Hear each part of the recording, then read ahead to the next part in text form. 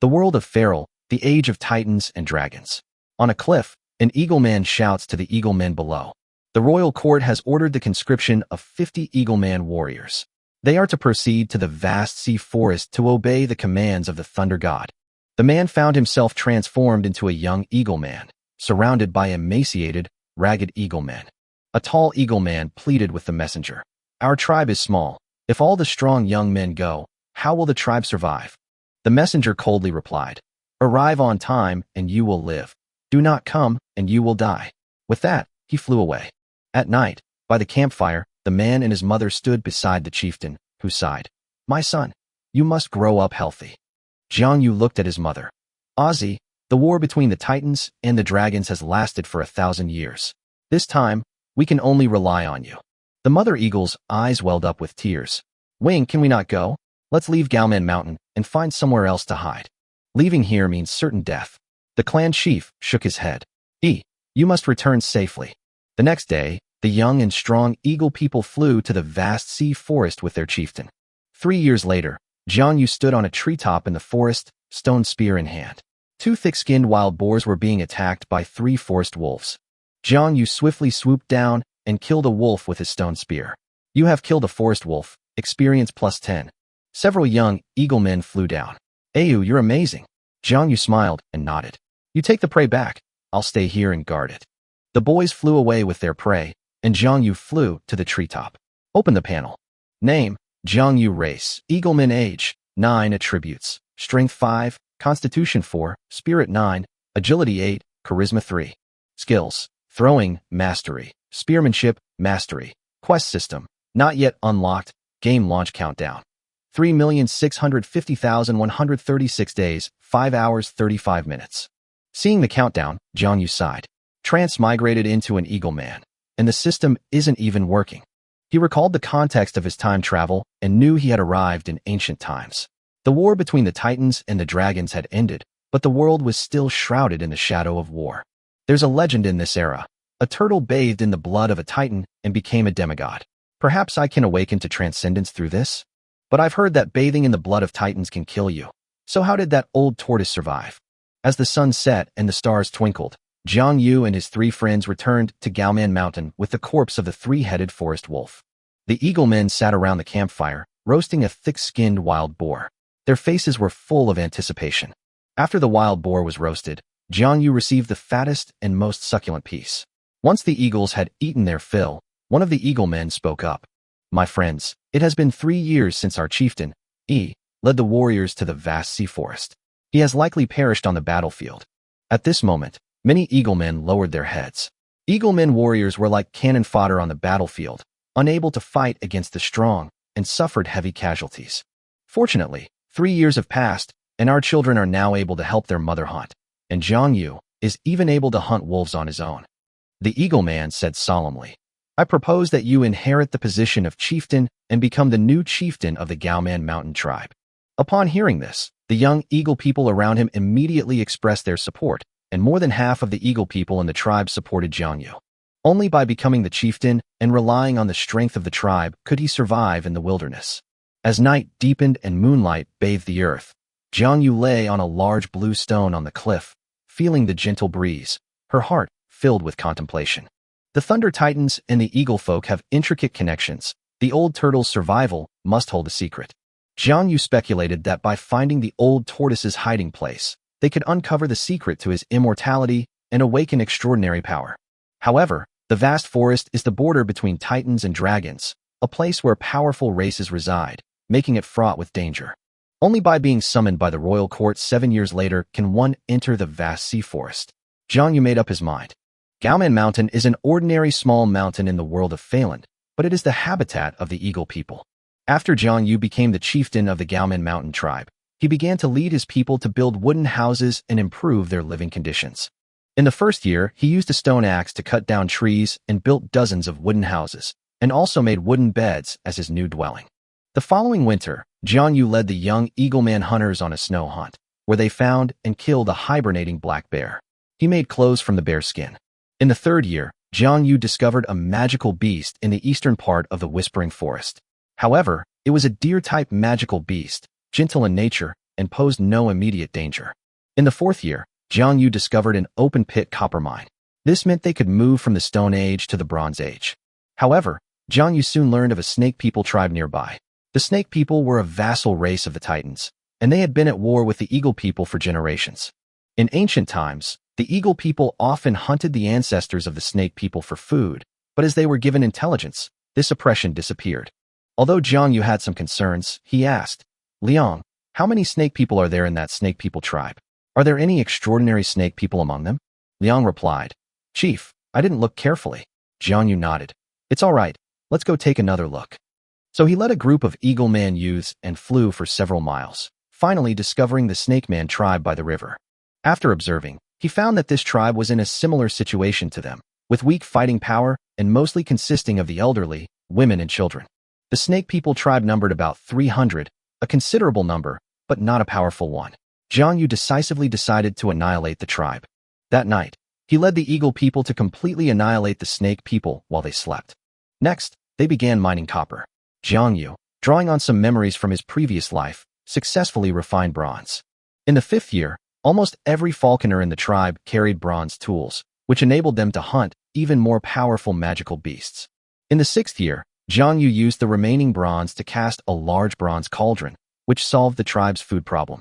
Meanwhile, some everyday utensils such as bowls, basins, pots, and spoons were also completed.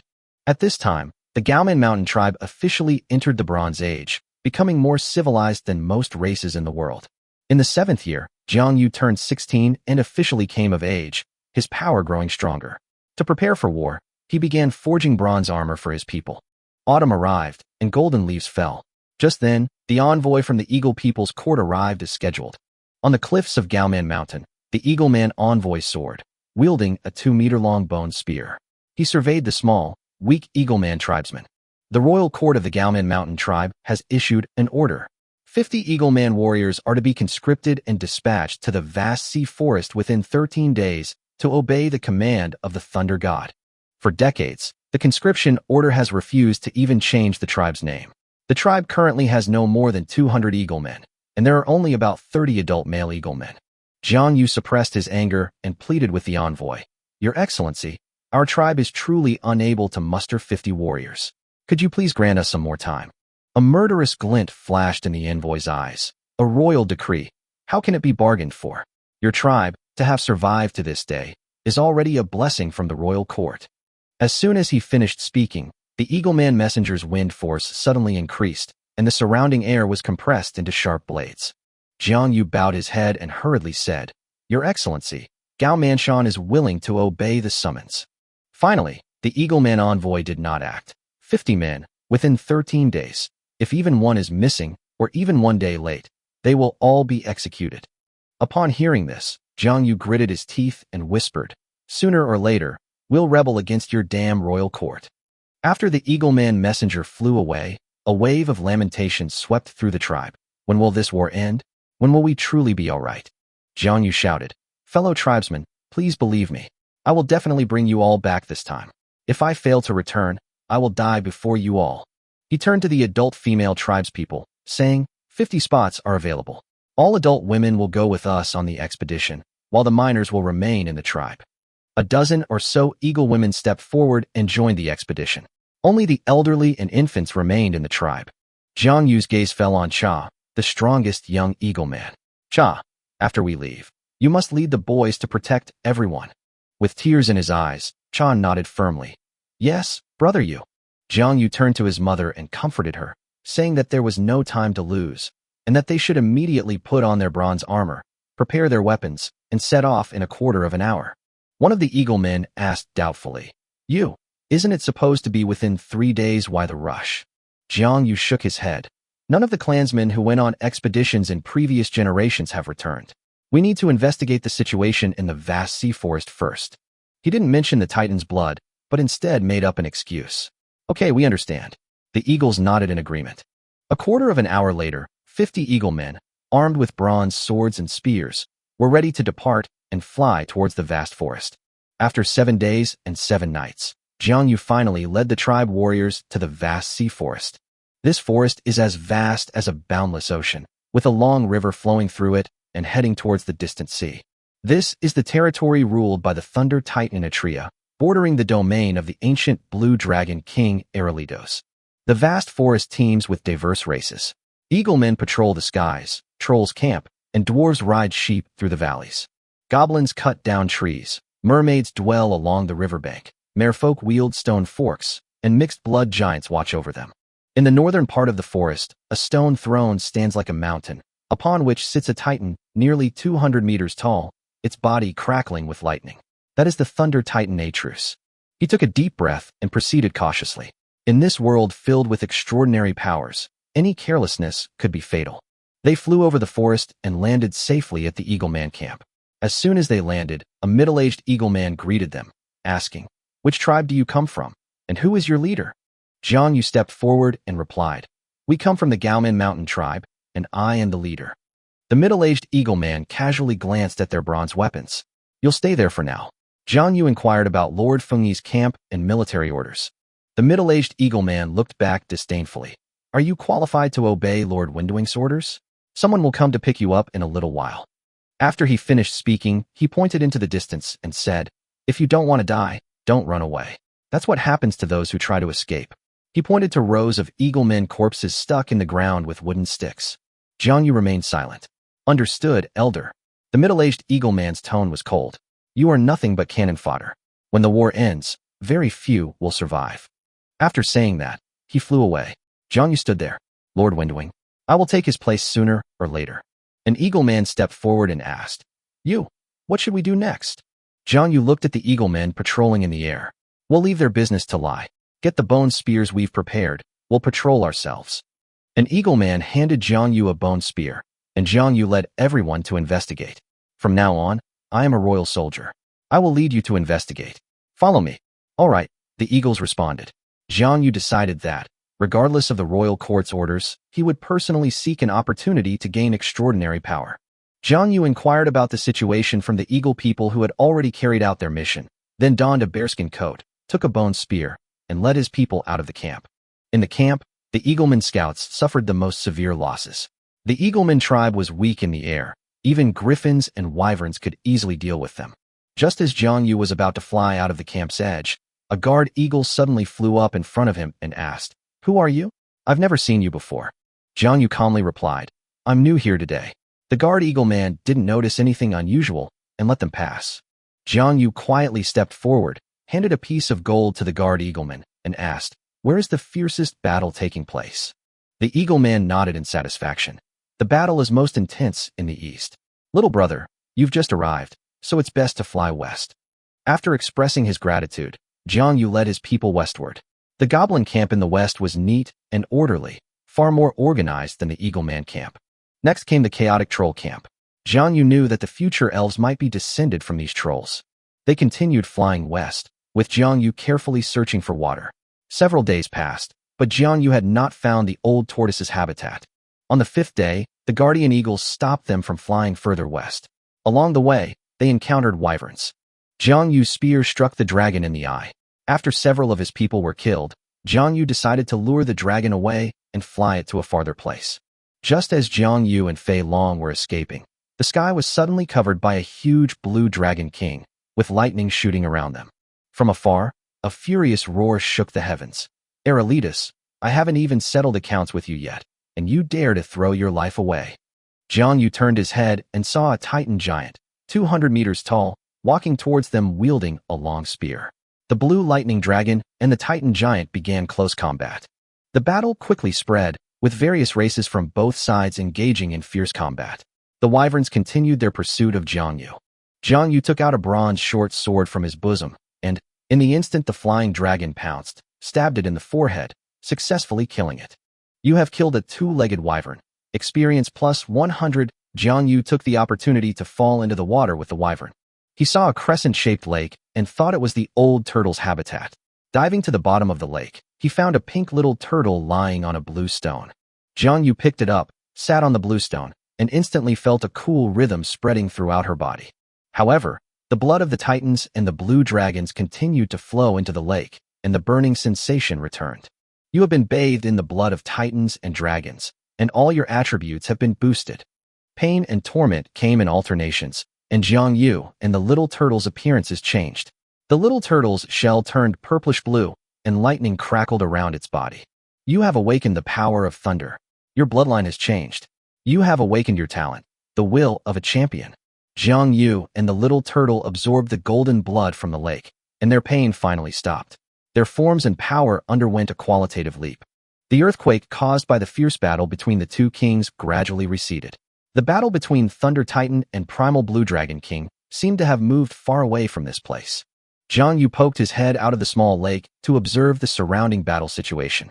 His original Eagleman beak had disappeared, replaced by a refined human face. He evolved, and a stronger power began to emanate from his body. His wings gradually lost their gray-black color and began to grow some tender white feathers. Jiang Yu opened the panel and found that the data had changed dramatically. Name: Jiang Yu. Race: Eagleman. Bloodline mutation. Age: 16. Attributes: Strength 10, Constitution 10, Spirit 13, Agility 11, Charisma 5. Level: Not unlocked. Sealed. Will be unlocked after the game starts. Skills: Throwing, Mastery. Spear Technique, Mastery. Thunder Power, Transcendent. Skill points: Not unlocked. Sealed. To be unlocked after the game starts. Talent: Champion's Will. You possess exceptional insight and reaction abilities, and your combat awareness is unparalleled. Quest system: Not yet unlocked. Sealed. Will be unlocked after the game starts. Game start countdown: 3,646,486 days, 5 hours, and 35 minutes. Jiang Yu saw his attributes greatly improved, and his body was filled with power. He knew clearly that he had broken through and entered the extraordinary realm. His Titan and Dragon bloodline granted him the opportunity to awaken. His next goal was to safely return to his tribe. Jiang Yu picked up the bronze sword, lightning crackling around its blade. He now possessed the ability to confront the two-headed dragon head-on. He walked out of the small lake, intending to take away the little turtle and the blue stone that were sitting quietly by the lake. A piercing scream came from the nearby forest. Atri, you dare kill me. Aerolitus, today, you are dead. The Thunder Titan's voice was deafening, like a thunderclap crashing down. Jiang Yu looked up. Thunder Titan gripped the blue dragon's neck tightly with both hands. With a deafening roar, the blue dragon's head was ripped off. The headless body of the blue dragon crashed to the ground, its blood flowing like a river into the forest. The Thunder Titan held aloft the head of the Blue Dragon King. Throughout the vast forest, the intelligent races belonging to the Titan faction cheered. The war is over. We have won. Seeing this scene, Jiang Yu realized that this battle was the famous one that sparked the conflict in history. The death of the Blue Dragon King Aerolitus directly triggered a full-scale war between the Titans and the Dragons, which swept across the entire world. Jiang Yu must find his people as soon as possible and ensure their safety. His next task, however, is to preserve his tribe after this massive war. Jiang Yu glanced at the blue stone and the little turtle at the bottom of the lake and decided not to take them with him. He didn't have any storage equipment, and carrying them would be too conspicuous. He remembered that storage equipment first appeared in the second chapter of the later Goblin Empire, and he memorized the location of this place. Jiang Yu flew into the air. After becoming extraordinary, his eyesight was greatly improved. He saw that the subordinate races of the Blue Dragon King's camp either fled for their lives or surrendered.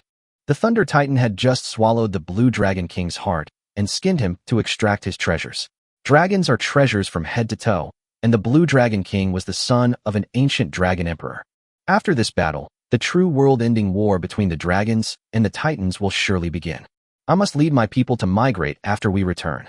Jiang Yu thought to himself. The place where the Thunder Titan resides will become the fiercest battlefield. He turned and flew eastward. Fortunately, the Eaglemen were now on the winning side, and Jiang Yu's flight was safe. After flying for some distance, he finally found a large group of eagle people in the sky, including his own people. However, after scanning the area, he found that there were only about 30 of his people, and they were all injured. He frowned and immediately flew over. Although his people felt a sense of familiarity, they still dared not recognize him rashly, because the lightning power swirling around his wings was clearly a sign of an extraordinary powerhouse. A strong Eagleman warrior with gray-black wings flew out and respectfully asked, "Sir, what brings you here?" Hearing this attitude, Jiang Yu understood the weight of the extraordinary even more deeply. He calmly replied, "I have come to find my people." "Your people?" Wang Tinjing asked in confusion. "Yes, it's them," Jiang Yu said, pointing to his people. He flew to his people and said loudly, "People, I am Jiang Yu, and I have returned alive." "You? Is it really you?" A male eagle man flew out. Saying, "It's me." Jiang Yu nodded with a smile. Just as Jiang Yu was about to ask why there were only 30-odd people left in his tribe, the royal eagle man from before flew over again. "My lord, you are a newly promoted extraordinary eagle man." Jiang Yu nodded. "That's right." The eagle man from the royal court said, "Now that you have become extraordinary, you should come with me to see the king." "What are the benefits of having an audience with the king?" Jiang Yu asked. The royal eagle man paused for a moment, then replied, "To remain in the royal court forever, that is the greatest benefit." Jiang Yu scoffed. "What about my people?" Wang Tinjing replied dismissively. "The people of this tribe are nothing but lowly, unworthy people." He turned westward, his face filled with reverence, and said, "The Eagle People's royal court resides in the heavenly mountains, near the Thunder Titan's palace. That is where the Eagle People's nobles dwell." Hearing this, Jiang Yu felt even more disgusted with the royal court's actions. As royalty, they didn't care about their own people. No wonder the Eagle People would lose their civilization in the future 5th chapter. He replied, "The tribe gave me life and nurtured me, and I will not abandon them. But I would like to ask my elder brother to introduce me to the king." The eagle man from the royal court laughed. "Once you get to the royal court, you'll change your mind sooner or later. Now, I'll take you to see the king." After calming his people, Jiang Yu followed the eagle men of the royal court to the royal court's encampment. Upon arrival, he met many extraordinary eagle men and eventually entered the eagleman king's tent.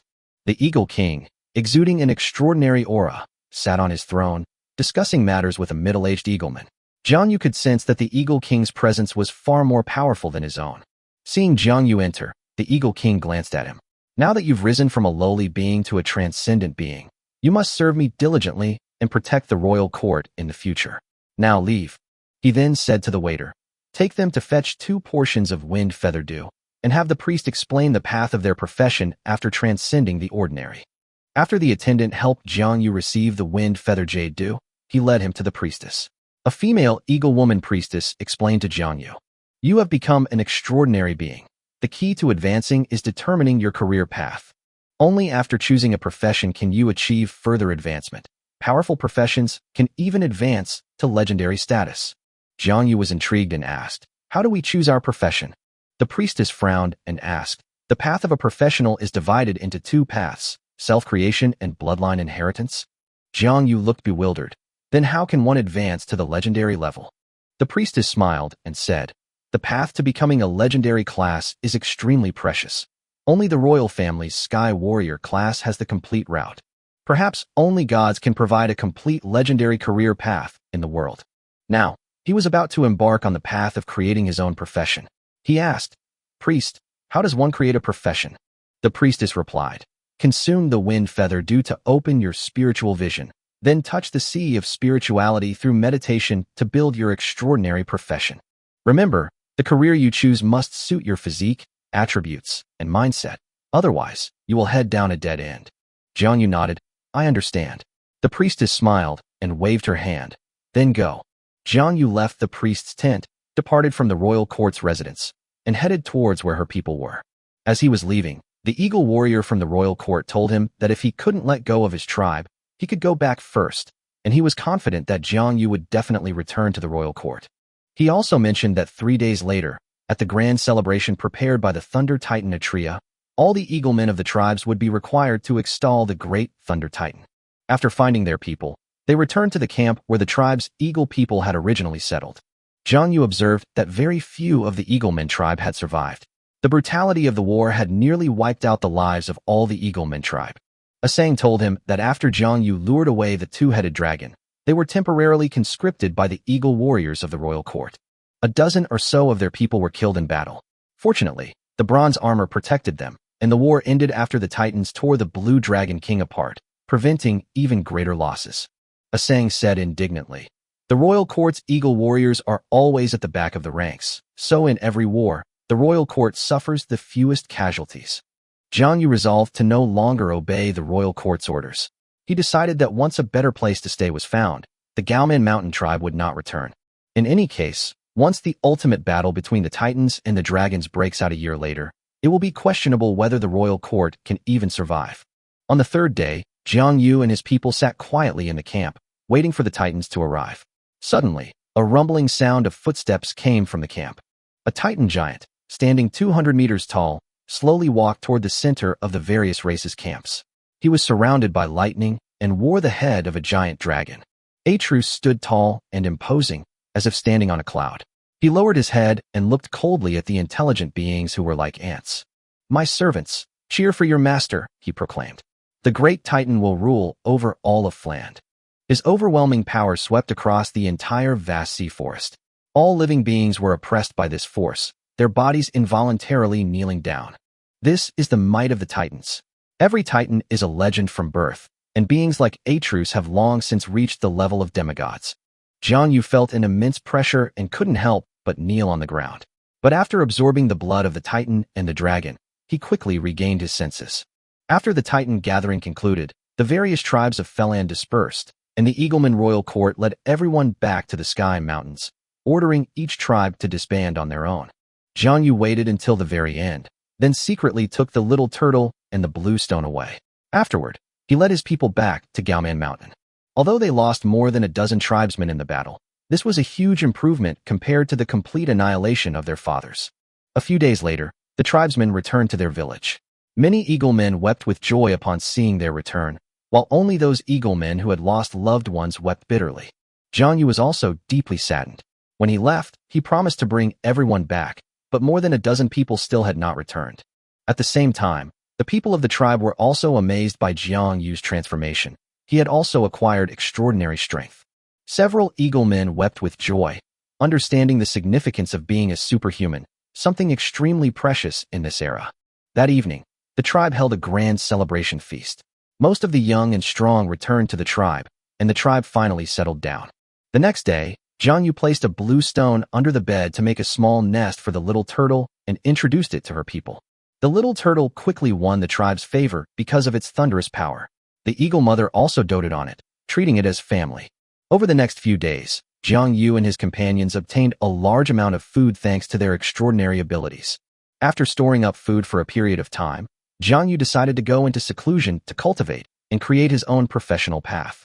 He instructed his people not to disturb them, then returned to his wooden hut. He brought out the gleaming blue stone and sat on it. This magical blue stone helped him awaken extraordinary powers, and Jiang Yu knew it was extremely precious. With Qing Shi's help, he believed he could create a career more smoothly. Jiang Yu consumed the wind spirit Jade Dew and began meditating, attempting to connect with the sea of spirituality. The wind spirit Jade Dew is a unique and extraordinary spiritual object found only in the Tianshan Mountains. During meditation, he saw spiritual particles around him, which were colorful, but the purple spiritual particles were the most numerous and closest to him. Jiang Yu understood that the purple spiritual particles were the element of thunder, which was the foundation of his extraordinary abilities. Finally, he saw a vast spiritual ocean composed of colorful spiritual particles and began to ponder the profession he wanted to create. Jiang Yu's extraordinary power will primarily be based on the power of thunder. As an Eagleman, he possesses the ability to fly. As a time traveler, he possesses memories of 2 lifetimes. He also has the talent Champion's Will, which enhances his combat power. As these advantages emerged, the outline of a career gradually took shape in his mind. Just then, a tinkling sound suddenly rang out from the depths of his soul. Player has triggered a job placement quest. Player has triggered a choice on the path to transcendence. System error. Unable to generate job placement quest. System error. Job recruitment quest incomplete. System error. Job recruitment requirements insufficient. System error. Player template changed. System error. Automatic system repair initiated. Repair failed. Repair failed. After an unknown amount of time, Jiang Yu awoke from the sea of spirit, and the system's voice sounded. Ding. Player has obtained an NPC template. NPC level, Elite. Congratulations on completing the job change, Thundermaster. Chapter 11. The war between Titans and Dragons erupts. Jiang Yu stepped out of the wooden house and opened the control panel. Name, Jiang Yu. Race, Eagleman, bloodline mutation in progress. Template, regular player, not available at the time. Template, NPC Elite. Occupation, Thundermaster. Age, 16. Attributes, Strength 15, Constitution 10, Spirit 15, Agility 15, Charisma 6. Level, not unlocked, sealed, will be unlocked after the game starts. Skills, Throwing, Mastery, Spear technique, mastery. Thunder power, transcendent. Skill points, not unlocked, sealed, to be unlocked after the game starts. Talent. Champion's will, you possess exceptional insight and reaction abilities, and your combat awareness is unparalleled. Quest system, not yet unlocked, sealed, will be unlocked after the game starts. Game start countdown, 3,650,100 days, 7 hours, and 12 minutes. Jiang Yu looked at the panel, seeing his attributes improved and that he had unlocked a class and NPC template. He chuckled to himself, muttering, "Looks like I'm an elite monster now." He turned off the control panel and stepped out of the wooden hut. Outside, Liang Shou, who was waiting at the door, excitedly called out, You've emerged from seclusion." Jiang Yu patted Liang on the shoulder. "You've worked hard, Liang." Liang replied with a smile. "It's no trouble at all to guard the gate for you." "All right, you don't need to stay here anymore. Go and get busy," Jiang Yu said. He asked curiously, How strong are you now?" "Can I see?" Jiang Yu smiled and raised a bronze spear, its tip wreathed in purple lightning. With a gentle throw, the spear pierced the earth outside the village, creating a large crater. "Wow, that's amazing!" The hawkmen around Rio and the others exclaimed in admiration. Jiang Yu smiled and watched his tribesmen cheer. "With you here, our Gaoman mountain tribe is finally starting to grow strong." In the days that followed, Jiang Yu arranged for his people to forge bronze weapons and stockpile food. He also frequently flew out of the Gaoman mountains to explore the surrounding environment. After all, the great war between the Titans and the Dragons was about to break out, and even the legendary figures might not survive. After searching for a while, Jiang Yu discovered many monster habitats in the surrounding area and decided to fly to more distant places. He prepared his equipment and spent 7 days and 7 nights flying to the edge of the Eastern Sea. He flew around the coast and discovered a resource-rich mountain peak, surrounded by nothing but magical beasts and no intelligent life. This is simply a paradise bestowed upon the Gaoman mountain tribe by heaven. Jiang Yu thought to himself, "Once the war breaks out, I will bring my people here." A year later, Jiang Yu rose from level 1 to level 5 of Thunder Master, reaching the first stage of the extraordinary realm, just 1 step away from the master stage. One day, just as he was about to break through, he suddenly heard a horn. "Summon your clan leader." Jiang Yu arrived at the cliff and saw the Eagle Man envoy. His tone softened as he said, "The royal court has ordered all able-bodied Eagle Men of the Gaoman mountain tribe to go to the ancestral home of the Eagle Men, Tianshan, to await orders." Jiang Yu's heart skipped a beat. The world-destroying war has finally begun. Chapter 12: The Messenger of the Wind. Standing on the cliff, Jiang Yu looked up at the Eagle Man royal court envoy high above, feeling that familiar aura of power and influence, but the oppressive feeling he once had was gone. Now, he is also a second-tier extraordinary professional, while this envoy is only a master extraordinary professional. While in the vast forest, Jiang Yu had inquired about the strength and profession of the royal messengers. Messengers were usually extraordinary professionals of the royal court. Messengers for close-range missions were at the first level of extraordinary professions, while for more distant places like the High Barbarian Mountain, they were usually dispatched by advanced professionals, wind messengers. Messenger is the Wind Runner, a third-stage transcendent being, but such individuals are extremely rare. To date, only one has been drawn by the Thunder Titan to relay messages between the Titans and other races. The messenger's greatest characteristic is its incredible speed. Jiang Yu smiled gently, looking at the envoy in midair, and straightened her body for the first time. "Envoy, do you know that if all the able-bodied men of the tribe are conscripted, how will my remaining people survive?" The Eagle Man envoy frowned. "Every Eagle Man must serve the royal court unconditionally. This is an ironclad rule since ancient times." He gave a cold laugh. "The people of the tribe are like weeds. They grow if they can, and they don't if they can't. You are an extraordinary being. Why should you associate with these lowly people and degenerate yourself?" Upon hearing this, Jiang Yu could not contain his anger. "If the royal court truly treats us as its subjects, we will naturally be willing to die for it. But if the royal court regards us as ants, why should we risk our lives for it?" The Eagle Man envoy was furious, brandishing his stone spear and shouting, "Insolence! As an Eagle Man who has been fortunate enough to ascend to the extraordinary realm, how dare you slander the royal court and spout such arrogant words? Today, I will kill you." He raised his stone spear high, his gray-black wings unfurled, and a strong gust of wind amplified his body, instantly lunging at Jiang Yu like lightning. Jiang Yu showed no fear, but instead his fighting spirit soared.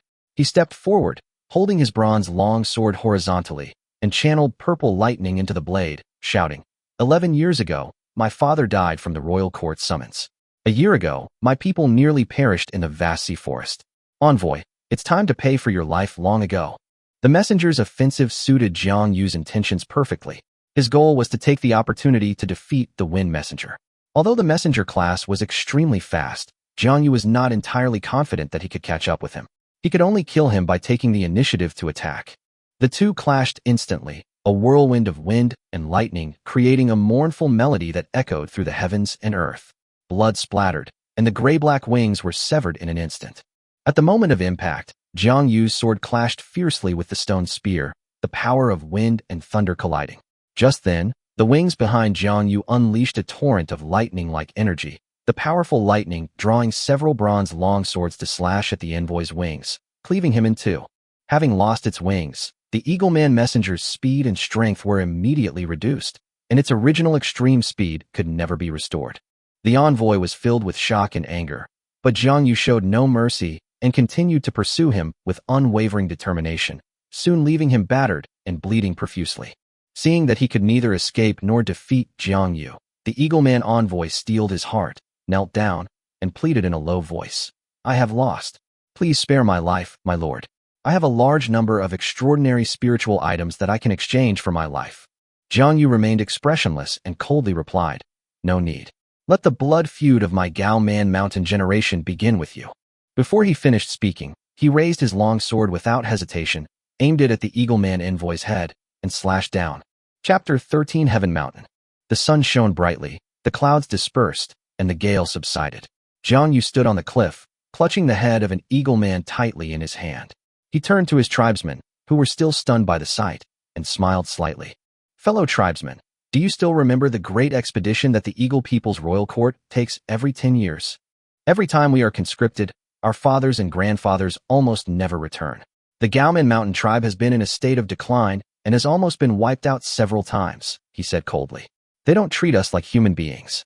As soon as he finished speaking, hatred gradually filled the eyes of the tribe's Eaglemen. Seeing that their fighting spirit had been aroused, Jiang Yu nodded silently in his heart and continued. The blood feud can be avenged even 9 generations ago. Today I have killed the envoy of the Eagle People's Court. In the future, when we are strong, we will personally set foot on the Tianshan Mountains and ask the Eagle People's king on the throne whether the people of our tribe are truly ants. Are we really ants? No. No. No. The loud roar shook the Gaoman Mountain, igniting the fury of the tribesmen. Seeing that the atmosphere was right, Jiang Yu continued. Then, starting today, let's pack our bags and migrate. On the eastern coast, there is a towering mountain, rich in resources and with a beautiful environment. It is the place where our Gaoman Mountain tribe rose to prominence. Migration. Migration. No one objected. Everyone accepted Jiang Yu's orders without hesitation. 3 days later, the Gao Mansion tribe packed their belongings and followed Jiang Yu, flying eastward. As Jiang Yu flew over the village of wooden houses, he thought to himself, one day, I will come back. A month later, after a long journey, the Gaoman Mountain tribe, led by Jiang Yu, finally arrived at the mountains on the coast of the East China Sea.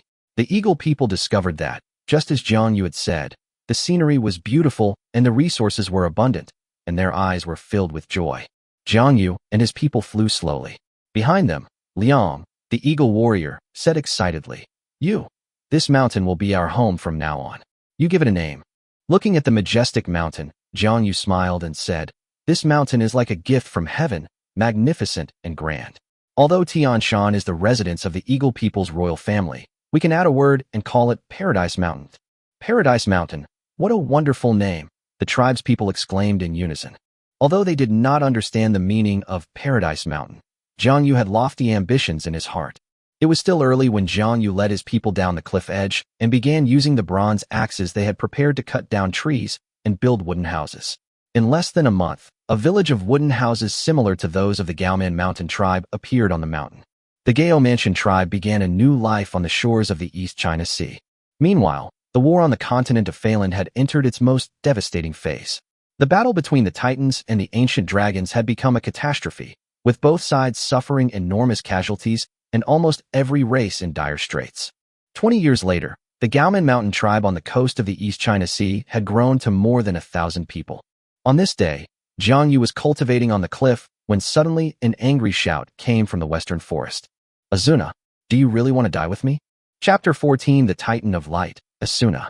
Jiang Yu, who was cultivating, suddenly opened his eyes.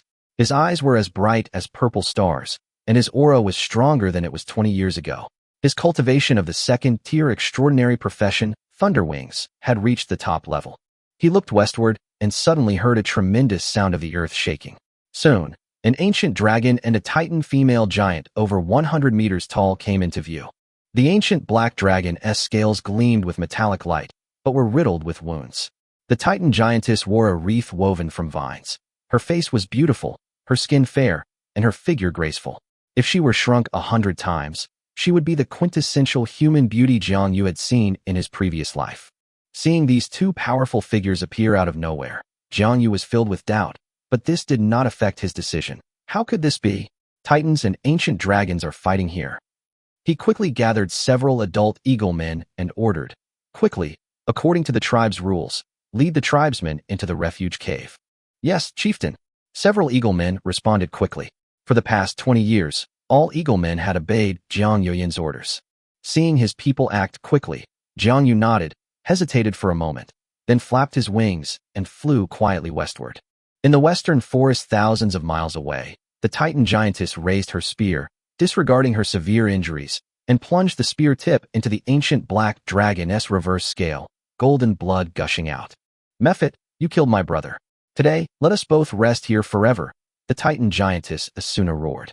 The primordial black dragon sighed and mocked. Fine, Asuna, being buried with a Titan beauty like you isn't a bad deal for me. The dark aura emanating from him surged instantly, almost obscuring the sky. A giant claw of the black dragon emerged from the darkness, sharp as a sword, and pierced fiercely into Asuna's chest.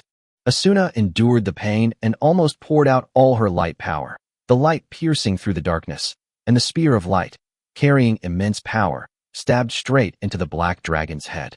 Light and darkness erupted in that instant, shaking the heavens and the earth, and all the trees within Jiang Yu's sight were instantly destroyed. Chaos reigned between heaven and earth. Jiang Yu hurriedly retreated, but was still momentarily stunned by the explosion and fell to the ground. As the dust settled, Jiang Yu got up from the ground and looked around. He saw that the forest, which stretched for thousands of miles, had been leveled, and the atmosphere of darkness and light had intertwined, turning it into a barren land. In the center of this desolate land, the corpses of the Titan female giant and the ancient black dragon lay silently on the earth. Jiang Yofei flew above the corpses of the two ancient demigods, showing no fear of their domineering aura, and exclaimed in a low voice, "How amazing! A dead Titan and a dead ancient dragon." He smiled. "Heaven has favored my people. I already know how to use you. The corpse of a demigod is enough to last forever. Hiding it away would make it a family heirloom." He sighed softly, his gaze falling on the golden blood flowing on the ground, and he couldn't help but feel a pang of heartache. This blood cannot be wasted. I must go and retrieve the blue stone. Chapter 15 The Origin of the Winged People. Upon returning to his camp and announcing that the danger had passed, Jiang Yu immediately ordered his people to prepare bronze tools and begin digging 2 large pits deep within Paradise Mountain, large enough to hold the corpses of the titans and dragons. He intended to hide them and use them for a long time. Then, carrying the blue stone, he flew to the place where the titan and the dragon had perished together. When he arrived again, the blood of the 2 demigods had ceased to flow, though their corpses remained enormous and extraordinary. The blood had pooled into several puddles of golden liquid, but due to the conflict between the forces of light and darkness, the places where the blood intertwined emitted a sizzling sound, as if decaying. Seeing this, Jiang Yu abandoned his idea of bathing in the blood of both titans and dragons. Although he had to choose between light and darkness, or the bloodlines of titans and dragons, he found himself more inclined towards the human form. So, he chose to enter the pool of blood formed by the titan's blood and leaped down while holding onto the blue stone. Instantly, a deep, bone-chilling pain swept through his entire body, as if every inch of his skin and cells were burning. His body was being recast, and his blood was being extracted and reinfused. The intense pain was almost unbearable, but soon, the blue stone emitted a soft light. A cool sensation spread throughout his body. The violent pain disappeared, and the mutation in his blood gradually stabilized. However, the pain did not subside. This time, without the dilution of the lake water, Jiang Yu was completely immersed in the Titan's blood. The system's notification sounds continued incessantly, but he no longer had the energy to check them. 3 days and 3 nights later, only 1/10 of the Titan's blood remained in the blood pool, its radiance dimmed, as if everything had returned to normal. Jiang Yu finally recovered from the intense pain. He examined his body and found that his original gray-black feathers had completely disappeared, replaced by pure white feathers. His hair had also turned silver, and all the feathers on his body except for his wings had vanished, revealing a handsome face and fair skin. To his even greater surprise, his original eagle claws had been completely transformed into human hands and feet, a change that greatly enhanced his combat power and freedom of movement. At this moment, he finally had time to open the system panel. You have been bathed in the blood of the Titans. Your attributes have changed. You have been bathed in the blood of the Titans. Your bloodline is beginning to change. You have been bathed in the blood of Titans. All your attributes have been boosted. You have been bathed in the blood of the Titans. Your will has been strengthened. You have been bathed in the blood of the Titans, and you have awakened the power of light. You have been bathed in the blood of the Titans. Your Eagleman bloodline has been completely mutated. Please name this new bloodline. Panel. Name, Jiang Yu. Race, Eagleman, completely mutated. Please name it yourself. Template, regular player, not available at the time. Template, NPC, master level. Class, Thunderwing. Age, 36. Attributes, Strength, 25, Constitution, 20, Spirit, 25, Agility, 25, Charisma, 30. Level, not unlocked, sealed, will be unlocked after the game starts. Skills, Throwing, Master, Spearmanship, Master, Swordsmanship, Master, Thunder Power, Transcendent, Light Power, Transcendent. Skill points, not unlocked, sealed, to be unlocked after the game starts. Talent, Champion's Will, you possess exceptional insight and reaction abilities, and your combat awareness is unparalleled. Quest system, not yet unlocked, sealed, will be unlocked after the game starts. Game start countdown, 3,643,100 days, 4 hours, and 19 minutes. Jiang Yu saw the race naming prompt on the panel, and a hint of curiosity flashed through his mind. He had initially thought of naming it Angel, but suddenly realized that this might bring unnecessary disaster. So he quickly abandoned the idea. Since I can't be an angel, I'll be a winged human first, Jiang Yu said decisively. Congratulations to the player for successfully naming their race. Eagleman has been changed to Wingman. Chapter 16 Pool Creation and Evolution. Back above Paradise Mountain, Jiang Yu saw that the 2 large pits in the mountain's interior were nearing completion. For the Eagle people, who had participated almost entirely, digging 2 pits each 100 meters square was not difficult in 3 days. Seeing everyone busy at work, Jiang Yu landed and decided to join the final tasks. When the Eagle men saw Jiang Yu, although his aura was familiar, they couldn't immediately recognize him because of his transformation. The Jiang Yu of the past resembled them, but now he looked like a miniature titan. One of the Eagle men, who appeared to be old, spoke up. You? Is that you? Liang, it's me. Jiang Yu nodded. The companions I grew up with have all grown old. In ancient times, the lifespan of an ordinary Eagle man was about 50 years. Those who did not advance to the extraordinary realm gradually aged. Great. You've gotten even stronger. We're one step closer to our goal of revenge. Liang laughed happily, and the Eagle men around him also smiled broadly. Yes, it won't be too far off, Jiang Yu replied, then addressed his people loudly. However, I alone cannot conquer the heavenly mountain royal court. Now, I have found a way to make my people stronger together with me. How do we do it? One of the Eagle men asked doubtfully. Can we even succeed? Our tribe doesn't have a single Eagleman with extraordinary talent. Jiang Yu loudly explained.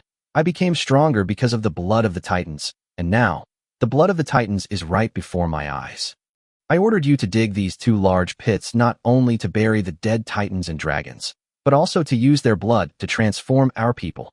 I will build a pond here, so that all my people may bathe in the blood of the Titans. But legend says that the blood of the Titans must not be touched, or those who do will spontaneously combust and die. A member of the tribe asked in bewilderment. Jiang Yu firmly replied, I have my own way. A day later, 2 enormous craters, large enough to contain a Titan and a dragon, formed in the mountainside. Jiang Yu led his people to travel thousands of miles away to transport the 2 colossal creatures back and bury them in the craters. The ancient black dragon was buried. Jiang Yu established a forbidden area and built a pool of water, 100 meters square, above the corpse of the female Titan of Light. He smashed the blue stone and scattered it evenly on the bottom of the pool. Then he made an incision in the female Titan's corpse, allowing the golden blood to flow continuously into the pool. After everything was ready, Jiang Yu summoned all the clansmen to bathe together in the pool. Only a few eagle men underwent a transformation upon first bathing in the blood of the Titans. Jiang Yu required his people to bathe in this water every 7 days. As time passed, the tribespeople gradually lost their feathers, their beaks fell off, their gray-black feathers turned white, and their hands and feet began to resemble those of humans. But transcendence remained an unattainable goal. To achieve extraordinary things is truly incredibly difficult. 20 years have passed. At the summit of Paradise Mountain, Jiang Yu stood high above, overlooking the entire Paradise Mountain tribe. With pure white wings, silver hair, purple eyes, and a handsome face, he resembled a miniature titan. At this time, the Paradise Mountain tribe had grown to 5,000 people, and their appearance had changed dramatically compared to the Eagle people. Jiang Yu estimated that in another 100 years, when the Titan's blood was exhausted, all the tribesmen would be able to look like him. Looking down at the ever-growing village, which could even be described as a town, Jiang Yu couldn't help but sigh.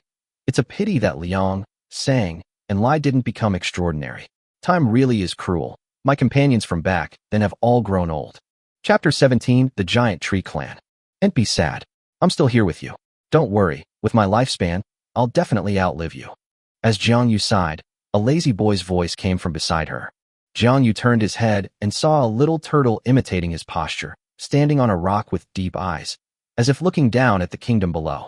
Jiang Yu laughed helplessly and scolded, "Little Ba, if you don't know how to comfort people, then don't talk. You've lived longer than me." As soon as he said it, he was stunned. The little turtle had already lived to the 5th chapter. It must have some unknown secrets. At this moment, the little turtle shuddered and shivered. "Boss, why are you staring at me like that? It's creepy." Jiang Yu smiled and patted its head. "Actually, you're right, Xiaoba. If it weren't for you, I really don't know what I would do." A gentle sea breeze blew as the sun rose higher. Just as the two were joking around, a winged figure descended from the sky, bringing with it the power of light, and landed in front of Jiang Yu. "Chieftain, a troll tribe is heading this way, 10,000 miles to the west." Troll tribe. Jiang Yu was taken aback for a moment, then pondered. How could a troll tribe be here? He frowned, then calmly instructed, "Luo Air, take the Skywing squad and come with me to take a look." The Skywing squad consists of about a dozen members of the tribe who have awakened extraordinary powers.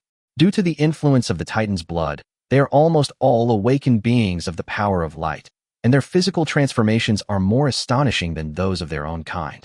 They have almost no feathers, and their appearance is similar to that of Jiang Yu. "You guys go first, I'll leave Xiaoba here," Jiang Yu said to the little turtle. The little turtle cried out anxiously, "Boss, I want to go too." Jiang Yu smiled and said, "You don't have wings, how will you go?" The little turtle was immediately frustrated. How could an ordinary person possibly have wings? "All right, Luo Air, go and call for help. We're leaving right away." "Yes." Half an hour later, Roll appeared before Jiang Yu with the extraordinary Eagle Man. Set off. At Jiang Yu's command, he led everyone westward. A few hours later, Jiang Yu finally arrived above the troll tribe. Looking down, the tribe was huge, with as many as 10,000 people, but they looked extremely disheveled, as if they had been driven out. Just as Jiang Yu was observing, a powerful voice came from the tribe. "Friends in the sky, we are the Giant Tree Clan under the command of the Nature Titan. Please come down and meet us." Chapter 18, Crossing the East Sea. Jiang Yu felt a slight jolt in his heart. When he heard the names Giant Tree Clan and Natural Titan, he vaguely felt that he had heard them somewhere before. Nevertheless, he did not think about it any further. Observation earlier reassured him somewhat. The troll chieftain who had spoken was already the strongest in the tribe, possessing the strength of a hero. This slightly eased Jiang Yu's vigilance. The troll tribe extended an invitation, and Jiang Yu decided to go down and find out for himself why these trolls had come to the shores of the East Sea. Could it be that they wanted to become neighbors with them? After all, they had already traveled tens of thousands of miles and were very close to the border of the East Sea. He turned to the eagle men beside him, including Roll, and said, "Roll, take me down. The rest of you stay put." "Yes, chieftain," Luo Air replied, and then flew down with Jiang Yu. When the two landed in the troll tribe, Jiang Yu's first words were, "Trolls, we are not the eagle people, but the winged people who have lived here for generations." Upon seeing Jiang Yu and his group, the trolls exclaimed in surprise. The troll chieftain Lang Sent, who had spoken earlier, remarked, "So that's how it is. I misunderstood. Your appearances are indeed as imposing as titans, unlike Eagle Man." He introduced himself. "My name is Lang Sant, and I am the patriarch of the Giantwood clan." Jiang Yu politely replied, "Hello, Lang Sant. I am Jiang Yu, the patriarch of the Winged People." He then asked directly, "I want to know why the Giant Tree clan has appeared on the shores of the East Sea. Are you planning to settle here?" Lang Sant seemed to sense Jiang Yu's doubts, gave a wry smile, and replied, "We will not settle here. Our purpose in coming here is simply to cross the sea and go to another continent." Crossing the sea? Jiang Yu couldn't help but be surprised. In this era, crossing the sea was no easy task. "That's right, we will cross the ocean to another continent," Lang Sant said firmly. Jiang Yu frowned. This decision may not be wise. Lang Sant sighed. "I also think it's a bit risky to do this, but it's the dying wish of His Highness the Titan of Nature, Tyrannil." Jiang Yu asked in surprise, "Has His Highness Tyrannil passed away?" "Yes," Lang Sant nodded. "Although Her Highness has died in battle, she summoned us on her deathbed and told us a prophecy that guided us to cross the sea to the east and no longer be troubled by war." He didn't say much. Although their tribe still held the secret of Tyran's resurrection, there was no need to tell Jiang Yu about it. Lang Sant's goal was simple. He hoped Jiang Yu would lower his guard so they could cross the sea safely. Jiang Yu was still surprised after hearing this, but seeing that Lang Sant did not offer any further explanation, he did not ask any more questions and nodded, saying, "I understand, Lord Lang Sant. The Winged People will not stop you from crossing the sea to the east." "Thank you." Lang Sant bowed deeply. Jiang Yu continued to inquire about the war between the Titans and the ancient dragons, learning that the conflict between the two races was escalating and showed no signs of abating. The flames of war were spreading, causing heavy casualties and widespread devastation. Hadn't crossed the sea to the east, the tribe would have suffered enormous losses in this war, Lang Sant said with lingering fear. Jiang Yu nodded after hearing this. He understood that the final result would be mutual destruction, but he didn't know when the battle would end. According to the troll's description, it would probably take several more years. Afterwards, Jiang Yu led Luo Air and the others back. In the days that followed, he kept a close eye on the movements of the troll tribe. Sure enough, just as Lang Sant had said, the Giantwood clan was busy logging and building ships on the East Sea coast, working day and night. A year later, the 10,000-strong troll tribe finally completed all preparations, boarded the wooden ship, and began their journey eastward, crossing the ocean to an unknown continent. Chapter 19: A Century of Change. East China Sea, seaside. The wind gently sways, and the waves roll like flowers. Jiang Yu stood on the beach, watching the Giant Tree clan disappear into the horizon. Before leaving, the Giant Tree clan borrowed some clansmen from Jiang Yu to serve as scouts on their sea voyage. In reality, without a large group accompanying them, it would have been almost impossible for these scouts to return. Nevertheless, Jiang Yu still approached some young people and inquired about their wishes. Ultimately, 50 people agreed to travel across the ocean with the Giant Tree clan. Before their departure, Jiang Yu gave these young people a surname and passed on the name of the Winged People to them. Thus, they took Feng as their surname, traveled to the vast sea, and became a branch of the Winged People. In the years that followed, Jiang Yu led his tribe to continue developing along the coast of the East Sea. As time went by, under the influence of the Titan's blood, the appearance of the tribesmen gradually changed in the direction Jiang Yu had envisioned, and their extraordinary talents also continued to improve. In the third 20 years since entering the East China Sea coast, the total population of the Paradise Mountain tribe has reached 100,000, and there are nearly 100 extraordinary individuals. The wars outside intensified. Refugee intelligent races frequently arrived, recounting the carnage of the battlefield. The Titans and ancient dragons suffered heavy casualties, and nearly half of the Feland race was wiped out. 40 years have passed in the blink of an eye. The size of the Paradise Mountain tribe has surged to 30,000, and the number of extraordinary individuals has reached several hundred. Under Jiang Yu's guidance, some extraordinary professions unique to Winged People have gradually emerged, such as Sky Knights, Light Swordsmen, Light Guardians, and Sky Assassins, almost all of which are light attribute professions. However, since these professions were all created in the first generation, their potential was not high, and they were basically stuck at the first tier. Only the Light Swordsman profession, with Jiang Yu's help, broke through to the second tier and became the Light Swordsman. Jiang Yu once wanted to pass on his profession to his clan, but unfortunately, there were no extraordinary awakeners of the light or lightning elements in the clan, so he had to give up. Fortunately, a young man with extraordinary talent emerged in the Light Swordsman profession, who advanced to the second tier within 30 years and may be able to raise the upper limit of the light swordsman in the future. Entering his sixth 20-year period, Jiang Yu finally reached the final stage of the Saint-Winged Walker cultivation, just one step away from becoming a legend. However, this final breakthrough remained elusive. At this time, the population of the Paradise Mountain tribe had exceeded 100,000.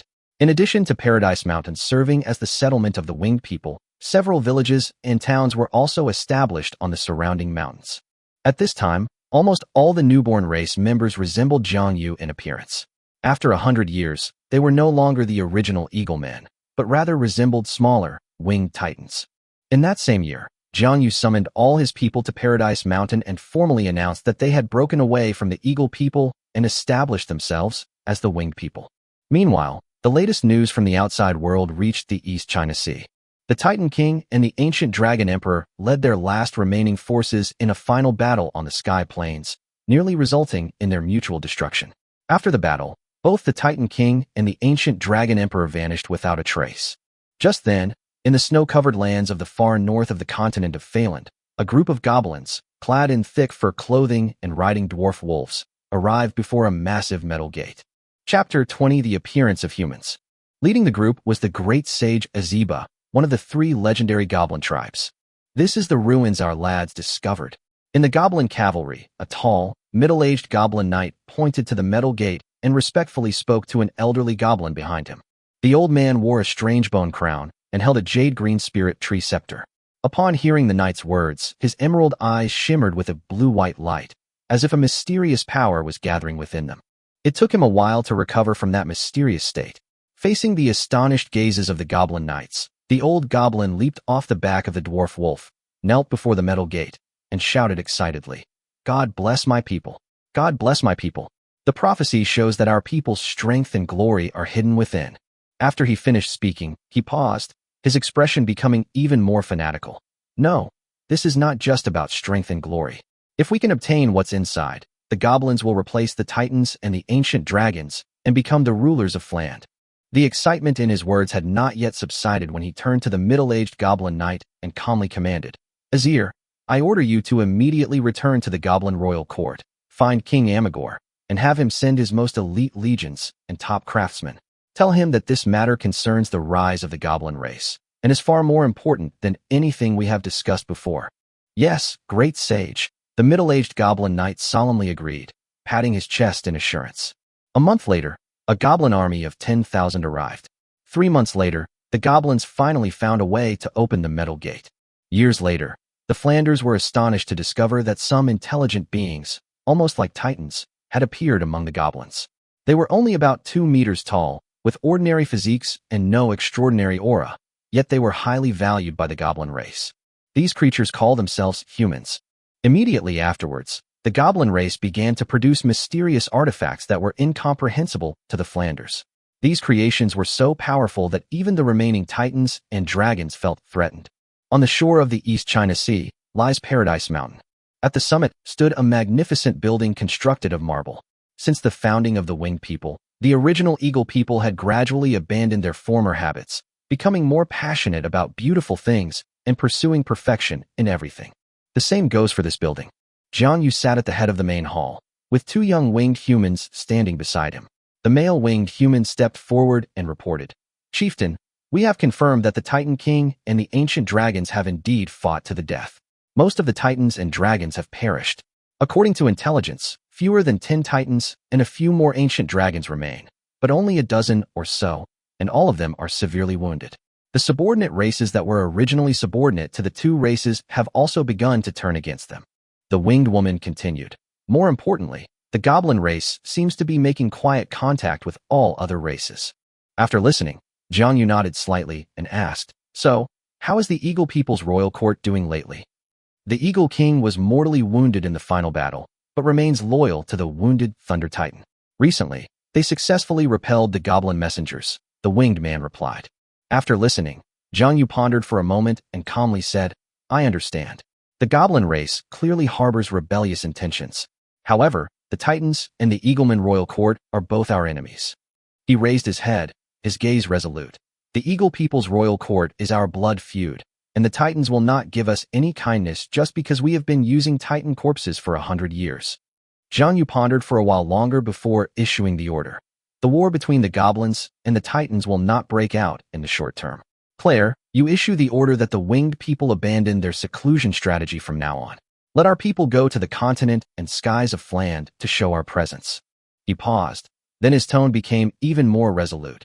We must let everyone know that the continent of Phaland is not only home to intelligent aerial races like the Eagle people, but also to our winged people race from the East Sea. I believe that soon, the Goblin's messenger will come to Paradise Mountain in person. Chapter 21 Contract Signing. 10 years later, the ancient dragons seemed to have discovered some secret and collectively disappeared without a trace. The Titans and the Goblins intensified, almost to the point of open hostility. The most powerful Titan, Thunder Titan, had planned to punish the traitorous goblins himself, but after sensing a deadly threat thousands of miles from the Goblin Royal Court, he abandoned the plan and returned to the Titan ancestral lands to recuperate. Today, nearly 10 million goblins have gathered around the Goblin Royal Court, all pledging allegiance to King Amig. Unlike the former Eagleman Royal Court, the Goblin Royal Court provided food, shelter, and trained extraordinary professionals for its scattered tribesmen. As a result, the goblins, originally scattered across the continent and belonging to different Titans, all came to pledge their allegiance to Amig. The Eagleman's Court, the Serpentman's Court, the Half-Giants, the Centaur's Court, and other races that remained loyal to the Titans all came forward to accuse the goblins of disloyalty. But all of this could not change the fact that the goblins were gradually becoming stronger. The Goblin Royal Court has aroused the curiosity of many, and clever people have speculated that the rapid rise of the goblins is closely related to these humans. Meanwhile, the winged people's reputation on the continent gradually grew. Intelligent races capable of flight were extremely rare, and the winged people, in particular, almost all possessed light-based abilities, with their class system including healing powers, making them highly sought after by various races across the continent. More importantly, in aerial combat, the winged people are far superior to the eagle people. The winged archers' arrows are incredibly powerful, making them one of the strongest units in Fland. Even extraordinary professionals would find the winged army a headache. All of this attracted the attention of the Goblin Royal Court. As the winter snow fell, the Goblin messenger arrived at Paradise Mountain as promised. At the summit of Paradise Mountain, the Goblin delegation stood out remarkably fashionably. Among the group, besides the short, slender-limbed, green-skinned goblins, there was also a human girl who appeared to be wingless. The winged people led the messengers toward Jiang Yu's tent. The goblin messengers displayed the demeanor of a great clan, while the human woman was filled with curiosity about the winged people, looking around with a variety of expressions as she walked. Upon arriving at Jiang Yu's Whitestone Castle, the goblin envoys first bowed, placing their hands on their chests. Honorable Winged King, we are envoys sent by the Goblin King Amir to pay you our sincerest respects. Jiang Yu stood up, her purple eyes sweeping over the goblins before finally settling on the girl who stood out among the humans. She smiled and replied, "Welcome, envoys from the Goblin Royal Court." He was indeed welcoming, but also somewhat surprised, as the goblins before him were neatly dressed and clean, quite unlike the wild goblins he had seen before. Seeing Jiang Yu's amicable attitude, the goblin envoys breathed a sigh of relief. The lead envoy went straight to the point. The Titans and ancient dragons have ruled Fland for 10,000 years, enslaving various races, instigating wars, and causing suffering to the people. Now, the anger of all races on the continent is rising, and resentment is rampant. Led by the great sage, the high priest, and the goblin king, the goblin race has united with other races in a rebellion, preparing to overthrow the rule of the Titans. At the behest of all races, we are willing to represent the goblins and form an alliance with the winged people to overthrow the rule of the Titans and dragons. The goblin messenger spoke passionately, looking up to await Jiang Yu's response. Seeing the goblin envoy's directness, Jiang Yu did not hesitate. The winged people are willing to form an alliance with the goblin races to overthrow the rule of the Titans and dragons.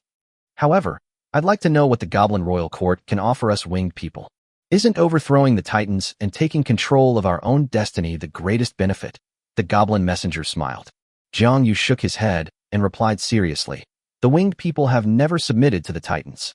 If we join them, it won't make much difference." The goblin messenger paused for a moment, but quickly remembered the great sage's instructions. The winged people possess the strongest aerial force. We must win them over. He sighed and said, If the winged people join the anti-Titan alliance, they can choose a territory as their fiefdom after the war ends. In addition, we are willing to share some amazing goblin technology products. Jiang Yu nodded, satisfied, and said, "Good, excellent. Please have the envoy present the treaty. Our clan is willing to enter into a treaty with the Goblin clan to jointly overthrow the unjust Titans." After the negotiations concluded, Jiang Yu instructed his people to prepare a banquet to entertain the goblin messengers. As night fell, the winged people and goblins gathered around the campfire, celebrating, dancing, and drinking. The firelight illuminated every face, and the winged girls sang and danced before the fire, creating a lively atmosphere. After a few rounds of drinks, a human girl from the goblin delegation quietly approached Jiang Yu and asked softly, "Respected winged king, I have a question I would like to ask you." Jiang Yu smiled and said, "Please ask, envoy." "May I ask the winged king, did the ancestors of the winged people also originate from the refuge?" Chapter 22 Promise. What? A shelter? Jiang Yu was stunned, a hint of confusion appearing on her face. "Why do you say that?" Seeing Jiang Yu's reaction, the human girl's eyes showed disappointment. The shelter was a high-tech relic built to escape disaster and preserve the bloodline's flame. Although much of it had collapsed, the girl still firmly believed that the human bloodline had not completely disappeared. She decided to follow the goblin messenger to the winged people, only to discover that the winged king before her, although resembling a human, was not human. She gave a wry smile. "It's nothing, Your Majesty the winged king. I misspoke." She turned to leave, but Jiang Yu suddenly spoke up. "Airships, trains, navigation, steam." The human girl stopped abruptly, her eyes lighting up. She turned to look at Jiang Yu, excitedly exclaiming, "You know about our era? You really are one of my people." Jiang Yu shook her head. "I was once human, but I did not come from the shelter." Hope shone in the girl's eyes. "Regardless of your bloodline, your soul is human," she said excitedly. "Please tell the future human race that we once had a glorious past, and no matter how humble we are now, we must live on tenaciously and wait for the opportunity to rise again. Please protect them in critical moments." Jiang Yu nodded. "Are you having such a hard time right now? Aren't you supposed to have a high status among the goblins?" The girl shook her head bitterly. "The strong ones in our shelter are all dead, and the remaining members of our tribe are no match for the goblins. When the goblins breached the shelter, we didn't have time to use our weapons."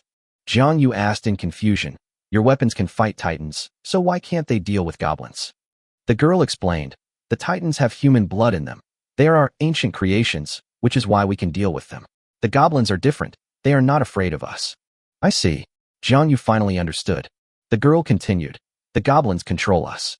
Although we seem to have a high status, they never allow us to educate our own children. The Goblin King, Amig, gave us two choices, to become an ordinary race on the continent of Phaland, or to be bound to the goblins forever, enslaved for generations. We chose the former." Jiang Yu nodded and sighed. "If this continues, many years from now, the human race may become an ordinary and weak race, or even become extinct." A resolute light shone in the girl's eyes.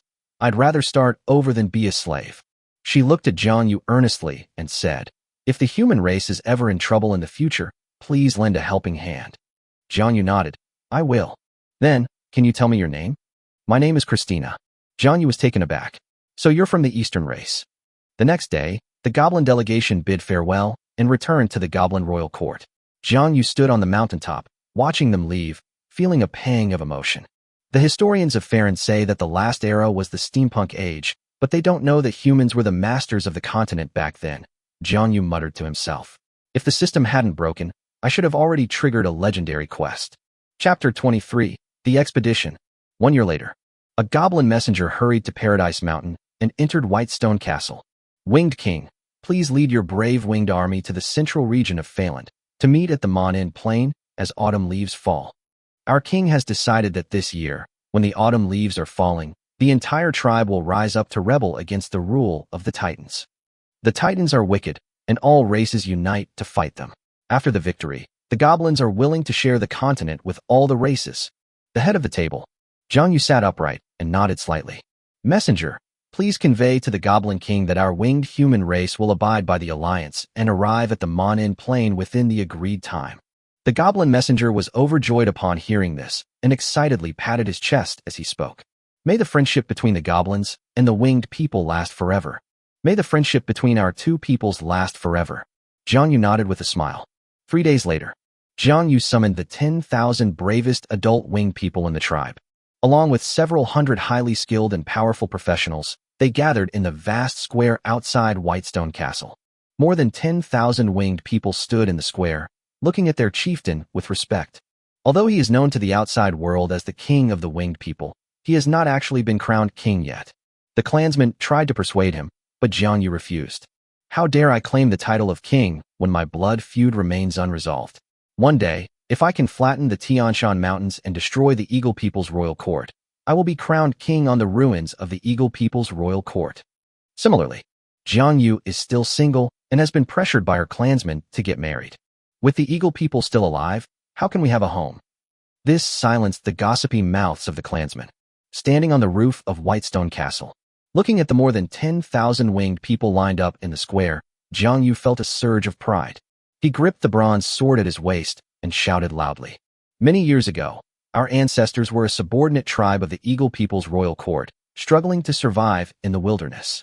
Every 10 years, the Eagle People's royal court would come to the ancestral High Barbarian Mountain and forcibly conscript almost all the able-bodied men of the tribe into a war that would last for an unknown period of time. Every conscription means the breaking up of a family. Almost no one can return. That vast forest is where the countless bones of my ancestors from the Gaomen Mountains are buried, and where their blood and tears flow. My father, grandfather, and ancestors all died in that war with no future. The war between the Titans and the ancient dragons drained the blood of our ancestors. At this point, Jiang Yu glanced at the tribespeople, whose eyes were red and whose emotions were running high, and continued. When I succeeded as clan chief, there were only about 200 people in the clan, all of whom were old, weak, sick, and disabled. When I came of age, I was also drafted and participated in that battlefield that lasted for an unknown period of time. I saw the Titans flaunting their overwhelming power, treating us as less than living beings. I saw the Eaglemen's royal court using us as cannon fodder to be used at will, with countless Eaglemen tribes buried on the battlefield. From that moment on, I realized the cannibalistic nature of the Titans and the Eaglemen's royal court. So, during the second conscription by the Eagle People's court, I killed the Eagle People's court's envoy and led my people to this shore of the East Sea. We have multiplied and thrived here, gradually growing stronger. We seized an opportunity, evolved our bloodline, and became an even more powerful winged race. And today, we finally possess the power to resist the Titans and the Eagle People's court. My sons, are you willing to follow me to defeat the Titans and flatten the heavenly mountains? Willing. Willing. Slay the Titans. Flatten the heavenly mountains. Slay the Titans. Flatten the heavenly mountains. Then, let's march. Promise. Chapter 24: The Alliance at Monin Plain and the Origins of the Knights. The continent of Freland is vast and expansive. From the shores of the East Sea to the central Monin Plains, even with the winged people maintaining their high-speed flight every day, it took them more than a month to finally reach the Monin Plains along with the other allied races. There's no way around it. In terms of distance, only the merfolk of the west coast can rival the winged people. Along the way, they did not encounter any monsters or other races to obstruct them. Just kidding. A sky legion of 10,000 winged people flying in the air is boundless, like an enormous dark cloud advancing forward, which is extremely terrifying. Not to mention, this winged legion is armed with bows, and at a single command, they unleash a volley of arrows. Who could withstand such a terrifying scene? Along the way, Jiang Yu also led the winged human legion to wipe out several foolish magical beasts. This also allowed him to witness the fighting power of his own winged legion, giving him even more confidence in the upcoming war. Arriving above the plains of Monin, they found that nearly 1 million troops from various tribes already gathered on this vast plain. They camped on the plains in tribal groups. Jiang Yu saw it. Tall minotaurs wielded heavy stone axes, unleashing their seemingly inexhaustible brute strength within the camp. There were short but strong dwarf warriors, all of whom wielded bronze weapons, and some even forged them right in the camp. There were centaur cavalrymen who moved like the wind. They were naked at the moment, with their hair braided, but their archery skills were superb. They were one of the most powerful cavalry units on the continent of Phaland. There were also a number of troll clans that betrayed the Titans, and they were equally numerous. In present-day Phaland, trolls were the second most populous species after goblins. There is a race of mermaids who are born with water magic. They are few in number and have traveled thousands of miles from the west coast to help in the battle. It is said that this is because of the great love between a goblin prince and a mermaid princess. However, Jiangyu didn't think that the mermaid princess would fall in love with a goblin prince. There is a gnome race, the goblins' good brothers. This race is purely there to cheer them on, but the gnomes are not weak. They also have a large number of inherited magic-based professions. There were bewildered fairies who came to join in the fun. The fairies were divided into several categories according to their elements. Those who came here were wind fairies, light fairies, and their guardian, a great forest fairy. Fairies have long lifespans, live in forests, and possess extremely powerful magical abilities. In the ancient times, before the rise of various power systems, the fairies were very powerful. Even the goblins did not want to offend them. King Amagor of the goblins tacitly approved of their coming to join in the fun, reasoning that with a great goblin watching over them, these little ones probably wouldn't do anything outrageous. Moreover, this great forest fairy is a legendary powerhouse. There is also the Treant race, known as the ancient tanks, which number in the hundreds. Wherever they take root, it is like an impregnable city wall. In addition, they have been on friendly terms with some troll races for generations. In addition, there are the dwarf wolves, monsters tamed by the goblins, as well as the kobolds and boar men, who were once under the command of the ancient dragons. There are also a large number of intelligent races whose names Jiang you could not name, and these intelligent races may not have been able to pass on their bloodlines to the future. But what there were even more were endless camps and goblin armies stretching as far as the eye could see. The goblin legions of this era are an absolutely elite force. Clad in armor and weapons, within a mere decade or so, 1/10 of these goblins were clad in iron weapons and armor, a testament to the contributions of the pre-ancient humans who emerged from the refuge. Some steam-powered steel weapons were also placed outside their camp, creating an imposing and overwhelming presence. But these weapons were indeed formidable. After just a few glances, Jiang Yu could sense several that posed a deadly threat to him. This made him both envious and jealous, and he could only think about it silently in his heart. The second chapter is about to begin. This is the age of goblins. My winged race is not strong enough yet. We will have to wait for the future. As far as Jiang Yu could see, the entire Mingyan plain was home to hundreds of intelligent races. Their forces number in the tens of thousands, such as the trolls, who are also a great Flander race, but some of them have chosen the Titans. A few hundred, like the fairies, sang light, melodious songs in the camp, showing no sign of the tension of an impending war. They seemed to be there just to join in the fun. Truckloads of food and supplies were delivered by the goblin race from all over the place. When Jiang Yu led the winged army to the skies above the Mengyan plain, it was like a vast sea of clouds moving across the sky, blocking out the long day. It's very conspicuous. On the plains of Manhwa, almost every race saw this massive aerial force, wielding longbows and carrying bronze swords at their waists. The winged people have only been making their mark on the continent for a little over a decade, and many continental races do not recognize them. Seeing a massive aerial legion flying in from afar, they were all puzzled. Didn't they say that the Eagleman's royal court disdains to ally with us against their great master, the Thunder Titan giant? This Sky Legion looks so much like the Eagle people. Could it be that their Eagle people king is the kind of person who says one thing and means another? At this point, know-it-alls from different races began to mock him. Your information is far too outdated. Those flying in the sky now are our allies, the winged people.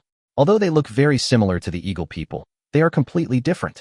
My clan patriarch once said that compared to the winged people, the Eagle people are nothing. I remember he once said something like, 1 wing equals 5 eagles. 1 winged person equals 5 eagle people? Goodness, then this winged person race looks like it can compete with eagle people, griffins, 2-headed dragons, horned eagles, and other sky races for dominance in the skies. With them around, we don't have to worry too much about enemies from the sky. At this time, the goblin camp, a group of goblin professionals took to the air and arrived in front of Jiang Yu. They were clad in armor, carried great swords or chain hammers, and were propelled by the power of wind, which allowed them to fly through the sky. Jiang Yu sensed that none of the goblin professionals in this group had reached the legendary level, so they must be a superhuman profession capable of flight.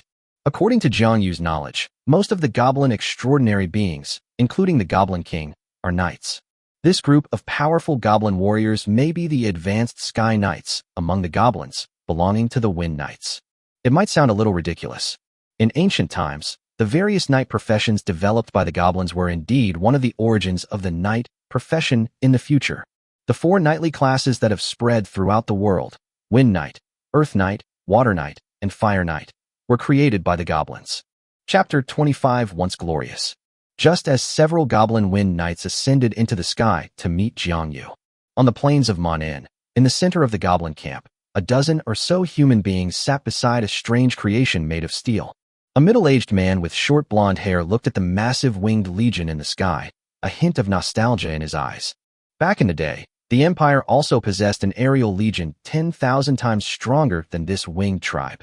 Also bearing wings and soaring through the sky, the Skywalker Legion, one of the 9 aerial legions, is even more solemn than these winged people. The beautiful blonde girl rolled her eyes and sighed. Unfortunately, all of that is in the past. The Empire has long since perished. What we need to do now is simply to ensure that the human race can live on this land again and not become extinct. If that were the case, it would be a terrible disservice to the sacrifices the Empire has made to protect this world. That's true. The black-haired human man clearly agreed, and he asked, Fiona, you've had contact with that winged king in the sky. What do you think? Is there any possibility that he could become our ally? The blonde girl smiled wryly. That winged king is not that simple. He knows some secrets, but not many. He seems to want me to believe that he is also from our time, reborn into a winged person through a process called reincarnation. This is truly outrageous. Even the strongest wizards in the Empire back then couldn't have done something like this. The young man with blue hair chuckled. That's true, but I choose to believe him. It seems this winged king also wants to gain benefits from us. That's a good thing, Fiona. I was just afraid he'd be without any desires. Beside them, the black-haired old man spoke. That's why he has a chance to fight for it. The blonde girl laughed. Grandpa Yang, this winged king claims to be from the eastern race of that era. Try to make contact with him in the meantime. You little rascal, you really keep me busy. Yang said speechlessly. All right, I'll go and make contact with him. I'll see what he wants. Yeah, if I had known, I should have set the awakening time earlier. Now that we're being controlled by the goblins, it's really hard to accept. It's a pity, the blonde girl sighed. Actually, that's not entirely true. If the goblins hadn't coincidentally broken through the lock we set up, we might never have woken up again in 10,000 years. The glory of the Empire would have truly been lost in the long river of time. Look, of all the shelters we once had, how many still truly exist today? That's still better than being manipulated by others. The blue-haired man made a precise and apt remark. In the sky, that group of goblin knights. The leading goblin knight bowed respectfully to Jiangyu. Your Majesty the Winged King, I, King Amagor, have prepared a residence and all necessary provisions for the nobles. Jiangyu looked in the direction the goblin knight pointed and indeed saw a clean and tidy camp next to the goblin camp, with plenty of food and equipment on it. He nodded in agreement. It seems the goblins value the winged people a lot. Amigwal is a good person. Seemingly pleased with Jiangyu's expression, the goblin knight continued. Your Majesty the Winged King, as the sun sets today, please come to my king's central tent after you have settled your people. My king wishes to discuss with the leaders of all races the specific details of the campaign against the Titans. Okay, I'll definitely arrive on time. Jiangyu agreed. Chapter 26 The Supreme King Angelic. As the sun was about to set, the entire Monin plain was bathed in golden light. Jiangyu kept his promise and led a group of guards to the camp of the Goblin King, Angelic. We passed by neat and solemn goblin army camps, all in perfect order. Every goblin soldier stood tall and proud, an elite force. At the beginning of the nation's founding, the goblin elites were so numerous that they were destined to dominate the continent for a period of time. After venturing deeper and deeper, passing through one goblin checkpoint after another, they finally arrived at the outside of a massive tent. It was a huge circular tent standing right in the center of the goblin camp. Its pure white color makes it look like a white cloud floating in a green sky. Outside, 2 rows of goblin soldiers stood quietly, wearing feathered helmets, yellow cloaks, and carrying spears, swords, and other weapons. They were taller than ordinary goblins. They are the most elite personal guard under the Goblin King Emir, the Yellow Robe Guard. Each and every one of them is an extraordinary professional. Every race that passes through them feels as if they are traversing a steel jungle, a terrifying and chilling experience. When Jiangyu entered the main tent, many tribal leaders had already arrived. King Amigel of the goblins highly valued the strength of the Winged Legion and gave Jiangyu great respect. He arranged for Jiangyu to sit in the 3rd seat below, second only to the trolls and dwarves, and even above the centaur chieftain. Even ancient monarchs knew that air power was superior to cavalry. Amagor personally greeted Jiangyu and took him to his seat, which finally allowed Jiang Yu to meet this legendary emperor of the goblin race. In Jiang Yu's memory, and in the 5th chapter, from the vague historical records of the elves, this great and legendary leader of the goblin race was born at the tail end of the Titan and Dragon Age, into the largest goblin tribe in Flandra. He possessed extraordinary talent, and in this era of backwards superhuman systems, he achieved legendary status in just over 100 years, leading the goblin race from slaves of the Titans to the throne of world dominance. He was the supreme king who dominated the 2nd chapter of the time era of the continent of Farrand. Legend has it that this legendary emperor was extremely powerful. At that time, the other 2 legendary goblins were also strong, able to subdue the goblin sage and the high priest and unite the goblin race across the entire continent. It can be seen that his strength and methods were extraordinary, and he was by no means an ordinary person. However, what impressed Jiang Yu the most was the pure white spear that Amigor was holding at that moment, which looked as if it were shining. This is the Amigal spear, a divine weapon forged by Amigal using rare materials sourced from the continent and an unknown, mysterious forging method, with the combined strength of his entire clan. This is a god-slaying spear. Amigal used it to personally kill a titan. This is also an ominous gun. In the future of the Goblin Empire, several goblin emperors, including Amigal, were killed by the spear of Amigal. But these are all things that may happen in the future. Now, though, Jiang Yu looked at the Goblin King sitting high above him, as if he were on a throne. A legend among ordinary intelligent races, their lifespan is probably over 1,000 years. Amigor is currently estimated to be around 500 years old, in his prime. Therefore, although he appeared shorter than the other races present, his aura was extremely imposing. Even though Jiang Yuna believed she would definitely become a legend in the future, she still felt a sense of admiration for this middle-aged goblin. Titans and ancient dragons ruled Fland for countless years, but he alone dared to rebel and ultimately succeeded. A little while later, more time passed. Once all the tribal leaders from the Monin Plains had arrived, Amigor finally spoke. His voice is steady, powerful, and extremely charming. Fellow chieftains and clan kings, thank you for your willingness to lead our people and fight alongside us against the rule of those damned Titans. Thinking back to those days, the moment our ancestors became slaves to the Titans, we have been slaves to the Titans for generations to come. I believe that all of you here are like my people, a race that yearns for freedom. No one wants to be a slave forever. That's why we rose up in rebellion. In the seats below, Jiang Yu listened quietly and attentively. He rolled his eyes several times at what the Goblin King Amigel said. The reason for all this is that after the war between the Titans and the Dragons, both sides suffered heavy casualties, which led to the inevitable decline of the Titans and the Dragons, thus giving the Goblins an opportunity to take advantage of the situation. And they can be replaced, and it's not just the Goblins who think this way. If Jiang Yu had the strength of the Goblin race, then it would be his turn to speak. The head of the table, Amigar, continued to speak eloquently. Today, I, Amir, gather with all races at the plains of Monin to swear a blood oath. My goblin race and all of you here today are forever brothers. As he spoke, he took a cup of wine from a servant, cut his palm with a dagger, and dripped a drop of blood, which immediately stained the wine red. Then he looked at the somewhat stunned tribal chiefs present. At this moment, a line of goblin servants brought a cup of wine to each of the racial leaders present. Jiang Yu was no exception. She had no choice but to follow his example, cutting her palm and letting blood drip down. At the same time, he was mentally ranting and raving. I don't know where Amigel learned this trick, but it has set a precedent for blood oaths on the continent of Phaland. Was at the head of the group, saw that all the tribes had done the same. He was filled with pride. Everyone, please. After saying that, he drank it all in one gulp. The hundreds of tribal leaders present also finished their drinks. Then, Amigwal then laughed loudly. We swear an oath of blood, pledging to be brothers, and after conquering the Titans, we will divide the continent together. Good, good, amigo, amigo. At that time, the people were still very simple and honest. The big guys in Flanders had never seen anything like this before.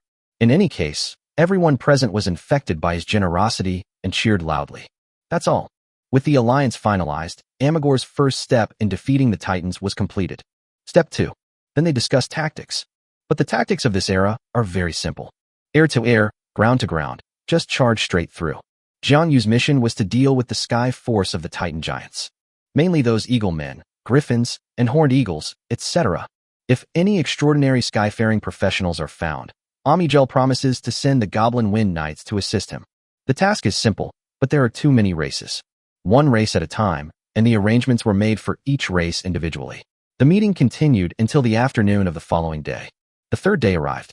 Goblin King Amagor once again delivered a passionate speech about the Titans' tyranny and the need for all races to unite against them, greatly boosting the morale of the million-strong army of various races. Especially the Minotaurs, their eyes were all red, waving stone axes and tree trunks, and howling. And so it was in this atmosphere that the army marches forth, heading straight for the Titan court, Prodas. Chapter 27 Prodas. Prodas is the location of the Titan royal court. It is said that there is the Titan capital there, which was built by the Titan king Ashuramis using 1,000,000 slaves and taking nearly 1,000 years to complete. It was a giant city built on a high mountain, and Mount Prodas was the name of that mountain. Excluding the frigid regions of the far north and far south, Mount Prodas is the tallest and most majestic mountain on the continent of Phaland. Jiang Yu and the other winged humans lived was nothing compared to this mountain. Among the million-strong army, an elderly chieftain of the Earthbear tribe introduced Jiang Yu to the Titan city he had once seen. Prawada's main gate is 300 meters high, and its walls are 500 meters high. Such a tall city gate was built specifically for the Titans. Fortunately, there was a small opening about 3 meters high next to the city gate, which served as the passage for us slave-affiliated races. When we traveled to Prodas, it took us 3 days and 3 nights just to walk through this great city. The palaces of the Titans were all enormous. I wonder how many people died building these colossal cities. But the most awe-inspiring thing is the mountain throne of the Titan King. It was carved from the top of the entire Prodas mountain into a towering throne. The 500-meter-tall Titan King sat upon it, as if he were sitting at the center of the world.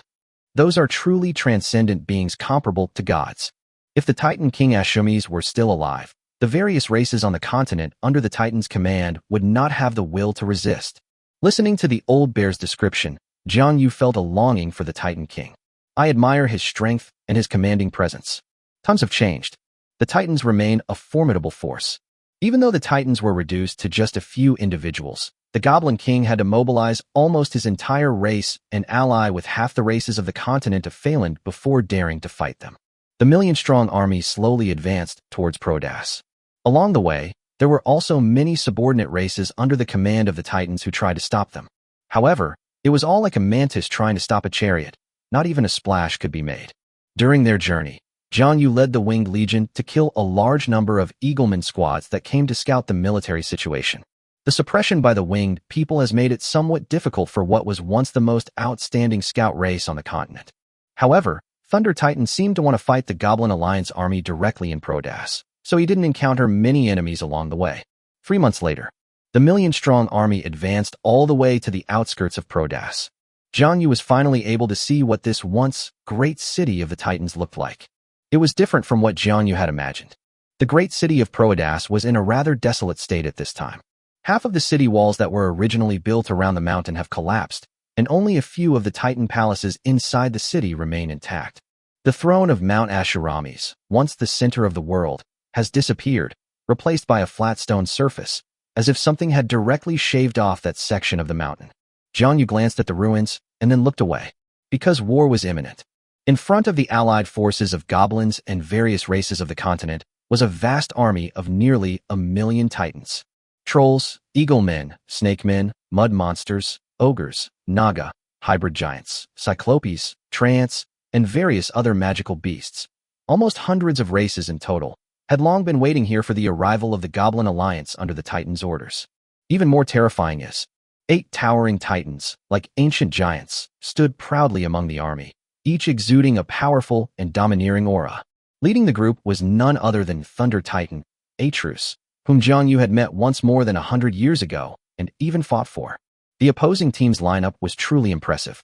If Jiang Yu hadn't known that the goblins and the allied forces of various races would win this battle, he might have been thinking about how to die in a more dignified manner. Within the Titan faction, faced with the combined might of the goblins and 1,000,000-strong army of various races across the continent, Thunder Titan stepped forward first, making no attempt to hide his mockery. Emagal, are you here to build me a giant city? These 1,000,000 slaves are really good, saving me the trouble of conscripting them. Ha! Among the allied forces of various ethnic groups on the mainland, the Goblin King, riding the Dwarf Wolf King, also stepped out from the crowd to face the Thunder Titan giant. His size is like a mountain compared to an ant compared to the Thunder's titans, creating a strong contrast. But his back was as straight as a pine tree, giving people unwavering courage and determination. No wonder they were able to unite the various races of the continent, overthrow the titans, and establish the Goblin Empire. They certainly have some skills. As expected of a goblin hero from the ancient times, he's practically a different race from the goblins in the 5th chapter. Jiang Yu thought to himself. Before the army, Amigwal paid no heed to their mockery. Instead, he raised his head and spoke to Thunder Titan Atrus with a calm and resolute expression. A tree, the titans have fallen, and I will end your glory. After defeating you, I will build a goblin capital in Prodas. Your era is over. Chapter 28 Battle of Pro.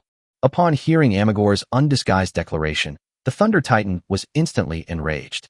The glory of the Titans, even if it sinks into the mortal world, is not something you ants can break. Amigo, you once knelt humbly before my toes, begging for my mercy. Now, I will give you one more chance. Kneel down, and you will live. The deadly threat within the Goblin faction had never been eliminated. The proud Thunder Titan decided for the first time to let these people go. Of the 8 Titans present, only 3 were adults. The rest were minors. Even their nearly 100-meter height cannot conceal the fact that they are nothing more than legends. Atrus yielded to the Titan's proliferation. But Amigwal shook his head, staring firmly at the giant before him, who was like a mountain, and shouted loudly, Atri, I hate the shame you brought me. From that day on, I will never kneel again. Having said that, he raised the armiger spear in his hand, suddenly leaped up, and attacked the Thunder Titan Atrus. Today, we will surely destroy the Titans. All armies, follow me in the charge. Defy a demigod with legendary status. What courage and what a hymn to that. Seeing Amigor fight while traversing the sky, the various races of the continent behind him were inspired, and their morale soared as they charged towards the Titans' camp. The war began immediately. Swords clashed and bodies writhed in the fierce battle. The brutal fight reached its climax in an instant. The most intense battle took place on the battlefield between Amigor and the Thunder Titan.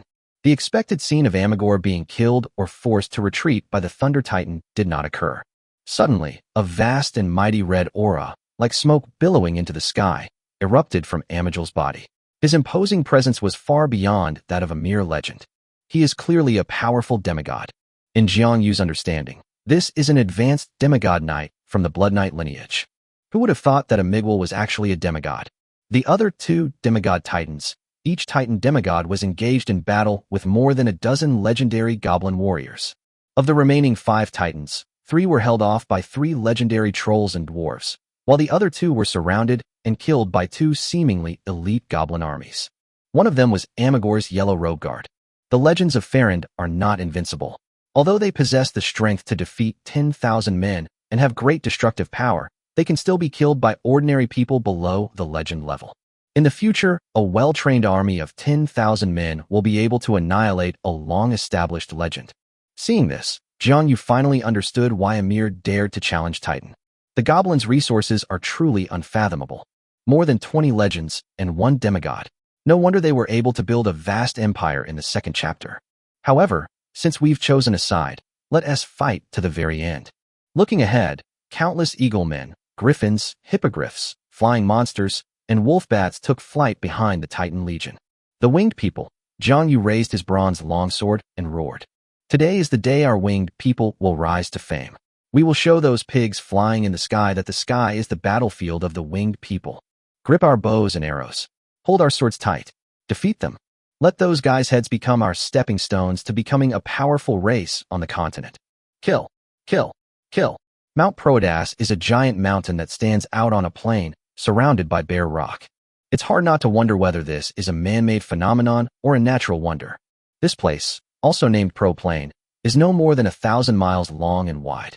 To the southwest are the Night Whispering Forest, to the east is an oval-shaped lake, and to the north is a narrow mountain range that borders the northern grasslands. This place, with its vast sky and expansive clouds, is naturally suited for aerial combat by winged beings. Facing an enemy air force of nearly 100,000 men, Jiang Yu led 10,000 winged people without resorting to direct hand-to-hand combat. He commanded the winged people to fly higher, hurling arrows at their opponents from a distance. When the opponents desperately closed in, he would create distance. The winged people at the front will spontaneously drop their bows and arrows, draw their long swords, and use their blood and flesh to block the approach of the eagle people, griffins, and harpy eagles. Long-range suppression from high altitudes is deadly. Even the powerful individual griffins, magical creatures with extraordinary wind powers, were routed by the combined might and ruthless tactics of this legion. Those who have never witnessed a volley of arrows cannot understand its terror. Many years later, this battle became an eternal pain for the Eaglemen, because the Eaglemen, who had only claws and no hands, could never master the bow and arrow. In this way, nearly 100,000 Titan faction air troops were completely outmaneuvered by Jiang Yu and his men. Unfortunately, Jiang Yu did not see the Eagle King in this massive Eagleman army. Perhaps, in this battle, although the Eagle folk sided with the Titans, they were not necessarily willing to go all out. Not only to the various races of the Titan faction, but also to the various races of the Goblin faction. Trolls and other races also have tribes fighting on the Titans' side. Everyone has selfish thoughts, let alone these longtime veterans. Like Jiang Yu's that truly lead their entire elite army to participate in this war to establish the dominance of the Ferandi continent. This is also one of the reasons why the Goblin King treated the winged people with such courtesy. Jiang Yu's attitude was indeed very high.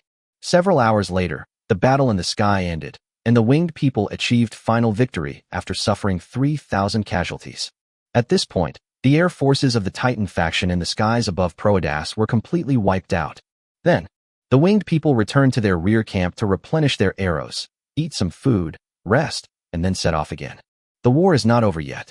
Jiang Yu ordered the winged people to freely harass the various tribes' armies of the Titan camp in small teams of 50 men, while he himself led hundreds of extraordinary winged people to participate in the encirclement and killing of the Titan giants.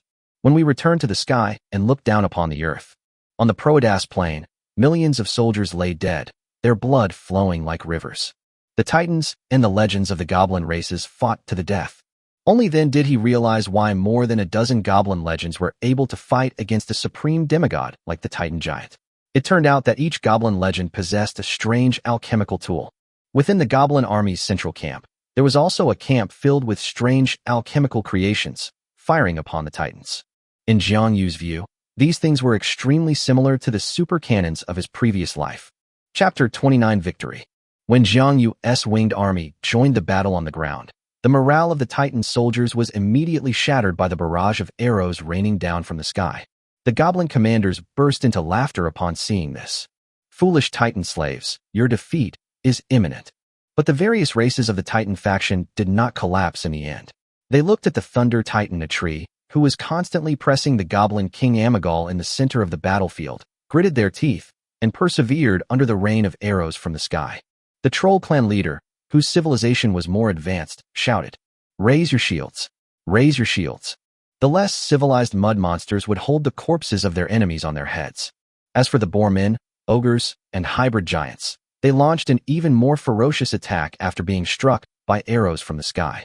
On the other side of the sky, Jiang Yu led a force of several hundred extraordinary winged people to a Titan giant with a youthful appearance. This is a young Titan, but it possesses legendary strength. With its powerful body and immense magical power, it wields a long whip made of unknown material and is locked in a fierce battle with a legendary dwarf. So Jiang Yu led his army to them. Winged people, heed my command. Aim at vital points and unleash your armor-piercing arrows. This is the winged people's development and utilization of the power of light. Round 1. Instantly, hundreds of specially made bronze arrows, wreathed in intense light, shot toward the vital parts of this immature Titan. After launching, Jiang Yu didn't care whether it worked or not, and led the extraordinary winged people to fly behind the Titan. Round 2. Neck. The 10th round. Valley Gate. After 10 rounds of extraordinary arrows, the underaged Titan let out a weak wail. He was covered in wounds. The enraged Titan unleashed a torrent of sand and dust towards Jiang Yu and the others. The winged people, who were prepared in advance, managed to evade them. Taking advantage of this moment, the dwarf legend wielded the giant steel axe given to him by the goblins and beheaded the goblin with a single blow. The head of the immature Sand Titan fell to the ground. The entire battlefield fell silent instantly. This is the first Titan to die among mortal races other than Titans and dragons. It turns out that mortals really can defeat the gods. Across the entire battlefield, soldiers of all races belonging to the Goblin faction erupted in earth-shattering cheers. At the heart of the battlefield, Thunder Titan Atreus watched as the head of the underage Titan was tied up with ropes by a group of mortal slaves and then hung in the air by winged people to proclaim the power of mortal races. Finally, he was consumed by rage. His golden eyes erupted with terrifying lightning, their color turning crimson. A vast and mighty aura surged upwards, instantly shrouding the once clear sky in dark clouds. Insects! Insects! How dare you blaspheme the gods? I will kill you all on this land. Rumble. 18 bolts of lightning, seemingly hanging upside down from the sky, resembled 18 pillars of heaven. With just this one strike, tens of thousands of people died under the thunder. At the same time, the laws of thunder began to rage. A world-ending crisis arose in everyone's hearts. However, at this moment, the Thunder Titan, who was displaying great power, suddenly felt a pang of fear. The pure white spear that was originally held in Amagor's hand suddenly burst out with unparalleled silver brilliance, and the sense of crisis that was like being locked in his bloodline could no longer be shaken off. In the last moments of his life, all he heard was the damned Ant Goblin King's pitying sigh. Holy Lance, pierce him. Then a strange mechanical voice softly rang out around Atreus. Thunder sequence laws erupt. Space is in disarray. Locked onto its human bloodline. Locked onto its extraordinary source. Judgment, penetration, clang. The blinding light swept across the entire battlefield, causing everyone's vision to go white and them to be temporarily blinded. Then, when they opened their eyes again, they felt a chill run down their spines. The once mighty and invincible Thunder Titan had fallen, its breath weak and dying. The dying Titan looked at the equally surprised Goblin King Amagal before him, his eyes no longer filled with the arrogance of the past in the final moments of his life. He forced himself to stand up and roared at the two adult Titans not far away. Bardex, Emex, take the children and get out of here. Atreus. The two adult Titans had bloodshot eyes. Go quickly. Remember, you must find my King Ashmis. Avenge us and restore the Titan race. Walk. Soon. Astral light shone from the remaining Titans. In the blink of an eye, the remaining 6 Titans vanished without a trace. At this moment, the Goblin King Amagor, who seemed to have just realized what was happening, roared in fury. Even the proud Titans can flee in defeat. Atreus, I will cut off your head and use your skull as the gate to my future goblin capital. I will make you live forever, guarding the capital for my goblin race. Oh. In the center of the battlefield, Thunder Titan Atreus, who was barely clinging to life, heard this. Overwhelming resentment and anger surged within him once more. The last breath he had been holding on for quickly dissipated, and he finally collapsed and died completely. Seeing that Thunder Titan was completely dead, and looking at the 6 Titans who had left through the unknown astral plane, Amir breathed a sigh of relief. Unbeknownst to anyone, he was already at his last gasp. Even with the full set of Titan-resistant equipment he obtained from the human refuge, he only managed to take a beating from start to finish without dying. The 20-odd goblin legends he brought with him were killed or wounded in the battle. He was not confident he could defeat the remaining 2 Titan demigods, because the energy in the Spear of Armiger is only enough for one use. He underestimated the strength of the Titans.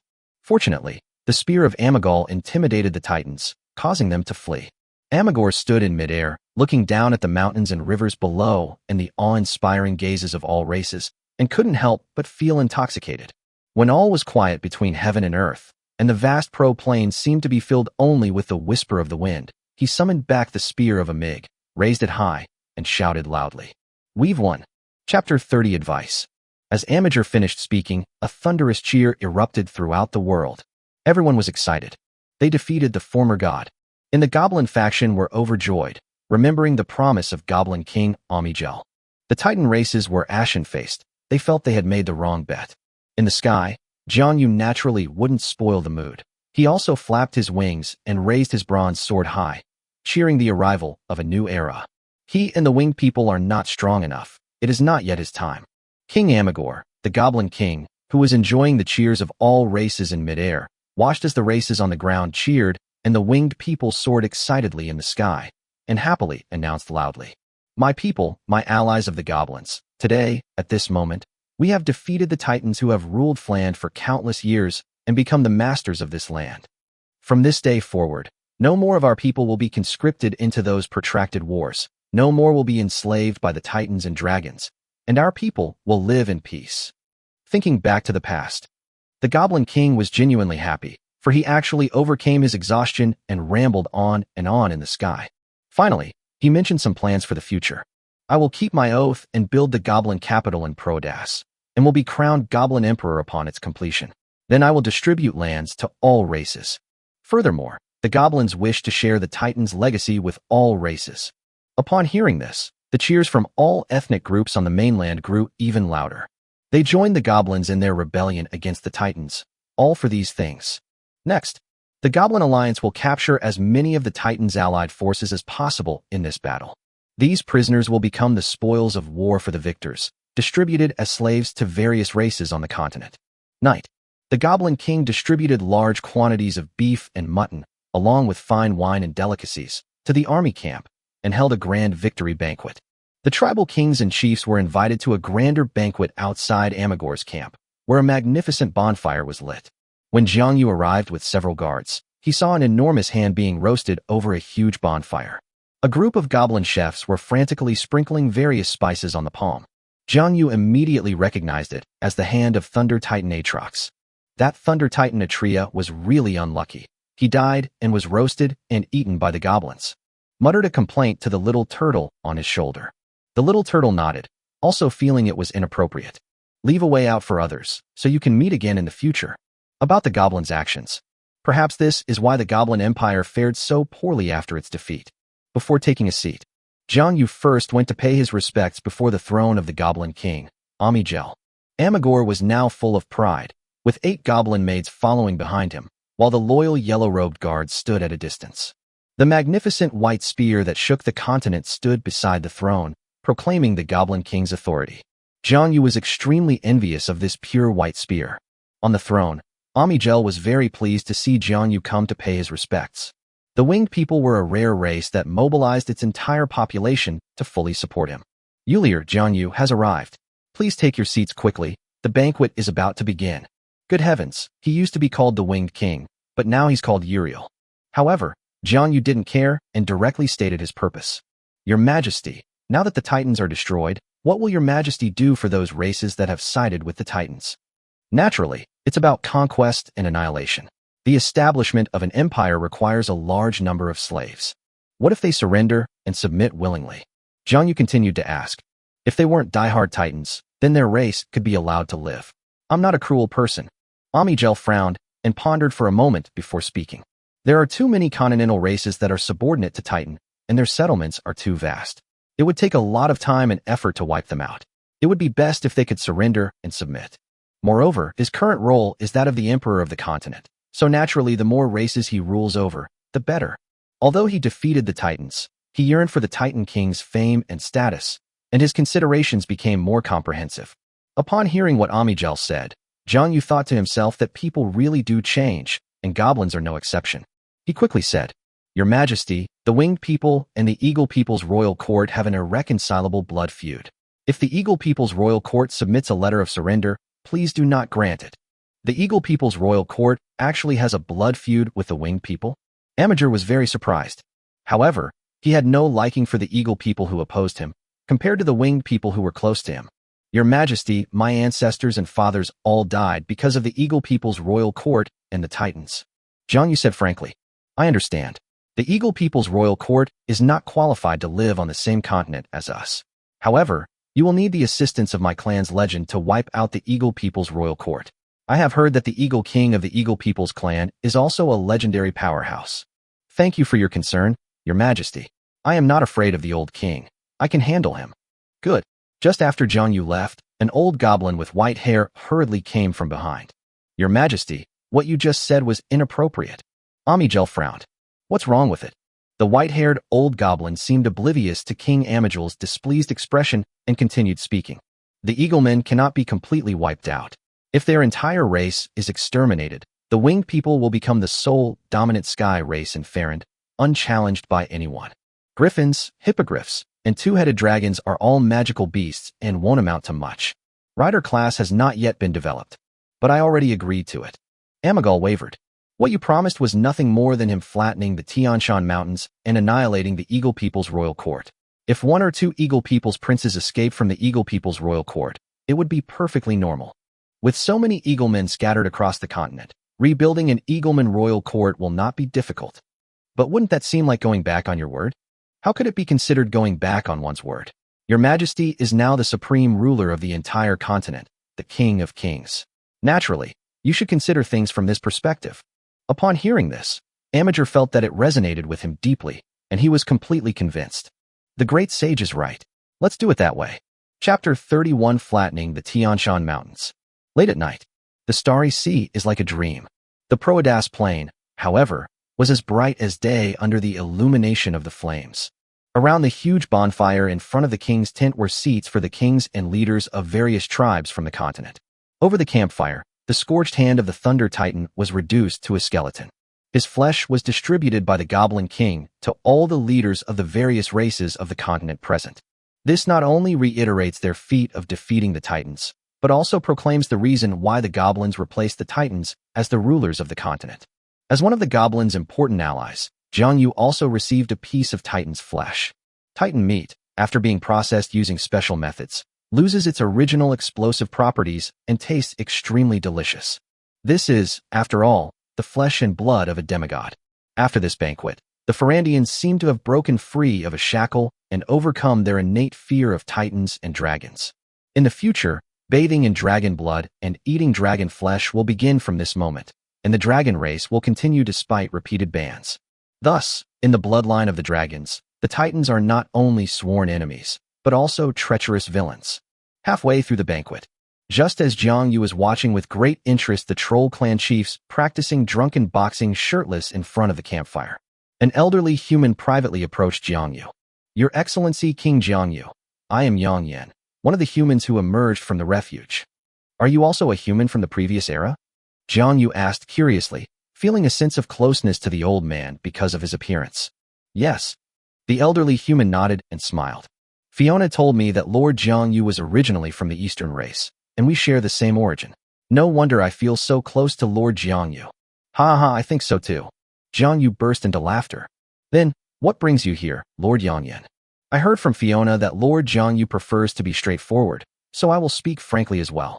May I ask if Lord Jiang Yu is familiar with enchanting techniques?" "You guys actually have enchanting skills?" Jiang Yu's eyes lit up with delight. In later generations, enchanters became one of the most popular professions in Farand. To be honest, enchanting is an extraordinary technology that we developed by combining human technology with the supernatural power of this era. Currently, we have developed 3 types of enchanting techniques. They are fire, lightning, and wind. We are willing to teach you these 3 enchanting techniques," Yang Yan said solemnly. "So what are your demands?" Jiang Yu asked. "I hope that several hundred years from now, when humanity is scattered across the continent, Your Excellency Jiang Yu will be able to protect a portion of humanity and pass on the enchanting technique to them." That's what the old human said. "Fine, I agree. But I didn't expect you to be so pessimistic about the future of humanity." Jiang Yu nodded solemnly and asked. The elderly human sighed deeply upon hearing this. "I'm sure Fiona already told you that the goblins both use us and are wary of us. Although a Miguel provides us with protection, he always believes that humanity has the potential to dominate the continent. For the sake of goblin hegemony, our human descendants are not allowed to learn the knowledge we possess. Without the inheritance of knowledge, humanity will only be one of the ordinary intelligent races on the continent of Phaland and will no longer pose a threat to the goblins." Yang Yan said pessimistically. "Can't you send some of your people away quietly?" Jiang Yu offered suggestions. "We have tried, but the human race cannot escape the goblin sight until our generation of shelter humans perishes." Yang Yan shook his head. "That's ruthless. They're going to keep these humans who came out of the refugees captive until they die." Upon hearing this, Jiang Yu felt sympathy for the plight of the human race and gained a deeper understanding of the goblin race. When all the birds are gone, the good bough is put away. This means we can share hardship, but not prosperity. Although Amagor is now generously bestowing titles upon various races on the continent, Jiang Yu senses that the goblins are not so generous. That night, Jiang Yu was in high spirits after acquiring the human race's enchanting technology. But what he didn't know was, that night, the humans not only sought out the winged people, but also the dwarves, mermaids, gnomes, fairies, and other races. In the future rise of the human race, many races have helped the human race to varying degrees due to the efforts of their ancestors. The dwarves thus acquired superb forging techniques. The mermaids gained powerful sonic magic, the fairies' use of elements became more varied, and the gnomes. For the sake of the continuation of humanity, these people who came out of the refuge have gone to great lengths, maximizing their abilities to the fullest extent. The next day, Jiang Yu bid farewell to the Goblin King Amagor, leaving the wounded to recuperate, and led the remaining winged human legion towards the Tian Shan Mountains. 10 days later, Jiang Yu and the others finally arrived above the Tian Shan Mountains. Nearly 8,000 winged warriors soared above the Tian Shan Mountains, carrying longbows and swords, extremely elite and ready to fight. Below, South Royal Court on the Tian Shan Mountains, Eagle People warriors stood on the mountain, looking at the winged legion arrayed in the sky with worried expressions. Their fear was not of the winged people, but of the victorious faction they represented. At this moment, an Eagleman messenger took to the air and flew towards Jiang Yu. He shouted, "Your Majesty, Winged King, please cease your actions." The Eagleman's envoy departed for Prodas several days ago to deliver a letter of surrender to the great King of Kings, Amagal, requesting submission. Please wait a few more days, and the Eagle people will surely gain His Majesty Amagor's understanding.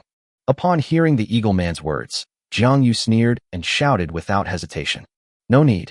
The Eagle people's royal court has no right to live in Fland. Amigwal will not accept your surrender. Today, I will crush the Tian Shan Mountains and destroy your Eagle people's royal court."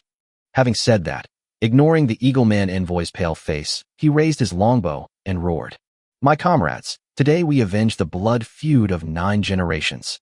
Kill!" With a command given, the winged people raised their weapons and roared in anger. Avenge 9 generations of blood feud, kill. Crush the Tian Shan Mountains, kill. Almost instantly, a dense barrage of arrows was launched at the Eaglemen on the Tian Shan Mountains.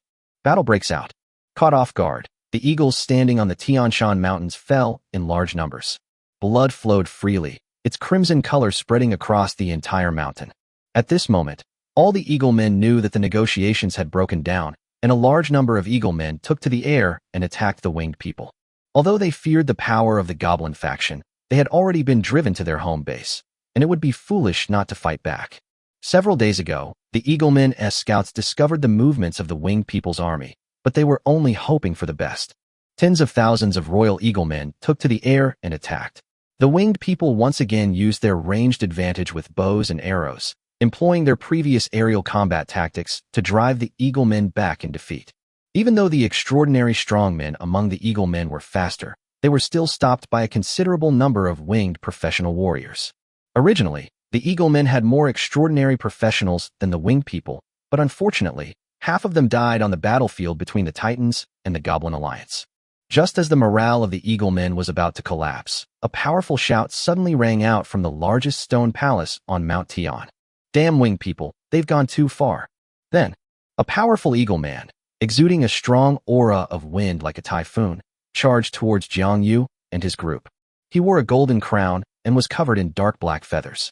He was tall, a full half a head taller than an ordinary Eagleman, and looked very majestic at first glance. This is none other than the only legend of the Eaglemen, King Lyclus the Eagleman. He is the strongest class among the Eagle folk, a legendary advancement of the Sky Warrior. Legendary class, Storm King. Chapter 32, Slaying the Eagle King. Faced with the Eagle King's attack, Jiang Yu ordered the winged people to move away from this airspace and continue to inflict casualties on the Eagle people's royal army. He remained where he was, preparing to meet this elderly legend. In the continent of Phaland, a legendary figure is essentially the highest level of combat power for a tribe. An ordinary tribe may need dozens of generations of inheritance before it has the conditions to give birth to a legend. From extraordinary individuals to professionals, from the formal ranks to the hero ranks, it often takes a tribe a great deal of time and resources, and involves going through blood and fire. The birth of a legend is the true symbol of a race becoming powerful. A legendary powerhouse has a lifespan of at least 1,000 years and can protect a race for 1,000 years. What incredible fortune that is. As the only legend of the Eagle people, the Eagle King is already very old. Eaglemen are not immortal. In this era, the average lifespan of an ordinary Eagleman is only around 50 years. Although he looks like a middle-aged Eagleman, the Eagle King has lived for 900 years and doesn't have many years left to live. His physical functions have weakened, and his strength is far less than before. Therefore, he tends to act cautiously. This was the case in the war between the Titans and the Goblins.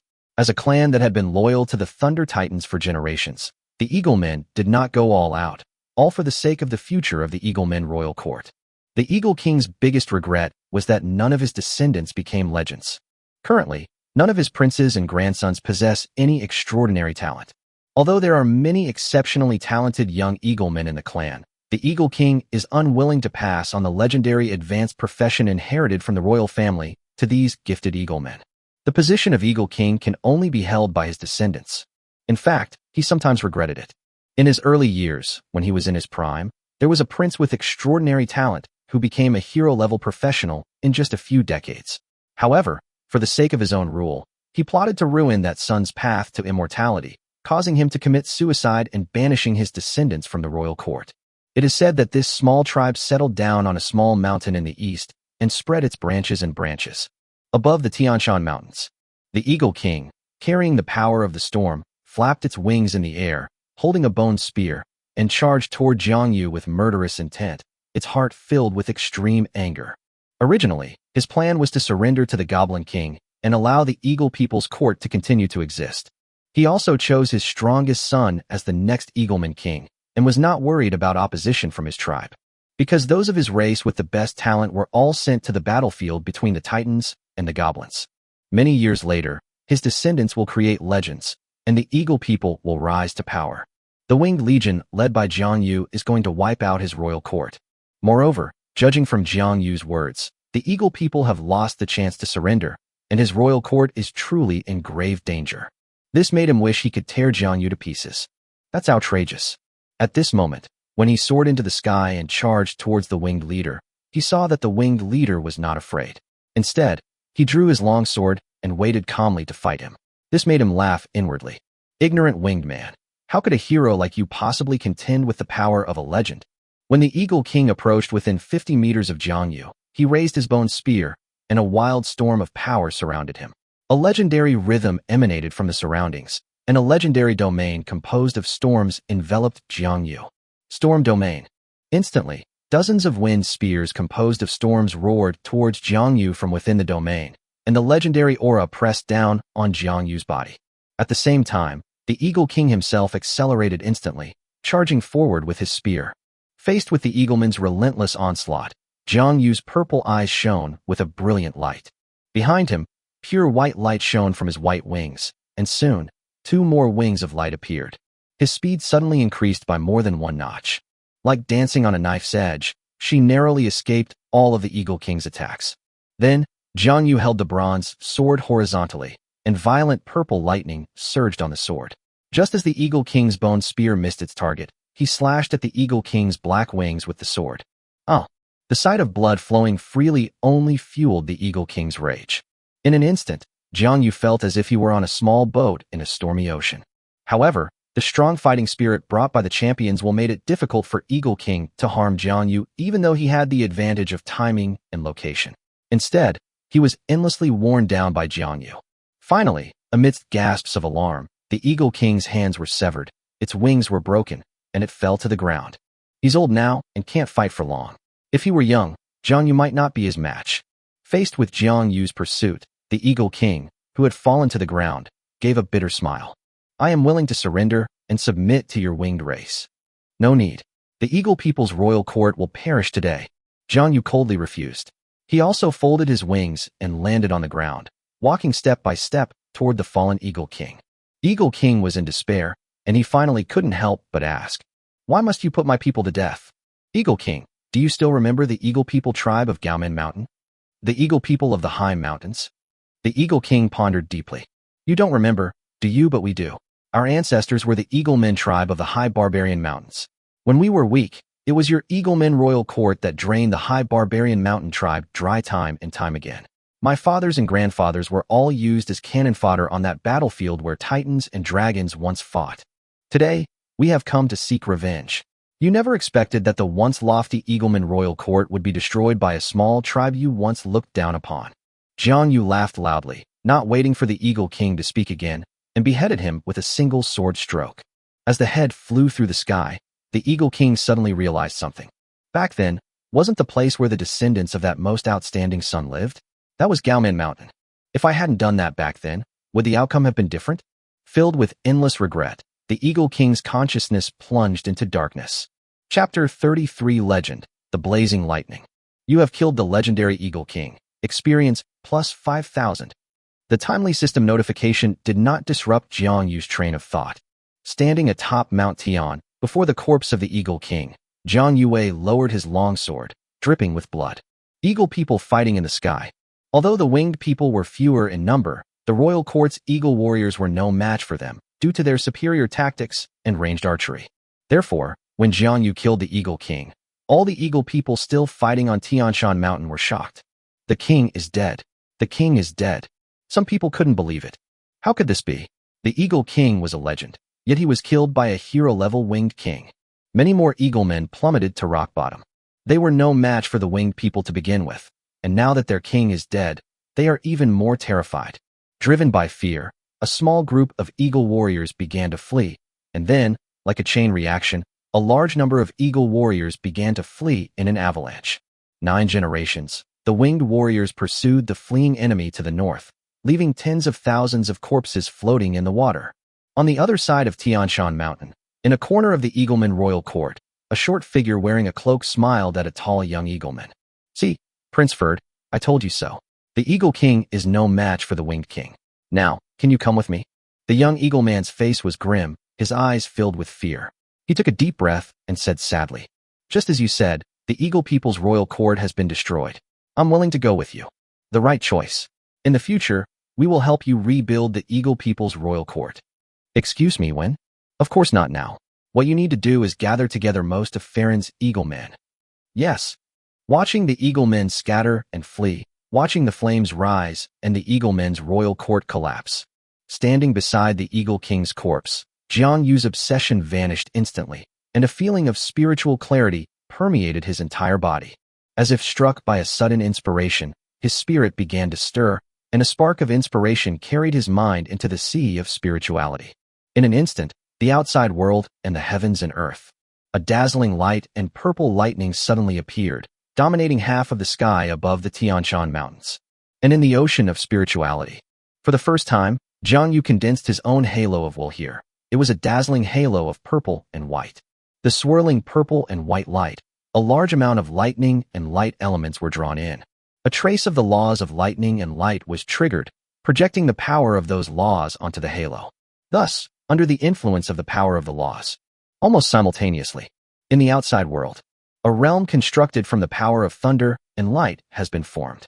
You have awakened a legendary domain, the Holy Thunder Domain. And within that domain, Jiang Yu's body also underwent changes. His body was becoming more and more perfect, his face more and more handsome and extraordinary, unlike that of an ordinary person, and his long silver hair had a soft luster, faintly emitting a faint light. Its wings on its back are pure white, but upon closer inspection, one can see the power of light and thunder flowing over them. With silver hair, purple eyes, and white wings, empowered by the power of light and radiating the power of thunder, a divine aura arose spontaneously.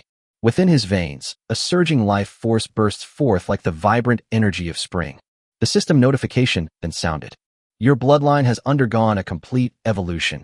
You have awakened your bloodline talent, immortality. Your bloodline has failed to elevate the bloodline of your race. The talents of the longevity race are not suited to the race you are bound to. You have advanced to the legendary class, Holy Thunderfire. You have awakened the legendary trait, Divine Might. You have awakened the legendary trait, Sacred Heart. Chapter 34 Crowning the King. The birth of each legendary profession awakens legendary characteristics. Different professions have different legendary characteristics. Generally speaking, a legendary class will only awaken one trait. For example, the Eagle King's awakening legendary trait, Storm Lord, is a trait that enhances storm control. However, Jiang Yu's situation was somewhat special. With the help of Qing Shi, he absorbed the extraordinary blood of 2 titans and awakened 2 extraordinary powers, thunder and light. Therefore, 2 legendary traits were awakened. One is passive, the other is active. Shenwei, the damage dealt by the power of thunder is multiplied. Sacred Heart, enter absolute battle mode. With the addition of 2 legendary traits, he possessed strength comparable to veteran legendary powerhouses as soon as he advanced to the legendary level. However, what pleased him even more was the complete sublimation of his bloodline. Bloodline, immortal race. This means he has a longer lifespan, which allows him to go further, and in the future, there is a possibility that he may even glimpse the throne of gods. However, upon seeing the system notification that the winged race had never evolved into an immortal species, he fell into contemplation. In his vision, the winged people should be an immortal race that could rival the future elves. However, although the lifespan of the winged people is slightly longer than that of the eagle people due to bloodline mutation, it is still the same as that of ordinary races. The various ethnic groups on the mainland today, apart from dragons, only dwarves, whose ancestors possess Titan blood, have a long lifespan, reaching 300 years. The rest are all under 200 years old. So how did the elves do that? Just as Jiang Yu was deep in thought, a loud and enthusiastic cheer suddenly erupted from the sky and the earth of the Tian Shan Mountains. He suddenly woke up, raised his head, and looked at the sky above. The winged warriors, numbering in the sky, raised their white wings and held high their longbows and swords. They looked at him and cheered. The corpses of the Eagle Men were scattered all over the Tian Shan Mountains, and the collapsed Eagle Men royal court was flowing with blood and flames. 9 generations has been avenged today. The hero, who had long been trapped at the pinnacle of legend, has broken through. The winged people have produced their first legendary, officially stepping onto the stage of the powerful races of the continent. These are all reasons why the winged people cheered so enthusiastically. Faced with the cheers of his people, Jiang Yu remembered the promise he had made to them before he went to war. He retracted his holy thunder domain, spread his pure white wings, and ascended into the high heavens, his clear voice resounding throughout the land and sky of the Tian Shan Mountains.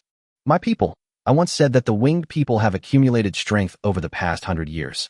When we rise up, we will avenge the blood feud of the 9 worlds, flatten the heavenly mountains, and shatter the royal court. Now we have done it.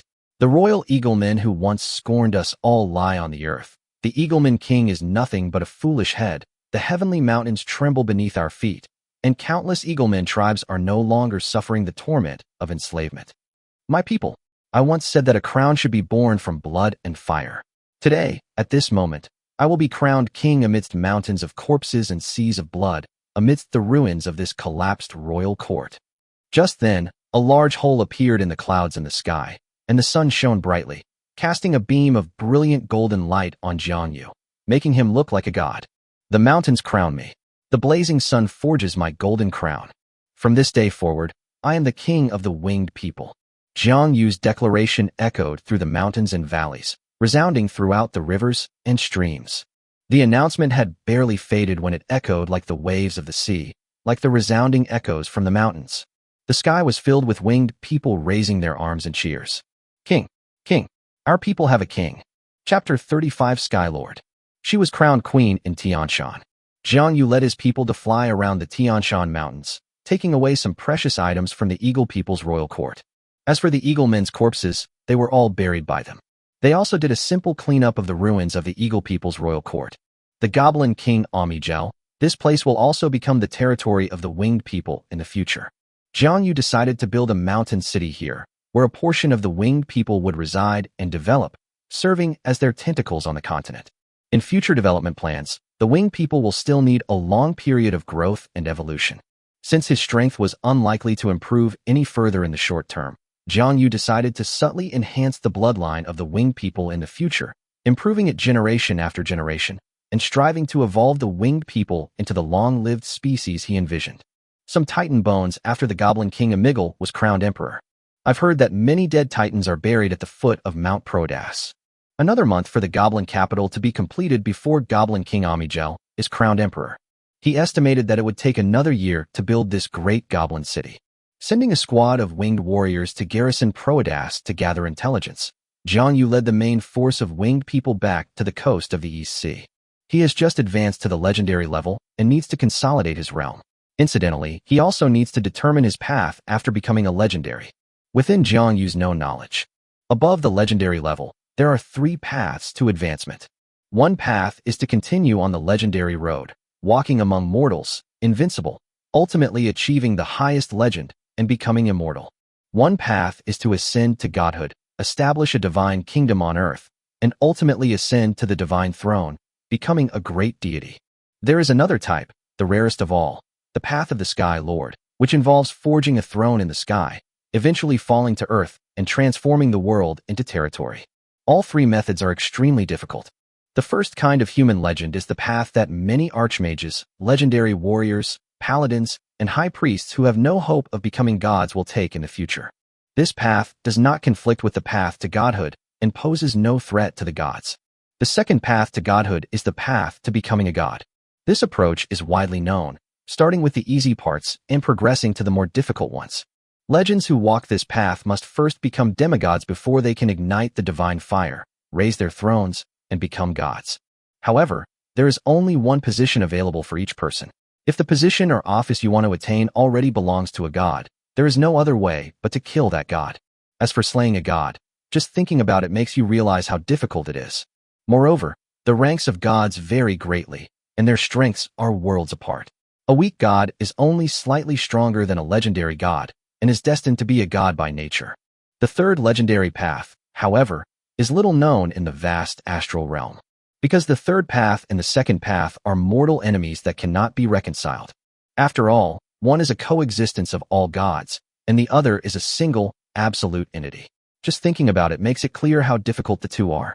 Jianyu was able to know this because of a unique mission she received while playing a game in her previous life. However, the existence of such a method suggests that someone must have succeeded in it. At the summit of Paradise Mountain, heavy rain falls. Jianyu sat cross-legged on the rock, hesitating about the path he would choose in the future. His first choice was naturally the path to godhood, but in the future, in the later part of the 5th chapter, there is a period called Ragnarok. At that time, the world changed drastically. The kingdoms of the gods were on the verge of collapse, and most of the gods had no choice but to become saints and flee. At this very moment, a large number of gods were killed by mortals, who seized their divine positions and became new gods. Therefore, gods are not immortal. The ultimate goal of a human legend, to achieve immortality, is even more difficult than becoming a god. Furthermore, before achieving immortality, its combat power and survivability were inferior to some lesser deities. After thinking it over, he looked at his system panel, at the dazzling talent of Champion Will, and then thought of his original world. In an instant, a look of determination flashed in his eyes. Since we've come into this world, what's the point if we don't become the strongest? He is going to walk the path of the Sky Lord. If he survives until the 5th chapter and waits for the system to unlock, he might succeed. Reach the summit. So, how should one proceed on the path to becoming a Sky Lord? Chapter 36. The road ahead is long. After reviewing the explanation of the Sky Lord in the game data from the previous life, he then thought of the path to the gods. The 5th chapter, the path to divinity, is no longer a secret. A demigod gathers the heart of the laws, establishes a divine kingdom on earth, then connects with the authority of heaven and earth, collects faith, ignites the divine fire, and thus forms a divine personality, raises the divine kingdom high in the sky, and casts a divine throne in the high heavens. A true god is one who holds divine authority over heaven and earth, and who wields divine positions and duties. This is acting as a shepherd on behalf of heaven, becoming part of the order of heaven and earth. The Sky Lords are different. Although they also wield power, they are required to rule over heaven and earth. Therefore, establishing the Sky Throne is a necessary step. Before truly becoming the master of the world, one needs to use the throne to suppress all laws. In Jianyu's eyes, the laws are the great Tao.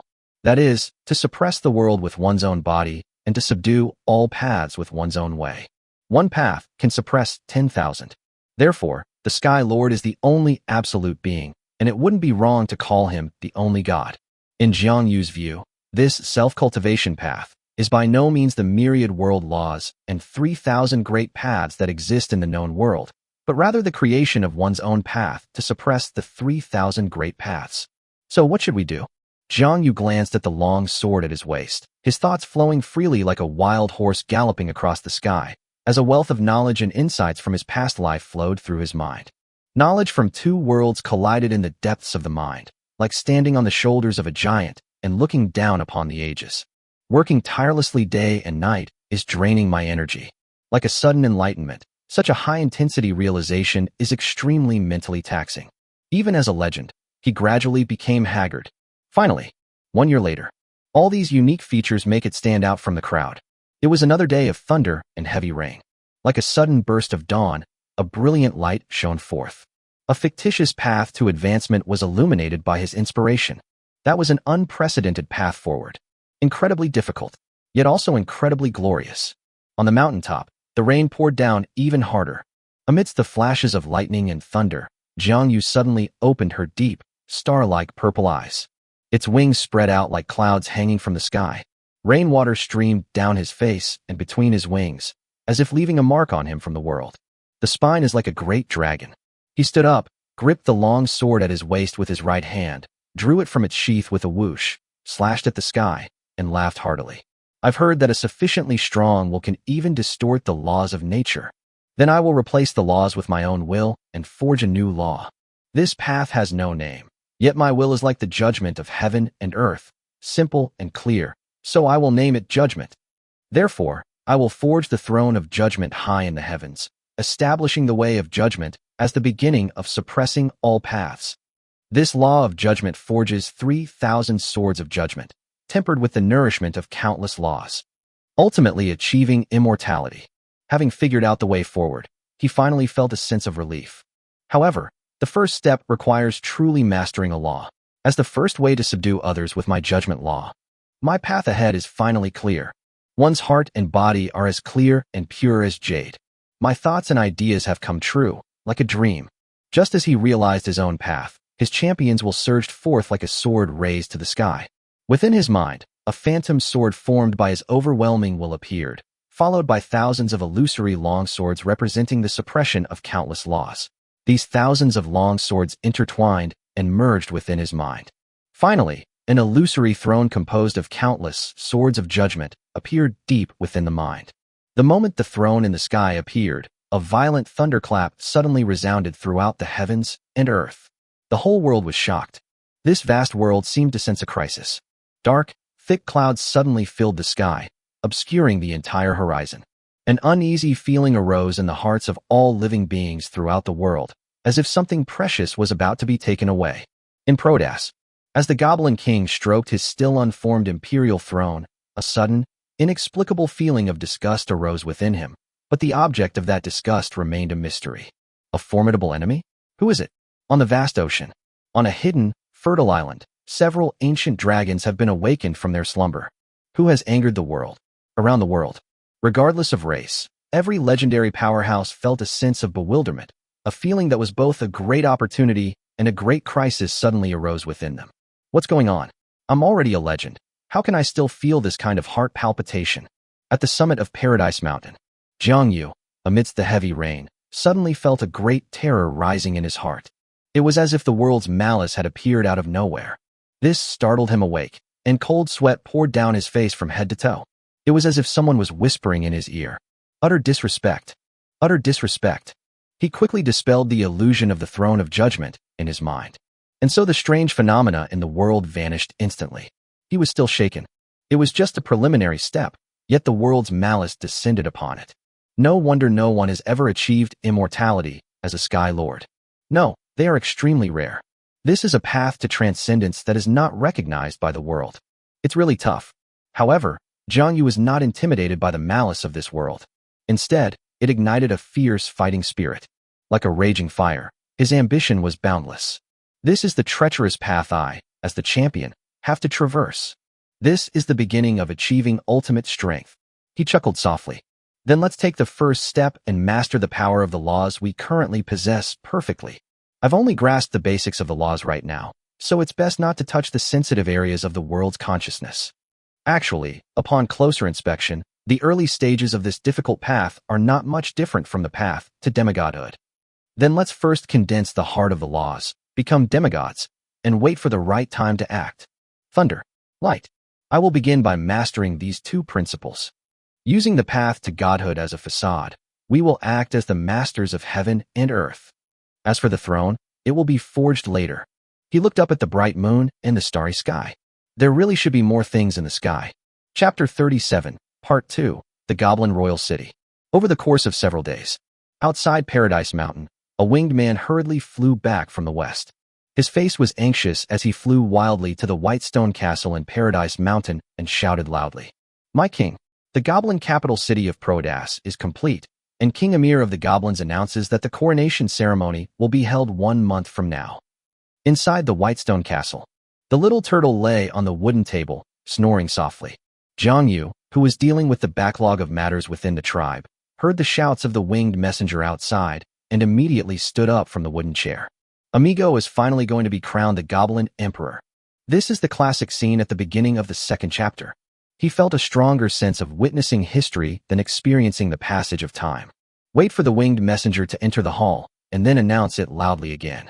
Jiang Yu instructed his personal guards to take the messenger to rest, while he gave orders to his winged assistant. Little E, go and select 800 elite winged people to accompany me to Prodas with my personal guards to celebrate Amigal's victory. Yes, Your Majesty. At a wooden table next to him, a winged girl who was engrossed in her work nodded in response. Large winged tribe by himself, so after returning, he selected dozens of intelligent and reliable winged people as his administrative assistants. Inono was one of the best among them and was promoted to assistant by him. After Inono went out, Jiang Yu patted the little turtle's head on the table and laughed. Little 8, wake up. Let's get ready and head to Prodas. The little turtle, startled awake from its sleep, looked bewildered with a clear sense of foolishness, a far cry from its shrewd appearance in later generations. Boss, we're going on another long trip. Let's get going. He naturally stood up on his two tortoise legs and climbed onto Jiang Yu's shoulder using both his hands and feet. He also rubbed his sleepy eyes. Jiang Yu smiled gently. With Amig's coronation as emperor, the world's gate, Gaju, a concept encompassing both structure and overall structure, has changed. Whether it's the same or not, the Mina, will remain unmoved. The little turtle proudly held its head high. Who are you talking to about the Mina bird? Boss, I was wrong. The next day, 1,000 elite winged beings gathered above Paradise Mountain, including 200 guards and 300 extraordinary professionals, enough to give Amigor the appearance of a sky force. With Jiang Yu's command, everyone followed him to Prodas in the west. 1 month later, Jiang Yu led the winged army to Prodas. At this time, on the Prodas plain, on the same mountain also named Prodas, a magnificent city had been built. Its city walls inherited the high walls of the Titans, reaching a height of 500 meters, but the internal buildings were restored to houses convenient for goblins and various races of the continent to live in, with a very orderly design, much like the appearance of a large ancient city in the previous life. Goblins don't have such architects, and Jiang Yu has even more reason to believe that this is the masterpiece of the humans who came out of the refuge among the goblins. And where the city gate originally stood, there was indeed a huge skull embedded in the center. Its gaping maw was the entrance and exit of the city gate. Every intelligent race that passed through the city gate could still feel the majesty of a demigod and a faint sense of unease. It seems that Goblin King Amir is indeed true to his word. He promised to forge the head of the Thunder Titan Atrus into a city gate, and he will certainly do it. All the races of the continent not only marveled at the goblin's strength, but also understood the goblin race's formidable power. They lowered their proud heads and submitted to the goblins. This is not shameful. When the Titans were powerful, the goblins also bowed down and submitted, even more respectfully. In Prodas, part of the mountaintop was leveled, leaving a large flat area of land. A magnificent palace, combining steampunk and pre-apocalyptic human styles, was built upon it. It was so beautiful that it seemed like a creation from another world. Even Jiang Yu felt that his own white stone castle was a bit too simple in design. Front of the palace was a vast square, where a stone statue of the goblin King Amigor stood. That was the image of Amigor standing with his hands behind his back, gazing at the myriad landscapes of the mountains and rivers. Upon seeing this, Jiang Yu couldn't help but exclaim, "Show off." Jiang Yu and the other winged people landed outside the city gate. A goblin official quickly came to them and guided them into the city of Prodas. However, the goblin officials led them directly to a tall building that looked like outstretched wings. "Your Highness, Winged King, this is the residence our clan has prepared specifically for the nobles. From this day forward, this place belongs solely to the winged people." Chapter 38, A Warning to the Human Race. Jiang Yu smiled upon hearing this. That's good. Now, our winged race has a place to stay in the goblin capital. He looked at the tall, highly symbolic building, and the shape of its two outstretched wings made him feel that the goblins had put their hearts into it. Isn't this an embassy? Actually, on the street. Not only are there winged buildings designed for their winged race, but also dwarf buildings shaped like an iron hammer, troll buildings resembling fangs, and fairy buildings shaped like a forest. In addition, there are centaurs, mermaids, dwarves, and so on. This street seems to have been built specifically for their race, the meritorious followers of the emperor. Pushing open the door of the winged human building, the goblin official asked, Your Highness, this building is not yet named. You can name it, and we'll have craftsmen hang the nameplate on it later. In that case, let's call it the Winged People's Embassy. Jiang Yu replied without hesitation. The goblin official exclaimed in surprise. The name you mentioned is the same one mentioned in the language of the humans in the refugees. It seems the rumors are true. Your Highness is indeed close to the humans. In some ways, I do have a lot in common with them. Jiang Yu burst into laughter. He was not worried that his close relationship with humans would make the goblins wary of him.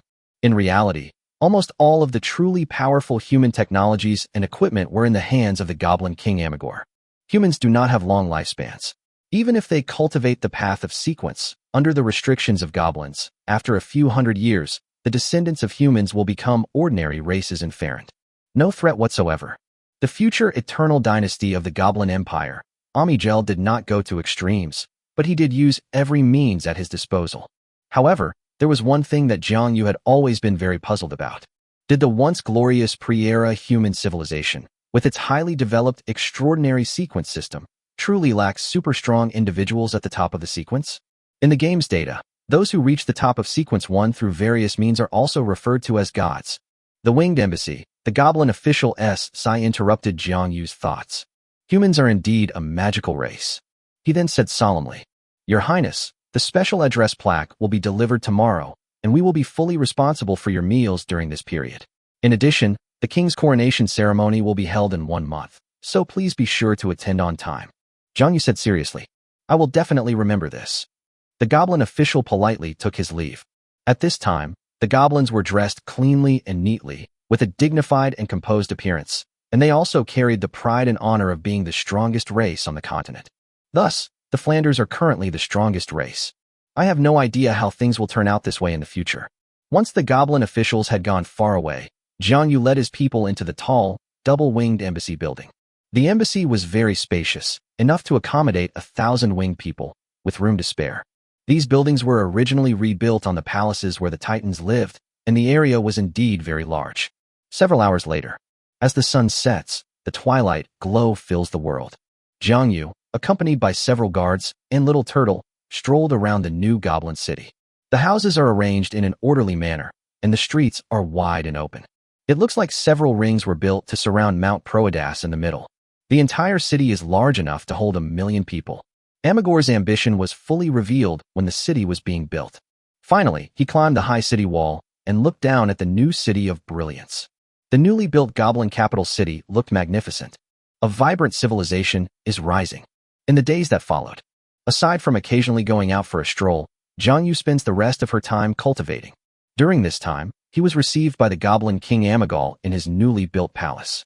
Amager was genuinely surprised to see Jiang Yu achieve such a legendary status, and felt even more at ease with him. However, in this era, everything is determined by strength. In the present-day Fland, Jiang Yu's winged race is the strongest aerial army, which Amagor cannot afford to ignore. However, after Jiang Yu left the palace, the goblin sage walked up to Amagal's throne and frowned as he spoke. Now that the winged human clan chieftain has become a legend, he is not as easy to control as before. The 100,000 strong winged people are a flying legion capable of fighting in the sky. Even legends and demigods would find it troublesome. They weren't afraid, but rather found it difficult to solve. Before becoming a god, divine power and extraordinary power are two different things. Amagor was a very controlling person. Although the trolls were powerful, Furland had a large number of troll clans of different species, so he was never worried. However, the united winged people, with a legend as their leader, would be immediately suppressed by the legend even if they stirred up internal strife, which is a troublesome situation.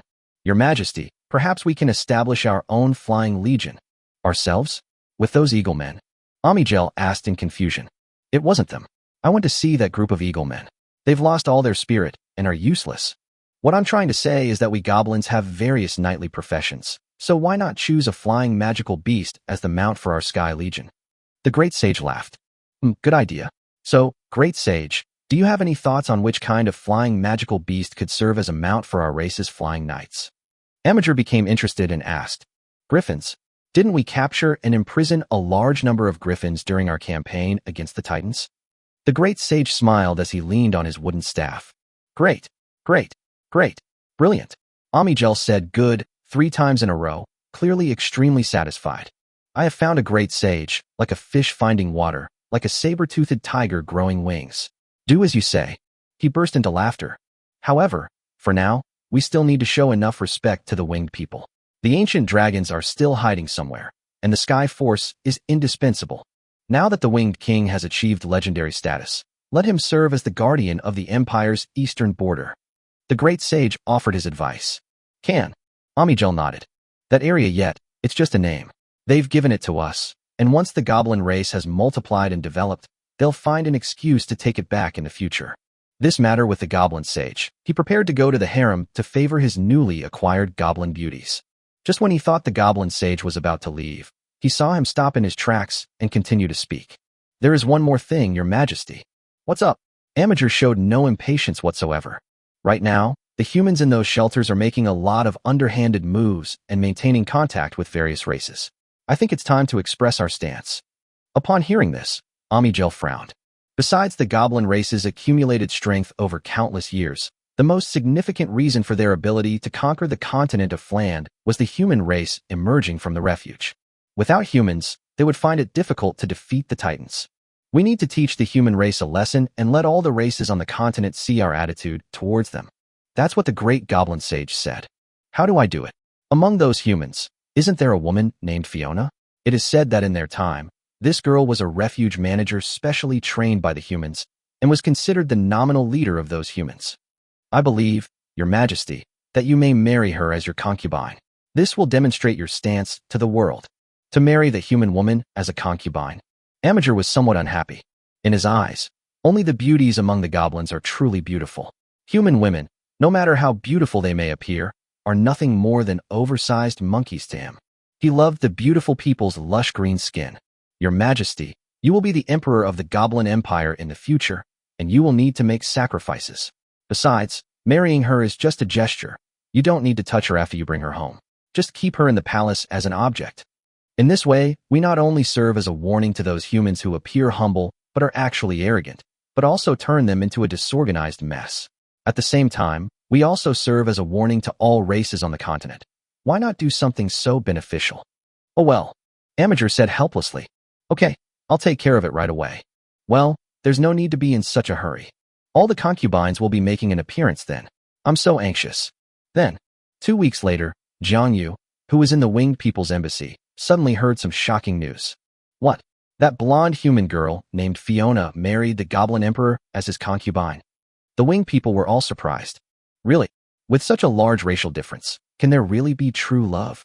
Little Turtle King Xiaoba also exclaimed in surprise. Chapter 39 Imperial Concubines.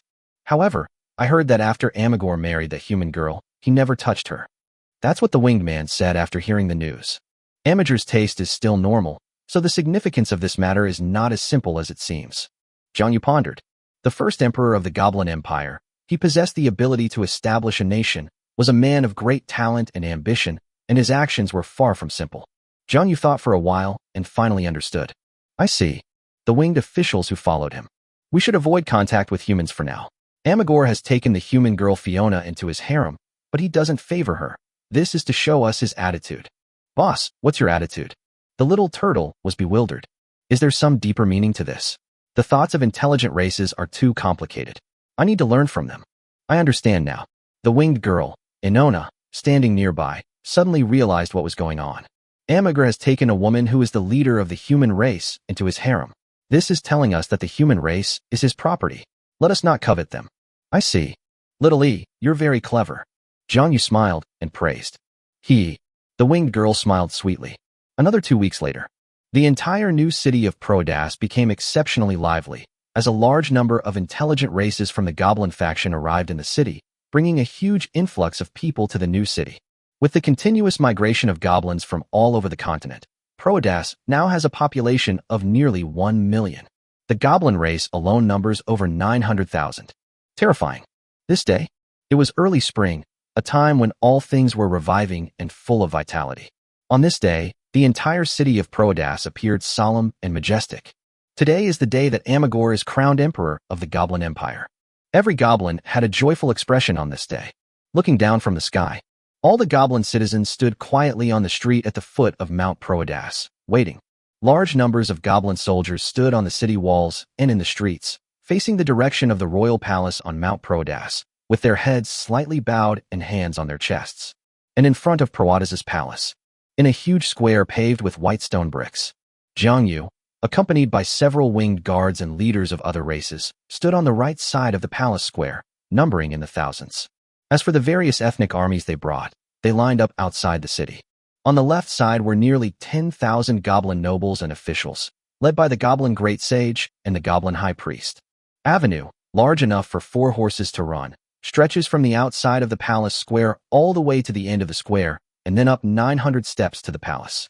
This is Coronation Avenue.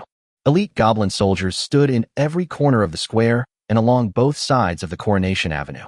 They were clad in armor and armed with spears and swords, their armor gleaming in the sunlight. Solemn and dignified, when the sun rises to its highest point in the sky, Jiang Yu, who was standing in the queue, suddenly heard a loud and clear announcement. The savior of Farand, the destroyer of the Titans, the brave and fearless lord of the goblins, the leader of the alliance of the continent's races, the great leader Amigal, has arrived. Upon hearing the sound, Jiang Yu turned her head and looked out of the square. Several goblin professionals walked ahead on either side, and the voice just now was clearly made by one of the extraordinary professionals. Amager walked in the middle, striding with an imposing presence, looking down upon the world. Beside him, she was a female goblin dressed in elegant and luxurious attire. Behind them, goblin concubine group of nearly 300 people. Among the female goblins, who averaged less than 1.4 meters tall, Jiang Yu looked at her current expression. She was extremely haggard. Her energy and spirit had greatly diminished, and her once beautiful and charming face was now quite dull, with a kind of sickly beauty. She's completely different from the beautiful and confident blonde girl she used to be. Chapter 40, The Goblin Emperor. Perfect. When Jiang Yu looked at her, Fiona's eyes flickered, but then dimmed again. The sun shines brightly in the sky. Fiona felt as if she were in the dead of winter, but Amig's coronation ceremony would not be affected by anyone's emotions. As Amigal walked down the Coronation Avenue made of red fox fur, goblin soldiers raised their spears high above the heads of Amigal and the other goblins on the red carpet.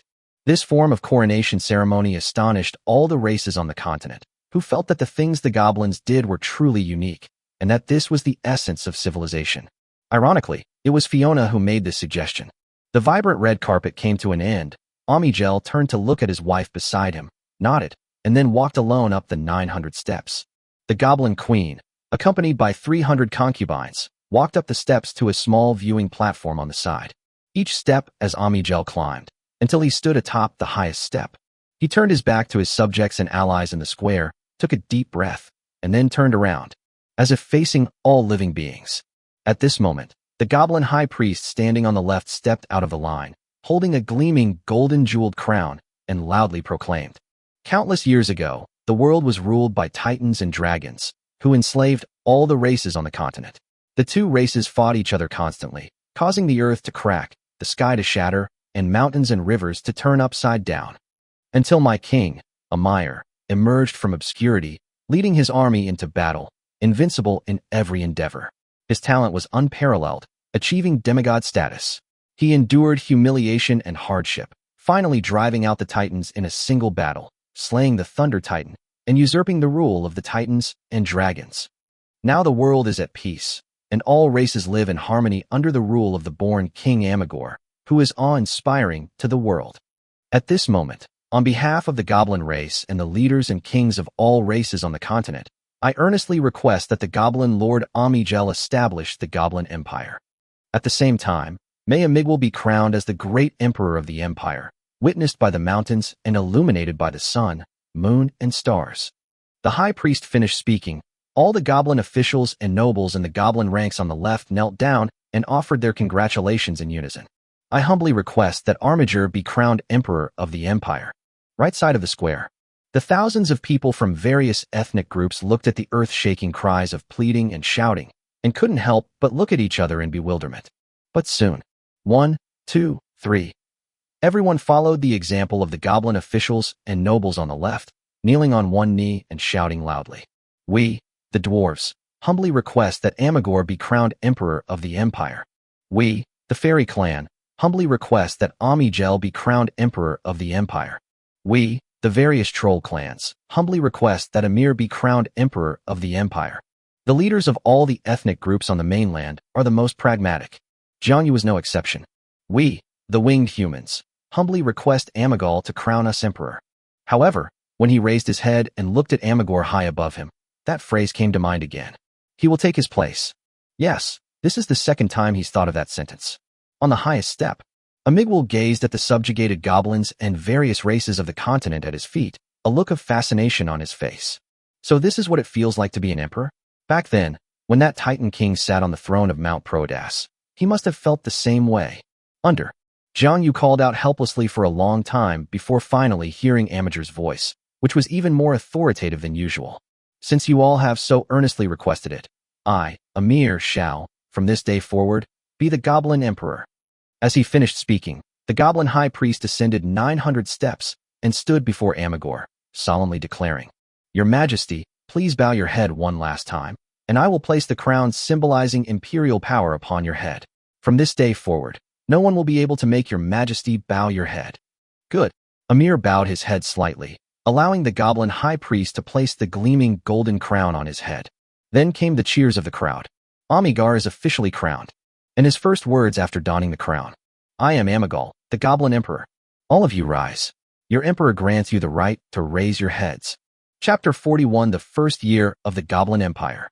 Year 1 of the Goblin Empire. Amigol is crowned the first Emperor of the Goblin Empire, and hereby appoints the chieftain of the most powerful troll clan as the Guardian of the North. He appoints the winged humans as the Guardian of the East and the Sky. He appoints the dwarves as the Guardian of the Mountains. He appoints the merfolk as the Guardian of the West Sea. Every alien guardian is equivalent to a duke of the Goblin Empire. At the same time, all the races on the continent who participated in the campaign against the Titans received certain rewards and titles. After that, Amigel and Fef, two more Goblin Dukes, the eldest son of the High Priest and the Great Sage, and allowed them to establish Goblin duchies in the western and southern borders to expand the territory of the Goblin race and increase its population. He ordered the chieftains of the various Goblin tribes to return to their homes, gather their people, and build cities. The Goblins currently number in the tens of millions. Apart from 1 million Goblins in the capital, the remaining 9 million are scattered throughout the continent. Amigor is ambitious and wants to make Goblin tribes in various places flourish, establish cities, and eventually have a Goblin city at every point on the continent. In the future, Prodas, surrounded by countless other cities, will be the true capital. Finally, he infected 300 young Goblin nobles who had made outstanding military achievements, sending them to establish fiefdoms and expand their territories in the desolate lands outside the core population area of the Goblin Empire and in the untouched lands of other races on the continent. This is what Amigol and his Goblin officials have done over the past year. 1 year later, at the foot of Mount Prodas, late at night, the stars twinkled. The silver moon hangs high. The beautiful girl with long golden hair closed her notebook, sat quietly on the tree branch, swaying her long, white legs, her voice melodious. Fiona, Your Majesty, I know all that you've said, but what is your reason for asking me to meet you so late at night? Opposite her stood a handsome young winged man. No, Jiangyu, there's something else you don't know. Amigel has already begun arranging for people to train Griffin riders.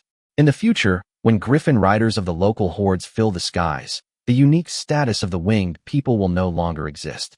A smart person like you should know the consequences. Upon hearing this, Jiangyu frowned.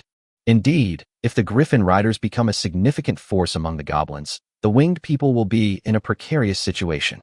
Although the troll race is powerful, it is extremely dispersed. The dwarves possess Titan blood, but are countered by the human weapons wielded by the goblins. Mermaids live in the sea and find it difficult to adapt to life on land. The fairies' nature makes them even more carefree than trolls. Although centaurs are natural-born cavalrymen, their threat comes after the winged people. The other races on the continent all have various problems. Only the winged people. In this era without a powerful sky army, the winged people have effectively divided the goblins' sky kingdom. This was unacceptable to the ambitious and talented Amigo. Seeing Jiangyu deep in thought, Fiona smiled slightly. We can help you with this. Do you have a solution? Jiangyu asked in surprise. Of course, but before that, you need to grant me one request. What are the requirements? Don't worry, it's not excessive. I just want a child with your bloodline. What? Jiangyu was dumbfounded. This is absolutely outrageous. What a bizarre request. In his past life, he had only ever seen such things in melodramatic novels. Fiona, however, took it very seriously. A few years ago, a very high-ranking ancient prophet in my race actually awakened. When I was forced to marry Amigor, he used his life to foretell the most favorable future for humanity. That is, to add your bloodline to the human race. In fact, the prophecy states that among her and Jiang Yu's descendants, the first human king of the new era will emerge, thus breaking free from the control of the goblins.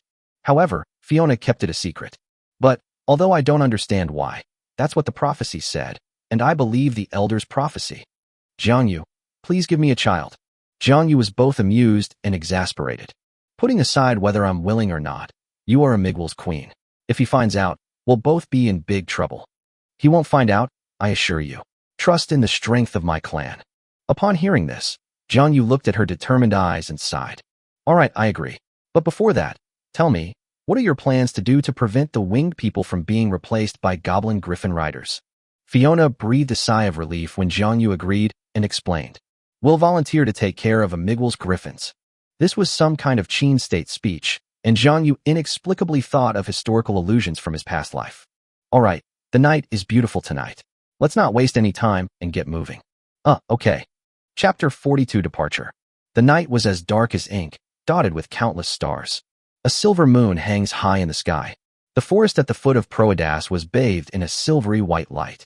A gentle breeze rustled through the full branches of the trees, creating a melodious sound that was both song and lament. A heavy darkness shrouded the depths of the forest, hazy and indistinct. A beam of moonlight, carried by the wind, traversed high mountains and deep valleys, illuminating the bottom of a deep pool. I slept without any dreams. The next morning, the sky was covered with dark clouds, and rain began to fall. Fiona left in a hurry, taking advantage of the gloomy, rainy day to quietly return to the palace on the mountain. As an imperial concubine, she naturally had a room in the palace. The Goblin Emperor Emir was indifferent to human beauties. He wouldn't be so magnanimous as to let his concubines run wild. Standing deep in the forest, Jiang Yu watched the heavy rain fall on the green grass, sighed, and returned to the Winged People's Embassy in Prodas City. As soon as they entered the embassy, a small turtle flashed over like lightning and jumped onto Jiang Yu's shoulder in a few steps. Boss, why didn't you come home all night? Of course, I have important matters to discuss with those humans. Jiang Yu said calmly. Wait, why do you have a jasmine-like fragrance on you? The little turtle, perched on Jiang Yu's shoulder, suddenly sniffed. Jiang Yu's lips twitched, and she reached out and pulled it away. Wang Xiaoba, you're a turtle, not a dog. You can't smell anything. Oh, at this moment, the winged female official Inona walked over with several winged officials and asked, Your Majesty, what did the humans say this time? His winged administrative structure gradually took shape, with the winged woman Inona serving as the official leader who actually helped him handle government affairs. So Jiang Yu told Fiona everything he had said to her, omitting the part about having a baby. Inona sighed upon hearing this. This human is really unlucky. He's ended up as a shepherd who raises griffins for the goblins. You're mistaken. The human race's considerations are far-reaching and far from simple. However, their actions are indeed very advantageous to us. Jiang Yu smiled. By the way, you all pack your things, leave the embassy staff behind. I'll go to the palace again today to bid farewell to Emperor Amigwal, and then we'll return to Paradise Mountain. Yes, Your Majesty. Amigel summoned Jiang Yu this time was actually to mobilize a portion of the winged human forces to conquer a race of loyal Titan giants. The opposing faction has flying units such as griffins and windbirds, so a winged human legion is needed. He is a loyal ally of the current Goblin Emperor, Amigwal, a loyal subject in the Emperor's eyes. Upon receiving the order, Jiang Yu immediately led a winged army of 3,000 men to Prodas and handed them over to the Goblin General in charge of the campaign.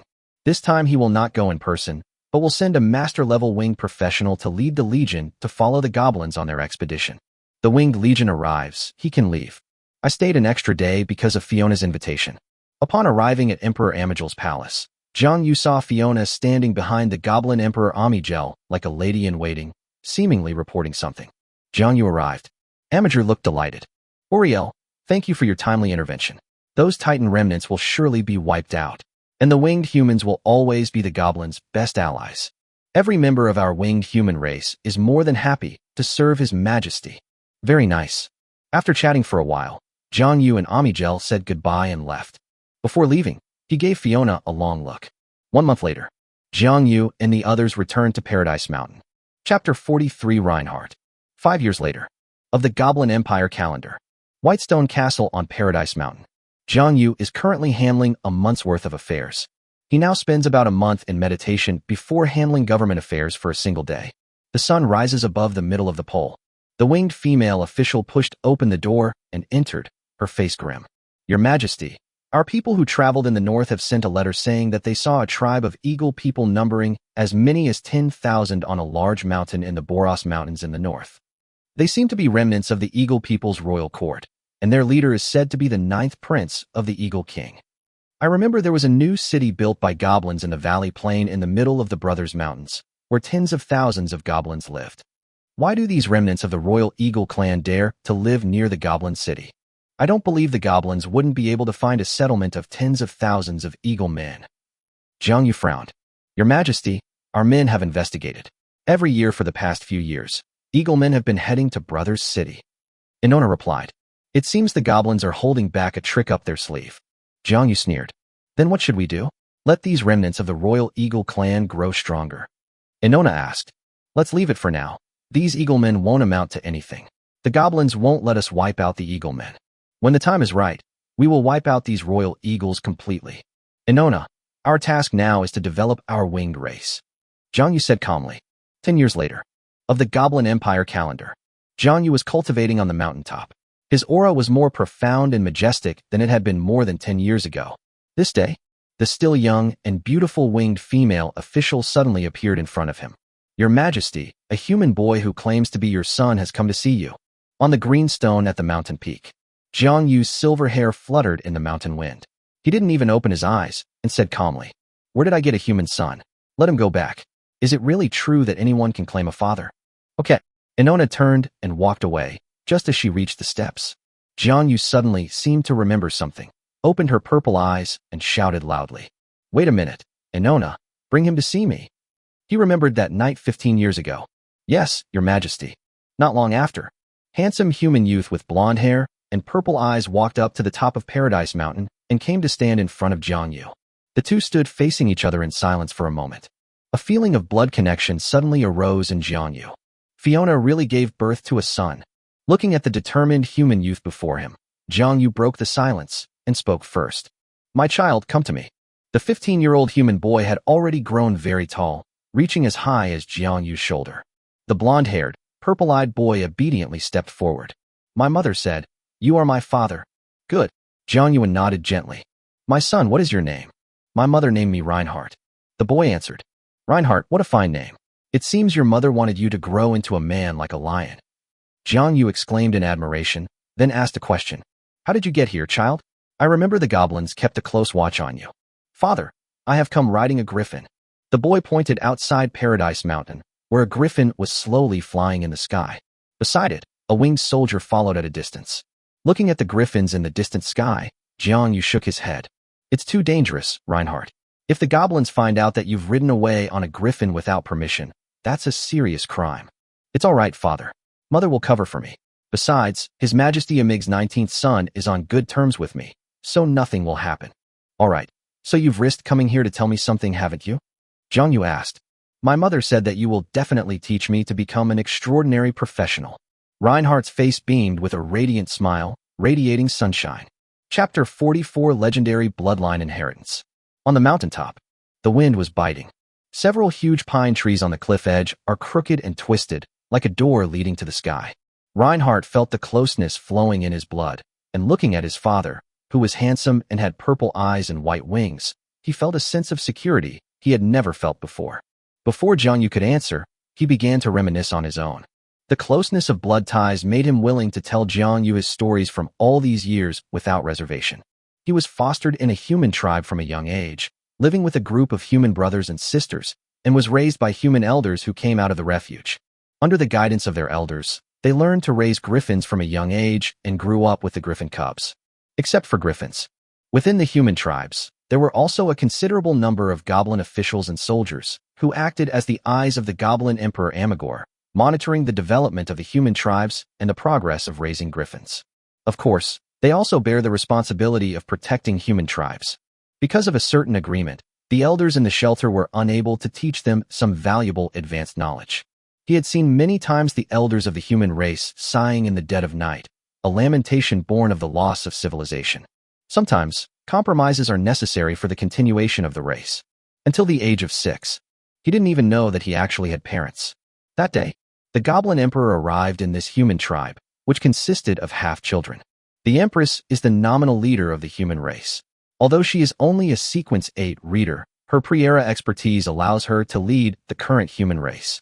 She brought a large amount of supplies and some resources for cultivation. Children with extraordinary potential, but their talent is extremely low. It may be related to the change of eras, and it will require improvement over generations.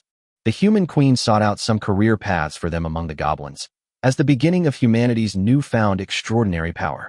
This profession is called knight. However, the knight profession path that the goblins teach to humans can only reach the hero rank at most. There is no legendary rank above that.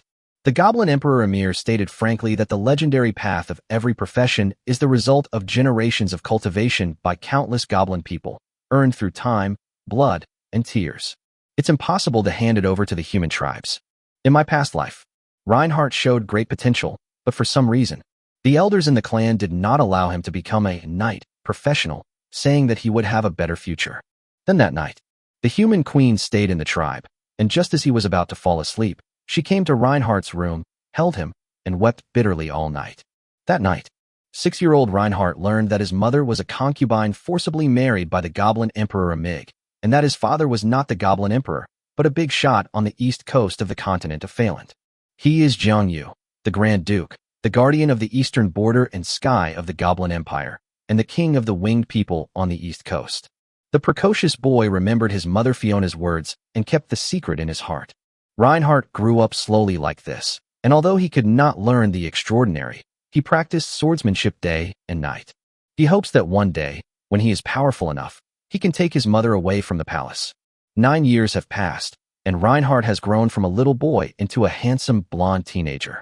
1 month ago, his mother, Fiona, told him that he could come to Paradise Mountain on the east coast to find Jiang Yu, and told him to be prepared. Then the next day, a goblin official came before him and asked him to take his griffins and accompany the 19th prince, Asa Amig, to his fiefdom. During this time, he needed to teach the 19th prince and his trusted knights how to ride griffins. After teaching these goblin knights, the 19th prince patted him on the shoulder, telling him to go do his own thing. Although he got along well with the prince at the time, it didn't allow him to say such a thing.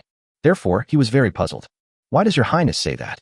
But the 19th prince only said one sentence to him, his smile carrying a profound meaning. I have an agreement with Princess Fiona. Thus, Reinhardt was able to successfully reach the heavenly mountain in the East China Sea.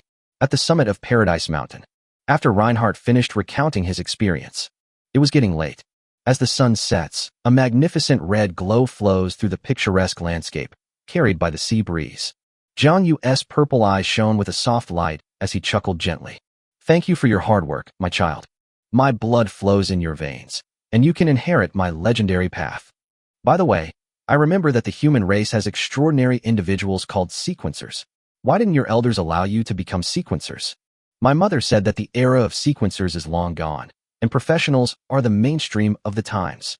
In this era, there is no fertile ground for the existence of those with extraordinary sequences. The various resources required for advancement no longer exist. Reinhardt explained honestly. I see. Jiang Yu finally understood. So, this era no longer allows the birth of sequencers. To advance in the sequence, more organs from long-extinct monsters are needed, which are currently impossible to find. Such extraordinary methods would have to be developed from scratch after a mass extinction. My son, Reinhardt, come to my side and let me see the extraordinary talent you possess. Jiang Yu greeted him. Yes, father. Reinhardt approached. Jiang Yu placed her hand on his head.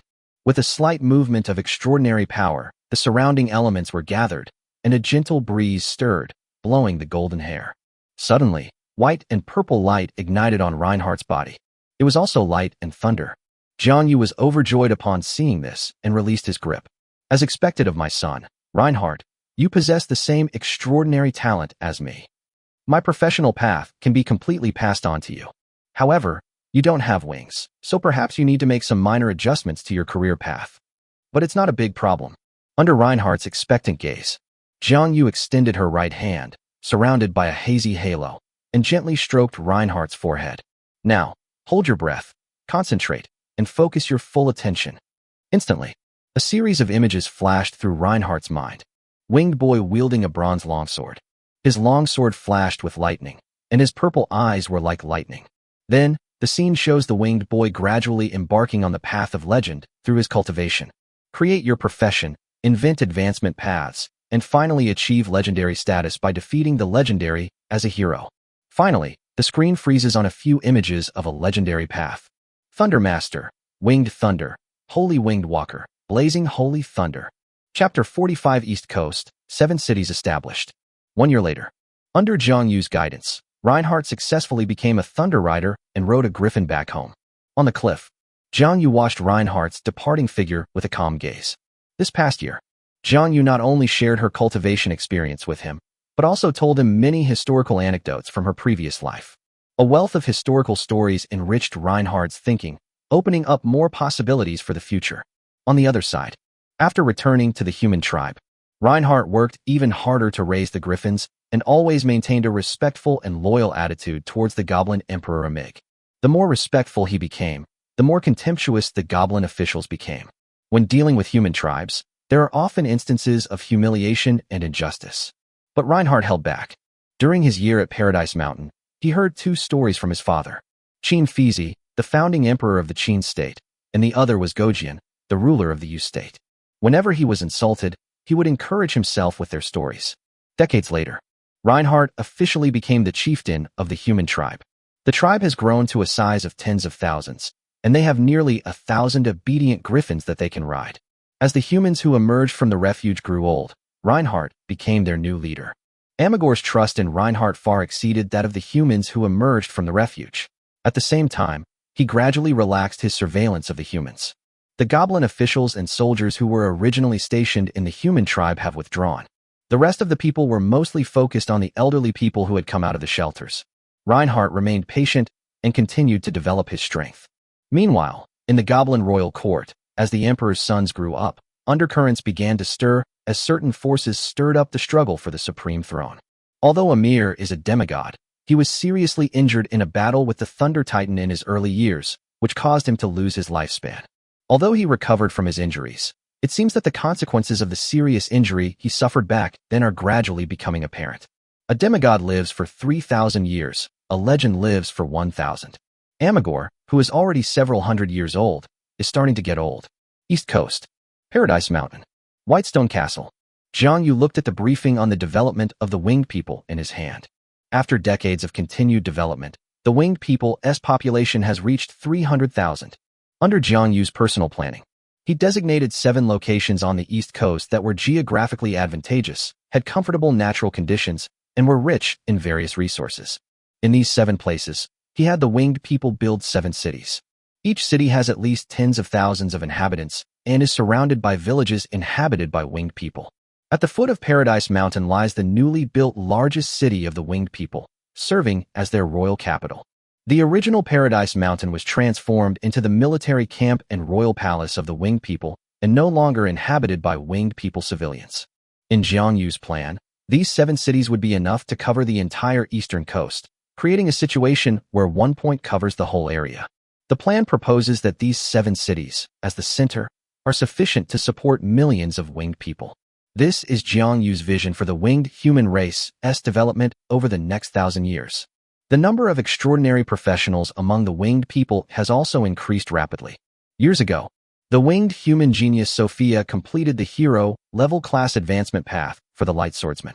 Thus, the advancement path for the Light Swordsman class becomes Light Swordsman, Wings of Light, Messenger of Light. Other professions were also developed by some winged human superhumans. In addition, it incorporated occupational systems borrowed from other ethnic groups. The known initial classes for the winged human race include Knight of Light, Swordsman of Light, Sky Warrior, Royal Guard, Wind Messenger, Lancer, Earth Thrower, Firebringer, etc. Among them, the light element has the most professions, while the other elements have very few. There are basically no dark-themed professions. Today, the winged human race has a heavenly war band of 1,000 people, composed entirely of extraordinary professionals. an elite legion of 50,000 winged people, composed of ordinary winged people. Their strength has increased significantly. Over the years, it was Jiang Yu who led the winged people's warband to wipe out the monsters on the entire East Coast, allowing ordinary winged people's villages to gradually spread throughout the entire East Coast. And in recent days, Jiang Yu also dispatched winged officials to the border between the East Coast and the continent of Phelan to find a place where a pass could be built. He wanted to protect the entire winged race's habitat from invasion by other races and magical beasts. As the Goblin Empire has developed, not to mention the monsters, the goblins have expanded their territory, and the winged villages on the outermost edge of the East are already approaching the East Coast. It has to be said that goblins are incredibly prolific. If there were nearly 10 million goblins before the founding of the nation, there would probably be 50 million now. Chapter 46: The Goblin Empire, 300 Years. With Amig's ambitions unleashed and the goblin army conquering on all sides, most of the known habitable areas of the continent of Fland have been pacified. Numerous races submitted to the goblins' banner. As the Goblin Empire expanded, its villages also ventured into barren lands. The Goblin Empire, having inherited some of the legacy of the pre-ancient human race, has gradually improved its level of mechanical technology. A large number of steam-powered technological creations were manufactured.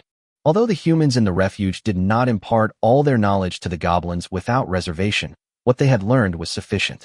The Goblin Emperor Amigor attaches great importance to this development. In his view, the pre-era humans dominated the world with steam technology and sequence superhuman abilities. The sequence may be lost now, but technology can still be developed. He specifically established the Royal Academy of Engineering in Prodas to train goblin engineers. These engineers enjoy excellent treatment and education, making it the best place for goblins without extraordinary qualifications to reach. Science and technology, art, the extraordinary, population, and other aspects are developing in an all-round way. The Goblin Empire has arrived. The winged people also grew and thrived in this rare, peaceful environment. Into the Goblin Empire calendar. The winged people built 9 passes on the land near the East Coast, completely protecting a large area of land along the East Sea. To the outside world, they claimed to be resisting the invasion of monsters and alien races. With the 9 passes completed, the territory of the winged people was like a country in itself. To facilitate governance, Jiang Yu named the eastern coast and a large area of nearby territory Los Andes. In the language of the winged people, it means a precious land bestowed by heaven upon those with wings. The Tian Shan Mountains and the surrounding area where the original Eagle People's royal court was located, the winged people also built a mountain city on the Tian Shan Mountains, which is now inhabited by about 30,000 winged people. Spiritual object Wind Spirit Jade Dew on Mount Tian. Most of the winged people's descendants living in Tian Shan City are wind-type professionals. The year 150 of the Goblin calendar. Reinhardt, the de facto leader of the human race, had already broken through to the final stage of becoming a transcendent professional, the hero rank. However, his career path was somewhat different from Jiang Yu's. With Jiang Yu's advice, and after several decades, Reinhardt combined some of the Goblin Knight career path with his own situation and Jiang Yu's guidance. Based on the profession of Thundermaster, he developed his career path and finally successfully advanced to become a Holy Lion Knight. This is a hero class that he developed from the Holy Wing Walker, suitable for himself. And his legendary profession was already conceived, named Lionheart. From then on, the legendary career paths that would have been passed down through generations of the Reinhardt family began. Thundermaster, Light of Thunder, Holy Lion Knight, Lionheart King. At the same time, most of the humans in the shelter have perished, with only a few younger humans who are Transcendent Sequence members still alive. Fiona was among them, but she was no longer as young as she used to be. The years had left their mark on her face. On the winged people's side, the winged people's population reached 500,000. The 7 major cities gradually accommodated a large number of winged people, and the main city at the foot of Paradise Mountain had a population of 100,000. These years, Jiang Yu dispatched envoys to various parts of the continent to establish diplomatic relations with different ethnic groups. But the results were minimal. At this time, most races were far from having a mature system and were still in a tribal system. However, the dwarves established a kingdom among the mountains, which allowed the winged people's envoys to establish diplomatic relations with them. The changes between heaven and earth are also very obvious. The whole world seems to have entered a deep winter, getting colder year by year. In the north, a large troll tribe calling itself the Frostcrest clan, in order to escape the increasingly harsh weather of the north, had to migrate south to a great northern plain called Heras, where they settled. This troll tribe is very powerful, and its chieftain and high priest are both legendary. After understanding the situation, they actively absorbed advanced goblin culture, voluntarily joined the Goblin Empire's army to fight against dissent, and after decades of effort, their chieftain was granted the title of Earl by a Mig. Earl of Frost was his title. Heras became the territory of this troll clan, and many years later they established the city of Heras. The year 190 of the Goblin Empire calendar. The first Goblin Griffin Knights were established. At its inception, the entire knightly order consisted of 693 Griffin Knights. The Griffin Knights delighted the old Emperor Amigal, who named the newly formed knightly order the Royal Griffin Knights. In recognition of the human race's achievements in raising griffins, Reinhardt was granted the title of Imperial Viscount. They also designated a valley near the human settlement on the western edge of the Proedas Plain as their fiefdom. Reinhardt established the first human city here, Rhine City. This fiefdom is also known as the Rhineland, and the river next to it is the Rhine. Meanwhile, thanks to Reinhardt's efforts, each member of the Griffin Knights will be assigned a human caretaker to feed and care for the Goblin Knights. The Goblin Knights didn't think it was a bad thing that someone was taking care of the Griffins for them. On the contrary, they thought the humans were very sensible. After all, in their understanding, Griffins, as magical creatures, were very difficult to serve, unlike horses and deer. Some people are willing to do these hard and tiring jobs like cattle and horses, and they are naturally very willing. All they need to do is enjoy the thrill of fighting on a griffin. Thus, more than 600 humans joined the Griffin Knights in this way. These humans were diligent and never slacked off. Many years later, the griffins cared for by the humans became a permanent fixture. What they didn't know was that with just one order from Reinhardt, the humans could instantly change the ownership of this Griffin Knights. That was in that year. Reinhardt requested the return of Fiona, the human queen. By this time, the goblins had almost completely absorbed the knowledge and technology they had obtained from the humans in the refuge, and they held sway over Fland, rendering the human queen virtually useless. The Goblin Emperor paid no further attention to this woman, who was like a mascot and a trophy, except for a period of time when she served as a female official due to a lack of talent during the early years of his reign. His harem grew larger every day, and he had no interest in favoring a monkey who was old in his eyes. In addition, given Reinhardt's undeniable loyalty and obedience, Amigor granted his request. Thus, after sitting alone in the deep palace for 190 years, the human queen Fiona was finally able to return to the human race.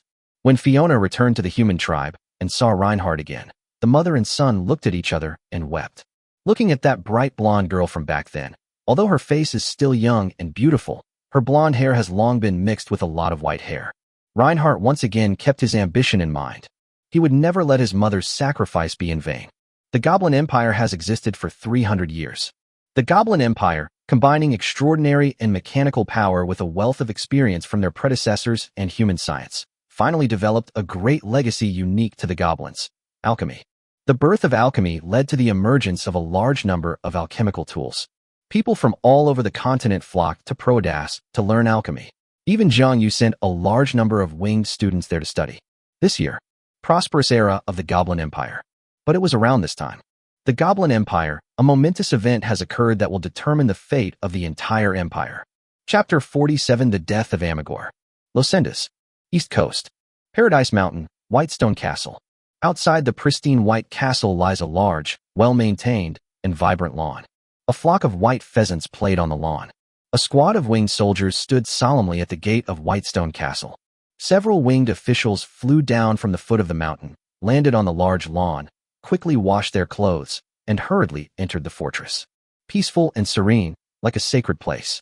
However, not long after, the tranquil atmosphere vanished in an instant. It was as if a huge rock had fallen from the sky and crashed onto the water. What? Amigel is dead. Inside the Whitestone Castle, male winged official sitting in the government office stood up abruptly, looking shocked. Edward and Nona, sit down. In the main seat, Zhang Yu sat upright on a large chair covered with bearskin. On the wall behind him hangs a map of Losendas and the East Coast. He looked at his extremely surprised ministers and frowned. The winged female official who once helped him with government affairs passed away a century ago.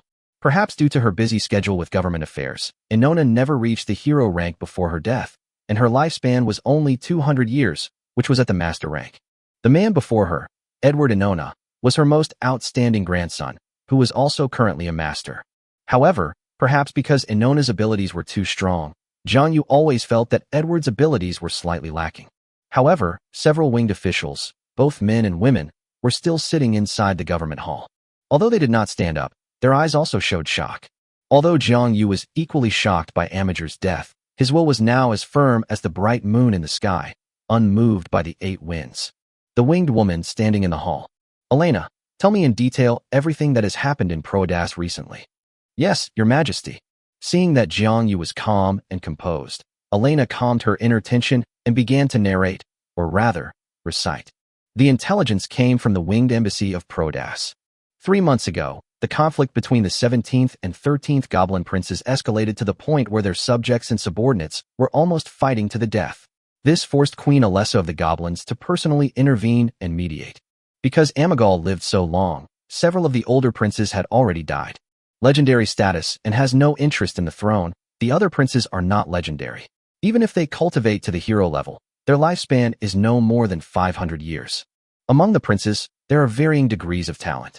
The 13th prince, Milan Amigor, and the 17th prince, Ashu Amigor, were the 2 most talented and ambitious among all the living princes. 2 months ago, another fierce conflict broke out between the 2 princes. But this time, even Queen Alessa was unable to mediate. What happened?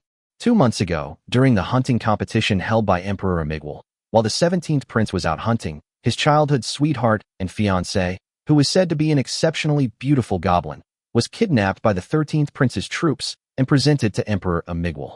Emperor Amigwal is fond of handsome men, which is something Flander knows.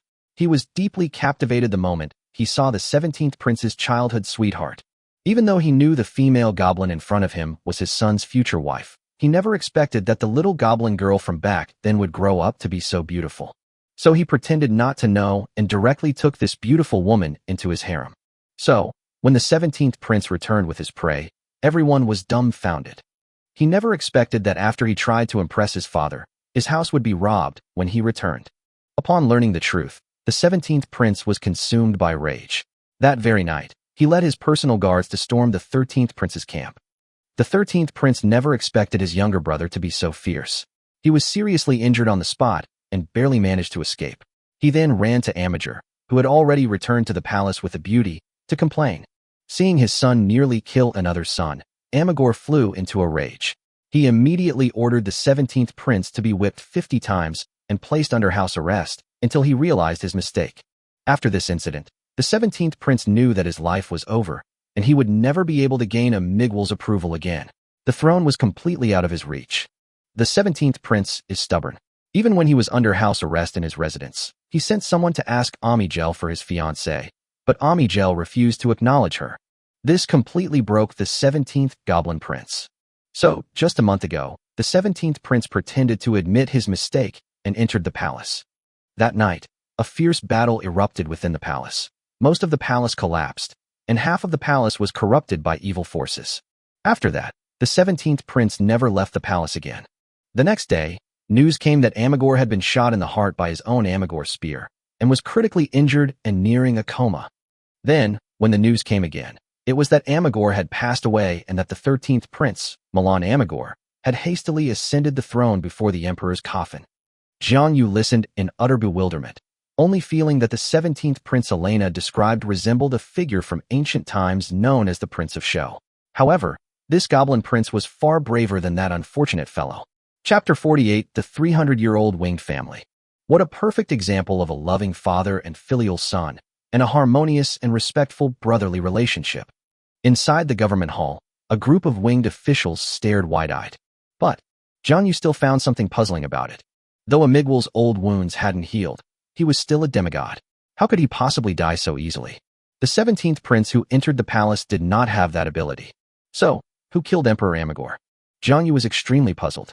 Inside the government affairs hall, the winged officials all showed joy on their faces. The goblin Emperor Amigor was in power. He suppressed the continent, and none of the continent's races dared to disobey him. It was like a mountain pressing down on everyone's heads. Now that he's dead, everyone breathed a sigh of relief. Then some ideas that had never been there before emerged. Officials offered various suggestions. Your Majesty, with Amigwal dead, will the Goblin Empire fall apart? Angel, as a demigod, is the pillar of the Goblin Empire. Now that he is dead, the Goblin Empire will surely fall into chaos. Your Majesty, why don't we take this opportunity to head west and expand our territory so that we can accommodate a larger population in the future? Yes, Los Andes is large, but it is only a small part of Fland. We need more resources and land. Your Majesty, with the Goblin Empire no longer under the sway of a demigod, the various races of the continent will not let this opportunity pass. We can certainly get involved. Your Majesty, I believe that if we unite with the various races of the continent, the number of our legendary figures and the quality of our army may not be inferior to those of the goblins. Your Majesty, Jiang Yu sat at the head of the table, watching the winged officials below express their opinions, a look of satisfaction appearing in his eyes.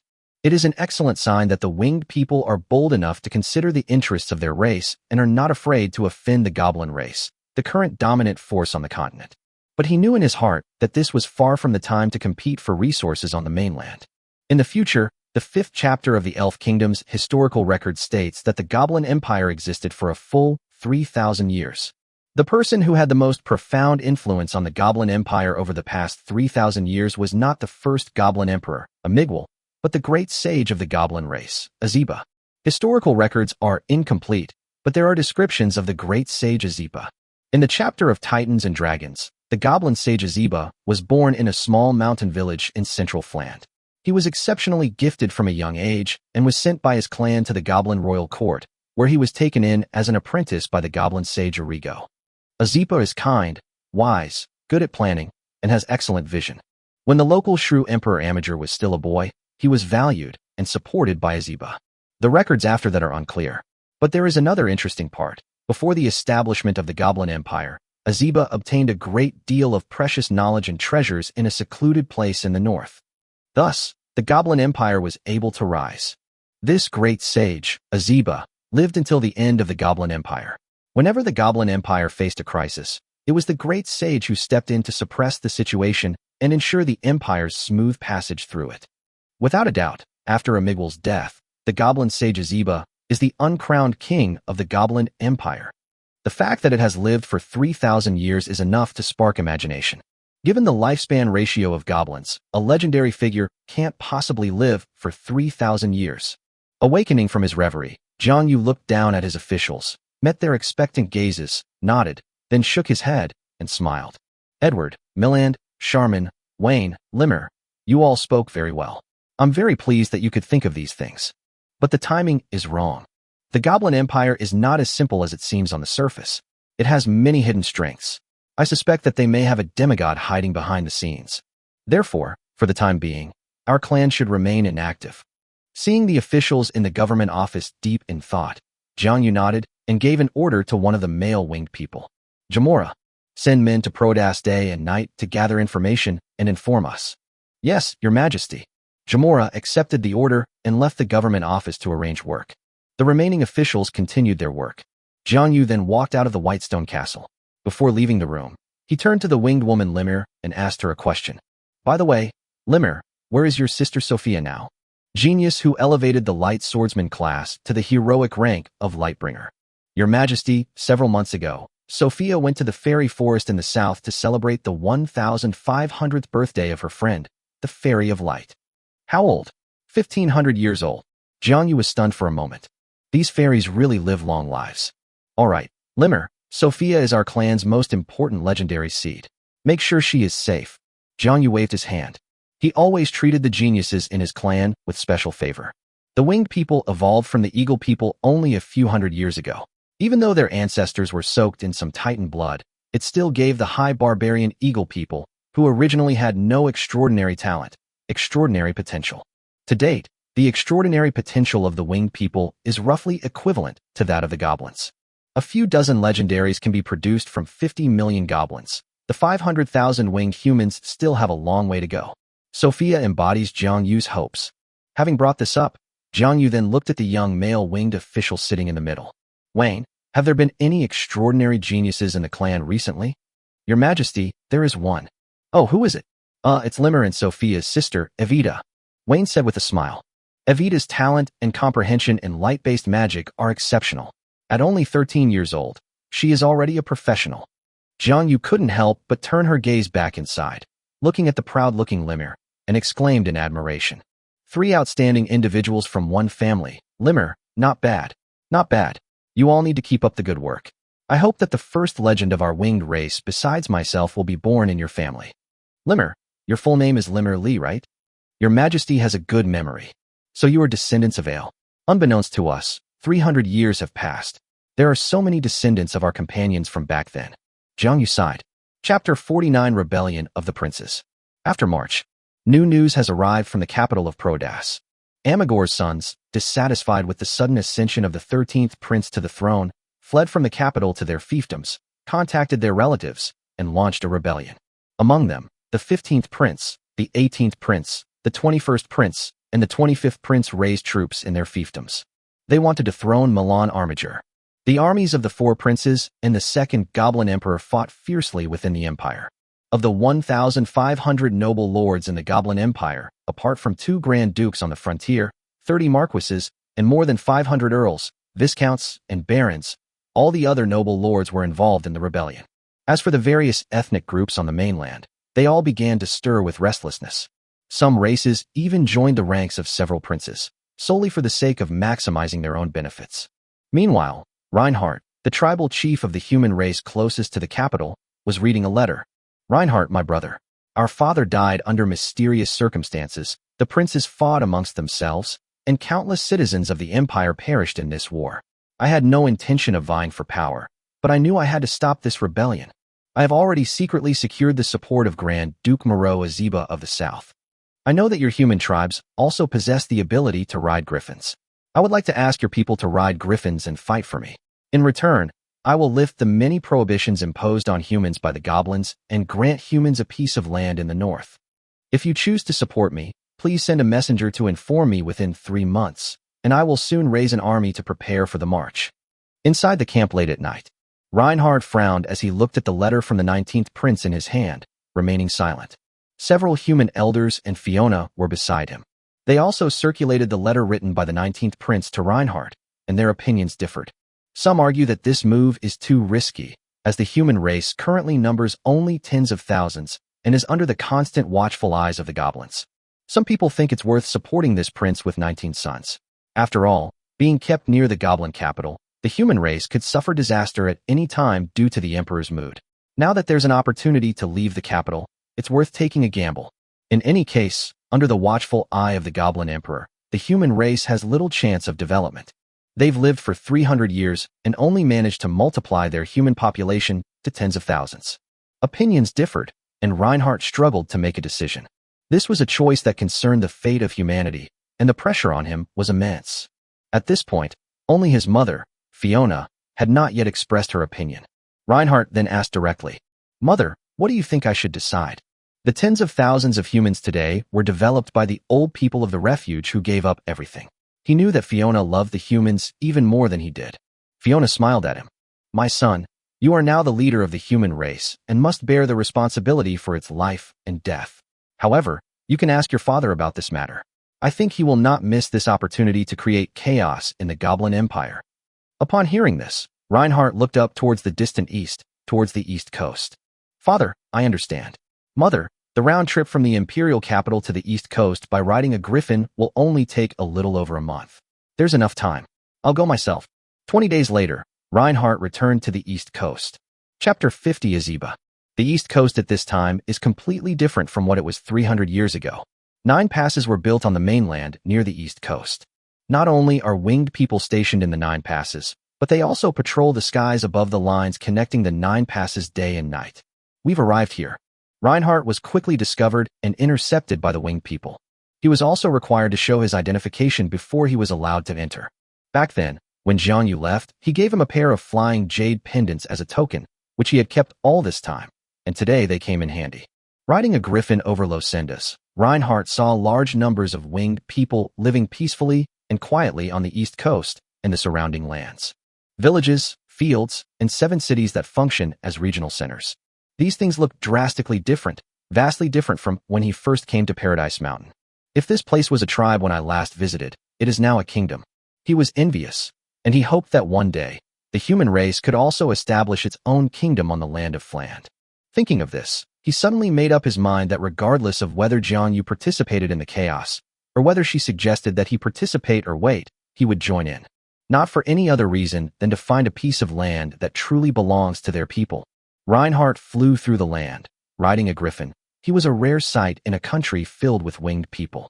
However, the human race is still a tribe that is relatively close to the winged people, and most of the winged people basically just glance at them and then ignore them.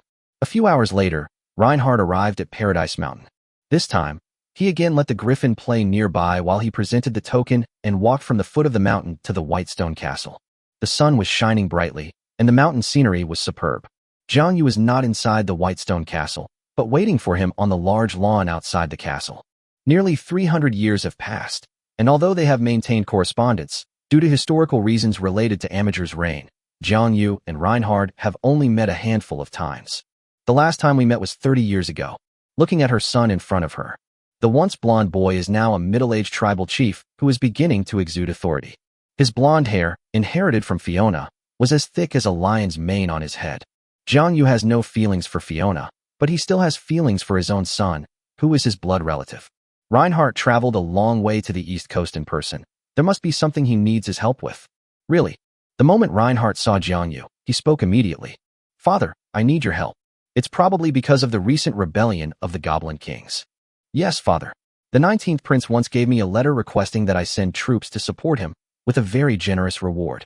But I have been hesitant to make a decision, so I came to ask for your advice." "Reinhardt, remember this. You are not only my son, but also the leader of humanity. Getting involved in the power struggles among the kings is too dangerous for humanity at this stage. If anything goes wrong, it will be utterly annihilated. Take myself as an example. Even though the winged people have developed to this point, I still feel like I'm walking on thin ice. The reason for this is that our strength is too weak." Although Jiang Yu didn't say it explicitly, he had actually advised Reinhardt not to take any risks. A strong sense of resentment flashed in Reinhardt's eyes, but he knew that Jiang Yu's consideration was correct. This stark contrast between reality and ideals left him breathless. "Let me see that letter." Jiang Yu took the letter and read it carefully. His eyes narrowed when he saw the name of Grand Duke Moreau A's of the Southern Territory.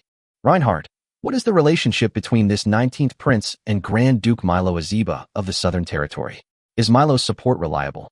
"Father, all I know is that the 19th Prince and Moreau grew up together since childhood, like brothers. Grand Duke Moreau has an excellent reputation, so this must be true." "All right, Reinhardt, I take back what I just said. You can fully support the 19th Prince." "Father, you agree?" Reinhardt exclaimed in surprise. "Yes. Also, when you encounter difficulties, you can seek help from the winged people. If they are too strong, I will also lend a hand." Jiang Yu smiled. "My foolish son, you probably don't know how valuable the name Azeba is. The 3,000-year history of the Goblin Empire." That day, Reinhardt then rode a griffin back to the Rhineland, on the edge of the Proadas Plain, to reply to the 19th Prince. September, 300th year of the Goblin Empire calendar. Autumn is in full swing, and the autumn wind is chilly.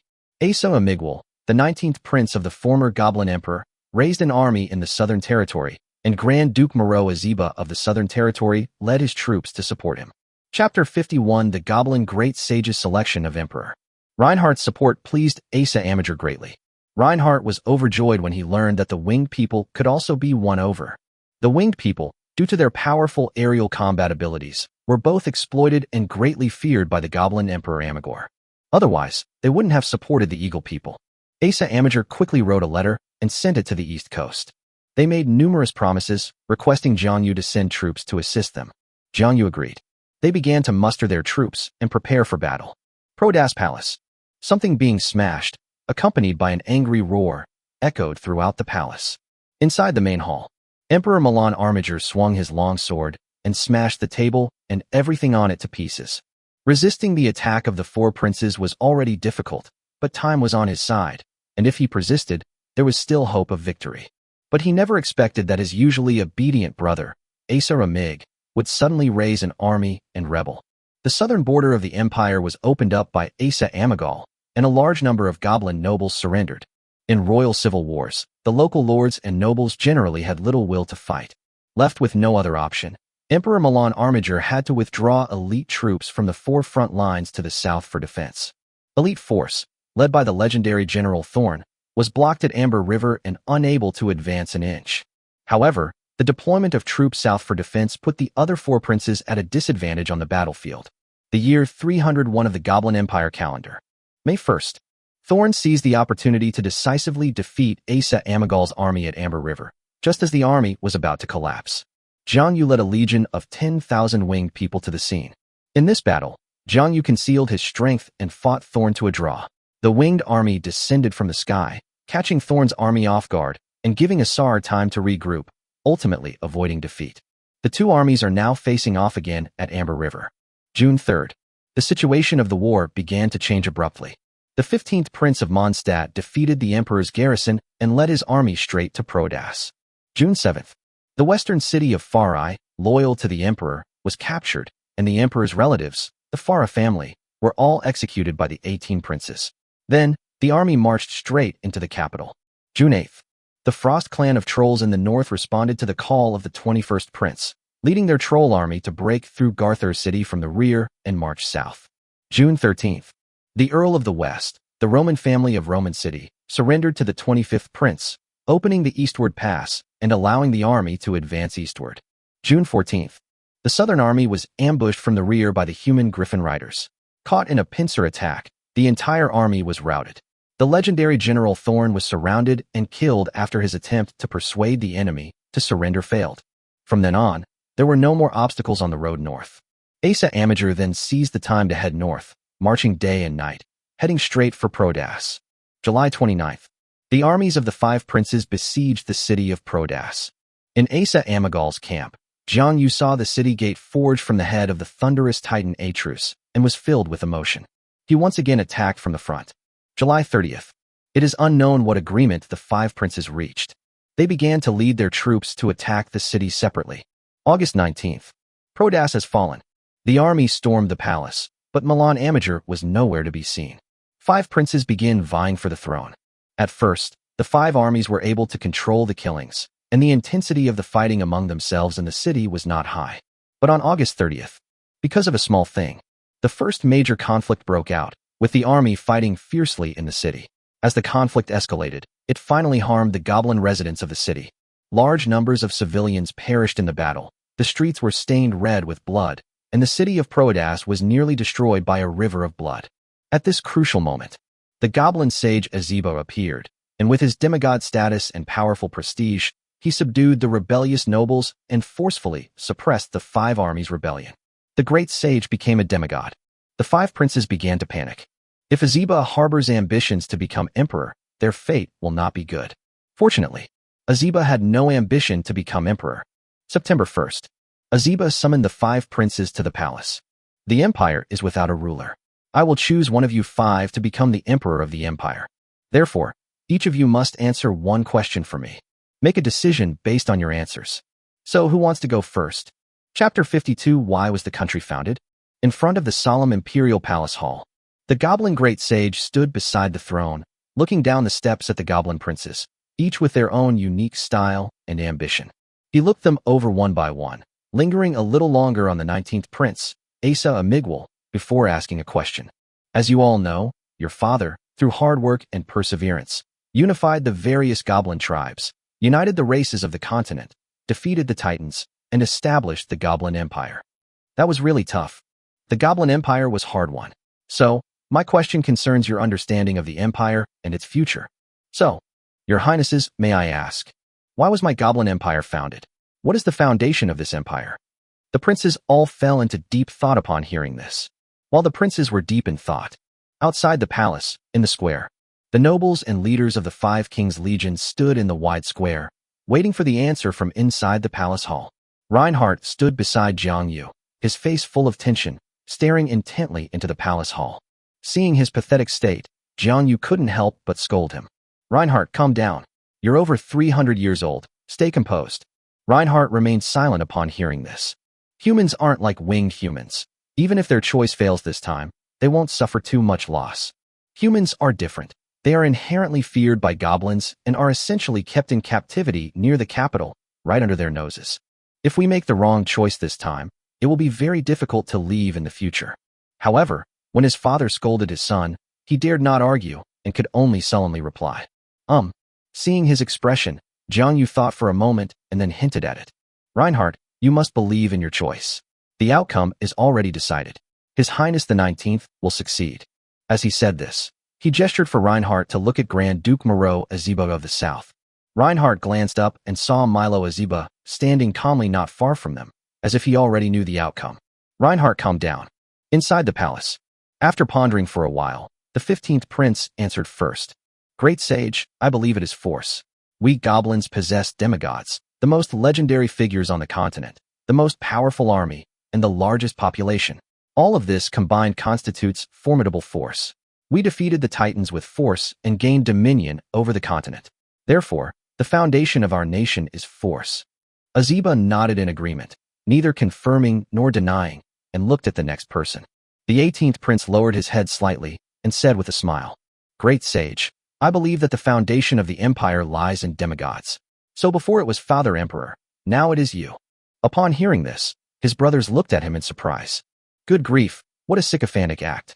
Unfortunately, the great sage Aziba wasn't buying it and moved on to the next prince. The 21st prince spoke directly this time. Great sage, our nation was founded on the achievement of defeating the Titans. This brought all the races of the continent to submission, and they recognized the goblins as the masters of the continent. After hearing this, Aziba seemed speechless, but he still continued speaking. 25th prince, it's your turn.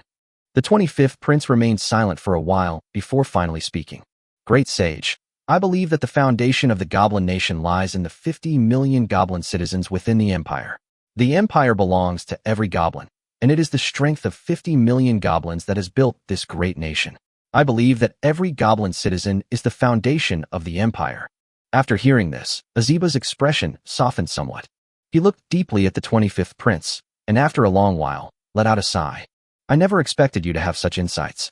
Then, his expression returned to its original solemn look, and he looked at Asa Amager and said, Your turn, Asa Amagor.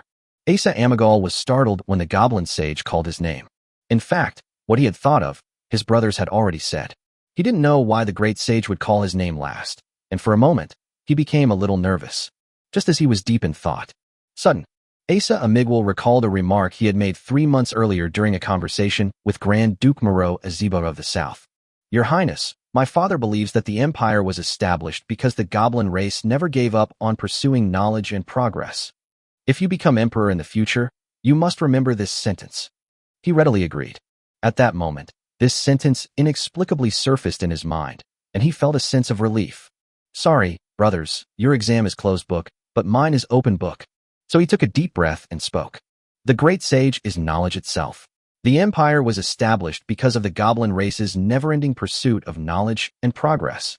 After Asa Amagal finished speaking, Aziba finally smiled, and he said with relief, very good, very good.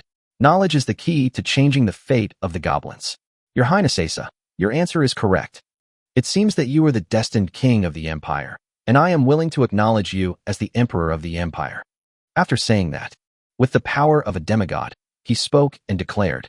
The resounding sound echoed throughout the entire Prodas plain, like a thunderclap in a clear sky, reverberating in all directions. From this day forward, I, Aziba, the great sage of the Goblin clan, hereby proclaim Asa Amagor as the emperor of the empire. Chapter 53 Pollock Territory. Year 302 of the Goblin Empire calendar. January 1st. Asa Amagor was crowned the third emperor of the Goblin Empire at Mount Prodas.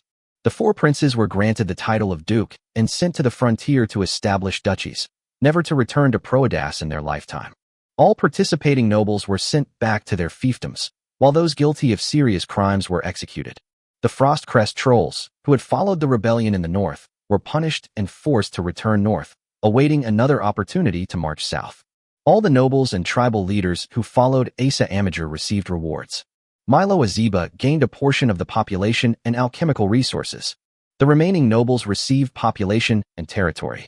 The winged people gained nominal ownership of a large tract of land on the southern coast of the east coast and acquired some alchemical technology. Jiang Yu named that place Lomanda, meaning the mountainous land that the winged people obtained through their efforts. He planned to build 5 cities in Lomanda and raise 1 million winged people. Reinhardt, on the other hand, got what he wanted. Because of his surprise attack on Thorn's army at Amber River, which secured the victory and bought precious time, he did not arrive in Proedas later than the other princes and thus missed the election, and also because of his good relationship with Asa Amigal. Such achievements. Reinhard was granted the title of Earl, and Asa Amager, as agreed, granted Reinhard a large river plain in the western part of the north. That place was on the edge of the northern Goblin Empire's sphere of influence and was once the territory of a border count. Now the count has been convicted of a sinner, his lands confiscated, and the goblin commoners within them divided among the nobles. Reinhard has been granted a piece of land that has already been developed. He named the territory Pollock, meaning to regain habits and be reborn. The following year, he found Asa Amigal to testify and made a deal with a border viscount, exchanging the Rhineland for a territory of a northern nobleman, the Portman land. The Bowman territory and the Polek territory were thus merged into the Polek territory, which possessed forests, plains, and rivers, enough to support a population of 500,000. After the rebellion of the kings, the Goblin Empire began to recuperate. After his coronation, Asa Amager adopted a policy of appeasement towards foreign tribes. However, they were extremely wary of the domestic nobility. After all, with the goblins suppressing the continent, he was still unaware of the danger posed by other races. Asa's attitude toward the great sage Azeba was extremely complex. On the one hand, he was grateful to Azeba for helping him ascend to the throne. On the other hand, he felt that Azeba's power and prestige were too great, sometimes even more so than his own. He longed to restore the emperor's authority as Amigar had during his reign, but he also feared that Azeba would depose him. This prevented him from becoming a legend in his lifetime. The year 350 of the Goblin Empire calendar. Fiona died in Polek. Before her death, she asked Reinhardt to bury her under a laurel tree because she always remembered the laurel tree her mother planted when she was a child. She asked Reinhardt to have a line of small words engraved at the bottom of her tombstone. A sister filled with guilt. When the catastrophe struck, she strictly adhered to the rules of the human kingdom she lived in during the previous era, closing the shelter on time, which meant that her sister Vivian was not able to enter with her. Although Vivian possessed exceptional talent as a sequencer, she was still very young and was likely already dead. Before Fiona passed away, Jianyu met with her one last time. Although he had no feelings for her, he still saw her off on her final journey. The year 567 of the Goblin Empire calendar. The third emperor of the Goblin Empire died in the palace at the age of 493. Chapter 54 Throne Realm.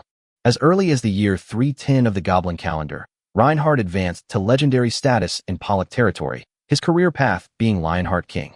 From then on, people lived to be 1,000 years old, and the human race became a major regional race. Having led his people to independence in the north and become a legend, Reinhard finally had the energy to raise his offspring. This was also Fiona's request. For humanity to prosper, it cannot do without geniuses with extraordinary potential. Fiona arranged for Reinhard to marry more than a dozen wives until Reinhard himself strongly insisted on not having any more. The legendary Lionheart King thus submitted to his mother's power, working diligently to obtain an heir. However, the legendary bloodline had difficulty producing offspring, and he only had 3 sons and 1 grandson by the time Fiona passed away. By the time the third emperor, Asa Amig, died, the Reinhard family had grown to nearly 100 members. At this time, the human race already had a population of 500,000. At this point, Reinhardt's original territory was no longer sufficient, so he had to head north to expand his territory. Of the Polek territory is not a barren land. Several intelligent races live there. Races such as kobolds, centaurs, and trolls each have several tribes in the north. After considering it for a few days, Reinhardt decided to target the kobolds. Kobolds were once under the command of dragons, but with the changing times, the kobold tribes are easier to bully than races like centaurs and trolls. During the battle between Reinhardt and the kobolds, East Coast, Jianyu was also very satisfied with the development of the winged people. The year 360 of the Goblin Empire calendar. Leaving the southern border, the winged human genius Sophia did not return to the East Coast, but continued to travel across the continent. They did not return until the year 490 of the Goblin Empire calendar. However, when she returned, she had already achieved legendary status and pioneered the legendary career path, Saintess of Light. After more than 500 years, the winged people finally have their second legend. 30 years later, Sophia's sister, Irida, also advanced to legendary status, opening up another legendary path for the Swordsman of Light, the Sword Saint of Light. This legendary class is more powerful than her sister, and is more suitable for the vast number of winged extraordinary professionals. The two sisters, a family of two legends, became a popular tale among the winged people. As for their eldest sister, Limmer, she remained stuck at the hero rank, unable to make any progress. Perhaps due to the significant delays in her official duties, she is unlikely to have the opportunity to make a breakthrough in her lifetime. The point in time when Asa Amigwal died. The winged people have existed for over 200 years. Lamanda has already been developed to a considerable extent. 5 winged cities were built among the mountains, and about 500,000 winged people settled here. In Los Cindas and the East Coast, the number of winged people has reached 1.5 million. This number has reached the limit that the region can support winged people. In the winged people region of Tian Shan, growth was slow, mainly due to the presence of military households, numbering approximately 100,000. The current population of the winged people is approximately 2.1 million. As for Jiangyu, after 500 years of cultivation, if he had followed the path of demigod, he could have become a demigod long ago. Since he had already mastered the laws of thunder, if he were a demigod, he would have integrated his will into the laws of thunder in the world by now, trying to seize the power of thunder and become a part of the order of heaven and earth. His approach, however, was somewhat different. He needs to merge his will into the laws of heaven and earth and thunder, and at the moment he takes control of the power of thunder, he needs to transform his will into a divine sword to forcibly suppress the power bestowed by the laws of thunder. This is the first step on the path to becoming a Sky Lord. He called it the Throne Realm, a demigod on the path to godhood.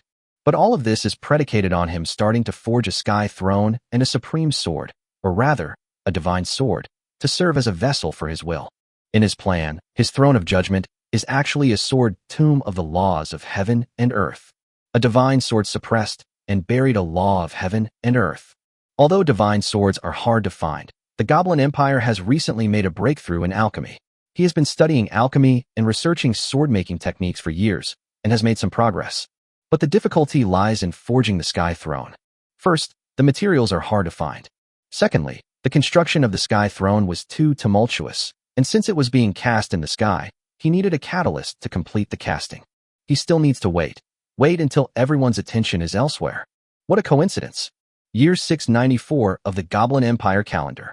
A plague has broken out that has affected the entire Flanders. Chapter 55 Plateau. The source of this plague can actually be traced.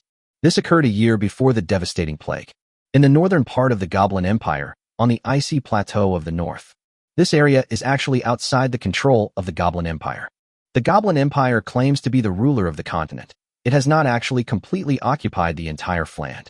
North of the Goblin Empire lies a river that flows almost the entire north, dividing the northern part of the continent of Farand into 2 zones. The south was the relatively warm and resource-rich northern border of the empire. Some border lords and a large number of races affiliated with the Goblin Empire, including humans, live and multiply here. To the north lies a vast, boundless desert grassland, primarily inhabited by centaur and troll clans, as well as kobolds, pig-headed people, tiger-headed people, goat-headed people, minotaur, and many others. These are all nomadic tribes who have lived in the north for generations, surviving in the vast northern deserts. The Frostclaw Troll clan, which once migrated south to submit to the empire, was one of these clans, but it was not the most powerful clan. Of course, they have long since been driven back to the desert, and we don't know how they are doing now. Further north of the desert lies a majestic plateau. A towering mountain range stretching for thousands of miles separates the desert from the plateau. In the desert, some legendary creatures have also traveled to the plateau, but they left soon afterward. The climate on the plateau is much colder, making it unsuitable for normal people to live there. Of course, it's not that no living beings exist here. Many ice-type races thrive on the plateau, and they are all quite tall. It seems that the plateau is the cradle of giant creatures. The historians of various races in the 5th chapter also speculate that the ancestors of the Titans may have come from the plateau, arrived in Proedas in the central part of the continent, and then developed and expanded, creating a supernatural system, thus ruling the world. There are many giant creatures on the plateau. The frost giants are one of the races here. However, their size was incomparable to that of the Titans, who could grow to about 7 or 8 meters tall as adults, but were still enormous creatures.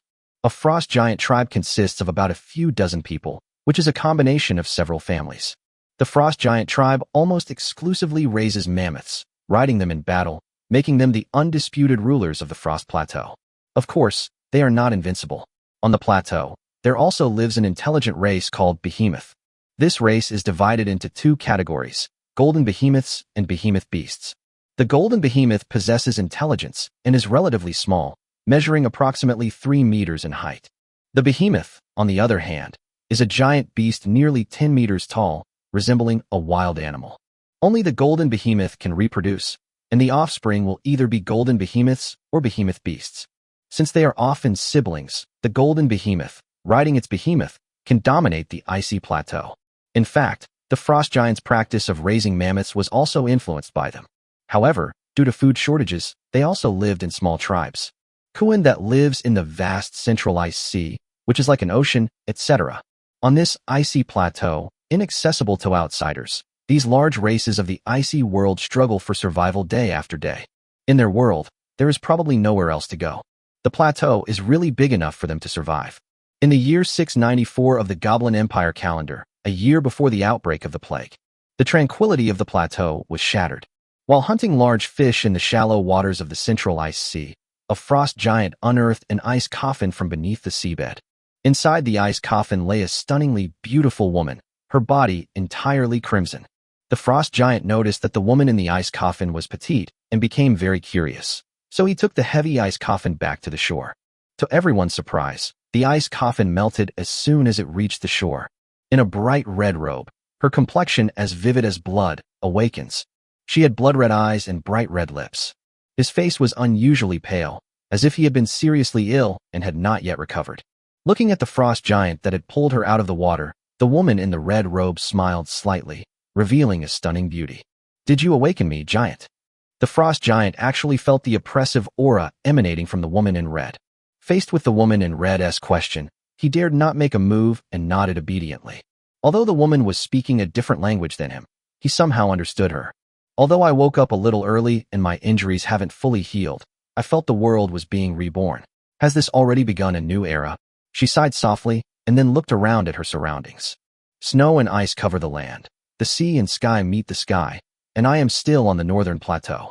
She stood up, her figure slender and her curves captivating.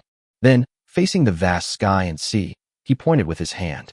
Countless bright red threads plunged into the sea, and within seconds, she pulled out countless fish, all of them large, including one giant fish that was 30 meters long. With a series of thump sounds as fish landed, the frost giant looked down and saw a large number of fish appearing at his feet. However, these fish looked somewhat shriveled, as if a lot of blood had been drained from them. "Big guy, you've woken me up, so you can take these fish with you." Then, without waiting for the frost giant to react, it transformed into a streak of red light and left. The frost giant stood there stunned for more than 10 minutes, and only breathed a sigh of relief after confirming that the woman in red had really left. He looked at the big fish at his feet, a look of joy on his face, and then dragged the largest one away, heading towards the tribe. For him, today's harvest was pretty good. Chapter 56 Blood Poison. The woman in the red robe left. She spent several days circling the icy plateau. There are no traces of humankind on the plateau. Does this mean that civilization has been restored but has not yet set foot here? She shook her head while standing in midair. "Forget it. Let's go to the mainland and see if anyone has come out of those old shelters and restored human civilization." So the woman in the red robe headed south to the mainland. She first passed through the vast northern desert, where she saw the centaurs, trolls, and other races living there, and looked puzzled.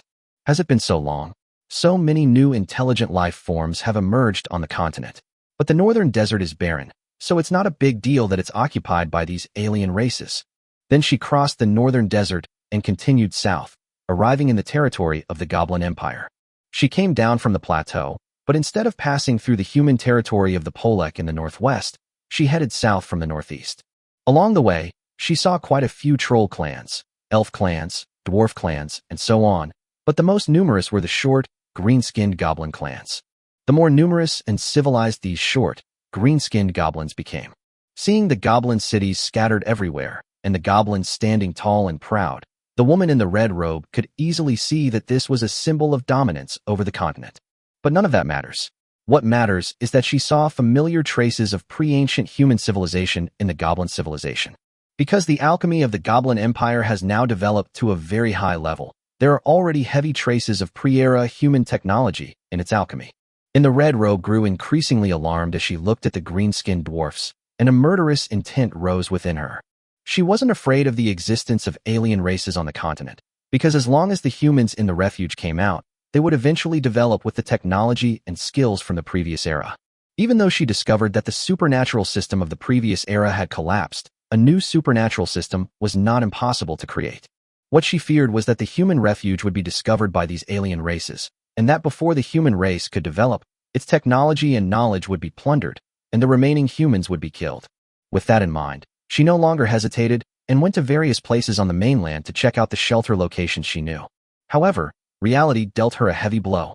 Most of the shelters didn't even last long before collapsing on their own, and all the humans inside died.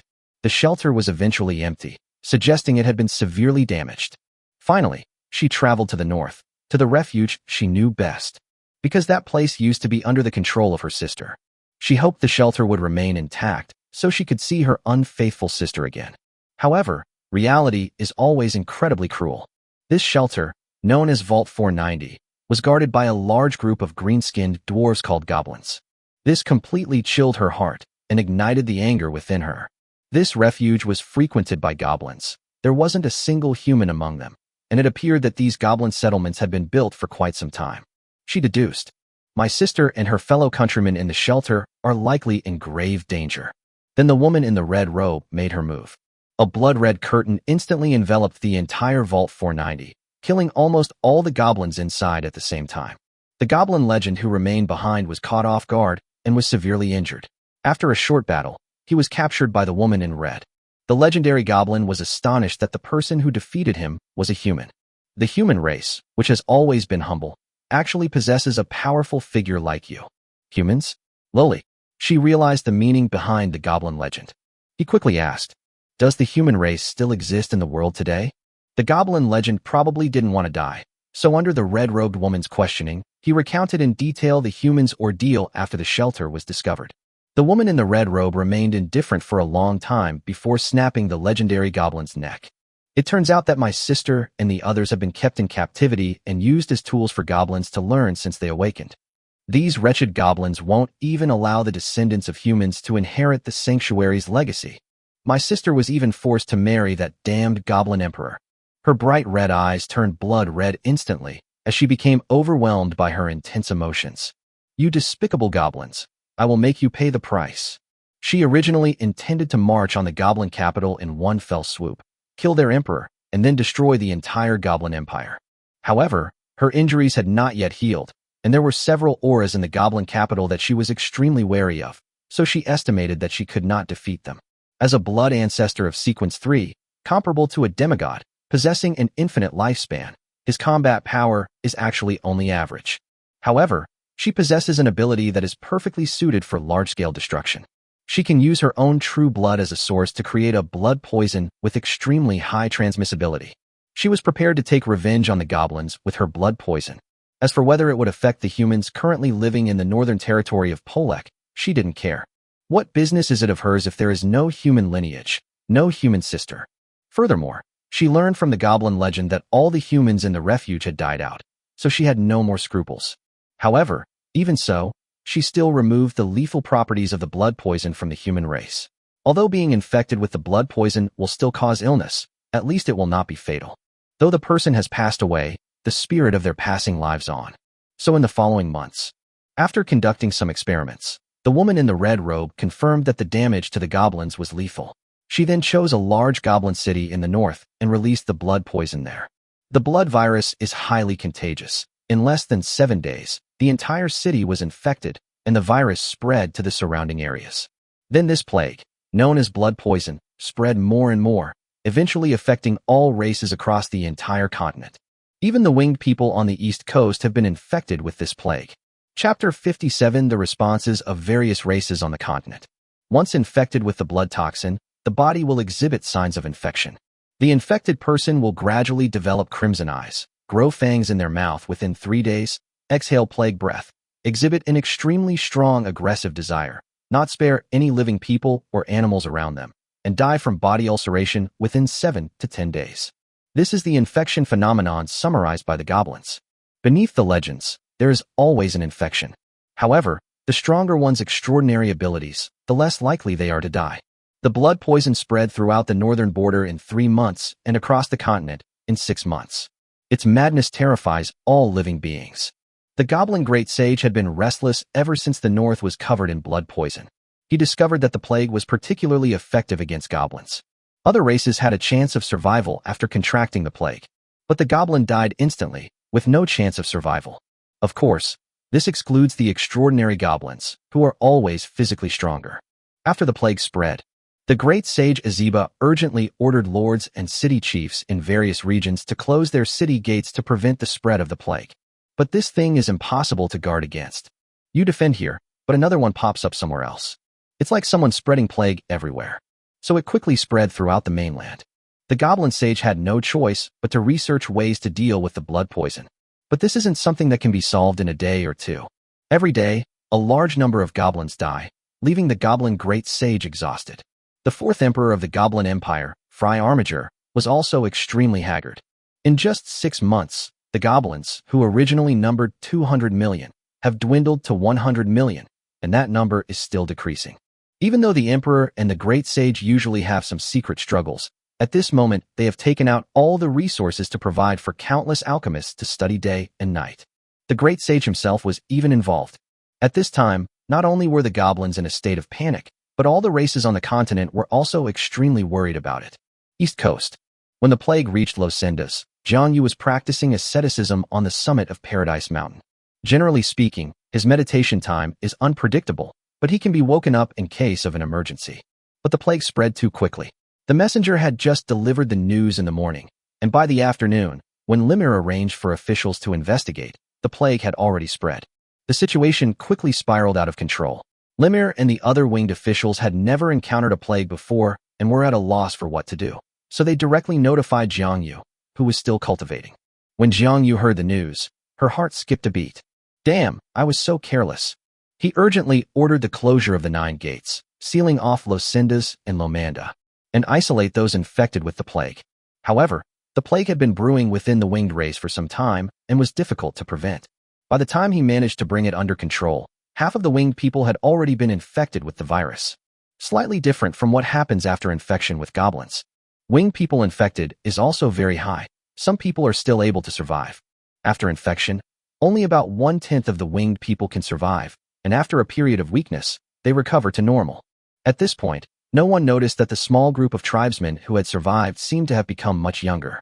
50% of the winged people died in agony. The remaining winged people became infected, neither alive nor dead, and thus survived. But their eyes and wings had turned red, their feathers and hair had all fallen out, and fangs had grown in their mouths, making them look incredibly sinister. In order to contain the plague and save their people, Jiang Yu also gathered scholars from his tribe and winged alchemists who had returned from their studies to begin researching how to save the infected winged people who were still alive. However, among the humans in the Polek territory, those infected with the blood poison exhibited strange changes. This change was something even the woman in the red robe, who started it all, hadn't anticipated. Of the more than 500,000 people in the human race, half were infected, but most of them recovered after a period of suffering. However, several thousand humans underwent changes in both their bodies and bloodlines after being infected with the blood poison. Their eyes turned bloodshot, they lost interest in ordinary food, craved blood, and feared direct sunlight. A tiny bit of extraordinary power was also being born within their bodies. It was an extraordinary power related to blood. Several descendants of the Reinhardt family were also infected, but their mutations were more superior. Their superhuman strength increased dramatically, but they gained a certain degree of immunity to sunlight. A strange reaction produced by the combination of their bloodline and blood toxins. Moreover, these few infected members of the Reinhardt family have a certain deterrent effect on ordinary infected members, somewhat like the power of bloodline suppression. Reinhardt was also concerned about these mutated tribesmen, but after failing to cure them for a long time, he had to give up. To ensure the safety of the normal human race, he still placed them together in a corner of the Polek territory. The winged people after being infected. Chapter 58 Vivian. Year 697 of the Goblin Empire calendar. The plague lasted for 3 years and was basically brought under control by various ethnic groups, ceasing to spread. The woman in the red robe secretly carried out several more activities, but the goblins were very vigilant. Even though some people may be infected at first, it is quickly contained. After several unsuccessful attempts, the woman in the red robe gave up. After all, her true blood was not something to be wasted casually. The goblins seemed to sense that something was wrong with the plague, as if it was specifically targeting them. They also began searching for the source. The woman in the red robe found it even more difficult to move. She plans to find a place to recuperate, and once she's healed, she'll launch an attack on the Goblin Empire. Wipe out the goblins this time. It did cause them to lose a large number of ordinary people. Such a heavy blow has severely weakened the Goblin Empire, which is enough. As for where to recuperate, she set her sights on the human territory of the northern Polek territory. Even though time has passed, and the human race may no longer be the human race she imagined, she still subconsciously felt that the place where humans lived was suitable for her to live. January 3rd, Goblin Empire calendar. The woman in the red robe finally arrived at the Polek territory. This day, a woman of exceptional beauty arrived in the small town of Peter in the Polek territory. The woman wore a red hood and had long, radiant golden hair that shone brightly in the sunlight. In addition, she has a pair of captivating crimson eyes and a graceful figure. She is absolutely stunning when she walks in the sunlight. However, the people of Peter's town looked at her with great aversion, as if she were a plague. Blood-red eyes, that's the symbol of the infected. Nobody wants to be around infected people now, even if they were once human. But in people's eyes, they are now considered outcasts. Just as the woman in the red robe sensed something was amiss, 2 human guards approached her and said something. Infected, you need to leave Peter Town immediately and head to the infected community in the east, the Demankling district. That's where Lord Reinhard has designated your residence. An infected person? Interesting. The woman in the red robe found the guard's words extremely amusing. She naturally understood what infected meant. Weren't they humans infected by her blood poison? Logically speaking, she has already eliminated the deadly part of the blood toxin. So even if she gets infected and becomes sick, she will only experience pain, discomfort, and weakness for a period of time. Could something else have happened? She smiled as she looked at the 2 human guards. Where's the Demankling district? I'll go there myself. Over there, ma'am. Perhaps it was the red-robed woman's imposing aura that made the 2 human guards instinctively speak respectfully. Good. The woman in the red robe smiled slightly and turned to walk in the direction they pointed. An hour later, the woman in the red robe appeared in the Demankling district. Before she even stepped inside, she could feel a strong presence of familiar sense within the Demankling district. This feeling is somewhat like the derivation of my bloodline. The woman in the red robe slowly walked into the Demankling district, and a sudden realization dawned on her. Seeing this, she subtly released a hint of the aura of the blood ancestor.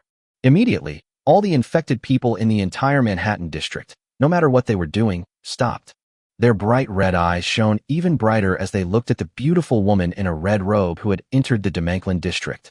No matter who it was, everyone felt a surge of desire to submit. They almost subconsciously understood that the woman who was slowly walking into the Demankling district was their tribal queen. A feeling of blood connection arose, and at the same time, they felt as if they had found a sense of belonging. Their heads were bowed, and their bodies were bent. Meanwhile, the woman in the red robe looked at the thousands of infected people bowing and scraping before her in the Demankling district, and suddenly smiled. So, it was my blood poison that created you. In an instant, a thought flashed through her mind. She had to take these people away. Humans emerged, their blood power clearly more intense, and their eyes even more crimson. These people made her feel incredibly close to them, as if the blood of her closest relatives flowed through her veins. The woman in the red robe was very surprised. In that instant, she thought of her sister. Did my sister leave behind her bloodline on this newly born land? At this moment, she didn't want to waste a single second and asked directly, "Whose descendants are you?"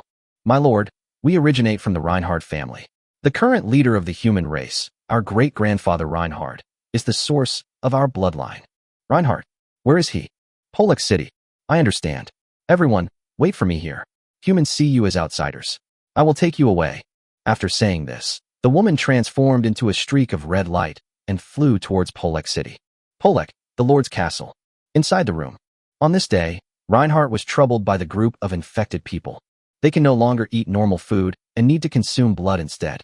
This left him feeling very conflicted. On the one hand, these infected people are all his people, and he doesn't want to give up any of them, not to mention that some of them are his descendants. On the other hand, these infected people are already an anomaly compared to normal humans, and it is impossible for their tribe to hunt prey for them every day to obtain fresh blood to feed them.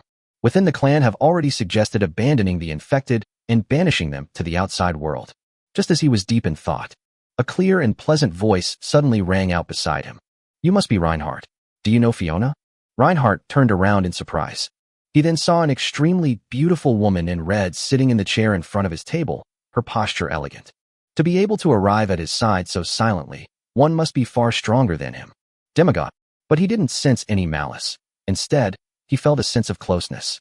Then he heard his mother Fiona's name. This, Your Excellency, Fiona is my mother. Where is she?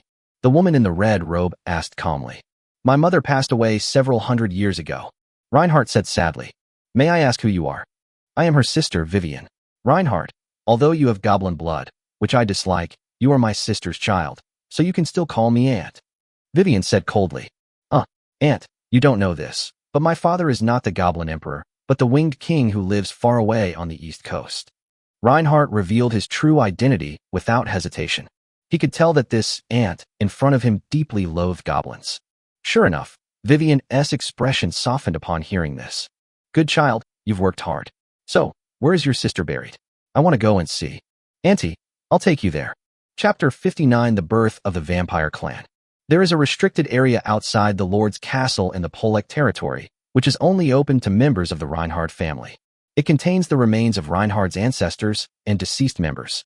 Despite being called a restricted area, this place is actually a beautiful plain and hilly area with flowers and shrubs and a few scattered trees. The most beautiful spot here is in the center of the restricted area. There is a small hill covered with flowers.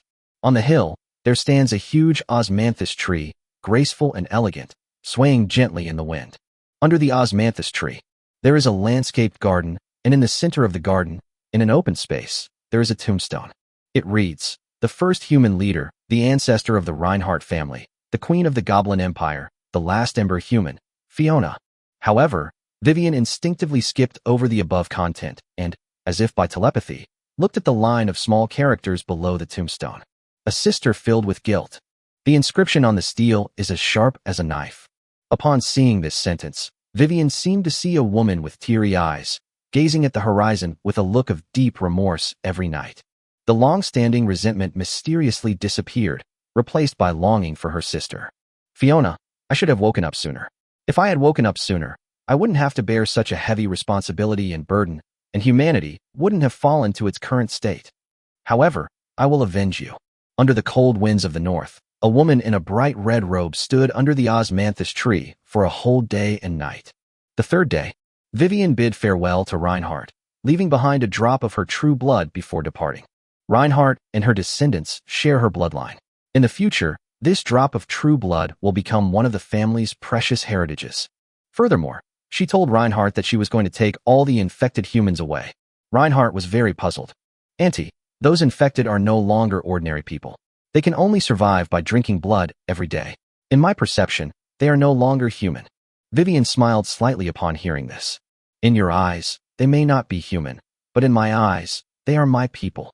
Reinhardt, in truth, I am the source of their existence. I spread this plague that has swept across the continent, with the aim of exterminating the goblins and avenging our grievances. Eyes widened in shock upon hearing this. Good heavens! This plague that has swept across the entire continent was brought by my own mother's sister. This is truly unbelievable and incomprehensible. It's terrifying that he single-handedly brought disaster to the entire continent. He knew all too well that this plague was fatal to goblins. Nearly half of the other races perished, and even his father's winged race was not immune. He didn't even dare to tell Jiangyu the news. How powerful must Vivian be? Without time to think it over, Reinhardt quickly nodded in agreement. Auntie, please take them with you. The debate within the clan about them, and the opinions on exiling them, are growing stronger. Since Vivian needs these infected individuals, it conveniently resolves the internal debate within the tribe regarding them. In his heart, after so much time, his confidence in taking in these infected people was getting lower and lower. I can't afford to raise them. Since Vivian is willing to accept it, he will let go. Good. This group of infected people hardly looks human. I plan to develop them for a while before heading to the goblin capital. Charge towards the goblin capital?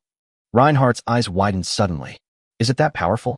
At the same time, he had a vague sense of worry. Vivian, along with thousands of infected, defeat a goblin possessing a demigod? Even though she was his mother's younger sister, whom he had just recognized as his aunt. He didn't need her to die. Besides, what if the goblin sage discovers the human identity of these infected people? Vivian seemed to sense his worry and smiled. Don't worry, I won't be foolish enough to throw my life away. If I can't win, I'm confident I can escape.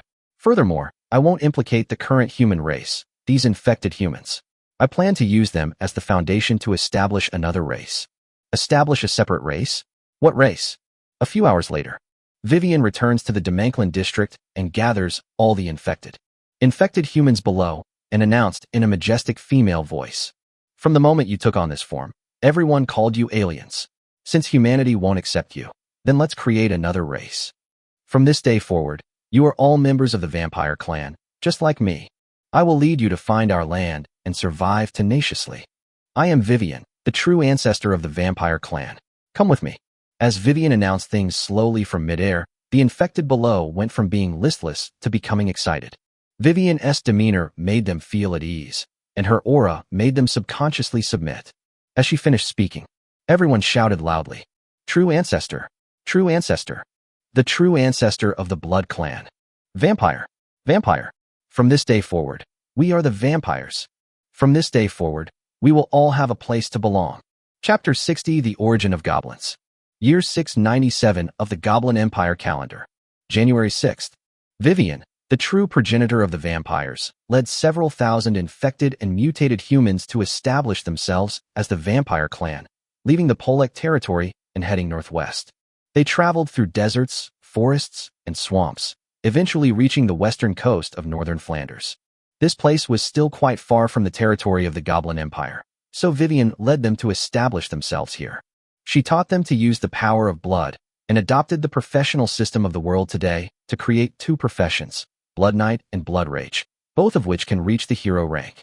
As for legends, they still need to break through their own limitations. After establishing her two professions, Vivian went into seclusion to recover from her injuries. The West Coast is teeming with life, and Vivian draws upon their blood and power at any cost to restore her strength. So much so that in the future, all living things on the entire West Coast will turn pale at the mere mention of blood. In the central part of the continent of Phaland, inside the city of Prodas, after several years of research, a goblin alchemist finally discovered a substance that could curb the plague. He actually discovered this by accident. At that time, the clueless alchemist, with a nothing-to-lose attitude, prepared to experiment with some unrelated things in a way that was left to chance. One of them, in a dark cave, he found a wolf-like creature, extracted a toxic substance from its body, and mixed it with an alchemical ingredient called moongrass to obtain a potion. He then injected the medicine into the infected, dying goblin. He hadn't paid much attention to the results, but the experimental results surprised and delighted him. Because a few days after the injection, the deadly plague was actually brought under control. The infected goblin survived. This result shook the entire Goblin Empire, filling them with ecstasy. The alchemist Demeka was also hailed as the savior of the plague and received the emperor's reward, title, and land. At the same time, the great sage Azeba ordered that the potion be replicated and used on all infected goblins. Therefore, within 3 months, the Goblin Empire has been completely contained. 30 million goblins survived, and another million infected people recovered. Upon hearing this, people of all ethnic groups on the mainland purchased the medicine and took it back to use on those infected. This should have been a cause for national celebration. However, their joy was short-lived, as another extremely dire situation arose. The goblins who were cured by this potion underwent tremendous changes in their bodies within 3 months. Their intelligence decreased, their skin changed from green to dark green, and their appearance became extremely ugly.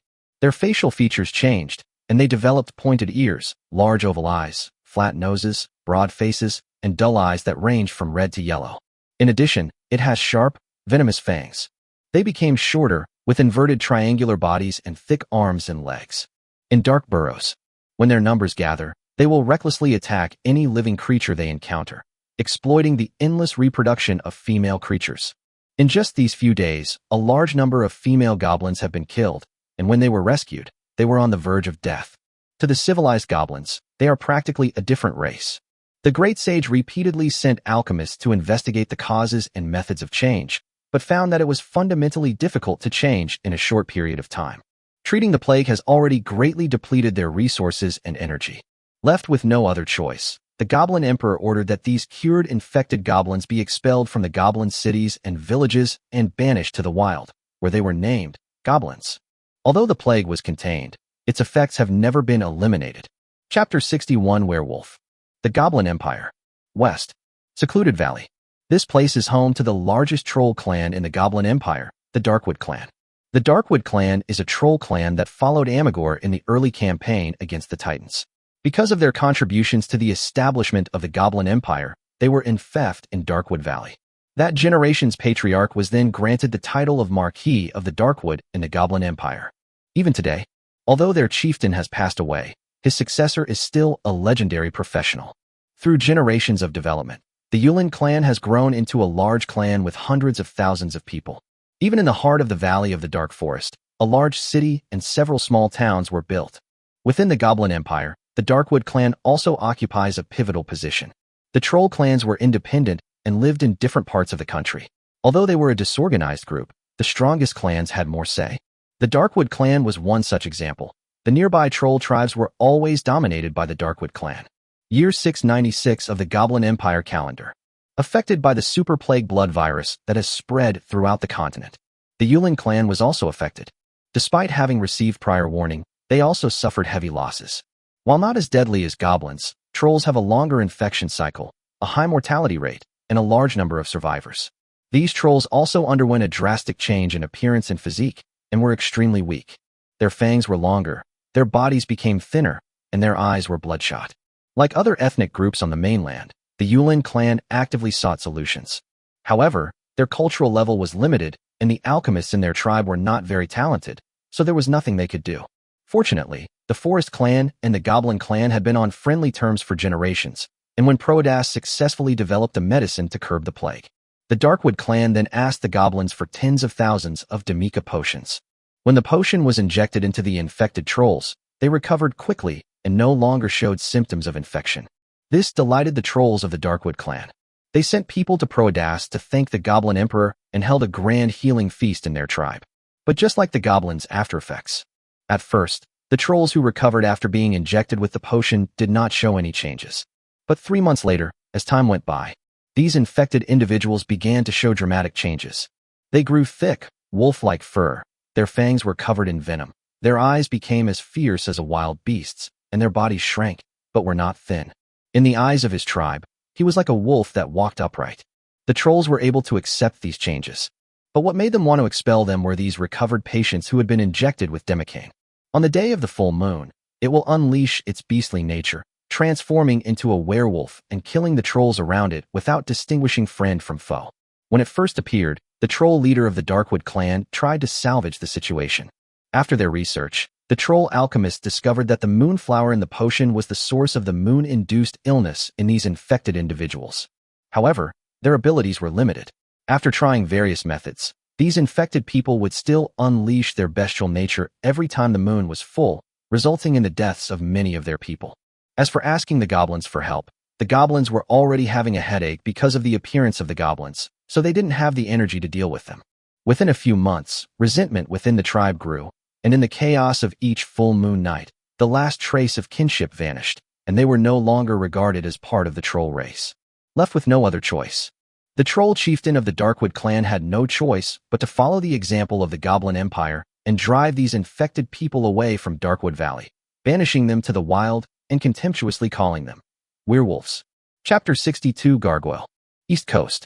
When the Demika potion of the local elite empire appeared, the winged people at the Winged People's Embassy in Prodas also received the news. They immediately relayed the news back to the winged people.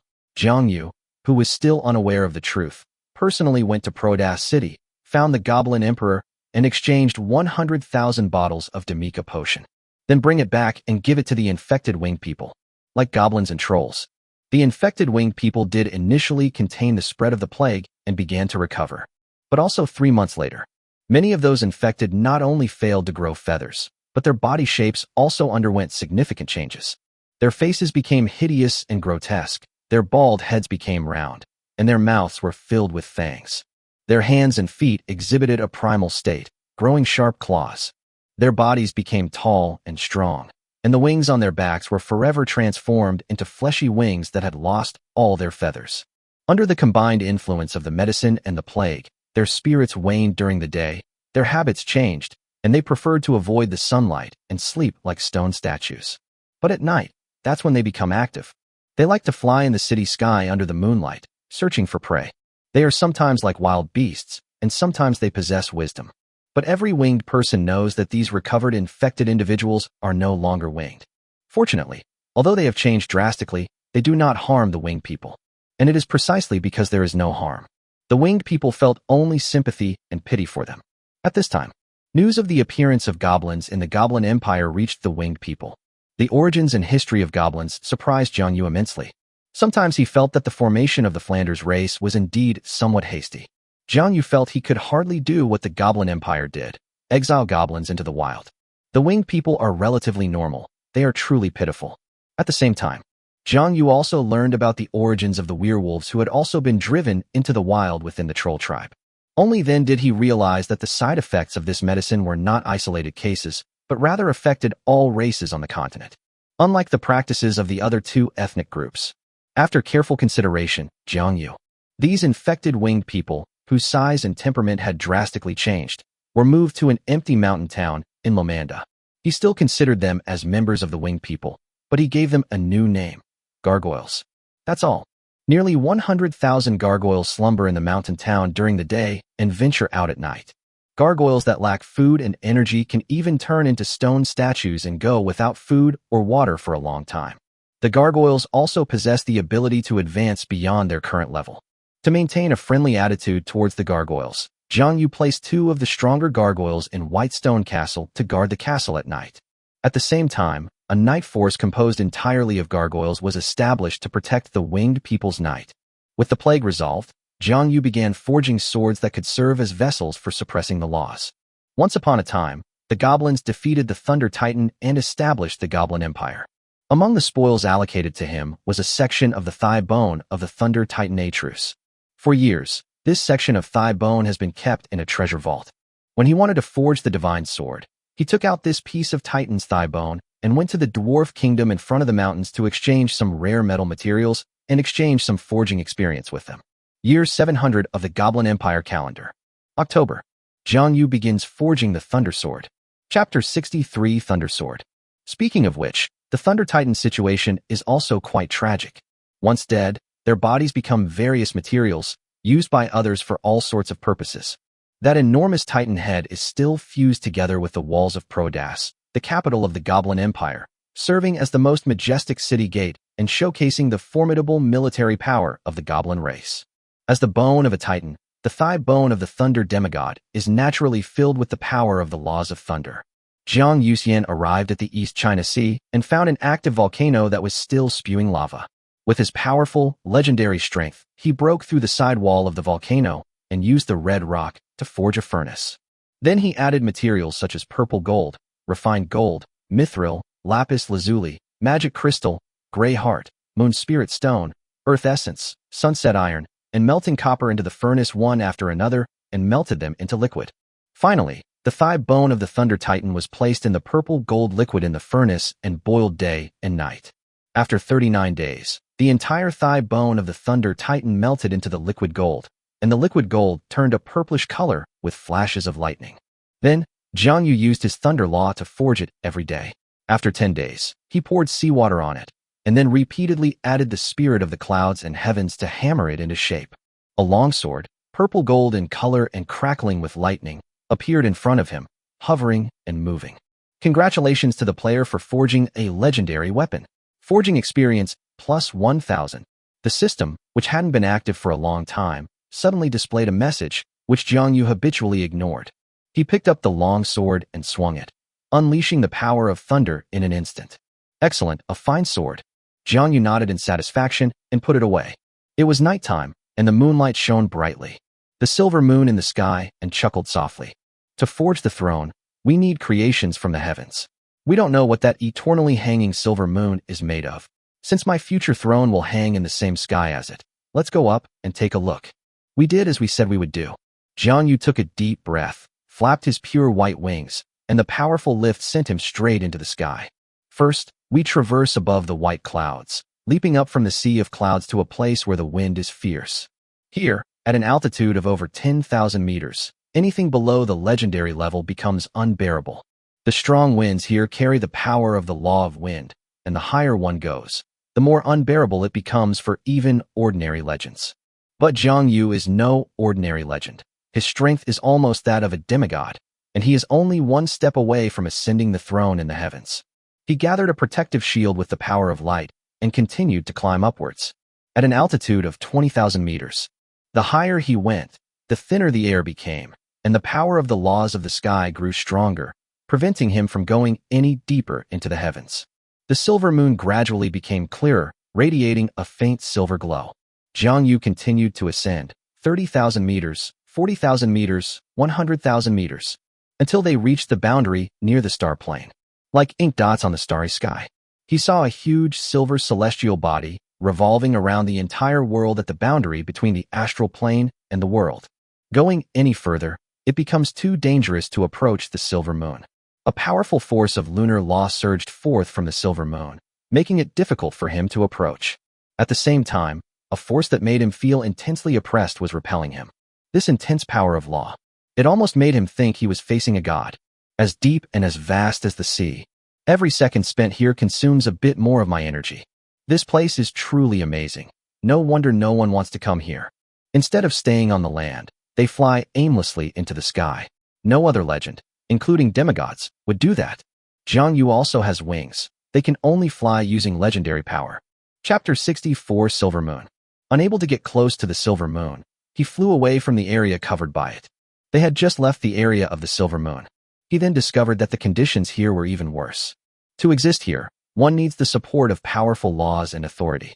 No wonder that in later generations, demigods also needed to ignite the divine fire, establish a divine kingdom on earth, raise their divine thrones, and take the divine kingdom into the sky to become gods before they could stay here. This is the edge of the world, where all kinds of intense laws exist, some strong and some weak. The power of the laws of space-time also flickers here, with a very strong presence. Numerous laws intersect, as if legends or demigods are battling here every moment. Here, the constant clashes and conflicts of the laws made Jiang Yu's eyelids twitch repeatedly. Wow, this place is even worse than under the silver moon. If we had flown up to the sky from somewhere else, we might not have made it this far. He had been flying towards the silver moon, and after reaching the high heavens, he remained within its sphere of influence, so he didn't perceive the outside environment. I sighed. He quickly returned to the area enveloped by the silver moon. Although he constantly felt that overwhelming pressure, his cultivation relied entirely on his willpower. His willpower was so strong that it could suppress a law, and he could completely withstand the pressure of the silver moon. Apart from him, no other demigod could tolerate the overwhelming majesty here. For him at present, this is the optimal solution. Since our strength is insufficient at the moment, let's raise the sky throne high near the silver moon for now. After making up my mind, he sighed inwardly again. Raising the throne would be too much of a commotion. I wonder when the opportunity will come. Without taking the throne, it would be difficult to rival a demigod. The strength of a demigod lies not in mastering the laws, but in the power over heaven and earth that he gains through the laws after becoming a demigod. The law of thunder and the authority of thunder may seem to be the same thing, but they are not. There are many legends about those who mastered the laws of thunder, but most demigods wielded the power of thunder alone. So it is with the gods. Even if multiple people initially hold the same authority, the unity of authority will inevitably lead them to fight each other until only one person remains. Jiang Yu is not afraid of any law controller, but he wouldn't be foolish enough to seek death even if he were a demigod with the power of heaven and earth. Moreover, given the malice of heaven and earth, these demigods will surely come looking for trouble for him. So, we need an opportunity. However, I remember that in the records of the elves, in the 1000th year of the Goblin Empire, the capital of the Goblin Empire was attacked by a strange demigod and his followers. After a few days and nights, the capital was destroyed, and the Goblin Empire was once again severely weakened. After that, it declined. Moreover, the demigod sage Azeba, who could have lived a long time, did not even live for more than 3,000 years. Perhaps this is an opportunity. I'll wait and see. Jiang Yu pondered for a moment, then flapped his wings and flew downwards, returning to Paradise Mountain on the east coast. After he had been gone for a long time, within the silver moon, deep within the darkness of the star, A pair of extremely beautiful eyes slightly opened, then closed again. But it was in that very moment. In this dark place within the stars, countless silver rays suddenly surged, illuminating the space. In a fleeting glimpse, one could vaguely see a beautiful goddess with flowing silver hair, lying quietly in the darkness. Countless silver moon laws submitted beneath her, like stars surrounding the moon. Chapter 65 Sophia Islands. Jiang Yu returned to Paradise Mountain and began preparing to forge the throne. In this respect, he intends to simply move the mountaintop of heaven to the highest heavens. The summit of Paradise Mountain is pointed at the top and rounded at the bottom. After clearing away the trees, it becomes a neat and orderly hilltop, which is very suitable. He crafted a throne atop the mountain using rare metals mixed with platinum and incorporated the previously mysterious bluestone powder into the throne. Then he tore off a part of his soul and poured it into the throne. In this way, he has absolute control over the sky throne, whether he sits on it or not, just like gods controlling their own divine kingdom. Furthermore, the bluestone that helped him transform into an extraordinary being, after being refined into the throne, also possessed extremely strong mysterious power. Apart from physical forces, laws-based forces are ineffective against it. This makes the throne even more suitable for existing in the high heavens, a place where there is no order and the laws are chaotic. Year 731 of the Goblin Empire calendar. The little turtle has finally advanced to legendary rank. His path to advancement was also quite bumpy. From the very beginning, under Jiang Yu's influence and persuasion, Thunder Turtle advanced from extraordinary awakening to becoming a self-created professional. In the decades that followed, reaching the pinnacle of Thunder Turtle, he finally had his own ideas and, combining them with his own characteristics, advanced to the master-level professional Thunder Turtle King. Even a small turtle has a heart set on becoming the king of turtles. After advancing to the master level, he found a large number of turtles and raised them in a pond at the foot of Paradise Mountain.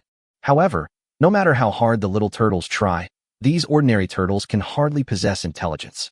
The little turtle's ambition to become king waned, and he settled down to calculate the future path. Until Jiang Yu advanced to the legendary level, he finally figured out his next step. A king could be the king of his race, or he could be his own king. He thus advanced to the hero rank, becoming the electric turtle hero. However, under Jiang Yu's influence, his laws tend to be based on the laws of electricity. For the next few hundred years, the little turtle began its legendary journey. However, reaching the legendary realm was too difficult for Little Turtle. His entire system was self-created, and he did not possess Jiang Yu's extensive knowledge reserves and imaginative ideas. They also lack any judgment or memory of the future. However, within this time frame, he met Sophia, a genius of the winged race. The little turtle also provided a lot of help on Sophia's spiritual journey. Early stage, Sophia's resources were largely provided by the little turtle. Later, when Sophia traveled across the continent, the little turtle went with her. After, Sophia returns, achieving the legendary profession of Holy Maiden of Light. The little turtle was greatly inspired and began to ponder the path to legend. Later on, Sophia's sister, Irida, also achieved legendary status. With the help of 3 legends, the little turtle finally achieved legend at the advanced age of 700 years old, becoming the Purple Lightning Turtle Saint. In other words, the little turtle has a long lifespan. Otherwise, it might not have been able to survive long enough to achieve legendary status. Therefore, by the year 731 of the Goblin Empire calendar, the winged people then possessed 4 legends, and for a time, they were renowned. At this time, Jiang Yozhen guards his hometown of Losindas on the east coast. The Holy Maiden Sophia guards Lomanda. The Sword Saint of Light, Erida, guards the branch of the winged human race in the Tian Shan Mountains. After adding another legend, this created the possibility for further development. Over the East China Sea, during centuries of exploration, the winged people discovered a crescent-shaped archipelago in the ocean 10,000 kilometers from the east coast. The entire archipelago covers an area of several 100,000 square kilometers, enough to support 1 million winged people. Year 735 of the Goblin Empire calendar. The Holy Maiden of Light, Sophia, led a large number of winged people across the islands to migrate and expand their territory. From then on, this archipelago was also known as the Sophia Islands. Chapter 66 Sea Giant. Sophia Islands. At the tail end of the crescent-shaped island chain. In the sky, a legion of 10,000 winged people arrayed themselves in midair, bows drawn and arrows nocked, armor clad and swords drawn. Absorbing the goblins' forging experience, The winged people also acquired the technology of forging ironware. Nowadays, alchemy is advanced, and armor-making technology is very advanced. Several hundred years ago, Jiang Yu mobilized the winged people within the winged territory to search for minerals within their lands. And so, over the centuries, the winged people found several white iron mines, one fine gold mine, one magic crystal mine, and one blue vein spirit mine in Losendas. They also found a great mystic silver mine in Lomanda. There are also many other common copper and iron ores. Where there are mines, we'll build soldiers and armor. Armor worn by the winged warriors now shines brightly, is neat and tidy, and is extremely solemn and dignified. Below, on land and sea, lives a tribe of sea giants on an archipelago. There are probably close to 1,000. The leading sea giant was 15 or 16 meters tall, strong and powerful, and wielded a longbow. They are entirely sea blue, and almost all sea giants are born with the power to control water. They are distant relatives of the Titans. Every sea giant, upon reaching adulthood, possesses the power of a hero, making them extremely powerful. Ancient times, they have been the masters of the islands, ruling over this archipelago. They don't go out, and they don't pay attention to the mainland. They obtain food from the sea and rest on the shore. They also built nests or houses on the island. Legend has it that their first ancestor was the blood of the Titan of the sea that dripped onto the sea, giving birth to the sea giants. Unfortunately, in the beginning of time, the Titan of the sea was defeated and fell in the struggle for Titan supremacy with the Titan King. His body sank into the ocean and was never found. The sea giant system is still very primitive, mainly based on tribalism. In fact, last time, Sophia brought the winged people here. At that time, the sea giants had formed several settlements at the head of the half-moon islands, while the winged people lived at the tail. After several years of development, these sea giants traversed the islands at both ends of the sea, ventured far out to sea, and attacked the winged people who had already built cities. This group of sea giants numbered 1,000, and the 3 leaders of the sea giants were all legends, with the sea giant standing at the forefront being an ancient legend who had existed since the time of the Titans. Sea giants have long lifespans, easily living for thousands of years, and legendary sea giants have even longer lifespans. The 3 legends set out with a roar, creating a massive wave that nearly reached the sky. Sophia was caught off guard, and her people and legions suffered heavy losses. They were forced to retreat to Losendas. The news reached Jiang Yu's ears. After comforting Sophia, he decided to personally lead an expedition. It's been hundreds of years. Jiang Yozhen killed the Eagle King. He has been sitting quietly on the summit of Paradise Mountain for hundreds of years without making a move. This time, the winged people have been developing, and it's time for him to go out and explore. He, who is about to ascend the throne in the sky, will be more than capable of dealing with the 3 legendary giants. That's all. Year 742 of the Goblin Empire calendar. 1 month after Sophia was expelled, Jiang Yu then led 10,000 elite winged humans across the sea to the Sophia Islands. At this moment, the group of sea giants had not yet dispersed and were feeding on the shore. Upon seeing that the winged people still dared to go there, he was immediately filled with rage. As the sea giants' moods changed drastically, the sea surged with waves. The leader of the sea giants was enraged and raised his huge stone club. Shameless birdman, the archipelago is the territory of our sea giant race. How dare you come here? Behind him, nearly 1,000 sea giants, regardless of size, with their upper bodies bare, roared to the sky. Roll! Get out of this sea! In midair, Jiang Yu cut off a giant arrow that was shot at him, and smiled slightly as he faced the enraged sea giants below. You live at the head of the archipelago, and we live at the tail. We had no intention of being your enemy. When did the entire archipelago become your territory? Of all things in heaven and earth, the strong are the only ones who truly matter. You have harmed my people. Today you shall repay with your lives.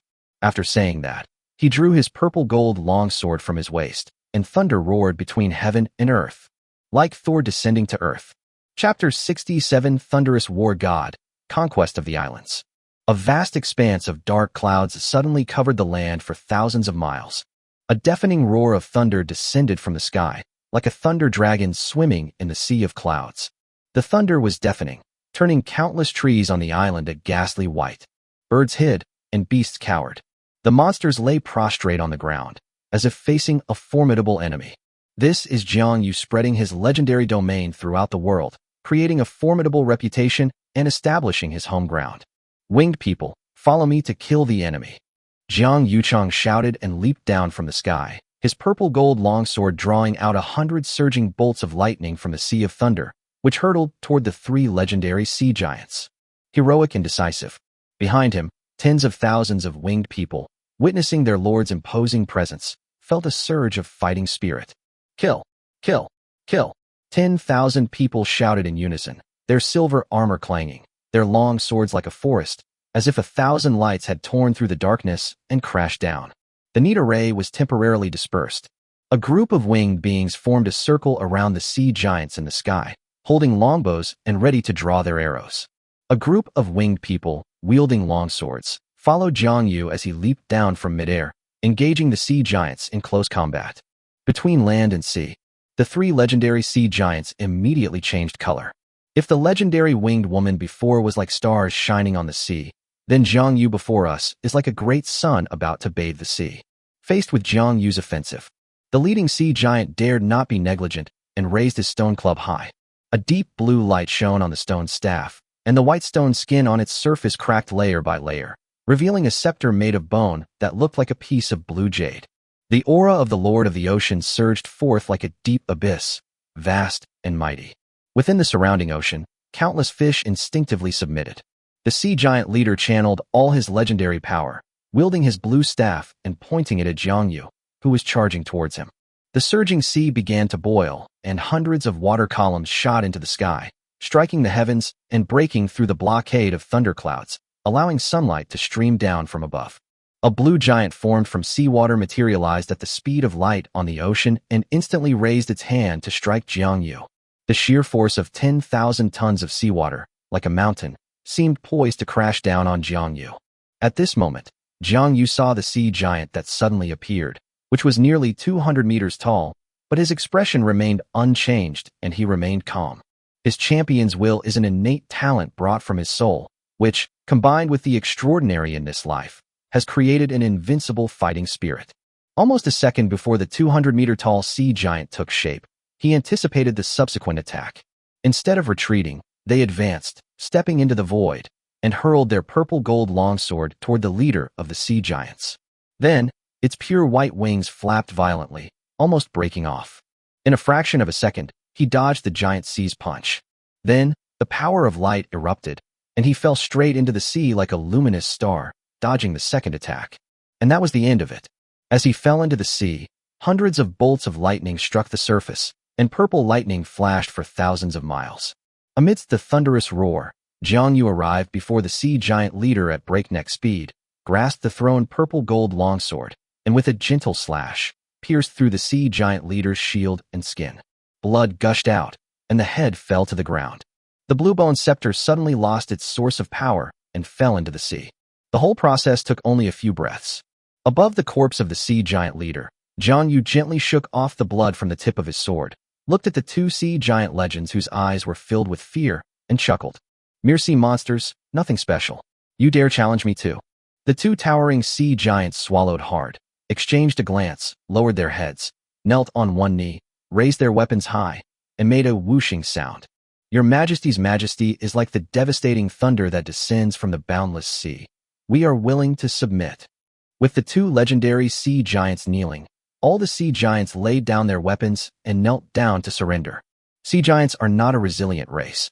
In later generations, the dragon race, descendants of the ancient dragons, emerged and became servants of many powerful dragons.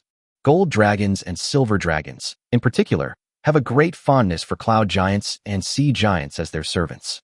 Faced with the submission of the sea giants, Jiang Yu glanced at them, looked at the blue-skinned giants kneeling between the sea and land, nodded slightly, and said sternly, "All right, from now on, the sea giants will reside at the head of the archipelago, and the winged people will reside at the tail end. Let us watch over and help each other, and share what we have. You guard the seas for my people, and the winged people guard the skies. I will also protect you." After Jiang Yu finished speaking, both sea giants breathed a sigh of relief and shouted loudly. "The king's conditions are not harsh, and we are willing to obey." Good. Just when the 2 sea giants thought the matter was over, Jiang Yu spoke again. "Besides, you attacked the new city that my people were building on this island last time. Although no one was injured, the city was destroyed. You need to stay and build a new city for my people until it is completed before you can leave." The winged people did not die this time. Otherwise Jiang Yu would not have let them go so easily. Yes. The sea giants obediently nodded. Then, Jiang Yu looked at the blue jade scepter that had fallen between the shallow sea and the beach, and smiled with satisfaction. This scepter was made from the bones of a demigod from the Titan of the sea. Not bad. It can be used as material for forging my sword. Angelic, have your men retrieve this scepter and place it inside the white stone castle. Yes, your majesty. In midair, a winged professional clad in silver armor and wielding a long sword flew over and respectfully bowed to Jiang Yu. In the following days, Jiang Yu was stationed at the tail end of the archipelago, and he named the large island at the tail end of the archipelago Wenji Island. The new town was named Wenji City, meaning the City of Victory. Chapter 68 Reinhard dies, Behemoth marches south. A few days later, Sophia returns to the island, where she will continue as governor of the archipelago, responsible for relocating the winged people and developing the island's land.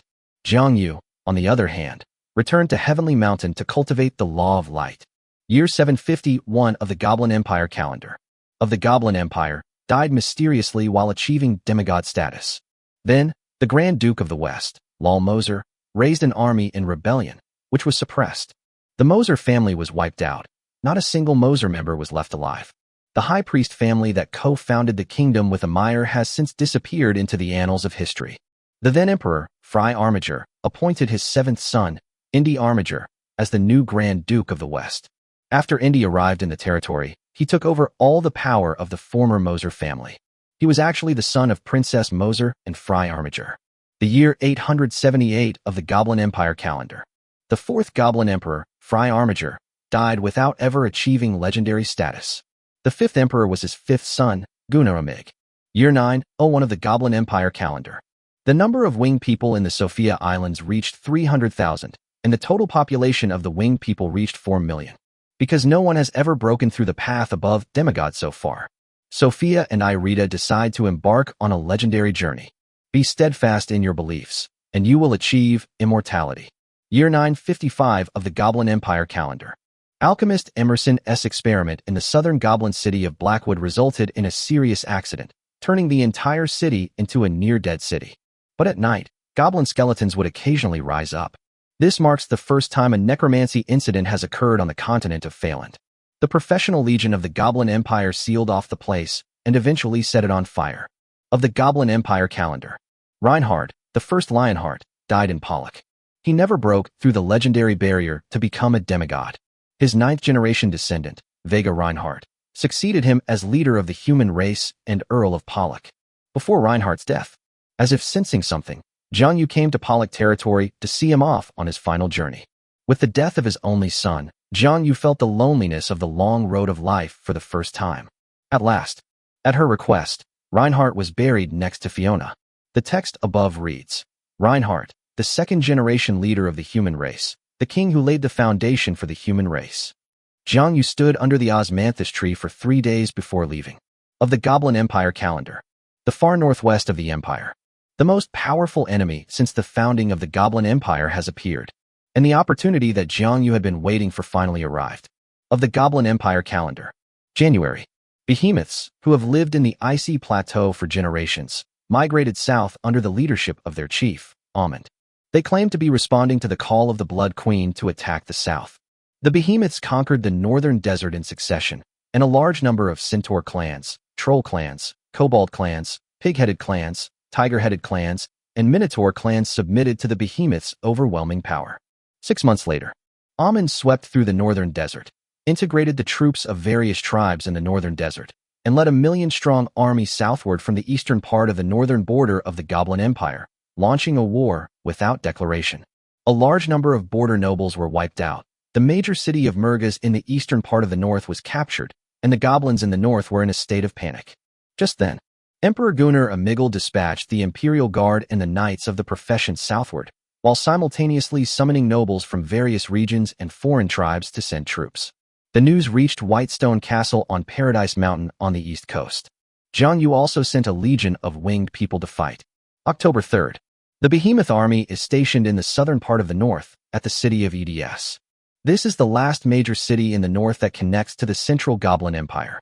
The allied forces formed by the Goblin Empire are also stationed in this city. while the mainland's attention was focused on this millennium-long war of empires. To everyone's surprise, in the capital of the Goblin Empire, Prodas is facing the biggest crisis since its founding. Chapter 69, Armand the Frozen. More than 200 years ago, Vivian is seeking new allies to perfect her plan to destroy the Goblin Empire, which she started years ago. She once again ascended the icy plateau. On the plateau, there are many creatures, huge in size, powerful, and extremely imposing. With a little training, they become extremely powerful in combat. Originally, her gaze was fixed on the frost giant who had once saved her. She found the tribe of the frost giants who had saved her. They were taught the path to extraordinary professions. However, this tribe of frost giants lacked extraordinary talent. To put it bluntly, it's a lack of wisdom. If one is patient, it could take hundreds of years to transform them and enhance their intelligence, but Vivian did not have that kind of patience. After staying in the frost giant tribe for several years, she finally gave up. She turned her attention to other intelligent races on the plateau and ultimately chose the behemoths. Behemoths are divided into two categories: golden behemoths and behemoth beasts. Among them, the wisdom of the golden behemoth is no less than that of the various races on the continent of Phelan today. The behemoth is a natural war machine. So Vivian seized the opportunity of a behemoth tribal war and entered a defeated behemoth tribe as the Blood Queen. This behemoth tribe is called the Ice Tribe, and Amand Ice is the son of its chieftain. The Frozen tribe had just suffered a defeat. Their chieftain was dead, most of their able-bodied men had died in battle, and most of their women and children had been abducted. Only a portion of the tribe's people escaped with the women and children. Amand lost his father and mother, and riding on his younger brother, he fled his original tribal home and settled on the edge of a mountain range. Resources are scarce and the environment is harsh, but it is safe enough. It was at this moment that Vivian descended upon the Frozen tribe in the form of a goddess. She brought food and shelter to the tribe, defeated the attacking ice and snow beasts and wolves, and after the tribe stabilized, she moved the tribe's people to settle on the eastern shore of the Tianhai in the center of the plateau.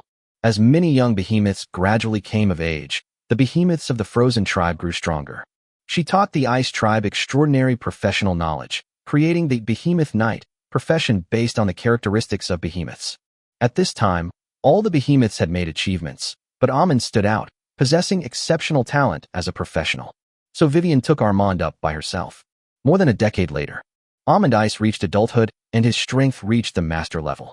His brother, the behemoth, also grew to be much larger than a typical adult behemoth under Vivian's special care. By this time, the Frozen tribe had grown powerful. Vivian appointed Amand as chieftain of the Frozen tribe to wage war against the behemoths on the highlands. In just a few years, Amand then conquered dozens of behemoth tribes on the eastern coast of the Sky Sea, and the number of golden behemoths in the tribes reached thousands. At this moment, Vivian felt relieved. After making a promise with Amand, she left the plateau and returned to the vampire clan's residence to continue recuperating. Meanwhile, Amand continued his campaign on the plateau. Of the Goblin Empire calendar, Amand achieved the rank of hero and annexed hundreds of tribes on the plateau, bringing the population to tens of thousands. Of the Goblin Empire calendar, Amand ascends to legendary status, creating a legendary class that can be passed down through generations, the Golden Behemoth King. Greatly increased strength. The population of his tribe has reached 100,000. The resources on the plateau are insufficient to sustain so many behemoths living in the same place for an extended period. Amand recalled what Vivian had once said. To the south of the plateau, there were countless fertile lands, enough to feed countless golden behemoths and their brothers and sisters. Then, he made the decision to head south to the plateau. But he always remembered his promise to Vivian and waited patiently. Finally, 5 years later, she received Vivian's messenger. This is a vampire with Reinhard blood, and after hundreds of years of training, some advantageous atavistic features have appeared on his back. A pair of blood-red wings grew on his back, allowing this vampire, whose strength was at the master level, to travel back and forth between the plateau and the far northwest of Fland at an extremely fast speed. Vivian hoped that Armand Ice would remember their promise and march south to the highlands in a year, conquer the northern desert, and attack the northern part of the Goblin Empire. She herself will lead the vampire elites directly across the Goblin Empire to attack Prodas. Once this is accomplished, the northern desert, the northern border of the Goblin Empire, and the Ice Plateau will be connected, allowing Amand to establish the Behemoth Empire and dominate Fland. Amand nodded in agreement and accepted the agreement. He prepared his troops and selected elite soldiers, and in 1003 of the Goblin Empire calendar, he officially launched a southward campaign to attack Flanders. A standoff between the Behemoth Alliance and the Goblin Empire Alliance in the city of Eads. October 2nd night.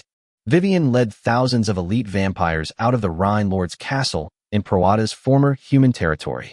The Goblin Lord was killed in battle immediately.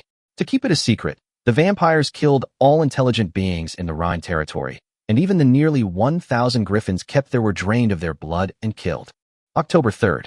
Vivian arranged for a team of elite vampires to disguise themselves as humans and winged people and sneak into the city. Then, thousands of elite vampires and extraordinary professionals suddenly launched an attack. In just a few hours, the goblins of Proadas were killed, and blood flowed like a river. Then, the goblin prodigies organized a defensive line, but they were surprised to find that fighting with ordinary attacks and elemental power was ineffective. These vampires are impossible to kill. The light system forces that can inflict heavy casualties on vampires were the high priests, who were labeled as rebels, and almost all of them were killed more than 200 years ago. Unfortunately, the high priest who followed the path of holy light and became a demigod has already died. There was no other choice. The great sage Azeba had no choice but to take action himself. But he was intercepted by Vivian, who had been waiting for him. Two demigod-level superhuman beings clashed fiercely in the sky above Proadas. The entire Proadas was shrouded in a blood-red sky and a dark sky. The laws of blood and darkness collided in various areas of the sky. The immense and powerful force shook the towering Mount Proadas. Space and time were torn apart within it, and Mount Proadas was reduced to ruins by the aftershocks. Countless goblins died in the battle, and the survivors suffered even more, experiencing unbearable pain and agony. Every once prosperous street and every goblin dwelling was affected to some extent. Goblin Royal Guard, which was protecting the Empire, was unable to provide any relief and also had to face attacks from vampire professionals. In midair, the great sage Azeba was furious. Looking at Vivian, who was fighting him in midair and holding her own, and Proadas, who was now a ruin beneath him, he was filled with extreme rage. All his plans had been almost completely destroyed in this battle. Unknown demigod, I do not know why you destroyed my goblin capital and killed my people. The hatred between us is higher than the sky and deeper than the sea. Today, I will surely kill you all. In midair, scoffed and loudly mocked. You green-skinned dwarfs, in the past you were nothing more than cattle and slaves that we raised. Did you think that by stealing the fruits of others' labor you could become the masters of the continent? You're overthinking it. There are countless powerful individuals in our clan, they just haven't been born yet. They haven't been born yet, so we can't control them. But now that I've been born, I'll stand up and drag your shameless thieving race into the abyss.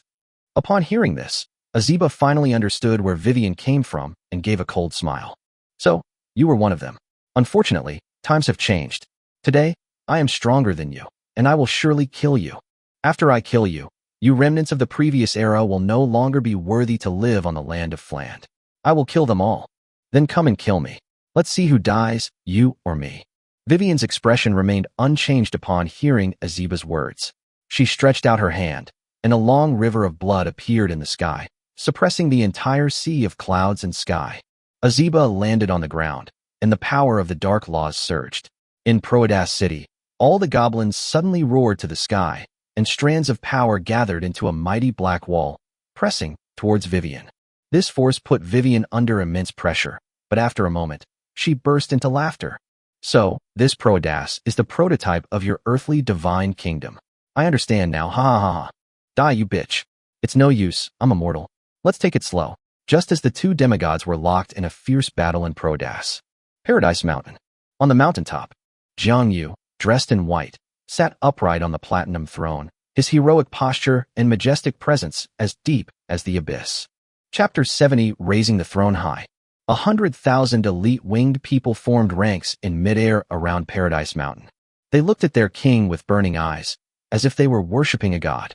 Two winged human legends, one turtle legend, Sophia, Irida, and Wang Xiaoba formed a triangle around Jiang Yu, who stood atop Paradise Mountain. Sensing the intense fluctuations of opposing laws emanating from the distant central region, Jiang Yu gazed into the far distance and chuckled softly. My opportunity has come. Today, I will raise my throne high in the heavens. After saying that, he unleashed his incredibly powerful legendary energy, supporting the entire summit of Paradise Mountain and lifting it towards the silver moon. As the summit of Paradise Mountain slowly rose into the air, 100,000 armored, silver-clad soldiers, tall and imposing, knelt on one knee in midair, their shouts merging into a single roar. Holy is our king. On the platinum throne, intense lightning overflowed from Jiang Yu's purple eyes, and his pure white wings fluttered with dazzling brilliance, exuding a majestic and boundless aura of a king. He nodded to his people, then glanced at the purple gold longsword and the blue jade longsword stuck in the ground in front of the platinum throne. Take a deep breath, and your whole body's strength will surge up. In the sky, the summit of Paradise Mountain was being lifted up by an invisible force, and its speed was getting faster and faster. The 100,000 winged human elites who were originally lined up around the top of Paradise Mountain wanted to provide escort, but they were quickly defeated by the wind law of the fierce wind. The three legends followed closely, but were also defeated by the laws of wind. Meanwhile, Jiang Yu continued to rise in rank with the platinum throne. Once again, they arrived at the boundless sky, 100,000 meters high, and the throne came into the range of the silver moon. High in the sky, he rose from his platinum throne, looking down at the vast landscape below. Sigh, how magnificent! Then he drew the purple gold longsword from before the platinum throne and murmured softly, "Then let's begin." It's like a drop of water falling onto rice paper. Jiang Yu released all control over the law of thunder, allowing his mind to extend into the law of thunder. In an instant, a sky full of lightning formed high above, like a purple curtain covering the sky. Like a demigod's advancement, the power of thunder in the world, stirred by the laws of thunder, followed his guidance and entered his mind, about to transform into a purple thunder flower. The instant the flower of authority was formed, Jiang Yu's incomparably high champions will suddenly transformed into a pure white longsword of judgment, forged from will. The longsword cleaved through heaven and earth, like darkness being pierced by light in an instant. The purple flower of thunder's authority was instantly cleaved into a cloud of purple sand. With this step completed, suddenly, boundless malice rose between heaven and earth, enveloping Jiang Yu. At the same time, central part of the continent of Flanders, above the city of Prodas, who were engaged in fierce combat, stopped fighting almost simultaneously and looked up at the sky, in the direction of the silver moon. Heaven and earth are enraged. Let me go and annihilate the world's enemy. The consciousness of the world is guiding me, leading me to the silver moon. Like two enormous driving forces, their laws and authority trembled slightly, guiding the two demigod-level powerhouses towards the heavens.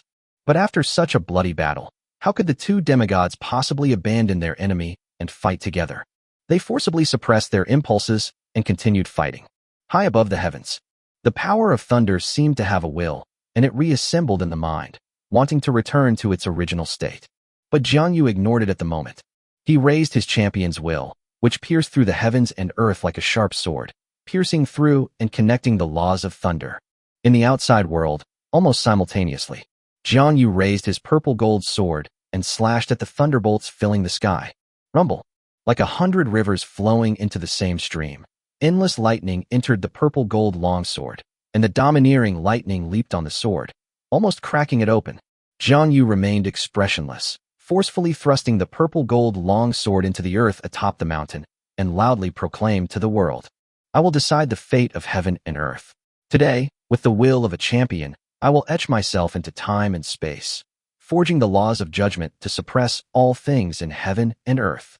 As Jiang Yu read the words, the shattered flower of thunderous authority in his mind had just been restored to its original state when it was pierced through by a sword of judgment, then merged back into one and turned purple. Within the sea of the mind, as the law of judgment suppressed the law of thunder, within the vast phantom of the platinum throne composed of countless long swords in the sea of mind, one of the longsword phantoms solidified, turning purple. Outside world, Jiang Yu loosened his grip on the purple gold longsword, facing the endless malice of heaven and earth head-on without fear, instead bursting into laughter. "I have achieved the throne realm. Fearless demigods, come and find me, and add a few more swords of authority to my throne of judgment." Just as Jiang Yu uttered these words, the platinum throne beneath him shone brightly. On the continent, countless creatures looked up in surprise at the side of the silver moon. Huh? When did a platinum moon appear in the sky? Chapter 71 Platinum Moon. Above the platinum moon, Jiang Yu sat upright on the platinum throne with her eyes closed, waiting quietly. The system notifications had been ringing out in a string for a while. Congratulations, player, on advancing to the demigod realm. Ding. System error. Realm information does not match. System is initiating a redetection. Congratulations to the player who has embarked on the path to becoming a Sky Lord. Congratulations to the player for advancing to the legendary level. The path to becoming a Sky Lord has no fixed limits. Players are essentially at the demigod level. Please name this next level. Jiang Yu was originally immersed in the control of the power after the advancement and did not want to pay attention to this useless system, but the system kept giving her endless prompts. Left with no other choice, he had to say it. Throne Realm. Game information has been added. Congratulations to the player for advancing to the Throne Realm. You have created your own unique law, the Law of Judgment. Your combat power has increased to the highest level among those in the same realm. You have awakened the Throne Realm's exclusive trait, Suppressing Authority. You have awakened the Throne Realm exclusive trait, Platinum Moon. You have awakened the exclusive trait of the Throne Realm. The throne is mine. You have been judged by the world's malice. Warning, you have been targeted by the world's malice. Warning, you have been targeted by the world's malice. Judgment complete. You are permanently bound by the world's malice. It cannot be removed. It cannot be erased. A panel quietly appeared. Name, Jiang Yu. Race, winged human, long-lived species. Template, regular player, not available at the time. Template, NPC demigod. Occupation, Sky Lord, Throne Realm. Age, 1219. Attributes, Strength 879, Constitution 887, Spirit 779, Agility 990, Charisma 881. 1000 points is the foundation for becoming a god. Level, not unlocked, sealed, will be unlocked after the game starts. Skills, throwing, perfect, spear technique, perfect, bow and arrow, perfect, sword technique, peerless, spear technique, perfect, horsemanship, perfect. Skill points, not unlocked, sealed, to be unlocked after the game starts. Talent, Champion's Will, you possess exceptional insight and reaction abilities, and your combat awareness is unparalleled. This is a gift you brought from your soul, unparalleled and unique throughout history. Legendary Domain, Holy Thunder Domain. Throne Realm Sky Territory, Platinum Throne. Traits, Legendary Trait, Sacred Heart. Legendary Trait, Divine Might. Throne Trait, Suppressive Authority. Throne Trait, Platinum Moon. Throne Trait, The Throne is Me. Quest System, not yet unlocked, sealed, will be unlocked after the game starts. Game Start Countdown, 3,201,515 days, 9 hours, and 7 minutes. Suddenly, a torrential downpour began to fall across the entire world. This is a subconscious feedback from the world's will. Above Prodas, the instant the Platinum Moon appears. While they were fighting, Vivian, the vampire progenitor, and Azeba, the goblin sage, suddenly felt an extremely strong impulse. They looked up almost simultaneously at the silver moon high in the sky, and their reactions were completely different. A newly born moon? Where lies the world's greatest enemy? In this era, someone has also cast the moon high in the sky. The guidance of the world's will is like a rough rope, pulling them up to the heavens. However, they also severed the connection with the world's will in an instant. What a joke. With a formidable enemy at our doorstep, we must defeat them no matter what. The will of this world truly knows no bounds. Eastern waters of the Flanders continent. In the depths of the vast ocean, a colossal island lies hidden in the mist.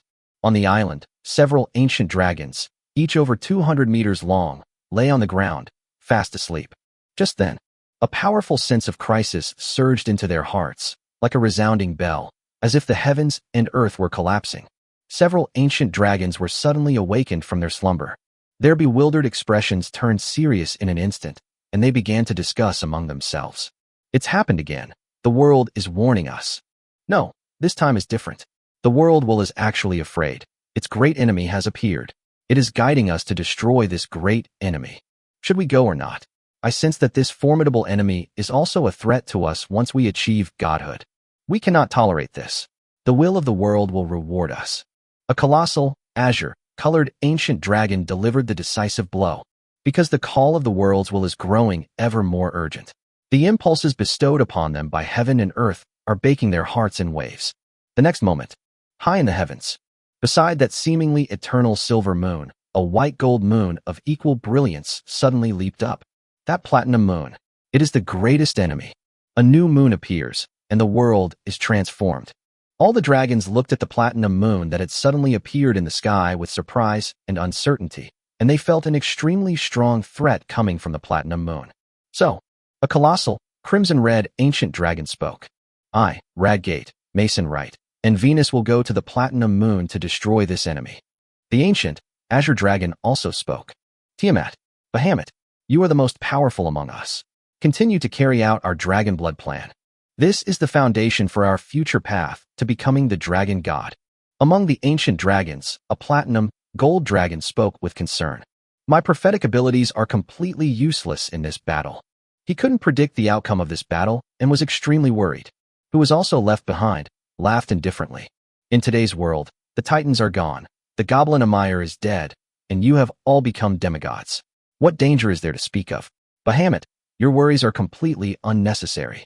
Tiamat, how could there be no danger? Have you forgotten the existence of that suspected deity we found in the deepest part of the ocean? Besides, it's not you who's going, so of course you don't care. However, brothers and sisters, just in case, leave behind your bloodline and inheritance marks. After refuting this, Bahamut addressed the ancient dragons. Ha ha ha, good. Bahamut, we'll leave our bloodline and legacy behind. Don't worry, even if we 4 demigods can't win, we can always run away. The ancient, azure dragon laughed loudly. Several ancient dragons also agreed. Then they all slashed across the reverse scale, forcing out streams of heart blood containing the bloodline inheritance. The blood of greed. Dragons need greed. Without greed, how can they progress? Like me, I strive to obtain more gold and silver treasures. The golden ancient dragon chuckled. The blood of majesty. Dragons are the overlords of the sky and the earth. Let my bloodline forge the majesty that dragons are born to suppress all living beings. Ancient, azure-colored dragon murmured. Blood of resilience. Dragons may not possess the talent and strength of us ancient dragons, but they need even more unwavering perseverance. Let my blood forge their resilient hearts. The ancient, bronze-colored dragon laughed. Burning blood. Dragon's breath. Annihilation of all things. Ha ha ha. This is the first weapon I gave them. The crimson ancient dragon laughed maniacally. Good. We will definitely inscribe these 4 bloodline inheritances into the bloodline of the newborn dragon. Mitlight, Radgate, Mason Wright. Venus, you must all return safely. The platinum, gold dragon spoke sincerely. Don't worry, Bahamut. We'll be fine. We're leaving. Several ancient dragons laughed loudly, stretched out their huge wings, which were hundreds of meters long, and flew towards the sky. Chapter 72, The Throne's Blessing. Judgment of all beings. In the far south of Flanders, within a massive active volcano, a fire giant composed entirely of lava suddenly awakens from the magma. How long have I been asleep? It was the world that awakened me. He looked up at the high heavens, guided by the will of the world. A bright, white gold moon shines high in the sky. Huh, when did 2 more moons appear in the sky? I guess they're called moons. The world is guiding me to the platinum moon to destroy the world's great enemy. Ha ha ha. I just woke up and have nothing to do, so I'll go take a look. The continent of Flanders. The Arctic plateau. Deep in the sky and sea.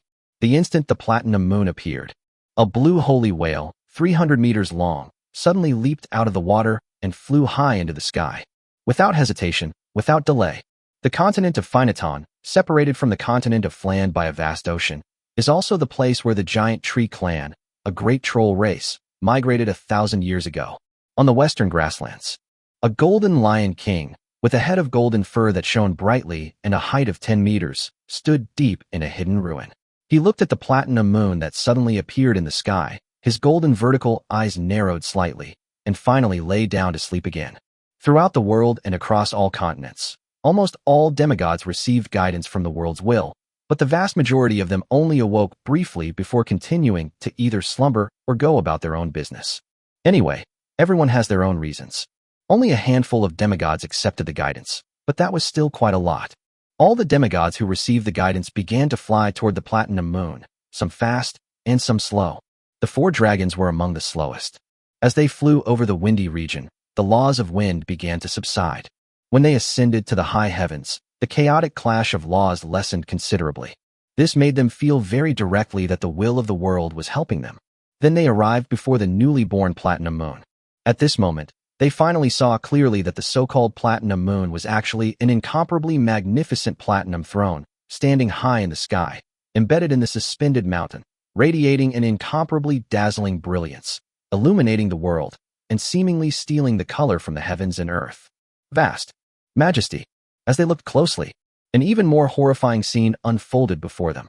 Before the throne stood a handsome man with a majestic and imposing figure. He has long silver hair, and his purple eyes seem to hold a vast starry sea when they open and close. Behind him, a pair of flawless white wings shimmer with pure white light. Above his head, a pure white halo manifests as his will. Absolutely sacred. Supreme luxury and prestige. Before him lay a colossal blue holy whale, half of its body missing. A blue sword, 17 or 18 meters long, pierced through its head and was firmly embedded in the top of the towering heavenly mountain. Blood gushed from the corpse of the sacred whale, dripping along the arc of Paradise Mountain, falling high into the sky and dissipating between heaven and earth. Dead beyond dead. That's not all. In the winged man's hand was a purple gold lightning longsword, which he used to cut a lava giant in half at the waist, severing its limbs. The lava giant is not dead yet. It is howling in agony. But the valiant silver-haired, winged man stepped on his head, kicking his skull onto the platinum throne and suppressing it. Then, he turned around slowly, his longsword gazing at the four newly arrived ancient dragons. As he looked up and smiled, a hint of bloodthirsty killing intent flickered in his eyes. Are you here to kill me too? Beyond the radiance of the platinum moon, the four ancient dragons exchanged glances. For the first time, they felt an immense sense of oppression from a race other than the Titans. That's right. He is the source of the world's malice, the world's greatest enemy. Should we attack? He just killed 2 demigods. Go? Why not? I can sense that his power level hasn't reached that supreme realm. Besides, killing a demigod will inevitably reduce his power. And we 4 dragons are united. We will definitely kill him. All right, let's go together. The 4 ancient dragons, with unwavering resolve, simultaneously unleashed earth-shattering roars.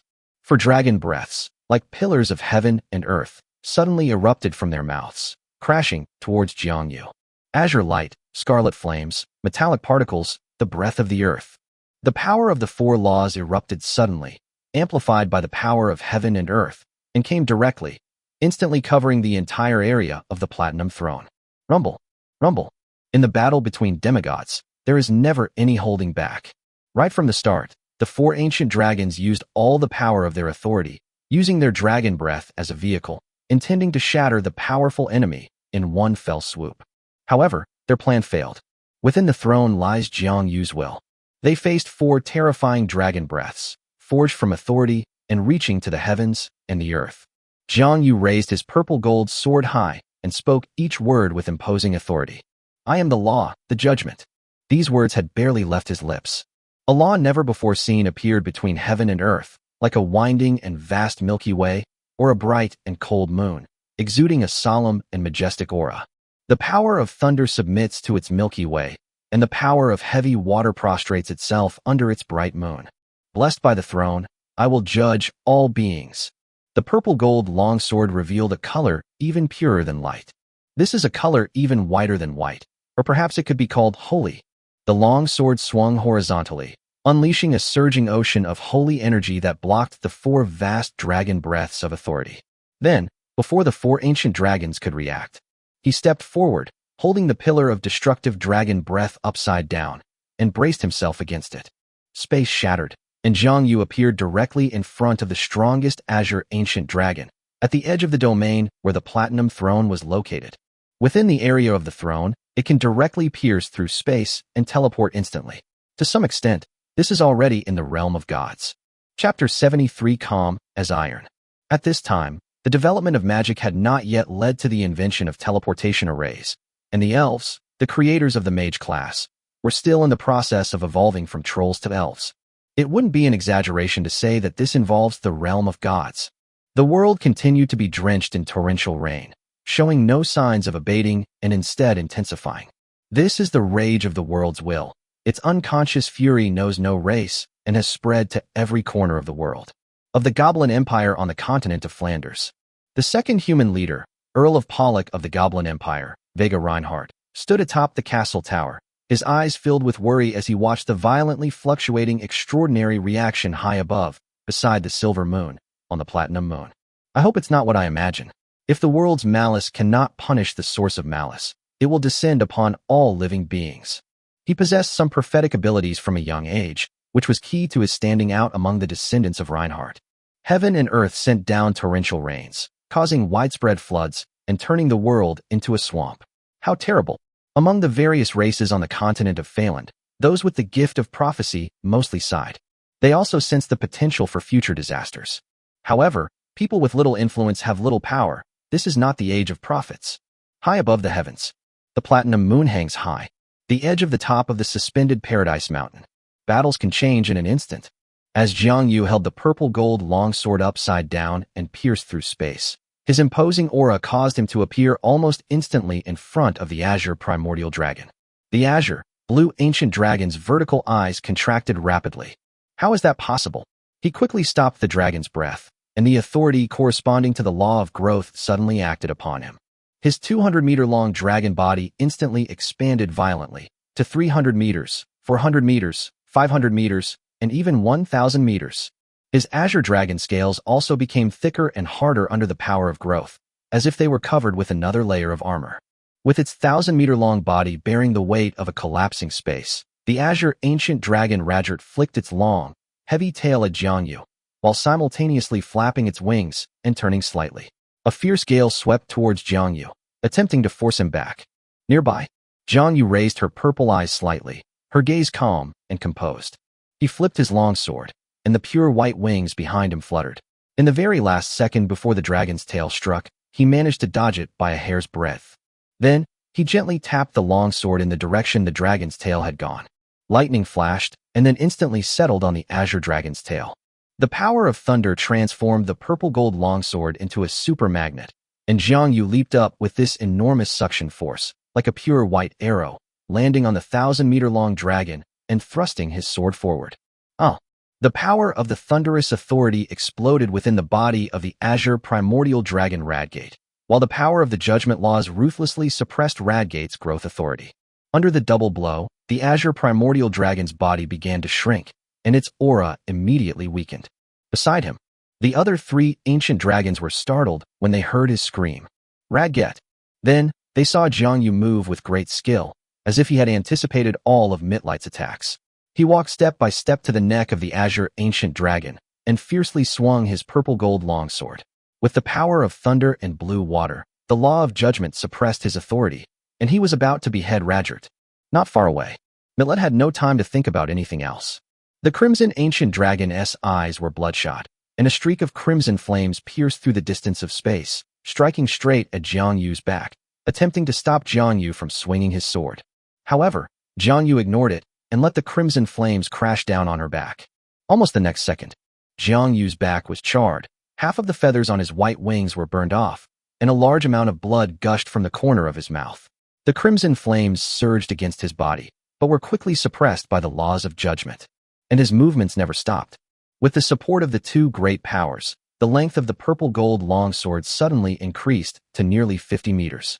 Then, he exerted his strength, and the thick dragon scales and the huge dragon body were like tofu under Jiang Yu's sword. He severed Radget's head in one fell swoop. Then, he quickly seized the head of the ancient dragon and flew away, returning to the area covered by the throne, and threw the head of the azure ancient dragon named Radget in front of the throne. The azure dragon was still alive. He stared wide-eyed at his brothers and sisters with a miserable and bitter expression and opened his mouth slightly, leaving a pool of blood on the ground. Even demigods cannot escape death. On the battlefield high in the sky, the remaining 3 ancient giant heads felt a chill run down their spines. They looked at the azure giant head that had been carelessly tossed beneath the platinum throne. The head, not yet completely dead, opened and closed, and years of friendship flashed through their minds. In the end, the anger in their hearts overwhelmed their fear. Our Radgate. Damn Birdman, die. The 3-headed ancient dragon, its eyes bloodshot, flapped its wings and lunged forward at Jiang Yu, who was standing on the edge of the suspended paradise mountain. The power of authority surrounded them, and they used some simple laws. With the enhancement of different demigod characteristics, they were able to attack Jiang Yu in terms of spirit, body, voice, and will. In the primitive era, various complex and exquisite spells had not yet been developed, and the duels between the strong were always brutal, emphasizing the struggle of strength. Faced with the furious attack of the 3-headed dragon, They had already entered the range of the Platinum Throne. Jiang Yu smiled slightly. This was exactly the effect he wanted.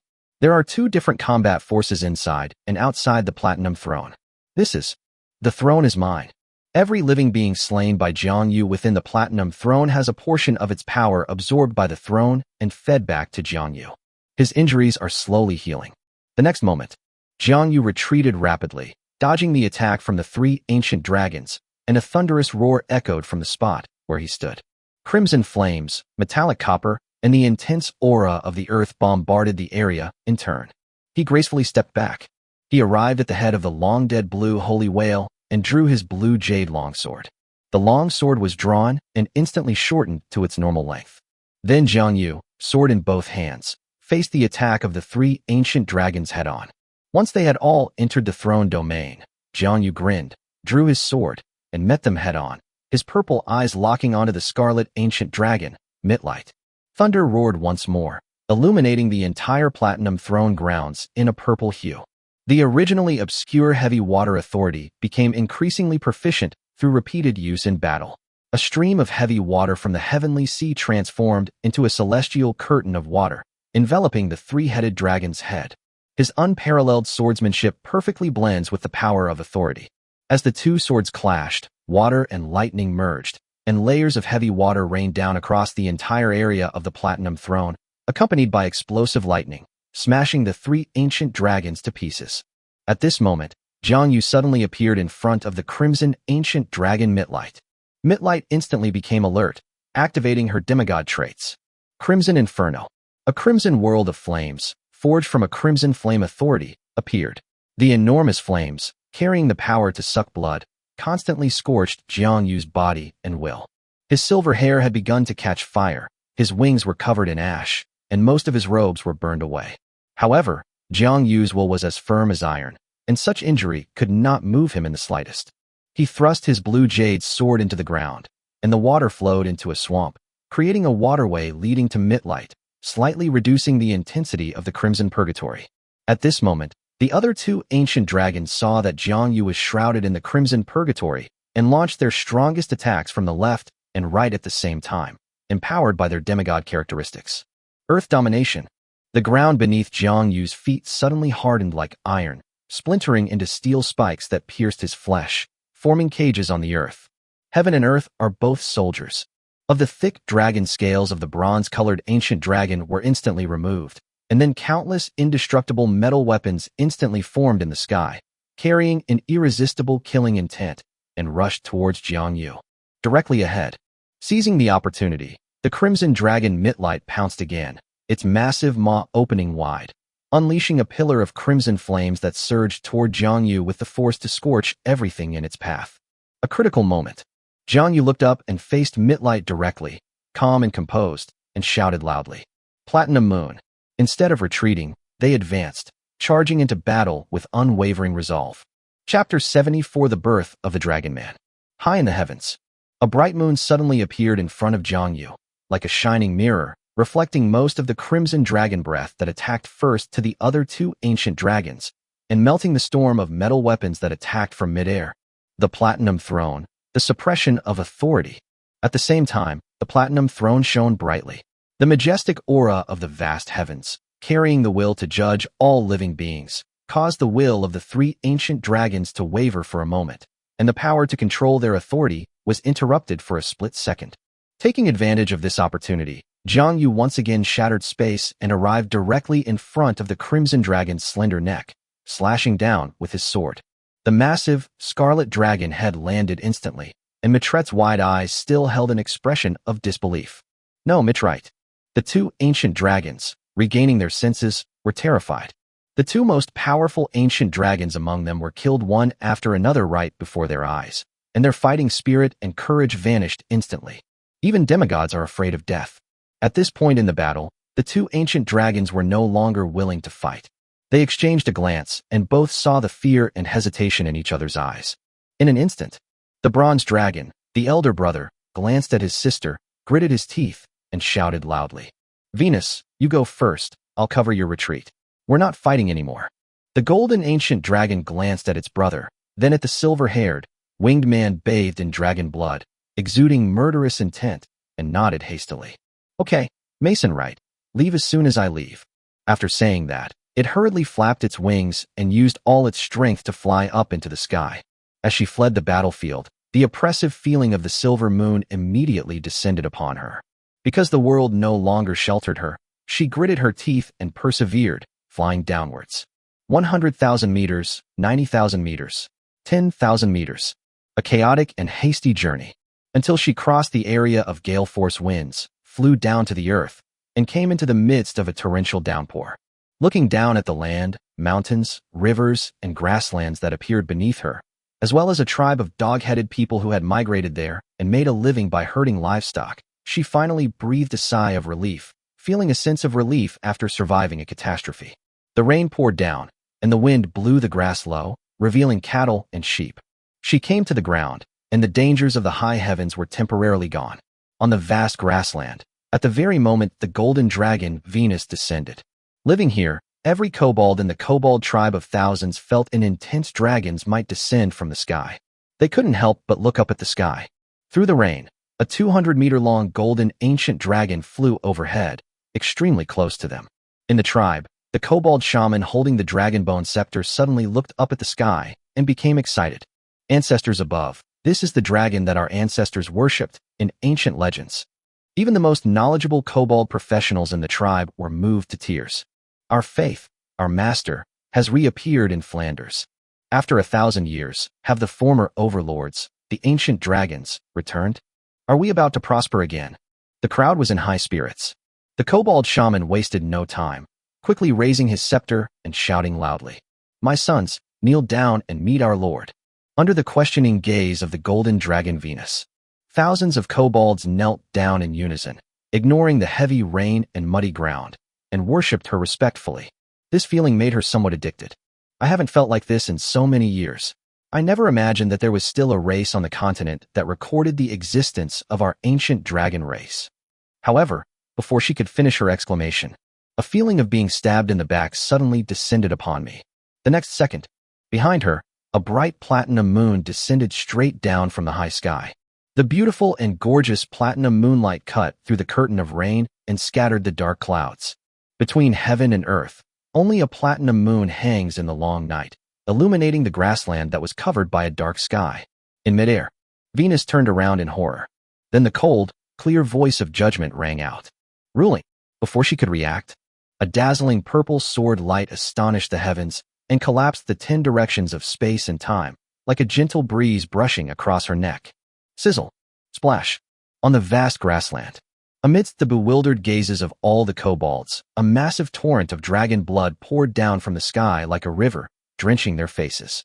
Suddenly, a strange change occurred.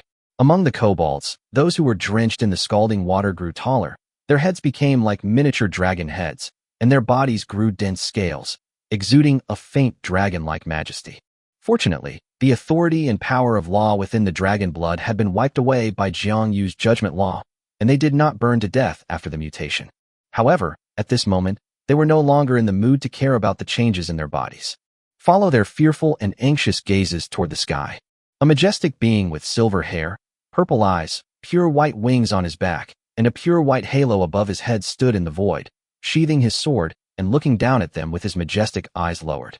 He held a dragon's head with its eyes wide open in one hand and grabbed the tail of the headless dragon corpse with the other. Behind them, a platinum moon shone brilliantly. Heaven and earth seemed to lie beneath his feet, his majestic power as vast as the sea. Chapter 75 Goddess of the Silver Moon. Stars hung low over the vast plains, and under the dark clouds and torrential rain, the world was shrouded in darkness. Jiang Yue paused in midair. Heavy rain fell from the sky, sprinkling the world, yet it could not wet him in the slightest. The light of the platinum moon enveloped him, and rain streamed down from the edges of the light. Below, the dog-headed man, on the grassland trembled with fear, but he only glanced at them casually and then ignored them. Little did they know that his single glance would haunt the mutated kobold tribe for years to come. Carrying the dragon's head and corpse, Jiang Yu's pure white wings fluttered, and she returned to the high heavens. Having slain a formidable enemy, he now needs to consolidate his gains. As for the torrential rain that kept falling all over the world, and the continent of Phaland was shrouded in heavy rain, there was nothing he could do about it. This is an outpouring of malice from around the world, and he is the source of that malice. He did not return to the winged human territory. Has confidence in the winged people regarding this global torrential rain. They all have wings. How could they be submerged in water? The rain made the muddy ground muddy, and dark clouds hung low in the sky once more. In the eyes of the mutated dog-headed people kneeling on the ground, this silver-haired, purple-eyed, and winged man arrived riding the platinum moon, slayed the ancient dragon, and then coldly returned on the moon. It was as simple as killing a dog in the mortal realm. That was once one of the world's rulers, a great ancient dragon. Is he the legendary true god? They remained kneeling on the ground for a long time, not daring to get up. Lucinda's, Lomanda, Tian Shan, Sophia Islands. When the platinum moon in the high sky successfully appeared next to the silver moon, shining together and illuminating the heavens and the earth, all the winged people cheered. Wang succeeded. His throne was raised high in the heavens, becoming the eternal moon hanging in the sky. Like that eternal, unchanging silver moon. They are extremely proud.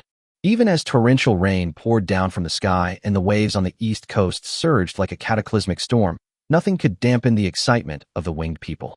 High above the heavens, flying over 100,000 meters in the air, passing through the glow of the silver moon, Jiang Yu returned to the heavenly mountain land of the platinum throne and threw the dragon head and dragon corpse under the throne. As the world tilted maliciously, the silver moon was subconsciously affected and began to slowly repel the platinum throne from hovering within its range. Jiang Yu's strength is different now than before. After reaching the throne realm, his strength underwent a dramatic transformation. The moment he ascended to the throne realm, he sensed an incomparably powerful slumbering aura within the silver moon. He is the master of the silver moon, the source of its everlasting radiance and boundless majesty. But he didn't look closely at the time, and then demigods, driven by the malice of the world, came to attack him. Now, having vanquished all his enemies, he took a moment to rest and sat on the platinum throne, casting a glance toward the silver moon. This gaze, carrying his powerful will, was like a sharp sword, having just pierced through the outer layer of the silver moon's radiance, and was trying to penetrate into the body of the silver moon itself. However, this one gaze seemed to shatter a balance that had existed for millions of years. An anomaly has occurred. The entire silver moon began to vibrate rapidly, and its radiance exploded outwards, with rings of silver light rippled across the sky like waves on water. It swept across the entire realm high in the sky. Jiang Yu's gaze was instantly interrupted. The moon's spiritual light, stored for countless years, carrying the immense power left behind by the silver moon's master, was like an invisible hand that forcefully pushed the entire top of the suspended Paradise Mountain, including the platinum throne, out of the range of the silver moon's radiance. Upon being pushed like that, Jiang Yu felt as if she were instantly immersed in an ocean of silver moonlight. The power of the silver moon directly impacted his mind and will, like a reflection on a pane of glass that then shattered. Could there be a god hidden within this silver moon? His brows were furrowed. This push had a greater impact on him than the push against those ancient dragons. Beneath it, the platinum throne was pushed and rolled. Then it was quickly pushed out of the orbit of the silver moon. High in the sky, on the orbit of a celestial body between the astral plane and the world barrier, the platinum moon was shifted tens of thousands of meters backward. What appears to the outside world is that the two moons, which were once inseparable, suddenly separate. The distance between them has become neither too far nor too near, and gold and silver prices will appear in February. After this upheaval, Jiang Yu had no choice but to calm his mind and do everything in his power to stabilize the platinum throne on its current course. It was only then that he suddenly remembered. In the future chapter, one of the 9 rising main gods. Among them is a main god called Silver Moon Goddess. Chapter 76, Slaughtering the Emperor. For unknown reasons, this future supreme god seems to still be asleep in the silver moon and has not yet awakened in this era. Jiang Yu then stopped worrying about it. He still had a long time to deal with the gods that would appear in the future. Once outside the area enveloped by the silver moon's radiance, the platinum throne found itself in a region of disordered laws and chaotic spacetime. Fortunately, the characteristics of the platinum moon and the throne is me allow the platinum throne to operate as a celestial body in a celestial orbit, following right behind the silver moon. Just as he calmed himself and prepared to settle the corpses of the demigod dragons and the lava giant, suppressing their authority for the use of the throne, his purple eyes suddenly narrowed, and he looked down at the area outside the throne. Then, high above the heavens, suddenly, a dull thud of footsteps was heard. Da-da-da. Within Jiang Yu's line of sight, Crimson Eyes, dressed in black and exuding a nonchalant air, walked towards us. He walked step by step up into the chaotic sky, came to the platinum throne, looked at Jiang Yu sitting on the throne, and smiled slightly. Are you the source of all evil in the world? Before Jiang Yu could speak, he glanced around and seemed to have discovered something interesting. He then burst into laughter again, even bending over with laughter. Ha ha, I suddenly admire you a bit. Not only have you become an enemy of the world, but you also dare to establish this throne near the Silver Moon Overlord. That old woman is not a gentle and kind person. Look, they've been expelled. On the platinum throne, Jiang Yu recovered from her injuries while looking at the uninvited guest before her. He sensed the powerful aura emanating from the black-clad, red-eyed man, which far surpassed that of the previous demigods, and asked in a deep voice. After all that, who exactly are you? What? Are you asking me a question? The man seemed very easy to talk to, and kindly explained in response to Jiang Yu's question. Okay, then I'll tell you. Ha ha ha me. I was once the Slaughter Emperor of Sequence 1. Now, I'm risking a drop in my cultivation level to wake up ahead of time. As eras change, the opportunity to become a god and achieve immortality arrives. As he spoke, his eyes blazed red, and a chilling, cruel, and bloodthirsty aura suddenly erupted, sweeping across the high sky. Like a torrential snowfall in June, the world is frozen solid. Ha ha! Today I awaken, wielding the power of slaughter, and witness the world's greatest enemy. Excellent, truly excellent. I am looking forward to seeing how much benefit I will gain from killing you for the sake of the world before establishing a divine kingdom on earth and becoming an immortal true god. On the platinum throne, Jiang Yu coldly stared at the seemingly insane man in black, his hand resting on the purple-gold longsword at his waist. At this moment, the man in black suddenly looked at the platinum throne beneath Jiang Yu and grinned. If I'm not mistaken, this throne is the true source of the world's malice, isn't it? Just as Jiang Yu thought he was going to say something more, he paused. The red-eyed man in black suddenly changed his expression, becoming extremely cold and saying in a chilling voice, "Forget it, whatever your plans are. Killing you will render everything meaningless." After saying that, he reached out and grasped at the air, and a black and red spear appeared in his hand. Instantly, the world turned crimson. An endless aura of slaughter emanated from the high heavens, its killing intent vast and pure. A chilling, ominous atmosphere, like a vast ocean, flowed freely between the stars in the high heavens. Kill all things in heaven and earth. Kill, kill, kill, kill, like the wind blowing by. In Jiang Yu's ears, it seemed as if a million lives were weeping, and blood-red light permeated the endless twilight. At the same time, suddenly, red threads appeared throughout the space where the platinum throne was located, as if to divide and kill the entire world. Black and red dots appeared on Jiang Yu's forehead, hands, feet, wings, body, heart, and other parts of his body. Not far away, the gun-wielding man, seemingly standing on a sea of blood and carnage, gave a cold snort, gripped his killing spear tightly, and thrust it fiercely in the direction of Jiang Yu. Kill! A vast and boundless killing force suddenly descended, heading straight for Jiang Yu. Faced with such an attack, Jiang Yu had long since stopped sitting idly waiting. In black with red eyes raised his gun, he suddenly stood up from his throne, silver hair flowing, violet eyes so sharp. Looking at the menacing man in black, he suddenly laughed. The power to kill, I too yearn for it. The words fell. The pure white halo above his head, manifested by his will, suddenly expanded. A pure white light surged violently, and a champion's will, dazzling the heavens and earth and possessing unparalleled strength, leaped out of the spiritual world, manifesting in the outside world as a pure white holy sword. Immediately, ignoring the killing laws and the power of authority that were about to descend upon him, he drew the purple gold longsword from his waist and unleashed endless lightning without reservation. Then the pure white holy sword descended and merged with it, and boundless sword intent instantly soared into the sky, boosting combat power tenfold in an instant. The platinum moon shines as brightly as the sun. The sword rises, its aura overwhelming. The chaotic laws of the vast sky suddenly subsided in that instant. Jiang Yu had used all her strength and held nothing back. She took a step forward and stood on the edge of the platinum throne, calm and composed. He was facing a black-clad man whose murderous intent was surging wildly, his expression one of resolute madness. Swords against spears, kings against kings. Both of them focused almost entirely on offense, abandoning defense and relying solely on their overwhelming courage. The winner lives, the loser dies. Or they all die. Almost instantly, a devastating collision erupted high in the sky. Ruling. Slaughter. The will to judge and the authority to kill were like two sharp blades, both piercing into the other's body. Chapter 77 The right to growth is granted to my race. The battle manifested in the outside world.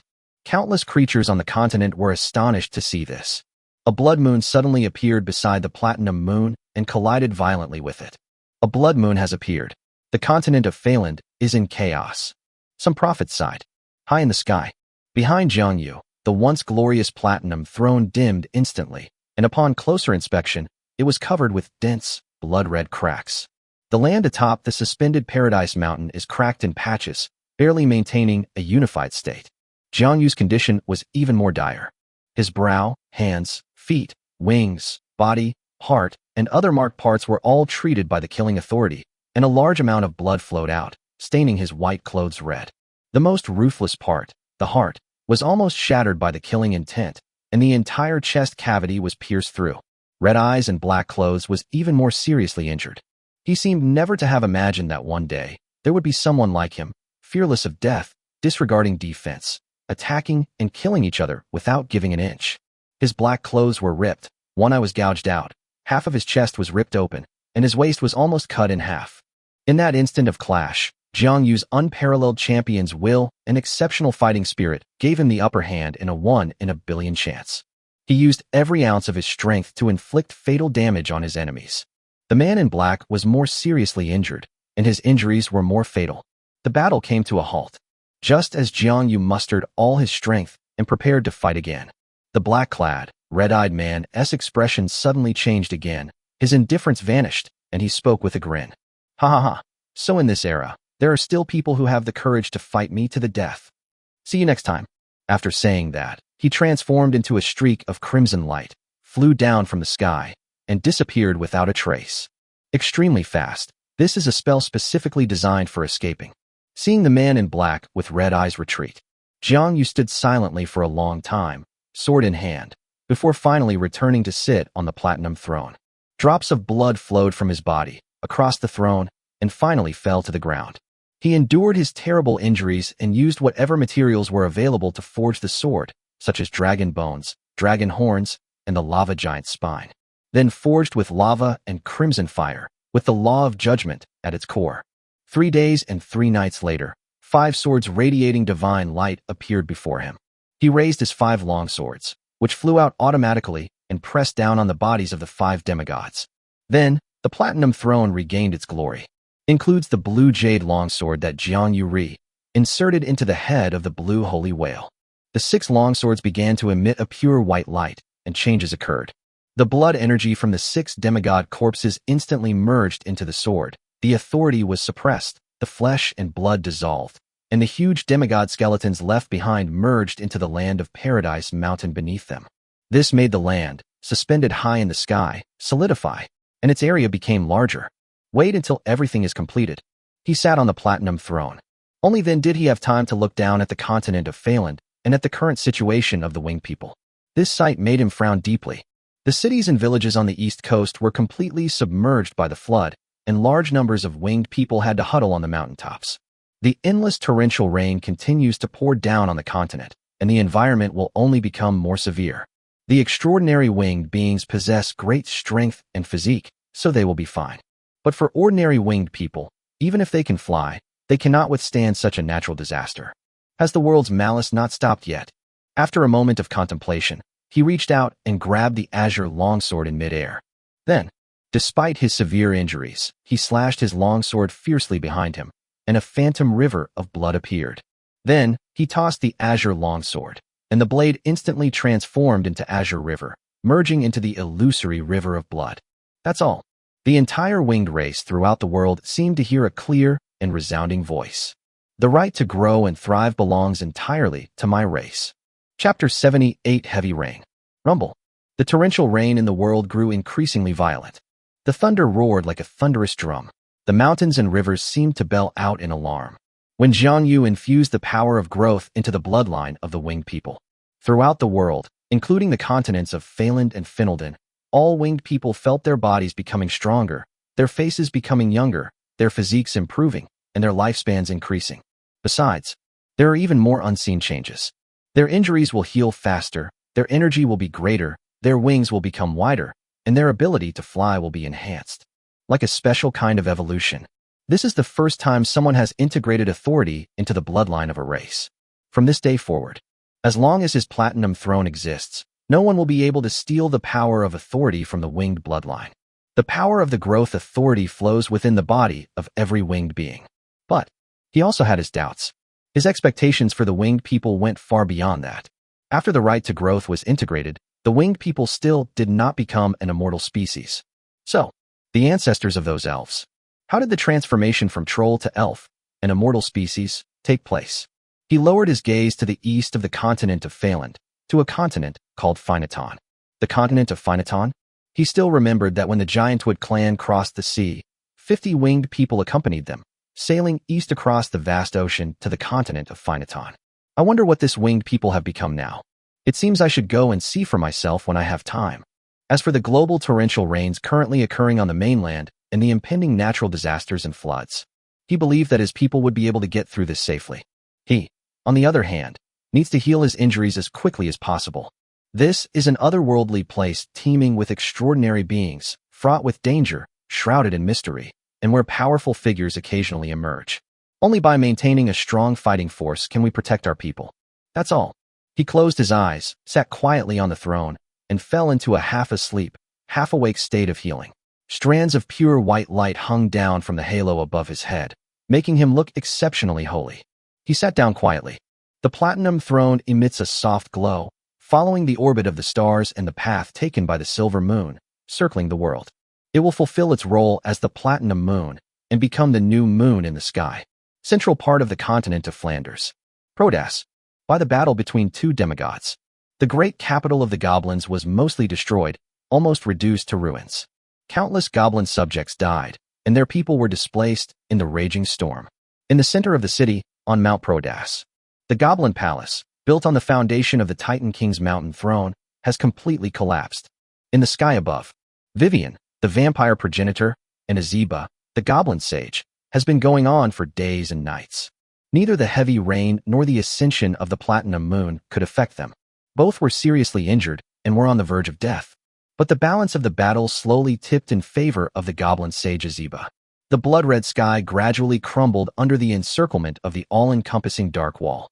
The two were initially evenly matched, but later, Azeba used other powers that did not belong to the authority of this world, which put Vivian at a disadvantage. As it happens, Vivian knows the source of this power. Fight to the very end. Seeing no hope of victory, Vivian finally used her last strength to escape the battlefield, turning into blood mist and countless bats, and fled with the remaining dozens of vampires. Before leaving, she left behind a sentence. Azeba, one day you will surely fall into the abyss. All that remained was the goblin great sage, bleeding profusely and severely wounded, standing in midair with an extremely grim expression. He knew, of course, that those who gaze into the abyss will also be gazed into by the abyss. But once he becomes a true god, he can sever all of this. Unfortunately, now it's all in vain. At the same time, following Vivian's devastating attack, the capital of the Goblin Empire was destroyed, countless goblins perished in the chaos, a large number of professionals died, and even the great sage Azeba, who was the pillar of the nation, was seriously injured. The power of the blood law was entangled within his body, and it was difficult to dissipate. The empire has been severely weakened.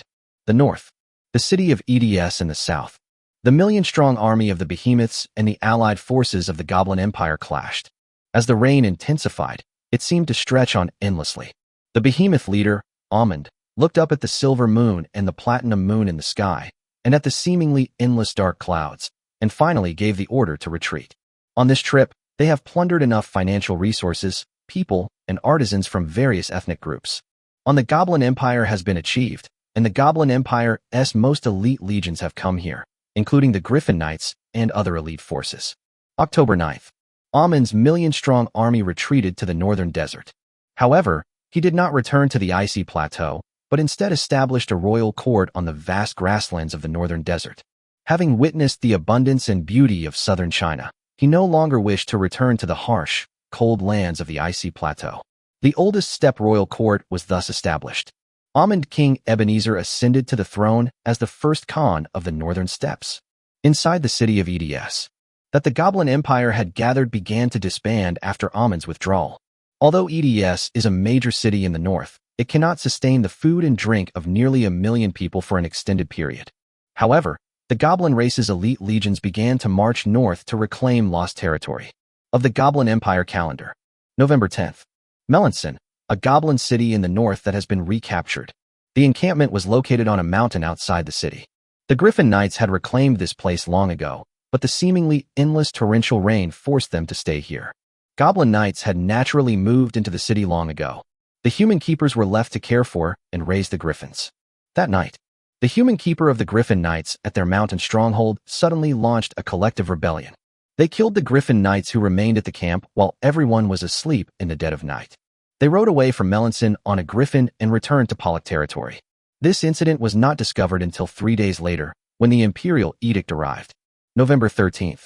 Goblin Knights, braving the heavy rain, came from the royal capital to Melanson City to read out the great sage's latest decree. Remove the earldom of human Lord Vega Reinhardt, dissolve the alliance between the two races, and from this day forward, the human race is declared a rebel against the Empire. Throughout the Empire, all who see this decree shall follow the Goblin army to punish the human race. This edict was issued by the great sage Azeba before he recovered from his injuries, without going through the Emperor's hands, and it was required to be proclaimed throughout the entire Empire. Even the winged people who were fleeing the floods on the far east coast received this decree. On the mainland were puzzled by this order, but they still decided to carry it out. Large numbers of humans were killed, men, women, and children were all killed. But a month later, of the Goblin Empire's capital and the near-death experience of the great sage Azeba quietly spread throughout the continent of Phaland. Instantly, the entire continent was in an uproar. The atmosphere shifted instantly, and the Goblin Empire's deterrent power seemed to collapse at that moment. Just as a mighty tiger is about to fall, the pack of wolves begins to look around. Over time, the Goblin Empire began to lose their effectiveness in the eyes of various races, but Azeba's lingering influence still kept them somewhat restrained. They all turned their gaze to Prodas, waiting for Azeba to truly fall so they could swarm him.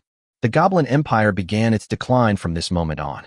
The far west and north of the continent of Flanders, Vivian, the true progenitor of the vampire clan, led the remaining few dozen vampires back to the vampire territory safely.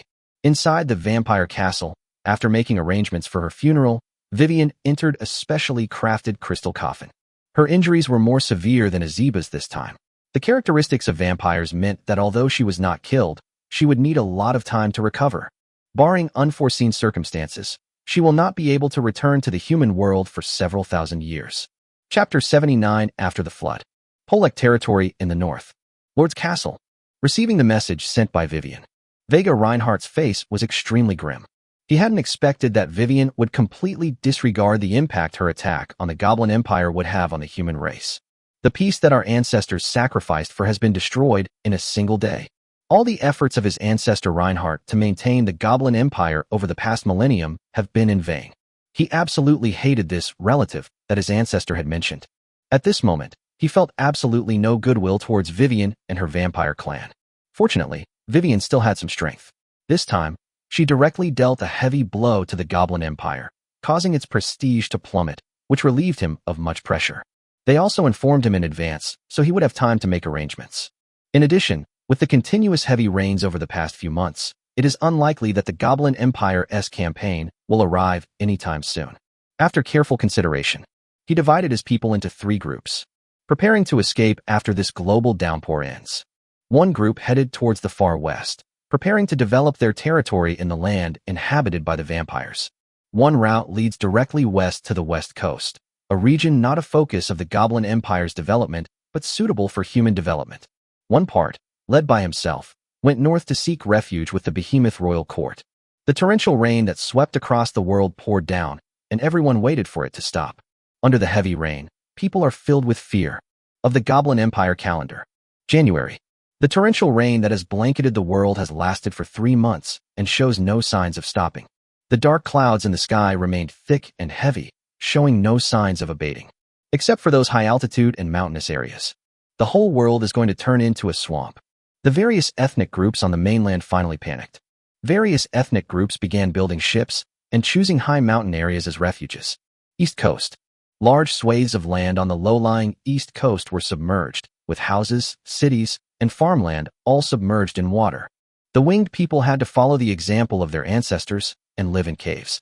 Fortunately, the power of growth made their bodies stronger and prevented them from getting sick. Then, the rain grew heavier and heavier, without stopping. The winged people also began to build large ships large enough to carry their people. Fortunately, the food reserves they had accumulated over the years were still enough to feed them, preventing them from starving to death. Sophia has now returned from the Sophia Islands and is in charge of matters concerning the winged people under Jiang Yu's orders. March. Amid torrential rains, a massive flood erupted, spreading across eastern, central, and southern Flanders.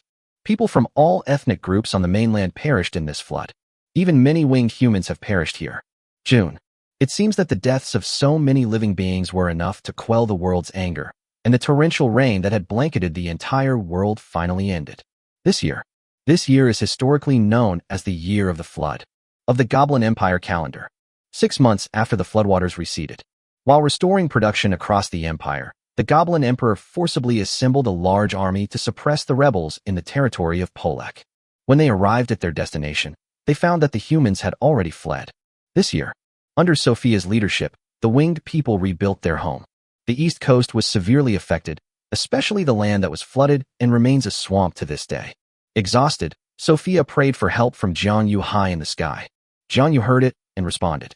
Then a fiery red lava sword fell from the platinum moon and stuck into the earth on the East Coast. The power of lava fire covered the land several months later. The entire East Coast returned to normal. The winged people were able to resume production and rebuild the city. However, after this ordeal, the winged people believed that the earth was no longer safe, so they built their cities on the mountains. Some winged people even had the wild idea of building a city that stood in the sky. Of the Goblin Empire calendar. The great sage of the Goblin has not appeared for nearly 30 years. Various ethnic groups on the mainland are stirring with restlessness. The year 1045 of the Goblin Empire calendar. The great Khan of the northern desert grasslands, Almond King, led his grassland army south to plunder the northern border of the Goblin Empire. 3 marquisates, 10 earls, and dozens of viscount and baronates were looted. A large number of goblins were captured and enslaved on the grasslands, among whom were many goblin alchemists. Among them, the human tribes who went to the grasslands fought the fiercest. The goblin emperor Guna Amagor, far away in Prodas, was furious. The following year, Guna Amagor personally led the Imperial Guard and a coalition of nobles from the central and northern regions northward to the grasslands to attack the Behemoth royal court. As a result, he was utterly defeated by the great Khan of Behemoth, Amon the Frost. The Goblin Empire's army suffered a bloodbath, with millions of corpses floating in the water. Even Guna Amagal was captured by Amadis. After this battle, many tribes in the northern part of the Goblin Empire have submitted to the Behemoth Kingdom of the Steppes. Meanwhile, the various races on the continent lowered their opinion of the Goblin Empire once again. The once powerful and majestic empire of 1,000 years is on the verge of extinction. Of the Goblin Empire calendar. Leon Armiger, son of the 5th Goblin Emperor, was crowned the 6th Emperor. Same year, Amon Stanford, Gunnar Amigel, returns. Gunnar Amig was imprisoned until his death a century later. Of the Goblin Empire calendar. East Coast, Paradise Mountain. After being lifted into the sky by Jiang Yu at the top of the original Paradise Mountain, Sophia began to build a new city on it, named after the transliteration of Jiang Yu's name, Ulier City. The city of Uriel was completely completed in this year. It was also during the winter of that year. Suddenly, a group of sea creature knights riding sharks arrived on the eastern coast of the East China Sea. Chapter 80 Sea Princess. These Seakin knights had long, sea blue hair, fin-like ears, and robust bodies. Each of them was 5 meters tall, and extraordinary power surged from them. Their faces resembled those of humans, and they also had limbs, but their hands and feet had a webbed structure. This did not prevent them from wielding spears and engaging in battle. When they arrived at the East Coast, they were furious when they saw the many villages inhabited by winged people along the coast, and the city not far away. In ancient times, our race made a pact with the king of the land. We helped him defeat the ruler of the sea, the titan of the sea, who was vying for the throne. In return, He ceded the coastal lands of the continent of Phalan to our race and forbade any creature on the continent from settling there. This is a condition that the ancient Sky Kings also tacitly agreed to. Now, an intelligent race has openly occupied the coastal area, building cities and houses. For a long time, the sea creatures were unaware that the winged people had settled on the coast. They live in the deep sea, walk on the seabed, and don't particularly like going to land. Titans and ancient dragons are not to be trifled with. Their sea creatures simply live in the deep sea and naturally do not take sides. The two dominant races naturally had no designs on the ocean. But in the last few hundred years, with the development of alchemy in the Goblin Empire, a frenzy of alchemy research swept across the entire continent, including the winged people, and some advanced technologies were created from time to time. However, alchemy also produces pollution. Because of their proximity to the sea, the winged people discharge their waste directly into the ocean. Over the years, this accumulated pollution attracted the attention of the deep-sea race. But they didn't know that the era of the Titans and the ancient dragons had long since passed. When they appeared on the east coast, the winged people then discovered the traces of this group of sea creatures. It is indeed intriguing that this strangely looking race suddenly appeared from the sea.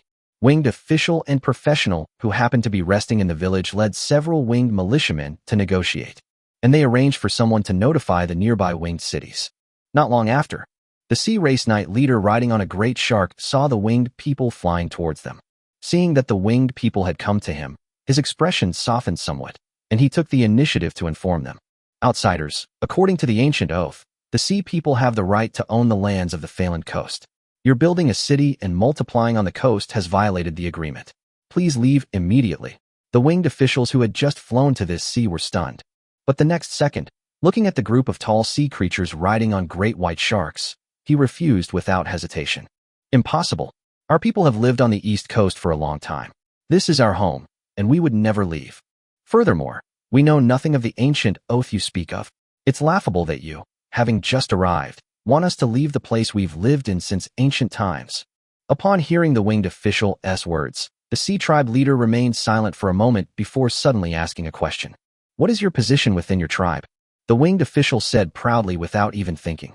I am the company commander of the 5th Company, 9th Battalion, Los Andes Garrison. Of the sea creature Shark Knight's side. We are all just small people. This kind of thing needs big shots to negotiate. So, let your tribal king negotiate with us. 3 days from now, our great princess will arrive on the East Coast. At that time, the great sea princess will discuss the ownership of the East Coast with your leader. We will inform our superiors of this, but the East Coast is our territory, and the sea tribes cannot take it away. However, by then, my princess won't be as easy to talk to as I am. Snort. Soon. Sophia received the news inside the castle of the city lord of Uriel. She hesitated for a moment, but decided not to report it to Jiangyu, and instead handle the matter herself first. 3 days later, Sophia then brought the legendary little turtle and a large group of elite professional winged people to the shore for the appointment. When she arrived here, just then, on the vast ocean, waves surged, and squads of magnificently armored sea creature soldiers, riding sharks, whales, seahorses, and other marine monsters, escorted an incomparably beautiful sea girl as she leaped out of the water. Is different from the sea creatures around her. If Jiangyu were here, he would definitely recognize her. Isn't she the siren from the future chapter? The ocean girl sat atop a giant seashell, beneath which lay a colossal sea turtle-like magical beast, surrounded by several sea creature women serving her. When they appear, just then, a group of winged people in gleaming silver armor and in perfect formation descended from the sky. Sophia, who was leading the group, had long silver hair, a cool and elegant face, and a slender figure. She was also wearing silver armor and looked very heroic. The two women, one standing in the sky and the other in the sea, both exuded an aloof, queen-like aura. The two exchanged a glance, and the ocean princess spoke first. I am Themis, the eldest daughter of the sea mother and the mistress of the underwater city of Shules. Winged one, tell me why you have seized my people's land. Faced with Themis's direct questioning, Sophia replied calmly. The East Coast has always been our people's homeland. So how can you say we've taken over it? In the ancient oath, your continental king ceded the coastal lands to us. This is an oath witnessed by both the continent and the sea. Unfortunately, the king of the continent you spoke of has long since vanished, and the oath we made is now null and void. What's the meaning? Themis frowned upon hearing this. Sophia thought her words had worked and smiled slightly. The Titans, the former rulers of the continent, fought a decisive battle with the ancient dragons, resulting in mutual destruction. The Titan King Ashmiz even disappeared along with the ancient dragon emperor. The remaining Titans were overthrown by the goblins and the various races of the continent, and the ancient dragons retreated into hiding. The ruler of the continent has long since changed hands. Don't you know that? Such a change has actually occurred on the mainland. Themis was taken aback after hearing this. But then, her expression turned excited. The once mighty Titans and dragons have faded from history. Now, in Fland, wouldn't they be able to get a piece of the pie? Seeing that Sophia and the little turtle were only at the legendary level, and that the winged soldiers around them were about the same level as her guards, she felt confident. I don't care whether the continental rulers who signed the oath still exist.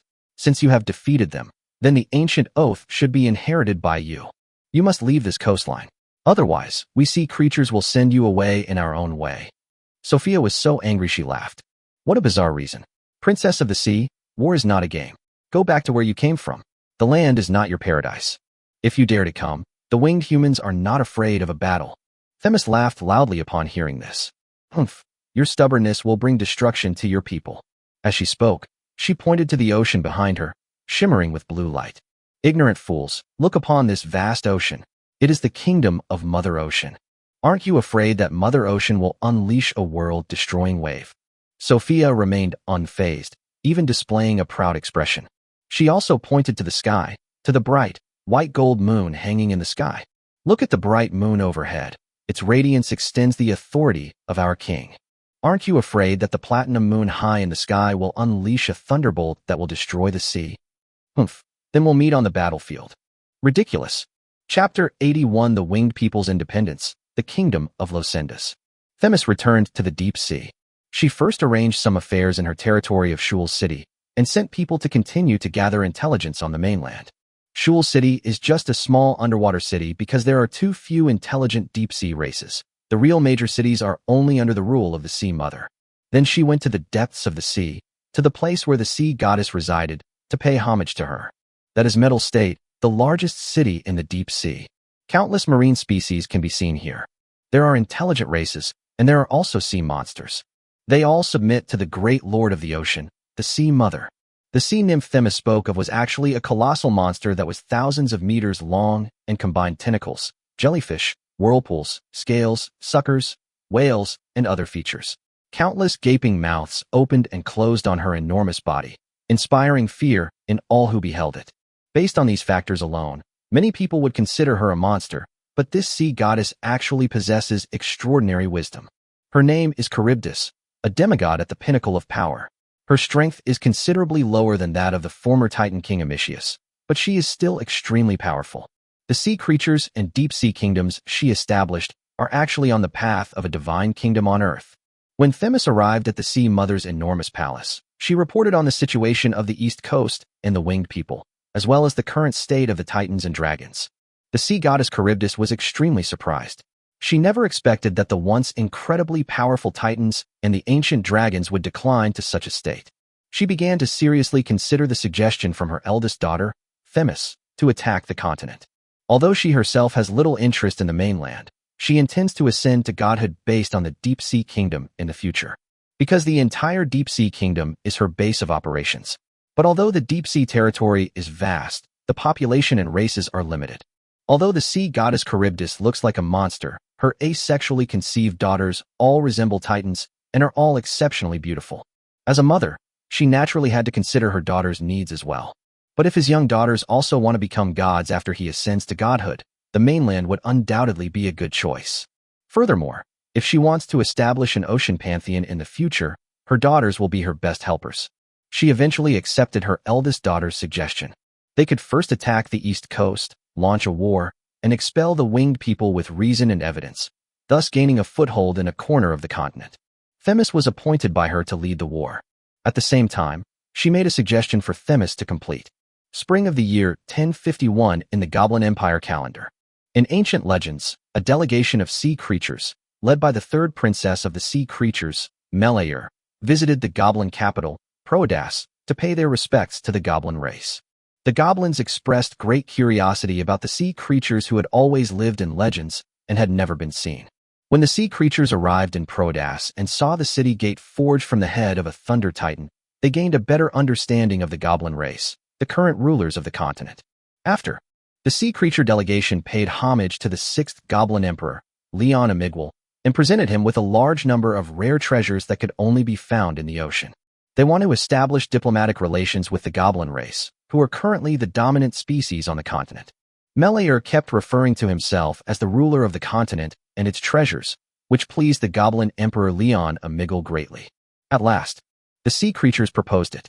It is hoped that the new continental rulers, the goblin race, will inherit the eternal oath once made by the titans and the sea creatures.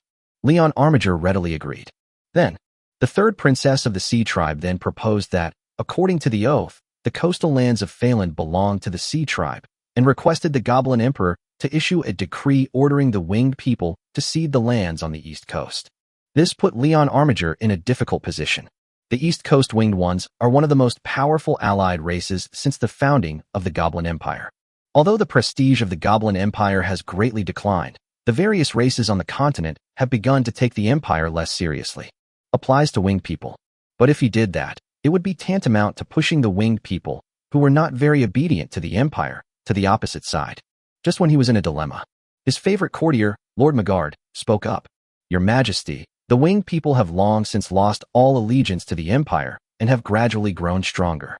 A few years ago, when your father led an expedition to the northern desert, the winged people did not send a single soldier. He had no choice but to call upon the Eagle People tribe to gather more than 10,000 Eagle People warriors to march north. Even so, after the war ended, the winged people protested to the empire, expressing their dissatisfaction with the empire's support for the Eagle People. They are merely subjects of our tribe, yet they dare to express dissatisfaction with their lord. This shows that they have long been alienated from us.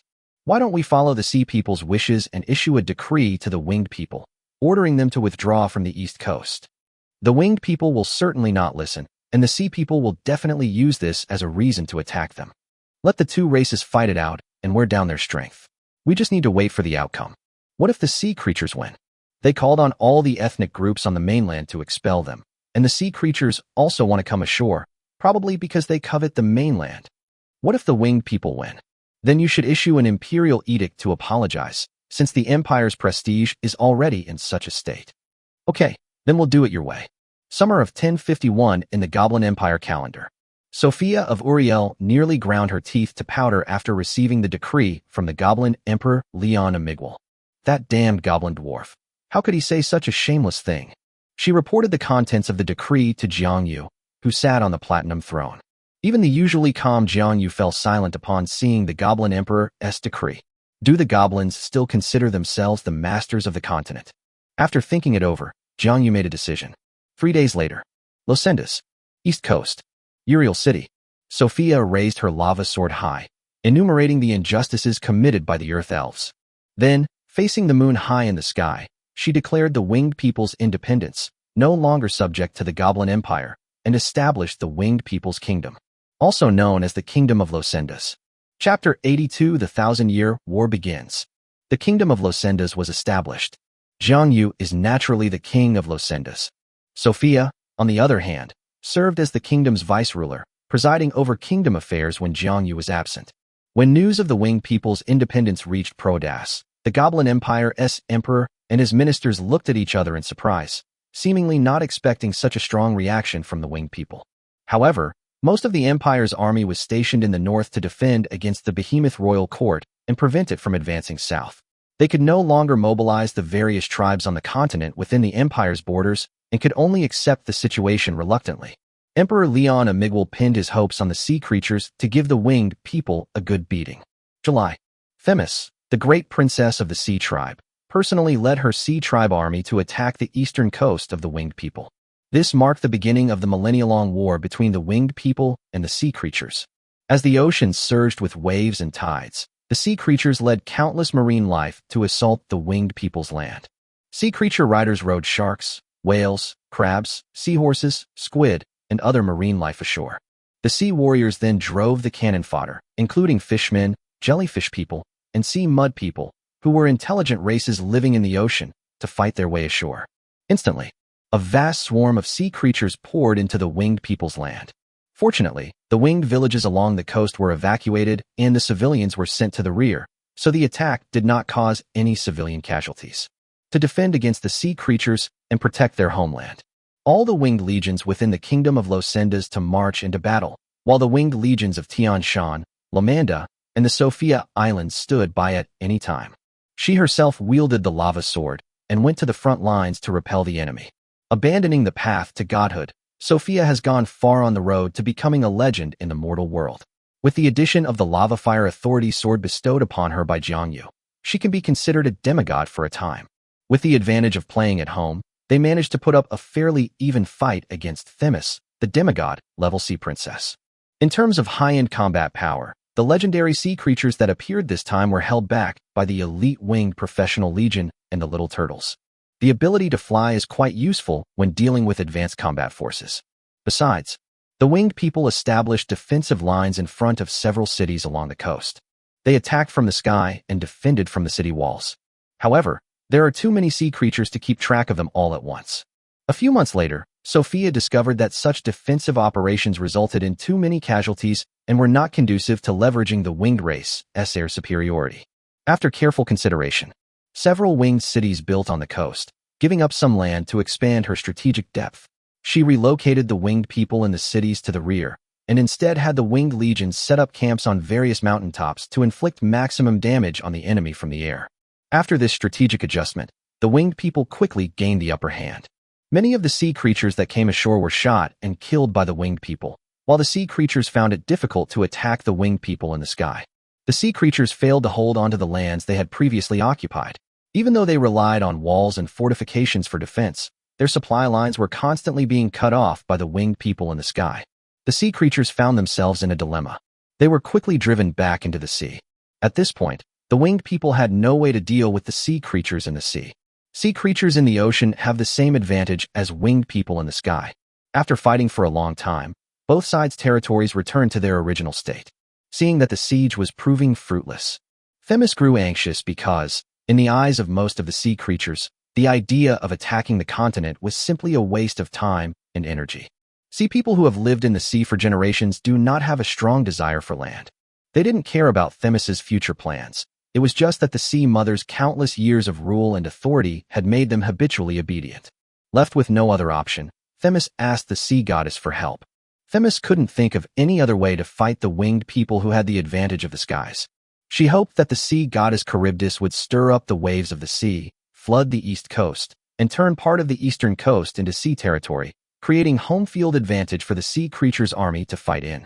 The sea goddess was somewhat concerned that doing so would provoke resentment among the continental races, jeopardizing her future rule over the continent. Because the land became saline after the seawater flooded it, it could no longer be cultivated and harvested. But Themis is also right. If we can't even get to the shore, everything else is useless. The sea goddess Charybdis agreed. Chapter 83 is used to guard the sea frontier. November, 1051, Goblin Empire calendar. East Coast. After suppressing the sea creatures back into the ocean, they remained quiet for a while. Sophia moved the command tent to a hilltop by the sea. Elite winged human squads are dispatched daily to patrol the coast. Yadashi was one of the ordinary winged warriors in the Legion. Every day, he would leave early and return late, keeping watch over the vast, boundless sea with his teammates in the air above the coast. A dozen or so squads of sea creature soldiers would peek out to investigate, only to be met with a hail of arrows from Adishur and his comrades. 5 months have passed since the sea creatures invaded. Has been fighting the sea creatures for almost 4 months now, under the leadership of the kingdom's vice-ruler, the Holy Maiden of Light, Sophia. He experienced the failure when the sea creatures came ashore and occupied the cities and coastal lands. And he also experienced the victory when Sophia changed her strategy and dealt a heavy blow to these blue giants on the vast land. In the end, the winged people worked together to suppress the invading sea creature army back into the sea, and Adishur was very proud of her identity as a winged person. In his and his comrades' eyes, these damned sea monsters should go back to their own oceans to feed their sharks, instead of coming to the mainland to fight the winged people for territory. They all believed that after being forced back into the sea creatures would probably stop fighting, and they would be able to resume their peaceful lives. The day was sunny and bright, with clear skies for miles around. The sea was calm. A gentle sea breeze caressed Adishur's face, making him feel very comfortable. Beside him, his teammate Yoris was still complaining. Sigh, I've been eating seafood for months. I feel like my mouth is getting salty like a fish's mouth. The winged army fighting on the east coast numbered in the hundreds of thousands. Relying solely on previous food reserves was insufficient. Sophia would typically order the army to clean up the battlefield after each battle, taking back the seafood left behind by the sea creatures as military rations. When his companions complained, Yadashi smiled and comforted them. Desert goat that I brought back from the royal court of the northern grasslands. Adishur, you can actually afford this. Those money-grubbing goblin merchants don't charge cheap prices. Haha, because my sister is Princess Sophia's attendant, my family is quite wealthy. Udish, my dear brother, what do you think of me as your brother-in-law? While the two were chatting, on the distant horizon, one enormous shadow after another suddenly rose. Yadashi glanced at the horizon and his eyes widened in fury. Quick, quick, we must go back and inform Lady Sophia. A massive sea disaster has struck. Not only them, but all the winged squads patrolling the skies also noticed the approaching towering wave and turned around. However, they didn't have time to return and inform Sophia. A striking, elegant female winged woman with silver hair appeared in the sky, standing at the very front of all the winged beings. Holding a lava sword, she looked angrily at the direction of the towering waves crashing on the sea. Themis. Even if she used all her strength to unleash the power of lava fire, she would still find it difficult to withstand such a colossal wave. So he simply knelt down on one knee, facing the platinum moon in the sky. My king, please protect your people. The enormous ocean waves, hundreds of meters high, crashed down at an astonishing speed. As Sophia knelt down in midair, the first wave, hundreds of meters high, came close. Huge waves blotted out the sky, and the salty sea breeze was swept up by the waves. Sophia, standing at the very front of the air in midair, was as small as an ant, about to be swallowed by the towering waves. All the winged people were horrified and in despair. However, at that moment, the platinum moon in the sky suddenly shone with dazzling light. In just a moment, it was even more dazzling than the sun in the sky. In the blink of an eye, a great blue sword, enveloped in the endless waters of the heavens and seas, crashed down from the endless sky and embedded itself in the coastline. An invisible wave suddenly spread out. It seemed as if a vast and unparalleled will, surpassing all heaven and earth, was manipulating the world's oceans, forcefully pressing down all the towering waves. Then, a clear and majestic voice resounded throughout heaven and earth. Under the judgment, the authority of the heavy waters will be used to guard the sea frontier. Chapter 84. In a fit of rage. High above the heavens, Jiang Yu sat upright on the platinum throne, her silver hair flowing. Her purple eyes suddenly opened, and she lowered her gaze to cast it into the deep sea. And at the bottom of the deep sea, as if sensing something, Charybdis, the sea goddess who sat on the throne of Neptune, suddenly raised her enormous head and gazed at the high heavens. Seemingly transcending the distance of time and space, the two powerful beings engaged in a silent dialogue. A long time. At the bottom of the deep sea, Neptune's sea mother Charybdis lowered her head. And high in the sky, Jiang Yu also closed her purple eyes at the same time. He sat solemnly and upright, as immovable as a mountain. He looked relaxed, but he had actually used all his strength. Suppressing the ocean waves stirred up by a being like the sea goddess Charybdis is no easy task, especially since he is still recovering from his injuries. But what's amazing is that, similar to the natural laws of his previous life, the platinum moon itself has a certain suppressive effect on the ocean tides, which allows him to exert a wider range of power. It seems the moon can cause tides, and this exists in every world. After confronting Jiang Yu from afar, the sea goddess Charybdis has decided to entrust the task of conquering the continent entirely to Themis, who can use all the resources of the sea creatures, but she will no longer take action herself. Unsure whether Jiang Yu could be defeated by her, she was willing to compromise in order to ascend to godhood. Having survived in the deep sea for so many years, a little longer won't make a difference. The seabed of the East China Sea. Themis, sitting on her temporary underwater throne, was reveling in the vast waves brought down by the sea goddess. She looked at Sophia, who was like an ant in front of the towering waves, and chuckled. Sophia, let's see how you save your people now. Are you carrying your fire poker? However, the next second, a powerful and majestic will, like the hand of the heavens, swept away and calmed the surging waves along the entire east coast. In an instant, she felt the seawater being imbued with another kind of water power. An incomparably majestic aura swept across the deep sea, pressing her onto the throne, leaving her too shocked to move. She had only recently become a demigod and her strength was not yet at its peak, so this truly surprised her. Looking up at the dazzling platinum moon high in the sky, she murmured to herself. Was what that winged woman said true? That platinum moon really did unleash the power to suppress the ocean. East Coast. When the devastating vastness was instantly leveled by Jiangyu, countless winged people within it looked up at the shining platinum moon high in the sky, their eyes filled with even more fervor and their worship even more frenzied. Holy is my king. Holy One, Lord of the high heavens. Sophia also gripped the lava sword tightly, her eyes filled with excitement. She knew it. The king was omnipotent. The little turtle stood before the blue jade sword stuck on the shore, gazing at the platinum moon high in the sky. Boss, when are you going to come down here? The first war between the winged race and the sea race thus came to an end. Of the Goblin Empire calendar. Winter. The behemoth royal court of the northern steppe once again marched south to plunder. This time, the great Khan of Behemoth, Amadis, once again personally led his army and once again defeated the Goblin Northern Legion. He then swept across the northern border, leaving nothing but desolation in his wake. After their defeat, the Goblin border legions only dared to defend the cities, resulting in 9 out of 10 Goblin settlements being deserted in the north. It's worth mentioning that Amand was quite interesting this time. He only launched a brutal massacre against the Goblins, but spared the tribes and populations of other races, only taking some of their food and possessions. For the first time, the northern tribes outnumbered the Goblins in terms of population and began to take advantage of the situation to grow and expand in the north. Prodas. When the Goblin Emperor Leon Amigel heard that the Northern Border Legion had suffered a major defeat and that the Legion commander only dared to defend the city, he was furious. He ordered the removal of Card, commander of the Border Legion, from his post and escorted him back to the capital, while sending another Goblin nobleman to lead the army in the north. He himself didn't dare to go in person. He has quite a few sons now and is not very willing to go to the front lines again. The year 1053 of the Goblin Empire calendar. Taking advantage of the Goblin Empire's crushing defeat in the north.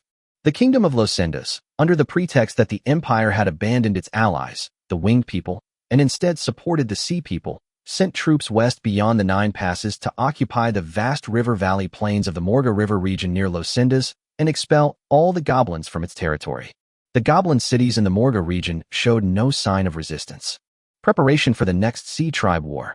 She clearly no longer dared to let the winged people live on that land on the east coast. To get back this large missing piece of land is to ask the goblins for it. Of course, there is another reason. Slightly west of the Morga River lies the Whispering Forest, and the ancestral home of the winged people, the High Barbarian Mountain, is located to the west of the Whispering Forest. This news reached Prodas. The Goblin Emperor Leon Amigwal was furious in the palace, shouting that this was outrageous. In a fit of rage, Leon Armiger considered the power at his disposal and finally unleashed his fury. The year 1055 of the Goblin Empire calendar. The Avat Dwarf Kingdom, nestled in the Western Mountains, has declared independence. Chapter 85: The Sisters' War and the Rise of the Bloodaxe Clan. The Western Mountains are rich in minerals and metals. 1,000 years ago, the dwarves traded precious forging techniques with the humans of the previous era and made great use of them. The Dwarf Kingdom built its foundation on this foundation and has accumulated a great deal of wealth over the millennia. As a renowned mountainous nation, the dwarves provided the Goblin Empire with a considerable number of weapons and armor each year for the first 1,000 years of the empire's existence. After the millennium, the Goblin Empire began to decline, and the weapons and armor provided by the dwarves became increasingly scarce. Until a few years ago, the Behemoth royal court rose on the grasslands, and the winged people on the east coast became independent, seeing that the Goblin Empire was powerless to do anything about it. Now, the dwarf king Chiri Avat has finally made up his mind to lead the dwarf race to independence and establish the Avat Mountain Kingdom. As a result, the Goblin Empire lost one of its main sources of weapons, and its national strength became increasingly weak. As a result, the attitudes of the alien races on the continent toward goblins have changed. Of the Goblin Empire calendar. East Coast. After a few years of recuperation, the sea creatures once again launched a war against the eastern coast of the winged people. This time, Themis, the eldest princess of the Sea Tribe, brought with her the elite Sea Tribe army from the deep-sea city of Metal. Of the Sea Clan also arrived from the southern seas, bringing her followers to join the battle. Sophia once again wields the lava sword and leads the winged legions of Lucindas into battle. This time, Themis was wiser. Instead of rushing to launch a large-scale attack ashore, she quickly assembled an elite force of extraordinary professionals and ventured deep into the heart of Lucindas along the river. After finding the winged city in the heart of the land, she swiftly dispatched her elite troops across the river to attack the city and force the winged people to fight her. This time, Sophia was caught off guard and suffered a hasty and crushing defeat. Fortunately, Areta arrived in time with the elite winged legion of Lomanda, wielding the blue jade sword, and managed to stop the Sea Sisters' attack. Because the sea creatures had taken over the rivers, although Sophia later ordered people to build iron fences and traps in the major waterways to block their movement along the rivers. But this time it was clearly impossible to quickly drive the sea creatures back to the sea. The sea creatures opened up waterways and built underwater fortresses, which the winged people found difficult to breach. With these nails driven into the east coast, the war dragged on for decades. The match didn't end until both sides were exhausted. Because it was a war led by two pairs of sisters, it was also known as the Sisters' War. This time, the winged people suffered heavy casualties, with hundreds of thousands dying in the war. But there were gains. This prolonged battle honed the skills of many winged people, accelerating their research into potions and the path of the professional. Furthermore, several hero-level winged people broke through to legendary status during the battle, making up for the lack of high-end combat power among winged people. Of the Goblin Empire calendar, a troll tribe called the Bloodaxe clan has risen on the southwestern border of the Goblin Empire. The Bloodaxe clan was originally just a small tribe. Later, a troll named Odin Bloodaxe was born in the Bloodaxe tribe. He was exceptionally gifted. In his early years, he traveled across the continent, worked as a mercenary for the Goblin Empire, smuggled weapons and armor in the northern deserts, worked as a blacksmith in the Dwarven Mountain Kingdom, and traded on the east coast. With the wealth and power he has accumulated over the years, he is more than capable of making a living in the major cities of the Goblin Empire, and doing quite well. Although the Goblin Empire is now weak, a large number of foreigners still live in its cities and are its citizens. However, Odin Bloodaxe did not do so. He paid attention to current events on the mainland, and saw the weakness of the Goblin Empire, as well as the strength of the dwarves, behemoths, winged people, and sea people. As a member of the troll race, he was a rare, intelligent, and wise individual. He saw that although the troll race was very strong overall, it was very fragmented, and each acted independently. After a series of extraordinary encounters, he quietly embarked on the path to legend. Afterwards, he returned to his hometown of Domat in the southwestern border region, took over the Bloodaxe clan from which he was born, and became the tribal chief. And they began to establish the God of Slaughter as the faith of their own tribe. At first, many of the trolls in the tribe were dissatisfied, believing that this was against the decision of their ancestors. Odin Bloodaxe beat them all into submission. It's important to understand that at this time, troll tribes had no religion. Trolls are mostly simple-minded, physically strong, and crude in their actions. Although they are powerful in combat, and some legends have emerged, they have never become a significant force. This is because most troll tribes are organized into clans, and they do not submit to each other. Today your Bloodaxe clan wants my Stonemer clan to bow down, but tomorrow my Stonemer clan will definitely defend the dignity of our clan name once again. They worship their ancestors. There is no unified belief, and no one thinks about it in that respect. Odin Bloodaxe then sought to unite the various troll tribes through the worship of the God of Slaughter. The God of Blood is indeed extraordinary. He does grant the trolls blessings during battle. Unify the various troll clans, erase the barriers between different ancestral spirits, and unite the trolls of the continent. This will be an extremely difficult and time-consuming task. Odin Bloodaxe, however, decided to do it. He has the motivation and the ability, and is willing to put it into action. Then, the Bloodaxe clan began a silent expansion on the southwestern border of the empire. In the first 100 years, they annexed nearby troll tribes such as the Bloodhand clan, Stonemer clan, Axe clan, Swamp clan, and Undertree clan, becoming a newly emerging large troll tribe in the southwestern region of the Goblin Empire. Furthermore, he spent more time unifying the faith and no longer dividing the trolls into clans than he spent annexing them. So initially, their development was not rapid. Unifying ideas is often more difficult. The Goblin Empire only knew that a large troll tribe called Bloodaxe had risen on its southwestern border. Odin Bloodaxe even expressed his submission to the Goblin Empire, thereby gaining their support. He therefore established a small town in the Domat region as the residence of the Bloodaxe tribe. Chapter 86: The Birth of a New Generation of Dragons. of the Goblin Empire calendar, after decades of relative calm, launched their third invasion of the winged people on the East Coast. At this time, the winged people increased their population and strength due to the development of the Morga region. This time, in order to make up for the lack of ground operations, Sophia recruited a mercenary force of trolls, dwarves, and centaurs to come to the East Coast to help the winged people fight. The addition of mercenaries gave the winged people an advantage in this battle, and it only took them more than 20 years to push the sea creatures back into the sea. Later, using mercenaries has become common practice for the winged people in their fight against the sea creatures. Because the mercenaries employed by the winged people were too diverse, Erida suggested that this area be designated as a new department within the Winged People Kingdom for unified management. After this matter was reported to Jiangyu, after pondering for a long time, he decided to establish a new kingdom department specifically for hiring foreign troops. Furthermore, he established a special bounty system for those professionals in this field. This department was handed over to the newly appointed winged legend, Field. Furthermore, this is for the purpose of differentiated management. Field divided the department into two parts, one to deal with ordinary but numerous foreign mercenaries, which he named the Mercenary Division. A small but highly skilled group of professionals was formed and named Adventurer Division. The winged human mercenaries were merely a supplement to the Legion's ground combat strength. However, as time went on, they gradually became the main force of the Goblin Empire's northern army. But in a short time, indeed, it successfully resisted the numerous raids from the behemoth royal court in the north. Of the Goblin Empire calendar, the winged people's overall light elemental talent, the outstanding alchemist Afamo accidentally spilled the blood of several magical beasts into a newly created potion of light. The medicine was rendered unusable, resulting in a significant waste of valuable materials. These are all materials under the control of the kingdom. Left with no other choice, he secretly poured the potion into the manger, where it was eaten by his family's white horse. As a result, the white horse underwent a bloodline mutation the very next day. After a month, this white horse has awakened the power of light, can use the power of the light element, and its intelligence has also been enhanced. Its most striking feature is that it has a long horn on its head. The ancestor of the unicorn was born. Later, Afamo released it back into the wild. The Goblin Empire. The sea creatures launched their fourth attack on the winged people. This time, instead of attacking the East Coast, they turned their attention to the Sophia Islands.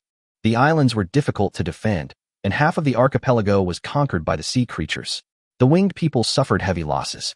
Of the Goblin Empire calendar, migrating to the far west, the human tribes that bordered the vampires gave birth to another legend. His name is Momed. This legendary human replaced the Reinhardt family as the leader of the far western human tribes in order to achieve better development. He spent time and effort marrying a mermaid princess from the Western Sea. The Momed family also became the family with mermaid blood in later generations, and their lineage continued. Of the Goblin Empire calendar, the Bloodaxe clan in southwestern Fland expanded again, annexing all the troll clans on the southwestern border of the Goblin Empire, reaching a population of 100,000. That winter, the Bloodaxe clan, which had always been subservient to the Goblin Empire, changed its attitude. They suddenly launched an attack and occupied Gank, a border city in the southwestern part of the Goblin Empire. Emperor Leon Armiger of Proedas was furious. He ordered the incumbent Grand Duke of the South, Peter Azeba, to lead the southern army to quell the rebellion. Odin Bloodaxe realized that the Goblin Empire was still stronger than him and had the power to attack him, so he quickly returned Gank City and reaffirmed his submission.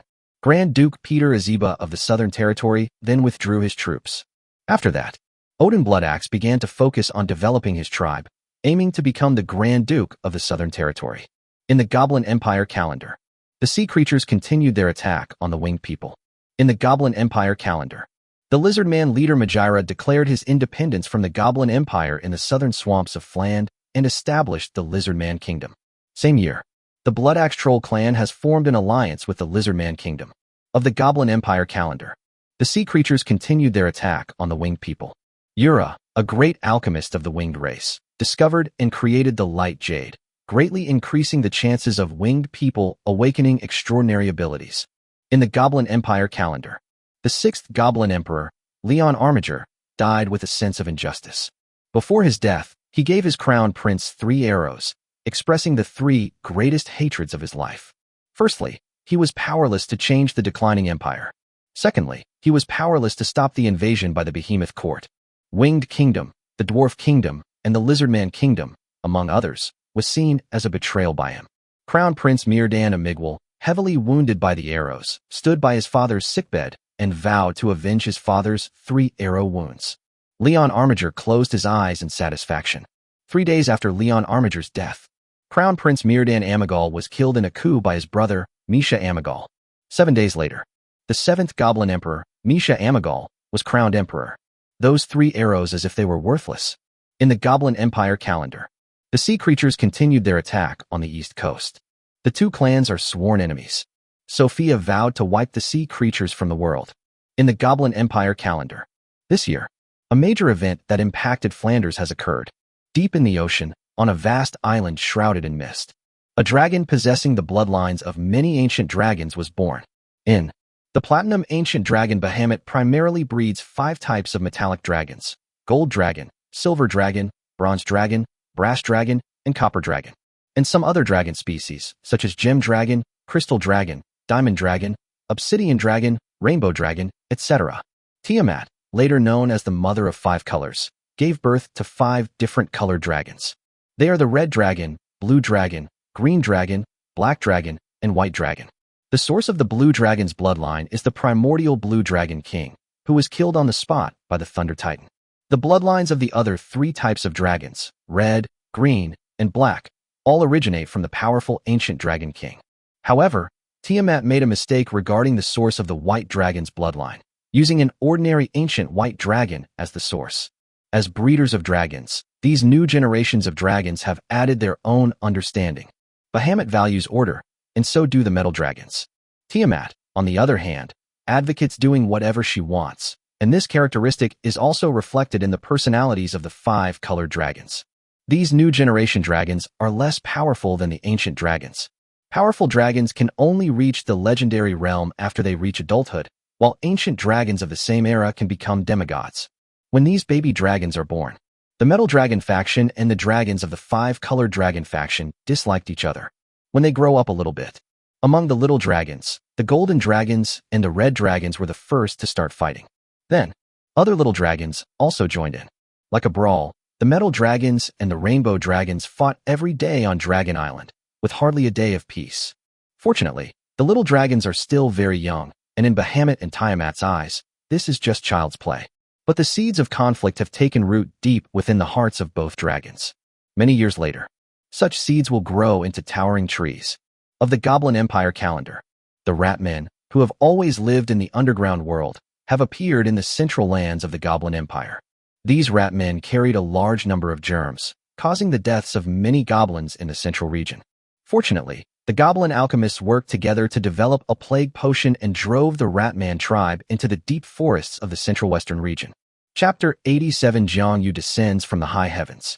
The appearance of the Ratmen also led the continent of Farand to discover the existence of the underground world for the first time.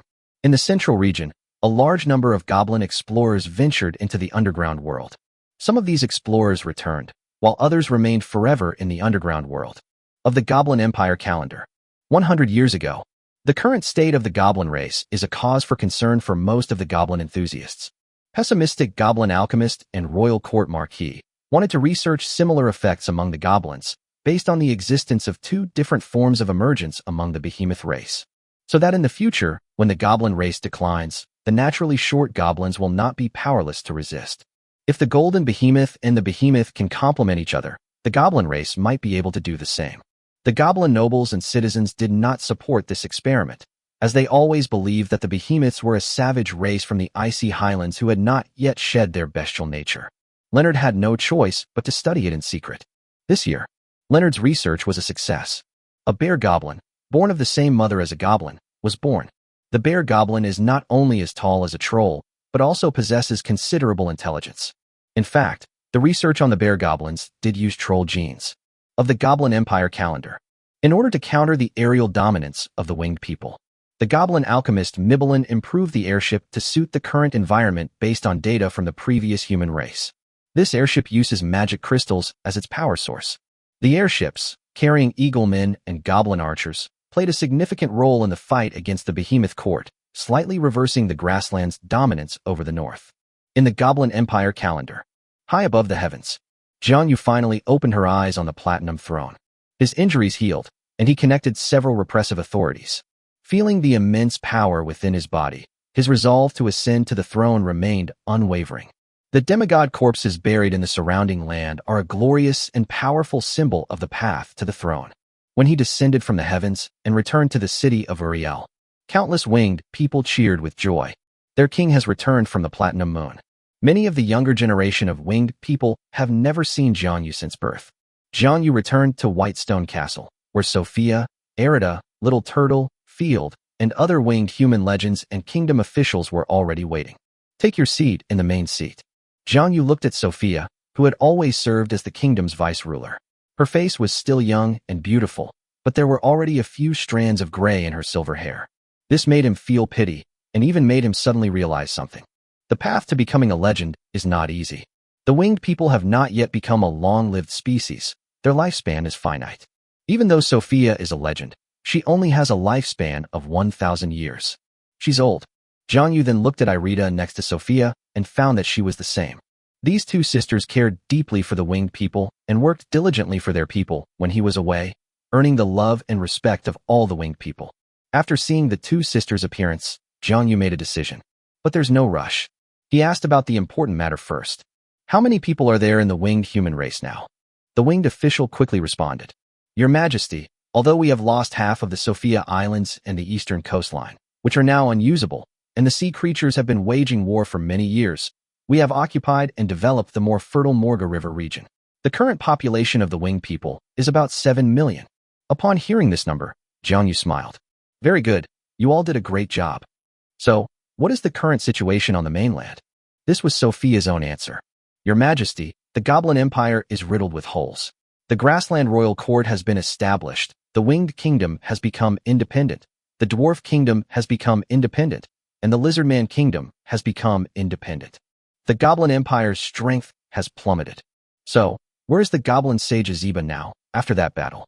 Your Majesty, Aziba has not appeared before the world for a long time. Many races speculate that Aziba has long since died from his injuries. Jiang Yu shook her head. Aziba is not that simple. Then he asked curiously, who was the demigod who suddenly appeared in Prodas back then?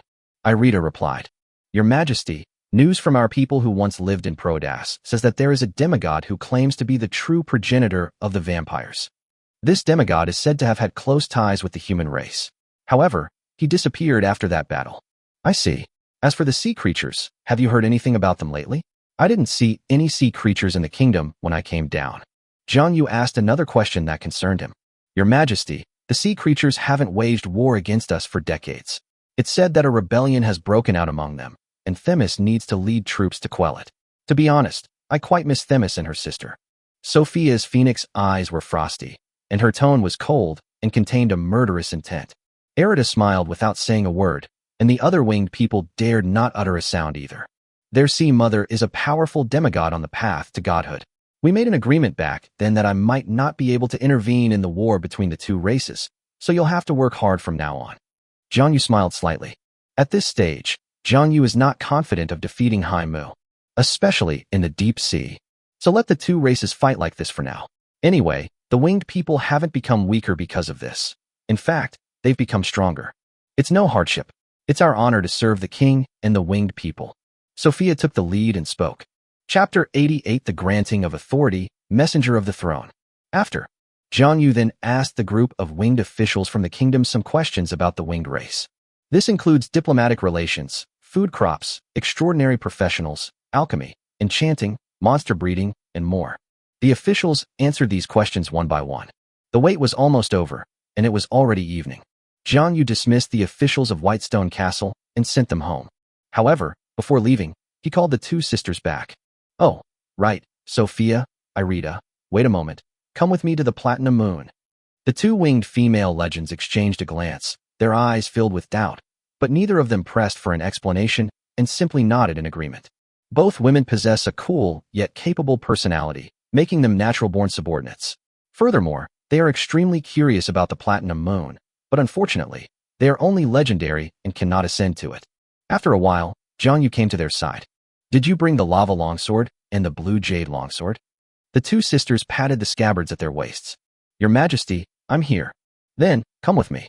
Jiangyu nodded, then stretched out her hands, one in each hand, and carried them high into the sky. We traversed legendary and insurmountable lands to reach the land where the Platinum Throne resides high in the heavens. We've arrived here. The two sisters looked curiously at the majestic Platinum Throne and then at the silver moon that seemed to shine eternally in the distance. Don't look at that silver moon. There is a powerful being sleeping inside.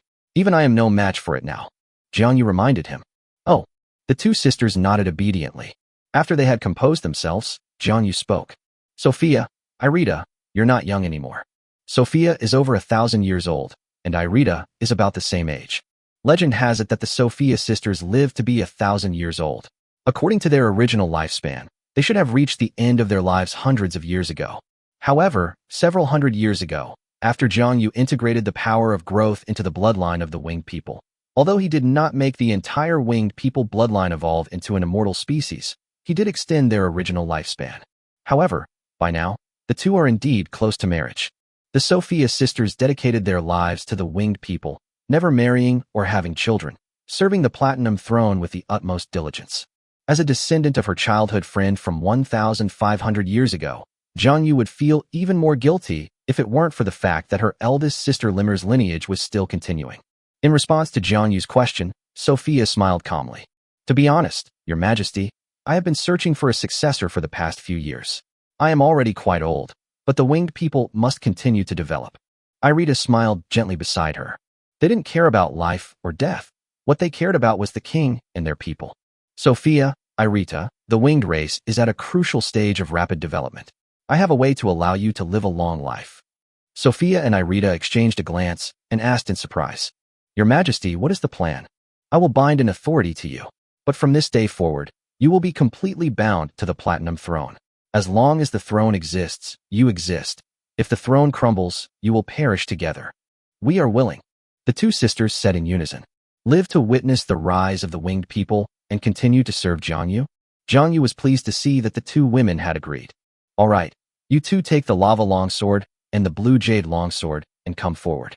Then, he walked to the Platinum Throne and sat down, facing the two winged legends who had come forward and knelt on one knee, and solemnly declared. Today, in the name of the Platinum Throne, I bestow upon Sophia and Irita the power of fire and lava, the power of water and heavy water. From this day forward, you will be the messengers of my throne, exercising the great power of my authority on my behalf. The words fell. The long swords in Sophia and Irita's hands suddenly burst forth with brilliant light of law, and then, within the light, the two long swords gradually transformed into nothingness and entered the bodies of the two legendary winged beings. The laws are compatible, and the authority is compliant. It's like a breakthrough for a demigod. At the same time, the Platinum Throne vibrated along with the entire throne and then shone brightly. In the outside world, at that moment, the Platinum Moon shone brightly in the sky, overshadowing the silver moon and the sun. After the radiance, Sophia and Irita's faces have become younger, yet more dignified. Their silver hair became smooth and silky, ethereal and divine. More importantly, in their eyes, Sophia's eyes turned a reddish-yellow color like lava, while Irita's eyes turned deep blue. From then on, they became the throne messengers, comparable to demigods. Then, the three of them descended from the high heavens. This time, Sophia and Irita can go down on their own. In the future, if Jiangyu needs to sit high in the sky, the two of them can come up and find him themselves. 3 days later, Jiangyu dug up the body of Asuna, the Titan of Light, from the location where she was buried on Paradise Mountain, and brought it back to the heavens. Despite being over 1,000 years old, the demigod's body has not decayed and remains lifelike. He took out the thigh bone of the Titan of Light and forged it into a long sword of light. Then, with his understanding of the laws of light, he summoned the power of authority to descend and decisively suppressed it. The world's malice arrived as expected, but Jiang Yoguan didn't care at all. He plunged the sword of light, which had suppressed the authority of light, into the head of the Titan of Light. Some of the powers of the authority of light were replenished, making it even stronger. As the Titan of Light was struck, her flesh and blood dissolved, and her corpse was absorbed by the floating earth where the Platinum Throne was located, increasing its area slightly. In the Goblin Empire calendar, sea creatures have once again invaded the East Coast. It seems that the Sea Princess has suppressed the rebellion and is finally leading her troops to attack again. They've been trying to conquer it for hundreds of years without success. If it were someone else, they would have given up long ago, or they would have fought in a different location. But Themis, whether due to stubbornness or some other reason, was determined to fight the winged people to the death. Of course, Sophia didn't tolerate her and once again led her troops to resist. This time, Sophia and Irita were much stronger, and they started by overwhelming Themis and Malair. Themis was forced to retreat to the sea early to seek help from powerful sea creatures. Unfortunately, apart from the third princess Malair, Themis was not very popular and did not have any close friends among her sisters. This time, it ended in such a disappointing way. During this battle, Jiang Yu stood atop Whitestone Fortress and witnessed the entire fighting process. He finally understood why Themis and other daughters of the Sea Mother, who were still sea princesses at the time and had a large following, would become lonely sea monsters in the future. They really hadn't developed a good brain. So he put aside his worries, told Sophia and the others, and left Lucinda's to travel to the mainland. He must first fulfill an ancient promise, and then travel to the continent of Phynaton to explore the mystery of the origin of the elves. In the Goblin Empire calendar, Jiang Yu left Jiuguan and traveled westward along the Murga River, passing through the cities and villages built by the people over thousands of years. He brought his little turtle with him on this trip. Since the winged race has no shortage of legends, they brought him along. After passing through the Murga River region, he traversed the Whispering Forest and arrived at the former High Barbarian Mountain. This place had long been developed and occupied by goblins, who built a goblin town at the foot of what was originally a barbarian mountain. The wooden village he and his people built on Gaomen Mountain has collapsed into the ground and disappeared without a trace. Jiang Yu walked around the old village several times, then stood on the cliff. More than 1,000 years ago, it was here that he faced the Eagle Man messenger. As time passed, he fulfilled his promise and destroyed the Eagle Man royal court. However, there was something that affected his mood. The caves on Mount Gaoman, where the ancestors of the winged people once lived, were now occupied by a group of goblins.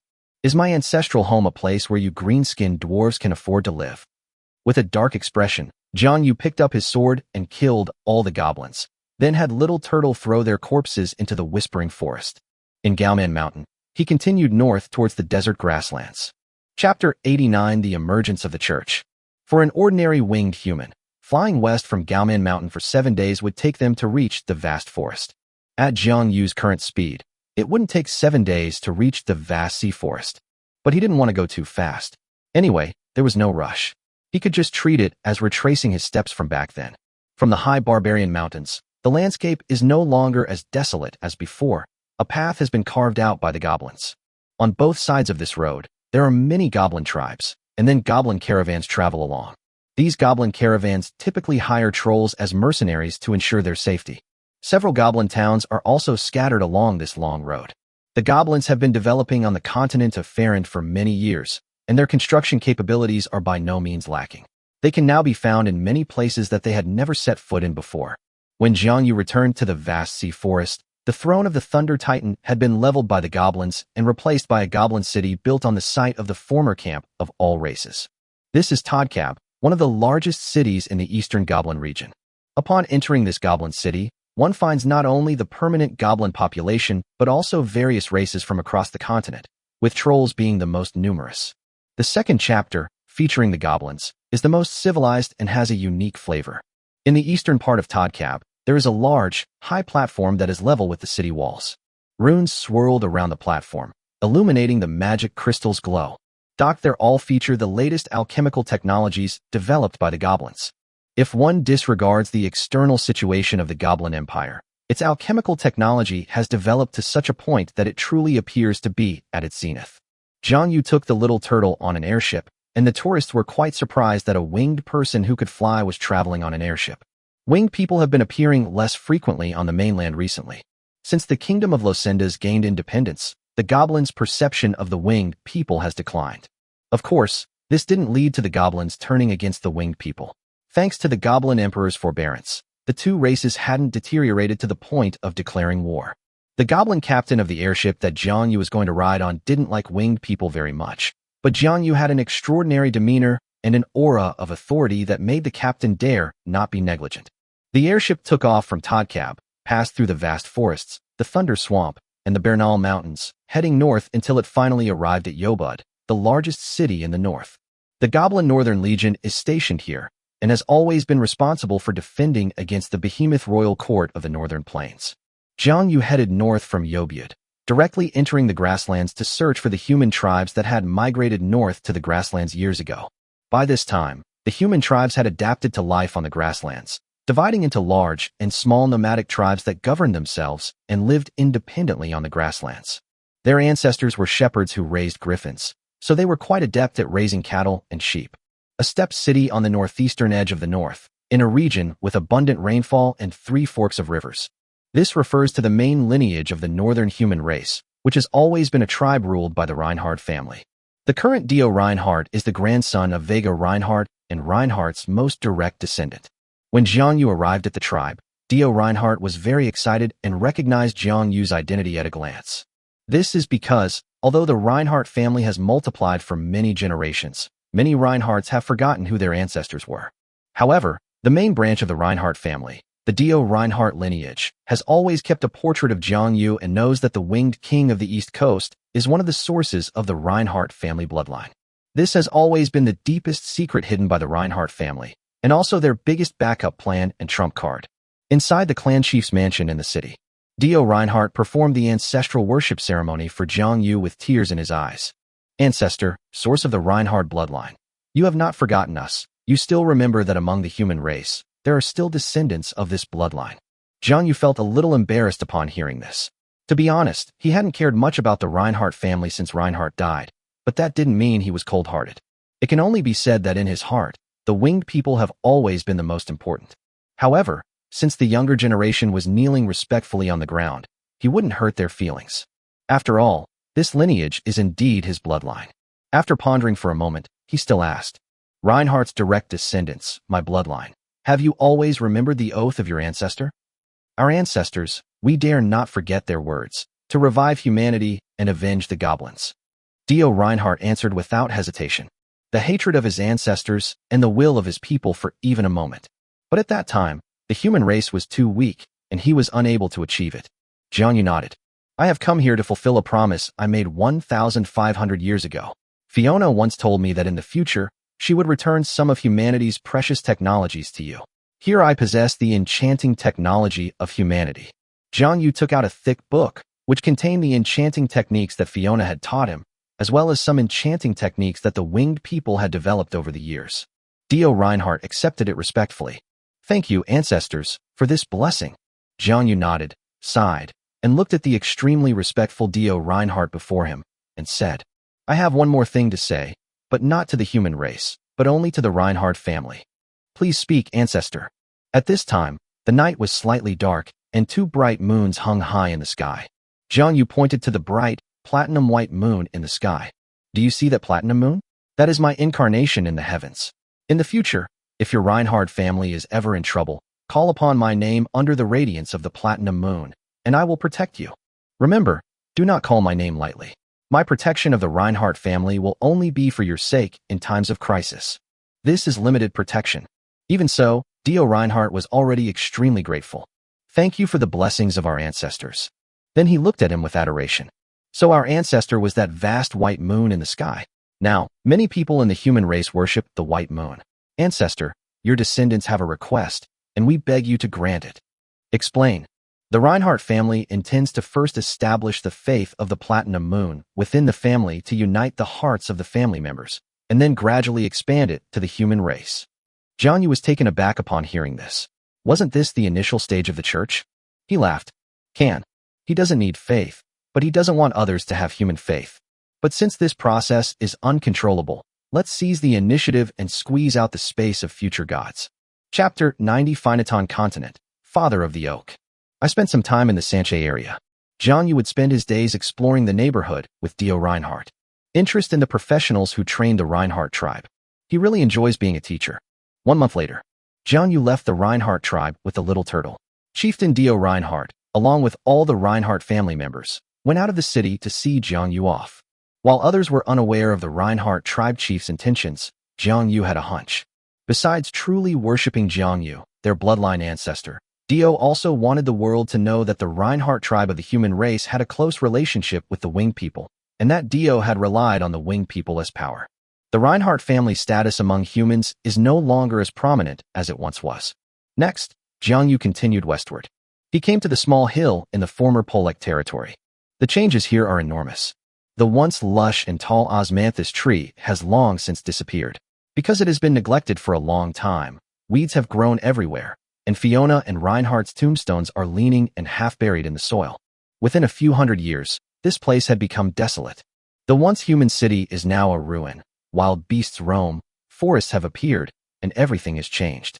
After the humans left, the goblins who went north rebuilt a goblin city south of Polek City, but it was not large in scale due to the frequent raids by the royal court of the northern desert. On the small hill, after Jiang Yu re-erected the two tombstones, he dusted them off and stood there until sunset before leaving. After that, he never went west again to continue his travels on the continent of Phaland, but instead turned east. He intends to fly directly from here to the continent of Finorton. He flew and stopped frequently, taking in the scenery of the continent, until he arrived at the eastern coast of the continent of Phaland. This coast is north of the winged people's east coast, and the climate is much colder than on the east coast. He crossed the sea from here and flew to the continent of Finorton. Of Phaland and Finorton are separated by vast oceans, almost an entire Phaland continent in length. Jiang Yu flew leisurely with the little turtle for half a month, braving gales and torrential rain, and finally arrived at the continent of Finet. Upon setting foot on the coast of the continent of Finet, one immediately feels a completely different sensation from that of Fland. The temperature here is slightly higher than in Fland, and there is a sense of humidity. Most directly, Jiang Yu sensed several powerful auras in the forest ahead. Full of wildness and power, it's clearly an extraordinary magical beast. He flew across the sky over the forest, covering a long stretch of sky where the trees were quite tall, strong, and dense. This forest not only contains the powerful magical beasts we sensed earlier, but also many other magical beasts of all sizes. If it weren't for Jiang Yu's sharp eyes, which occasionally allowed him to spot traces of intelligent species activity in the corners of the forest, he might have thought this was the continent of monsters. Following the traces of this intelligent species activity, Jiang Yu continued flying forward. It wasn't until a large mountain range appeared ahead and the monsters gradually became scarce that they discovered a small, intelligent tribe at the foot of the mountains. This tribe has about 200 people. They have heads that look like jackals, with their heads stretched forward. They have long hair on the back of their necks, are very strong, and have well-developed limbs. They look extremely savage. Jiang Yu descended from the sky and landed in the tribe. His powerful aura was like a whirlwind, striking the jackal people. He then disregarded their feelings and directly asked them questions. Do you know about the troll clan that crossed the sea more than 1,000 years ago? After hearing Jiang Yu's words, the jackals looked bewildered and spoke timidly. My lord, we have no idea what trolls are. Jiang Yu frowned, which frightened the jackalmen so much that they immediately knelt down. The little turtle perched on Jiang Yu's shoulder, covering its mouth and chuckling. Besides you, what other races and tribes are there nearby? My lord, the most powerful race in the vicinity is the tree people, who live in the Edith Great Forest. All right. Jiang Yu's brows relaxed, and she flapped her wings again, soaring into the sky.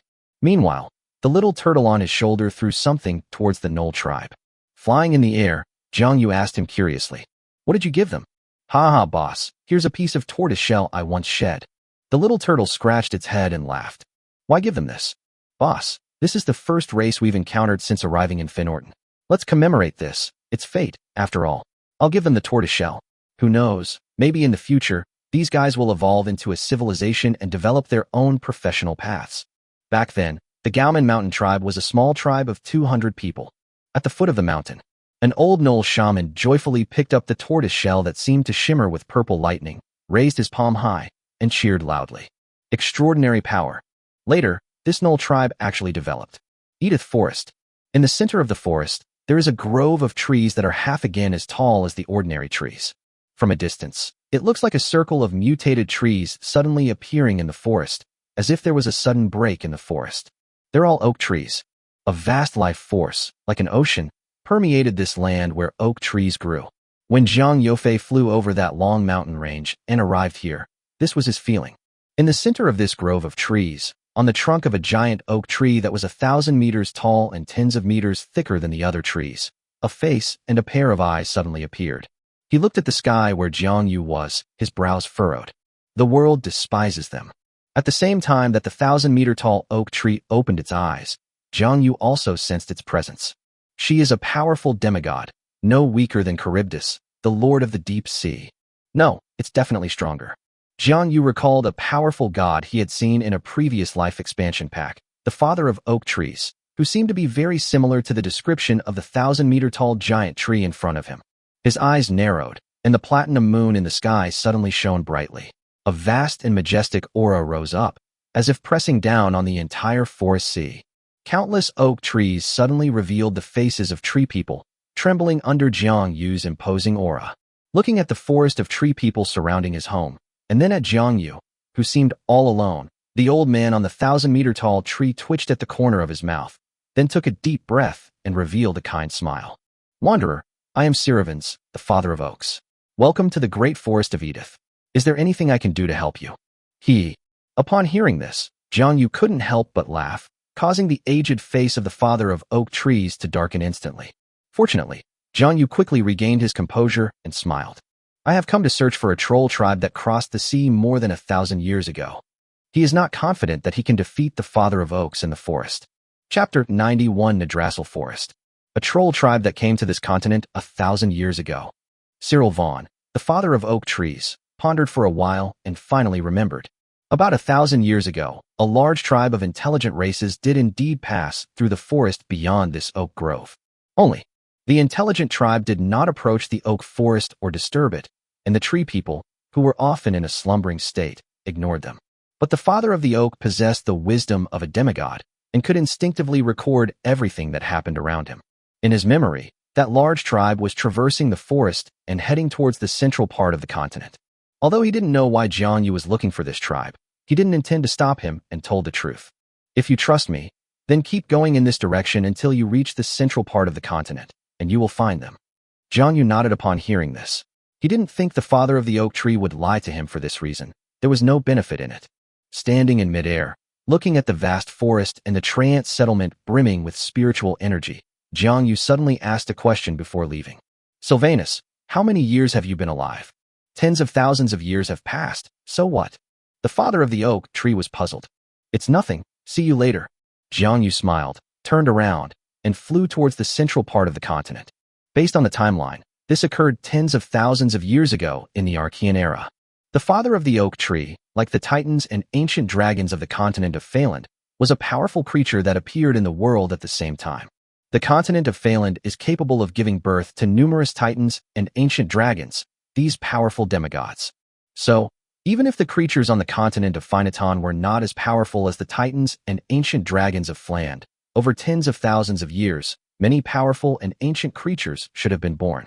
Take, for example, the father of the oak tree right before our eyes. However, unlike the titans and dragons, they did not dominate the continent. Instead, they were scattered throughout the mainland, each independent of the others. Furthermore, no wars occurred between demigod races, and many of them have survived to the present day. Realizing that the continent of Phainaton was not simple, Jiang Yu became much more serious about the journey ahead. Soon, he crossed the vast forest where the oak grove was located and came to the air above a wide swamp. A large lizardman tribe lives here, and a demigod-level swamp giant lizard is their totem and master. Jiang Yu had excellent eyesight. At the time, the lizardman tribe was holding a sacrificial ceremony. Jiang Yu initially had no interest in this giant swamp lizard hidden deep within the swamp. But when the creature saw Jiang Yu flying casually over the swamp and hovering in midair to observe the lizardman's ritual with unparalleled arrogance, it saw nothing but malice in his eyes, which terrified the lizardmen, causing them to halt their ritual. The swamp monitor lizard seemed to be provoked, let out a long roar, and chased after them. The world's malice has such a wonderful use. Jiang Yu was both surprised and delighted, so she led him out of the swamp, and the platinum moon shone brightly for the first time on the continent of Phainaton. In the end, after a fierce battle, the demigod lizard was granted a peaceful death, and its body was taken back to the platinum throne. The emperor then suppressed another authority, and the law of judgment grew even stronger. The commotion from the battle between demigods was so great that Jiang Yu's slaying of the swamp giant lizard was quickly noticed by the powerful figures of the Phainodon West continent. The recent oak father was the first to learn about his reckless neighbor. After all, the circle of demigods is only so big. He looked eastward, feeling the vast, knife-like while emanating from the swamp, and sighed. To possess the world's malice and still dare to swagger around in the world, one must be incredibly powerful and arrogantly confident. This giant lizard is truly brainless. It has wasted so many years of its life. However, this giant lizard has been somewhat mentally unstable for many years and tends towards bestiality. I wonder if it has encountered problems with its cultivation. He closed his eyes again. In the great swamp, the massive lizard man tribe was completely bewildered. Their totem beliefs were annihilated by winged beings who descended from the sky, leaving them terrified. A few days later, only then did a lizard man warrior emerge from the swamp and arrive at the battlefield. He did not find the totem's body, but there was a large pool of blood that had not yet dried. Overwhelmed with sorrow, he lowered his head and drank. As a result, the demigod's blood, purified by the laws of judgment, did not kill him. Instead, it produced a strange change. He was taller and had even greater extraordinary talent. Upon returning, the lizard man warrior seized the position of tribal chief. Thus, the lizard man royal family of Finalden was born. Beyond the great swamp lies a vast, boundless grassland, as expansive as the sea. It came over the grassland. Jiang Yu saw countless creatures and wild animals inhabiting the grassland, including magical beasts and ordinary wild animals. It was the height of summer, and a long, winding river flowed through this vast grassland. Countless animals were drinking water by the river. The magical beasts stood upstream, while ordinary wild animals kept their distance, only daring to approach after the magical beasts had finished drinking. After slaughtering a few magical beasts for a treat, Jiang Yu continued on his journey with the little turtle. Flying over the long river and heading deep into the grassland, Jiang Yu discovered. In the heart of this vast grassland lies the home of a large clan of golden-haired lions, all of whom, regardless of size, possess extraordinary spiritual energy. Among them, the most powerful even reach legendary levels, possessing considerable wisdom. Clearly, this is a powerful and extraordinary race. This is an extraordinary level of individual talent. Jiang Yu's gaze was fixed on an unknown ruin that stood mysteriously deep in the grassland, exuding an ominous aura. Inside, there was also a powerful demigod aura leaking out, much stronger than the previous swamp giant lizard. As his gaze fell upon it, a domineering and powerful aura suddenly erupted from within the ruins. It appears to be a domineering monarch driving out outsiders. In the dim light, he saw a majestic and powerful golden lion standing between heaven and earth. It has thick, golden fur. Clearly, the golden lions outside are all of his bloodline. Faced with the golden lion's domineering aura, Jiang Yu smiled. Standing above this golden lion clan, it unleashed its own majestic and powerful aura, as if descending from the heavens, even more domineering and magnificent. He stared at the figure of the golden lion demigod within the ruins. After a long while, the aura within the ruins finally weakened and disappeared. Instantly, a soft laugh echoed across the vast grassland. For a moment, the only sound on the entire grassland was the whisper of the wind. These demigods of Finalden all know how to stay in their own little worlds and dare not leave their comfort zones. This is nothing like Jiang Yu's previous monitor lizard friend, who was warm and hospitable. Below, on the vast grassland, all the golden lions collapsed to the ground under the oppressive aura of Jiang Yu, not daring to utter a sound. The legendary Lion King, the leader, kept his head bowed low, his heart filled with panic. Over the years, I've seen some silver-haired, winged birdmen in the east, but none of them have been this terrifying. After a long silence, an idea suddenly popped into its mind. I wonder if those birdmen in the Natashir forest, no, those beautiful winged people, like lionesses? He had never seen such a powerful being dare to act so arrogantly above his ancestor, especially since his ancestor had shown weakness. So even long after Jiang Yu left, the legendary Lion King kept his head down and dared not peek out. Jiang Yu left the depths of the grassland and continued eastward. Flying over valleys, over mountains, and over plains, we finally arrived at the edge of a vast forest. He stood beneath the clouds and saw villages appearing in the forest in the distance. The inhabitants of these villages still resemble trolls, but their faces have softened considerably. They were not as robust and muscular as trolls, and they were also shorter. If I had to describe it, Jiang Yu would say it's somewhere between a troll and an elf. Chapter 92 Traces of the Silver Moon. The Natashir Great Forest was the destination of the Giantwood clan in those days. They crossed the sea to the east, trekking all the way, and finally found a place to live. Regardless of the dangers they encountered along the way, they eventually arrived safely. Nadashir means beautiful forest under the silver moonlight. Upon arriving in Yggdrasil, the original leader of the Giantwood clan announced that they would abandon the troll race and become elves. And he was the first elf king. For over 1,000 years, they have largely lived a life of peaceful development, and their footprints and traces of life have spread throughout the entire Nadashir region. These are the villages in front of Jiangyu. Jiangyu had met this troll clan before and had a fairly good impression of them. He then thought of asking an elf about the current situation of the elves. So he took the little turtle down from the sky and came to the gate of the outermost village. It was early morning, and the sky was just beginning to lighten. The ranger had just finished preparing his bow, arrows, and leather armor when he stepped out of the house, ready to begin his day's patrol. He exuded an extraordinary aura, probably indicating he was a professional at the formal level. In this small village of primordial elves near the edge of the forest, he was considered a big shot. This is the perfect time. Bruce had just reached the village entrance when he saw a winged person who looked quite different walking towards him from outside the village. With his silver hair and purple eyes, he was as majestic as a holy king, with an imposing and awe-inspiring presence. A small turtle standing upright was perched on its shoulder.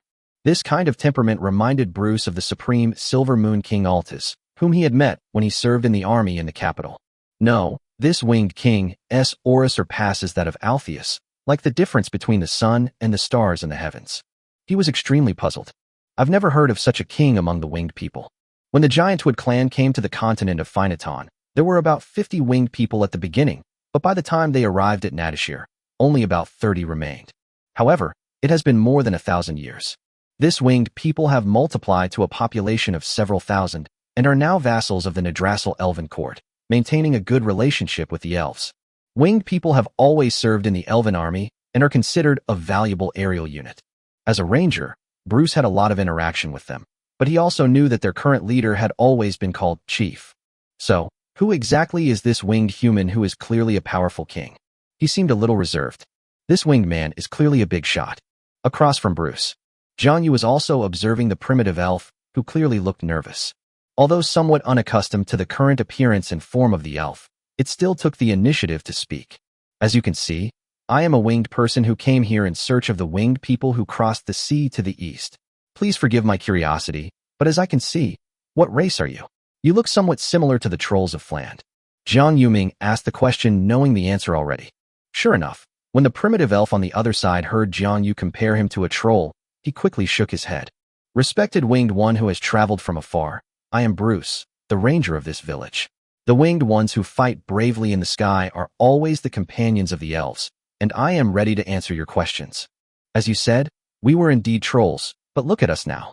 We are very different from the rude trolls. We are elves now. Elves, what a beautiful name. Jiangyu smiled slightly.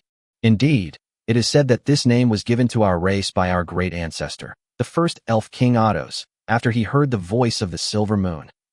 The voice of the silver moon? Jiangyu grasped one of the key words. That's right, the voice of the silver moon. Bruce the elf's face was full of admiration. It was actually an oracle from the goddess of the silver moon. Back then, it was thanks to the goddess's protection that we were able to reach Yggdrasil smoothly. How did the silver moon goddess appear among the elves? Wasn't she still sleeping in the silver moon? Jiangyu frowned slightly, her face somewhat gloomy. Only then did he notice a small silver moon emblem on the clothes of Bruce, the elven ranger in front of him. That's really excellent. The silver moon goddess in the sky had actually begun plotting against the elf race long before this happened, something he never expected.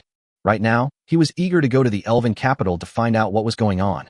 Sensing the change in Jiang Yu's expression, the forest ranger was somewhat bewildered, unsure what had gone wrong with his answer. Fortunately, Jiang Yu's expression quickly returned to normal, and she asked with a smile. All right, Bruce. Now, I'd like to visit your elven capital. Can you show me the way? Of course, my lord. Bruce temporarily placed the equipment and rations he was holding in his right hand on the ground and pointed to the direction of east-northeast. Our royal capital, Talon, is in this direction. Just follow that path, my lord. Also, along the way, you are very likely to encounter your fellow winged people. Their settlement is near the capital, and they regularly patrol the area around the capital. Upon hearing this, Jiang Yu patted him on the shoulder and smiled. Thank you so much, Bruce. Then he turned around, flapped his wings, and flew away. Along the way, Jiang Yu passed through many elven villages and towns, and the closer he got to the elven capital, the denser the population became. Without exception, under his careful observation, every settlement of elves was filled with traces of the silver moon goddess. This gave him a sense of urgency and made him very puzzled as to how the sleeping silver moon overlord had accomplished all of this. Chapter 93, The Tree of Nature, Tylon. The capital of the elves is called Tyranil, a location chosen by the first elven king after searching throughout the Yggdrasil forest. Located in the central part of the Nadashir forest, this area boasts abundant water and soil, flat terrain, and is not far from various parts of Nadashir, allowing the influence of the capital city of Tyranil to radiate throughout the entire forest.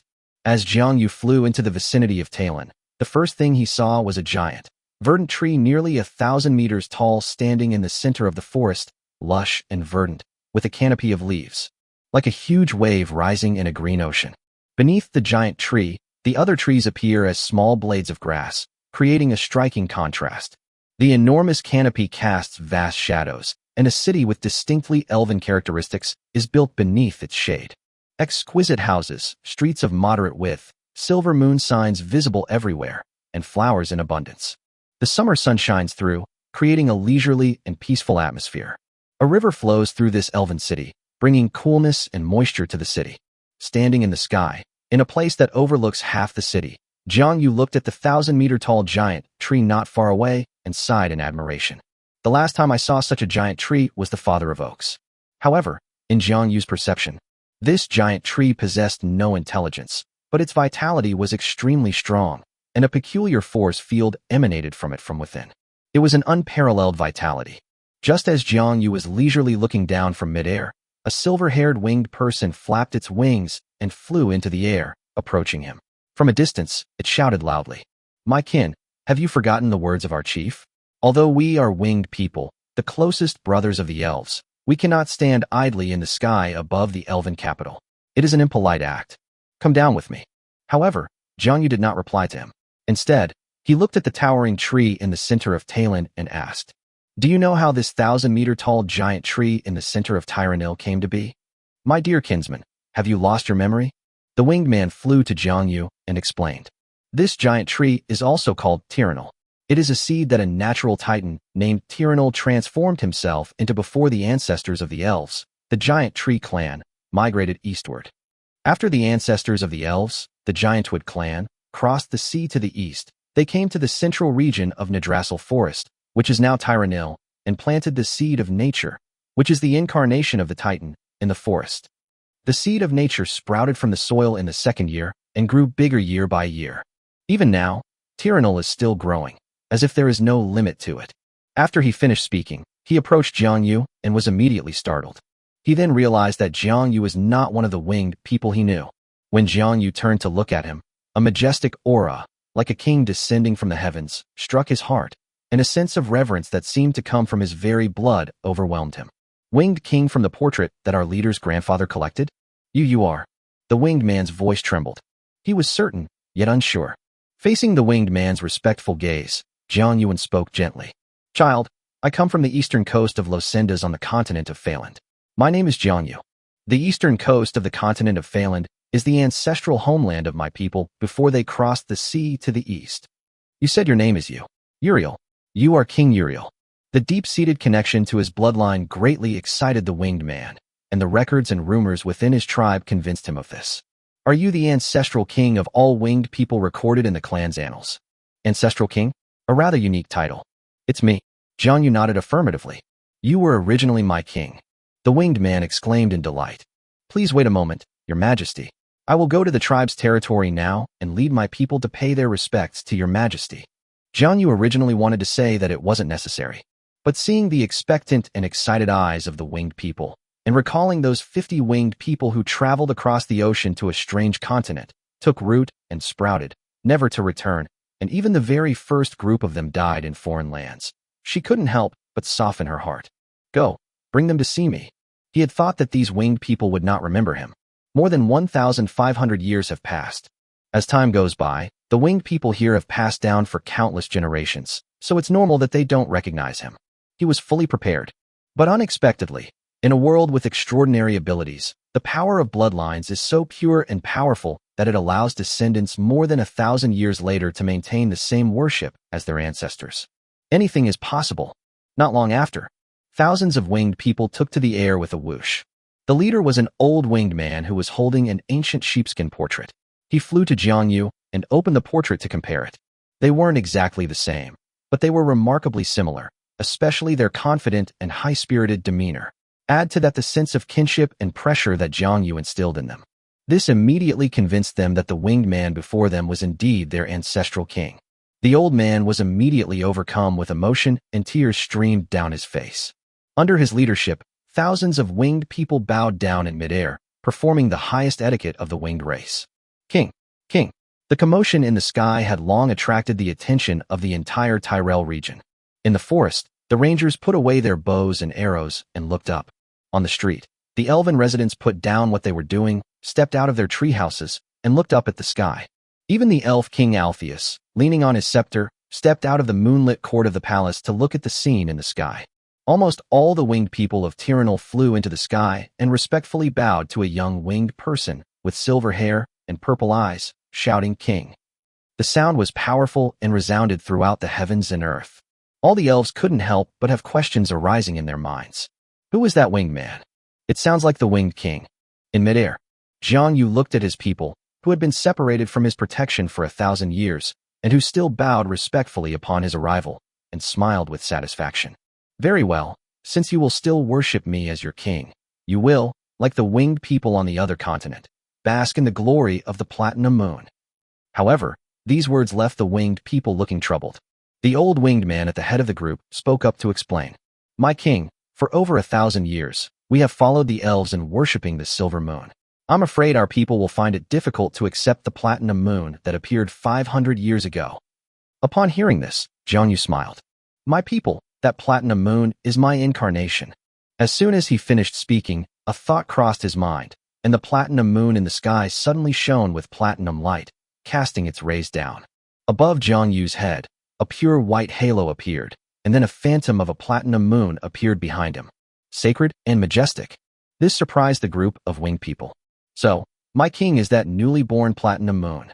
The king had become like a god, holding the bright moon high in the sky. Some of the winged people immediately expressed their desire to change their faith, some hesitated, and others struggled with their emotions. Jiang Yu saw all of this and smiled at them. It's all right, freedom of belief. Whether you believe in the silver moon or the platinum moon, you are all my people. Seeing this, all the winged people breathed a sigh of relief. He sighed inwardly and noted down the reactions of the winged people. Over time, even the deepest blood ties can be eroded by faith. We still need to use some methods. But that's a story for later, he said, looking at the winged people. Next, find a few people to take me to see the Elf King. Yes. Chapter 94: The Origin of the Elves. Below on the ground. Upon seeing the platinum moon suddenly shine brightly, the Supreme King Alpheus's expression changed drastically.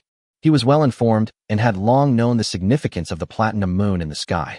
Seeing Jiang Yu descend from the sky under the guidance of the winged people, heading towards his night moon court, Altus took a deep breath, gripped the silver moon scepter in his hand, and stood in front of the court, waiting quietly. When Jiang Yu arrived, guided by several winged people, Altus straightened his clothes and performed a standard elven greeting. He resembled the elves of later chapters more than the others, at least in appearance. He had completely shed the ferocity of a troll and become gentle and refined, with impeccable manners. Honorable Lord of the Platinum Moon, I am the elf Altus. Welcome to Tyrannel. You know me? Judging from his expression and words, Jiang Yu realized that the Elf King, who was called Supreme King, recognized his identity. Half a month ago, the platinum moon suddenly shone brightly, its radiance enveloping the lost swamp. Shortly after, news came that the Swamp King, Matthias, had been slain. The one who slew the Swamp King, that must be you. It's me. Jiang Yu smiled and nodded in agreement. Altus immediately exclaimed in admiration. What a glorious achievement. Even the heavens and the sea cannot contain your magnanimity. The grasslands and forests cannot express your greatness. We salute you, the noble ruler of the Platinum Moon. If I had not already pledged allegiance to the Silver Moon, I would surely have sought your protection. Jiang Yu burst into laughter after hearing this. The Supreme King first praised his greatness and magnanimity, and then said that he had already pledged his faith in the Silver Moon and could not change it. Altus, you're very smart. Jiang Yu said meaningfully. Don't worry, it's your freedom to choose whom you believe, and I don't think anyone will interfere with people's beliefs. Altez breathed a sigh of relief upon hearing this. He was just a legend, though he wielded the Silver Moon scepter and could barely reach the level of a demigod. However, if Jiang Yu were to use forceful means to sever the elves' faith in the Silver Moon, he would have no choice but to resort to his last resort, awakening the Lord of the Silver Moon. Fortunately, he discovered that Jiang Yu seemed to have the same concerns. Jiang Yu certainly had his concerns. He did indeed want to undermine the Silver Moon's faith, for example, by wiping out all the primal elves of Nardasur. But as soon as the thought crossed my mind, my heart started pounding, as if a major crisis was about to unfold. This made him quickly put the idea aside. He guessed that this would cause the being in the Silver Moon to wake up earlier. He doesn't yet know the true strength of the Silver Moon Lord, but without a doubt, she is no less powerful than him, and may even be stronger. Both are the same moon in the sky, and if the Lord of the Silver Moon were to be enraged, he could certainly drag his platinum moon down with him. Let go of these distracting thoughts. Jiang Yu then asked about the issue he was most concerned about during this trip. Altez, I'm curious. How did your ancestors gradually transform you from trolls into elves? Upon hearing this, Altez's expression changed several times. This is one of the elven race's biggest secrets, and he doesn't want to reveal it. But looking at Jiang Yu's determined purple eyes and the imposing aura about to burst forth, one could see the answer. He gritted his teeth and decided to answer anyway.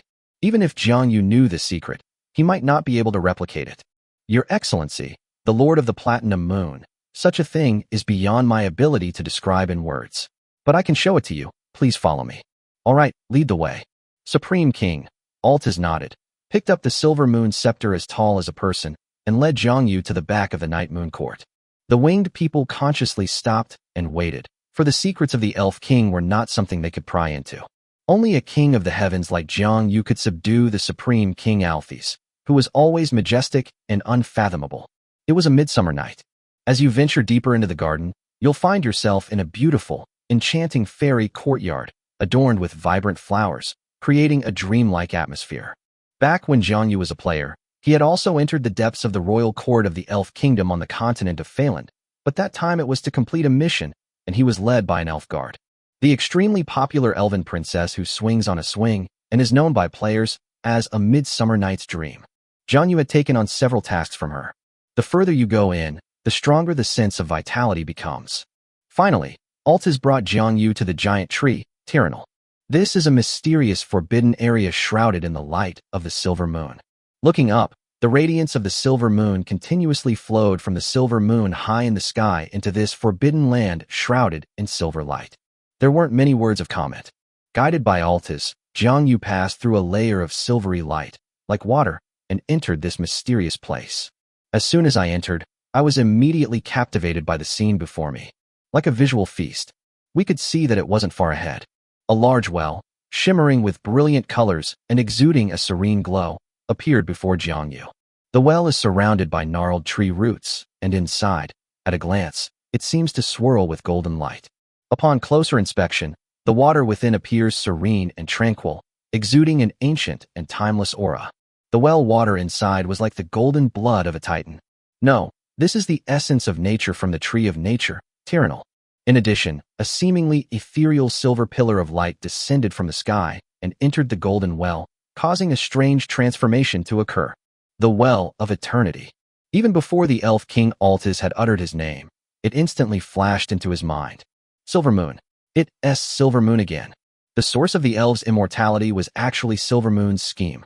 Suddenly, a sense of urgency welled up in my heart. Silver Moon's scheme is so profound, it's even the very source of the elves' existence. Chapter 95 The Well of Eternity. Standing beside this magnificent well, Jiang Yu gained insight into the principles of the eternal well. The dreamlike well water continuously rose into the misty air, which then spread outwards like a radiant glow, becoming a mysterious and unpredictable overflowing energy that merged into the heavens and earth. Under the great power of the silver moon, it eventually spread throughout the entire Nadashir forest. Under the silvery moonlight, every elf is bathed in this overflowing energy and affected by it. Over the long years, their appearance will become exquisite and beautiful, their figure and temperament will become slender and noble, and their lifespan will become long. In this transformation, the natural essence of the tree of nature, the incarnation of the nature titan, and the power of the silver moon are key. In Jiang Yu's memory, Titans were not the kind of creatures willing to give up their lives for other races. This natural titan guided the elves' ancestor, the giant tree clan, on their eastward journey to propagate their race, and also transformed itself into a tree seed, becoming a key part of the elves' forging plan. They are either direct beneficiaries or those who are willing to make sacrifices. Moreover, after the natural titan transformed into a tree species, the one who benefited was Jiang Yu's good neighbor, Silver Moon. This made him wonder if the natural titan was an incarnation of the Silver Moon ruler. Is he really that powerful? Shaking off the guesses in her mind, Jiang Yu focused her gaze on the eternal well in front of her. To create such a well, according to the practices of the Silver Moon Overlord, it requires the voluntary sacrifice of a titan and the blessing of power like that of the Silver Moon. Jiang Yu was lost in thought. The Silver Moon Overlord chose the titans as his willing sacrifices. It is very likely because the titans were also long-lived beings. The reason for not choosing dragons is that the Silver Moon Overlord needs humanoid creatures and prefers attractive humanoid creatures. The natural titans transformed into tree seeds and then into elves, naturally resembling the titans in appearance. This can be seen from the transformation from trolls to elves. So, how do we replicate the Silver Moon Overlord's path? Leaving aside the immense power of the Silver Moon, Jiang Yu had no idea where to find a titan willing to sacrifice himself, just for the first condition. Let's set aside whether it was voluntary or not. Nowadays, all of Farron's titans are either dead or missing, not a single one remains. Even the body of the Titan of Light, Asuna, which he had hidden away, was carried to the heavens and fed to the Platinum Throne. He looked up at the natural tree, standing in the center of the forest. We can't exactly pack this tree up and take it back with us, can we? Jiang Yu shook her head. To make the winged people an immortal species like elves, the only solution now is to find an alternative. Find a creature with the bloodline of the immortal race and inscribe that bloodline into their own. But in this era, he searched across the 2 continents and through his own memories, and found that the only one who was easy to find and could be used by him, the only one with the bloodline of a humanoid immortal, was himself. Compared to the Silver Moon Dominator, he does have his advantages. He is connected to the winged people by blood, and their race is bound together. Perhaps there is an easier way. How should we do it? Just as Jiang Yu was pondering, behind him, the Supreme King Alpheus, both respectful and nervous, came through. Majesty, Platinum Moon, this is the source of our elven race's transformation, the Well of Eternity. As expected, it's called the Well of Eternity. Jiang Yu smiled upon hearing this. A very fitting name. Then he turned to look at the anxious elf king, understood his worries, and comforted him. Don't worry, the Silver Moon Overlord is my neighbor. I won't destroy this well. The elf's faith is deeply rooted. Even if it hasn't fully transformed into its later form, it will only displease the Silver Moon ruler and won't significantly affect his plans. What's the difference between the beliefs of ugly people and beautiful people? However, he needs to accelerate both the evolution of the winged beings and his own growth. After returning this time, besides pondering how to transform winged humans into an immortal species, more importantly, he also wanted to set out to build a second heavenly mountain to reach the realm of the gods. This is something even more important than the evolution of the winged people. You can tell by looking at the layout of the Silver Moon. The gods' early plans had already begun long ago. Chapter 96 Sequence 0, Silver Moon Overlord. The dreamlike light of the Well of Eternity pulses eternally, as if it possesses a life of its own. The silver moonlight, like a veil, fell upon this mysterious realm, layer upon layer, enveloping the entire secret place in a silver glow. Jiang Yu stood with his hands behind his back beside the Well of Eternity, lost in thought for a long time. Based on the tone of the words spoken by that psychopath who was once a Sequence 1 killing emperor, the Silver Moon Overlord must be a higher-ranking powerhouse than he once was. Above Sequence 1, there is only Sequence 0. Sequence 0, Silver Moon Overlord. This must be a tough opponent. After all, this powerful person, like himself, was able to conceive of creating the moon in the sky. And in the future, she wasn't the only one. There will be 9 chief gods of the world, minus the father of the oak and the lord of the silver moon. There are also 7 future chief gods who are either hidden in the shadows or sleeping in unknown corners. Although it is unknown why the Silver Moon Overlord would rather devote his efforts to the elves than use the human race as the place to spread his faith.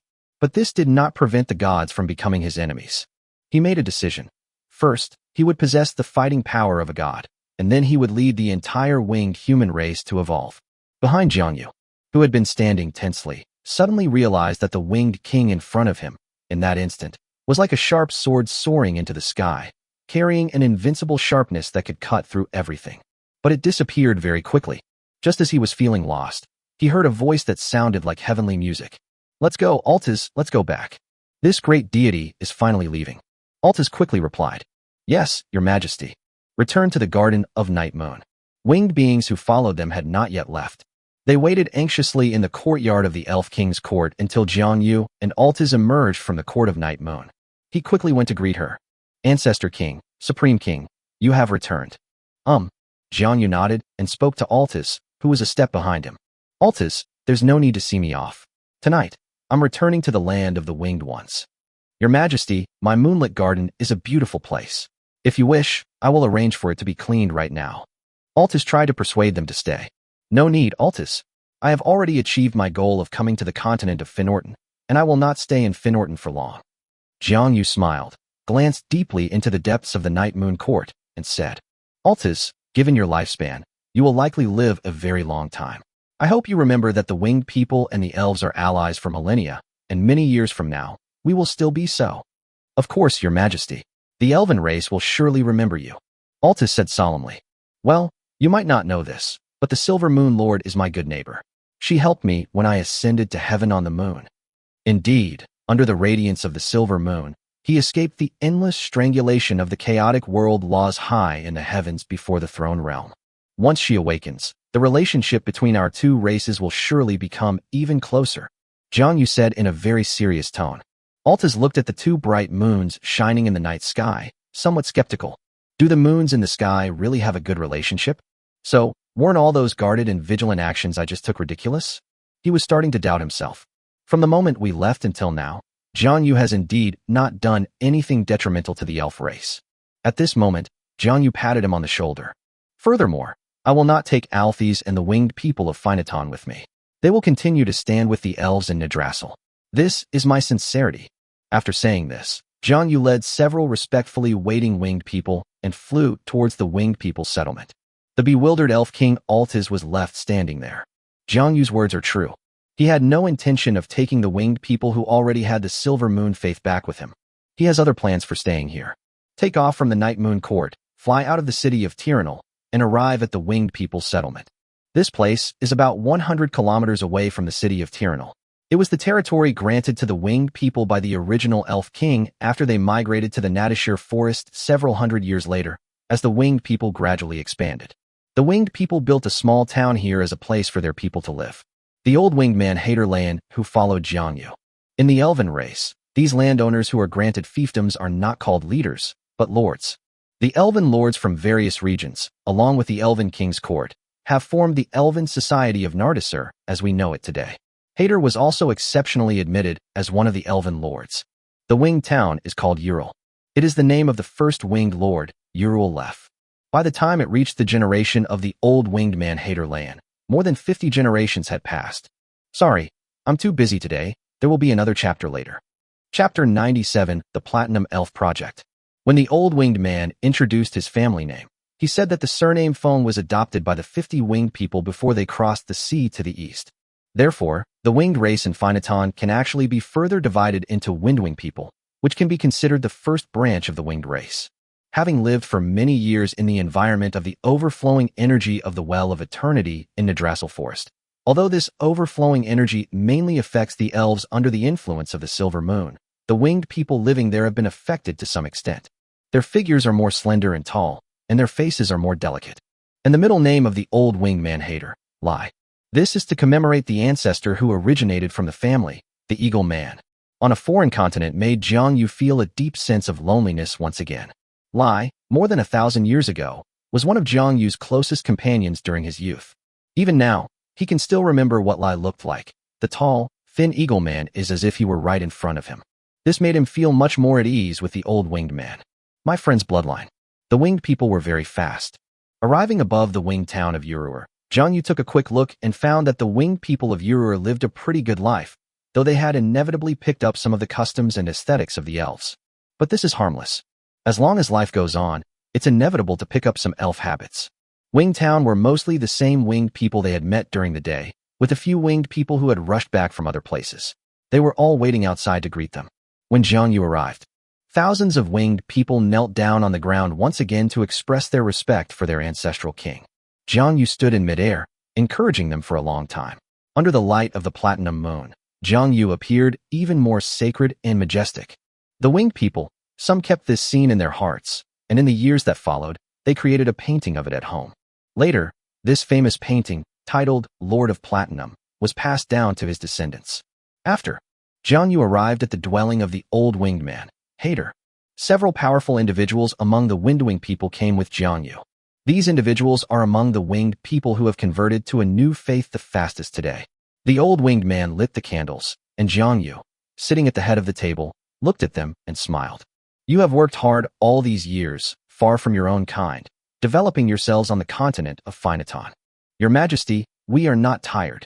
Several winged people immediately stood up in fear and trepidation.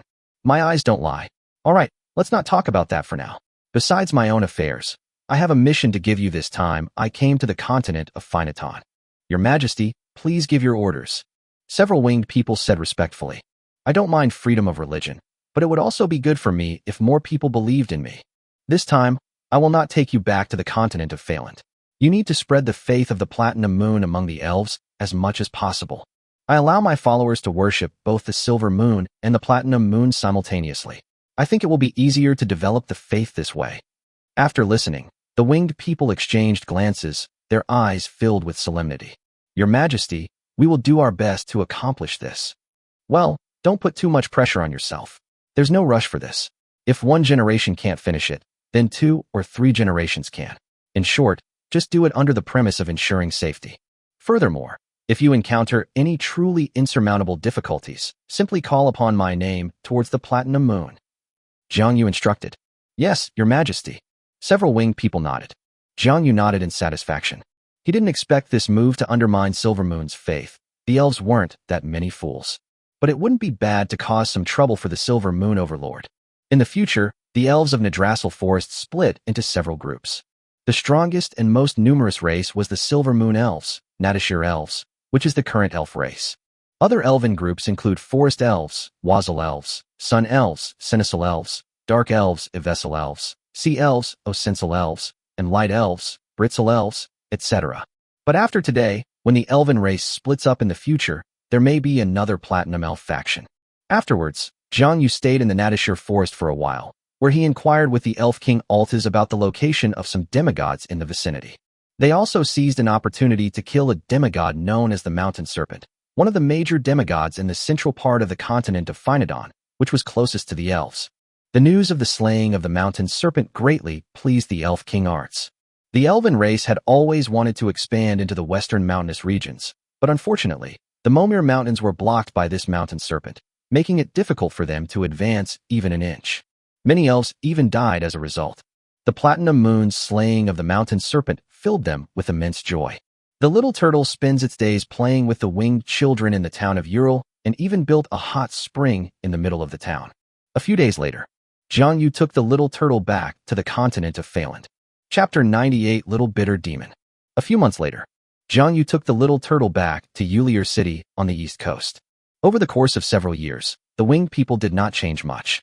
But in recent years, a strange thing happened in Proadas, the capital of the Goblin Empire.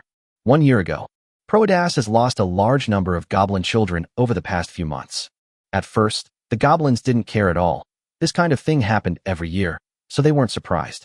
But soon, goblin children disappeared in droves, and in the end, it was almost uncontrollable, as if a giant black hand was moving through the imperial capital, and nearly 1/10 of goblin families lost their children. Many of them were children of nobles. This made the Goblin Empire take it seriously. The Proadas City Hall began investigating the matter, but the number of children going missing every day was not small. For a time, people were filled with anxiety. Bras, the highest municipal official of Proadas, could no longer sit still as things escalated. To make matters worse, the Goblin Emperor Misha Amigal was constantly annoyed by the nobles' complaints. The emperor, using this as an excuse, flew into a rage and ordered him to investigate immediately, and instructed the nobles to go directly to the city hall. The city hall has been investigating for several days without any results. Left with no other option, The top municipal official, brothers, inquired with the underground gangs in the shadows. But they were told it wasn't them. They wouldn't do something so crazy, nor could they do such a thing. Furthermore, even their leader's youngest son has gone missing, and they are searching for him. The incident escalated further. Just when all the city hall officials were at a loss, a minor disaster broke out in Prodas. One night, in a small grove of trees near Mount Prodas, one after another, creatures slightly shorter than adult goblins, with dark red skin, 2 horns on their heads, hunched postures, and a sulphurous, evil aura emerged. These dark creatures numbered in the thousands. When they arrived in the city of Prodas, they killed goblins on sight and ate any living thing they saw. This matter once again alarmed the Goblin Emperor, Misha Amagor. He quickly mobilized the Imperial Guards to surround and kill them. Fortunately, these dark creatures were not powerful, and they were all wiped out in one night. However, something strange happened. After these guys were killed, the goblins were surprised to find something while cleaning up the bodies. Although these dark and evil creatures were hideous and bizarre, there was a faint resemblance in their features to the child he had lost. Soon, more and more goblins discovered this coincidence, and a chilling feeling enveloped everyone. But they didn't even have time to get angry.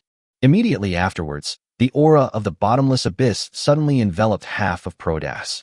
From the grove of trees just now emerged a demon covered in wounds, roaring and raging as he slaughtered every goblin within his sight. This is a high-ranking inferior demon from the abyss, stronger than a typical legendary being, approaching the realm of demigods. It set the city ablaze, killing a large number of royal guards and goblin civilians. Just as Emperor Misha Amigel was preparing to mobilize the legendary forces of Prodas to annihilate them, the goblin sage Azeba, who had been living in seclusion for a long time, reappeared in Prodas and swiftly killed him. The crowd cheered. The great sage Azeba has reappeared in Prodas after hundreds of years, and the goblins are all thrilled.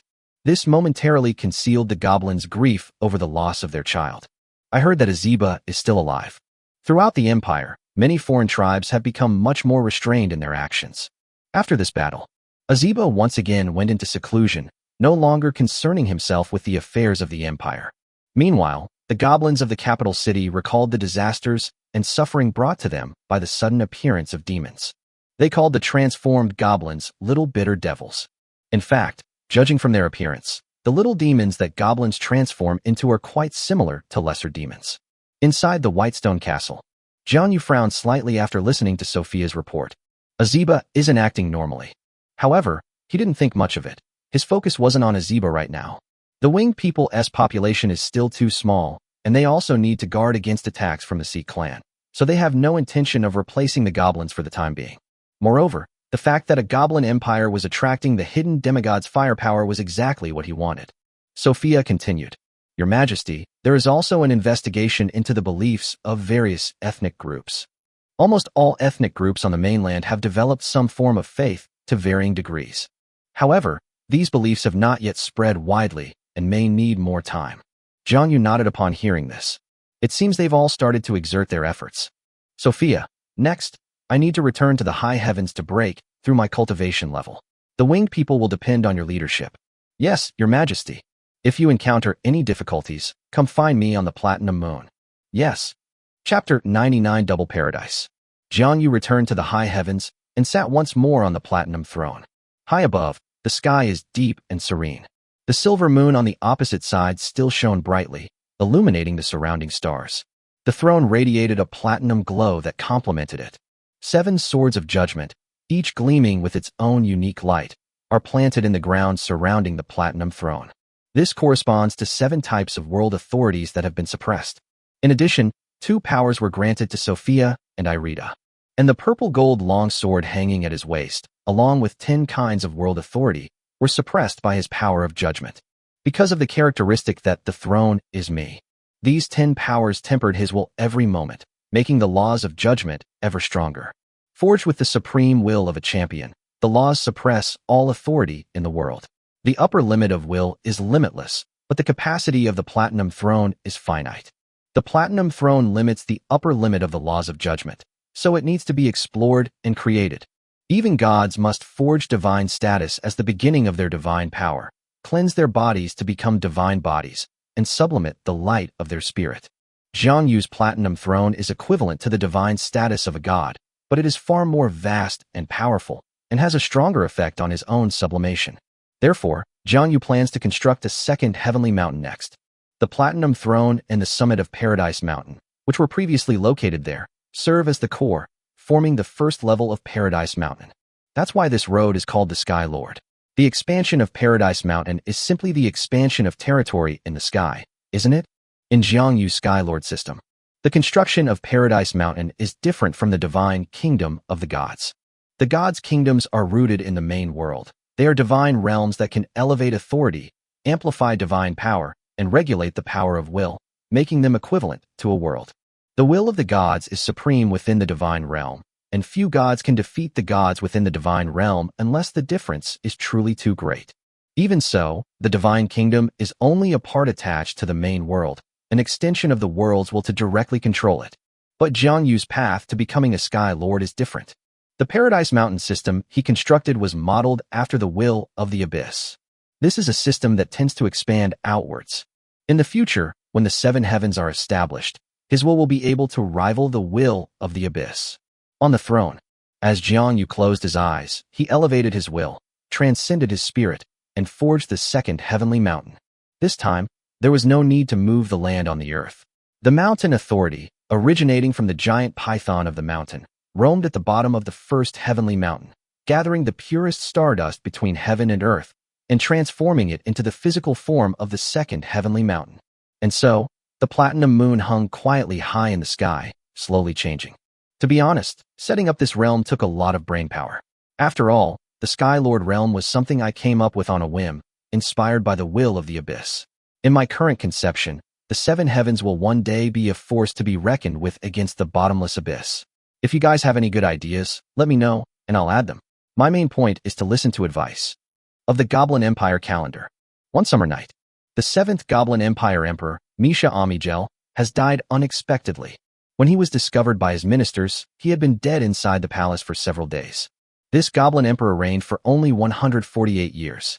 However, he is the most talented among Amigal's descendants, and if nothing unexpected happens, he has the potential and talent to advance to the legendary realm.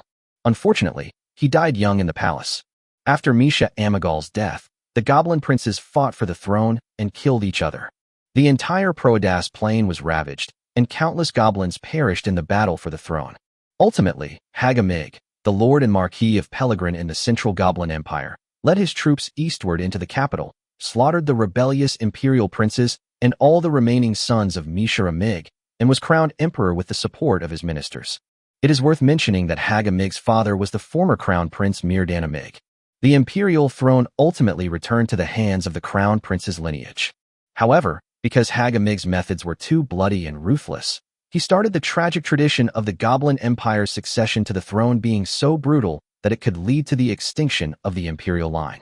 In the Goblin Empire calendar, Odin Bloodaxe, the chieftain of the Bloodaxe clan, annexed the Firetree clan of the western border. This was a large troll tribe with a population of 100,000 located in the western border of the Goblin Empire.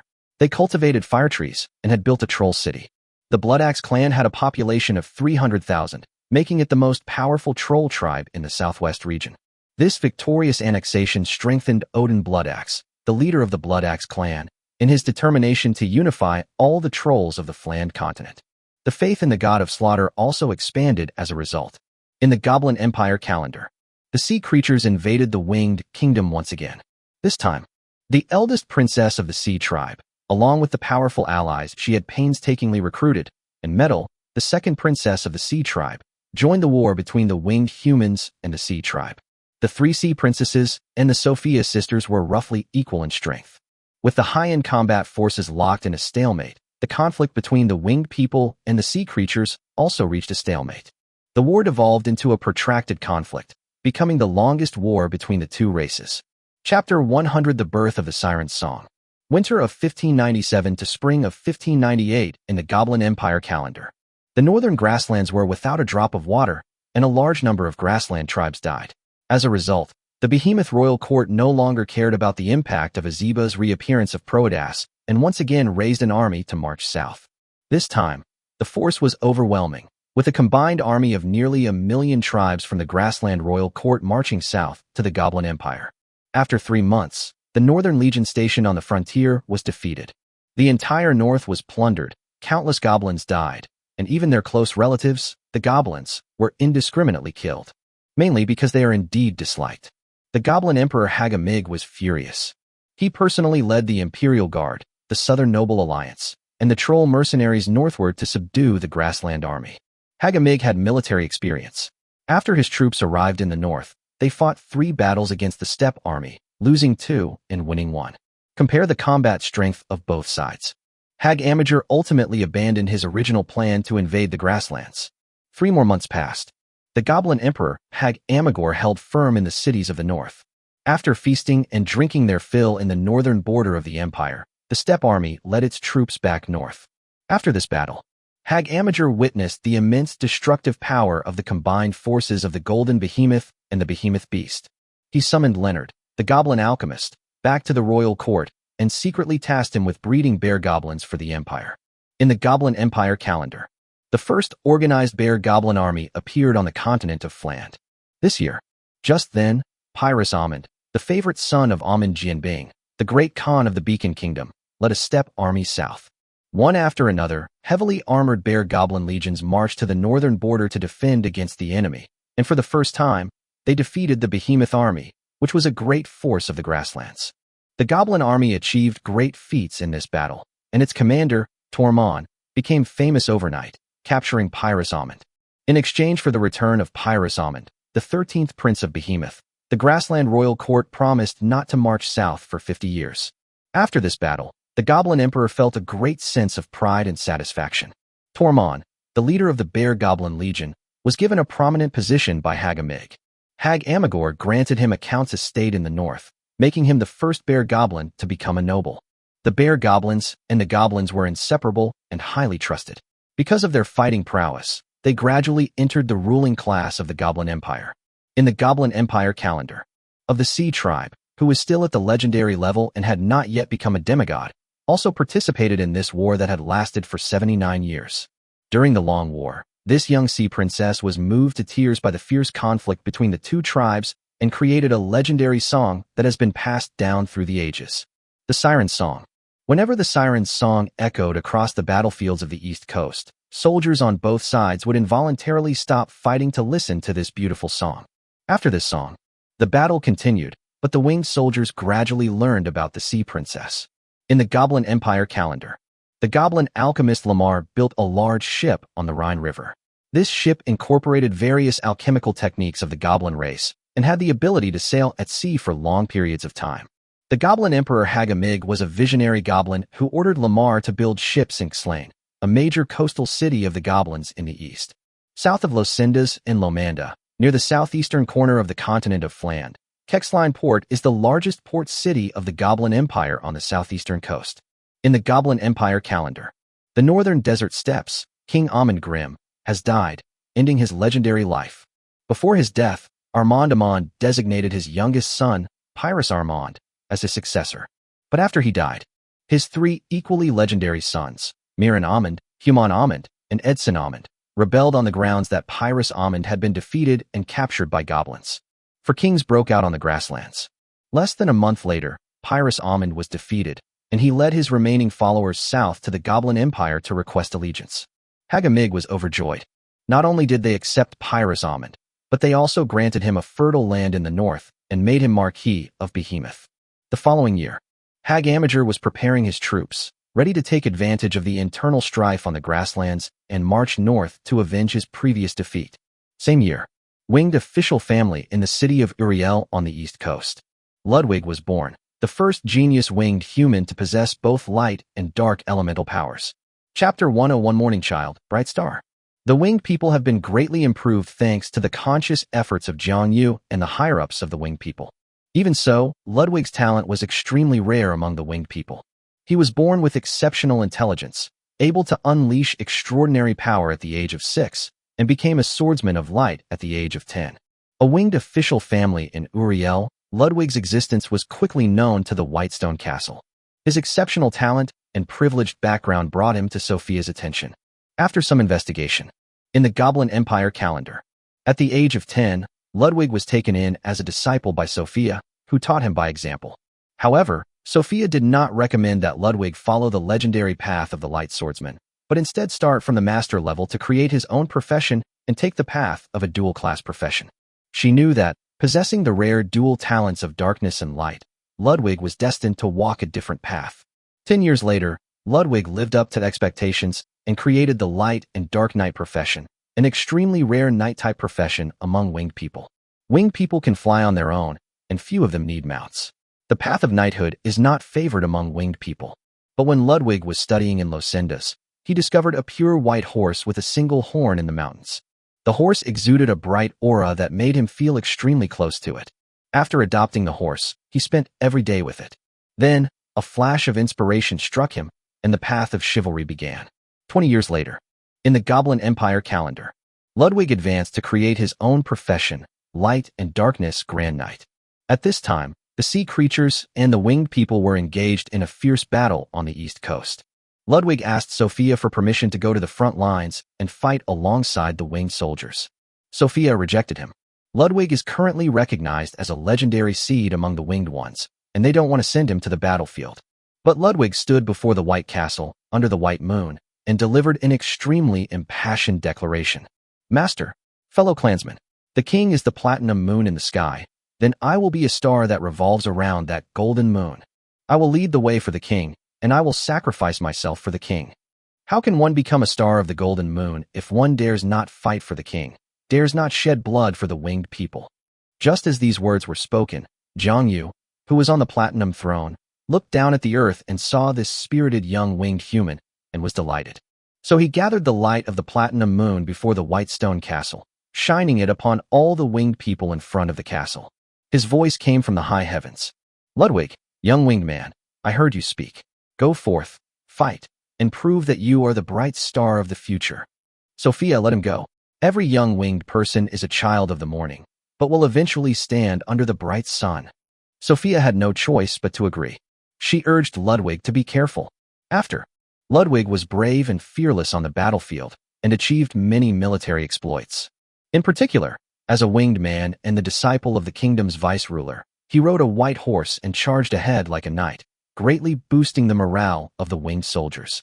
Ludwig's uniqueness caught the attention of Amphiel, the fifth princess of the sea tribe. Whenever Ludwig appears, Amphier sings the siren song to deflate the high morale he has generated. The impact of the siren song is being recognized by more people. In the Goblin Empire calendar, among the sea creatures, following the siren song system established by the sea creature princess Amphiel, a sea creature professional girl created a new siren song. The siren song began to have hallucinogenic effects. After that, the siren song began to experience explosive growth. Numerous siren songs were created, possessing hallucinogenic, bewitching, hypnotic, stunning, and seductive functions. Numerous siren songs appeared on the battlefields between the winged people and the sea creatures, causing heavy casualties to the winged people. Themis, the great princess of the sea tribe, was overjoyed and specially established a legion of sea singers to assist the sea tribe army in battle.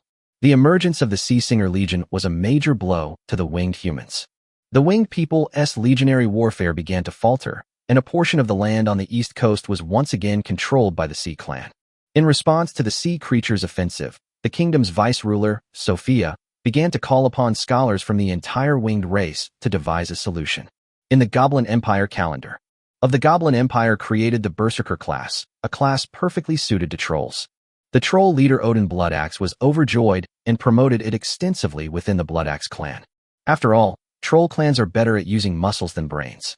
There are very few geniuses among trolls who can create their own profession, especially a profession like Berserker that is extremely suitable for trolls. The Berserker greatly boosted Odin Bloodaxe's confidence and further solidified his resolve. His gaze swept across the troll tribes throughout the continent. Chapter 102 The Hymn System. As early as 1726 in the Goblin Empire calendar, the Goblin Emperor Hag Amager launched a northern expedition. With Pyrrhus Armand as their guide, they ventured deep into the grasslands. Hag Amig was very lucky. The Goblin army encountered 2 waves of grassland armies in succession. 2 wins in 2 games. Hag Amigel continued deeper, encountering Miran Amand and Human Amand in turn. Both victories came after fierce battles, which made Hag Amigel very proud, and he prepared to continue his efforts to defeat the last son of Amand. However, at this very moment, Edson Armand led his army in a surprise attack on the newly victorious Goblin army, turning the tide of the war on the plains. The Allied forces suffered a major defeat, and Hagamig's Northern Expeditionary Army suffered heavy casualties, forcing them to retreat to the north. Edson Armand did not press his advantage, but instead convened a meeting of all the steppe tribes on the plains and crowned himself Great Khan of the Behemoth Court at Armand's tomb. After becoming Great Khan, Edson Armand invited Hagamig to a meeting at the border. The two tribes signed another alliance. They changed the previously signed 50-year non-aggression pact to a 100-year one. In the Goblin Empire calendar, East Coast, Uriel. More than 20 years later, a female winged officer named Lilica, after experiencing the death of her comrades, the serious injury of her companions, the defeat of the kingdom, and after listening to a large number of siren songs on the battlefield, was seriously injured and left the Legion to return to her home in Uriel City to recuperate. During her recovery period, she deeply felt the advantage that the sea creatures gained from the siren song on the coastal battlefield, as well as the heavy casualties suffered by the winged people as a result. So he devoted himself to research and spent 3 years creating Wings of Light, a war song unique to the winged people. After, she returned to the battlefield, and with this battle song, she inspired the courage and bravery of the winged warriors. This is an extraordinary song full of positive energy. However, the positive effects of this song are not enough to offset the negative effects of the siren's song. They are still at a disadvantage on the battlefield. 3 more years passed. Lilica, with her profound faith in the Platinum Moon and King Jianyu of the Winged People, created the first song of the Winged People that could be called a holy song, the Platinum Prophecy. This hymn is solemn, sacred, and serene. It has an extremely powerful effect of dispelling illusions, bringing clarity, and inspiring people when facing the siren's song. After this hymn appeared, when another large-scale battle broke out on the East Coast, the siren song, Pearl of the Ocean, resounded across the battlefield. The sacred hymn, the Golden Word, then began, its solemn and holy sound resounding throughout the entire battlefield. Under the Platinum Moon, countless winged warriors shouted in unison, and for the first time, under the influence of the siren's song, the winged people defeated the sea creatures. Lilica became famous overnight. The winged people SM system was thus established. In the years that followed, a large number of winged singers emerged, creating works such as Song of Paradise Mountain, Sacred Words of Light, Advancing with the Light, Kingdom, and Under the Golden Moon. The winged human's sacred song and the sea creature's siren's song clashed, neither giving an inch. Year is 1801 in the Goblin Empire calendar. Ludwig earned a great reputation on the battlefield, and with Jiangyu personally looking down and encouraging him, he was called the Bright Morning Star by the winged people. In the Goblin Empire calendar, Ludwig pioneered the legendary class, Light and Dark Paladin, becoming the youngest legend among the winged people. In the Goblin Empire calendar, Lilica forged the legendary path of Hymn Shepherd through the hymn system, achieving legendary status. Chapter 103 The Establishment of the Troll Kingdom. In the Goblin Empire calendar, between the winged people and the sea people continues. Ludwig, who has already become a legend, has been appointed by the kingdom's vice-ruler Sophia as a winged people commander in charge of the war in the Abdo region on the east coast. Of the sea creature army in this region is none other than Anfil, the 5th princess of the sea creatures who created the siren song. The two fought almost every day. Although Anfil took much longer to become a legend than Ludwig, he should theoretically be stronger. In reality, there isn't much difference in their abilities. Sophia was amazed by Ludwig's truly remarkable fighting talent. Within the entire winged human race, Ludwig's combat talent ranks among the top 5. Ludwig was stationed in Abdo for many years and had daily contact with Anfield. Over time, the two gradually developed a mutual respect for each other. If not for the battles with the winged ones, Anfil was actually a very kind siren, as she rarely caused any casualties to the winged one's soldiers. She has mostly fought only with legendary winged beings and rarely intervened in battles below. Even her siren song was a time when both sides ceased fighting. She hates death. During their time in Abdo, whenever Anfil's siren song echoed across the battlefield, everyone would cease their attacks, and after hearing it, an officer would order a retreat back to camp. This was a tacit understanding that had developed over a long period of time, and as a result, the Abudo battlefield was also the area with the fewest casualties among the winged people. As the commander of the winged people, Ludwig became increasingly curious about his opponent the more he learned about him. So during the battle, Ludwig started talking more, and Anfield gradually began to answer him. In the Goblin Empire calendar, high above the heavens, Jiang Yu sat on the platinum throne. The original summit of Paradise Mountain is no longer there. In its place stands a massive mountain composed of stardust and earth. The authority of the mountain has created a suspended mountain for Jiang Yu. The former throne and the first heavenly mountain, where Heavenly Mountain is located, are only 1% the size of the second Heavenly Mountain and are situated high at the top of Heavenly Mountain. Some of the chaotic and disordered laws around were repelled, while others were absorbed as fragments of laws and injected into the mountain. The platinum radiance shone at the base of the mountain, and to outsiders, the platinum moon high in the sky seemed slightly larger, but not noticeably so. On the throne, Jiang Yu was enveloped in platinum light. His body radiated golden light, and his vast will transformed into the law of judgment, which continued to rise. Behind him, his pure white wings gradually became hazy, as if they were about to transform into real light. Strands of white light cascaded from the pure white halo above his head. He still needed time. Of the Goblin Empire calendar, the Bloodaxe clan of trolls has surpassed 5 million in population. At this point in time, Odin Bloodaxe had led the Bloodaxe tribe's troll berserkers to defeat all the troll clans, large and small, throughout the entire southern territory. And just recently, the last large troll tribe in the southern region voluntarily submitted to the government. The trolls of the entire southern region are ruled by Odin Bloodaxe. The Goblin Empire in the south had long been aware of the Bloodaxe trolls' growing strength. For hundreds of years, they have used various means to suppress the Bloodaxe clan, but all have failed. Instead, the Bloodaxe clan has become stronger. Seeing the Bloodaxe trolls growing stronger day by day, the current Grand Duke of the South, Linda Ziba, repeatedly requested the Goblin Emperor, Hagamig, to send a large army to wipe out the Bloodaxe tribe, but his requests were always rejected. Linda Ziba was instead reprimanded by the Emperor. Berserkers from the Bloodaxe clan repeatedly obeyed the Emperor's orders. During the war to conquer the northern grasslands, the Troll Bloodaxe clan provided as many as 10,000 berserkers to fight alongside the Emperor. Many berserkers died in battle, but the Bloodaxe clan had no complaints. In the Emperor's heart, the Bloodaxe clan of trolls might be even more loyal than Grand Duke Aziba of the South. You, Grand Duke of the Southern Territory, relying on your lineage as a descendant of the goblin sage Aziba, have turned the entire southern territory of the Goblin Empire into your own kingdom. Hagamig, as Emperor, hated it intensely, yet was powerless to do anything about it. In his heart, every time he saw the information about the Bloodaxe trolls handed over by the Grand Duke of the Southern Territory, he felt happy, and then quickly wrote down his thoughts to reject it directly.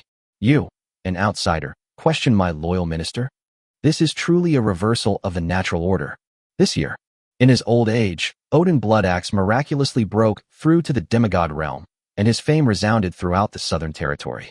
Not long after, from north to south, numerous troll tribes knew that a demigod troll had appeared in the southern lands. Odin Bloodaxe's reputation has been greatly boosted. In the Goblin Empire calendar, something unexpected happened. Bloodaxe, the leader of the Bloodaxe trolls who has always considered himself a loyal subject of the Empire, has declared himself king in the south and established the Troll Kingdom. This news shocked the mainland. The troll race, which has always been carefree, now has its own kingdom. Same year, Odin Bloodaxe led his troll army to conquer the goblin cities of Enia and Dumias, and occupied the Enias River region and the Dumias region in the south. It connects the entire southern troll territory into one city. Chapter 104 Territory.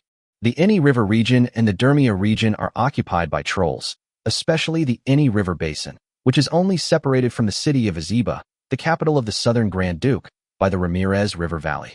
When Grand Duke Jimia Aziba of the Southern Territory heard the news of Odin Bloodaxe's rebellion, he felt dizzy and disoriented. 5 million trolls were united into a kingdom, and the troll berserkers were known as the Continent Guardians. How could the military strength of his southern territory possibly defeat the Troll Kingdom? Taking advantage of the fact that the Troll Kingdom was newly established and Odin Bloodaxe was too busy to look north, Jimia Aziba quickly sent someone to deliver a message to the Goblin Emperor and his own ancestors. Prodas. Jimia Aziba's letter and the message from the Imperial Southern Border officials arrived in Prodas at almost the same time. Emperor Hag Amigel received news that the troll Odin Bloodaxe had become a demigod and established a troll kingdom, and had rebelled against the Empire. He was utterly devastated. The Northern Plains royal court had just calmed down when the southern border stirred up such a huge mess for him. He still couldn't believe that Odin Bloodaxe, who had always been loyal and paid tribute every year, would raise an army in rebellion. In his subconscious mind, he was more inclined to believe that it was the work of Grand Duke Jimiya Azeba of the South. The Azeba family has always had a very bad attitude towards the Bloodaxe clan, and has written letters every year to criticize them. Odin Bloodaxe was ultimately forced to raise an army out of desperation. Under this understanding, during the court meeting the next day, the Goblin Emperor Hag Amigel berated Jimiya Azeba as a fool. A great nobleman who had guarded the southern border for generations and could command the entire southern border was about to be overthrown by the trolls under his rule. What an incompetent fool, what a useless piece of trash. The court decided to send someone to the Troll Kingdom to see Odin Bloodaxe to see if there was any misunderstanding. Then, mobilize the available goblin legions in the central region and prepare to march south. Then, the emperor ordered the Grand Duke of the South to guard his city of Azeba and to ensure that the troll army did not advance another step. Finally, he went to the hermitage of the great sage in person to seek help from the goblin sage Azeba. After all, Odin Bloodaxe was already a demigod. Most of the empire's legends were in the north, and a small number were in the east. There weren't many legends who could be transferred to the south, so they weren't enough to stop Odin Bloodaxe. The court meeting concluded. The two emperor's messengers set off from Prodas, one heading to Azeba in the south and the other to Ekhar, the capital of the Bloodaxe trolls. When the emperor's messenger arrived in Azeba and delivered the emperor's personal letter to Jimiya Azeba, upon reading it, the Grand Duke of the Southern Territory immediately broke down, and despite the envoy's presence, he angrily denounced Hagamig as a fool. However, he heeded the court's decision and summoned the allied forces of nobles from the south and legendary warriors to garrison Azeba city in preparation for defense. Meanwhile, another messenger of the emperor, after a long journey, also arrived at Ekhar, the capital of the Troll Kingdom, and met Odin Bloodaxe, the loyal minister whom the emperor had been longing to see. When the emperor asked if they had any grievances and whether the rebellion was due to excessive oppression by the Grand Duke of the Southern Territory, Odin Bloodaxe and his ministers exchanged glances and then burst into laughter. He stood up, faced the Goblin Emperor's envoy directly, and laughed loudly. Go back and tell your emperor that he must either cede the Southern Territory to the Troll Kingdom or face the wrath of the Troll Berserkers. In the Goblin Empire calendar, the Troll Kingdom and the Goblin Empire clashed in a great war in the southern border, with hundreds of thousands of troops from both sides fighting each other in the Ramirez Valley, leaving corpses strewn everywhere and rivers of blood flowing. Bloodaxe, a demigod, was stopped by a squad of legendary warriors in cloaks sent by Azeba. Meanwhile, high in the sky, Jiangyu was also watching the battle closely. He suddenly sensed the presence of the murderous emperor from many years ago, and immediately stepped down from the platinum throne and came to the sky above. However, the aura of the Slaughter Emperor flashed by in an instant, while the aura of a troll demigod below carried a sense of slaughter. He lowered his eyes, stared at Odin Bloodaxe for a while, but ultimately did not make a move. Odin Bloodaxe's authority is indeed a derivative of the authority to kill, but killing him will yield nothing. He is not the master of the authority. Jiangyu returned to the heavens, where he continued to sit on his throne, quietly undergoing a transformation and breakthrough. On the battlefield of Ramirez, Odin Bloodaxe's back was completely soaked. As Jiangyu's gaze fell, the threat of death loomed large. Fortunately, the platinum moon high in the sky did not take him away in the end, and he lost the will to continue fighting. Thus ended the war between the Troll Kingdom and the Goblin Empire. Further negotiations are underway. The Goblin Empire gritted its teeth and acknowledged the existence of the Troll Kingdom, thus ending the era in all directions. The Goblin Empire is surrounded by the Grassland Kingdom, the Mountain Kingdom, the Swamp Kingdom, the Troll Kingdom, and the Winged Kingdom. Heroes Rise. Chapter 105 The Origin of Orcs and Barbarians. In the Goblin Empire calendar. Of the Goblin Empire, several massive goblin alchemy ships bid farewell to the people at the port of Klesline. The ship carried several thousand goblins and bear goblins, as well as some eaglemen. They will set sail for the eastern continent of Finorton. This is an attempt by the Goblin Empire to expand its influence abroad. The empire has fallen, and the goblins are forced to seek solutions. One such activity was setting sail to find new continents. In ancient records, goblin scholars discovered that in the far east of the continent of Fland, there was another continent of equal size. This batch of alchemy ships was the advance team. The large ships set sail, and the goblin fleet was initially on the right track. Unfortunately, they encountered a great storm midway through the voyage, which raged for 3 days and 3 nights. By the time they recovered, the fleet had lost its original direction.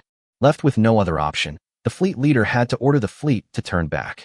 Unfortunately, they veered too far off course, and it took them a full 6 months to discover the mainland. However, when they were overjoyed and set foot on the mainland again, but they discovered that this was neither the continent of Phaland nor the continent of Phynaton, but a new continent. On this continent, there are countless small creatures with a soft, sticky, jelly-like transparent appearance, varying in shape and color, and some even possessing simple attack abilities and behavioral patterns. But the rulers of this place are not them, but a humanoid intelligent being with green skin and strong limbs. They lived in tribes and called themselves orcs. The goblin naval group was captured by a large orc tribe that lived on the nearby coast. At first, when the orcs saw the goblins, they thought the bear goblins and the goblins were some strange orc tribe. After all, the two are quite similar. Their green skin alone is enough to prove it. The orc tribes on this continent are not a unified entity, but rather separate tribes that frequently engage in battles. The orcs originally wanted to kill these strange kin, but the wise and knowledgeable orc shaman stopped them. Later, some of the goblins' alchemy techniques flowed into this orc tribe. The mere technology to forge iron armor and weapons greatly enhanced the strength of this orc tribe. Using this, they defeated the mountain giant settlement to the east and the stone golem tribe to the west, and dominated the entire coastal plain. Through their interactions with the goblins, the orcs learned of the existence of the continent of Phaland and became extremely curious about the various races of Phaland and the great goblin empire that the goblins spoke of. However, this seafaring crew, which included goblins, bear goblins, and eagle men, never returned to Fland, and thus took root and flourished on this continent. Year is 1980 in the Goblin Empire calendar. The North.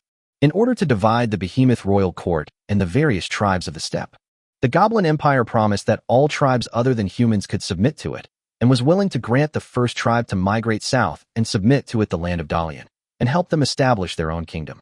In the vast plains, a large centaur tribe called the House Clan, lured south by goblin envoys, led its people to submit to the Goblin Empire. The Goblin Empire kept its promise and granted the centaur tribe a large tract of land near Pyrrhus, which had returned to Behemoth, thus establishing the Centaur Kingdom. The Great Khan of the Steppe was furious. He cursed the Goblin Empire for being shameless and sent troops to attack the Centaur Kingdom. He could not tolerate the steppe tribes moving south to establish independent kingdoms. This was tantamount to destroying the very foundation of the steppe royal court. He mobilized all the troops of the grasslands and summoned all the tribes of the grasslands to contribute their forces, especially the human tribes. The war lasted for 6 months, and both the grasslands and the empire suffered heavy losses. However, in the end, the newly established Centaur Kingdom was destroyed. The goblins did not come away empty-handed from this war. Because of this war, some grassland tribes, who also harbored thoughts of independence, did not contribute much. Largely involved in this battle, and although they ultimately won, their population and strength were greatly reduced, and their control over the grasslands also decreased. In the Goblin Empire calendar, the western coast of the continent of Flanders, nearly 1,000 years ago, a group of humans arrived on the land of the west coast. This place is ruled by the bear men, ogres, fishmen, and merfolk who live in the western sea. The western coast is separated from the western border of the continent by a mountain range that stretches for tens of thousands of miles, and the goblin sphere of influence has not yet extended to this area. Dwarves, on the other hand, often frequent this area. This human race was small, numbering only tens of thousands when they arrived. After a 1,000-year struggle for survival, they finally settled here. However, the rituals and culture of our ancestors have already changed significantly. At the same time, in order to adapt to the environment, the West Coast is extremely rich in resources, and their bodies have become much stronger. Wildness became their worship. They began to call themselves savages. Chapter 106 Lucifer. Of the Goblin Empire calendar. East Coast. The winged legions and sea creature legions stationed in the Abdo region have not clashed in fierce battles for many years.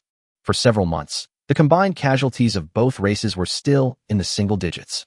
Ludwig's explanation was that the war between the winged people and the sea creatures had been going on for many years, and both the winged people and the sea creature legions in Abdo had grown weary of it. In the legion, many people have basically fought for generations. It's not uncommon for 3 generations of a family to serve in the military together. But this year, a major event that shocked both races has occurred. During a mission, a foreign mercenary inadvertently discovered that Ludwig, a legendary genius and powerful warrior of the winged human race, often cuddled intimately with Anphil, the fifth princess of the Sea clan, on a reef by the coast. Later, they discovered that Ludwig and Anfield often appeared at the same time on the battlefield, displaying an astonishing level of tacit understanding. Are the legends of the two tribes intertwined, perhaps fueling a romance? This is how the matter escalated. At first, Whitestone Castle does not approve of this. Sophia thought it was utter nonsense. The winged people and the sea people have been at war for so many years that their enmity is deep and bloody. Ludwig, the youngest legend of the winged people, the vice-ruler of the kingdom, and a disciple personally taught by Sophia, known as the Holy Flame Saintess, is a winged genius known even to King Jiangyu, the Platinum Moon, and a future morning star. Surprisingly, he's involved with a sea princess. This just doesn't seem possible. Any winged human with any sense of righteousness would want to kill all the sea creatures. If Ludwig were to actually get together with the sea princess Anfield, it would be unacceptable to all winged people. The news of this matter spread like wildfire, and Sophia of Whitestone Castle and Themis, the eldest princess of the sea tribe, had no choice but to send people to investigate almost simultaneously. The result disappointed everyone. Ludwig had not only fallen in love with the sea princess long ago, but they had even had a child together. Furthermore, when they were found by both the winged people and the sea people, they were in a small wooden hut on the coast near Abdo. Anfield was pregnant with her unborn child. This day, the weather was fine and sunny, and the waves were calm. On the coast, Sophia, Erida, and a host of winged legends, along with the elite winged legion, flew in midair above the cabin. Princess Themis, Melayer, Metal, and a host of legendary sea warriors, along with the elite shark knights, floated on the sea. Both sides turned their gazes to the three people in front of the wooden house. The haggard Ludwig, the heavily pregnant Anfield, and the beautiful little girl with delicate white wings they were holding hands with. Such a scene unfolded before everyone's eyes. Sophia was absolutely furious. Ludwig, do you know what you're doing? You are the morning star of the winged people. Why are you getting involved with the sea princess? She was truly furious, and her tone revealed her utter disappointment and frustration. On the other side, equally enraged was Themis, the eldest princess of the sea creatures. She coldly stared at her sister, who had created the siren's song and nearly brought her victory, took a deep breath, and roared loudly. Anfield, kill the winged man beside you. Kill that damned winged half-breed beside you, and I will forgive your past transgressions and allow you to return to the Sea clan. Themis's tone was even colder, her naked murderous intent towards Ludwig and the winged girl like a vast ocean. In front of the cabin, the beautiful little girl was terrified.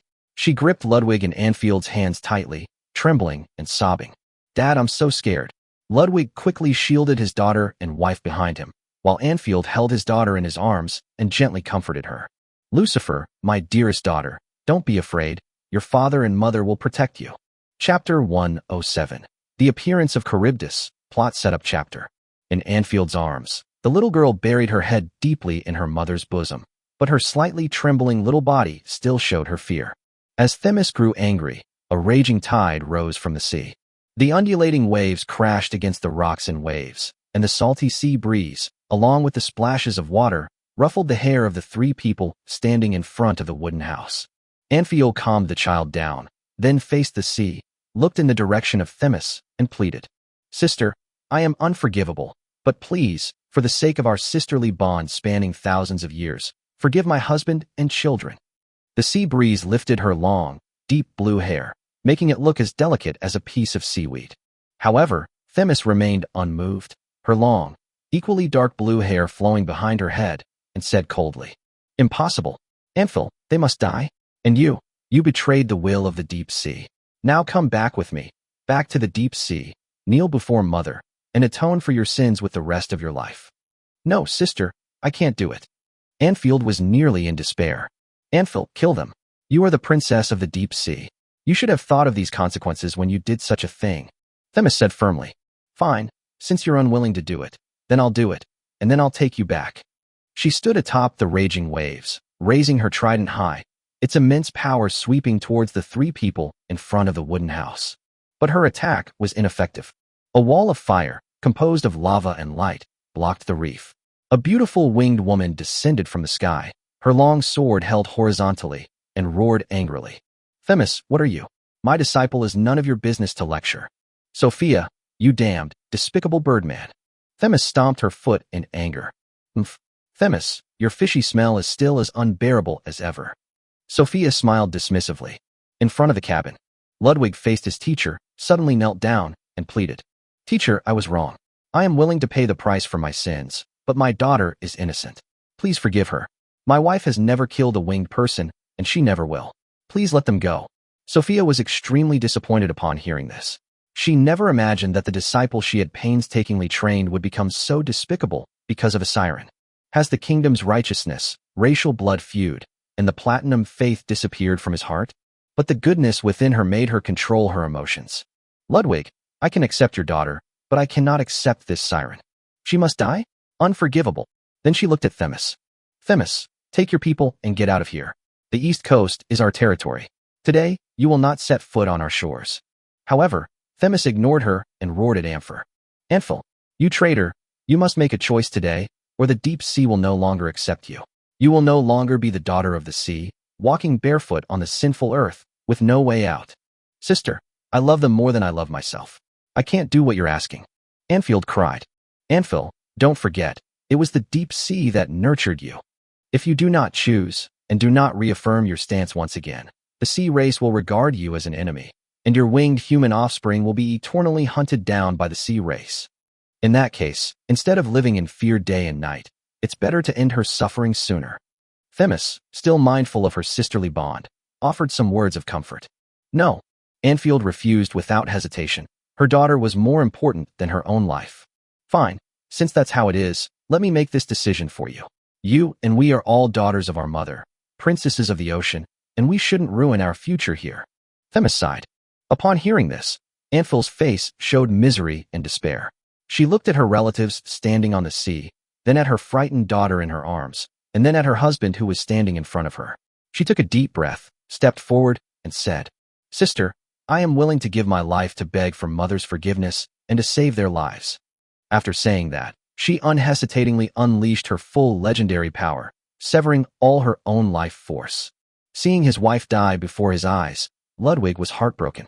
He picked up his wife who had fallen to the ground, took the hand of the stunned Lucifer, sighed deeply, looked at Sophia, and pleaded. I'm so sorry, teacher. Please take care of my daughter. She's innocent. Then, he looked up at the platinum moon in the sky. O noble platinum moon, please forgive my daughter. May the light of platinum also shine upon her. I am willing to atone for this with my death. Having said that, just like Anfield, he shattered all his life force and died in front of everyone. When Sophia realized what was happening, she rushed over, but it was too late when she got to him. Only a timid little girl, her face streaked with tears, stood behind her dead parents. She gave a bitter smile and sighed. Child, come to me. And on the sea, seeing her sister die before her eyes, Themis was overwhelmed by grief and anger. She brandished her trident and roared. This bastard. He killed my sister. Everyone, follow me and kill her. Kill this damned winged bastard. Themis, you don't even spare children. All winged people, listen to my command. Stop them. A chaotic battle ensued. Seeing the winged beings blocking her way, Themis was unable to approach Lucifer. Standing on the sea, Themis connected with the power of her bloodline and called out loudly. Mother of the sea, your daughter begs you. Kill this bastard who has defiled the sea princess. In the far reaches of the deep sea, the sea goddess Charybdis, who was sleeping soundly, was suddenly awakened. She heard her daughter's call and quickly sent a wisp of her consciousness into the sound. When her consciousness reached the shore, she saw her youngest daughter, Anphil, dead on the shore, and then looked at the winged people fighting against the sea creatures in the sky and the sea. She was extremely angry. For the first time in countless years, a terrifying behemoth that had never ventured out of the deep sea has spread its terrifying tentacles across the world. Over the coast, when Themis's call rang out, Sophia felt a jolt in her heart, and a strong sense of crisis welled up inside her. Immediately afterwards, from the depths of the ocean, on the surface of the sea, countless towering tentacles suddenly stretched out, each one a kilometer long. They resembled towering, majestic mountains, carrying with them a raging storm that tore through the sky and earth, and boundless seas, soaring thousands of meters into the air before cascading down. They attacked all the winged people on the shore. A terrifying force pressed down on them like a vast ocean. We can't stop them. We can't stop them. We'll die. A sense of powerlessness rose within Sophia as she faced the storm and sea that threatened to engulf the entire East Coast. Her white wings fluttered in the sky as she prayed to the platinum moon high above. O sublime platinum moon, my great king, descend upon this shore and protect your people. Chapter 108, I Won't Allow It. High above the heavens, Jiang Yu, sitting on the platinum throne, heard Sophia's call almost instantly.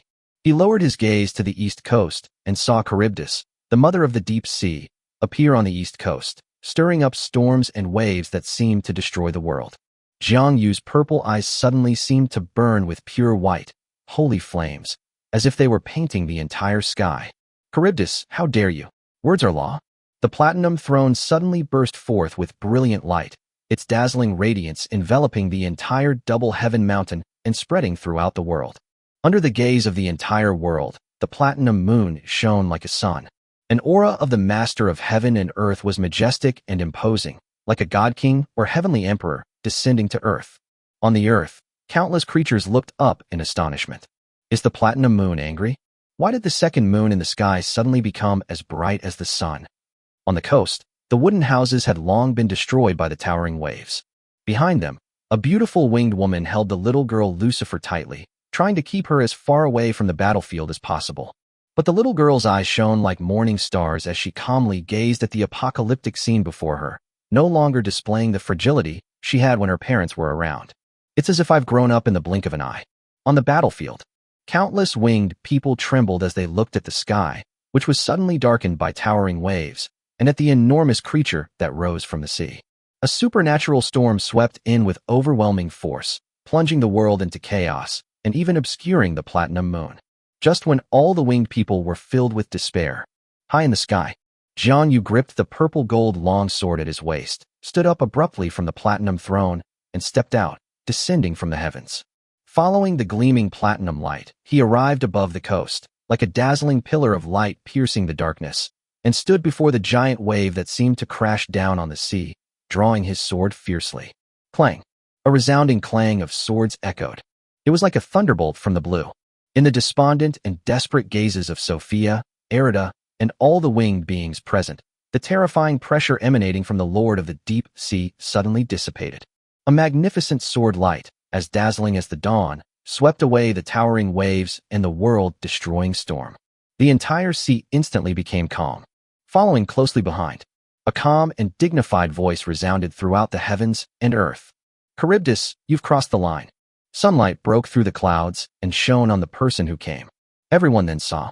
A majestic figure stood in the sky, sword in hand, eyes lowered, overlooking the vast sea and land. Its pure white wings seemed to be made of light, hazy and indistinct, and the pure white halo above its head exuded a sacred majesty. Just standing there, one is like the master of heaven and earth, receiving the worship of the world. Platinum Moon, you're going to stop me. The enormous ocean monster roared angrily. You dare to stop me? Jiang Yu laughed loudly, his purple eyes filled with coldness. The ruler of the deep sea was furious, but she restrained her urge to attack and looked at Jiang Yu in the sky, trying to reason with him. Platinum Moon, my daughter is dead. That's my own flesh and blood, the child I conceived and raised countless times. So what? The Lord of the Deep Sea took a deep breath. As long as that bastard dies, we will retreat immediately. However, Jiang Yu dismissed it with disdain. I won't allow it.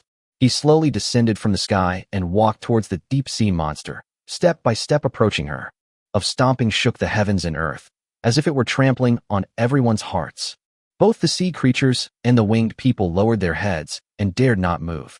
Only the little girl Lucifer's golden eyes shone brightly as she stared intently at Jiang Yu's figure, as if he were the only person in the world. Final. Jiang Yu walked close to the deep sea sovereign, leveling her gaze. His majestic purple eyes stared intently at the enormous eyes covering the top of her head, and he spoke, word by word.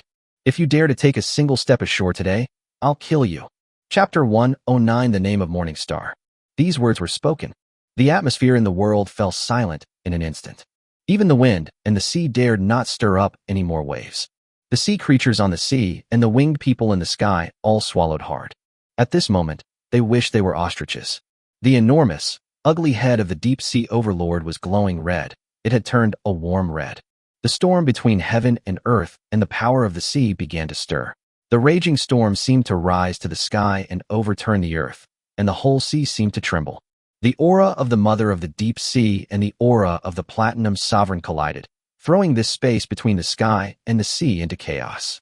Jiang Yu stood proudly in midair, a smile playing on his lips, his sword intent slightly raised, looking straight at the enormous sea monster that rose nearly 1,000 meters above the sea, as if anticipating Charybdis's reaction.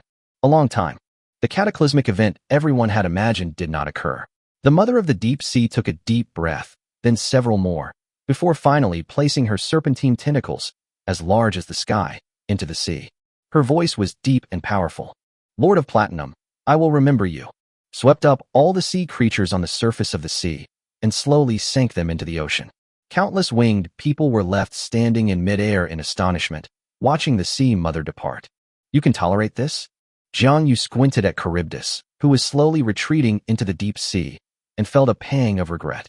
Just now, if Charybdis had dared to take one step forward and make a move, he was confident he could have kept her here. This place is located at the boundary between the deep and shallow seas. Although Charybdis is nearly 1,000 meters above the surface, most of her body is still underwater, with almost half of her tentacles firmly gripping the seabed. How cunning. No wonder she'll be a part of the future supreme deity. The sun is setting. Jiang Yu shook his head, seeing that the sea creatures were no longer in sight. He turned around and flew down to the front of the cabin. Sophia and the other winged people quickly flew down behind him. Looking at Ludwig and Anfield, who had died in each other's arms, Jiang Yu sighed and said, Ludwig, who secretly fell in love with the siren, if he were alive, I would surely sentence him to death. Betraying one's own people is a sin I absolutely cannot tolerate. But he's dead, and this mentally unstable sea princess deserves to die as well. But she died too. Since the person is already dead, then let it be. Physical sins may be escaped, but the sins of the soul cannot be avoided. As he spoke, he reached out and grabbed the two corpses in front of him fiercely. Amidst the astonished gazes of the crowd, Jiang Yu pulled the two bewildered souls out of the water. It was Ludwig and Anfield.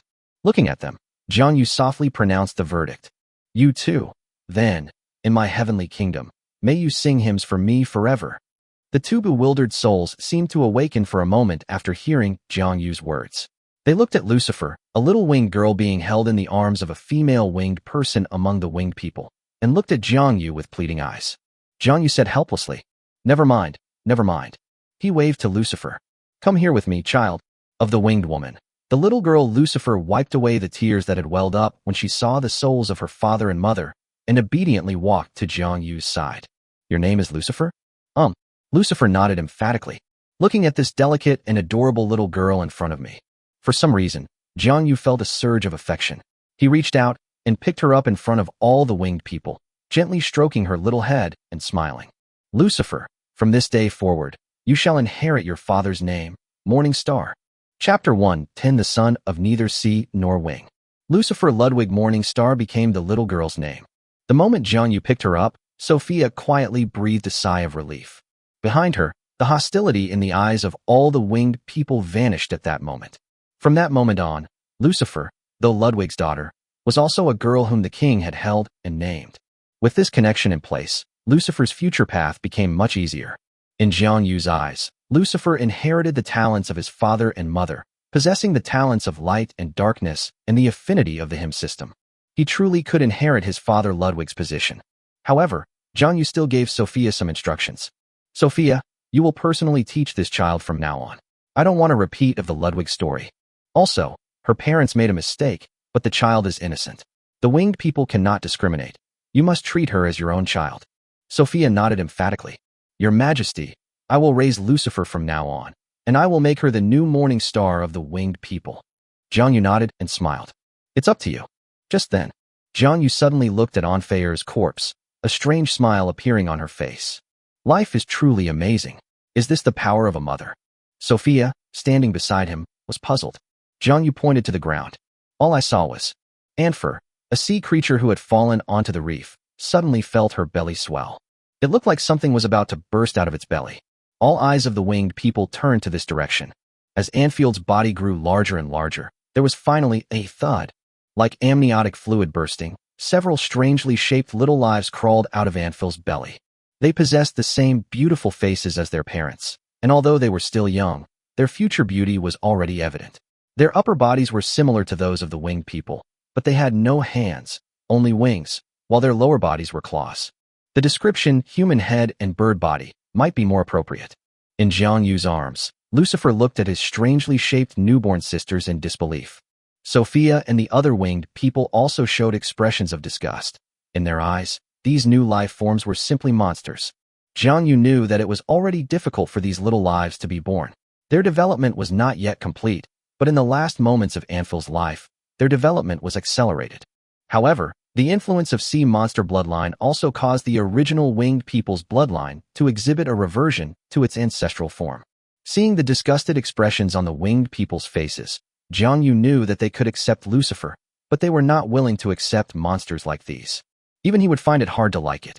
At this moment, Sophia also stepped forward and asked, "Your Majesty, what should we do with these newborn little ones?" Jiang Yu turned around, looked at Sophia, and asked, "What do you think should be done?" "My lord, these little ones are equally innocent, but I believe they are children of neither wing nor sea, and should not be included among the winged people.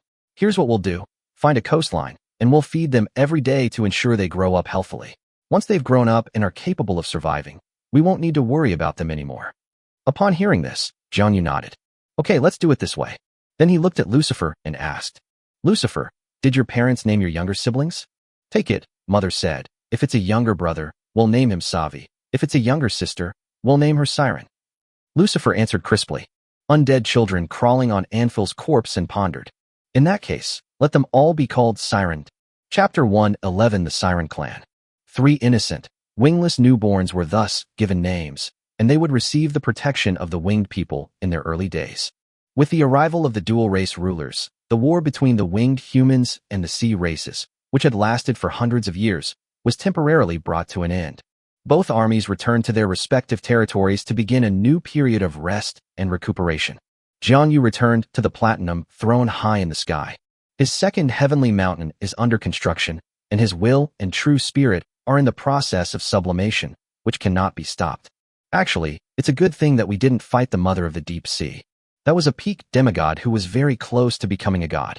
If Jiang Yu were to fight him with all her might, it would inevitably affect her advancement process, and the loss would outweigh the gain. The mother of the deep sea may have retreated despite the humiliation for the same reason. On the vast second heaven mountain, there is a section that has been completed. It is a place shrouded in light, where 2 souls, dressed in white holy robes, are singing hymns of praise. Holy One, how can sinners look upon him? Sinners shall not look upon God. God is majestic and glorious. A wooden house appeared in this world that seemed to be made of light. This is the heavenly kingdom that Jiang Yu designated on the second heavenly mountain. In the future, many winged people who died fighting for the winged race or who were devout believers will be able to come here.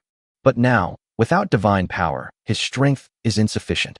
Only a legendary soul can ascend to heaven. However, it will be soon. This is actually a place that resembles a divine kingdom. Even though Jiang Yu didn't need the things that other gods had, he still arranged for his believers to have them. The first heavenly mountain.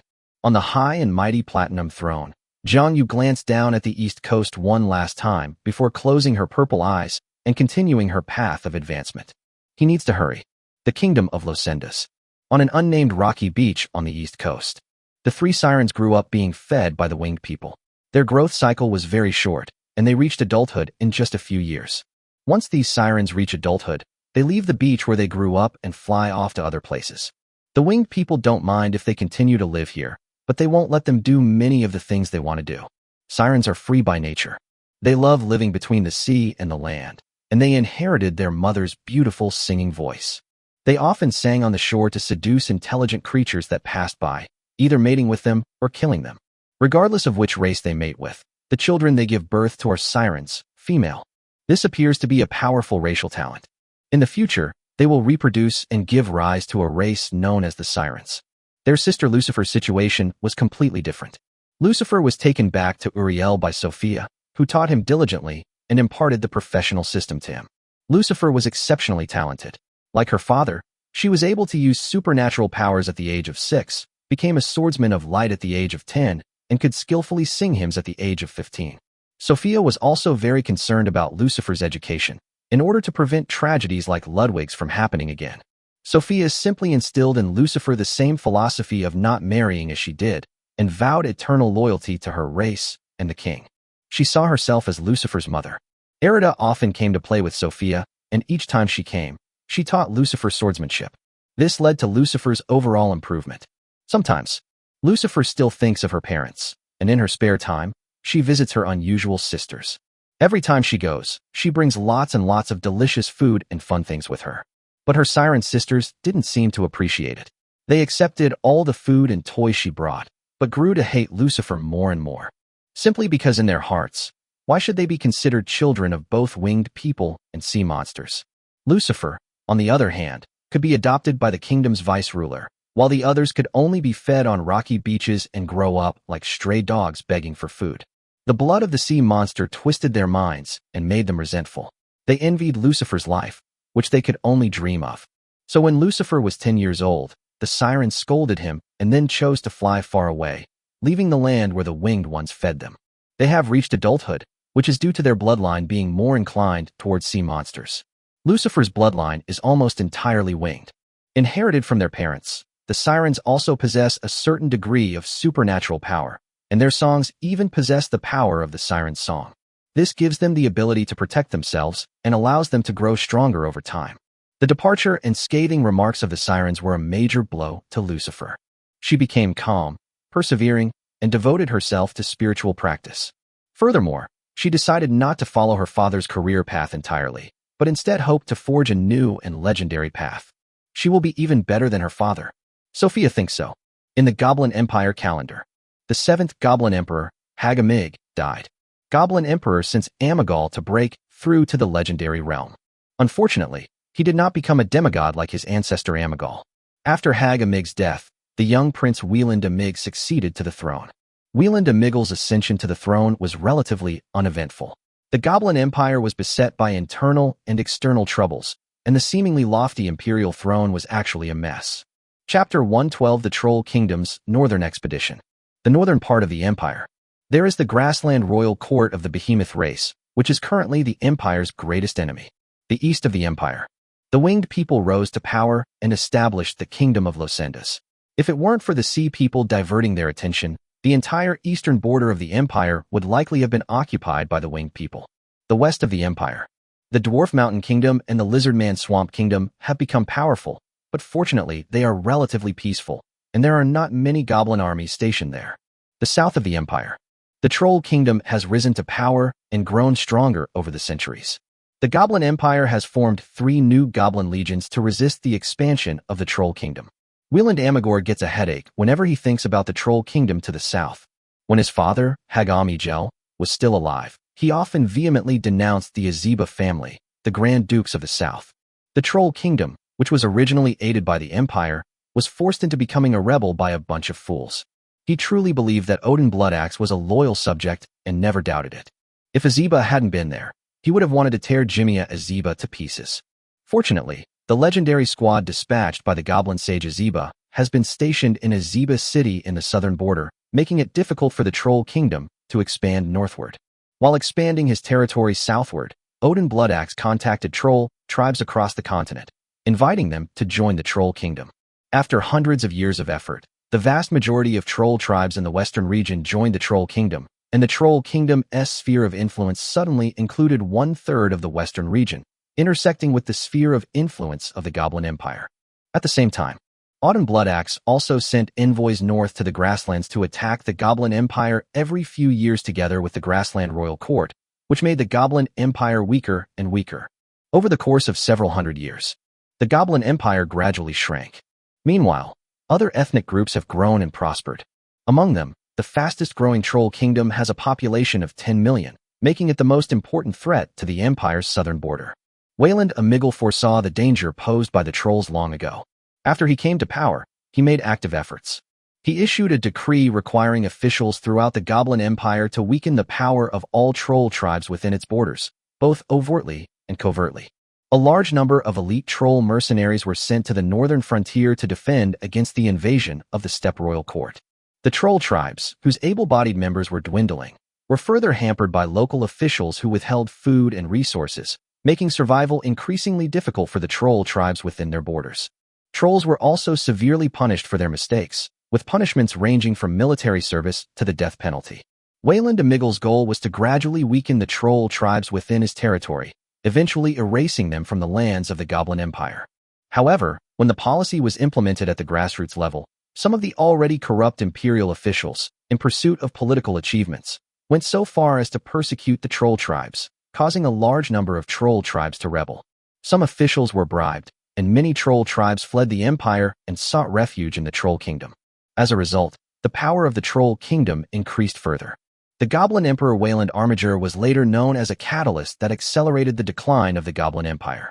In the Goblin Empire calendar, King Odin Bloodaxe of the Troll Kingdom, in the name of the Goblin Empire's persecution of his fellow trolls on the continent, raised a massive army to attack the Goblin Empire. Before setting out, he issued a statement declaring his determination to capture Azeba. Meanwhile, the Northern Grassland Royal Court simultaneously marched south to support the Troll Kingdom. The Goblin Empire was caught in a pincer attack from the south and the north, leaving it unable to attend to its own needs. The new Grand Duke of the South, Ari Azeba, has once again amassed the entire army of the south, preparing to defend Azeba to the death. Unexpectedly, Odin Bloodaxe bypassed the fortified city and attacked Blackwood, a major city in the eastern part of the Southern Territory. In the Goblin Empire calendar, Blackwood City has fallen, and the eastern part of the south has been occupied by trolls. With many of the southern nobles' ancestral homes raided, their morale collapsed, and they all demanded that Ari Azeba leave Azeba City, lead his army to fight a decisive battle against the Troll Kingdom's army, and reclaim their lost territories. Among them are many legends from the Southern Territory. Even Emperor Wayland Armiger ordered a reprimand for his inaction. Left with no other choice, Ari Azeba led his army eastward, where he encountered the troll army at the Lumia River. The decisive battle is about to begin. The outcome of this battle will determine the ownership of the southern territory of the Goblin Empire, because the army led by Alex Azeba was already the entire army of the southern region. Chapter 113 south of Amber River is all troll territory. The area around the Sumya River is a large plain. Ari Azeba's Goblin army is on the west bank of the river, while Odin Bloodaxe troll army is on the east bank. The two armies faced each other across the river. At this time, the Goblin race, which possessed more advanced alchemical technology, had the advantage. In the sky, countless airships blotted out the sun, pouring demonic fire upon the troll army, with a large flock of eagle men guarding them. Fired one shot after another, striking the trolls on the opposite bank. Under normal circumstances, such a barrage of firepower would be enough to destroy an entire organized army. But the trolls are different. They have the most berserkers on the continent. One after another, troll berserkers charged ahead, braving artillery fire and ranged attacks, carrying planks of wood as they rushed to the other side, completely ignoring the casualties. The berserkers were all extraordinary beings. Odin Bloodaxe arranged almost the entire army of berserkers at the very front of the formation, making a desperate gamble to crush the goblins.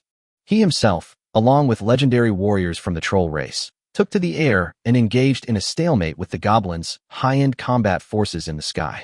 Although he had been a demigod for many years, Odin Bloodaxe's strength had not improved much. His skills had only become more refined, somewhat like Sophia and Irida of the winged race. The fearless troll berserkers charged relentlessly across the river, quickly crushing the vanguard of the goblin army. When Ari Azeba tried to gather his legion to besiege the troll berserkers, a large number of trolls were already crossing the river on the pontoon bridge built with the lives of berserkers and ice-type professionals to meet the troll berserkers. The two armies made full contact and engaged in a fierce battle. The goblin vanguard had been shattered by the berserkers, and the rout spread to the rear, causing the armies composed of nobles from various regions to collapse instantly. Only the three legions of the Empire and the Central Army composed of the Grand Duke of the Southern Territory's own legion continued to hold on. The Troll Army surrounded them, and after holding out for an hour, the Goblin Central Army was completely wiped out.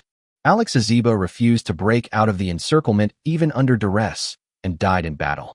He knew that if he lost this battle, the entire duchy of Azeba would be occupied by the trolls, and he would rather die in battle than become a conqueror of a fallen kingdom. As he predicted, after the Goblin army was defeated in the south, the Troll army marched in and quickly occupied major southern cities such as Morvala, Ikalador, and Inelborn in the western part of the south. Finally, the army besieged Azeba. Mando Azeba, the son of Prince Ari Azeba, refused to surrender. The trolls launched a massive attack on the city 7 days later. The city fell. Odin Bloodaxe declares a massacre of the city and will not rest his sword for 3 days. This is a blood sacrifice to the god of slaughter. The entire city of Azeba, the largest city in the southern border of the Goblin Empire, was ravaged by the massacre of nearly 1 million goblins within 3 days, shocking the entire continent. Upon hearing the news of the battle, the Goblin Emperor Wieland Amigal of the Proedas Palace was both shocked and furious. He cursed Grand Duke Azeba as a complete waste and hurriedly dispatched the royal guard south to garrison Amber River. The Imperial Guard gathered the defeated soldiers and stationed themselves north of the Amber River. This time, the Goblin army was smarter and stayed put. Even if the Troll army wanted to take a detour, it would only garrison important cities. Leaving a portion of its troops south of Amber River, it withdrew its main force. As a result, the southern region, the entire land south of Amber River, was occupied by the Troll Kingdom. The Goblin Empire's territory has shrunk once again. In the Goblin Empire calendar, Odin Bloodaxe moved the capital to Azeba City, renaming it Balu City, the city of the Troll King. Goblin Empire calendar 2155. A troll tribe on the grasslands tamed a giant wolf as a mount, thus giving birth to the Wolf Rider class. At the same time, the Reinhardt family of the Three-Forked River tamed the grassland lion horse, and the profession of Golden Lion Knight was born. In the Goblin Empire calendar, the army of the Grassland Royal Court marched south in full force, with troll wolf riders and human Golden Lion Knights leading the vanguard. They won 9 battles in a row, and their fame spread throughout the world. The Southern Troll Kingdom, as agreed, launched a northward attack on Amber River. May. The Steppe Army breached the northern city of Yobud, and Rigo, the legendary goblin commander of the Northern First Legion, was killed in battle. The Northern Legion was defeated, and the Steppe Army advanced rapidly, capturing the major northern cities of Haros, Melanson, and Pollock in succession. They eventually stopped in Mohand, north of Garso. The goblins quickly dispatched their western and eastern legions northward. This time, the Grassland Army isn't going to just make a quick buck and leave. The Goblin Empire's weakness and the gains made by the Southern Troll Kingdom led Behemoth Grand Khan Edson Armand to believe that the northern territories of the Goblin Empire, which had already been conquered, were now under the control of the Steppe Royal Court. The Goblin Empire's army marched north to support Garthur and Mohand.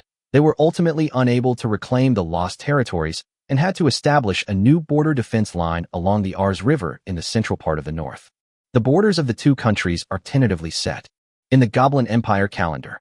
Because of the outstanding contributions of the Reinhardt Human Knights and the Troll Wolf Riders, Edson Armand granted the Polek domain to the Reinhardt family and the Haros domain to the Troll Wolf clan. Melanson territory was directly under the jurisdiction of the Behemoth Royal Court. Chapter 114 Returning to Ancestral Land. In the Goblin Empire calendar, before dusk, the earth was bathed in a golden light. Nearly 1,000 armored human knights, carrying 3 banners, entered the territory of Polek. One side features a flag with a golden lion standing proudly. On one side is the banner of the roaring behemoth. One side is a flag with a platinum moon. They respectively symbolize the Reinhardt family, loyalty to the Steppe Royal Court, and the belief in the platinum moon. Their capes also featured the Reinhardt family's golden lion emblem. They are the Golden Lion Knights of House Reinhardt, renowned throughout the grasslands and the north, and famous for their campaigns in the south. In the second year after the Behemoth Court granted Polek its territory, the current head of the Reinhardt family, Winder Reinhardt, led the family's elite, the Golden Lion Knights, westward to their fiefdom. Instead of heading to the Goblin Fortress in the south of Polek, they went to the north of Polek, to a long-abandoned castle ruin. When the rhythmic sound of horses' hooves echoed across this desolate land, all the beasts were startled, and the birds took flight in unison. Many years have passed. Humanity finally set foot on this ancestral land once again. All the human knights were moved to tears, and they stopped their horses in front of the castle ruins. Meanwhile, Winder Reinhardt, with his 2 sons, rode his horse to the back of the castle ruins and arrived at a small hill. They dismounted here and walked up the hill, which was now overgrown with shrubs and weeds. When Reinhardt and his 2 sons drew their swords and cut through the bushes blocking their path, finally arriving at 2 ancient, desolate tombstones. The 2 tombstones were already half buried in the ground, and the stone bodies were covered with cracks. When Reinhardt carefully pulled the 2 tombstones out of the ground, wiped them clean with his clothes, and revealed the inscriptions on them. Reinhardt, the second-generation leader of the human race, a king who laid the foundation for the human race. The first human leader, the ancestor of the Reinhardt family, the queen of the Goblin Empire, the last of the Ember humans, Fiona, a sister filled with guilt. Upon seeing the inscriptions on the two tombstones, when Reinhardt, filled with guilt and emotion, gently stroked the two tombstones and sighed. Ancestors, can you see? We have finally returned. We've fought back. Those goblins who drove us away have paid a bloody price. As he spoke, he called to his two sons. Mandeb, Charlemagne, this is the burial ground of my ancestors. Kneel down with me and pay homage to our great ancestors. Yes, father. The two sons obediently knelt down and bowed. I read the ancestral records that when our ancestor Fiona died, our ancestor Reinhardt planted a sweet osmanthus tree in front of her grave to commemorate his mother who had protected him. Unfortunately, as the long years passed, the sweet osmanthus tree was gone, and weeds grew everywhere. When Reinhardt sighed and turned to look at his two sons. From now on, who among you would like to plant a new osmanthus tree here and protect it forever? The two brothers exchanged a glance, and both guessed the meaning behind their father's question. The Reinhardt family has lived on the steppe for nearly 1,000 years and has long established the tradition of the youngest son inheriting the family business. Bathed in the glow of the setting sun, looking at his younger brother Charlemagne's encouraging eyes, the older brother, Monde, looked up at his father and said earnestly, "Father, I am willing to plant an osmanthus tree here and protect it for generations to come." "Very well, Mand. Since you are willing to take on this responsibility, then you shall rule the territory of Pollock. Are you willing to accept this important task?" "I do, father," Monde Reinhardt said firmly. When Reinhardt smiled with satisfaction, then stood up and looked down at the plain from the hill. "From this day forward, this hill will be a forbidden area for our clan and will be managed by the Reinhardt family for generations. Mand, you must protect this hill and Pollock's territory. Now that we have reclaimed it, we cannot afford to lose it again." "Yes, father." Monde Reinhardt nodded emphatically. The last rays of the setting sun fell upon the earth until they sank into the horizon. In the sky, two dazzling moons appeared, their golden and silver lights scattering across the earth. When Reinhardt looked up at the platinum moon in the sky and smiled at his two sons. "My sons, do you know the connection between the platinum moon in the sky and the Reinhardt family?" The two brothers exchanged a glance and then answered. "Father, the platinum moon is the faith of my Trident River people, and also the faith of the Reinhardt family. He is indeed our faith, but there is something else that you do not know.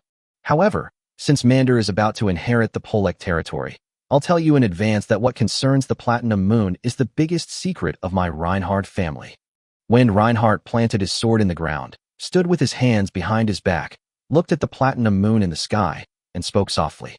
"The platinum moon in the sky is also our family's ancestor, and the source of my Reinhardt family's bloodline." "How is that possible?" The two brothers exchanged a glance, both utterly astonished. In their hearts, the platinum moon has always been a faith, a great monarch, and they never thought that they possessed the bloodline of the platinum moon in the sky. "It's true, children. More than 2,000 years ago, our ancestor Fiona and Jiangyu, the ruler of the platinum moon, had a child. That child was our ancestor, the source of our family, the great Reinhardt." "But wasn't Fiona the goblin queen?" Charlemagne asked, puzzled. "Look at yourself. How do you resemble a goblin at all?" When Reinhardt was speechless. Fiona's marriage to the goblin queen was merely a formality. In reality, she and the goblin emperor Miguel were not husband and wife. "I see." The two brothers suddenly realized. Furthermore, the great monarch who sits upon the platinum moon is our Reinhardt family's greatest trump card. We can only ask for his help when the family is in the most danger. Don't easily squander the bond with our ancestors. Although we are his descendants, so many years have passed, and we are no longer as close as we were during Reinhardt's time. Maintain reverence, faith, and love. In this way, our clan will always have the chance to start over. When Reinhardt repeated the family motto passed down through generations. The two brothers nodded hurriedly, looking bewildered. In fact, they are still in the midst of the shock brought about by this news in China. "Oh, right." When Reinhardt stared at the 6 words, "Queen of the Goblin Empire," on the tombstone, finding them utterly jarring. He took a deep breath, pulled the long sword stuck in the ground, and carefully scraped off the 6 characters, "Queen Consort of the Goblin Empire," before nodding in satisfaction, feeling much better. How could a mere green-skinned dwarf be worthy of my ancestor Reinhardt? "Ancestors, I'm sorry." Behind him, his 2 sons stared in disbelief. This can be used for shaving? My father is incredibly audacious." The words on the tombstone were carved by our ancestor Reinhardt. At that time, humans were still subordinate to the goblins, so it was natural to write this sentence. But think about it carefully. How could our ancestor Fiona have been willing to have such a sentence carved on her tombstone? when Reinhardt explained. Then he looked south, a light seeming to shine in his eyes. These green dwarves, sooner or later, will be driven into the wilderness to keep their goblin brothers company. Mand, Charlemagne, remember these words of mine and make them the family motto. Okay, father. And Monde, after I return, I will send a copy of the portrait of my ancestor from the Platinum Moon to the territory of Pollock. I reckon our ancestors will come back to this place again. The year 2170 of the Goblin Empire calendar. The Reinhardt family relocated 50,000 people and 3,000 elite soldiers from the Three Forks River to the territory of Pollock to expand their territory. Monde Reinhardt became Lord Pollock. In the Goblin Empire calendar, Monde Reinhardt rebuilt New Pollock and demolished and rebuilt the Goblin Pollock to the south. The year 2259 of the Goblin Empire calendar. Monde Reinhardt died in battle on the banks of the Alls River, and his son Tumen Reinhardt succeeded him as Lord of Pollock. In the Goblin Empire calendar, after giving birth to 7 daughters in a row, Tumen Reinhardt's first son, Arthur Reinhardt, was born. Chapter 115 Lucifer's Travels and the Appearance of the Red Dragon. The Kingdom of Losendas. The year 2150 of the Goblin Empire calendar. In search of inspiration to break through the legend, Lucifer left the city of Uriel on the east coast and traveled across the continent. At the same time, spread the faith of the Platinum Moon. The winged people are now a major power in the eastern part of the continent, and many forces on the continent are unwilling to offend the winged people who have traveled far away. Furthermore, because the winged people blocked the sea people's attacks for thousands of years, they indirectly protected the continent, and all the races on the continent were willing to give them convenience. This wasn't all about cultivating good relations with the powerful winged kingdom. As Sophia's adopted daughter and someone who was held by the Platinum Moon, Lucifer's actual status is similar to that of a princess of the kingdom. Lucifer began his journey from the south, first heading to the mountain town of Lomanda. More than 100,000 gargoyles sleep there. To be honest, these gargoyles possess a characteristic that the winged people envy. Once they fall into a deep sleep, they become like stone, in a state of neither life nor death, almost immortal. As Lucifer entered the sleeping city and looked at the gargoyles sleeping like stones, he sighed. I will definitely find a way to save you. She then continued south, arriving at Klesline on the southeast coast. At this time, Klesline port was extremely prosperous.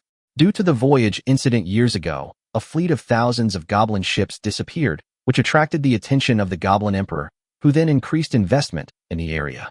In reality, this was a way out that the goblin nobles had found for themselves. When Lucifer arrived here, he saw for the first time the great ocean-going ships created by alchemical technology. Further on, Lucifer traveled to the Troll Kingdom. Although she was welcomed by the Troll King Odin Bloodaxe, she always sensed a hidden malice within his palace. Then, she quickly left the Troll Kingdom and headed to the Swamp Kingdom and the Mountain Kingdom. What intrigued her was that, like the Troll Kingdom, these two kingdoms also had their own beliefs. Continue westward.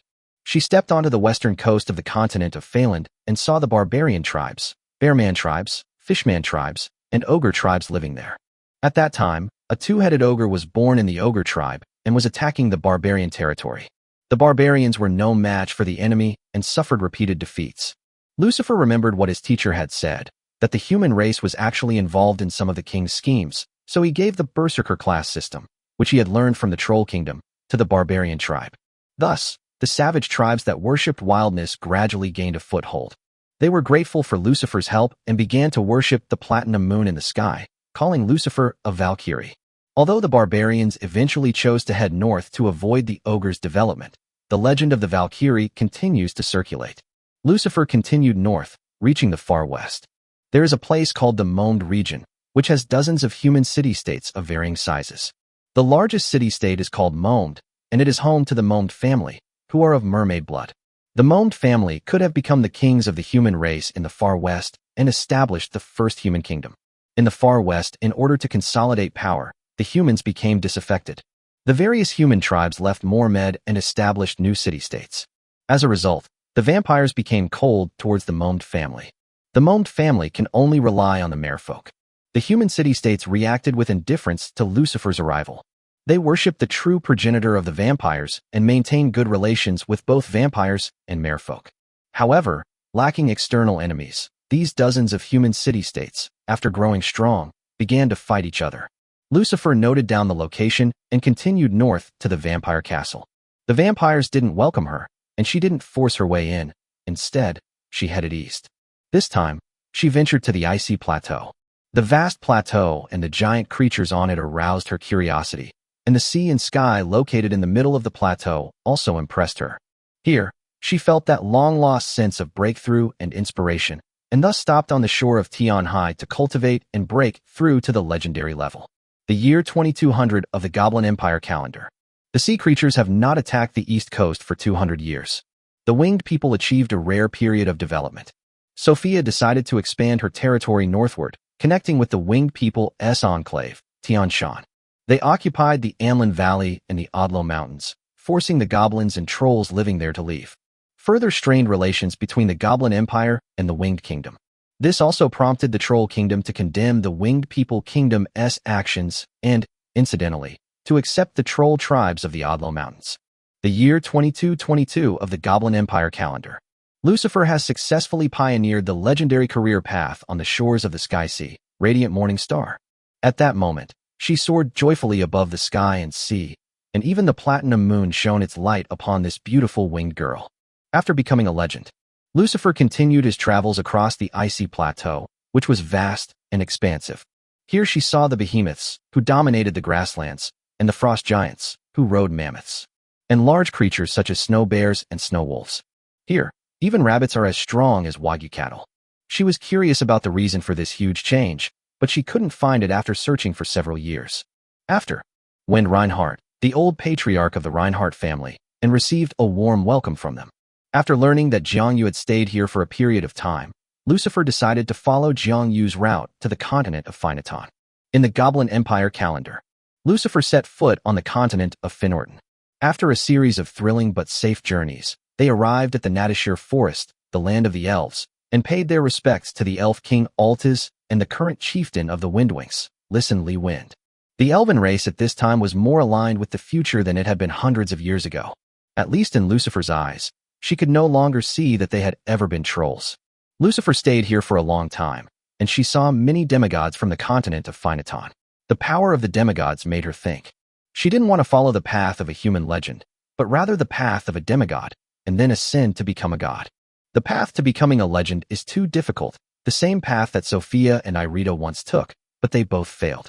Although the path to becoming a demigod is difficult, there are many demigods in the world. Lucifer felt that the path to demigodship might be easier. However, this path would conflict with the platinum moon, causing her great distress. Despite his inner turmoil, Lucifer finally made up his mind. She wanted to continue her teacher's aspirations and walk the path of human legend. She wanted to pave a hope for future generations of winged people. Afterwards, Lucifer returned to the continent. They landed on the north side of the east coast. In a large forest by the coast, she discovered a legendary red dragon driving a group of kobolds and goblins to build his dragon's nest. Lucifer had never seen a dragon, but she had heard of the legends of the ancient dragons. The king on the platinum throne once killed 4 ancient dragons, whose remains still lie in the land of Paradise Mountain. The aura emanating from this red dragon greatly displeased her, but it hadn't reached the level of a demigod. It was merely at the legendary level, and its size wasn't as exaggerated as that of an ancient dragon. Lucifer immediately decided to go forward and ask. Then the proud red dragon refused to answer her. Both were proud and arrogant, and a great battle immediately broke out. In the battle, the red dragon was severely wounded and left behind a single sentence. Damn Birdman, I, Atlapans, will be back. After that, they fled westward. Lucifer chased for a while, then stopped. She also suffered considerable injuries. The red dragon fled all the way and finally came to a high mountain forest near the territory of Polek, where it randomly found a huge cave to recuperate. In the Goblin Empire calendar, Lucifer returns to Losendazulio. Chapter 116 Arthur Reinhardt. After Lucifer returned to Uriel, the kingdom was in a period of stable development as there were no invasions from the sea creatures. Sophia then assigned her the job of training winged soldiers. The winged legions trained by her were entirely under her command. This is considered a privilege of their lineage. Sophia has her Archipelago Legion. Irita has her Holy Sword Legion. Ludwig once had his own Sky Knights, but unfortunately they were later disbanded. So Lucifer founded the Radiant chapter. Ludwig's old subordinates, the veterans of the Sky Knights, flocked to join him. Lucifer favored spirited and energetic winged people. The winged warriors she selected were the bravest, most daring, and most adaptable to all harsh environments. The year 2300 of the Goblin Empire calendar. Lucifer led the Radiant chapter in a proactive attack, defeating the sea creature army stationed on the Sophia Islands and bringing the Sophia Islands back into the kingdom's embrace. This battle reignited the sea creatures' fury. Breaking free from their fear of the platinum moon high in the sky, the sea creature Princess Themis could no longer restrain herself and launched an attack on the east coast. The winged people and the sea creatures has begun again. This time, Lucifer charged ahead, always striving to be the first in every battle. The glorious chapter's morale soared, and their victories were brilliant. Prodas. Upon hearing that the sea creatures had once again started a war with the winged people, the Goblin Emperor Wayland Amagor breathed a sigh of relief. He was nervous when the winged people marched west and occupied the Anlin River Valley and the Odlo Mountains. The Goblin Empire is currently struggling to hold on against attacks from the Behemoth Kingdom in the north and the Troll Kingdom in the south. If the winged kingdoms of the east were to also begin attacking the empire, he feared he would become the ruler of a fallen kingdom. The year 2301 of the Goblin Empire calendar. A red dragon roams the human territory of Polek. This red dragon is extremely hateful, and it often abducts human people from human villages. Lord Tumen Reinhardt was enraged and led his army to attack the red dragon. But no one expected that this red dragon was of legendary strength and had a large number of kobolds and goblins as slaves in its army. The human army of Polek was defeated. Tumen fled in disarray. That year, Arthur Reinhardt, who had just turned 22, was also in the army. He has just advanced to the Thunderlight class, a profession system passed down from his ancestors, and is a top-tier master. Unexpectedly, he suffered a major defeat shortly after going to war with his father and fled with his father, Tumen. However, when they returned to Lord Pollock's castle, they discovered even worse news awaiting them. Avril Reinhardt, Arthur's closest sister, the last unmarried and most beautiful daughter of Lord Tumen, was abducted by the legendary red dragon Atrapans. Tumen Reinhardt was so enraged that he vomited blood and fell into a coma. Damn red dragon. Arthur Reinhardt immediately picked up his sword and went to fight the red dragon, but was stopped by the guards. Joke. You, a master-level human professional, probably wouldn't even be able to enter the dragon's nest before you re-killed. With tears in his eyes, Arthur Reinhardt made the first vow of his life. In my lifetime, I will surely slay the red dragon Atrapans and use his head to decorate my room. 3 days later, Tumen Reinhardt awoke and summoned Arthur Reinhardt to his bedside, instructing him to travel north to the grasslands to seek help from his grandfather, Wen Reinhardt, in the territory of the Three-Forked River people. Arthur Reinhardt then headed north to the steppes. After meeting Wen Reinhardt then dispatched one of the three human legends, his son-in-law, the legendary knight Tvido, to lead the Golden Lion Knights south to slay the dragon. However, the red dragon is cunning. After a battle, the red dragon Atrapans realized that his own slave army was no match for the Golden Lion Knights, and that he was evenly matched with Tvido. In the end, he was bound to lose. He immediately flapped his wings and departed with his captive beauty, Avril Reinhardt. The legendary knight Tverdo could not catch up and could only watch helplessly as he escaped. On the earth, in the forest, Arthur Reinhardt cleaved through the kobolds blocking his way with his great sword, looked up at the red dragon's departing figure, clenched his fists, and gritted his teeth. Damn red dragon. Sister, are you alright? The year 2302 of the Goblin Empire calendar. Arthur Reinhardt joined the Golden Lion Knights and accompanied them south to fight against the Goblin Empire. In the Goblin Empire calendar. At the age of 39, Arthur Reinhardt broke through to the master rank and became the hero rank Holy Lion Knight. The young Holy Lion Knight won the favor of Wind Reinhardt, who looked forward to another legend emerging from the family. Therefore, he specially commissioned the creation of a Lionheart armor for Arthur Reinhardt. The year 2345 of the Goblin Empire calendar. Arthur Reinhardt, who had served in the Golden Lion Knights for 43 years, was summoned back to Pollock territory by Tumen Reinhardt. Arthur Reinhardt thought something had happened to his family, so he quickly led his brothers and knights back to Pollock territory. When he returned to his family, he found a red-haired girl who looked to be in her teens sitting in the castle hall waiting for him. The girl looked no different from a human, but she had a pair of vertical eyes. She identified herself as the daughter of her sister Avril Reinhardt and stood up when he returned. Uncle, I am Nilvia, daughter of the Red Dragon and Reinhardt. Looking at the beautiful red-haired girl, Arthur Reinhardt felt conflicted. On one hand, the girl in front of him was the daughter of his sister Avril.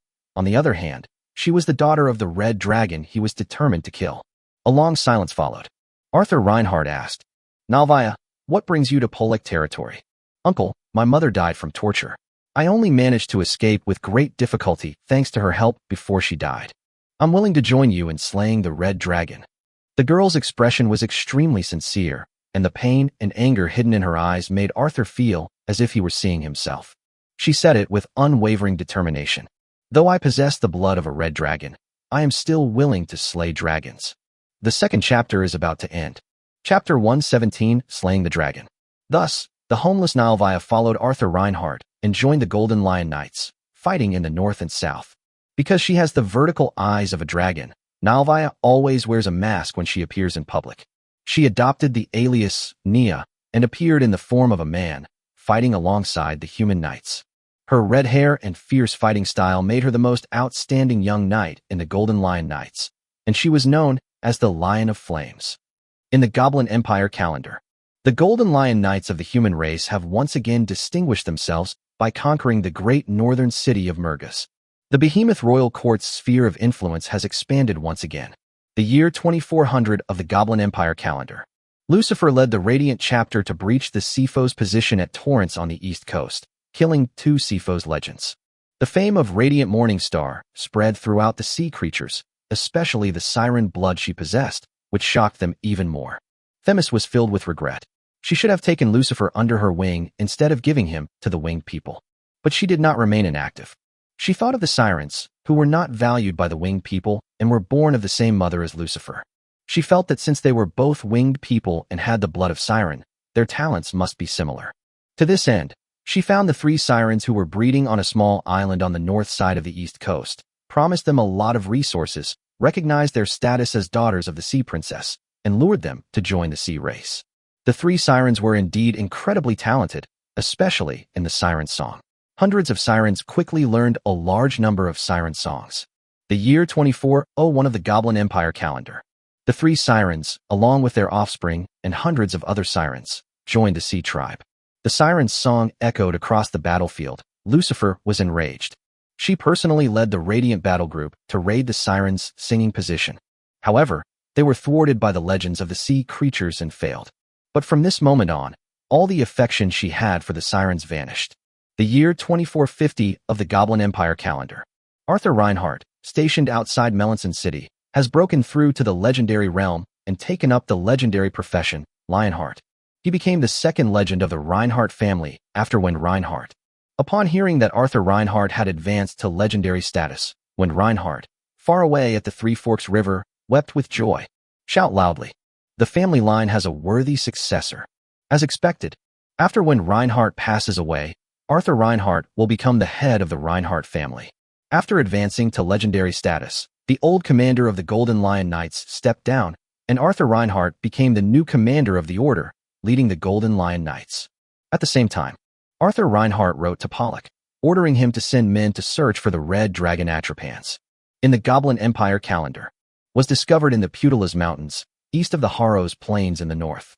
At this time, the battle between the Beacon Royal Court and the Goblin Empire temporarily ceased. Arthur Reinhardt decided to lead his personal guards, elite soldiers from the Polek territory, a dozen or so hero-level human knights from the Golden Lion Knights whom he had befriended over the years, and Nilevia to the Putilas Mountains to hunt down the Red Dragon. After 3 months of preparation and trekking, Arthur Reinhardt's forces successfully reached the Red Dragon's lair. There are a huge number of kobolds and goblins here. The Red Dragon seemed to greatly enjoy having them as slaves. Facing the Dragon Nest army, Arthur Reinhardt entrusted the army to Nilevia to lead, and they defeated the goblins and kobolds, among other slave soldiers. He then wielded his great sword, soaring into the air and facing the Red Dragon Atropans head-on. Lionheart's legendary ability, Lion King, grants him power comparable to that of the Red Dragon, enabling him to go toe-to-toe with it. The battle reached its climax. Behind him appeared a phantom of a winged golden lion with a platinum moon mark on its forehead, roaring to the sky. The Red Dragon was gradually suppressed, its body covered in wounds. Just as Arthur Reinhardt was about to slay the Red Dragon Atropans, an unexpected event occurred. Behind the mountains. Then another loud dragon roar rang out. Red Dragon Atropans was overjoyed. Isra, you really are my good sister. Come and help me kill this human legend. In the sky, a legendary green dragon, now fully grown, suddenly appeared behind the group, hovering low in the air, spewing corrosive acid that burned Arthur's dragon-slaying army. Then, she came near the red dragon Atrapans and roared. Atrapans, don't forget, you owe me 5 dragon eggs. Don't just say 5, 10. I'll give you 10. Red dragon Atrapans hastily agreed. You said it. Upon hearing this, Izura, the green dragon, nodded in satisfaction, and then a green light shone from her body, enveloping Reinhardt in a large number of negative status effects. At the same time, wisps of green mist appeared in the sky, enveloping Arthur Reinhardt. Just as Arthur Reinhardt was about to dodge, the long-suppressed red dragon erupted, igniting flames all around him in the sky and blocking his retreat. Seeing enemies on all sides, Arthur Reinhardt steeled his heart and decided to fight to the death. The phantom lion behind him roared to the sky, raising his greatsword high as he charged towards the green dragon Izura. However, the green dragon was very agile, and the red dragon rushed to its aid. For a time, Arthur Reinhardt was at a disadvantage. As time went by, he gradually weakened, and the wounds on his body stained his armor red. On the ground below, his dragon-slaying army was also engulfed in a sea of kobolds and goblins, struggling to hold on. If he is killed in battle or escapes, their entire army will be wiped out. But if he doesn't leave, as one of only 2 legends in the Reinhardt family, Winder Reinhardt is getting old, and if he dies here, the Reinhardt family will surely decline.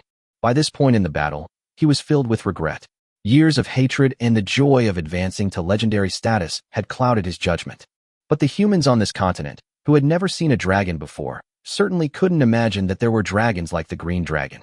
Seeing Arthur Reinhardt in a dilemma, the red dragon Atrapans laughed heartily, his earlier embarrassment gone, and said smugly, Arthur Reinhardt, you have no idea how delicious your sister was back then. I couldn't get enough of her. The red dragon looked down at Nilvaya and said angrily, Oh, and that bastard who betrayed me is here too? Ha ha ha, I'm going to make you suffer even more than your mother. In the sky, Arthur Reinhardt, who was becoming increasingly exhausted, suddenly remembered that after he advanced to legendary status, when Reinhardt had met with him and revealed a family secret. The platinum moon in the sky is not only our faith, but also our bloodline ancestor. Arthur, if you feel that the family is facing a crisis of survival, you can pray for the help of the platinum moon. I recall that sentence. Without further hesitation, Arthur Reinhardt withstood the attacks of the 2 dragons, devoutly facing the platinum moon high in the sky, activating his bloodline power and calling out loudly, Great platinum moon, please bestow your mercy and protect your loyal Reinhardt. Chapter 118 Turning Stone into a Sword. High above the heavens, as Jiangyu sat on the platinum throne, he suddenly heard a call from his bloodline. Supreme Platinum Moon, Arthur Reinhardt, I pray to you, the Great One, that your will walks throughout the world, that your love descends upon the earth. Scattered prayers could be heard. It wasn't brought by the vast and mighty bloodline of the winged people, but by another, smaller bloodline. He opened his purple eyes, his majestic gaze falling upon the earth, and came to the source of the call. As time and space change, so does our perspective. Nestled among the mountains, legendary human with cascading golden hair, a robust and imposing physique, and a subtle air of royalty stood in midair, with the shadow of the Lion King behind him. Arthur was blocked from both sides by the legendary red and green dragons. The dragon's attacks and methods left him covered in wounds, but his will was as firm as iron. He continued to charge forward bravely and refused to put down his greatsword. Below, an elite human force, fully armed and ready, is holding off a massive horde of kobolds and goblins. They are about to be defeated. Jiangyu watched silently for a while, then tilted her head, rested her hand on the throne, let her silver hair fall down, and silently recited in her heart. The Lion King, Arthur, the first king of humanity in ancient times, from the expansion pack. But shouldn't he be called Arthur Pandoragon? How come he's now a descendant of Reinhardt? Is it a closure of the world lines? Or is Pandoragon actually Fiona's bloodline left behind among humans? It seems history is different again. However, since you are my descendant, I will grant you the power to defeat powerful enemies. Zhang Yu's gaze narrowed slightly. He certainly wouldn't personally take action against just 2 legendary figures. So he looked at the earth before the throne, at the demigod skeleton buried deep within it, and reached out a hand. He held a piece of snow-white, jade-like bone in his hand, from which a faint dragon's might appeared. Then, he looked around the platinum throne, at the stone steps that were imbued with platinum light, and his will. With a thought, a long, thin piece of platinum detached from him and came to his right hand. Immediately, the immense and vast will first fused the bones and stones into a great sword, then imprinted the sacred mark of the second heavenly mountain into the sword. A mark of platinum moon is engraved on the blade, forming a pattern of a white moon. Finally, Jiang Yu inscribed a trace of his own bloodline into it, so that only those with Reinhardt's bloodline could draw the sword. That's all. A large stone sword gleaming with platinum light floated in front of Jiang Yu. The power of heaven, the blessing of bloodline. Legendary Arthur, you are more than capable of defeating powerful enemies. Jiang Yu smiled slightly and pushed the white stone greatsword in front of him forward. The greatsword made of stone, gleaming with platinum light, fell from the platinum moon high in the sky and crashed straight to the ground. The Pewterer Mountains. Arthur Reinhardt, who was being besieged by 2 dragons, suddenly had a sudden realization. He looked up at the sky and saw a platinum-colored meteor falling from the platinum moon, hurtling straight toward him. On the battlefield, Red Dragon Atrapans continued to taunt. Arthur, Reinhardt's brat. I heard you have 6 older sisters. That's wonderful. I love that. However, at this very moment, Arthur Reinhardt ignored him. His heart was filled with intense joy. The source of his bloodline told him that the platinum radiance was a gift from his ancestors. Really? Soon, platinum gold light descended upon this deep mountain forest, like a shining little sun illuminating the surrounding area for thousands of miles. At that moment, the 2 dragons also spotted the platinum meteor falling from the sky almost simultaneously. Below, countless kobolds and goblins felt a vast and overwhelming aura of royalty overwhelmed the dragon's might that filled the heavens and earth, trampling upon their very souls. Knock, knock, knock. The tremor in my soul resounded like an ancient divine drum. All the kobolds and goblins instinctively bent over. The human knights and soldiers were even more in awe. They felt a brilliant will, like the sun, shining brightly upon the world. It's the Platinum Moon. The Great Platinum Moon. The protector of humanity.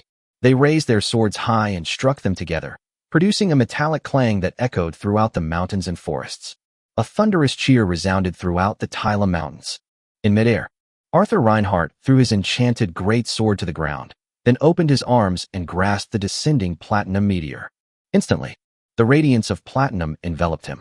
Arthur Reinhardt felt a sudden lightness in his body, and a powerful sense of strength filled his entire being. At the same time, a majestic and profound voice resounded in his ears. Arthur Reinhardt, my descendant, I watch over you from the heavens. Arthur Reinhardt suppressed his excitement and murmured to himself, Great ancestor, Arthur will live up to your expectations. At the same time, the 2 giant dragons in the sky in front of and behind him were startled by what they saw and had no time to react.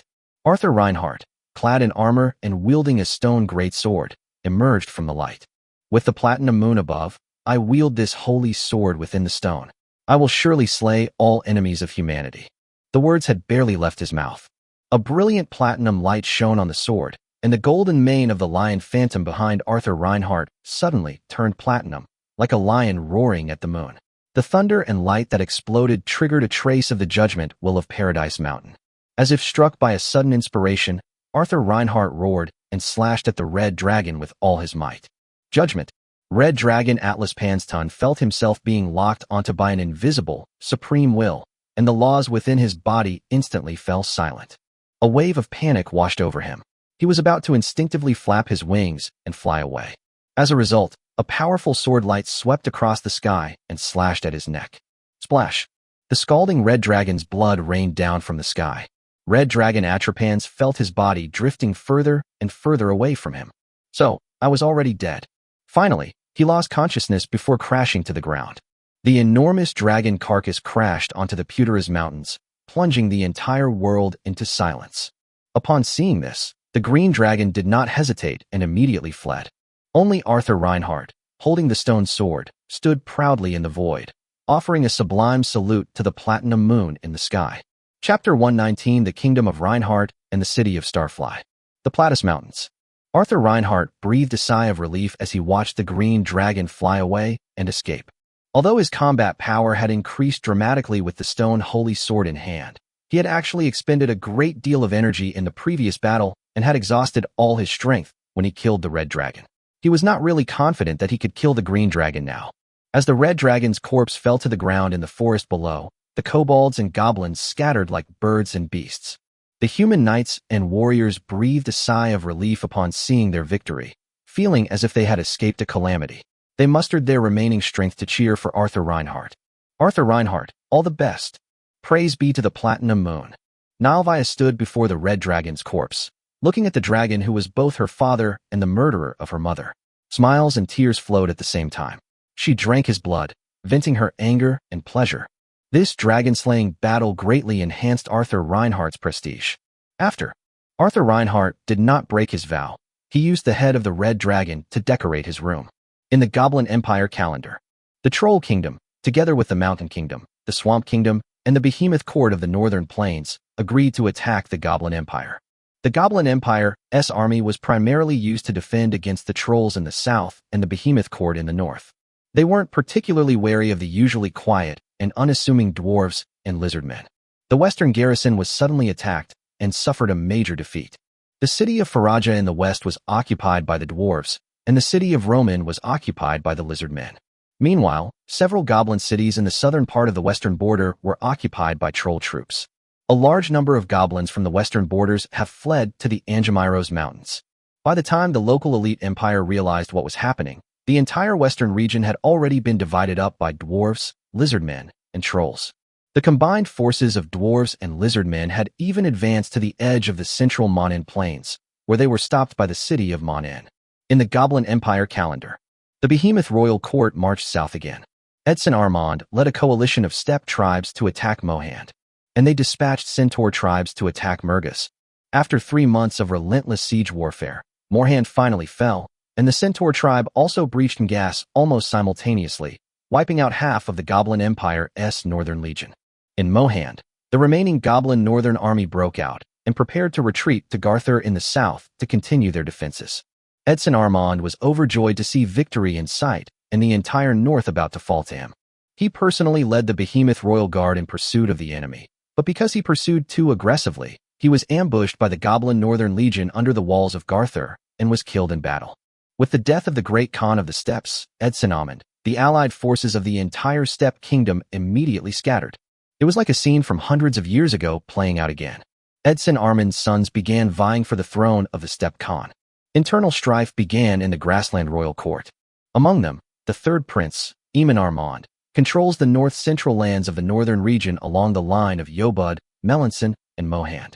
The seventh prince, Tada Ahmad, controls a vast territory west of the Grassland Royal Court. The 11th prince, Rand Armand, controls the vast lands to the east of the Steppe Royal Court. The 3 princes commanded the various tribes under the rule of the Grassland Royal Court, wanting to fight for themselves and determine the throne of the Grassland Khan. But at this moment, the various races under the command of the Grassland Royal Court are no longer what they used to be. They have gradually grown stronger as they followed Behemoth south to plunder. Instead of obeying the royal court's orders, they chose to sit idly by and watch the Behemoth princes wreak havoc among themselves.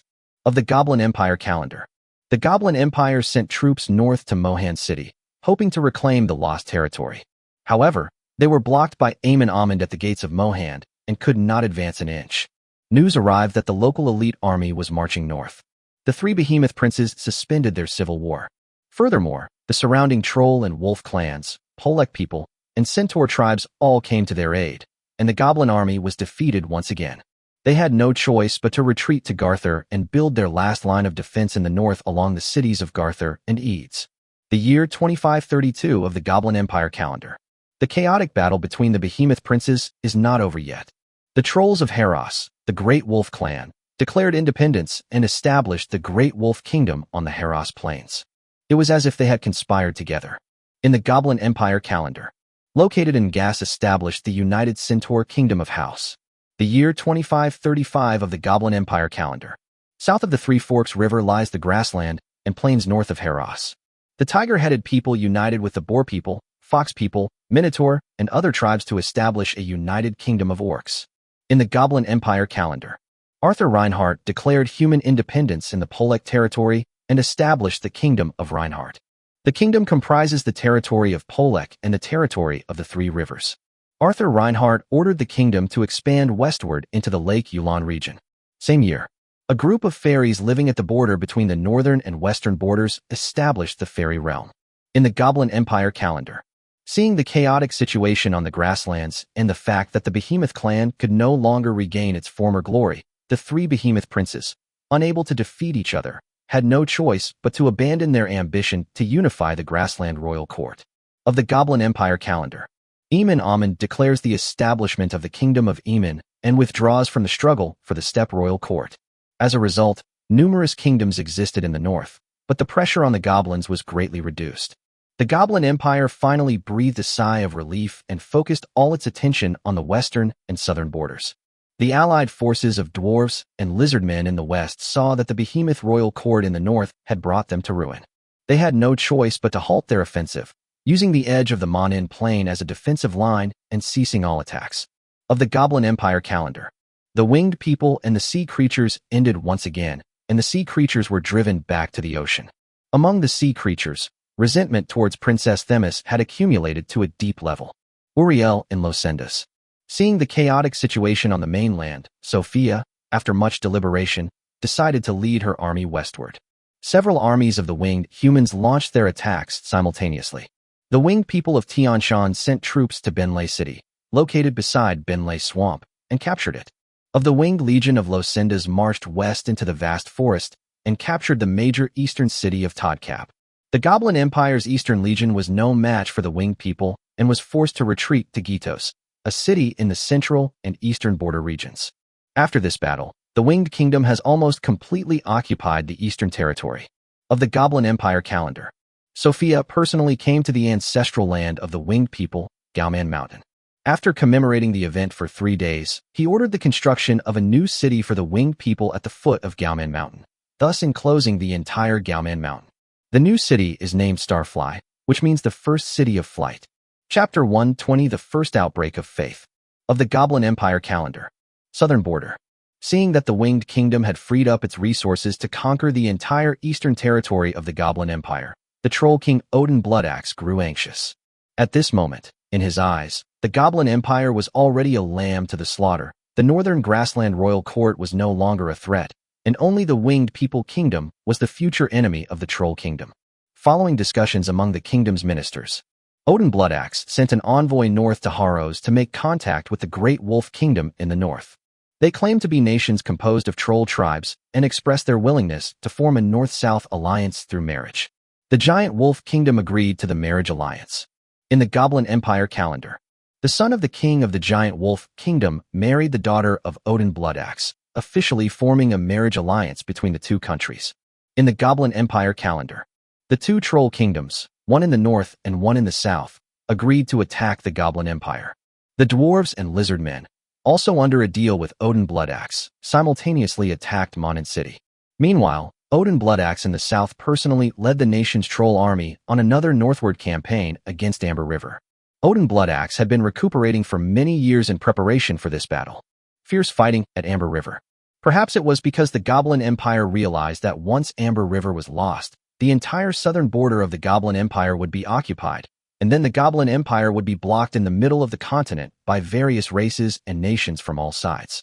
When that time comes, all their escape routes will be cut off. Even if they possess the most prosperous central part of the continent, they will only perish sooner or later. The Goblin Emperor ordered the conscription of all able-bodied men and professionals from across the country to guard the southern border. Thus, the war reached a stalemate. In the Goblin Empire calendar, the armies of dwarves and lizardmen breached Monin. Left with no other option, the Goblin Emperor Wayland Amigal ordered the mobilization of the southern army to defend against the western attack. The central region cannot be lost, or the country will perish. At the same time, he ordered the relocation of the southern population to the north. In the Goblin Empire calendar, Odin Bloodaxe breached Amber River, and the Goblin Southern Legion was defeated. Odin Bloodaxe personally led his troops in pursuit of the retreating main force of the Goblin Empire. They then divided their forces to occupy the remaining cities in the southern border region. In the Goblin Empire calendar, the retreating Southern Legion of the Goblin Empire established its last southern defense line along the Villar River in the central and southern regions. At this point, the Goblin Empire's territory consisted only of the central region of Fland and parts of the northern border. The Troll Kingdom occupied the entire southern territory and part of the western territory, and for the first time, its territory surpassed that of the Goblin Empire. Up to this point, The situation across the entire continent of Phaland has been temporarily stabilized. The southeasternmost port of the Goblin Empire, Klesline, was suddenly turned into an enclave. Emperor Villand Amigel secretly dispatched his favorite goblin prince south to the port of Klesline to oversee the construction of a large ship. The Goblin Empire's calendar years 2570 to 2970. A full 400 years. The occasional attacks by the Winged People Kingdom against the Goblin Empire and the defense against attacks by the Sea Clan. As if by prior agreement, all the ethnic groups and countries on the continent fell silent. Within it, numerous faiths emerged, and a large number of peaked demigods suddenly descended to establish their own power structures among various races and nations. Among them, the powerful established their own kingdoms. The god of slaughter worshipped by the troll kingdoms of the south. The mountain kingdom worships the god of mountains and forging. The centaur kingdom worships the god of the north wind. The giant wolf kingdom in the north worships a wolf god. The orc kingdom worships the god of war. The lizard man kingdom worships the god of mud and chaos. The kingdom of Aman has seen the emergence of a god of savagery and violence. The eastern and western royal courts on the grasslands began to worship the god of strength and the god of running. The mermaids of the western sea worshipped the goddess of the sea. Even in the kingdom of Reinhard, the god of wisdom and healing is vying for faith with the platinum moon. However, although King Reinhard eliminated the influence of Polek, the god of wisdom and healing, the belief in the god of wisdom and healing continued to spread quietly among the enclave-like Three Forks region and the numerous human tribes on the grasslands. After Reinhard established his kingdom, the Reinhard family of Trident moved to Polek City, and the Golden Lion Knights followed them there. As a result, Reinhard's influence in the Trident region declined. Besides these powerful kingdoms, various ethnic groups on the continent also developed their own beliefs. The Eagle people, barbarians, fish people, ogres, snake people, giants, bear people, elves, and other great races all began to develop their own faiths. As for the Goblin Empire at the very center, it was like an isolated island forgotten by the world, with no faith entering it. In the Goblin Empire calendar, Prodas, late at night, two bright moons hung high in the sky, casting their light upon the ancient city. The goblin sage, draped in a black cloak, stood atop the ancient and majestic walls of Prodas, gazing upon the vast plains. His gaze was distant and expansive, as if he were looking at the entire empire. Beside him stood a figure the same height as him, emanating black energy, who chuckled hoarsely. The time has come. A large number of demigods have emerged on the continent of Phaland. It's time to make a decision, Azeba. Are we supposed to wait until they become gods? Azeba fell silent upon hearing this. You know, once you've chosen the abyss, there's no turning back. When we begin to gaze into the abyss will also gaze into us. Moreover, we are not without advantages. When we lead millions of vibrant lives and souls into the abyss, the will of the abyss will surely rejoice. At that time, with the help of the abyss, we will be able to break through and become abyss lords, who are equivalent to true gods. In this way, you've become a god, fulfilling your long-held dream. Isn't that wonderful? Azeba remained silent. The shadowy figure chuckled, and then continued. Are you worried about your race? Ha ha ha ha, don't be ridiculous. They're just a stepping stone for you to become a god. Their vitality is so strong, their bloodline will not be broken. Besides, even if they all die, what does it have to do with us? Azeba finally couldn't hold back any longer and roared loudly. Stop talking. Azeba, what are you pretending for? Don't you know that I am you? Ha ha ha. A chilling laugh echoed through the night sky, terrifying beyond measure. Countless goblins of Prodas awoke in the dead of night, bewildered by what had happened. On the city wall, finally, Azeba's heavy, hoarse voice came through. We'll be back, won't we? Don't worry, the abyss behind us is incredibly powerful. It carries the malice of countless worlds, has devoured countless worlds, and is simultaneously at war with numerous great worlds that possess gods. The continent of Phaland will be no exception. We will return. I see. Execute our plan, drag the entire Prodas into the abyss, and become the demon lords, starting tonight. Ha, you finally figured it out. As soon as the two finished their conversation, the dark figure, emanating billowing black energy and a large amount of negative will, approached Azeba's body, and they merged into one. Chapter 121: The Fall of the Imperial Capital. On the tall city wall, two moons hung high in the sky, their golden and silver light illuminating the brick walls in the night. A cool breeze is blowing. The black robe on Azeba's body was blown up, revealing his already demonized appearance. Darkness covers the face, keratin builds up, an evil aura pervades, and death and fear are ever-present companions. Beneath the city walls stood thousands of goblin servants whom he had demonized. Among them, the highest rank is legendary and the lowest is master, all of which are the power that Azeba has accumulated little by little over the years. On the city wall, Azeba looked at the thousands of servants shrouded in black robes, took a deep breath, raised his right hand, which had become demonic, and shouted, "Let it begin. From this day forward, all of Proedas will fall into the abyss." Yes. Thousands of figures bowed respectfully and then dispersed like shadows. Not long after, suddenly, black smoke filled the entire city of Proedas. As the smoke grew thicker and denser, the dark and evil aura gradually intensified. Within the city of Proedas, countless goblins were awakened from the darkness. They looked at the endless black mist surrounding them and instinctively felt boundless fear. But they had no choice but to inhale the black mist into their bodies. Suddenly, a sense of detachment from their souls arose deep within them. As each goblin inhaled a large amount of black mist, a spark of light in their souls was squeezed out of their bodies and rose upwards. Looking down from the city of Proedas. Throughout the city, from east to west, north to south, and center, tiny specks of spiritual light floated up and headed towards the center of the sky above the city, converging into an ocean of spiritual light that appeared above Proedas. On the city wall, suddenly, Azeba, dressed in black robes, floated into the air. He raised his scepter high, and an enormous dark curtain of light fell from the sky, instantly obscuring the radiance of the silver and golden moons.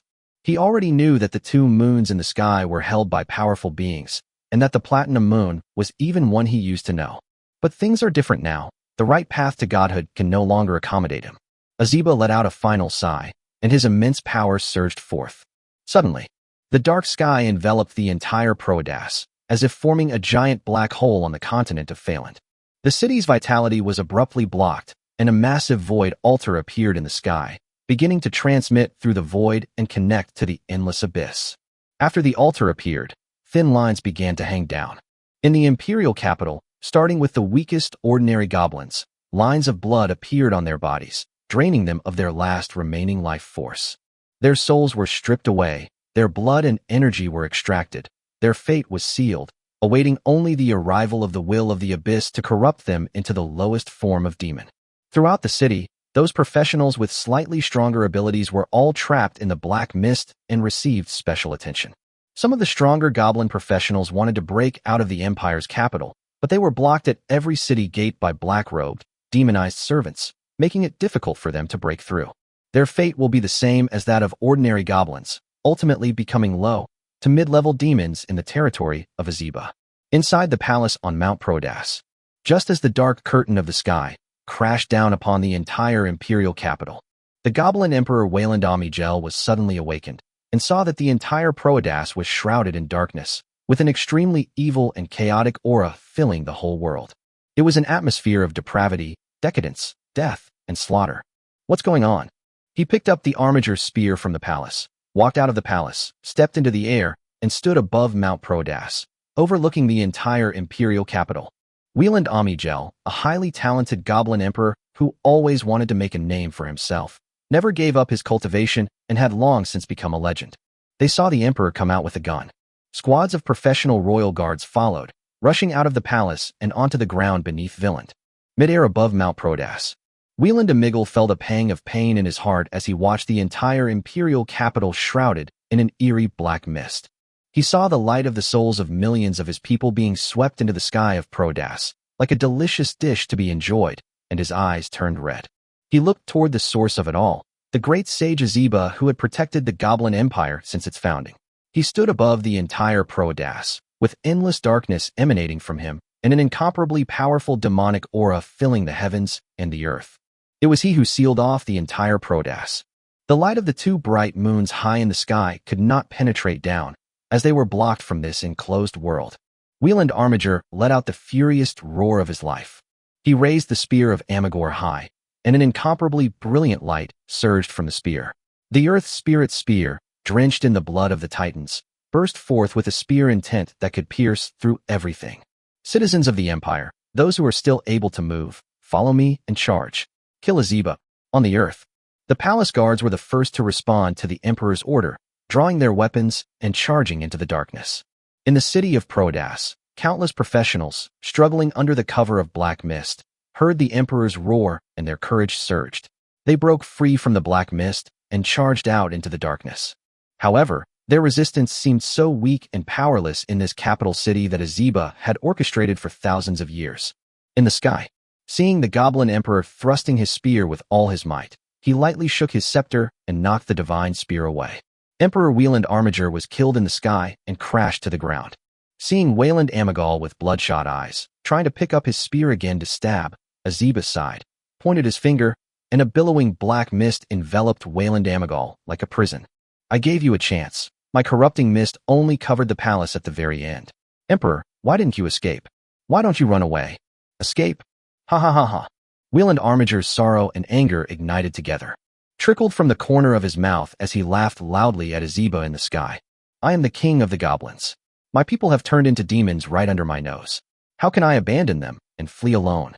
2 lines of bloody tears streamed down his face as he resisted the corrupting influence of the abyss's will. He mustered all his strength to stand up and pick up the Armiger spear stuck in the ground. Today, I will die on Mount Prodas, sacrificing myself for my empire and my people. Azeba, you have betrayed your people, and you are destined to perish. However, before he could obtain the imperial spear, he was pierced through the body by the spear and died on the spot. Behind Wieland Armiger, the palace guards who had just arrived at the scene saw the emperor die on the spot, and their eyes all turned red.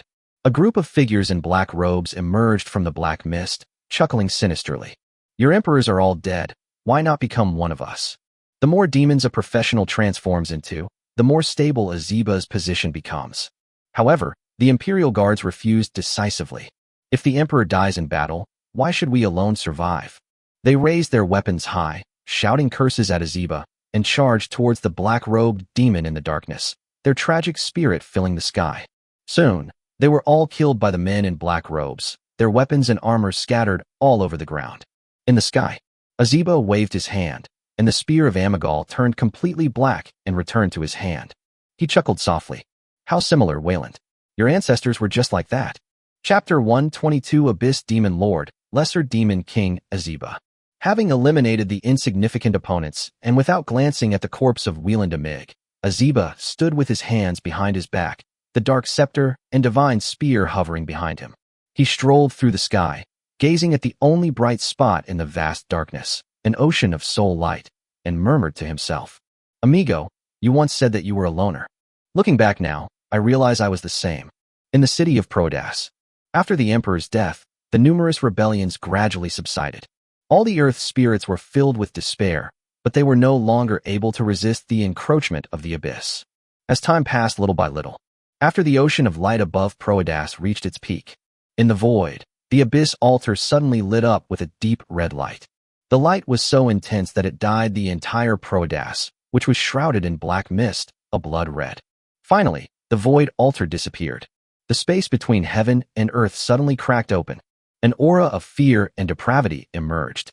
A gigantic, crimson maw, capable of tearing apart the heavens and earth, appeared above the altar and swallowed the sea of spiritual light above Prodas whole. All living beings in Prodas seemed to hear the crunch-crunch of chewing. This was a gigantic maw formed from the will of the abyss, which directly devoured their soul light. Then, a sinister, scarlet-eye phantom appeared in the sky. For the first time, endless red light dispelled the boundless darkness and black mist, transforming this land into an abyss. Soon, a cold, icy voice rang out in the minds of all the earth's inhabitants. Abyss Judgment, Lesser Demon. This was a deal Azeba made with the will of the abyss before he fell. The demon race he chose was the inferior demon. Although inferior demons may seem low-level, they are a type of demon with infinite potential for evolution. They possess the characteristic of devouring and evolving.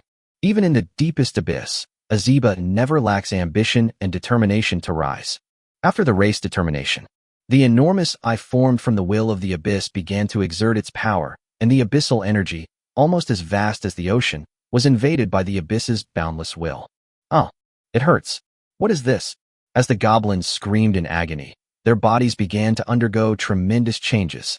Their originally green skin turned bright red, Fangs sprouted from their mouths. Their appearance became ferocious and ugly. Short horns grew on their heads, long tails grew from their buttocks, and their legs became like those of horses.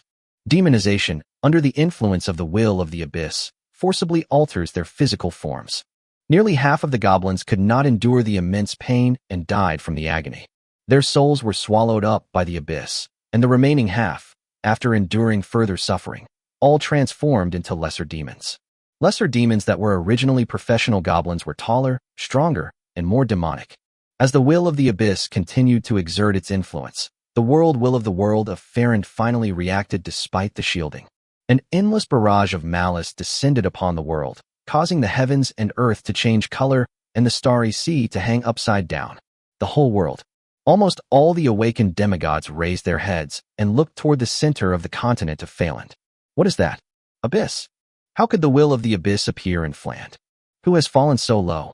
An alternative method to godhood, indeed, has chosen a good time. The will of the world is guiding the demigods to the center of the continent of Phaland to expel the abyss's aura. Most of the demigods are at a critical stage, with only a small number preparing to set off. The outside world, the entire world. An endless torrential downpour began in an instant. The world's will is enraged. It has begun to expel the will of the abyss. Or rather, a projection of the will of the abyss. Furthermore, punish the source of depravity. In the sky let out a muffled groan.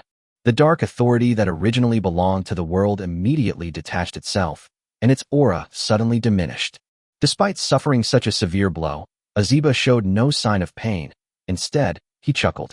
He swept his scepter across the entire city of Prodas, and a thin line rose from the souls of all the goblins and demons in the city, converging on him, just like a monarch establishing his royal power. At the same time, the demonic lord's authority, emanating from the deep red eye, was cast into Azeba's soul. Rumble. His aura surged instantly. Demigod, peak demigod, true god. Then, another judgment from the will of the abyss resounded in the hearts of all living beings in Prodas. Abyss judgment, conferring upon the demon lord, the lesser demon king, Azeba. Knock, knock, knock.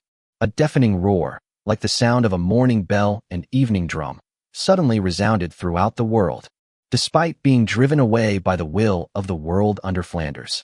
The projection of the will of the abyss must complete the final step in this world. He will drag the whole of Prodas into the abyss, making it a part of the abyss. Then the deep red eye in the sky exerted its power once more, projecting unparalleled strength. Time and space-time shattered.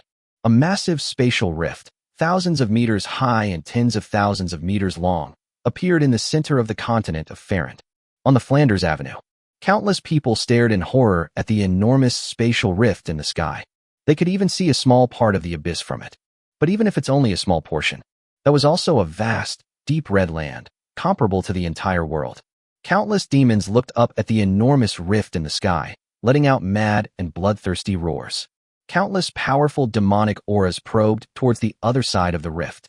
And at the nearest point, a silver eye, like a star, suspended above the crimson earth, suddenly opened and looked at this vast world. An aura so powerful it instilled despair swept over us. It's as if this is the master of an entire abyss. The world trembles. High above the heavens, Jiang Yu, who was sitting on the platinum throne, suddenly woke up. His purple eyes looked through the crack in the sky into the depths of the abyss, and then into the large silver eyeball. His brows furrowed tightly. Abyss. Such a powerful aura. Is this a high-ranking demon god of the abyss, or the ruler of this level of the abyss? Across the world, all the awakened demigods were on guard, and the few demigods who were heading to the center of the continent of Phaland suddenly stopped in their tracks. Above Prodas, Azeba respectfully bowed to the large silver eye. Before he improves his skills, this will be his future boss. The powerful aura emanating from the silver eyes that had been probing the world of Farron finally dissipated. Then, the enormous rift in the abyss was like a giant maw, swallowing up the entire Prodas and the surrounding land. The abyss swallowed up Mount Prodas, the city of Prodas, and the surrounding land for tens of thousands of meters. Chapter 123: The Troll Empire Era. After swallowing Prodas, the enormous maw of the abyss instantly returned to the abyss, carrying with it millions of goblins transformed into demons, and the new demon Lord Azeba, and vanished completely.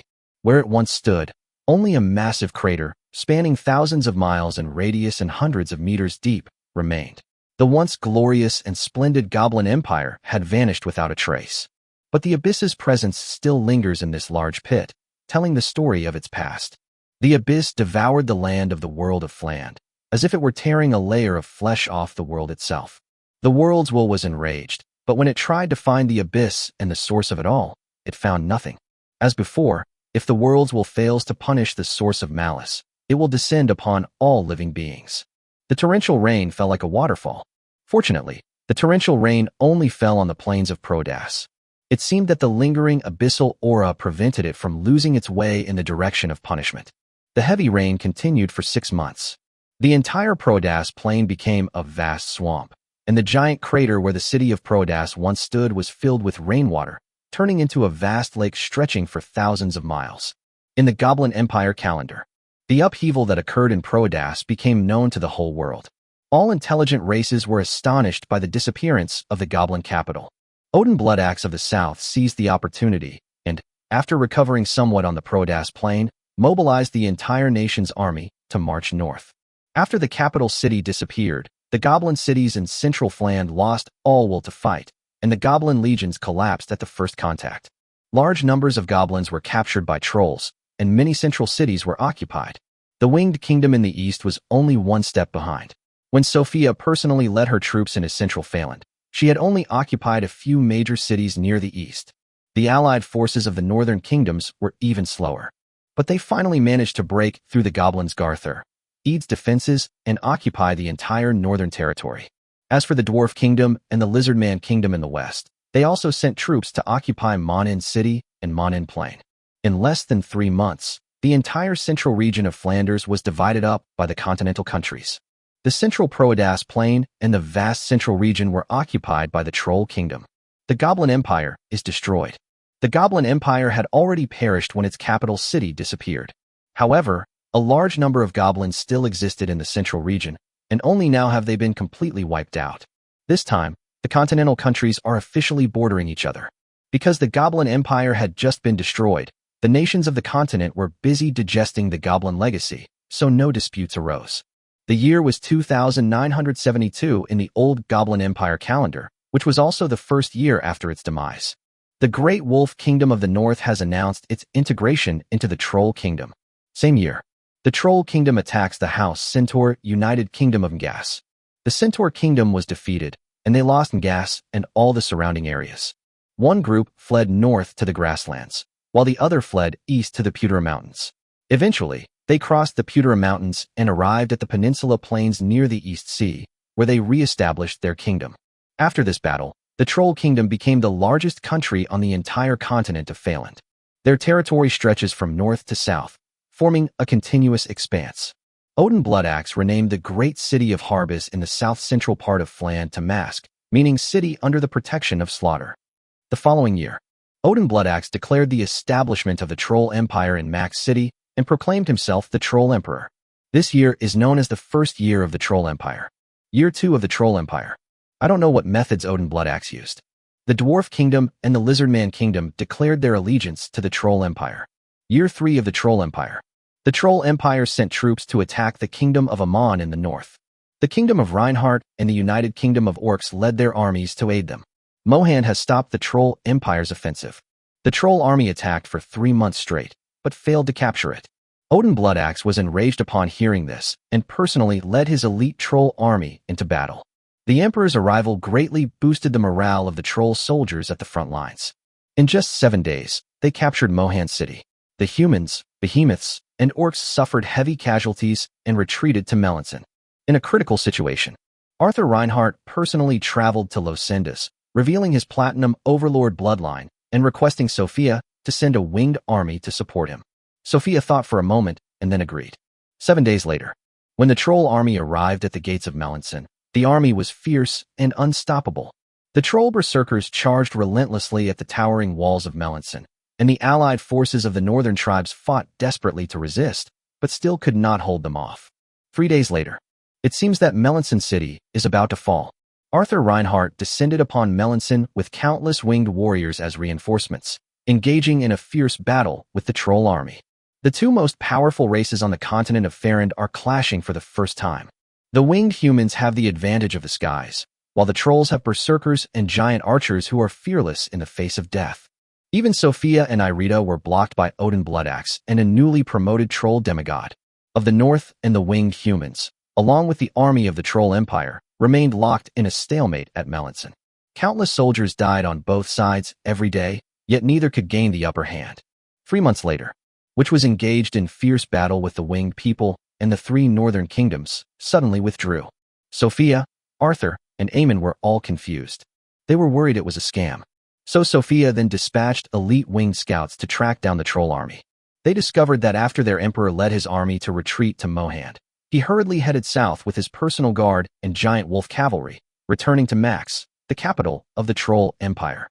Seeing this situation, various tribes sent people to Max to inquire about the situation. A few days later, the allied forces marched south and easily recaptured Mohand. The troll army, seemingly aware of their inferiority, retreated in an orderly fashion to Garthur. At this time, the troll emperor Odin Bloodaxe marched south, passing through central Fland, the Amber River, and finally reaching the former troll capital city of Balu. Right now, outside the city of Balu, there is a vast, densely packed camp of goblin prisoners. He walked through the filthy and chaotic prisoner camp and had just entered the city gate. High Priest Andre Bloodaxe of the Temple of Slaughter then came to report. Your Majesty, the 1 million young and strong goblin prisoners required by our god have been settled outside the city, and we have prepared the killing altar and blood sacrifice ritual. All right, Andre, also, is the entire city of Balu now filled with fanatical believers of my god? Odin Bloodaxe asked. Your Majesty, 100,000 troll fanatics are already in position in the city. They are ready to offer their most fervent faith to our god at any time. Andre replied. You've done well, Andre. Balu City has been under my god's management for many years, and all preparations for establishing the divine kingdom have been completed.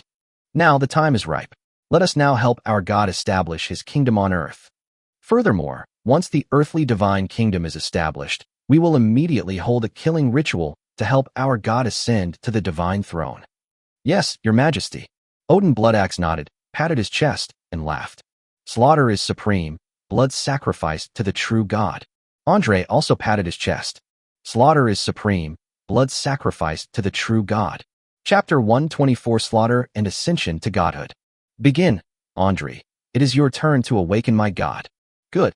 With the Emperor's order, the entire city of Balu began to operate like a well-functioning factory. A large troll army withdrew from Balu City, and 100,000 troll fanatics sat on the rune circles that had been drawn in the city. The High Priest of Slaughter stood in the Temple of Slaughter in the center of Balu City, raised his crimson scepter, knelt down and kowtowed, and shouted loudly, Please awaken my god.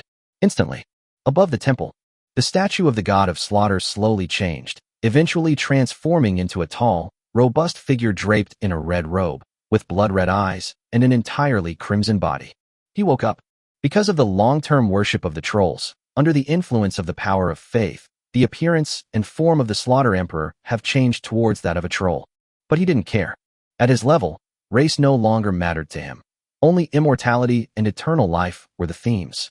His early investment in trolls stemmed from his belief in the race's potential. Although trolls were not taken seriously at the time, their strength was not apparent. But he discovered that, apart from the main Goblin Empire, the only intelligent race that could spread across the entire continent of Fland was the trolls. This is precisely why he woke up prematurely and even fell out of rank as a result. Now, after years of slumber and cultivation, he has reached the peak of demigodhood.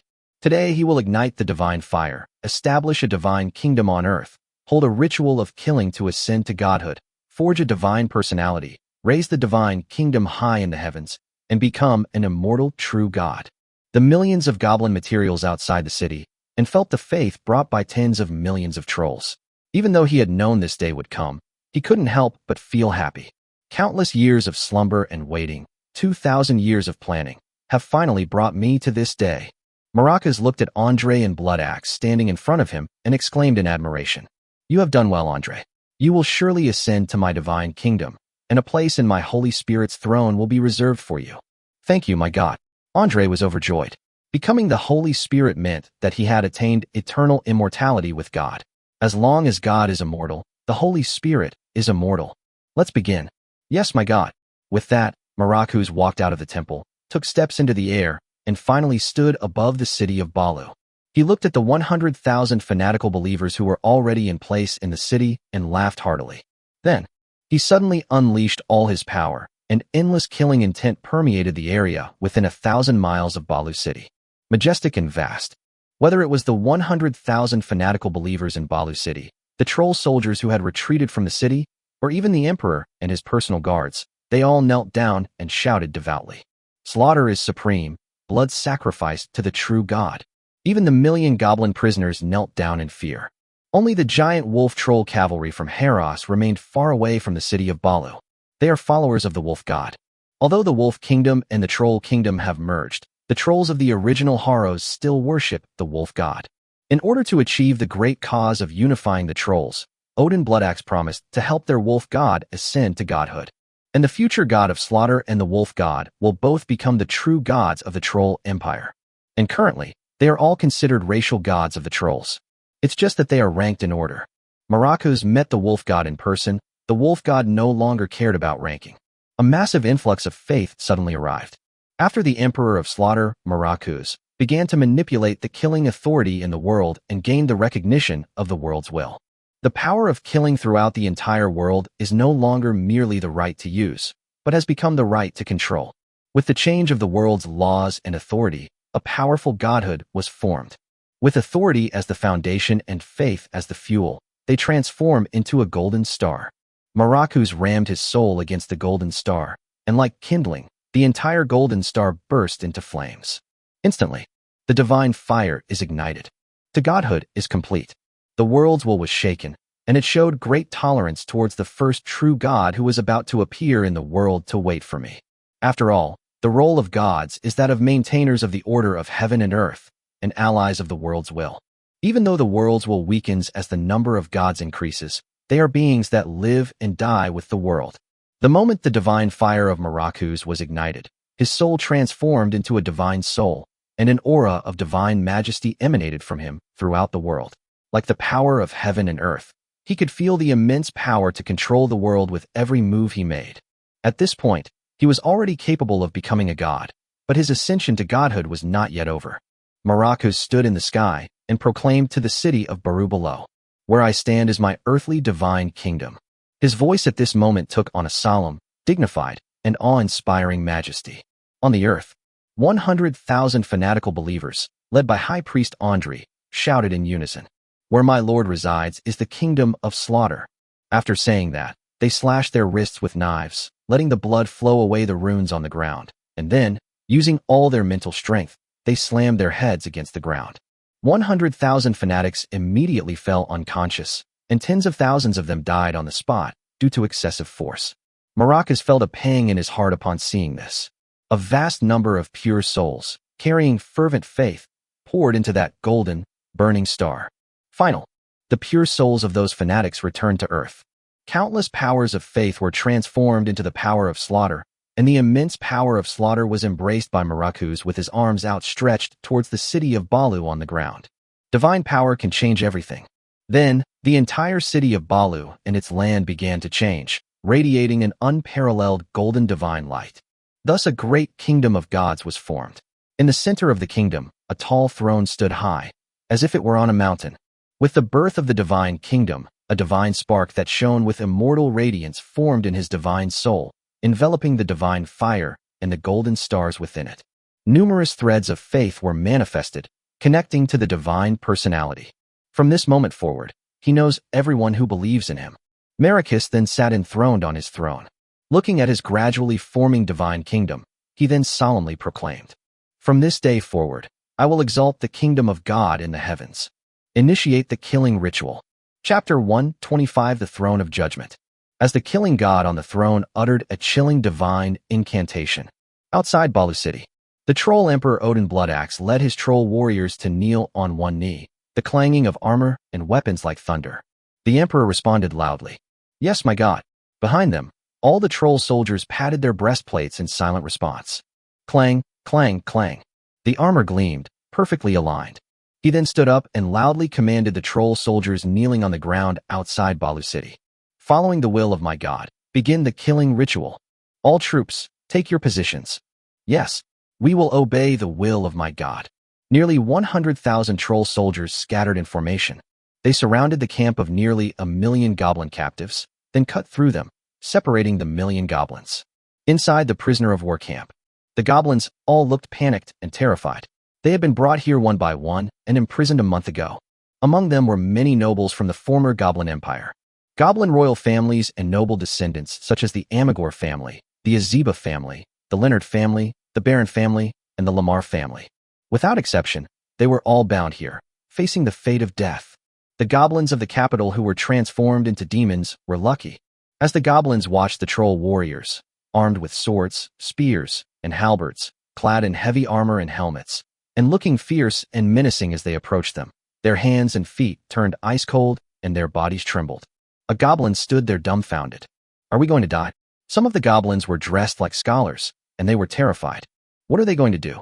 A tall goblin, who looked like a warrior, muttered bitterly to himself. Is the final judgment about to begin? Some goblins knelt on the ground, weeping bitterly. The troll warriors ignored the goblins' pain and panic. This is the fate of those who destroy a nation. Even if you surrender, when the enemy has the right to kill you, how could they possibly let you live? Whether you are a nobleman, a professional, a scholar, or a commoner, as long as the blood of goblins flows in your veins, under the butcher's knife of slaughter, all beings are equal. If a country perishes, its people will be like weeds, worthless. As he watched the 100,000 troll soldiers take their positions, Odin Bloodaxe remained expressionless, wielding his long sword and using the power of a demigod to make his voice travel for miles. Slay them, offer their blood as a sacrifice to my god. With the slaughter of these 1,000,000 goblins, let my god exalt his kingdom in the heavens. A killing ritual. As his long sword slashed down, all the troll warriors raised their butcher knives and swung them down at the defenseless goblins. Uft, uft. Green heads fell to the ground, and bright red blood gushed from their necks, splattering onto the earth. 1,000,000 goblins may seem like a lot, but in reality, it's just a matter of one troll chopping off 10 heads.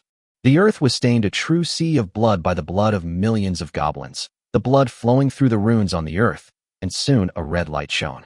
On the throne of God, the deity, who had been sitting upright, stood up and embraced the killing ritual site outside Balu City. Amidst the rising blood energy from the corpses of millions of goblins, wisps of murderous aura converged into a sea, shattering souls one by one. Then it transformed into a blood-red river, flowing entirely into the newly formed divine realm of the god of slaughter, Malachus. A powerful lift suddenly appeared. The god of slaughter burst into laughter. After countless years of waiting, today I have finally become a true god.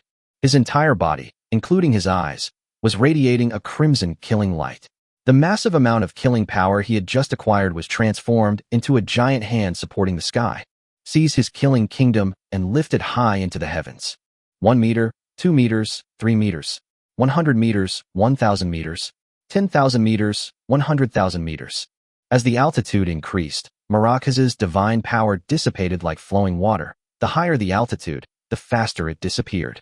It was as if it wasn't lifting up a city or a divine kingdom, but rather lifting up the will of another world and bringing it into the will of the main world. Just as he lifted up the kingdom of God, soared into the heavens, and was about to ascend to godhood.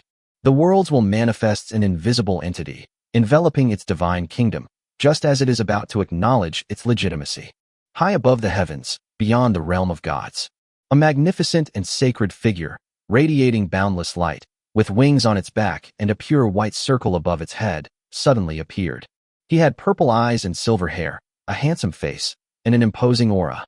His heroic bearing is awe-inspiring. It was Jiang Yu, whom we had been waiting for. Behind him, a vast, golden moon, as magnificent as a divine kingdom, hung high in the sky, radiating brilliant light and clanging brightly. Within the god of slaughter, they saw Bai Jinminju and Jiang Yu appear at the place where the divine kingdom ascended to heaven. The god of slaughter, Maracus, suddenly raised his eyes, and an astonishing red light burst forth from his blood-red eyes. Platinum Moon, how dare you appear before me at this time? What is there to be afraid of? Jiang Yu smiled wryly, raised his sword, and walked high in the sky. The pure white light around him forced aside the chaotic laws around him, and his steps were leisurely and unhurried. What are you up to? The god of slaughter was at a critical moment, the final step, and dared not give up easily, glaring angrily at Jiang Yu. But Jiang Yu ignored him and looked at the invisible world will. The next moment, like a sudden clap of thunder, he raised the purple gold longsword as if it were the entire double heavenly mountain. His unparalleled power and unmatched will merged into the sword, and he slashed down at the invisible thing formed by the will of the world. Click, snap, whoosh. It's like space shattering and time breaking apart. The whole world suddenly went dark for a moment. An inexplicable fear swept across the land. A sense of emptiness arose in the hearts of countless beings, as if their very essence had been taken away. You actually severed the will of the world. In the horrified and furious gaze of the god of slaughter, a large fragment of the world's will fell from its formless body and was scooped up by Jiang Yu with his judgment will, instantly merging into the platinum throne behind him. In an instant, light, like that of divinity, appeared on the throne. Beneath the platinum throne, the entire heaven trembled, and the suppressed authorities instantly completed the process of igniting divine fire and achieving godhood. However, lacking the support of faith, these divine beings quickly melted into the heavenly mountain, raising the laws of judgment high. Rumble. The vast third heavenly mountain appeared in an instant. At the same time, Jiang Yu turned around and stepped into the platinum moon, sitting on the throne. After the will of judgment merged with fragments of the world's will, a conceptual rule concerning divine power was born in this world. With a smile on his face, he solemnly declared, "Under the radiant light of my will, whatever living being it is, as long as it performs a judgment, divine power of judgment will be born. My throne, from this day forward, shall be the throne of judgment." As soon as he finished speaking, 3 pairs of pure white wings made of pure holy light suddenly sprouted behind him. He has advanced to the divine throne realm. Chapter 126, Trampling on His Divine Kingdom, occurred a month before the god of slaughter began his ascension ceremony. The platinum moon high in the sky suddenly shone with an incomparably brilliant light. At that time, the allied forces of the northern kingdoms, including the winged humans, orcs, and behemoths, were engaged in a fierce battle with the trolls. After that, whether it's day or night, the sky seems to have an extra platinum sun. The platinum light shone brilliantly, illuminating heaven and earth, visible to the entire world. This is why Auden Bloodaxe, who was fighting on the front lines at the time, abandoned the gains of his northward campaign and hastily returned. The god of slaughter could no longer wait. He was startled awake, and after much deliberation, he summoned the high priest Andre Bloodaxe of the Temple of Slaughter to prepare for the start of the ascension plan. At the same time, he ordered Odin Bloodaxe to go south to oversee the situation and ensure that the ascension to godhood would be foolproof. Only then did he continue to sleep and prepare, ensuring he was in perfect condition. Before that time, Jiang Yu had already constructed the second heaven mountain, greatly increasing his strength. At that time, he was gradually using the world's malice to attract the attention of the world's will, and then slowly exploiting the world's will to integrate into the throne, thereby achieving the effect of advancing to the platinum throne. This was actually inspired by the descent of the abyss. Although he did not personally witness the fall of Prodas, the power of the abysses will greatly inspired him. That is, the will of the world can also possess great power. However, plans can't keep up with changes. At that very moment, in the Natashir forest of Phynaton, the chieftain of the Windwing people conveyed a message to him using a method left behind by Jiang Yu years ago. That means the elves had completely evolved and transformed into what their gods desired, which is the appearance of the elves in later generations. The long-dormant goddess of the silver moon suddenly issued a divine decree to the elves. She was preparing for the ascension ceremony. Jiang Yu couldn't imagine whether the already powerful silver moon sovereign would become even stronger after ascending to godhood. Then, he rose from the platinum throne and looked at the silver moon, which was now quite far away, and indeed sensed subtle changes. The silver moonlight seemed to have become more vibrant, and above it, a graceful, aloof figure appeared to be standing in the hazy distance. She really did wake up. Jiang Yu's heart skipped a beat. His strength at this moment was incomparable to when he first held the throne. The blessing of the 2 heavenly mountains filled him with power, but he did not believe that the awakened silver moon was weaker than him. Silver Moon is the future supreme god, and is far more powerful than supreme gods such as the father of the oak tree and the mother of the deep sea. If she succeeds in becoming a god, she will surely be his greatest enemy in the future. He also considered eliminating Silver Moon directly to prevent future troubles. But since the Silver Moon Overlord is in the Silver Moon, just as he is in the Platinum Moon, he cannot kill him. The only way forward is to advance ahead of schedule and use absolute strength to break through the gates of the silver moon. However, the world he needs to advance rarely manifests in the world, and the time required for him to advance step by step is too long. Jiang Yu pondered for a long time, his mind churning through countless records from his past life, and finally came up with an extremely risky idea.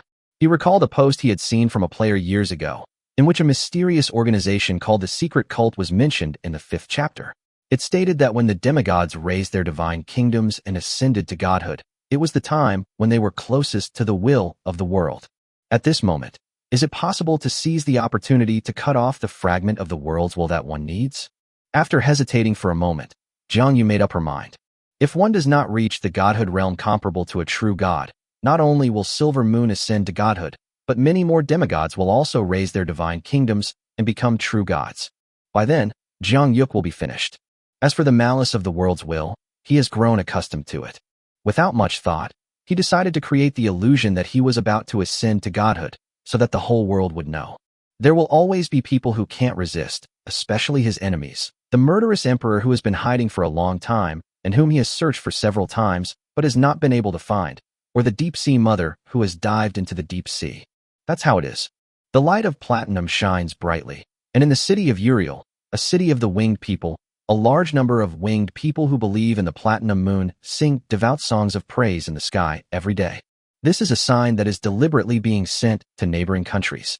The platinum moon was about to ascend to godhood spread rapidly. They did not doubt the truth of this statement.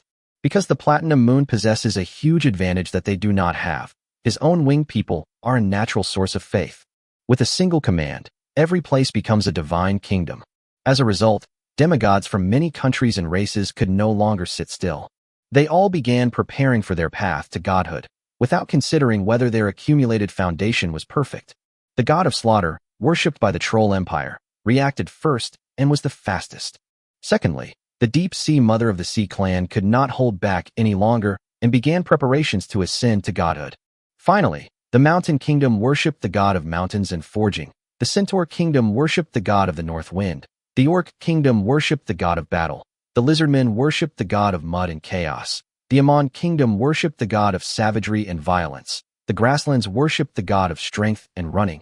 And the Merfolk worshipped the goddess of the sea. All began preparing for their ascension ceremonies.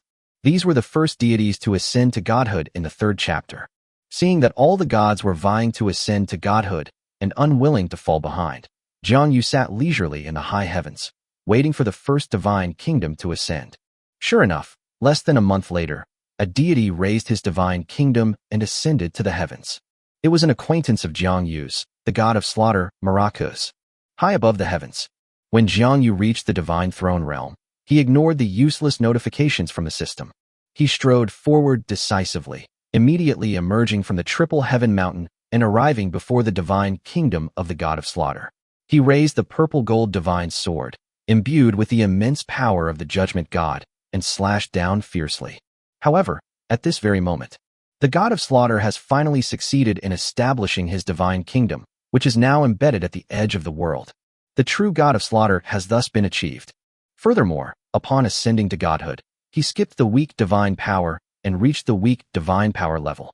As long as the Troll Empire survives and the faith endures, he will be able to continue to grow stronger. But the god of slaughter always felt that something was missing.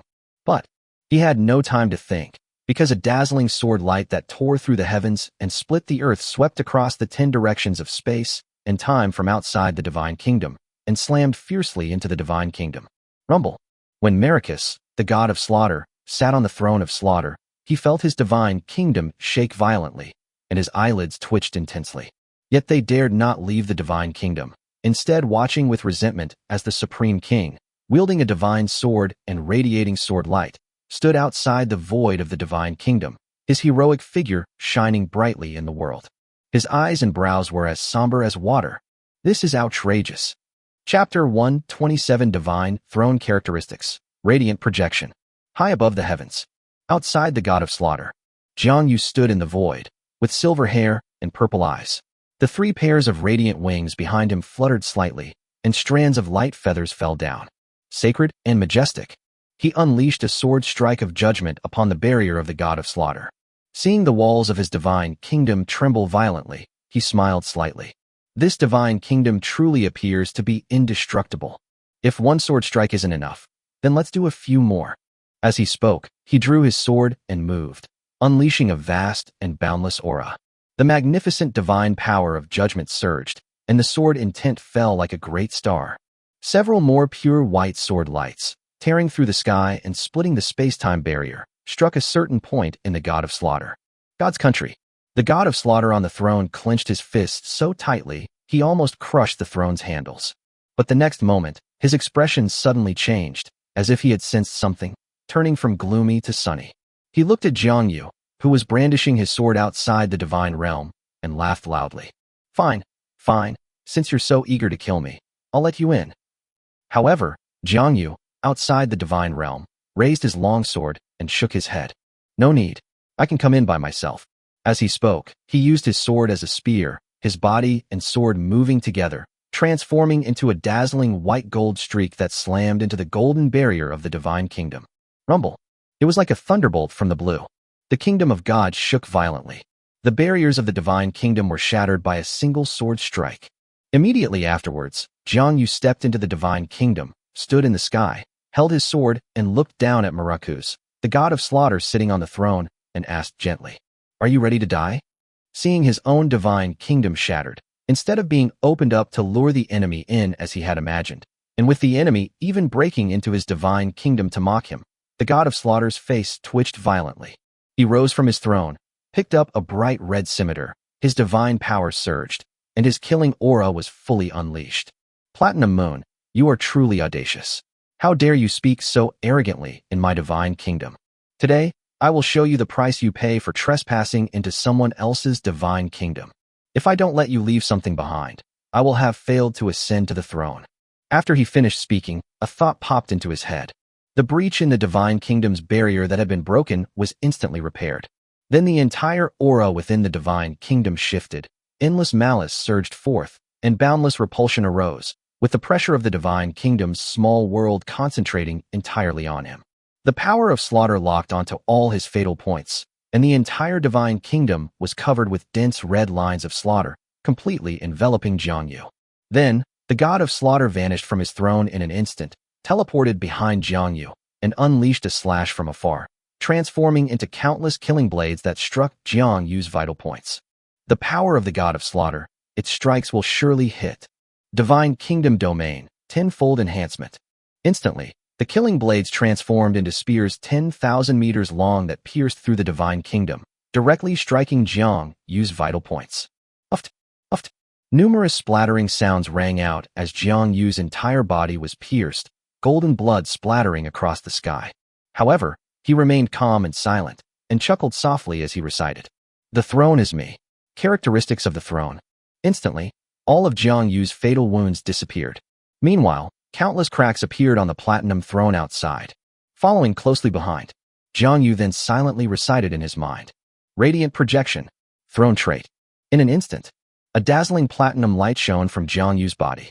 Then, several figures, identical in appearance to him and radiating platinum light, suddenly stepped out from his body. 1, 2, 3, 4, 5, 6, 7, 8, 9. Chapter 128 Severing His Divine Status.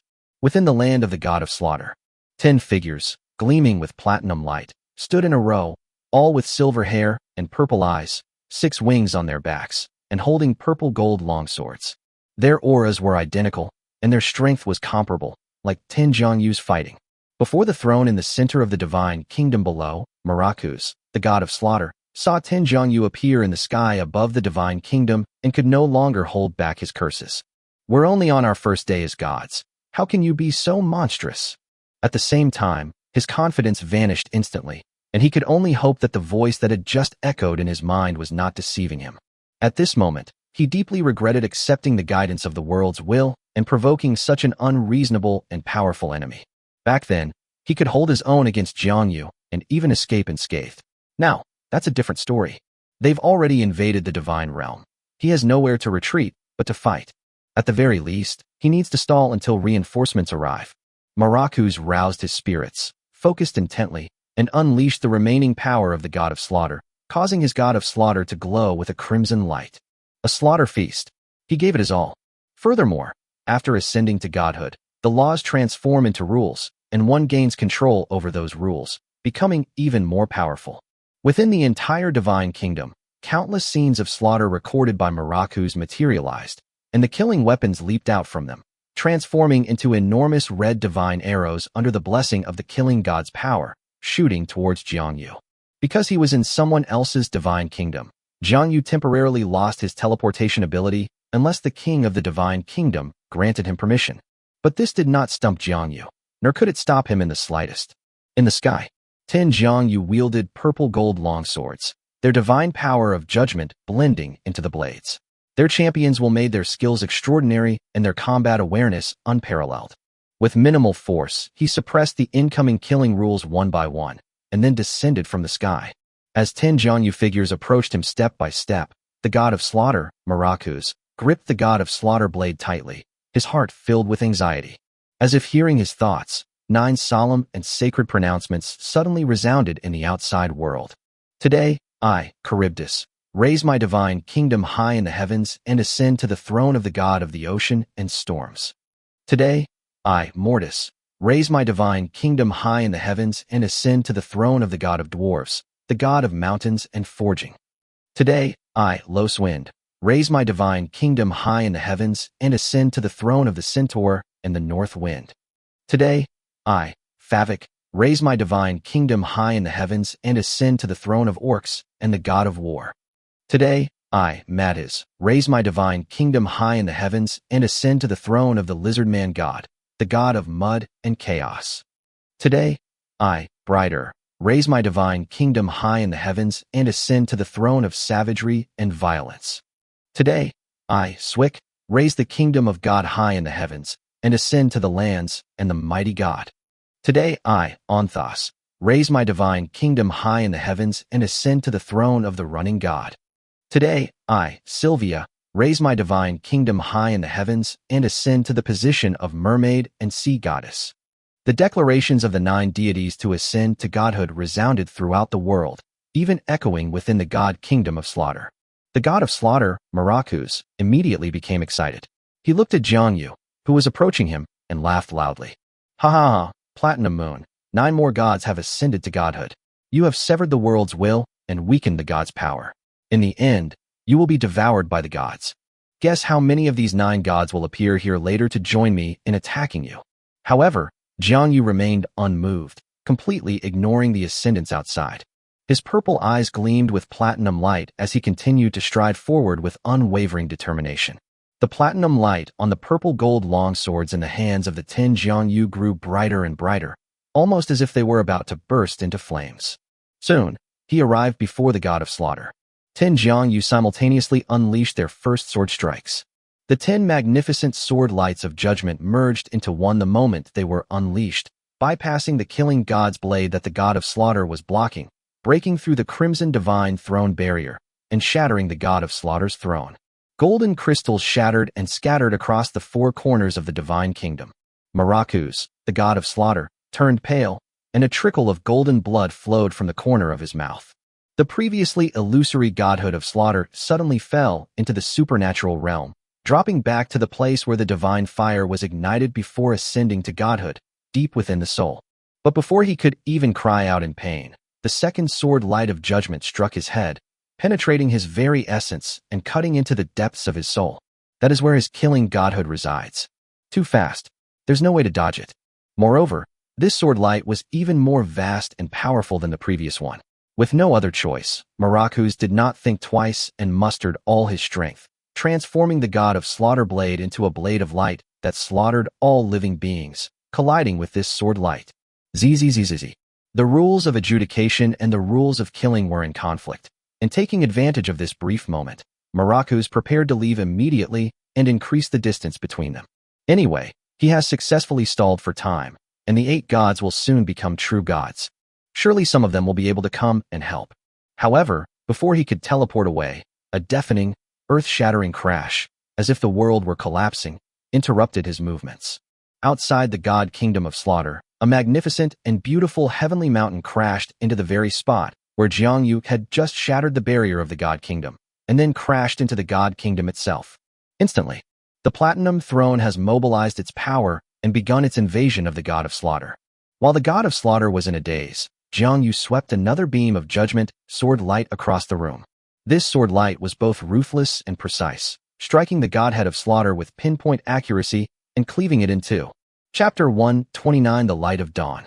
This time, the God of Slaughter could no longer hold back. Half of his soul was shattered by the sword light, and the excruciating pain made him howl in agony. No. However, Jiang Yu remained indifferent. The Tenhi-s gripped their swords again, and the pure white light of judgment shone forth, as if they wanted to end him with a single strike. But the next moment, 5 majestic and radiant figures, shimmering with endless divine light, appeared within the divine kingdom of the God of Slaughter. That's right. Mortis, the god of dwarves, mountains, and forging. Madhis, the god of lizardmen, mud, and chaos. Swick, the god of the grasslands and strength. Onthos, the god of running. Mermaid and ocean goddess Sylvia. As soon as they appeared, they joined forces and used their divine power to forcibly distort the space of the divine kingdom. At the same time, 5 divine powers with different rules and authority attacked Jiang Yu, tearing apart the space-time of the divine kingdom. With the support of the running rule, they were extremely fast and arrived in an instant. Faced with the attacks of 5 powerful divine rules, instead of stubbornly trying to finish off the God of Slaughter with another sword strike, Jiang Yu quickly flicked his wrist, grasped half of the God of Slaughter's divine spark, turned around, and took a few steps back to the Platinum Throne that had already been half invaded, and suppressed the half of the God of Slaughter's divine spark under the throne. Seeing that Jiang Yu had been driven away, the 5 gods quickly pulled the shattered soul, fragmented divine body, and pitiful state of maracas behind them. They all seemed to know the God of Slaughter. Maracas, you'll have to endure a little longer to stabilize the divine kingdom. We'll deal with the Platinum Moon. Despite the excruciating pain of being torn apart, the God of Slaughter looked at Jiang Yu, who was already standing before the Platinum Throne within the divine kingdom, and shook his head. Platinum Moon is very strong. I just felt that he could have killed me, but he let me go. It's very likely that he was waiting for you to come. You'll probably have a hard time dealing with him. His strength has increased too quickly, so quickly that it terrifies me. Only the sovereign can defeat him. The ruler is about to ascend to godhood. Only one final step remains. But how could a being from a new era be so powerful? The mermaid and ocean goddess Sylvia frowned. I don't know either, but that's the truth. Be careful. This is a reminder from Maracus, the God of Slaughter. Despite some disbelief, the 5 deities nodded. Good. Just then, Jiang Yu, who was standing on the Platinum Throne, suddenly lifted his foot and stomped lightly on the heavenly mountain below. Instantly, the entire triple heaven mountain emitted an incomparably dazzling platinum light, instantly suppressing the entire killing god kingdom. Then, half of the Slaughter god kingdom began to collapse and merge into Paradise Mountain, and Paradise Mountain's domain instantly covered the entire Slaughter god kingdom. The 6 deities were pulled into the area covered by Paradise Mountain. Oops. A sense of oppression suddenly arose in their souls. Their hearts skipped a beat.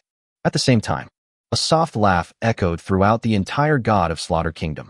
You all hid yourselves so well, only revealing your true forms after ascending to godhood. But we've finally waited for you.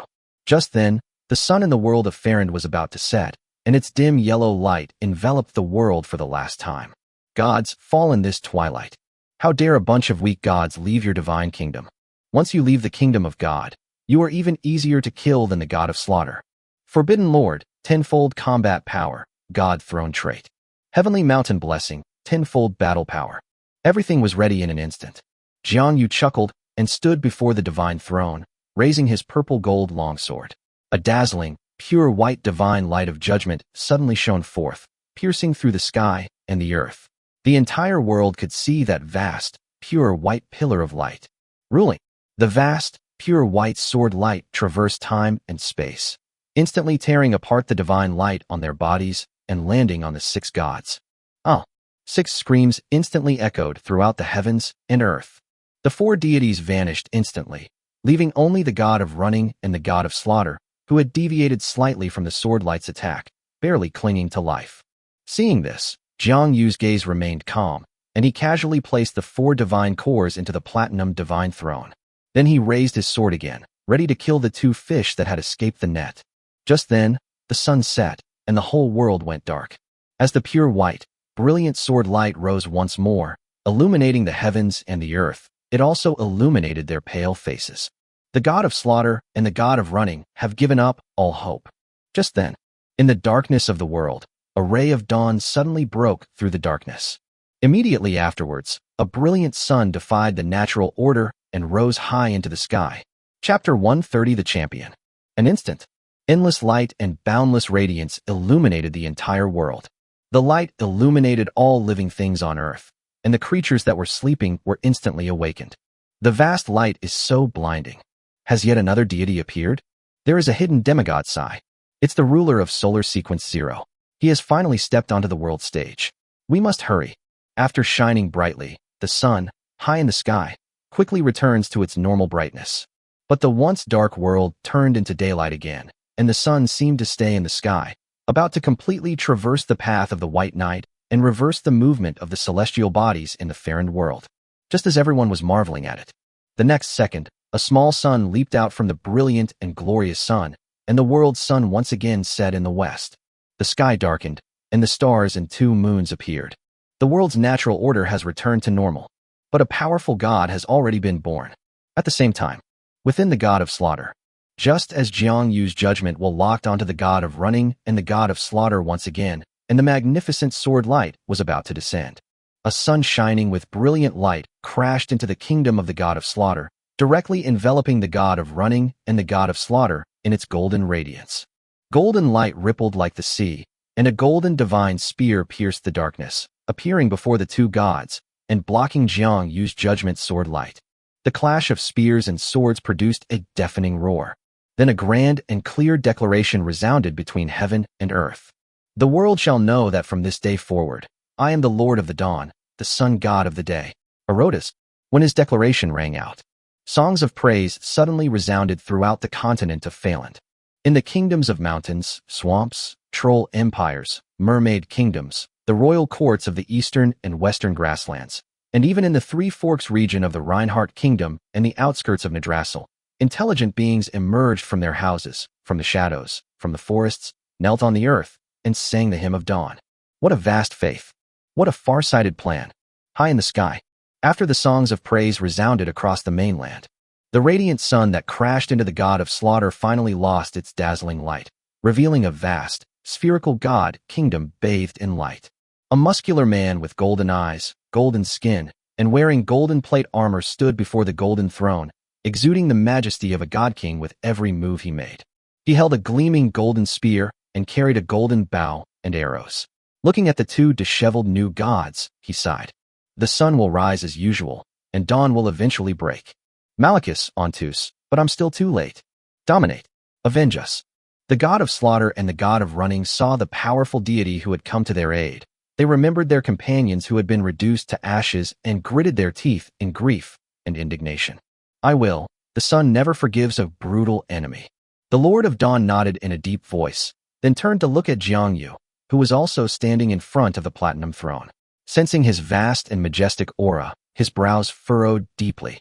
Thunder, light, earth, mountains, fire, sea. So many powers, you and I, are both destined to walk the path of the God King? No. You suppress divine authority and forge the will of the world. You intend to become a lonely ruler. I can't even see where you're going. I've never seen you in the last era.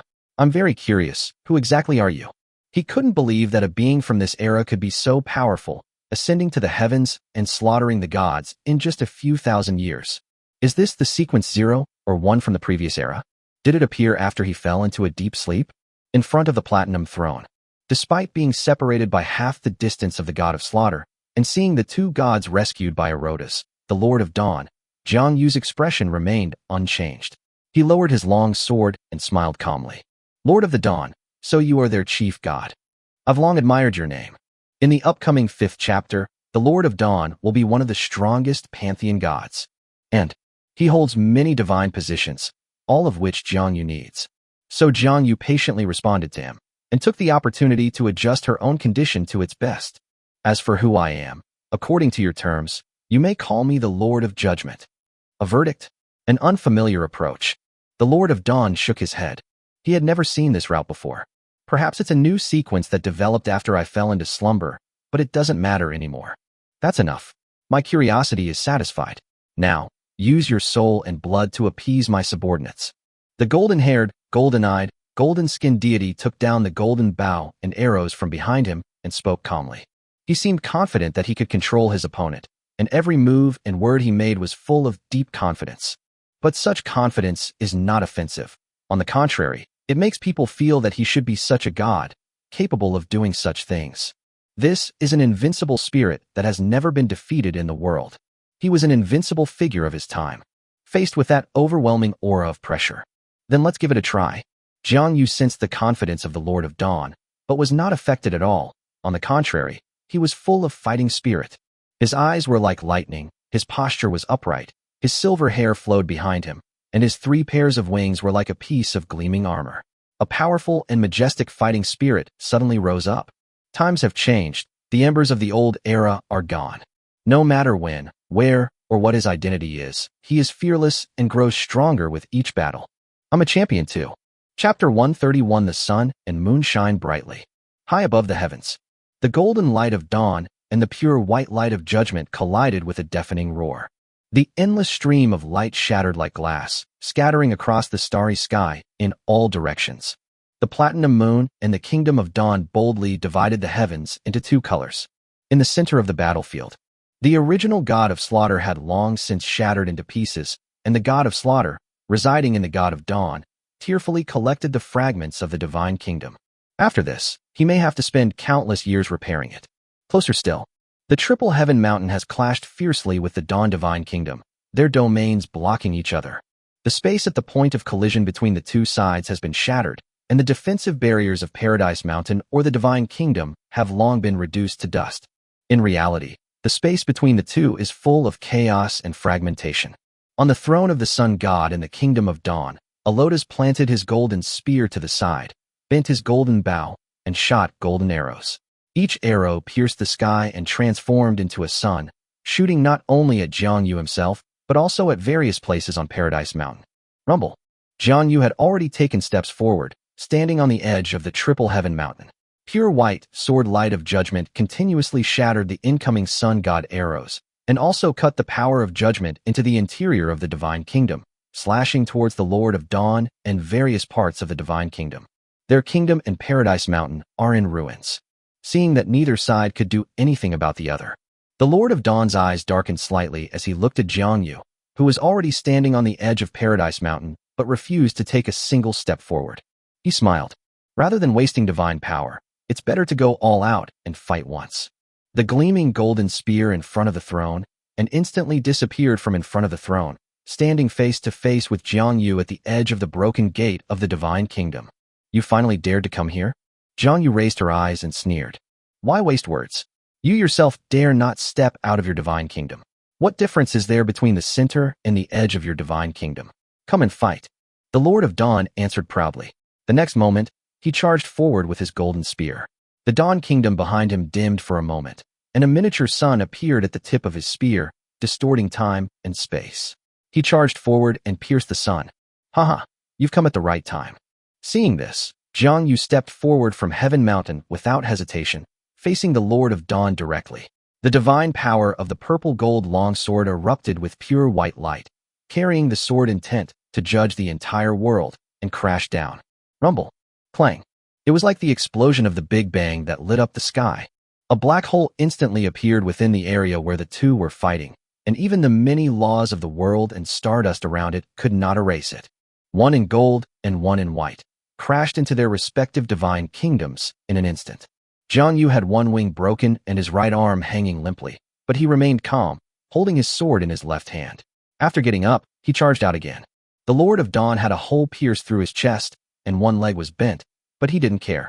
He stood up with his gun, determined to defeat his opponent.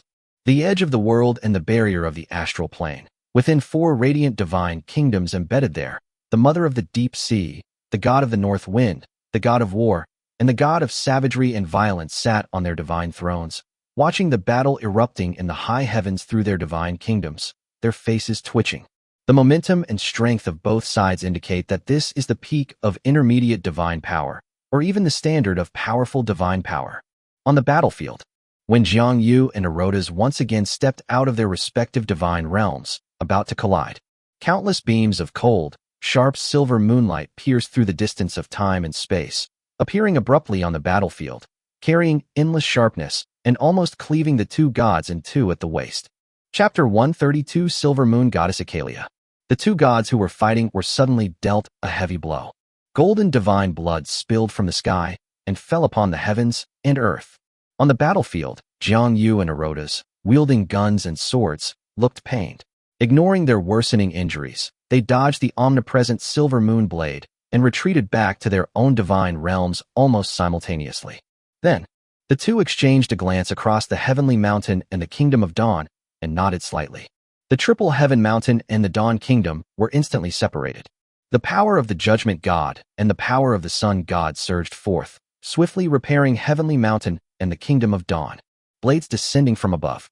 Then, they looked up at the sky above them. Bright silver moon, shining with a cool, clear light, hung in the sky. Suspended above the two of them, a goddess, serene and beautiful, stood shrouded in the silvery moonlight, both ethereal and majestic. This was the first time Jiang Yu had seen the face of the silver moon goddess clearly. It was an indescribable beauty. But in his heart, there was not a single romantic thought. Instead, he was extremely solemn. She wants to kill me and Erotas together. Jiang Yu took a deep breath, stood before the platinum throne, and placed his hand on his sword. The divine power of judgment healed the wounds on the surface of his body, restoring his arms and abdomen. Next door to him, the Lord of Dawn was in a similar state, also trying to recover while gripping his golden spear tightly, his gaze fixed on the silver moon above him, not daring to relax. In comparison, Erotas knows the goddess of the silver moon better than Jiang Yu. There weren't many Sequence Zero rulers from the previous era that Erotas feared, but the silver moon goddess Acalia before him was definitely one of them. You need to know, in the previous era, the silver moon ruler, Acalia, was also a sequencer of the sun sequence. However, Erotas was born much earlier than Acalia. When Acalia later entered the sun sequence and achieved sequence 9, he was already far ahead in the sun sequence. But Acalia is an absolute genius. Her talent for training among the sequencers is unparalleled throughout history. When Erotas arrived at sun sequence 1, Acalia had already caught up and arrived at sun sequence 2. At that time, such a formidable enemy made Erotas feel threatened, but his pride prevented him from taking action to stop Acalia in advance. Instead, he accelerated his breakthrough to sequence 0. But while he was diligently cultivating, his subordinates took it upon themselves to join forces with other factions to kill Acalia. Acalia killed several people in retaliation, but escaped with serious injuries. This was the first time he had a feud with Acalia. Of course, Erotas took the blame for the disgraceful act of arranging for his men to ambush and kill him. Later, having bought time, Erotas was the first to ascend to the sun sequence 0 and become the ruler of the sun, completely severing Acalia's path to cultivation. Meanwhile, Acalia was nearing the end of sun sequence 1. But sequence 0 is unique. Once someone becomes sequence 0, no one else in that sequence can ever advance further. Logically speaking, the future of the genius Acalia should be cut off. Erotas thought that Acalia would no longer be a threat to him. Centuries later, a momentous event that shocked the entire pre-era occurred. Acalia lifted a piece of land into the sky, and above that sky, she forcibly extended another path of sequence 0 on the basis of solar sequence 1. Achieve sun sequence 0, silver moon overlord. She was the only super genius in the previous era to break the sequence rules. It created a legend of two rulers achieving dominance with the sun sequence 0. Countless people were stunned. Acalia is the only one who can forge her own path to advance to sequence 0 when it is already occupied. At the time, the actions of Silver Moon Overlord Acalia inspired many sequencers whose future was shattered. They all wanted to forge a new path to sequence 0 like Acalia and achieve the position of ruler, but without exception, they all failed. No one can ever replicate Acalia's great deeds. No one knows how much preparation Acalia made over those hundreds of years. Acalia first became the Silver Moon Overlord. She also fought against the Sun Overlord Erotas. At that time, Erotas had been the ruler of the sun for many years, and after a fierce battle, he still defeated Acalia. But they were unable to kill her. As he tried to give chase, Acalia disappeared, taking her silver moon with her. Therefore, Erotas and Acalia actually harbored a deep-seated hatred for each other. Chapter 132, Three-Way Standoff. High above the heavens, the silver moon, or rather the Silver Moon Kingdom, stands in the highest part of the sky. Below, Jiang Yu's Platinum Moon Triple Heaven Mountain hangs in the east, while the Dawn Lord Alotus's Dawn Kingdom hangs high in the west. It's in a triangular shape. Silver, pure white, and golden light intertwined in the high sky, each light extremely powerful and sacred, like a tripod standing upright. Only, at this moment, two of the three powerful beings had suffered injuries of varying degrees. Only when the full, round silver moon shines brightly does the silver moon goddess appear at her best. Above the silver moon goddess, holding the moon scepter in both hands, stood barefoot in the void.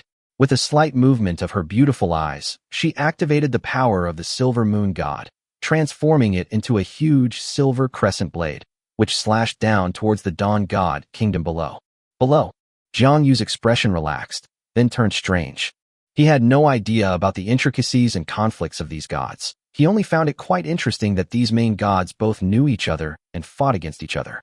Within the kingdom of Dawn, Dawn's face darkened. He quickly used his divine power to stabilize the barrier of his divine kingdom, and at the same time shouted loudly, "Akalia, I admit that what I did back then was unethical, but we can settle our scores later. The platinum moon before us is the true enemy of the world. We can join forces to destroy it first." He pointed to Jiang Yu, who was surrounded by pure malice from the world, a stark contrast. The purest white light in the world radiates the most intense evil of the world. This is actually the consequence of Jiang Yu shattering the world's will. Such malice may continue for a long time until the world's will can no longer do anything about it. However, the silver moon goddess Akalia remained unmoved. "We were once enemies of the world, Erotus. Have you forgotten the hatred of being blocked from the path, the resentment of being homeless, and the inability of the sun and moon to coexist? Moreover, our divine authority is irreconcilable. He currently holds divine authority over the silver moon, night, and nature, which does conflict with Alotus, who is the sun god. However, the sun and the moon can be one. I will kill you first to unify the power of the sun and the night, and then kill him. It will be the same. Erotus, you must have faith in me." The elfin goddess smiled, but her golden eyes were filled with indifference, and her hands never stopped moving. Seeing that a large number of silver moon blades could not break through the barrier of the Dawn God Kingdom, she hesitated for a moment, then began to sing softly.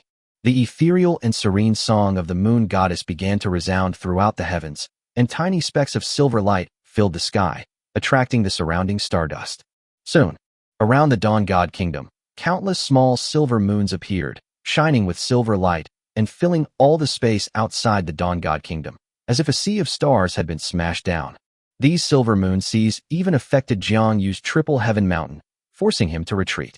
The Sea of the Moon. This is a unique technique created by the goddess of the silver moon, chanting. Seeing that this battle was inevitable, the Lord of Dawn's golden eyes, which were also those of a god, became focused as he concentrated on his enemy. He was able to defeat Akalia back then, and he will be no exception this time. The Dawn Kingdom released a bright light, and a golden phantom of the sun appeared high in the sky, exploding with a deafening roar as it crashed down upon the silver moon sea. Endless fire and light suddenly appeared, and the extreme temperature melted the entire space. At the same time, it merged with most of the silver moon sea, and a few small silver moons crashed onto the divine kingdom's barrier, splashing up golden waves of light. The glory has faded. Jiang Yu saw it. Within the divine realm has decreased further. Outside God's realm had dimmed somewhat. The Dawn God Kingdom changed repeatedly. He hadn't expected that the silver moon goddess would be so powerful after awakening from her slumber, even slightly stronger than him. But he is confident that he will catch up in the future. He took a deep breath and spoke again. This time, he wasn't addressing the silver moon goddess, but rather Jiang Yu. "Lord of Judgment, given our current state, if I were to fall, you would surely perish at the hands of the silver moon. Shall we join forces to repel the silver moon first?" Jiang Yu certainly understood the principle of, if the lips are gone, the teeth will be cold. He hadn't expected that these two future gods would be so powerful as soon as they ascended to godhood. Especially the silver moon goddess, who is even slightly stronger than the sun god before them. He lowered his eyes and pondered. At that very moment, the silver moon goddess, Akalia, spoke, her voice as melodious as a bell. "Platinum Moon, king of the winged ones. Uriel, the elves and the winged ones are allies for millennia, and we belong to the same moon. We are natural allies. Join me, kill the sun god Alotus, and we will share the world's faith." Upon hearing the words of the silver moon goddess, Jiang Yu immediately ceased his hesitation. Erotas, form an alliance for now and force back the Silver Moon Goddess. Good. Dawn in the Divine Realm. A smile appeared on Erotas's face. With the Lord of Judgment joining forces, the goddess of the Silver Moon is powerless against them. As for the world's enemies, she, the Silver Moon Goddess, didn't care. What did he care about? Although they harbored an innate hostility towards Jiangyu. But until now, they still don't know that Jiangyu is on the path of the Sky Lord, but they thought he was on a special path of the gods. That's how it is. The three most powerful gods of our time are fighting fiercely in the heavens. Silver, gold, and white light surged across the sky, day and night. This commotion continued for several months before it temporarily subsided. From the perspective of the creatures on Earth, the kingdoms of the three gods stand in three corners of the sky, forming a tripartite balance. With the war in the sky over, the gods turned their attention to mortals. Since the heavens cannot defeat the enemy, then let us seize faith and weaken our foe.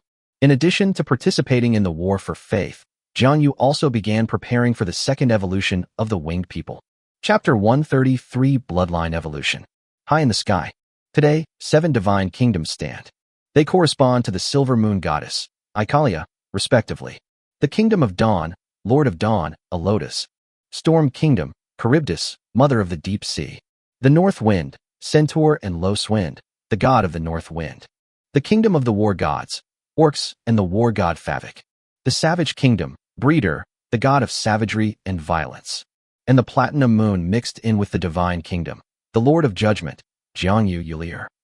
As for the divine kingdoms of the god of slaughter and the god of running, they were integrated into the divine kingdom of the Lord of Dawn. Although it is called integration, at this moment, their divine kingdom has a high degree of autonomy, which can be considered a powerful form of protection. Marakus, the god of slaughter, especially wanted to give up his autonomy and merge directly into the divine kingdom of the chief god. After all, his divine kingdom was already in pieces, and his divine essence was only half left. It would take too long to rebuild the god of slaughter. In the future, perhaps he will rebuild the kingdom of God through another form of divine authority. Because the two gods are determined and bound to the kingdom of God. Erotas, Lord of Dawn, first established the pantheon of Dawn. The divine kingdoms of the 4 unlucky souls who were killed by Jiangyu's sword collapsed completely after his death, falling from the sky to the earth. In the future, these places where the divine kingdoms fell will grow magical and spiritual items such as the fallen god grass. Shortly after the 3 powerful gods finished their battle, the gods in the heavens have changed once again. The Centaur and Los Wind, the god of the North Wind, chose to join the side of the Silver Moon Goddess. The Northern Wind Kingdom merged into the Silver Moon, becoming a star surrounding it. The Silver Moon Goddess establishes the Silver Moon Pantheon, the entire high heavens. They were roughly divided into 4 camps. The Platinum Moon, the Lord of Dawn and his subordinate gods, the Silver Moon Goddess and her subordinate gods, and other neutral deities form a faction. At this stage, the divine kingdoms of the Platinum Moon and the Lord of Dawn are relatively close. The two were still recovering from their injuries, so this was a short period of mutual support. But every time the Lord of Dawn looked towards the direction of the Platinum Moon, his teeth were clenched with just as much rage as the Silver Moon's. Jiang Yuk killed 4 of his loyal subordinates. On Jiang Yu's side, a few months ago, he had just finished the battle and left the center of the battlefield, the land that once belonged to the god of slaughter. Although he was seriously injured in this battle, he gained a lot. He killed 4 gods and seized half of the god of slaughter, all of whom he suppressed under the throne of judgment. The heavenly mountain also incorporates half of the slaughter god kingdom, and the 3rd heavenly mountain covers an even larger area. Only when he sat on the throne did he have the mood to open the game system panel. In an instant, the system kept beeping with notifications. You have slain the dwarf god, Mordris, the god of mountains and forging. Experience plus 1 million. You have obtained the mountain and forging divinity, along with a small amount of corresponding divinity. You have slain the lizard man god, Madhis, the god of mud and chaos. Experience plus 1 million. You have gained the divinity of mud and chaos and a small amount of corresponding divinity. You have slain Swix, the god of the grasslands and strength. Experience plus 1 million. You have gained the divine essence of grasslands and strength, along with a small amount of corresponding divinity. You have killed the mermaid and ocean goddess Sylvia. Experience plus 1 million. You have obtained the ocean godhood and a small amount of corresponding divinity. Then comes the system panel. Name, Jiangyu. Title, Lord of Judgment. Race, winged human, long-lived race, 6 wings of light. Template, regular player, not available at the time. Template, NPC, peak of intermediate divine power. Profession, Sky Lord, divine throne realm. Age, 3297. Attributes, strength 1000 plus, constitution 1000 plus, spirit 1000 plus, agility 1000 plus, charisma 1000 plus. All attributes have reached their maximum and cannot be further calculated. Level, not unlocked, sealed, will be unlocked after the game starts. Skills, weapon mastery, perfect, proficiency in all arts, perfect, super learning ability, super self-healing ability, super defense, divine body, swordsmanship, unparalleled. Skill points, not unlocked, sealed, to be unlocked after the game starts. Talent, champion's will, you possess exceptional insight and reaction abilities, and your combat awareness is unparalleled. This is a gift you brought from your soul, unparalleled and unique throughout history. Saint's Domain, Judgment. The Sky Territory of God's Throne Realm. Platinum God's Throne, Triple Heaven Mountain. Characteristic. Legendary trait, Sacred Heart. Legendary trait, Divine Might. Obtained from Legendary Realm. Divine Throne Realm characteristic, Suppressive Authority. Characteristics of the God's Throne Realm, Platinum Moon. Divine Throne Realm characteristic, The Throne is Mine. Obtained from the Throne Realm. Divine Throne Realm characteristic, Radiant Projection. Divine Throne Realm trait, Forbidden Lord. Divine Throne Realm characteristics, Heavenly Space, Divine Kingdom-like. Obtained from the Divine Throne Realm. Quest system, not yet unlocked, sealed, will be unlocked after the game starts. Game start countdown, 2,518,501 days, 7 hours, and 38 minutes. Sitting on the Platinum Throne, Jiang Yu looked at his stats and pondered for a moment. After reaching the Divine Throne Realm, he gained another title, Lord of Judgment. 3 more Divine Throne traits have been added. They are Radiant Projection, Forbidden Lord, and Heavenly Space. The first 2 are combat-related, but the Radiant Projection actually has more functions, meaning that he can now sit on his divine throne in his native land and project his image onto the land shrouded in platinum radiance. The Forbidden Lord title provides a combat power boost, currently tenfold, but it will increase as your strength grows. The Heavenly Space is similar to a Divine Kingdom, and it can provide bonuses to Jiang Yu's Divine Kingdom. There are also some differences. Each Heavenly Mountain is like a Divine Kingdom, with a space much larger than it appears from the outside. As one's strength increases, it will grow even larger, with no upper limit. Less like a Divine Kingdom and more like an abyss. His 7 heavens are ultimately compared to the endless abyss. Today, the Triple Heaven Mountain is shrouded in a hazy, holy white light. In the future, the 7 heavens will shine brightly upon all worlds. How magnificent! After closing the system panel, Jiang Yu gained a better understanding of her situation. This panel, while seemingly useless, also reveals a subtle but extremely useful aspect. Next, Jiang Yu then began preparing for the second evolution of the winged race. Now that he had achieved the required strength, he had more alternatives to the Silver Moon Goddess's actions, as long as the principles were similar. He also plans to create an eternal well in order to help the winged people evolve into an immortal species.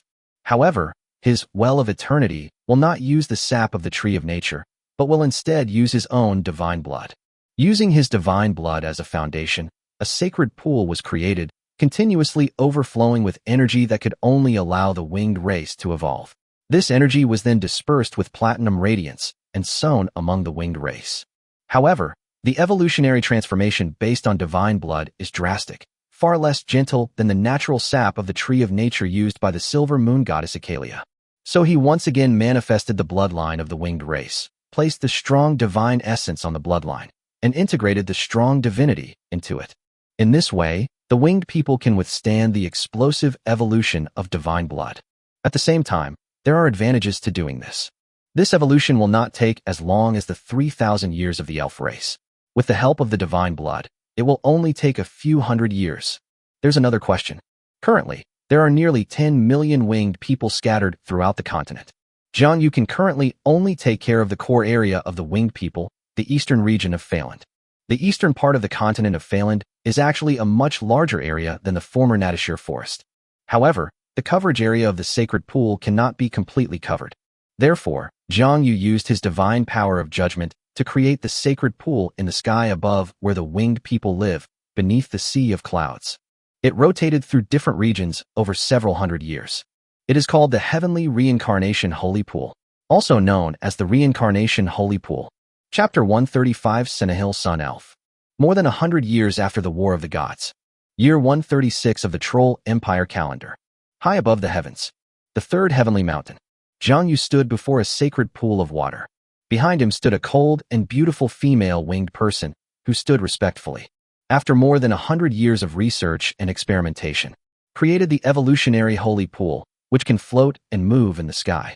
The entire sky and the sacred pool were a pure white color, with the well and the pool water all white, and wisps of light turning into specks of light that drifted in all directions. The elves have the well of eternity, and now my winged race finally has a sacred pool. Sophia, from now on, I will place this pool above the winged race's territory. Arrange for people to guard it day and night. Yes, my king.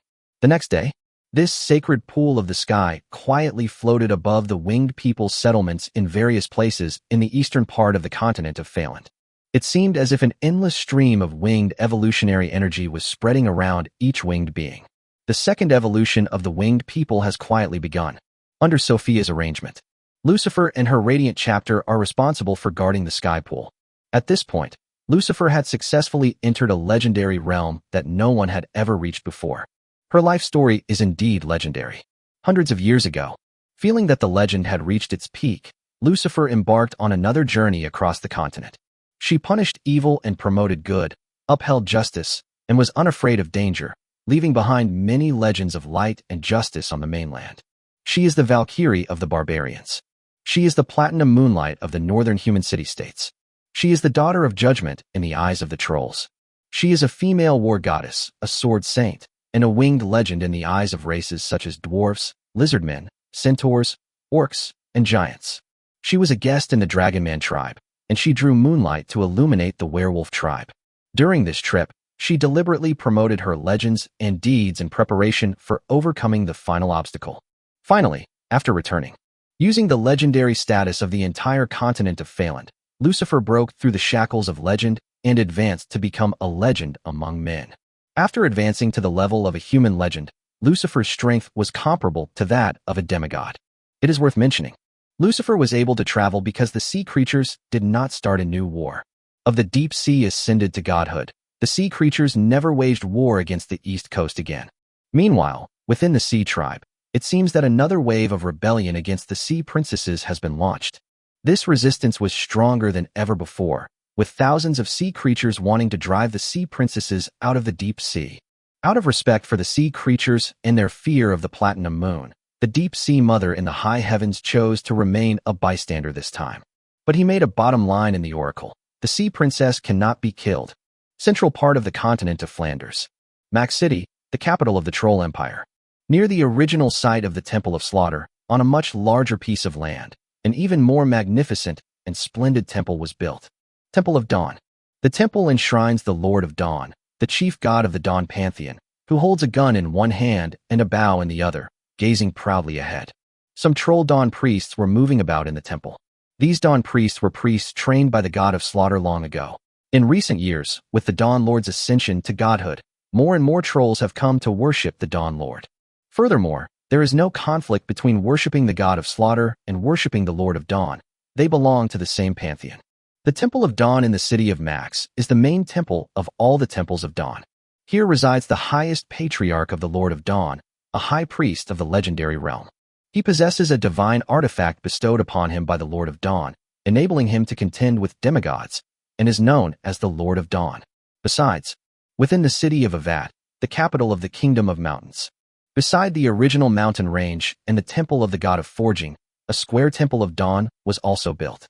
The statue of the Lord of Dawn here is somewhat different. He holds a hammer in both hands and has a resolute gaze.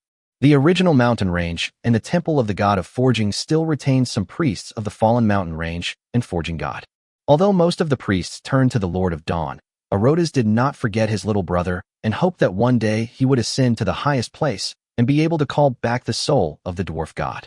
Of course, he also left a divine position for the future dwarves in the kingdom of God. This can be considered an encouragement to the dwarves. But in his heart, this was actually compensation for the dwarves' faith in the Lord of Dawn. The same applies to the troll race. They will one day hold a position as a subordinate god in the Dawn God Kingdom. The capital of the Swamp Kingdom is similar to that of the Dwarf Kingdom, with the Temple of Dawn erected within their Swamp Kingdom, Abik, also beside the Temple of the Fallen God of Mud and Chaos. The Mermaid Kingdom in the West Sea follows the same arrangement as above. In this way, in a very short time, the Lord of Dawn has taken over the faith of most of the beings on the continent of Fland. Moreover, he also sent the Dawn priests north to spread the faith. In the Three Forks River Basin, some of the humans who worshipped the Lord of Dawn were taken back to the Troll Empire by him. They were settled in the southern part of the continent, separated from the northern human race. He is one of the few gods who values humanity. However, he and the god of slaughter awoke too late, and the human race was almost entirely composed of believers in the Platinum Moon. Only the area around the Three Forks River offers opportunities to find bargains, and even there, the gods of wisdom and healing vie for faith. Fortunately, this mysterious human deity has not yet ascended to godhood. Eastern Flanders is now the territory ruled by the Winged. Arodas also sent priests to the east to preach, but Sophia gave a strict order that any heretics who dared to enter the east would be killed without mercy. As a result, in order to ensure that the Reinhard Kingdom in the north would not be contested by the gods for faith, Jiang Yu arranged for an elite winged human warband to be stationed in the Reinhard capital, Nupalik, for an extended period of time, and build the Platinum Temple in the city. Because this battle group is elite and powerful enough. At this time, legends began to circulate among humans that the winged people were messengers of the gods. Among the various races of Farrand, Silvermoon has also tried to spread its faith among the creatures on the continent, but with little success. Her methods of spreading the faith are still inferior to those of the Lord of Dawn. As she established her presence across the continent of Phaland and fought for faith, she failed to discover that her homeland had also been stolen. The Troll Empire, 157 years. The continent of Finorton. Because the Nadrassil forest could not accommodate the elven population beyond its capacity. Some elves left Nadrassil forest to seek land in the surrounding areas to reproduce and survive. One of the Silver Moon elf nobles who had made a mistake led his family away from Nadrassil forest and headed west. The elves arrived at a place called the Senna Plains. This area has abundant water resources and plentiful resources. They also discovered a type of grain that thrives in sunlight, growing vigorously as long as it receives ample sunlight daily. As a result, they became well-fed and clothed, and gradually, they began to worship the sun. This was actually the result of the Lord of Dawn's personal planning and quiet intervention. Year 247 of the Troll Empire calendar. The southeastern expansion forces of the Troll Empire and the southern expansion legions of the Winged People Kingdom fought for control of a plain to build a city. But in reality, both sides' goal is the Lane Peninsula, where the former goblin port of Kleslane is located. After the fire was lit, the soldiers on both sides no longer cared about their alliance with their respective gods. However, the leaders of both sides kept the intensity of the war within a small scope. The year 311 of the Troll Empire calendar. The Southeast War has ended. The Winged People occupy the northern part of the Lion Peninsula, while the Troll Empire occupies the southern part. As the Lord of Dawn and Jiang Yu gradually recovered from their injuries, conflict slowly began to erupt between the two countries. Year 365 of the Troll Empire calendar. The continent of Finorton. The elves of the Senna Plains have all come to worship the Lord of Dawn. Their hair has gradually turned golden, and they have quietly built the Temple of Dawn. They call themselves Sinethir Elves, also known as Sun Elves. Chapter 136 The Silver Moon Elves' Western Expedition Across the Sea. The year 387 of the Troll Empire calendar. Jiang Yu has recovered from his injuries and has begun constructing the fourth layer of Heaven Mountain, northern part of the continent of Flanders. Northern kingdoms, allied with the winged humans, launched an attack on the northern Garthur region of the Troll Empire. Troll Emperor Odin Bloodaxe dispatched a combined army of trolls, dwarves, lizardmen, and merfolk to resist. The war ended after a year. The year 389 of the Troll Empire calendar. The western coast of the continent of Flanders. The Bear people migrated south, broke away from the tribal system, established the Bear People Kingdom, and built the royal city of Kalen. The following year, of bears, roaring and savagery, ascended to godhood under the protection of the Lord of Dawn. After, Comax joins the Dawn Gods, the Bearman Kingdom, and the Troll Empire in an alliance. The trolls began to colonize the west coast. The Troll Empire, year 390. The wolf god worshipped by the Heros trolls exalted the divine kingdom, became a true god, and joined the Dawn pantheon. Troll Empire, year 400. To the southwest of the continent of Phaeland lies the continent of Gria, separated by a vast ocean. The Tiaman tribe, a large coastal orc tribe that captured a group of lost alchemists, rose to prominence over the long years. They have fought for generations and have now conquered the western part of the entire continent of Gloria, occupying 1/3 of the continent's land.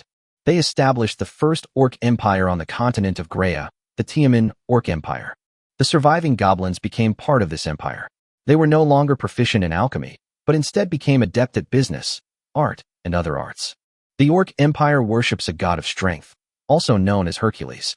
The year 401 of the Troll Empire calendar. The Orcs' chief god, the god of power, Ophidius, raised his divine kingdom and ascended to the divine throne. Lord of Dawn, Orotas, attempted to prevent the Orcs and the god of strength from ascending to godhood, but was blocked by the goddess of the silver moon. Jiang Yu also went to stop the god of power, Ophidius, from ascending to the divine throne, but was also blocked by the goddess of the silver moon.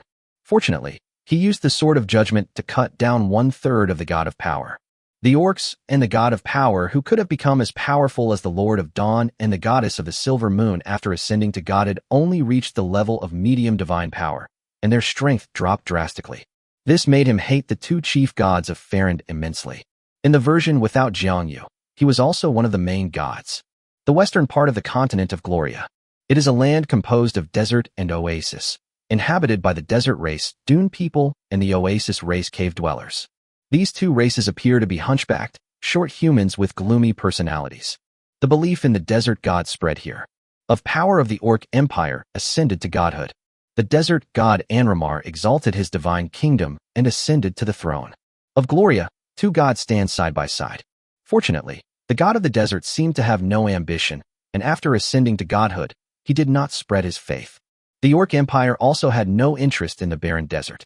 So Ophidius formed an alliance with Anramar, and at the same time, they temporarily joined the camp of the Silver Moon Goddess. The year 405 of the Troll Empire calendar. Centuries ago, the three-forked river people, who were migrated to southern Fland by the Lord of Dawn, continued southward and occupied the vast southern coast and surrounding areas. After hundreds of years of development, under the care of the Lord of Dawn, these tens of thousands of humans who worshipped the Lord of Dawn multiplied to 1 million, and they established the Kingdom of Dawn on the south coast, with its capital city located in Dambrick on the south coast. Rumor has it that the royal family of the Kingdom of Dawn, the Arona family, possesses the bloodline of the Lord of Dawn. In fact, several hundred years ago, Orotas did descend to Earth and had a son, Arona, with a human woman. The year 423 of the Troll Empire calendar. Mislet, a silver moon elf genius from the Natashir forest, was traveling across the continent. When he passed through the Senna Plains, he discovered that all the elves there were blonde and had a different aura than the silver moon elves. Driven by curiosity, he delved into the investigation and discovered the temple of the Lord of Dawn, which was being secretly worshipped. Upon discovering this secret, Mislet quickly returned to Natashir forest and told the elf king the news. Upon hearing this, the silver moon elf king Altaz was extremely embarrassed and furious. However, he still reported the matter to the silver moon goddess, Icalia. The goddess of the silver moon was indeed furious upon hearing this. She was about to descend upon Phaenaton and physically annihilate the entire Sinithil sun elf race. Orotas, the Lord of Dawn, stopped her, and the two fought fiercely high in the sky. That day, the whole world can see the sun and the silver moon shining brightly in the sky. However, the two main gods restrained the intensity of the battle and eventually stopped, leaving Jiang Yu feeling bored. But he didn't take it to heart. The current world order, with its three powers in a tripartite balance, is actually the most stable state. In fact, the longer the time goes on, the more his strength will inevitably grow, surpassing that of the Lord of Dawn and the goddess of Silver Moon. After all, he doesn't become stronger through the power of faith, while the two main gods need to compete for faith. Given the nature of his divine power of judgment, it would actually be more advantageous to have more gods of the order, such as the Lord of Dawn. Judgments should be made in a fair and just environment. The year 424 of the Troll Empire calendar. The Silver Moon Elves of Nadrassil Forest dispatched an elite army westward out of the forest to quell the rebellion. Upon receiving the news, the Sinithir Sun Elves knew they were no match for them and fled en masse to the west coast of the continent of Phaenodon. But before the Silver Moon Elves set out, they swore an oath to the Silver Moon that no matter where the Sun Elves fled, they would wipe out these traitors who had betrayed the goddess. In desperation, the Sinethir elves prayed to the Lord of Dawn for help on the west coast. Not long after, before the arrival of the Silver Moon elves, the Lord of Dawn visited the Mother of the Deep Sea. And then, west coast of Finalden. One after another, giant deep-sea whales carried the Sun elves across the ocean to the continent of Phaland and landed on the eastern coastline of the Haros Plain. The Haros wolf riders escorted the Sun elves, who had traveled across the ocean, southward, and settled them in the river valley plains south of Eads. The Sun elf was safely taken to the continent of Phaland by Erotus. The goddess of the silver moon was furious. Under her divine decree, beneath the tree of nature, facing the bright moon in the sky, the silver moon elves of Nidrassil swore an oath to cross the sea and embark on a westward expedition. At the same time, as an ally of the silver moon, the god of strength, Orpheus, responded to the covenant of the silver moon goddess and dispatched the various legions of the Orc Empire to cross the sea and conquer the west, also to avenge himself. Chapter 137 The Silent Deal. The year 425 of the Troll Empire calendar. The Silver Moon Elves are building a ship on the west coast of the continent of Phainaton, preparing to cross the sea. The large ships they built were crafted entirely from trees within the Nidrassil forest, near the Tree of Nature, and thus possessed some natural characteristics, earning them the name Ships of Nature. The dynamics of the natural boat are also peculiar, resembling an inverted green umbrella on the water. The Silver Moon Elves built a total of 500 nature ships, each capable of carrying 1,000 people. For this expedition, the Silver Moon Elves planned to send an army of 500,000. The construction of the large ship lasted 5 years. The goddess of the deep sea mother, the mother of the deep, who only wanted to develop on her own, had no choice but to promise not to stir up trouble for the expeditionary force of the sea spirits. The continent of Gloria, south of Finalden. The Orcish Empire also built ships on the west coast, and the Orcish population was even larger. Goblin alchemy technology of yesteryear. The Orc Empire also planned to build 500 ships over 5 years and send its million-strong Orc army to the Fland battlefield in batches. High in the sky, Jiang Yu sat on the platinum throne, lowering his gaze to observe the movements of the elves and orcs on the continents of Phainaton and Gloria. Then, he looked at another place high in the sky. Just then, within the Dawn God's realm, the Dawn Lord's gaze turned toward him. The two exchanged a glance, and then fell silent. East coast of Flanders. Uriel City, Whitestone Castle. Sophia sat in the independent council chamber of the kingdom's vice-ruler, handling the kingdom's affairs. Just then, a beam of platinum light was projected in front of her. With divine might and extraordinary bearing, Sophia looked up and was immediately startled. He quickly stood up, went to the projection of Jiang Yu, and knelt down on one knee. King, Sophia, send someone to the southern lands of the Rhine Peninsula a year from now. My lord, isn't the land south of Lion's Gate the territory of the trolls? Sophia exclaimed in surprise. Now it's ours. Jiang Yu said calmly. Yes, my king. Sophia quickly nodded in agreement. Please get up first. Let me explain so you can make the arrangements. Sophia stood up respectfully and listened attentively. To the east of the continent of Phaland, the Silver Moon Elves of the continent of Phainaton are about to cross the sea to launch an expedition against the Troll Empire. You are probably familiar with the Silver Moon Elves. They have lived peacefully on the continent of Phainaton for thousands of years and are extremely powerful. The Troll Empire is not confident in defeating the elven race that has come on the expedition. At the same time, the trolls have an enemy whose strength is no less than theirs, who will attack them simultaneously. Is it us? Sophia asked. Not us, but a nation on another continent. Jiang Yu patiently explained. To the southeast of the continent of Phaland, there lies another vast continent called the continent of Gloria. On the continent of Gloria, the orcs unified the most fertile mountains and lands and established a vast orc empire. After many years of development, the orcs have a large population and are very powerful. The orc gods and the Silver Moon goddess have a pact. They will agree to attack the continent of Fland. If nothing unexpected happens, their landing point will be in the southern part of the Lion Peninsula, in the troll-controlled area. The Troll Empire is not confident in dealing with two enemies at the same time. Sophia understood. So, the Troll Empire ceded the Lion Peninsula to let us hold off these orcs. My lord, since they are the enemies of these trolls, I understand how to fight. Sophia's plan was simply to stop the orcs from advancing south. Whether any escaped would depend on the trolls' luck. Then Jiang Yu shook her head. No, Sophia, we must defeat these orcs decisively. This empire is our enemy. Huh, what? Sophia was surprised. They had never met before, so what grudge could they possibly have? Seeing Sophia's puzzled expression, Jiang Yu laughed heartily. The orc god. I almost killed him when he ascended to godhood. Sophia. Chapter 138 Before the Great Battle. Inside the Whitestone Castle. Seeing Sophia's stunned expression, Jiang Yu smiled and continued. Sophia, this is actually a good opportunity. The Silver Moon Elves are invading the continent of Phaland. In the end, the Lord of Dawn will inevitably fight the Silver Moon Goddess. I couldn't just sit idly by then, otherwise they wouldn't be able to really get into a fight. At that time, I will conquer the kingdom of the orc god. Therefore, you must not only fiercely repel the orc invasion, but also prepare for a sea-crossing operation. How can the vast and beautiful land of Gloria be defiled by those green-skinned orcs? This vast land, Sophia, I need you to bring it to me. Upon hearing this, Sophia felt a surge of pride welling up within her. Yes, my king. The winged race will surely seize the fertile lands of the continent of Greya and offer them as tribute to your golden hall. Attacked the orcs' gods in the heavens, while his people attacked the orcs' kingdom on the earth. We've fought side by side, and it's a great honor to fight alongside an unparalleled king. However, my king, we have a blood feud with the sea creatures. What if they attack us when we cross the sea? Jiang Yu smiled calmly upon hearing this. They won't. At that time, I will stand before the gates of the Storm Kingdom and have a good talk with the mother of the deep sea with my sword. Given her personality, she'll probably agree. Then there's no problem. Sophia laughed. After today, Sophia began to arrange for the Winged Kingdom to build ships capable of long-distance travel. They also stationed several winged legions at Klesline Harbor, awaiting the arrival of the orcs. The winged men were full of confidence. They had ample experience in naval warfare. The year 426 of the Troll Empire calendar.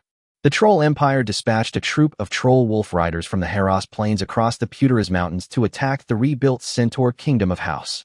The wolf riders, having traveled thousands of miles across mountains and forests, arrived in a sorry state and were easily defeated by the Centaur Cavalry Legion. The year 428 of the Troll Empire calendar. Berserker Legion stationed in the northern border city of Eads and the Troll Northeast Border Legion to the Centaur Kingdom on the Harius Peninsula. On the flat plains of Haris, the Elves Troll Expeditionary Force was defeated once again by the charge of 100,000 Centaur cavalry. Even when this troll berserker band went berserk and the centaurs suffered more than a third of their casualties, they still fought to the death. The trolls had never seen such desperate centaur cavalry. Max City, the capital of the Troll Empire. After hearing of his two defeats, the Troll Emperor Odin Bloodaxe remained silent for a long time before finally ceasing his orders to send troll armies to conquer the Centaur Kingdom and his attempts to stop the elves from landing. Instead, they amassed a large army in Eds and Gas, awaiting the arrival of the elves. Troll Empire Year 430. The Silver Moon Elves have completed their 500 nature ships. The first group of elven warriors heading to the continent of Phaland have boarded the ship, and a large amount of supplies and food have been loaded onto it. They were prepared for a protracted battle. Otherwise, 500 natural ships would be enough to carry 500,000 people. King Altai's appointed the newly promoted Silver Moon Elf demigod Villia as the commander of the elven army, leading the first batch of 200,000 elves across the sea to fight.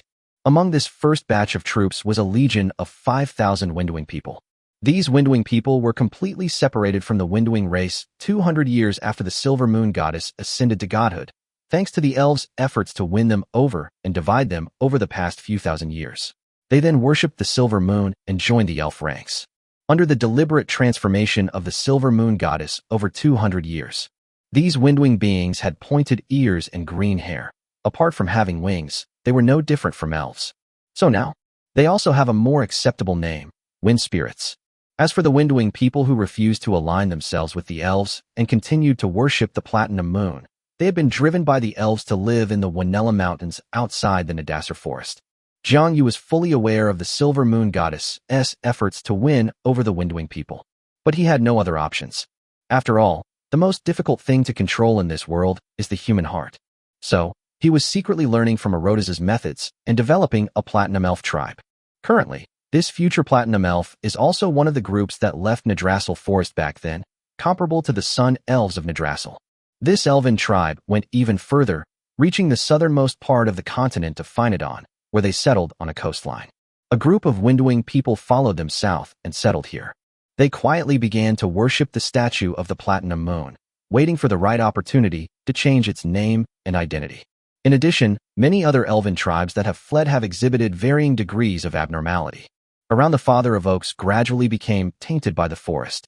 There was also an elven tribe that fled to the dark jungle north of Phynaton, and their skin gradually began to change, and so on. After all, elves are immortal beings, the generators of eternal faith. But at this moment, the defecting Sun Elves had not yet discovered that their lifespan was no longer the 10,000 years of the Silver Moon Elves, but had become 3,000 years. This is the Silver Moon Goddess's punishment for the traitors.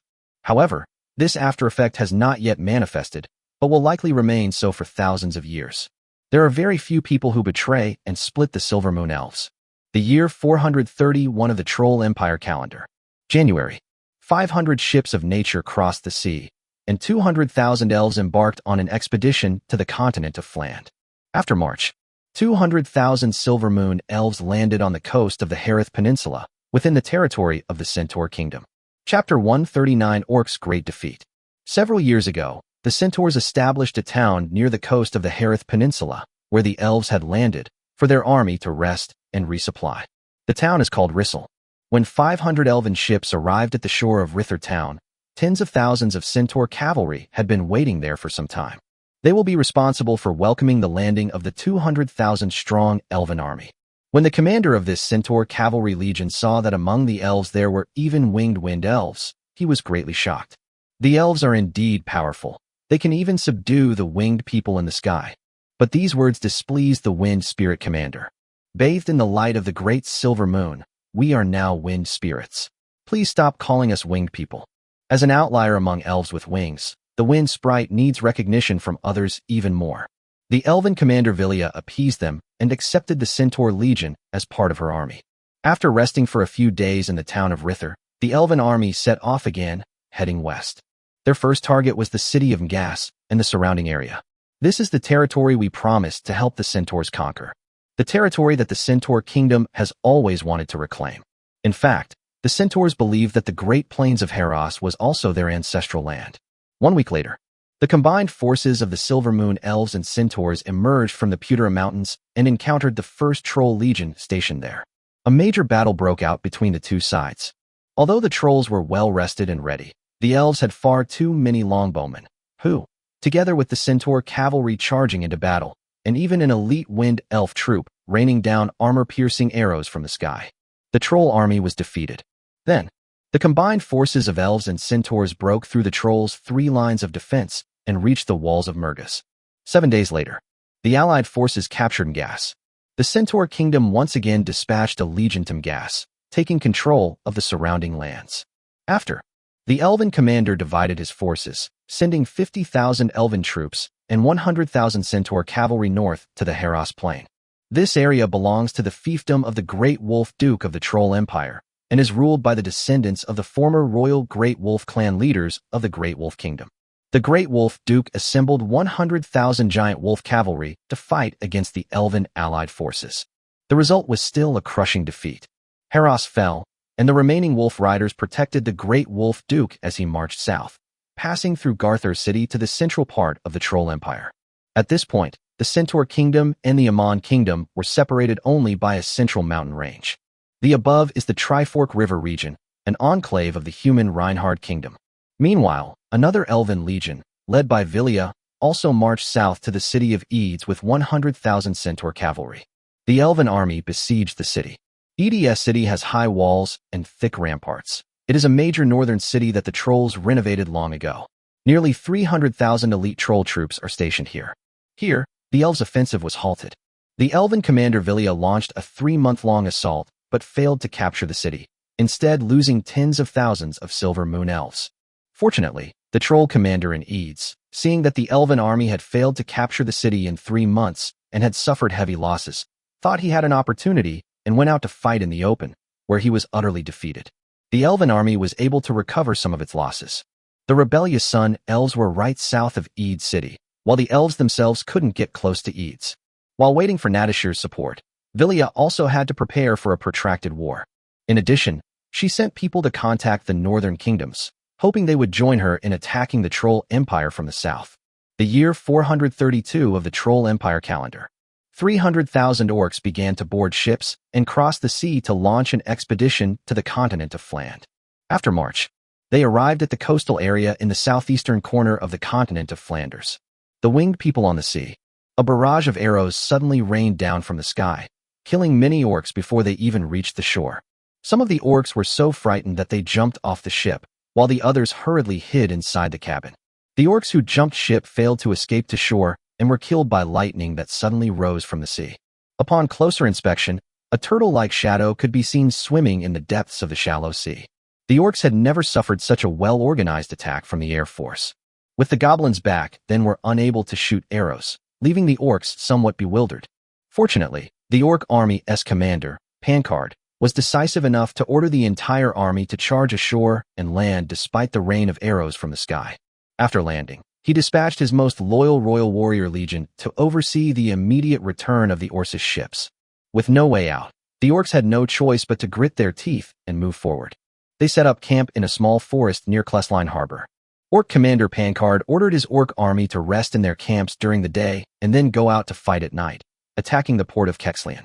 Although this greatly weakened the winged people's aerial advantage, it was still difficult to defeat them, because they discovered that even on land, the winged people were stronger and faster than the orcs.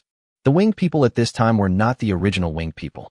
Under the influence of the growth authority and the strong divinity, coupled with the silent transformation by the heavenly holy pool, their physical qualities were greatly enhanced. The same number of winged people overwhelmed the orc army of around 100,000 soldiers. A few months later, the orc army, trapped in the small forest, ran out of food. The orc commander could no longer control his orcs, and they scattered and fled. The fleeing orcs were killed by the winged people, and the rest fled north into the mountains and forests, posing no threat. This legendary orc army perished in battle, escaping back to the continent of Gloria with their commander, the demigod Pankard. They don't need to take a boat. That's all. The Orcish army's first sea expedition ended in failure. The Troll Empire, year 433. The northern kingdoms of Fland accepted the elves' terms and once again marched south to attack the Troll Empire of Garthur. This time the allied forces fought fiercely, and the front lines were overwhelmed. The Troll Empire urgently dispatched a large army northward. Meanwhile, the second batch of 300,000 Silvermoon Elf Expeditionary Force also crossed the sea and landed on the coast of Rysal. Joined the war to conquer the Troll Empire. Orc Empire. The Orc Emperor did not blame Pankard for his first failed expedition and still sent him across the sea to conquer the continent of Fland. He wasn't really bothered by the fact that the Orc army he lost last time consisted mostly of the troops of the various Orc chieftains. But this time, he decided to send the royal family's elite troops and the elite troops from all over the empire. Of these 300,000 orcs, nearly half are professionals. After all, it's a divine decree. Losing again would be embarrassing. He solemnly instructed Pankard to be extremely careful. Pankard nodded emphatically. He learned from the failure of the first sea expedition and selected the empire's best archers to form a new sea legion to launch another expedition to the continent of Phinodon. This time, instead of landing at Klesline, they chose to land on the coast a little further north. However, from Losindas to Xline, every stretch of coastline is patrolled by winged people. The orcs' landing was still discovered by them. However, because this place is far from the winged people's town, the winged people lacked supplies, and most of the 300,000 orcs who came this time were good at shooting, so the orcs' crossing of the sea and landing was relatively smooth. 300,000 orcs landed on the coast, and instead of heading south, they headed directly towards the Troll Empire. They still remembered the main mission of this sea expedition, to first defeat the Troll Empire. Erida, who was stationed in Sklen, ordered the Winged Legion from the south to move north. This legion was actually the Holy Sword Legion, which had always been under Erida's command. The orc army in a hilly area with low forests. A major battle broke out between the two sides. This time, the battle between over 100,000 winged people and 300,000 orcs was considered evenly matched. Winged men and orcs flows across these unknown hills. This was the most devastating casualty incident the winged people had suffered in hundreds of years. Later, this hill is known as Beast Hill. The Winged Sword Legion and the Orc Expeditionary Force were locked in a stalemate in these hills, and Erida and Pankard contacted the Kingdom/Empire for reinforcements almost simultaneously. Just as the three continents were locked in fierce combat, the chieftain of the Windwing people in the Wanella Mountains contacted Jiang Yu on the Platinum Throne once again. The father of the oak tree said he wanted to meet him. Chapter 140, The Origins of Astrologers and the God of Forest, Wilderness, and Revival. High in the sky, the platinum moon shone with dazzling brilliance. It is night now, and the sun has set. Only the silver moon and the platinum moon remained in the sky. At this moment, the two bright moons were quite far apart. Thus, on various continents of the world during this era, some creatures who enjoyed observing celestial phenomena began to record them. In ancient times, the silver moon and the golden moon were close to each other, but later, for some reason, they gradually drifted apart. Especially among the southern peoples, after they established the Southern People's Kingdom. Because life became stable and they were protected by the gods, without having to face external enemies, the human race multiplied rapidly. Professionals among them also developed, and under the guidance of the Lord of Dawn, they even presented a flourishing scene of diverse talents. Among them, those creatures who enjoyed observing celestial phenomena developed the profession of astrologer. They built tall astrological towers to divine the stars in the sky and predict the future course of the world. Many of the brightest stars in the sky are the kingdoms of gods, and it is not wrong to infer the course of the world from the actions of the gods. However, prolonged voyeurism of the divine realm will result in spontaneous punishment from the divine realm, which will have an uncontrollable impact on these astrologers, leading to a reduction in lifespan and a decline in physical function. This is also one of the original sources of why mortals cannot look directly at God. But sometimes they really did predict the future course of the world based on the actions of the gods, and so the tradition of astrologers began to spread throughout the world. The astrological tower, which spread throughout the world, will be the origin of the Mage Tower in the future.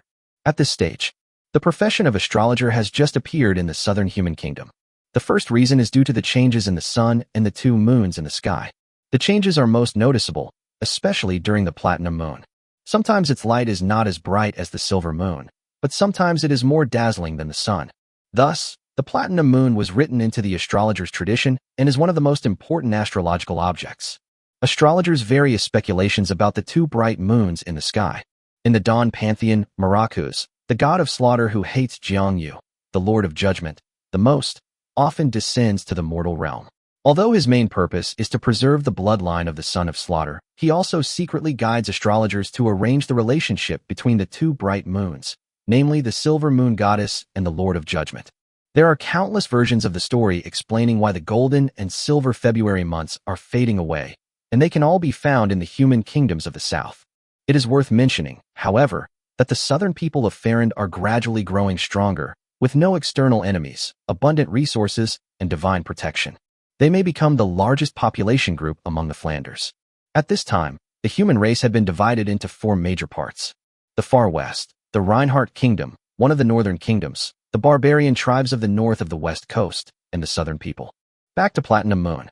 Jiangyu sat on the divine throne, his 3 pairs of wings forged from light radiating a faint glow. His purple eyes gazed at the 4th heavenly mountain, which now possessed a vast outline, and a slight smile played on his lips. Every bit of improvement in his strength brought him joy. When the 4th heavenly mountain is built, his heavenly mountain will be more expansive than the kingdoms of all the gods. Furthermore, with the construction of each layer of Paradise Mountain, the radiating influence of Paradise Mountain will extend to the area below the sky and above the sea of clouds. At the same time, he will also have a stronger power to suppress the world's will, and his divine power will reach the standard of a powerful god. At that time, he can divide some of his authority and bestow it upon the winged people, which can be considered a different kind of godhood. The winged people will likely be completed within 500 years.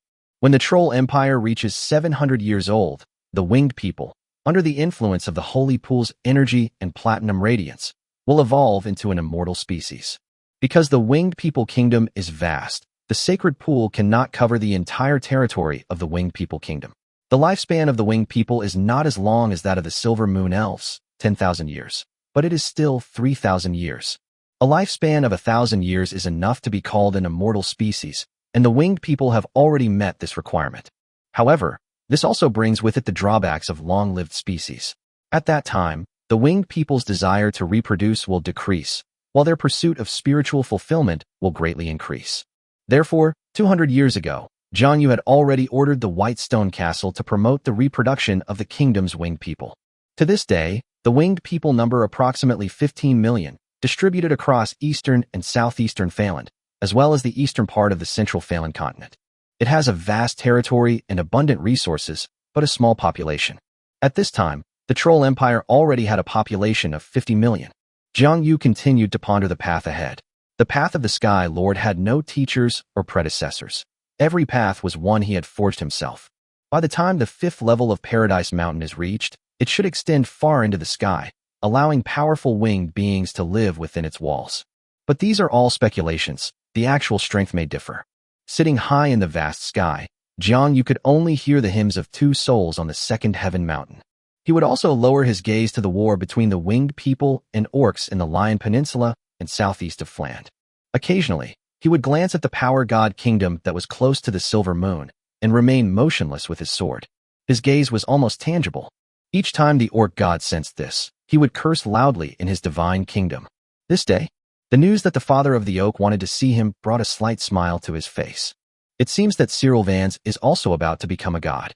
Immediately, he turned his gaze toward the Edith Great Forest on the continent of Phynaton, toward the oak tree in the middle that was 1,000 meters tall. Edith Forest, Oak Forest.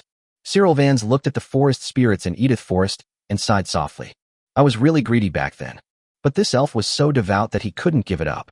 However, as he looked up at the platinum moon high in the sky, he felt uneasy. He recalled that tall, upright figure from thousands of years ago and felt that he had made the right choice. Just as he was struggling with this decision, on the platinum moon, a beam of light was projected 1,000 meters above the oak forest. The radiance faded, revealing Jiang Yu's sacred and majestic figure. Sylvans, what do you want? Great Lord of Judgment, Master of the Platinum Moon, the sole king of the winged race, the most powerful war god among all gods, Sirivans pays homage to you and begs you to become my future chief god. Upon hearing this, Jiang Yu smiled. In what divine office will you ascend to godhood? Forests, wilderness, and revival. Cyril Vans replied. You have the qualities of a chief god in these divine positions, so why do you need to find yourself a chief god? Jiang Yu then posed one last question. Cyril Vans gave a wry smile. I did something wrong. He stretched out a branch and pointed to the Washill Forest elves at the edge of Edith Forest. I see. Jiang Yu smiled even more happily. All right, if you ascend to godhood and exalt your divine kingdom, you can simply move to Heavenly Mountain. With me here, everything will go smoothly for you. Yes, Lord God. Chapter 141 The souls of believers shall return to the kingdom of God. Same year. Northern Flanders. The war between the trolls and the elves was raging fiercely. In addition to the 300,000 Nadasser elf troops that had been prepared beforehand, the Silver Moon Elf Royal Court dispatched another 500,000 elven troops to cross the sea to the west. At this time, a total of 1 million elves were in northern Fland, attacking the Troll Empire. The Troll Empire mobilized its elite forces from across the country, and races such as dwarves, lizardmen, and mermaids also sent troops to provide support. The 3 million-strong Troll Alliance fought a fierce battle on the front lines against the combined forces of elves and centaurs, as well as the northern kingdoms. Due to the intensity of the fighting, large numbers of elves and trolls perished on the battlefield. Among them are many who are fanatical in their belief in gods. Because too many of her own elves had died, the goddess of the Silver Moon couldn't help but use her divine power to create an incarnation and come to the battlefield. Fearing that the goddess of the Silver Moon would interfere in the war between mortals, the Lord of Dawn also quickly transformed himself and joined the fray. Neither of the two chief gods took action, but they were deeply saddened to see their subjects die in battle. Just then, the goddess of the Silver Moon discovered a phenomenon that she had previously overlooked or had not noticed. On the battlefield, after every elf who worships the Silver Moon dies in battle, an elven soul will emerge from their corpse. Although they did not stay in the world for long, they soon vanished like smoke. But a sudden flash of inspiration struck the goddess of the Silver Moon. She was a genius with exceptional comprehension. Even before she reached Sequence 0, she was already the most talented prodigy of her time. Looking at the elven souls scattered across the battlefield, the soul of every believer is a treasure of the gods. Furthermore, if believers knew that they would return to God's kingdom after death, who would fear death? So the goddess of the Silver Moon couldn't wait a moment longer. Bewildered expression of the Dawn Lord, she stepped into the sky above the battlefield, revealing the true form of the deity above the elven army. When the noble and majestic goddess stood in the sky, a clear and bright silver moon appeared above, radiating the awe-inspiring light of the Silver Moon goddess. Below, countless elves, seeing their boss appear, were greatly encouraged and cheered incessantly. The Lord of Dawn was still bewildered, But seeing that the morale of the Troll Alliance had plummeted due to the appearance of the elf god, he also revealed his true form above the Troll Alliance.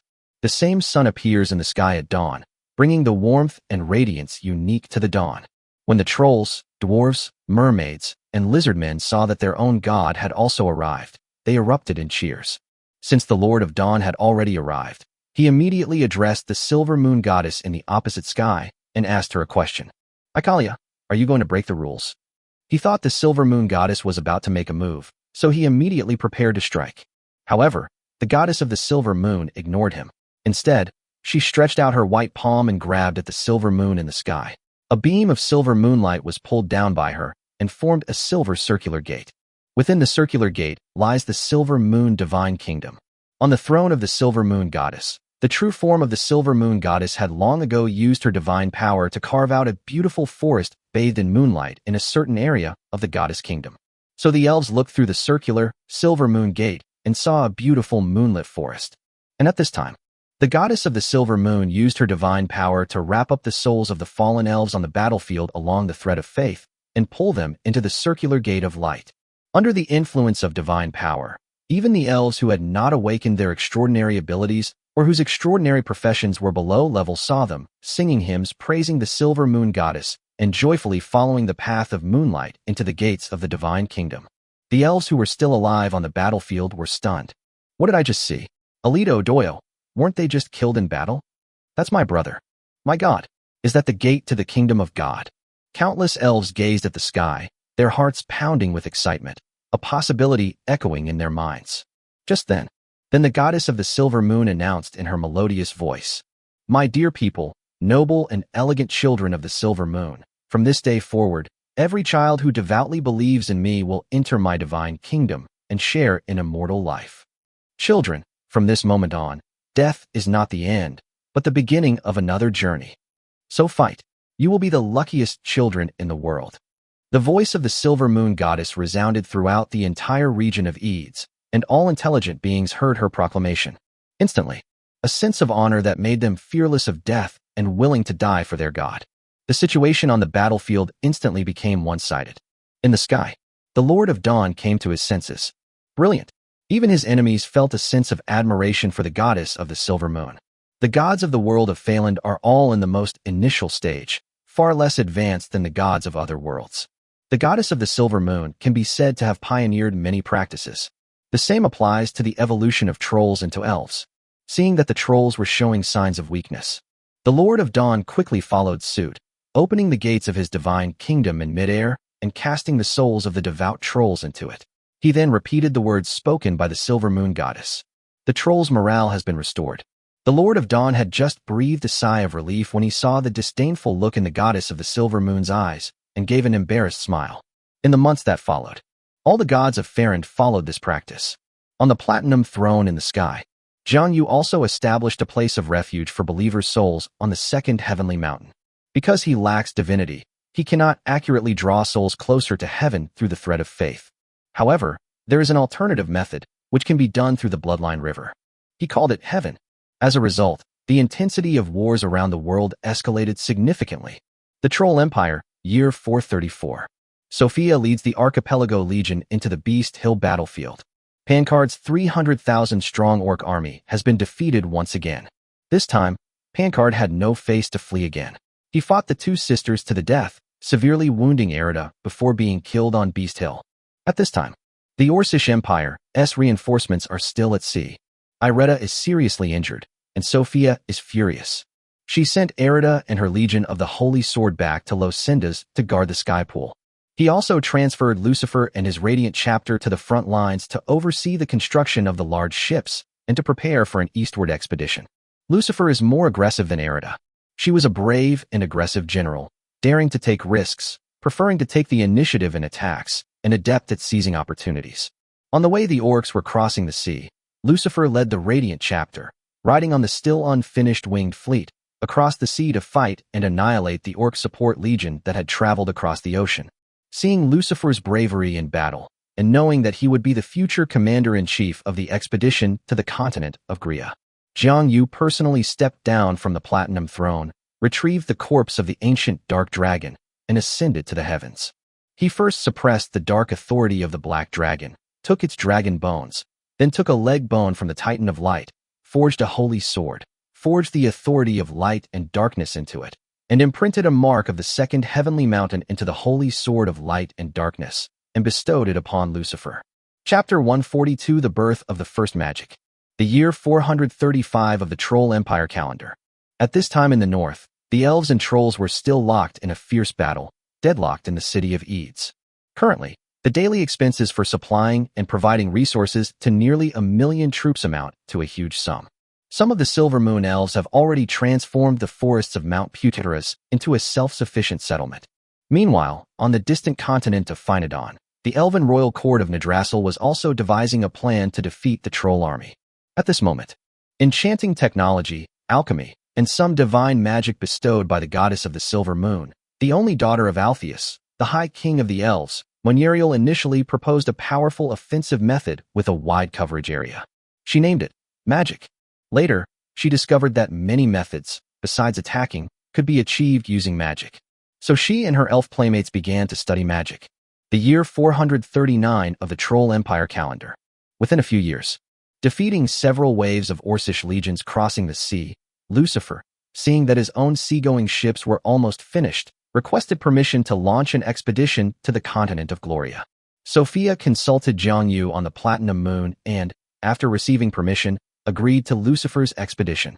Several months later, Lucifer assembled his Radiant Warband, his teacher Sophia's Archipelago Legion, and the Royal Navy of the Kingdom of Losendas. Before the port of Sklen, holding the holy sword of light and darkness bestowed upon him by Jiang Yu, he swore an oath to go to war. Hundreds of thousands of elite winged warriors were armed and ready, their bows and arrows full, and they were in high spirits. Standing in the sky, watching Lucifer's holy sword of light and darkness, they swore an oath almost in unison, their voices shaking heaven and earth, even calming the waves of the sea with their impassioned shouts. High above the heavens, beneath Jiang Yu, the platinum moon shone brightly and dazzlingly, its platinum radiance descending and shining upon Lucifer. His voice also resounded between the earth and the sea. Lucifer, my morning star, go forth, and with your courage and wisdom, create a glorious victory. My people, the heavenly kingdom on Mount Paradise is always open to you. Upon hearing this, all the winged people present excitedly knelt down on one knee in midair and cheered. Victory, great king! Your will surely traverse the continent of Graia without hindrance. This day, Lucifer led the 3 legions of the winged race, hundreds of thousands of elite winged people, across the sea to launch an expedition against the Orc Empire. Jiang Yu silently drew his purple gold sword and held it across his knees. He lowered his head slightly, and his purple eyes shone with dazzling starlight. The depths of the endless sea. Dragon Island, shrouded in mist year-round. The Platinum Dragon and the 5-color Dragon Mother stood at the highest point of Dragon Island, observing the kingdom of gods high in the sky, and looking towards the north of the continent of Phalant. Bahamut, perhaps our chance is coming. Which one did you choose? The 5-colored Dragon Mother asked. Lord of the Dawn. And you? Then I choose the Silver Moon Goddess. It seems we'll have to part ways for now, but that's all right. The dragon cannot lose its legacy. One day, the world will remember the dragons again. The continent of Finorton. In the north, deep in the dark jungle. The Silver Moon elves who once fled here have turned grayish-black in color, and their hair has turned silver. Thousands of meters underground at the deepest part of this jungle. A pair of eyes, utterly dark, suddenly opened. Chapter 143 Arrival on the continent of Graia. The continent of Gloria. The capital of the Orcish Empire. Inside the city, the Orc King knelt inside the temple of the Orcs and the God of Power. Great Father God, Master of Power. The Empire's repeated sea expeditions to the continent of Fland have all failed, with countless Orc professionals and elite soldiers perishing. My God, please give your people some revelation on how to defeat those winged beings who fly in the sky. The power of the heavens within the divine realm. When the God of Strength, Orpheus, heard the Orc Emperor's plea, he was completely bewildered. In fact, the goblins' airship technology used to be able to compete with the winged people. But the aerial units had such a huge advantage that they were practically invincible in open field battles, and he couldn't find a good solution for the time being. Furthermore, he had already seen the winged army, led by Lucifer, crossing the sea. The only option now is to fight defensively. With the protection of the fortified city walls, the winged people could no longer fully utilize their advantages.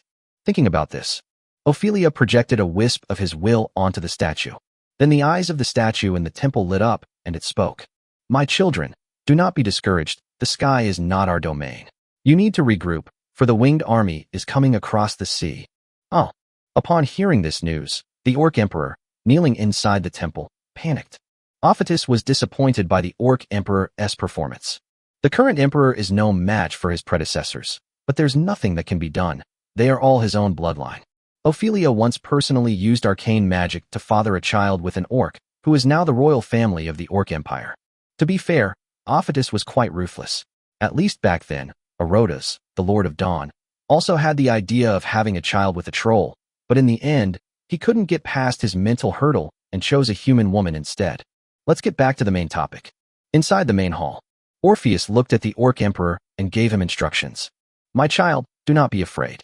In Gloria, the winged people cannot defeat the orcs. Our population far exceeds that of the winged people, and we have strong fortified cities and high walls for protection. Their attacks from the sky will find it difficult to reach us. If they fly over the city walls, through the streets and alleys, we are even less afraid.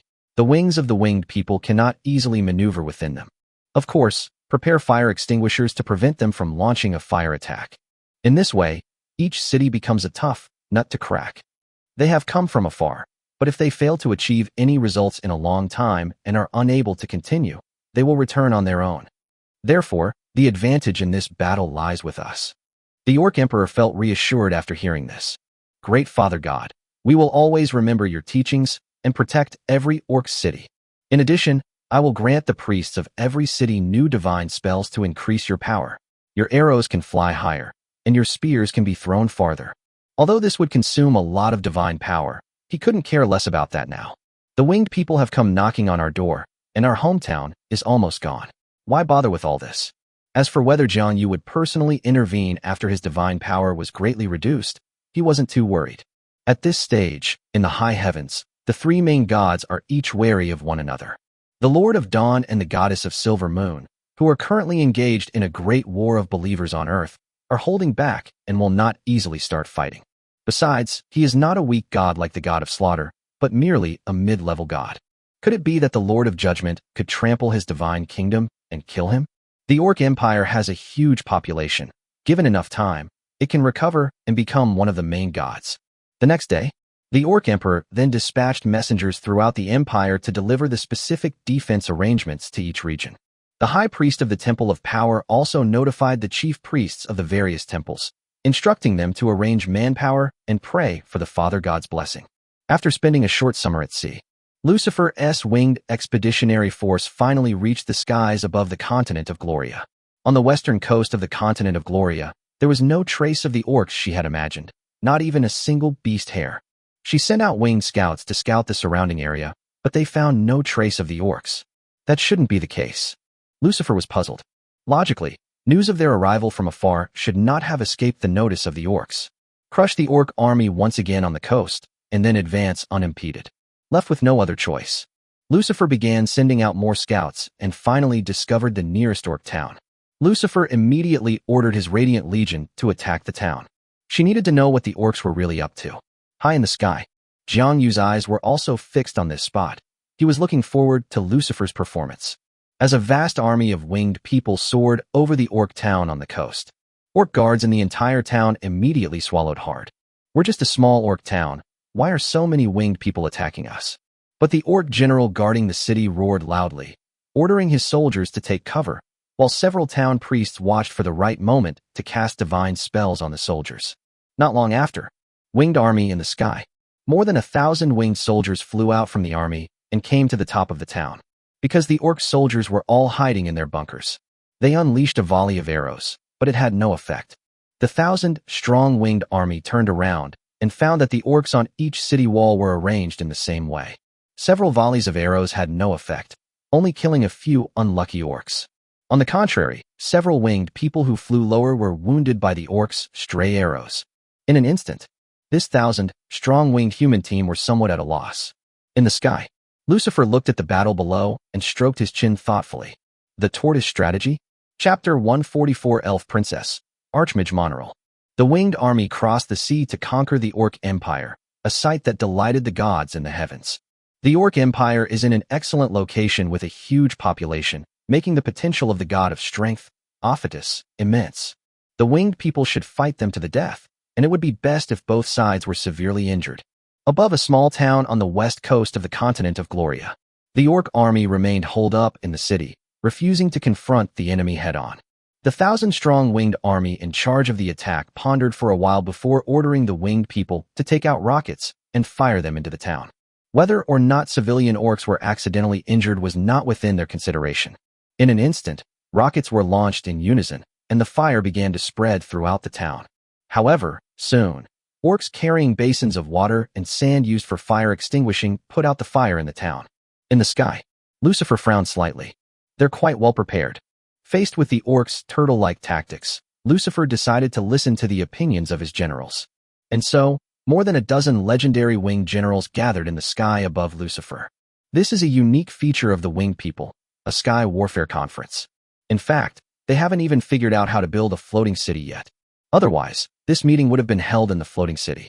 It's not that the alchemists and scholars of the winged people were not diligent, but rather that when magic was not available, the effects and costs of levitation were enormous, making it a losing proposition. In the sky, Lucifer spoke first. Gentlemen, the orcs are using a tortoise-like strategy, relying on strong fortifications and thick walls, and they're holed up inside their cities. I suspect that all the orc cities we encounter later will be like this. So does anyone have a way to break through their defenses? Fire has proven ineffective. They were prepared. A legendary winged man said. Commander, they are relying on their fortified city. Our attack has resulted in heavy casualties. If we send troops to surround them without attacking, could we let them die from starvation? Lucifer shook his head. That would indeed allow us to win without a fight. But we've come from afar, and if we stay too long, our supplies might not be as plentiful as theirs. Besides, the Orc Empire is vast. With our small force, how many cities can we possibly besiege? At this moment, another legendary general offered a suggestion. If fire attacks don't work, why not water attacks? Lucifer shook his head again. Since we are near the ocean, we can certainly use water attacks to deal with this situation, but if we go deep into their territory, it will be useless. Let's launch a legendary siege. A legend for a small town? As the war unfolds, every winged person will need to fight. Another legendary winged general said. Commander, I have an idea. If a few of our warriors work together to lift a huge rock from the sky and smash it down on them, we're sure to be able to break through their city defenses. Lucifer smiled. That's more feasible. The walls of these small towns are not very thick, so with some effort from our people, we can break through them. But that won't completely negate their advantages. Commander, why don't we just send the entire army forward and overwhelm them with our numerical superiority? What a waste. Investing 10,000 people in this small town is already too much. However, using force to intimidate others might have its merits. At this moment, a legendary female winged general spoke. Commander, at this moment, if some ground cannon fodder units cooperate with the ground attack and climb the city wall under our cover, we can launch a pincer attack from the air and the ground, and with the help of dropping large stones from the sky, it might be effective. I just don't know where to find ground cannon fodder. Lucifer nodded slightly. This is all right. As for the cannon fodder on the ground, aren't they all over the entire continent of Greya? I don't believe there are any fearless orcs in this world. Then, she gave a loud command. Pass on my order to send 2 more 1,000-man squads to assist in breaching the city. After breaching the city, first destroy their temple, kill all their priests, and then use various means to recruit the orcs among them to form an auxiliary army. This battle may last longer than we imagine. Gakina, go back to Uriel City yourself to seek supplies and support, and inform the Vice Lord of the situation here. Yes.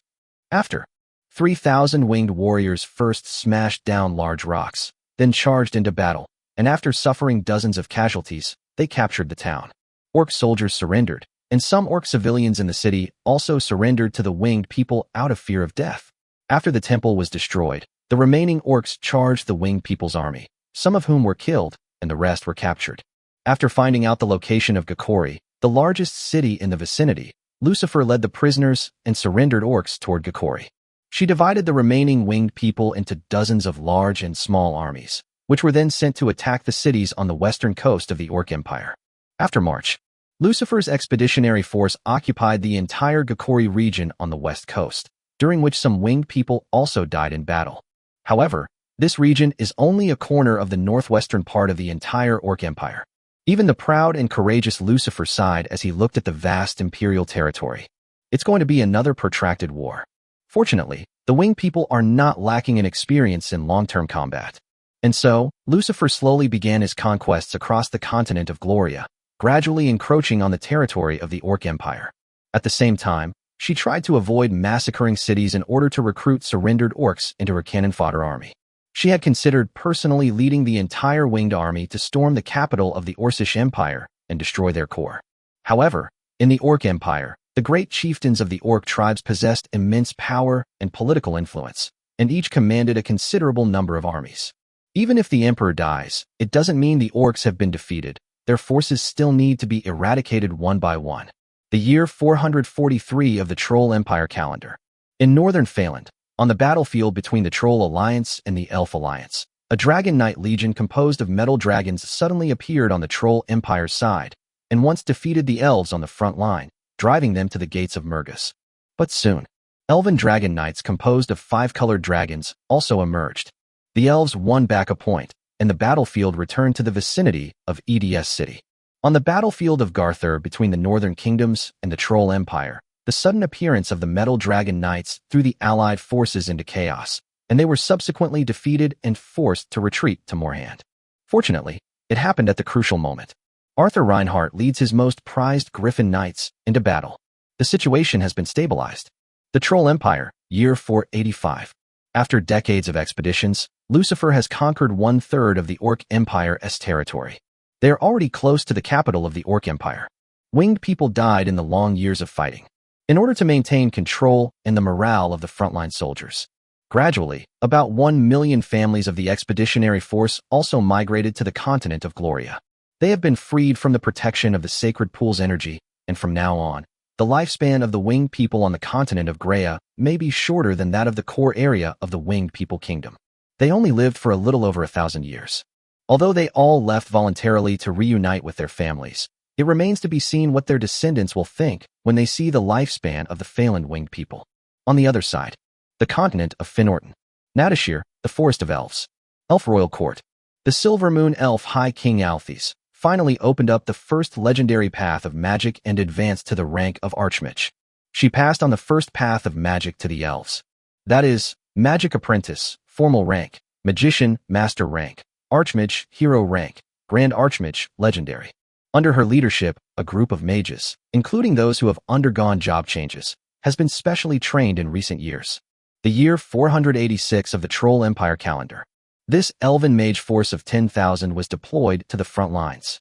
As the commander of this magician's troop, Elf Princess Maniriel makes her debut on the continent's stage. Chapter 145. The Father of the Oak ascends to godhood.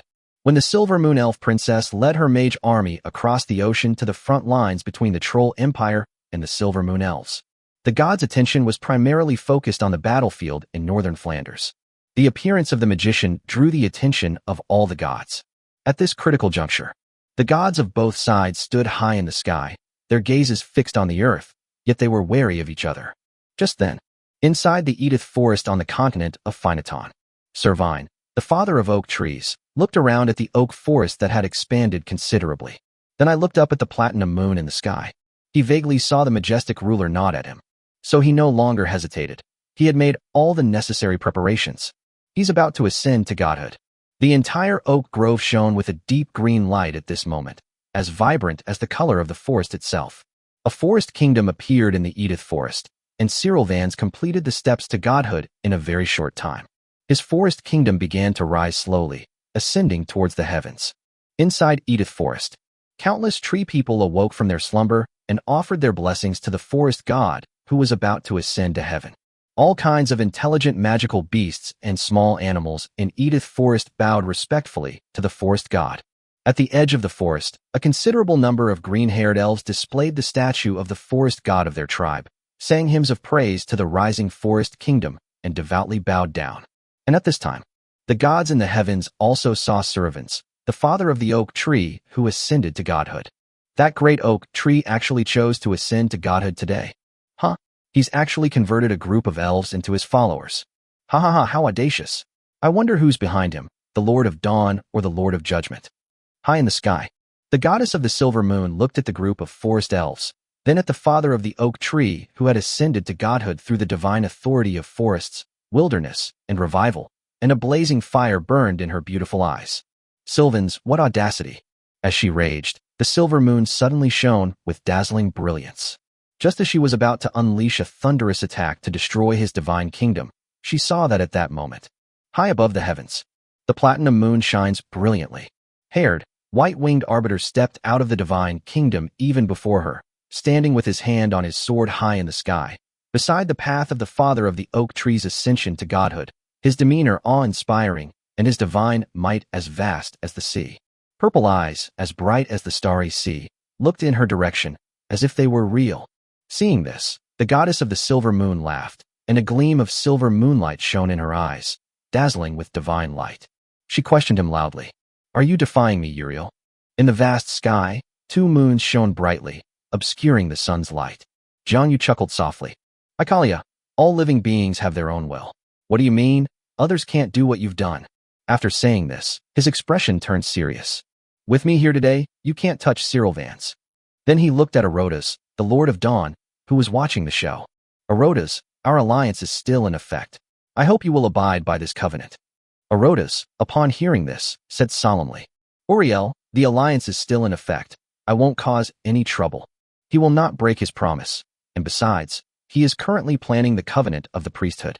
At this moment, the oak tree has been lifted high into the kingdom of God, reaching the heavens, and is about to complete its ascension to godhood. Seeing a group of powerful figures standing high in the sky, especially the silver moon goddess and the Lord of Judgment, who were at each other's throats, I couldn't help but shudder. Even my divine kingdom seemed to tilt to one side. Just then, Jiang Yuan's gentle voice came from beside him. Keep going, don't stop. I'll hold them off. Chapter 146 The Twins of Destiny. High in the sky, who was lifting the forest kingdom up, heard Jiang Yu's voice and looked at the holy figure standing in front of him, blocking the silver moon goddess. He immediately felt reassured. He calmed his mind and continued to complete the final step towards godhood. But the goddess of the silver moon clearly did not want him to ascend to godhood so easily. She pursed her lips slightly, her eyes darkened, and a vast, silvery moon phantom appeared behind her. Immediately, a moonlight wheel appeared in her hand, which she swung violently toward the father of Oak's divine kingdom.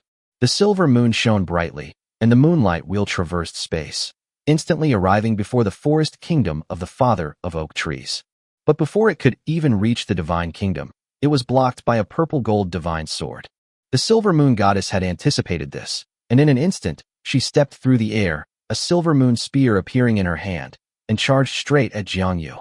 On the silver moon divine spear, the explosive silver moon divine power froze time and space, tore open the sky, and transformed into a silver light like a vast ocean torrent, carrying unparalleled sharpness, piercing towards Jiangyu's body. In that instant, in that single shot, she used all her strength. The radiance of the silver moon exploded in the sky, and Jiangyu was locked onto by the silver moon goddess's divine spear. His purple eyes narrowed, and in an instant, he made the same choice. When it comes to courage in battle, Jiangyu is second to none. He slightly raised his long sword, took a step in the void, and the vast power of judgment enveloped his entire body. His supreme champion will transformed into an indomitable and awe-inspiring sword intent, shining with boundless platinum radiance. With a killing intent that could traverse heaven and earth, he charged toward the silver moon goddess. He also gave it his all. The gods in the heavens held their breath as the 2 chief gods fought each other. What powerful and domineering main gods! Only attacking, never defending. Those 2 lunatics. Even Erotas was deeply moved. Every time I see Icalia's fearless courage, I'm not surprised at all that she has achieved what she has today. Those who are less afraid of death than her lack her talent and strength, and those who are equal to her in strength lack her unparalleled courage. She earned her current status entirely through hard work and battles. After sighing, Erotas looked at Jiangyu, who was fighting the silver moon goddess with no backing down and attacking with all his might. This newcomer seems to be the same. Beyond the forest god kingdom, amidst the radiant platinum sword light, Jiangyu raised his eyes to look at the approaching silver moon goddess. In her eyes, he saw unwavering confidence and indomitable courage. It seems to be saying, come on, either we fall from the sky together, or you get out of my way. She used this tactic and was always victorious. A burning, overwhelming fighting spirit rose in Jiang Yu's eyes. Since you dare to come, let's see whose sword is sharper. I too have held fast to the championship aspirations and have never wavered even slightly. In the blink of an eye, high in the sky, and even throughout the entire world, one can see the two bright moons colliding fiercely. A deafening explosion resounded throughout the world, and the chaotic laws of the battlefield area in the high sky were instantly cleared, leaving only emptiness. In an instant, the two gods fought fiercely. The Silver Moon Goddess and Jiang Yu's divine bodies had half of their bodies explode. Because the two were extremely close, the shattered flesh and blood of the deity instantly mixed together. At the same time, the clash between the future great divine power, the Lord of the Silver Moon, and the Lord of Judgment, who had never appeared in the River of Destiny, stirred up a force of destiny. The divine nature of destiny that the Silver Moon Goddess had just acquired was pulled out and instantly split in two by the light of the Judgment Sword, merging into this mixture of shattered flesh and blood. Of Dawn, who was watching the battle, suddenly had a flash of inspiration and pointed at the mass of flesh and blood with the hope and creative authority he had recently acquired. A miracle occurred. Two well-behaved and adorable baby girls were born in an instant from this mass of flesh and blood. One is overflowing with good fortune, the other is burdened with misfortune. Behind them, each has only one wing, one on the left and one on the right, one black and one white. Their aura suggests they were born demigods. The two baby girls were born high in the sky. Even the usually composed Jiang Yu and the aloof goddess of the Silver Moon looked bewildered. At the same time, they halted their impending offensive. They looked at the two adorable baby girls and murmured to themselves. What's going on? Although Jiang Yu is a player from the 5th chapter, how could she possibly know everything? Meanwhile, the goddess of the Silver Moon was secretly weary. Fate is unpredictable. I wanted to control my destiny, but I lost it in this way. Only the Lord of Dawn, who was watching the show, understood something. It is said that when the world reaches a certain stage, some spirits will be born in the world in various ways. In the words of this era, they are natural demigods and supplements to the order.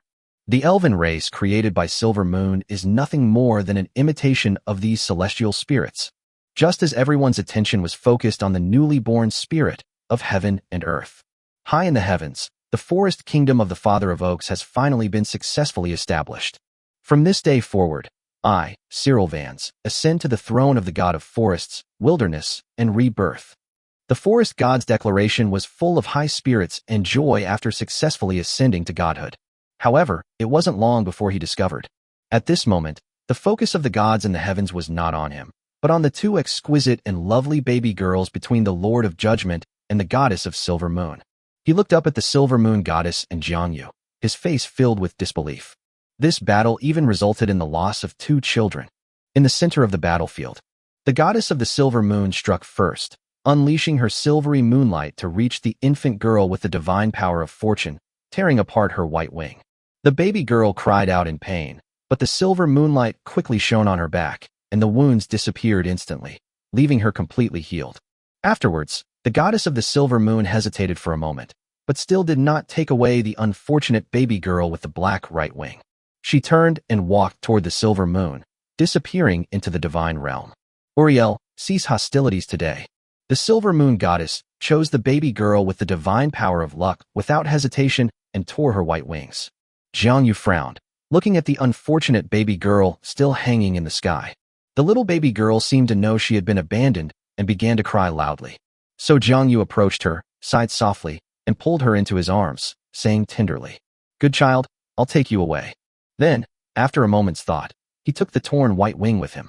After finishing these tasks, Jiang Yu looked at Surivans, who had just ascended to godhood in the Forest God Kingdom, and greeted him with a smile. "Sylvanus, when you are ready, enter my paradise mountain." "Yes, Lord God." Chapter 147, Giving You Wings. After Jiang Yu finished speaking, she took the child back to Tiantang Mountain first. Sitting on the platinum throne, Jiang Yu looked at the obedient baby girl lying in his arms. Seeing her sucking on her tiny finger and staring at him with her beautiful big eyes, a feeling of blood connection welled up in his heart. He smiled kindly. "My child, you are a born demigod. Shall I name you?" "Yeah." The baby girl waved her arms happily. "How about you call yourself Jiangli? In the language of the winged people, that's Livialt." "Yeah. Haha. It seems you like this name, my Livial. Then, Jiangyu lifted up the tiny baby girl, looked at the single wing on her back, and laughed. My child, how can you be a cripple with only one wing? Today, I will give you another wing. With a thought, 6 bright wings suddenly unfurled behind Jiangyu. Then, feathers of light rose from each wing, eventually converging on Livial to form a wing made of light. This wing is perfectly symmetrical to the black wing on her right. The baby girl giggled, flapped her black and white wings, and took flight, fluttering around Jiangyu's platinum throne. Watching the cheerful fluttering of Livial, Jiangyu smiled knowingly. Then, he picked up the broken white wing, pondered for a moment, and used the wing behind him to create an identical wing, forming a pair with it. Finally, he placed the pair of wings on Mount Paradise. He looked up at the bright moon shining high in the sky, and remained silent. He was indeed momentarily dazed when he saw the 2 baby girls earlier. At that moment, an indescribable emotion welled up within her, which allowed the silver moon goddess to gain the upper hand and take away another child. Above the silver moon, the goddess of the silver moon placed her hand on the baby girl's head. From this day forward, your name will be Sally. High in the sky. After Jiangyu turned and left, the forest god and father of oak returned to his divine kingdom. He sat on his throne and, without much hesitation, activated the forest kingdom, heading towards the direction of the platinum moon. Perhaps in the future, through a series of fortuitous events, the father of the oak tree will ascend to the position of a supreme god, becoming a powerful deity. Even supreme gods can be weak or strong. But right now, he can't even imagine that far into the future. In today's world, 3 major gods coexist. He has already offended the goddess of the silver moon. The Lord of Dawn is not on his side. He belongs to the previous era. Only Jiangyu is the most outstanding being in this era. Following the right person isn't an easy thing either. The father of the oak tree remained steadfast in his choice. The forest god kingdom pushed aside the chaotic laws on the path to the heavens and finally arrived before the platinum moon. Only then, as he stepped into the bright moon, did he truly see how vast and luminous the entire platinum moon and Paradise Mountain were. Layer upon layer of heavenly mountains support the magnificent divine throne at the highest point, where an unparalleled god king sits, as if he were the master of heaven and earth. Magnificent, radiant, and grand. Just as he was in shock, a radiant projection appeared before his divine kingdom, revealing Jiangyu's figure. He looked at the father of oaks and smiled. Sylvans, I was right about you. Believe me, you will be proud of the choice you made today. Now come in. Jiangyu pointed to the hazy 4th heavenly mountain. The 4th heavenly mountain is large enough to contain your divine kingdom. Chapter 148, The Burning Fallen Star. When Sylvans saw Jiangyu appear, he stepped out of the divine kingdom and respectfully listened to the instructions of the supreme god. All right, Lord God, I will move the divine kingdom there right away. He nodded, returned to the throne of the divine kingdom, entered the range of heavenly mountain, and then entered the 4th heavenly mountain, which was still in a state of hazy construction. As soon as his divine kingdom entered the 4th level of heavenly mountain, he suddenly felt a surge of merging power, and a powerful and great will enveloped his divine kingdom. Instantly, his forests, wilderness, and power of revival were linked to Jiangyu's will to judge, seemingly actively integrated, yet also passively suppressed. I tapped it, but something's not right. Is not quite what I imagined about the merging of the subordinate divine kingdom into the main divine kingdom. Then, amidst his bewildered gaze the whole way, his forest kingdom was deeply embedded in the heavenly mountain, and a mark of the heavenly mountain appeared within his throne. After all this is done, Servine, the father of the oak trees, had not yet felt the changes in himself, but he did feel the changes in the 4th heavenly mountain. Was originally hazy and still under construction, suddenly became much clearer, as if the process had accelerated considerably. Clearly, the Lord of Judgment has gained enormous benefits. I feel like I've sold myself out. On the 1st level of Heavenly Mountain, atop the high and mighty platinum throne, Jiangyu's face was filled with indescribable joy. Sylvans, what a great guy. Each time he enters the 4th level of Heavenly Mountain ahead of time, he can quickly reach the realm of powerful divine power and will not fall behind the gods who gradually become stronger as faith spreads. Thinking of the contributions of the father of oak, Jiangyu was extremely happy and exclaimed loudly, Sylvans, from now on you can walk all over Paradise Mountain. The Battle of the 2 Months has come to an end. The northern battlefields of Flanders are now the focus of the gods' attention. When the elven princess, the legendary Archmage Moneriel, led her army of mages into the battlefield of Eads. They immediately launched a major attack on the Troll Empire's Eld's Legion. Under the command and leadership of Manhwa, 10,000 mages chanted together, and a super spell powerful enough to destroy the world was completed by them. In the sky, fire elements gathered wildly, and then an enormous, blazing fireball, like a small sun, crashed down towards the city of Eds. Forbidden Magic, Burning Falling Star. They originally wanted to name this Forbidden Magic, the Fall of the Great Sun, but considering the face of their goddess, they named it Burning Falling Star. In the city of Eds. Before the trolls' horrified eyes, a massive fireball, as large as the sun, plummeted into the sky. Their demigod commander tried to stop it, but was knocked to the ground. Then, the little sun fell into the city of Eds. Almost instantly, a massive explosion rocked the city of Eds, sending a huge mushroom cloud into the sky. The vast troll city was instantly engulfed in flames, and its towering walls collapsed with a deafening roar. Countless trolls roared and screamed in agony amidst the flames.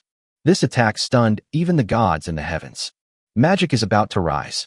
The year 486 of the Troll Empire calendar. November.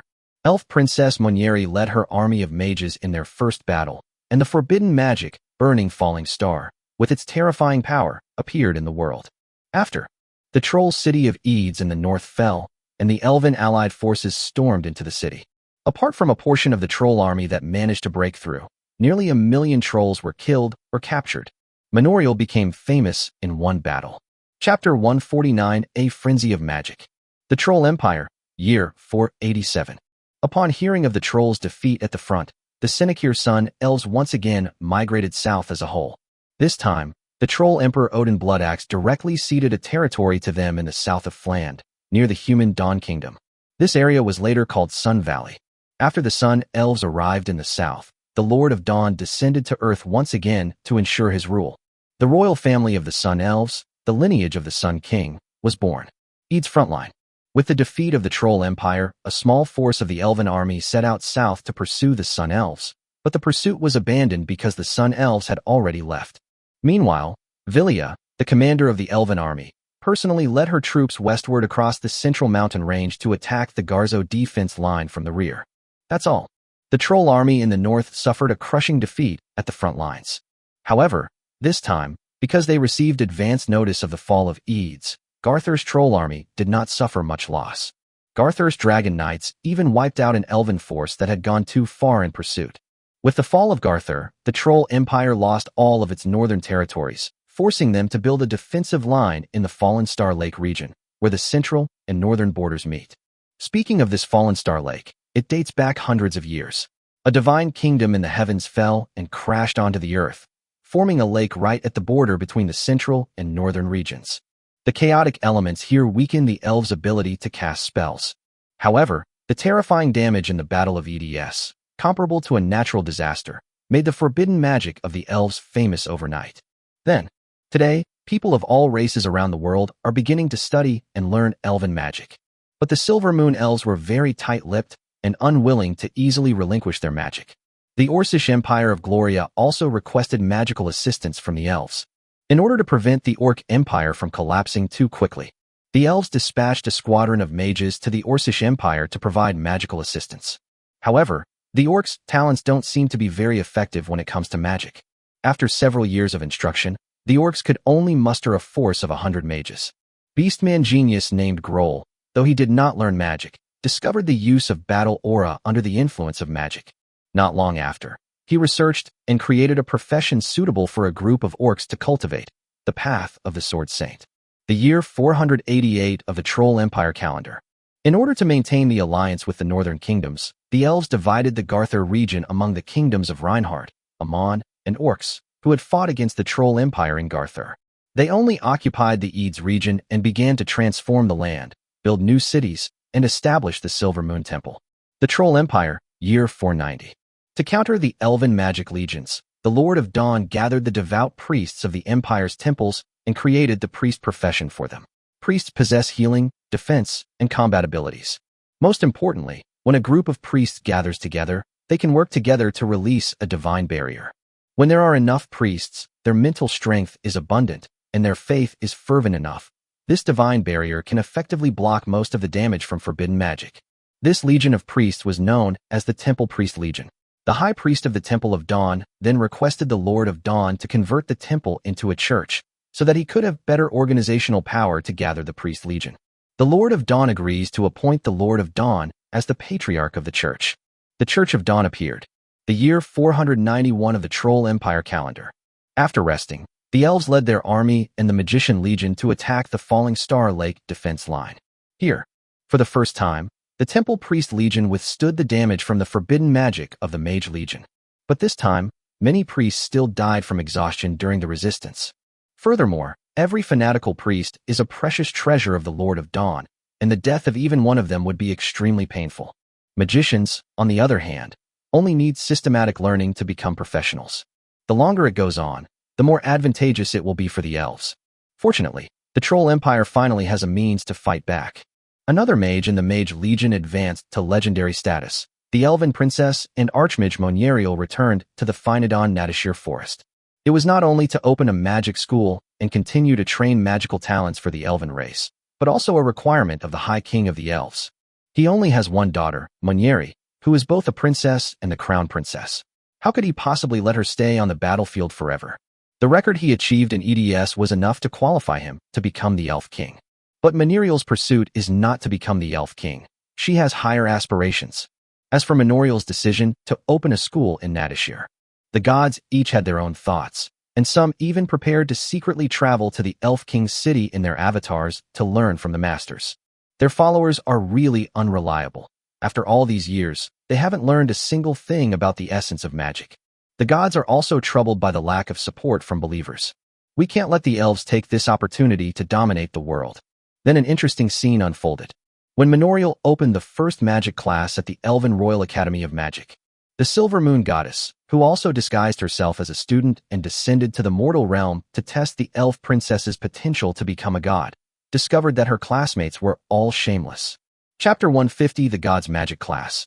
The Continent of Finorton. Natashir Great Forest. Natashir, the Elf Kingdom.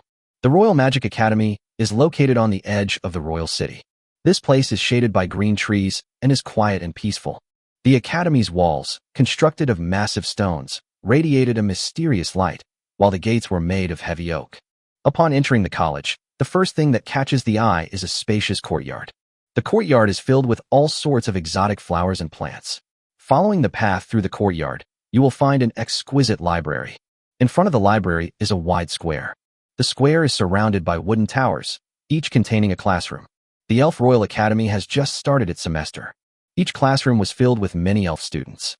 At the very back, there is a large tower, inside which is a bright and spacious classroom. This is a classroom taught by the Elf Princess Moneri. The Elf Academy is piloting a course selection system, with each classroom assigned an elf magic teacher and students choosing magic classes to attend. The morning light was just beginning to break. As the night receded, the first rays of dawn shone into the princess's classroom. A bright and upright figure appeared in the corridor. He possessed an elfin-like handsome face and golden eyes, and his temperament was clearly extraordinary, exuding a magnanimous and majestic air. He looked around and, seeing that no one was around, nodded to himself. Then he straightened up, pushed open the door of the magic classroom, walked in openly, and sat down in the last row of seats. Not long after he sat down, a majestic elf with red eyes pushed open the door and walked in. He was taken aback when he saw the handsome elf already sitting in the last row. The supreme god. Ahem, just call me Rodas. He walked over to the red-eyed elf and sat down next to the golden-eyed elf. As he sat down, another elf pushed open the door and entered. This time it's a female elf with long, dark blue hair. The mother of the deep sea? Lord of the dawn? God of slaughter? Haha, what a coincidence. Immediately afterwards, Favisk, the god of war, Andramar, the god of deserts, Brider, the god of savagery and violence, the wolf god, Lordswin, the god of the north wind, Kamex, the god of roaring and savagery, Siravans, the father of oak trees, and so on. The incarnations of the gods appeared in the magic classroom, exchanging awkward glances. Ha ha ha, what's wrong? You all want to be together now, don't you? This magic classroom was incredibly lively. At that very moment, a beautiful, elfin girl with bright eyes, white teeth, and a graceful figure walked into the classroom. She was stunned as soon as she pushed open the door. Then, her expression changed several times, sometimes annoyed and sometimes amused. These mighty gods actually committed theft themselves. The more I think about it, the angrier I get. So she stood angrily on the podium, looking at the elf students sitting in the classroom. You are all shameless. Do you, the gods, want to steal divine positions? The gods in their seats chuckled, but one red-eyed elf almost coughed up on the spot and lowered his head slightly. Then, the beautiful female elf turned her gaze to a lotus, who sat in the last row, exuding an aura of authority as the leader of the group, and mocked him. Erotas, as a chief god, you also do such despicable things. I always thought you were more upright than that platinum moon. I never expected that you are so much worse than him. Just then, the classroom door was pushed open. A handsome elf with silver hair and purple eyes pushed open the classroom door and walked in, exuding a strong sense of stealth. However, when he saw the assembled gods, he paused for a moment, then chuckled to himself. Haha, this is quite lively. What are you all talking about? Chapter 151, The Predetermined Divine Position. Upon seeing Jiang Yu push open the door and enter, the silver moon goddess Icalia's expression immediately darkened, and her brows furrowed slightly. Before she could say anything, the last row of the classroom. Upon hearing this, the Lord of Dawn immediately stood up and laughed loudly. Ha ha ha, Uriel, you're too late. Erotas, I have passed the dawn of light long ago, but the judgment always comes last. Jiang Yu answered with a smile. On the podium, seeing that Jiang Yu and Erotas were chatting, a fleeting look of profoundness flashed in the eyes of the silver moon goddess. She took a deep breath and said in a low voice, All right, since you've all come here today, I presume you're all here to learn the principles of magic. The gods listened without moving, but a divine light shone in their eyes. In that case, I'd like to take this opportunity to make a promise with everyone. She knew it all too well. Even if this time, she banishes the gods or prevents Manorial from teaching the principles of magic. However, if the gods are shameless, the principles of magic will eventually be exposed, so it's better to use them in exchange. The gods are all currently within the bounds of order, and being caught red-handed would still leave them with some sense of shame. If this is proposed now, with all the gods present, surely no one will object. She said, I am willing to share the principles of magic with the gods, but I ask that you not compete with Manorial for the position of goddess of magic. When she ascends to the throne, do not obstruct her. These words were spoken. The gods remained silent for a moment. Some of the gods looked somewhat unwilling, knowing full well the potential of magic. But the Lord of Dawn agreed first. I agree to this agreement and will not interfere with Monli's ascension to godhood. He doesn't have a particular pursuit of magic, and recently he has been refining his priest system and exploring the principles of magic, simply to refer to them in order to better serve the priest system. But the gods fell silent. The divine office of magic was no weakling. However, the Lord of Dawn's words carry immense weight. So Jiang Yu continued, but he added something. I agree, but magic should not be the private property of elves. All living beings should have the right to use it. If the goddess of magic attempts to possess magic for herself in the future, we gods will surely rise up and attack her. After he finished speaking, he glanced at the gods and Acalia. In his mind, being the goddess of magic was not an easy job. Upon hearing this, the gods felt it was the best option and nodded in agreement. On the podium, the silver moon goddess nodded. She was already quite satisfied with the result. She felt she should take back what she had said to Erotas, the Lord of Dawn. All right, then it's settled. The three main gods nodded, and the matter was settled. Just then, light footsteps could be heard outside the classroom door. The silver moon goddess, Ikalia, quickly stepped down from the podium and found a seat in the front row. Jiang Yu also walked to the window in the front row and sat down. He had just sat down. The classroom door was gently pushed open. A stunningly beautiful, scholarly-looking female elf walked into the classroom carrying a thick magic book and stepped onto the podium. She put the magic book down on the podium and looked into the classroom. She was surprised when she saw it. All you can see is below. Each elven student possessed an outstanding and noble demeanor, even more majestic than her father, the king. Among them, 3 of the most outstanding elves, like kings of all living beings, stood between heaven and earth. Who are these people? A question arose in her mind. But the next moment, a voice appeared in her mind. Manorial, just continue with the lesson as usual. It is the divine sound of the silver moon goddess. Manorial was extremely surprised. She looked around in all directions. The beautiful female elf, one of the 3 most powerful elves, smiled at her, her eyes full of admiration.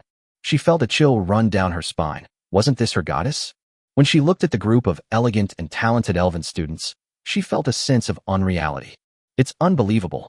She calmed herself, nodded respectfully to the goddess of the silver moon, then focused her mind, faced the gods, and uttered her first words about the source of magic. As everyone knows, I founded the profession of mage decades ago. It is said that I combined the world's runes, enchanting, alchemy, hymns, and other systems to establish the magic system. But what many people don't know is that the most crucial core, the very essence of magic, actually originates from the chanting method created by my supreme deity, the great silver moon goddess. And the inspiration for the magic tool, the staff, also comes from the silver moon staff of the silver moon goddess whom I worship. Therefore, the very origin of magic is actually the wisdom of the silver moon goddess. As Monica finished speaking, she glanced furtively at the goddess of the silver moon. Ikalia smiled, her lips curving upwards, her pretty face radiant. So she continued her sermon. Now, I will begin to explain the principles of magic in detail. Chapter 152. The enemy is at the gates. After that magic class, magic professions began to truly emerge among intelligent races all over the world. Aside from the elf princess's first magical legendary path, many years later, legendary paths to various magical systems emerged. Summoning, necromancer, shaping, demon, spatial, soul, astral, life, shape-shifting, psionic, messenger, divine, and more. The first legendary magic system originally created by the elf princess was called the elemental magic system. Within a certain framework, the magical system flourished in a diverse array of forms, and all of this stemmed from that one great magic lesson. The record of the ascension of the magic goddess Munliel. Troll Empire, year 500. Active in the human region of the Three-Forked River, requests to become a subordinate god of the Lord of Dawn and desires to exalt the divine kingdom and ascend to the position of true god. Arotas hesitated for a moment, but then agreed. June. The god of wisdom and healing, Gotigus, who has been spreading faith among humans for many years, ignited the divine fire in the Three-Forked River region with the faith of the humans, and raised up the divine kingdom. High in the sky, the moment when the goddess of wisdom and healing, Gothias, lifted the kingdom of God into the heavens. Sitting on the platinum throne, Jiang Yu suddenly opened his tightly closed eyes, and his purple pupils burst forth with incomparably dazzling divine light. A vast and majestic divine aura covered the entire heavenly mountain and spread outwards into the heavens. The next moment, he rose from his throne, under the terrified gaze of Siravans, the father of the oak trees. He held the purple gold longsword at his waist horizontally in his hand, and with one step, he appeared before the divine kingdom of the god of wisdom and healing. A resolute and decisive sword strike was unleashed. Suddenly, a dazzling pure white sword light shone between heaven and earth. The sword light roared, and the intent of judgment, like the Milky Way in the heavens, crashed down on the divine kingdom of the god of wisdom and healing. In his horrified gaze, his divine kingdom, which he had not yet reached, along with his throne, was cleaved open by this sword, exposing his entire being to the vast and empty heavens. No, on the shattered throne, the eyes of the god of wisdom and healing lost their light the moment the divine kingdom shattered. He did not look at Jiang Yu, who held his life and death in her hands, but instead looked at the vast and brilliant sun in the sky, his face filled with despair. Arotas, my god. A bright silver moon was seen blocking the sun's view. Let's move closer. You will then see a cool and dignified goddess facing off against a golden-haired, golden-armored god. Arotas, you have enough gods already. Ikalia, get out of my way. Arotas, don't even think about it. That ungrateful god of wisdom and healing is definitely dead. The divine authority of wisdom, the faith of humanity, a path to death. Arotas looked up at the distant heavens, at the shattered kingdom of wisdom and healing beneath Jiang Yu's sword, and then at the silver moon goddess standing before him, sighing softly. His wisdom ultimately could not overcome his desire to become a god. His wisdom is so presumptuous as to presume to fathom the mind of the gods. The goddess of the silver moon added dismissively, distance. Within the shattered divine realm of the god of wisdom and healing, Jiang Yu slowly walked through the ruins of the divine kingdom and came to the presence of Gotegos, the god of wisdom and healing. If you had continued to hide, I wouldn't have bothered looking for you. But since you actually dared to ascend to godhood and challenge my bottom line, then no one can save you. On the throne, knowing he was doomed, Gotegos looked at Jiang Yu with despair and resentment, and finally cursed. Uriel, your sword is stained with the blood of the gods, and you will one day be devoured by them. You, however, before he could finish speaking, Jiang Yu cleaved his soul and body in two with a single sword strike, and his divine nature and divinity were suppressed by the judgment throne. You're just worrying about things that don't concern you. He found it amusing. Whether the future is the shattering of heaven or the twilight of the gods is none of your business. After this battle, Jiang Yu gained the divine status of wisdom and healing, returned to the Platinum God throne, and the fourth heavenly mountain became much clearer. Year 501 of the Troll Empire calendar. With lightning speed, Arthur Reinhardt swept away the followers of the god of wisdom and healing among the Trident people, killed the Trident governor who had long harbored independent ideas, re-established the faith of the Platinum Moon, and consolidated the royal rule of the Reinhardt Kingdom. At the same time, the Reinhardt Human Kingdom's territorial expansion began to extend closer to the west coast. The kingdom's pioneering knights made their first contact with the barbarian tribes active on the west coast. Because they belonged to the same origin, the Kingdom of Reinhardt wanted to bring them under its rule, so it sent envoys to contact the various barbarian tribes. The hardships of life and their shared human bloodline made the barbarians want to submit, but their doubts led them to hope that the human king would personally make promises and offer them terms. Year 507 of the Troll Empire calendar. Arthur Reinhardt personally led the Golden Lion Knights and the Griffin Knights to the barbarian tribes in the northern part of the west coast, where they met in a plain at the mouth of the sea called Whitefat. The power of the human kingdom's king and legions won them over, and they signed a treaty of allegiance with Arthur Reinhardt.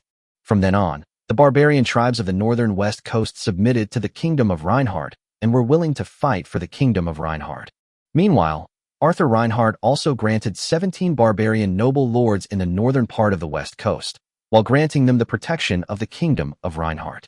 Meanwhile, the Kingdom of Reinhardt dispatched an elite legion and gathered able-bodied warriors from various barbarian tribes to march south and attack the ogre tribes that had long been enemies of the barbarians. The year 512 of the Troll Empire calendar. Of Dawn has obtained a contracted divine office, and his strength is steadily progressing towards becoming a powerful god. In fact, Orodas had already begun plotting for the divine office that would provide him with great assistance and could even elevate him to a position of great divine power. The year 523 of the Troll Empire calendar.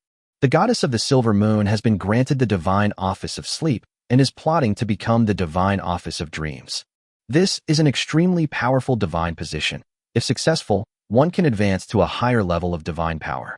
The year 555 of the Troll Empire calendar. After many years of fighting, Lucifer led his winged legion to the gates of Sareta, the capital of the Orc Empire. Chapter 153. His Highness asked, to surrender or not? Sareta, with its high walls and thick ramparts, nestled between two rivers, was once the most prosperous and fertile region of the entire Tiamin Orc Empire. Throughout history, nearly 1 million orcs have been raised on this river plain. It owns this central metropolis. The Orc Emperor could then sit in his palace, overlooking the vast mountains and rivers, in the center of the capital of the Orc god, just to admire the god's majesty. Now, however, it is desolate. Lucifer conquered cities and territories, recruited orcs, and trained a large army of cannon fodder.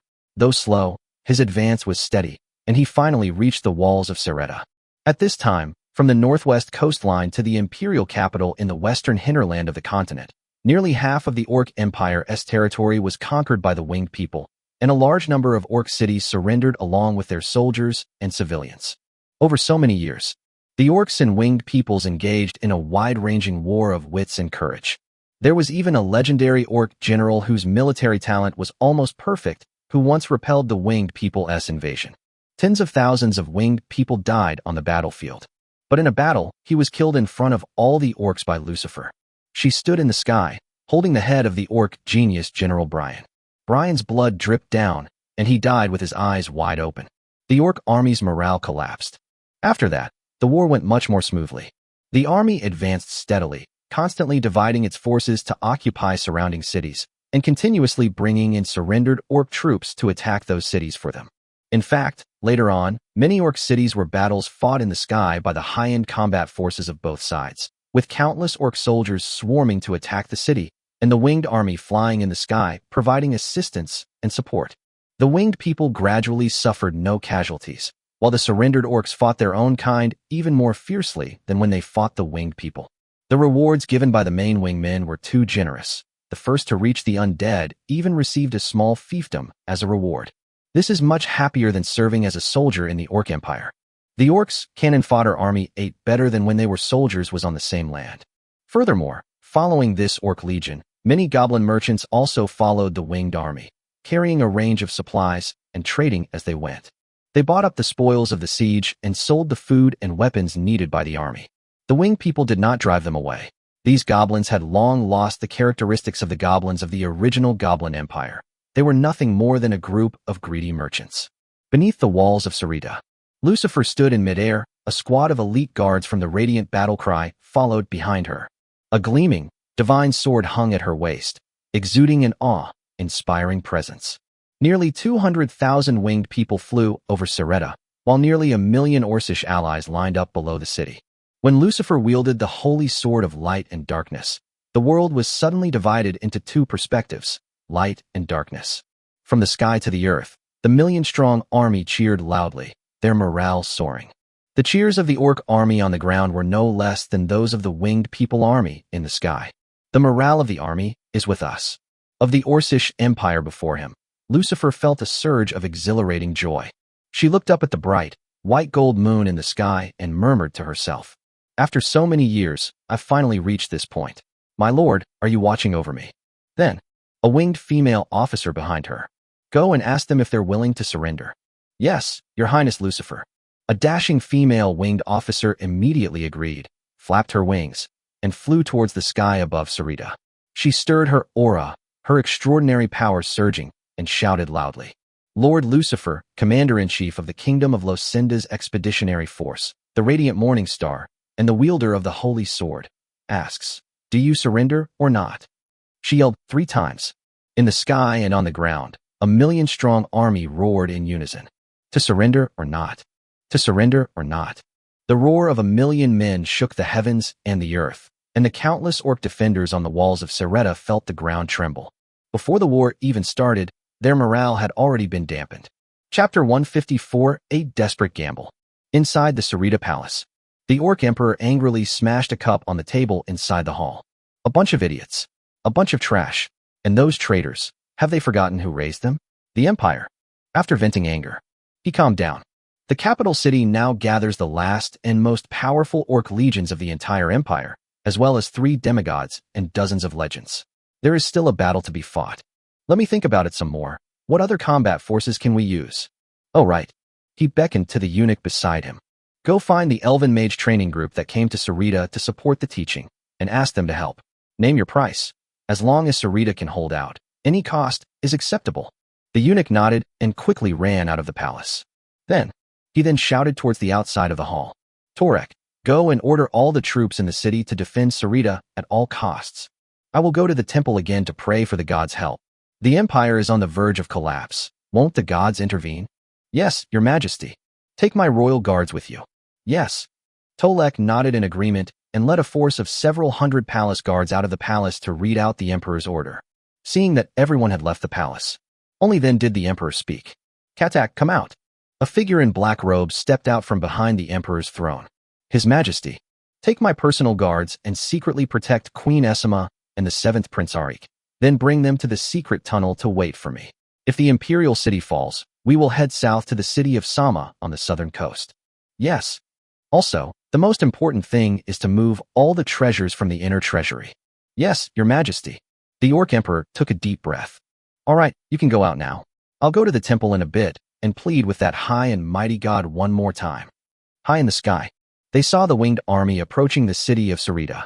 Jiang Yu did not close his eyes to cultivate, but instead pressed his hand on the long sword at his waist, his gaze falling on the divine kingdom of the orcs and the god of power. The capital of the Orcish Empire is about to fall.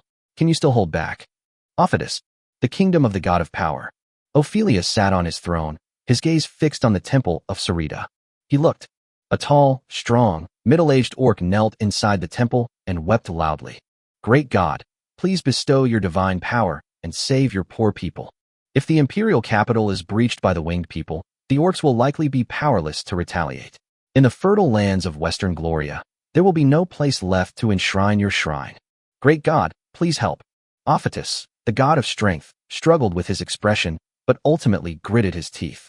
I have to make a move. In recent years, his faith has declined rapidly. If we continue to cower in fear, our faith will only scatter further. Orcs have always revered bravery, and his performance over the years is indeed difficult to assess. He planned to ask the Silver Moon Goddess to block the Lord of Judgment, and then personally intervene, unleashing divine magic in a desperate attempt to resolve the crisis in the capital. He was quite confident. That old tree on Paradise Mountain couldn't stop him. As for the subsequent reckoning by the Lord of Judgment, if his divine kingdom truly cannot withstand it, he will join the Silver Moon Divine Kingdom and worship a supreme god for himself. This is so frustrating. I am Sequence 0, the Master of Power. Damn Platinum Moon. Chapter 155 Sequence 0, the Netherworld Ruler ascends to godhood. Within the Silver Moon Kingdom, a bright light enveloped the Divine Kingdom. The Silver Moon Goddess Angelic did not sit on her throne, but rather in a garden within her divine realm. The garden was ablaze with colorful flowers, and a swing hung on the lawn. Several beautiful fairies dressed as maids stood respectfully behind the swing. In front of the swing, the little girl Serial has grown into a beautiful young woman. She had long silver hair, purple gold eyes, fair skin, and wore a white dress. Tall and elegant, she looked absolutely stunning. However, at this moment, she was hanging her head dejectedly, receiving a reprimand from a beautiful goddess with silver hair and golden eyes, who was also tall and fair-skinned. Serial, how many times have I told you? Don't sneak out of the kingdom of God without my permission. Tell me, how many times have you run away this year? Once. Twice. The goddess of the silver moon raised her hand. All right, mother, it's 5 times. But 3 of those times, Uncle North Wind caught me and brought me back. The girl in the white dress pursed her lips. Serial, don't think that just because you have my bloodline you can freely enter and leave the Silver Moon Kingdom. You are the future goddess of fortune, and before you become a god, countless eyes are watching you. Moreover, your combat ability is simply indescribable. You didn't inherit any of my powerful combat talent. The goddess of Silver Moon laughed in anger, but in the end she still put her hand down, unable to bear to hit the child who had grown up by her side since childhood. But mother, I want to see my sister. The girl in the white dress blinked pitifully and said with a wronged expression, the spirits of heaven and earth are born with memories. Upon hearing this, the goddess of the Silver Moon showed a hint of remorse on her face. She used to subconsciously reject misfortune, but now she regrets it. She should have taken both with her. After a moment of silence, she finally asked, You saw her? Of course, I can come and go as I please at Paradise Mountain. Besides, Liviel is quite powerful now. She said she'll protect me from now on. The girl in the white dress tilted her head back, put her hands on her hips, and said proudly, Is Liviel very powerful? The goddess of the Silver Moon looked at her beloved daughter with some suspicion. They were born from the same source, and she would rather believe that her 2 daughters were combat failures than believe that only the daughter in front of her was a weakling. This made her suspect that there was something wrong with her parenting style.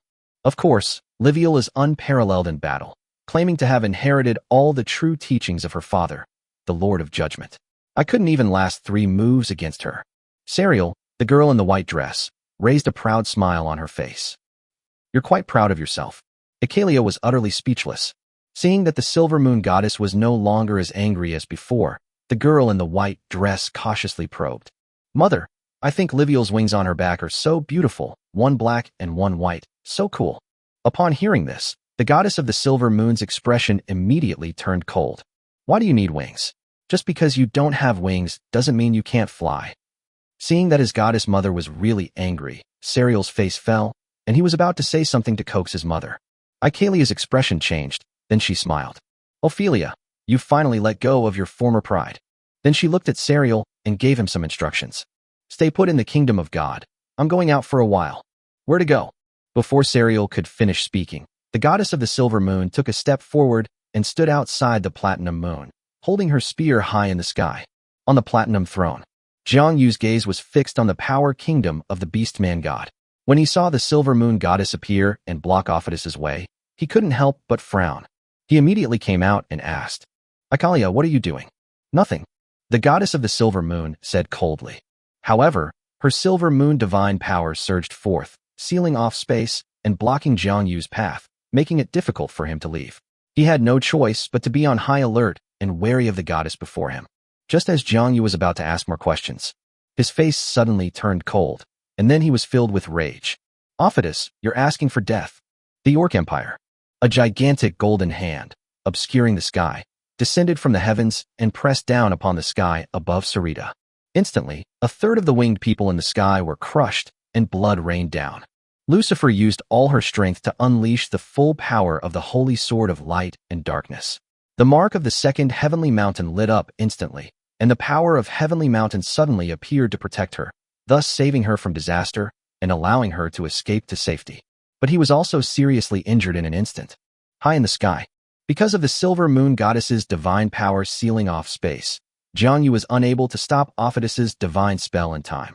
Of course, the main reason was that no one expected Orpheus to be so ruthless towards so many mortals. The goddess of the silver moon was somewhat stunned, not expecting the god of power to personally intervene, disregarding the unspoken rules among gods, and slaughtering so many mortals. Almost simultaneously, Jiangyu instantly drew his sword, and the vast and boundless judgment sword intent suspended the heavens and earth, with boundless killing intent rising up. He was absolutely furious. The goddess of the silver moon initially intended to intervene slightly, but the next moment, the far north of the continent of Phynaton, dark jungle, an extremely deep aura of darkness rose up. Immediately, a dark and muffled voice proclaimed between heaven and earth, "I, Sequence Zero, Angelic, the Lord of the Underworld, today ascend to the throne of the god of the underworld, darkness, and death." Within the jungle, hundreds of thousands of dark elves, countless dark beasts, and shadow creatures sang hymns of praise. At the same time, a vast, deep blue divine kingdom ascended towards the heavens. See here, the silver moon goddess's expression changed drastically. No longer caring about stopping Jiangyu, she turned around and headed north of Finalden. "Andalusia, you're asking for it." Without the silver moon blocking their way, Jiangyu took a step forward and arrived before the kingdom of power, wielding his divine sword as he descended. God's country. Just as he was sitting on his throne, manipulating his divine power and preparing to strike again to kill Lucifer, he saw a majestic six-winged deity approaching with boundless killing intent. Ophelia, today, no one can save you. Chapter 156, Lord of the Underworld. The sacred and majestic six-winged deity was like a king who judged heaven and earth, with an eternal flame burning in its purple eyes. The god of power, who was on the throne, suddenly stood up. How is that possible? Where is the silver moon goddess? He was shocked, angry, and a little resentful. Before he could find out the reason, slashed straight toward his divine kingdom. The world turned white. The kingdom of power was shaken by the sword strike. Within the kingdom of God, countless orc believers were scattered and disoriented, and the god of strength, Ophidius, quickly stabilized the divine kingdom. It has to be said, the god of strength is indeed much stronger than the god of slaughter of yesteryear. If Jiangyu had the strength he has now, this sword strike would have split the entire divine kingdom in two. However, Ophelia was once a Sequence Zero being, and after ascending to godhood, she was at least at the level of intermediate divine power. With the power of the divine kingdom, even a god of average divine strength would find it difficult to kill him within his divine kingdom, no matter how much stronger he is. But Jiangyu is different. He is not a god in essence. Seeing that the first sword light could not break through the divine kingdom's defense, Jiangyu thought of a countermeasure almost immediately. High above the heavens, the platinum moon, which seemed to hang eternally in space, suddenly shone with a magnificent and dazzling light. Then, before the astonished eyes of all living beings in the world, the dazzling platinum moon, like a shining sun, crashed straight into the space, into the divine kingdom of power that resembled a star. Rumble, rumble. When the kingdoms of God collide, it is to damage one's own foundation with the foundation of another's god. Generally speaking, for every 10,000 enemies killed, 8,000 of your own will be lost. But only determination shone in Jiangyu's eyes. The instant the platinum moon collided with the kingdom of power, he stood at the very edge of Paradise Mountain, the closest point to the point of impact, raised the purple gold divine sword, and unleashed the light of judgment. He is using himself as the arrowhead to break through the defenses of the god of power. Within the realm of the god of power, Ophidius's expression changed several times upon seeing Jiangyu's resolute actions. Finally, his expression returned to normal, and his eyes were filled with determination and fighting spirit again. He faced the platinum moon opposite him, and the towering god standing on the platinum moon, and laughed loudly. I too defeated countless enemies before reaching the pinnacle of power. Now that I've become a god, have I lost that invincible spirit? Lord of judgment, then let us fight. Only pure power can subdue everything. He clenched his fists, and a pair of gauntlets filled with golden divine light appeared on his fists. His immense power amplified with each breath, and then he unleashed a punch. Pure power, amplified by divine strength, formed a golden fist shadow that shattered everything in front of him, sending countless spatial fragments flying towards Jiang Yu. Before the platinum moon, Jiang Yu, who had just opened the gate to the god of power, watched the golden fist shadow coming towards him and the space shattering along the way, and also felt that incomparably domineering and pure power. He did not retreat or dodge. A calm and composed light shone in his purple eyes. Her silver hair suddenly billowed backward. With a single sword strike, the pure white and magnificent sword light split the space in two, striking the incoming golden fist shadow, and then without pausing, stepped forward. Ignoring the fact that the sword light could shatter the fist shadow of the god of power, he flipped his wrist, reversed his grip on the long sword, and his speed sword, quickly arriving in front of Ophitus. Facing Ophitus and the divine throne behind him, he unleashed a full-force sword strike, amplified by several divine throne characteristics. Ruling, a pure white sword light, stunning throughout the ages, shone forth, carrying a resolute intent to kill, aiming to sever his soul and everything else. Ophitus, the god of strength, narrowed his eyes, with his throne behind him. Instead of retreating, he unleashed 10 million punches in an instant. Instead of defending, he unleashed 10 million punches at Jiang Yu's divine body. He did his best. The divine power of strength and the divine power of judgment collided with a deafening roar. A deafening explosion resounded within the god of power, shattering the space into pieces and instantly creating a black hole that distorted and obscured light. All the gods who were watching have lost sight of it. What happened? At the same time, the continent of Phynaton, above the dark jungle, a dark divine kingdom is rising rapidly into the heavens. On its path to ascension, a goddess of unparalleled beauty and majesty appeared, wielding a long spear and a flying wheel. The radiance of the silver moon shone forth, and the moon will crash down like a meteor. The endless silver moonlight shattered everything, about to shatter this divine kingdom and bring it to the dust. However, at that moment, a ray of dawn appeared before her, and a radiant god with golden armor and golden hair appeared. He reached out and threw a divine spear that shone with golden light, carrying the light of the endless sun, and knocked the moon wheel of the silver moon goddess apart. And so he stood there beside the dark kingdom of the gods, blocking her way. The goddess of the silver moon was furious. "Erotas, what are you doing? And this is the god of the underworld, the god of death, the opposite of the sun. Are you going to stop me too?" Since becoming a god, Icalia has been enraged repeatedly. It's difficult for Icalia to gain the upper hand against a group of seasoned veterans. To be honest, deep within her soul, a divine spark of wrath was about to take shape. Upon hearing this, Erotas, the Lord of Dawn, remained steadfast and unwavering. "Icalia, with me here today, I will not let you stop Andalis from ascending to godhood." Long before the pre-anniversary era, long before the rise of Icalia, Erotas and Andalis were close friends, supporting each other on their path of progress, and eventually both reached the pinnacle. However, Andalis gradually disappeared from public view, and everyone assumed that he had vanished or died. But only Erotas knew that Andalis had gone to study the deeper underworld. High in the sky, as the vast, dark divine realm rose higher and higher, Icalia took a deep breath and said in a deep voice, "If that's the case, then let's fight." As they were talking, the silver moon in the sky shone with unparalleled silver brilliance. The silver moon goddess put away the moon wheel, transforming it into a scimitar. Then, wielding a spear in one hand and a scimitar in the other, clad in silver armor, she charged toward the Lord of Dawn. Seeing that Silver Moon was taking things seriously, the Lord of Dawn dared not be negligent. He held his spear upright in the sky, transforming into a great sun. The golden light illuminated the airspace as if it were daytime, firmly blocking the Silver Moon goddess's attack. Just as the two main gods were engaged in a fierce battle, of the underworld finally lifted his divine kingdom high into the heavens, embedding it at the edge of the world. An aura no less powerful than that of the Lord of Dawn, the goddess of the silver moon, and the Lord of Judgment erupted forth, vast and mighty, resounding throughout the world. High in the sky, all the gods looked on with awe. Then, a majestic deity with black hair and golden eyes emerged from the divine realm. He looked like a tall, middle-aged man, but he had an unbelievably cold demeanor. He ignored the battle between the Lord of Dawn and the goddess of the silver moon, and instead made a loud announcement to the world. "The world is imperfect, and I, Andalusia, am willing to transform my divine kingdom into the underworld and open up the realm of the dead." These words were spoken. In an instant, a vast and boundless world will emerge, sweeping up the dark kingdom of the Lord of the Underworld and tossing it towards the far north of the world. Then a new, vast space appeared within the world, yet it also seemed to be outside the world, hidden in the void. Andalusia continued to announce, "The underworld must be connected to the world. The river Styx has appeared."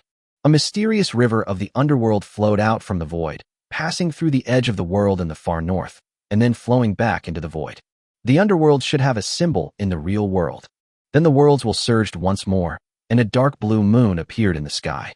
March, same day. Angelic found himself in the illusory underworld, where he suddenly gained immense divine power. Chapter 157, Slaying a God. Within the newly born underworld, the Lord of the Underworld walked across the desolate land. A dim moon also hung high in the sky. This world has become increasingly vast because it has gained the recognition of the world's will. But alas discovered, the authority over souls, which the underworld desperately needed, was only given to one person. The rest were divided among the gods and those who had not yet ascended to godhood. The appearance of the underworld brought him powerful divine strength through the world's feedback. But he still needs to process this power. Furthermore, the newly formed underworld is currently very fragile, and he needs to stabilize its foundation. If the underworld is damaged, Andalusia will either die or be seriously injured. This is also how he obtained powerful divine power in exchange for the world. If nothing unexpected happens, during the period that follows, he will only walk the world in an avatar, which is also his promise to the Lord of Dawn. In reality, in the realm of the divine, the underworld and the dawn are actually opposites. The underworld is a place where the sun can never shine, and it is impossible for the sun's radiance to enter the underworld. The opposition between the underworld and the dawn may not have been obvious in the pre-epical sequence. However, in the realm of deities, the opposition between divine offices is absolute and beyond question. Perhaps they will become enemies because of this. The moon hangs high in the sky. The river Styx flows at the edge of the world.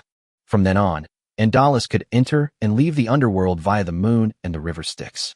In Andalusia's view, all living beings in the world generally travel across the river Styx to enter the underworld. The moonlit night was his private domain. This place is of great importance.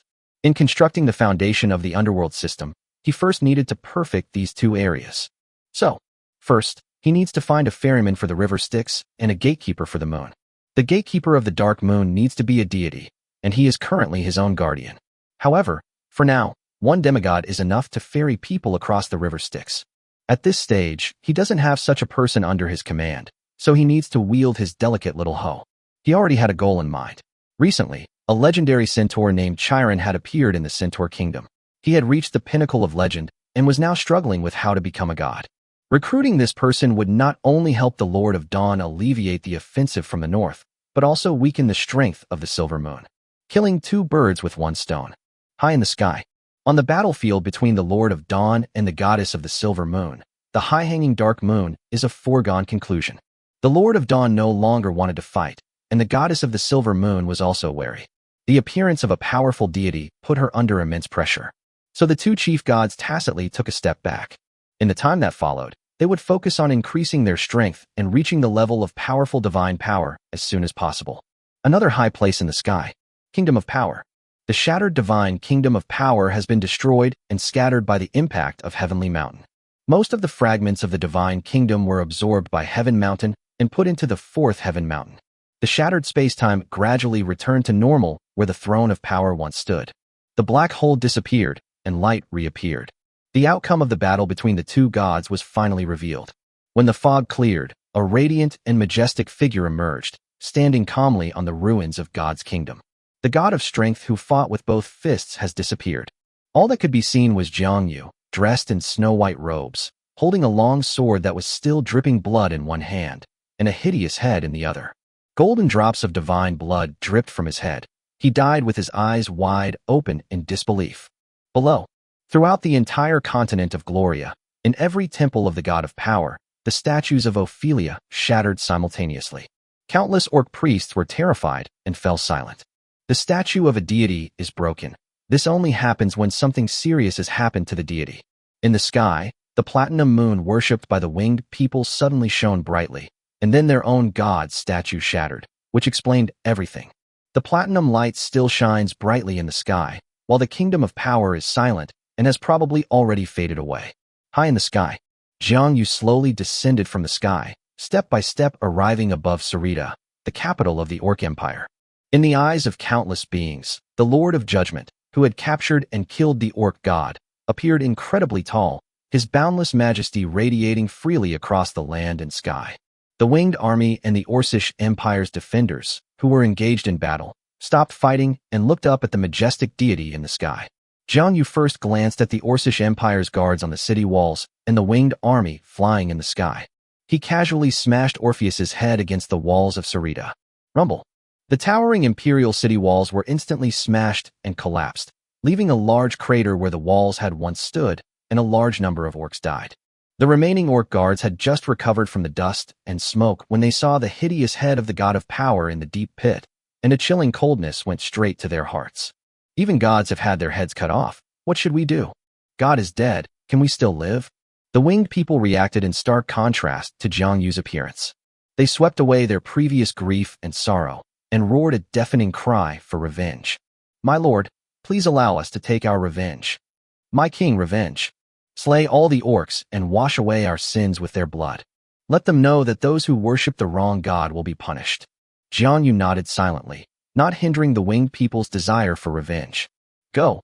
Thus, an army of hundreds of thousands of winged people and 1,000,000 orc servants poured into the city of Sarita, killing any orcs they saw and destroying any temples they encountered. The orcs in the city had no will to resist and were only concerned with fleeing. Even though some of their Orcish professionals were far stronger than the winged pursuers behind them, none of them dared to look back. Joke. The winged gods stand in the sky, while the orc gods are now on the ground. Seeing that the overall situation was settled, Jiang Yu came to Lucifer's side. On the ground, the heavily wounded Lucifer propped himself up with the shattered holy sword of light and darkness and said in pain, My king, I have disappointed you. Tens of thousands of my compatriots died tragically before my eyes, and I was powerless to do anything about it. Jiang Yu sighed and helped him up. A divine power of judgment entered her body, healing her injuries. Lucifer, you have done very well. You and your legion defeated the Orc Empire of the continent of Gloria for me, conquered a vast territory, and laid a solid foundation for my future plans. The continent of Gloria is a crucial part of my strategy. King, your talent is exceptional. Even if you follow the path of a legendary being, you will not be limited to the level of a demigod. You will surely become a being who can traverse star realms, dominate countless worlds, and rival a true god. But in the future, there will be more and more gods in this world. The more deities there are, the more advantages and disadvantages Jiang Yu will have. Every additional powerful deity in the world poses a threat to him. But each time he slays or subdues a god, he becomes even more powerful. This is a global factor.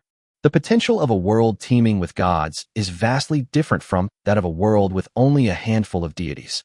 You can tell by looking at the great worlds in the astral plane. In every great world, there are countless gods in the heavens.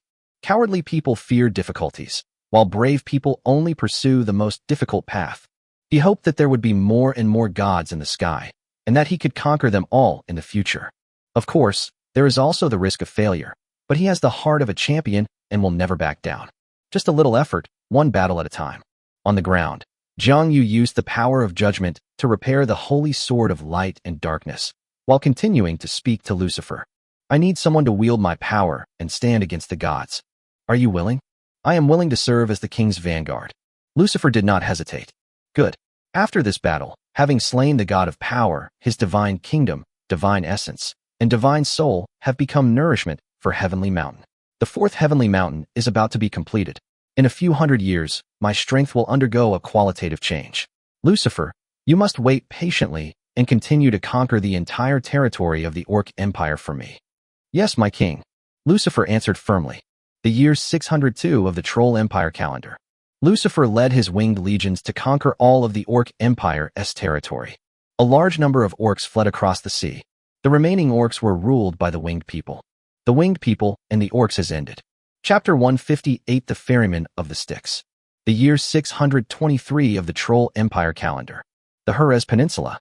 Within a Centaur noble territory in the northern part of the House Centaur Kingdom. A tall, strong, White-haired centaur stood before the manor's shooting range, bow drawn and arrow nocked, his upper body bare, his muscles sculpted with unmistakable definition. Arrows shot towards the target a kilometer away, shattering it despite lacking any extraordinary power. However, the gray-haired centaur warrior showed no joy, but instead sighed heavily. Alas, I am getting old after all. Chiron, the legendary centaur. Chiron was not a genius in cultivation, but he possessed extraordinary talent in crafts. Therefore, he was only at the master level when he used more than a dozen weapons to defeat all his opponents in the army. In his middle age, through life-and-death battles and hard work, he finally achieved the rank of hero. It was extremely difficult for him to achieve legendary status. If it weren't for a powerful stranger who helped him, he might have died of old age before reaching that level. Even after achieving legendary status, it still had a heavier responsibility in the intense war between elves and trolls. Over the years, he has suffered several serious injuries, which have exhausted his lifespan. Today, he is very old. For example, this time, he had just been seriously wounded on the front lines and was recuperating, which is why he appeared at his hometown manor. Chiron harbored great ambitions and longed to see the scenery of even higher realms. Even the pinnacle of humanity, legends, are not demigods. They too can die. He didn't want to die, just as he was lamenting to himself. A faint voice sounded in front of him. Chiron, come with me, and you will not die of old age, but will reach a higher realm. Chiron was startled. The ability to appear behind him silently demonstrates a strength far beyond his expectations. An unbelievable thought arose in his mind. He quickly turned around and saw a middle-aged man with black hair, golden eyes, and a dignified face appear in front of him. And you are? Chiron asked. I. The middle-aged man laughed and pointed to the sky, at the pale blue moon. I am it. He is the lord of the underworld moon, a powerful chief god who has only recently ascended to godhood. Your Excellency. Chiron quickly bowed his head. Respecting the gods is something every living being must do, even if they are hostile gods. So what do you think of my suggestion? The middle-aged deity continued to press for answers. Chiron, the centaur, showed a struggle on his face. His long-standing faith prevented him from betraying the cause, and besides, he still had many years to live. After hesitating for a long time, Chiron finally shook his head with difficulty and refused. Your Majesty, Lord of the Underworld, I am sorry, I cannot abandon my faith, my country, and my family. He thought Andalusia would be angry, but to his surprise, Hades just smiled. All right, I respect your choice now, Chiron. But 20 years from now, I'll come back and ask you one last time. Have you changed your mind? Remember, this is your last chance. The Troll Empire, year 640. The western coast of the continent of Phaland. A group of strangely shaped creatures arrived by boat. They have ant-like organs, yet they have human-shaped bodies. They call themselves Ant-Man, and come from the Bonny's Peninsula on the continent of Balord. Bring Bonny's goods and specialties to explore the alien continent. Their boarding point happened to be in the territory of the barbarian nobles on the west coast. After years of change, this group of barbarian nobles has acquired the refinement and vision of nobles. Even though they still worship the Valkyrie, it doesn't prevent them from being members of the Reinhard kingdom. They brought the Ant-Man to New Pollock, thus beginning trade with the Ant-Man and his Bonds Peninsula. The kingdom of Reinhard thus became wealthy through this trade, and its strength gradually became the strongest among the northern kingdoms. The year 642 of the Troll Empire calendar. The long-declining serpent people finally had a demigod, and they established the first serpent people kingdom in the vast jungle lands near the sea in the southwestern corner of the continent of Phaland. The Slyke Serpent Kingdom declared itself a vassal state of the Troll Empire. Force of tens of thousands of snake archers who traveled to Falling Star Lake to fight. At the same time, the sworn enemies of the snake people, the eagle people, have long since lost their royal court. Large numbers of eagle men are scattered throughout the wilderness, living alongside goblins and other creatures. The year 643 of the Troll Empire calendar. After a lifetime of military service, Chiron returned to Chiron Estate in the northern part of the kingdom. This time, he looks older. One evening, when he stood under the starry sky and looked up at the 3 bright moons, he could no longer help but sigh. Chiron, Chiron, no matter how unparalleled your combat skills are, no matter how proud you are, 100 years from now, you will still turn into a pile of bones. At this moment, the authoritative voice from 20 years ago rang out behind him once again. So, Chiron, you've made your decision? Chiron turned around, looked at the great god of the underworld before him, knelt on all fours, and swore allegiance. Great Lord of the Moon, Chiron will prostrate himself at your feet for all eternity." The Lord of the Underworld nodded in satisfaction. "A wise decision, Chiron. You will not regret your choice." "Then, come with me." "Yes." Then, an illusory river appeared at the feet of the god of the underworld, with a small boat floating on it. The space they were in instantly transformed, and they arrived at a secluded and quiet place. "Chiron, come up and help me row the boat." "Yes." In the moment when the legendary centaur Chiron boarded the small boat and took up the pole, a powerful divine aura entered his body, crossing the river Styx. Thus, he became a demigod. Chapter 159, Raphael's Sky City. Phynaton, the far north. In that place where the sun never shines, there flows a dark and deep river Styx. The river Styx was originally empty, but on this day, a small boat suddenly appeared on the river. A centaur ferryman stood on it. He wore a cloak, had strong hooves, and faced every creature that wished to cross the river Styx. The year 656 of the Troll Empire calendar. The winged people built a tall tower on the continent of Gloria, called the Tower of Babel. The year 658 of the Troll Empire calendar. The southern kingdom of Flanders. An astrologer who became a mage discovered that using an astrological tower as a magic tower was like giving the mage a protective shell and enhancing the power of magic. So this human mage named Cyril began to study magic tower technology. He taught himself a lot of alchemy and construction science, and finally, 100 years later, he built the world's first mage tower. However, this mage tower is very simple and far less powerful than the mage towers of the future. The year 659 of the Troll Empire calendar. Archmage Munliel created the magic circle, and thus advanced to demigod. The year 675 of the Troll Empire calendar. Some elven mages used magic crystals as their source, magic as their foundation, and magic circles as their core to forge magic crystal cannons. The magic crystal cannon, with its powerful force and long range, changed the landscape of the battlefield for the first time. The magic crystal cannons, forged by the demigod Manhwa herself, possessed immense power. On the battlefield of Falling Star Lake, a single shot destroyed a section of the Troll City wall. The magic crystal cannon gained widespread attention, and magic arrays became a sought-after magical technology among various races. Magic was developed again, and a nascent belief in magic began to emerge among magicians throughout the world. Manhwa is making steady progress toward godhood. The year 689 of the Troll Empire calendar. Of the continent of Phynaton. That golden lion, whose lifespan is unknown, ascended to godhood. When he ascended to godhood, it wasn't that there were no divine interventions, but when the projection of an incomparably vast and magnificent world composed entirely of elements appeared above the continent of Phynaton, the gods allowed it to ascend to godhood. The emergence and establishment of connections between the elemental realms is an inevitable process of the world's ascension, and there is no need to stop it. This emerging elemental realm is an endless world composed of earth elements, like the source of earth elements in the entire astral plane. The golden lion, favored by the earth elemental realm, voluntarily became one of the links between the earth elemental realm and the world of Phaland, thus ascending to the divine position of the god of gold and lion. This incident made the existence of the elemental realm known to the public. Numerous applications related to the elemental realm will appear on the paths of various professions. The year 723 of the Troll Empire calendar. Of the winged race, finally built a small floating city after 50 years, using magic circles as the key technology. This floating city was classified as a kingdom secret, and Raphael became a key person under protection and was summoned by Jiangyu. The year 732 of the Troll Empire calendar.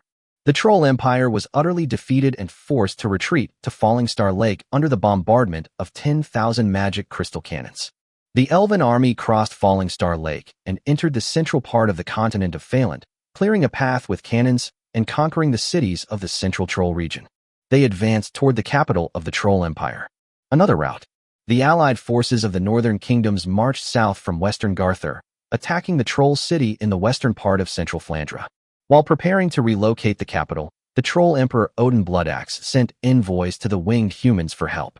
East Coast. Uriel City, Whitestone Castle.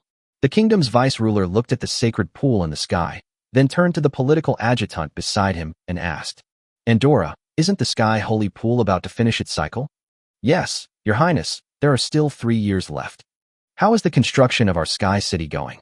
"His Highness Raphael has completed the most important and fundamental design. In just 3 years, our sky city will be born." Upon hearing this, Sophia made up her mind. His Majesty has entered a critical period and should not be disturbed. As for the Troll Empire's plea for help, let them fend for themselves. Chapter 160 The Lake Fairy Nini Ann. The year 733 of the Troll Empire calendar. The Elven army was approaching in the central Troll territory, and Odin Bloodaxe mobilized the entire nation's forces, especially the Troll Berserkers, and gathered them in the capital, Mac City. Nicorona, a member of the royal family of the southern human kingdom of Dawn, led a legion of human mages and a royal knight order from the southern human kingdom to the Troll capital to provide support. The mage legion was taken to the eastern front, while the human knights were taken to the western front. Interestingly, on the western front, the plains of Monan. For the first time, the two human kingdoms, one in the north and one in the south, clashed on the battlefield. One side raises the banner of the Platinum Moon, the other raises the banner of the Dawn Sun. Even their leaders, one is of Reinhard royal blood, and the other is of Arona royal blood. Both sides seemed to have a strange boost in morale. When their elite knights clashed, blood flowed freely, and neither side yielded. When facing their fellow humans, they unanimously believed that the other was the traitor and were determined to kill him with all their might. In the end, the entire southern human knights, who fought to the death, perished. Reinhardt's Golden Lion Knights suffered more than half their casualties and retreated to the kingdom to recuperate. The year 734 of the Troll Empire calendar. The Elven army marched to Lake Prodas. Countless elves cheered when they arrived here. Prodas is of great significance to the continent of Phaland. This place was once the capital of the two continents of Titans and Goblins, and the center of the continent of Phaland. Giant city that once stood on the vast plains are now just a vast, calm lake. A tribe of fairies migrated to Lake Prodas hundreds of years ago, and gradually began to call themselves the fairies of the lake. However, the fairies disliked the ugly trolls and never showed themselves during the trolls' reign. When the elves arrived, their beauty delighted the lake fairies, who presented them with their magical artifacts. Out of affection and in return, the elves passed on magic and magic circles to these fairies who were close to elves and elements. In the Fairy of the Lake, genius lake fairy named Nini Annie achieved legendary status through this. The lake fairies joined the elf camp, but they were not responsible for fighting. Some extremely curious little fairies even traveled as far as Natashir on the continent of Phynaton and settled there. The Troll Empire built a great city south of Lake Prodas, named Labyrinth, a city of beautiful lakes. Here, the Elven Alliance and the Troll Alliance clashed once again in a fierce battle. Because of the lesson learned from the last time that Falling Star Lake was bombarded by thousands of cannons. This time, the Elven army had just lined up along Lake Prodas, and 10,000 magic crystal cannons had just been set up when the Troll army launched an attack on the Elven forces. Tens of thousands of Troll Berserkers were hidden among the army, specifically tasked with attacking the magic crystal cannon positions. They advanced despite the bombardment. After a fierce battle, the Trolls suffered heavy casualties. Most of their magic crystal cannons were destroyed, and the elves lost their advantage for a period of time. The two tribes began a new round of confrontation in the city of Labius. But within Mac City, Odin Bloodaxe, inside the palace, did not stop his preparations for relocating the capital. The trolls of Central Fland were gradually relocated to the southern and western borders. A group of southern trolls began crossing the sea towards the southwest of the continent of Fland. They are also looking for a way out. The year 735 of the Troll Empire calendar. Pool, which had floated in the sky above the Winged Kingdom for hundreds of years, has returned to its original starting point, above the city of Uriel. Finally, it silently dissipated into platinum-colored particles before the eyes of all the winged people, scattering across the earth one last time and entering the bodies of all the winged people, no matter how far or near. Instantly, throughout the entire world of Phaland, all the winged people suddenly felt their bodies begin to heat up, and their bloodlines began their final transformation. Their skin was whiter, their faces younger, their bodies more energetic, and their wings wider and more powerful. At the same time, a soft voice resonated in their hearts. Chapter 161 Exclusive Race Advancement. The Angelic Path. The winged human bloodline has completed its transformation, making it equivalent to an immortal species. After that statement, winged people who believe in the Platinum Moon and have been bathed in the energy of the sacred pool feel their bodies filled with vitality and energy. A surge of energy through their bloodline left them wanting more, as if there were still changes that Shanine hadn't yet revealed. But that was enough to make them feel happy. However, before they could even bask in their joy, above the sky, the silver moon, the sun, and the platinum moon erupted with intense light almost simultaneously, and the endless three kinds of light instantly enveloped the entire world. The first sound to ring out was that of a majestic and aloof goddess. From this day forward, I shall take control of the divine authority of dreams, establish the Silver Moon Dream Realm, and become the Lord of Dreams. As the Silver Moon goddess spoke, a hazy, illusory world formed between heaven and earth. Countless beings felt only a moment of disorientation, but nothing more. But an aura of immense divine power, reaching to the heavens and the earth, was revealed in the world. Whether it was Natashir of Phynaton or Proadas of Feland, countless Silver Moon elves cheered loudly. Their chief god became a powerful deity, once again becoming the most powerful god in the world. Following closely behind, the divine realm of Dawn above the sun. The Lord of Dawn, seated atop the throne of Dawn, suddenly opened his golden eyes and proclaimed loudly to the world, "From this day forward, I shall take control of the divine authority of hope, and with my ray of dawn's light, I shall transform into a ray of hope, a glimmer of life, for all things in heaven and earth." As he spoke, he pulled and flicked a ray of dawn light, and a more dazzling ray of light, filled with 7 colors, appeared before him. This 7-colored rainbow should be integrated into the celestial phenomena of the world. Let this celestial phenomenon be called the rainbow, as the first symbol of hope. Instantly, between heaven and earth, a beautiful rainbow spanning the world appeared in the sky, absolutely stunning. On the earth, countless beings who worshipped the Lord of Dawn, trolls, humans, lizardmen, dwarfs, snake people, sun elves, mermaids, and other races, cheered loudly. At the same time, a powerful and majestic divine aura, equally overwhelming, appeared between heaven and earth, standing shoulder to shoulder with the goddess of the silver moon and the god of the underworld. Lord of the Dawn, ascend to immense divine power. But the magnificent spectacle in the sky did not end. When the goddess of the silver moon and the Lord of Dawn ascended to great divine power. Platinum Moon. On Paradise Mountain, Jiang Yu sat high on the platinum throne. As platinum radiance shone brightly across the heavens and earth, his purple eyes suddenly snapped open. Look towards the 4th level, Heaven Mountain. Under his gaze, the 4th heavenly mountain, which has been under construction for many years, has finally taken shape. A vast and beautiful land of mountains and rivers appears high in the sky. At this moment, his heavenly mountain was already larger than all the kingdoms of the gods combined, only slightly smaller than the underworld of the god of the underworld. In the instant after his 4th heavenly mountain was completed, a powerful blessing surged into the platinum throne beneath him. The divine throne immediately began to transform. An aura, seemingly from the primordial era, that crushed heaven and earth, rose from the divine throne.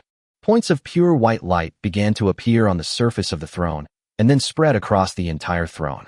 Meanwhile, strands of golden light emerged from the bottom of the throne. A pattern of pure white suppressing gold was formed above the throne. This means that the judgment will surely suppress the gods. As expected, silent for thousands of years, finally sounded. You have advanced from Sky Lord, Divine Throne Realm to Sky Lord, Holy Throne Realm. However, Jiang Yu ignored the system. Instead, they focused on the intense changes happening to their own bodies. The pure white halo above his head shone even brighter, and a platinum-colored divine halo manifested, like a burning platinum flame, appearing behind his head. Then, a pair of pure white wings made of light sprouted from his back. From 6 wings to 8 wings. Then, he transformed the sky authority that he had been secretly planning for many years into the rules of divinity. With the world's malice converging, it was cast into the suppression of the 4th heavenly mountain. Because of his various actions and the need to deal with the world's malicious intrusions, his announcement came later than that of the Lord of the Silver Moon and the Lord of Dawn. But the verdict always comes last. His voice was sacred and majestic, like a heavenly emperor making a declaration. From this day forward, I shall take control of the heavens, and make my 4th heavenly mountain the celestial realm. As soon as he finished speaking, an aura far stronger than that of a powerful god rose majestically between heaven and earth, an aura of unparalleled might. The vast and magnificent 4th heavenly mountain appeared before all living beings for the first time, in the name of Heavenly Realm. All the winged people, humans, and elves who worshipped the platinum moon on the continents of Phaland, Finorton, and Gloria cheered. That concludes the discussion. With the birth of 3 powerful gods, plus the powerful god of the underworld, the era of the gods became increasingly prosperous. Above the sky, 3 moons, and 1 sun simultaneously radiated brilliant light. Besides that, all the winged beings heard a divine voice even more majestic than before. The path of bloodline ascension opens, exclusive race advancement. The angelic path appears. An unprecedented path to promotion lay before them. We even have race-specific pathways. The path of angels? Regardless, praise the platinum moon. Right now, every winged being in the legendary realm felt the call of Paradise Mountain, the platinum moon in the sky. They have met the conditions to begin the path of bloodline ascension. All legendary winged beings can ascend to the 4th level of Heaven Mountain, merge with the Heaven Mountain imprint, and become celestial messengers. That is, angels. Chapter 162 He and we are not on the same path. The Lord of Judgment, the Lord of Dawn, and the goddess of the silver moon ascended to great divine power on the same day. The entire world of Flanders was shaken. A large number of demigods, still lurking and hidden, gazed at the 3 moons and the great sun hanging high in the sky, pondering silently. In their eyes, the golden age of the gods had arrived. But at this moment, among the main gods of dawn and the goddess of the silver moon had attained great divine power, their expressions were not good. Alotus, the lord of dawn and a god of the sun, was particularly aware of this difference. Judging from their aura, after they advanced to powerful divine power, they were actually being subtly suppressed by Jiangyu, who was also a powerful divine power.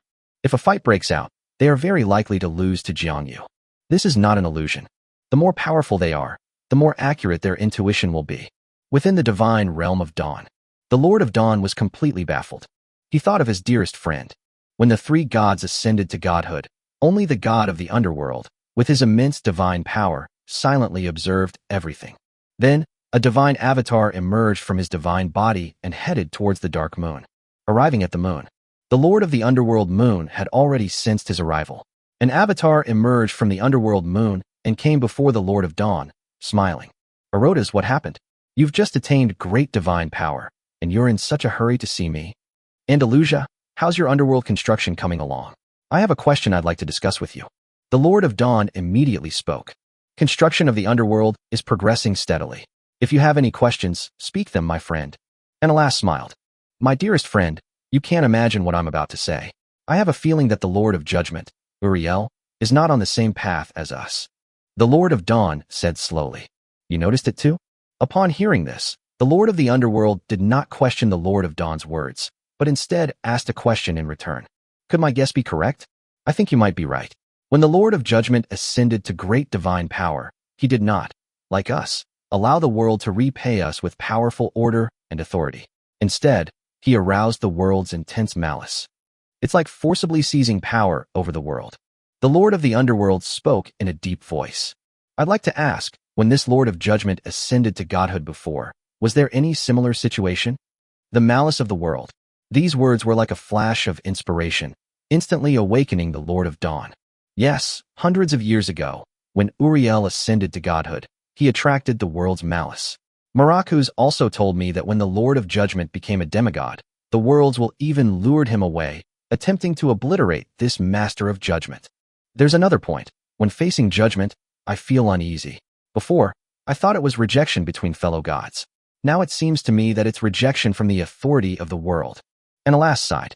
Then that's it. It seems we all underestimated this Lord of Judgment. He's walking a different path to godhood. And in terms of effectiveness and strength, he is even more powerful than us. But now that the conflict is established, we need to plan carefully. Our first priority now is to test the strength of the Lord of Judgment. If he is indeed much stronger than us, and we even need the 2 of us to join forces to barely fight him, then we need to consider getting help. In the world of Phelan today, there are still many of our old friends who are planning to ascend to godhood. Isn't there also the Silver Moon Goddess? The Lord of Dawn wondered why the god of the underworld had not included Icalia in his calculations. To his surprise, the Lord of the Underworld gave him a silent look. These 2 seem to have an unclear relationship, and they even have 2 daughters who are still alive. It's outrageous that a fight could result in 2 children being injured. Well, the Lord of Dawn hesitated, as if he wanted to speak, but then stopped. What's wrong? The Lord of the Underworld was puzzled. It's nothing, please continue. Well, and with Icalia's personality, how could she possibly believe what we say? Indeed, she'd much rather listen to her daughter. And that future goddess of fortune, Serial, will surely only speak for her father. The Lord of Dawn sighed. So how do we test Uriel? How do we ascertain his strength without engaging in a real battle? It's very simple. His daughter, that unlucky girl, is probably close to becoming a god by now. If we send a subordinate deity to stop him, he will surely take action. Good. By the way, if Uriel's strength is truly something we can only contend with by joining forces, which old friend should we protect first in ascending to godhood? Garia, Lord of the Earth. Why her? Because she and Ikalia are good friends. If she ascends to godhood first, Ikalia will temporarily side with us. However, Orotas, after Galia, the Lord of the Earth, ascends to godhood, there is something I need you to do. What's up? Go and pursue Garia and firmly pull her to our side. Stop pretending. There were rumors about you and Garia back in the pre-anniversary era. In this era, doing this will not only fulfill your old dreams, but also keep your enemies in check. Why not do it? Okay, I didn't say I wouldn't do it. Chapter 163 The Birth of the First Angels. High in the heavens, within the dark moon. After Orotas agreed, he suddenly remembered something. By the way, what should we do before the daughter of misfortune ascends to godhood? The elves of Ikalia have been attacking my followers, and the troll empire is on the verge of collapse. Should we explain things to her and ask for a ceasefire? Andalis shook his head. She's not going to listen to us now. And even if she believes what we say is true, she will not stop expanding her faith. The Lord of the Silver Moon possesses unparalleled talent and intelligence, surpassing all others of the previous era, and harbors lofty ambitions. Besides, the trolls aren't actually the race you've truly poured your heart and soul into supporting. The human kingdom of Alona in the south and the Sun Elf tribe are where you're focusing your main efforts, aren't they? Ha ha ha. Andalusia, you still managed to find out. Indeed, although trolls are physically strong, their talent is truly pathetic, and there is always a hidden beastly and chaotic nature within them. Despite their numbers, they provide less faith power than humans. Just look at their talent in magic to know this. Only humans and elves are the races most suitable to carry our faith. Orotas laughed as he explained, but a faint sense of apprehension rose in his heart. Hades is too perceptive. Then let's proceed at the original pace. So what if the elves temporarily rule the continent of Phaland? I have studied the elven race. Although they are a long-lived species, their reproductive ability is too poor. One day, they will fall from their dominant position. Furthermore, the winged race of the Lord of Judgment is also a powerful race. If the elves replace the troll empire, they will inevitably be at odds with the winged race. This would be advantageous to us. Let's be patient for now. In the future, after all the gods have laid their plans for humanity, it will surely be the age of humanity. The continent of Flanders. The kingdom of Locindas, the winged people. At the same time, at Jiang Yu's behest, Sophia has notified all the winged legends to return to Uriel City in batches. According to the principle of proximity, the winged legends of the continent of Phaland have returned. The remaining hundreds of legendary winged beings entered the waiting queue. September. The first batch of 100 legendary winged beings are already waiting in Uriel City. This included the demigod-level Aurelia, and Raphael was also among them. Winged people to ascend to the heavens, receive baptism, and become part of the legend of Paradise Mountain. In front of Whitestone Castle, 100 winged legends stood respectfully in the square in front of the castle, led by Erida. A radiant projection, bathed in the platinum moonlight, arrived above the Whitestone Castle. It was Jiang Yu's sacred figure adorned with 8 wings. Looking down at the 100 winged legends, Jiang Yu nodded slightly to Sophia, then enveloped Erida and the 100 winged legends in platinum light, transforming into a pure white ray of light and flying towards the 4th heaven mountain. There, he has designated a specific area, using the sky pool as a template, to upgrade and build a vast lake. Used to initiate the path of bloodline ascension and integrate the mark of Paradise Mountain. In his plan, each level of the heavenly mountain corresponds to a mark, representing different paths of advancement on the angelic path. Currently, for ordinary angels to ascend their bloodline, only the marks of the 4th, 3rd, and 2nd heavenly mountains can be integrated. The stronger one is, the higher the imprint of Paradise Mountain becomes. The first mark of the heavenly mountain was prepared by him specifically for Sophia and other future archangels. Of course, among the lower angels, those who are outstanding can also be promoted to the mark. This is actually the original design. As the 100 winged legends entered the angel ascension pool, pure white light shone upon them. When they reappear, they will be the first batch of angels. On Jiang Yu's system panel, on that entry titled Race, winged people were also flashing continuously. Perhaps once this batch of winged people completes their ascension, the transformation will be successful automatically. The Troll Empire, year 760. The Elven army breached the defenses of Lake Proedas and captured the city of Labyrus. The Berserker Legion of the Troll army fought a desperate battle in the city for 3 days, resulting in their complete annihilation. From then on, for decades to come, the Trolls will find it difficult to form organized Berserker legions again. The year 801 of the Troll Empire calendar. The fourth heavenly mountain. Inside the Angel Ascension Pool, nearly 100 holy rays of light shone upon Paradise Mountain. The first angels were finally born. Chapter 164. The first angelic power. This initial batch of angels, although still only at the legendary rank, have seen some improvement in strength, but not much. But the greatest benefit of becoming an angel is not the increase in strength. At this stage, there are 3 benefits. First, it removed the restrictions on their promotion. That is, even the weakest among them can reach the level of a demigod. With the blessing of the heavenly mountain mark, their future is bright. It's important to understand that in today's world, becoming a demigod is not an easy feat. However, once an angel accumulates enough power, they can instantly become a demigod with an extremely high potential. Their upper limit is the peak of intermediate divine power, which is only one major stage lower than Jiangyu, the heavenly lord. Of course, the offering of angels of this rank is related to the profound heritage of Heavenly Mountain. The more resources a nation has, the more angels of all ranks it can support. Secondly, even at the legendary stage, as long as one becomes an angel, one can live forever without aging or death. This is an advantage in terms of lifespan. Even legendary elves eventually die of old age. However, at this stage, every legendary believer is a precious treasure of the gods, who will not easily abandon them, but will properly place them in the kingdom of God, making them heroic spirits. Third, and most importantly, their life's imprint is forever preserved in the Angel Ascension Pool on Paradise Mountain. If someone dies in battle, their soul will be automatically pulled back to the angel pool for reincarnation. However, at this stage, the reincarnated angels are still only in an energy state. Once Jiangyu obtains some creative authority, he will be able to give them a physical form. He is trying to master it. However, it seems that a large part of the power of creation belongs to an unknown entity, and Jiangyu can only obtain a small portion. But that's enough. Of course, if the soul is destroyed, then there is no way to return. As for the angels merging into the other layers of the heavenly mountain besides the first, that's actually not important. Once one is integrated into a particular level of heaven, one becomes an affiliated angel or guardian angel of that level of heaven. Furthermore, there are certain differences in their functions.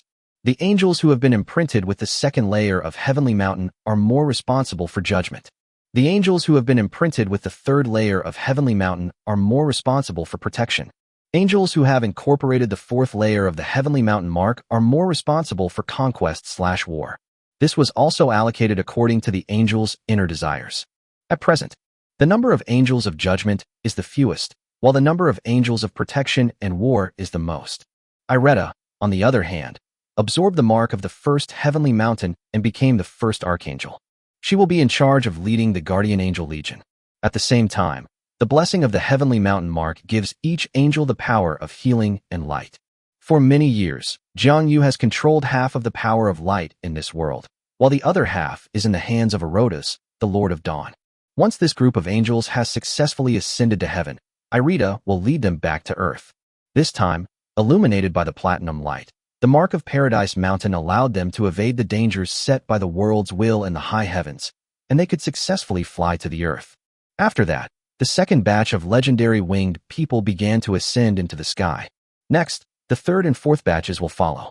All winged beings of legendary status and above into angels will take a very long time. So during this period, the major powers of the world in Farron then discovered that the winged kingdom was in a state of silence. But they didn't care and just kept fighting. For the elves, it's better if the winged people don't cause any trouble. The year 876 of the Troll Empire calendar.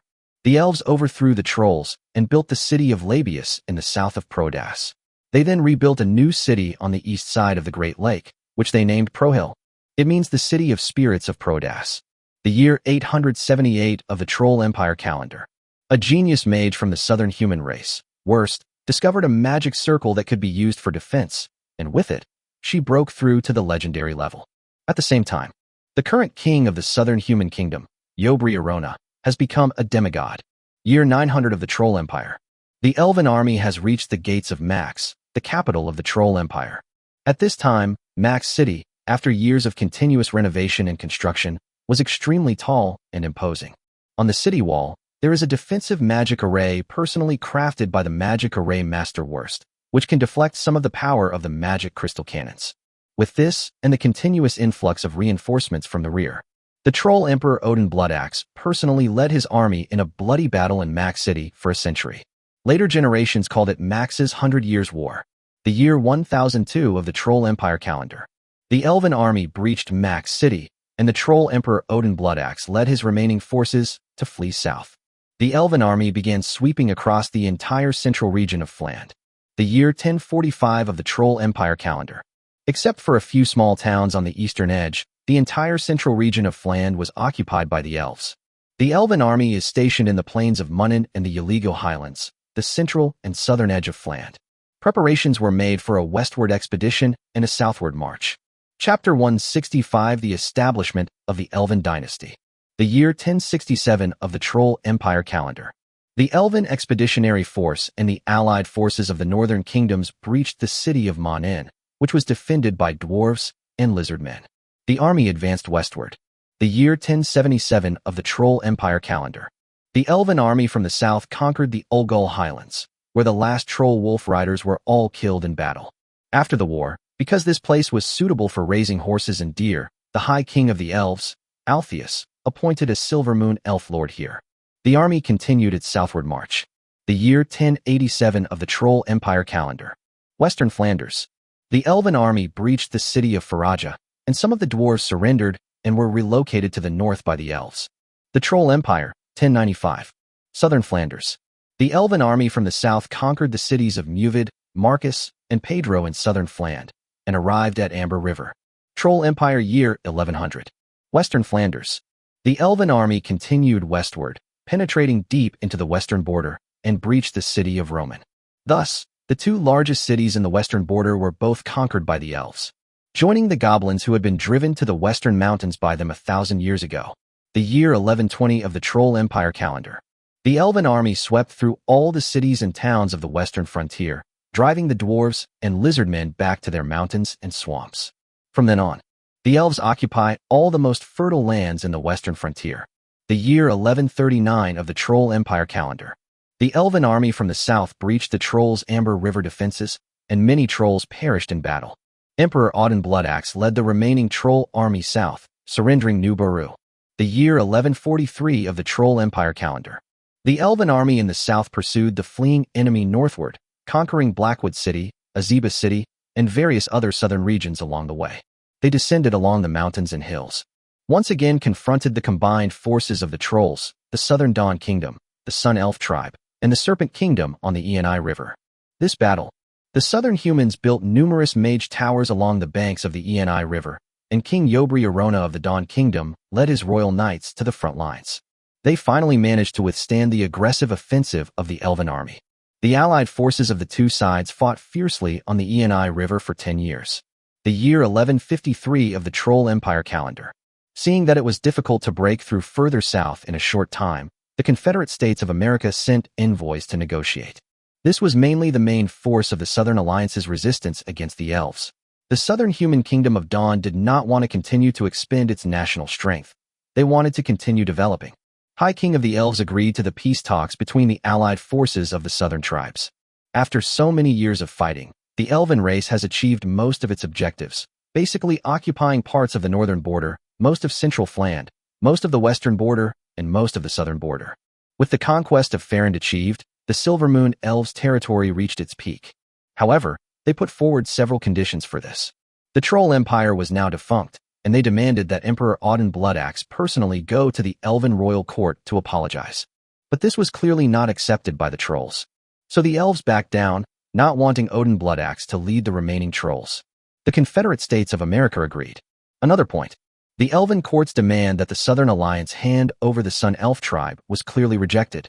The Sun Elves were an important force in the Southern Alliance, so the elves backed down again, hoping that the Sun Elf race would hand over all the branches of the Tree of Nature that they had brought from Nardasur.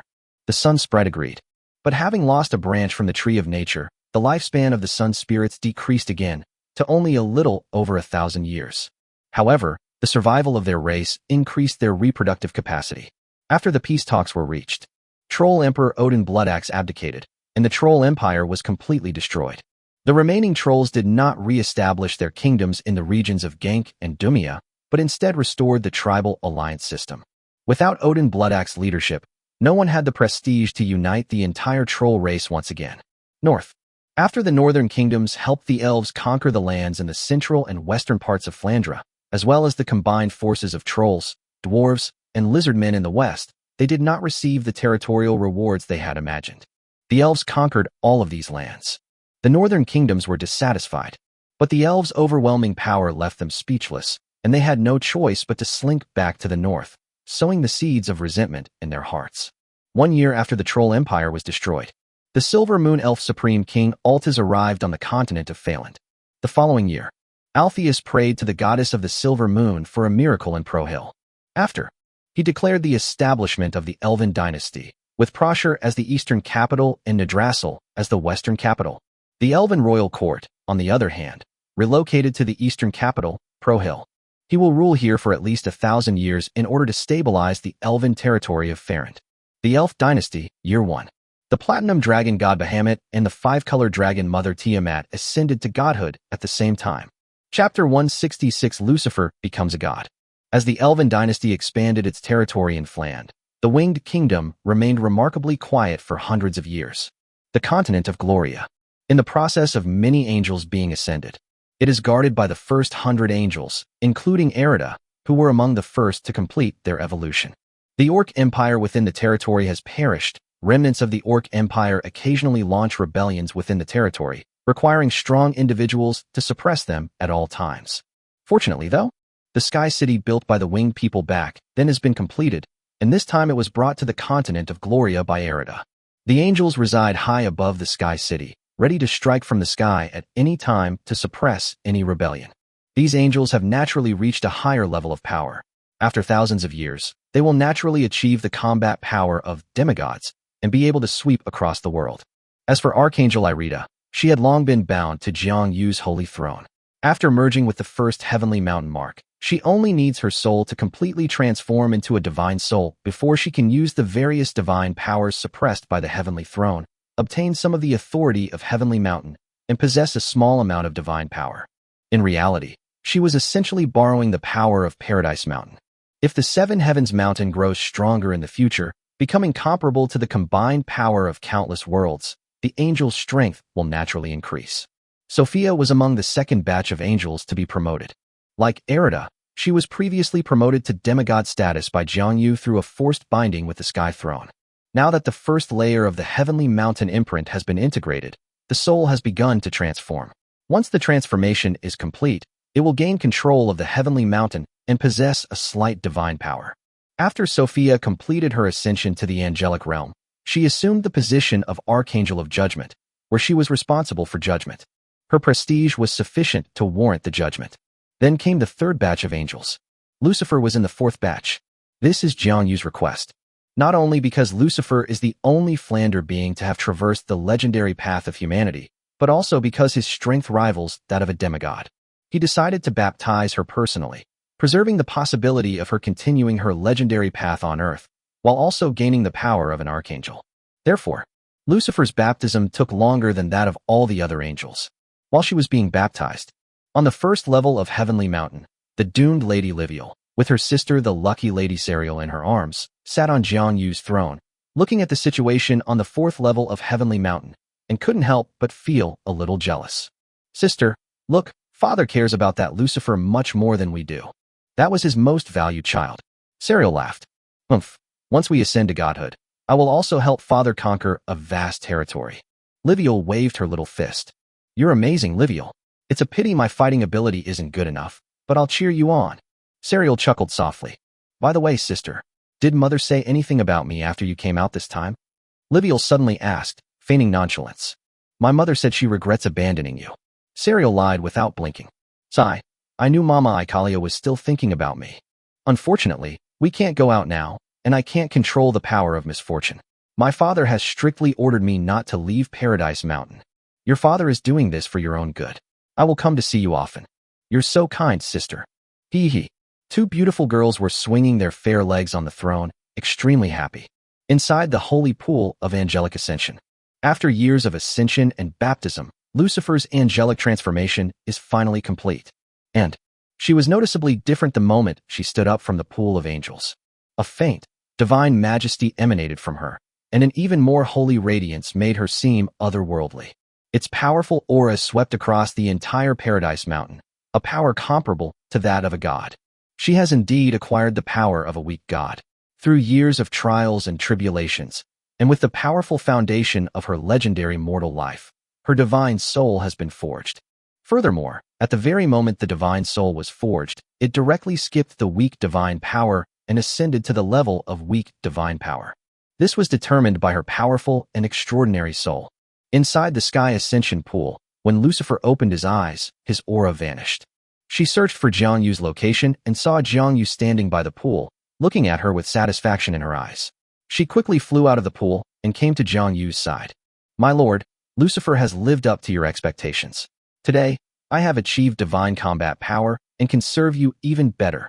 Upon hearing this, Jiang Yu helped her up and chuckled softly. Lucifer, you are truly remarkable.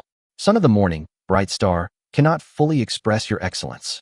Child, from this day forward, you are the archangel of war of Heavenly Mountain, and you will lead the legion of war angels from now on. Yes, your majesty. Lucifer responded respectfully. Furthermore, now that you have become a god, you must know the difference between gods and mortals. I am your chief god. From now on, you shall call me Lord. Jiang Yu laughed, deliberately omitting the title god. Yes, my lord. Then, she stammered, as if she had something to say but didn't know whether to say it or not. Jiang Yu looked at it and found it amusing. You silly girl, tell me, what else do you want? Chapter 167 Happy Qixi Festival. Angel Rebirth Pool equals Angel Ascension Pool. Both are used together. My lord, I would like to ask you, now that we have the Angel Reincarnation Pool, could you please allow my father and mother to be reincarnated as ordinary angels, even in energy form? Lucifer tilted his little face up and said softly. After she finished speaking, she lowered her head, not daring to look up at Jiang Yu's expression. I thought this request would infuriate Jiang Yu. After all, her parents were sinners among the winged people. But after a while, she felt a warm sensation on her head. It turned out that Jiang Yu was touching her head again. Good boy, even if you hadn't said it, I would have already thought about this request. As Jiang Yu spoke, he turned to look at the two pure souls on the second heaven mountain, who were endlessly singing hymns, and smiled. They have been singing hymns for me for thousands of years. In terms of companionship, your parents' songs have been with me the longest. And whenever their songs are sung, I think of you. Since you have pleaded for their release today, I will grant your request. But there's one more thing you need to know. Ludwig was a legendary winged being. His soul transforming into an energy form angel was not a problem. The problem is your mother. Is she really willing to become an angel? If she is unwilling and continues to retain her identity as a siren, then the final step of the angel's reincarnation will never be completed. Even so, are you still willing to let her reincarnate? I am willing. My lord, let me be the selfish one. Lucifer has never lacked the courage to take on anything. Good. Jiang Yu nodded, then reached out and scooped up the second heavenly mountain. Ludwig and Anphil's souls turned into a stream of light and disappeared into the angel reincarnation pool. As two holy rays of light enveloped them, they transformed into two cocoons of light and sank to the surface of the water. Watching my parents transform into light cocoons and enter the pool, Lucifer silently offered his blessings. Father, mother, we will meet soon. At this moment, she no longer thought about her sirens at all. Just as everything was settled, and Jiang Yu was preparing to return to his platinum throne. Suddenly, two loud and majestic dragon roars rang out from the outside world. Immediately afterwards, two solemn voices rang out in succession. I, Bahamut, today exalt the kingdom of God and ascend to the throne of the good dragon and the guardian deity. I, Tiamat, today exalt the kingdom of God and ascend to the throne of the god of dragons and plagues. Two dragon gods from different camps have actually ascended to godhood at the same time. In the world of Phaland, the dragons that now roamed the mountains and rivers, even glaciers and snowfields, all raised their heads and looked toward the direction where the two ancient dragons ascended to godhood. The metal dragons offered their sincerest blessings to their future dragon god. The 5 evil dragons also blessed the 5-colored dragon mother's ascension to godhood. In reality, they secretly sneered, hoping that neither of the 2 old guys would succeed. They don't want a light bulb constantly monitoring their lives. Inside Paradise Mountain, Jiang Yu watched the 2 ancient dragons ascend to godhood and smiled gently. The ancient dragon's remains buried beneath Paradise Mountain, then looked at the dazzling ancient dragon radiating platinum light and spoke to Lucifer. Lucifer, now that you've become a god, go and stop that 5-colored dragon from ascending to godhood. And I will go and see that platinum dragon myself. Yes, my lord. Chapter 168, by order of my lord. High above the heavens, the vast and expansive kingdom of Dawn. The towering throne of Dawn, like the sun, sits in the center of the divine kingdom. On the throne of God, the Lord of Dawn looked at the incarnation of the god of the underworld active within his own divine realm, somewhat speechless. Once, Angelic, the Lord of the underworld, came to the kingdom of Dawn in disguise and saw that there were so many subordinate gods in the kingdom of Dawn. The god of the underworld's eyes welled up with tears. Over the years, he has practically worn himself out trying to find a subordinate god of the underworld moon, but he has yet to find one who meets his criteria. The fact that there were so many gods in the Dawn God Kingdom who could serve as guardians of the underworld moon stirred his thoughts.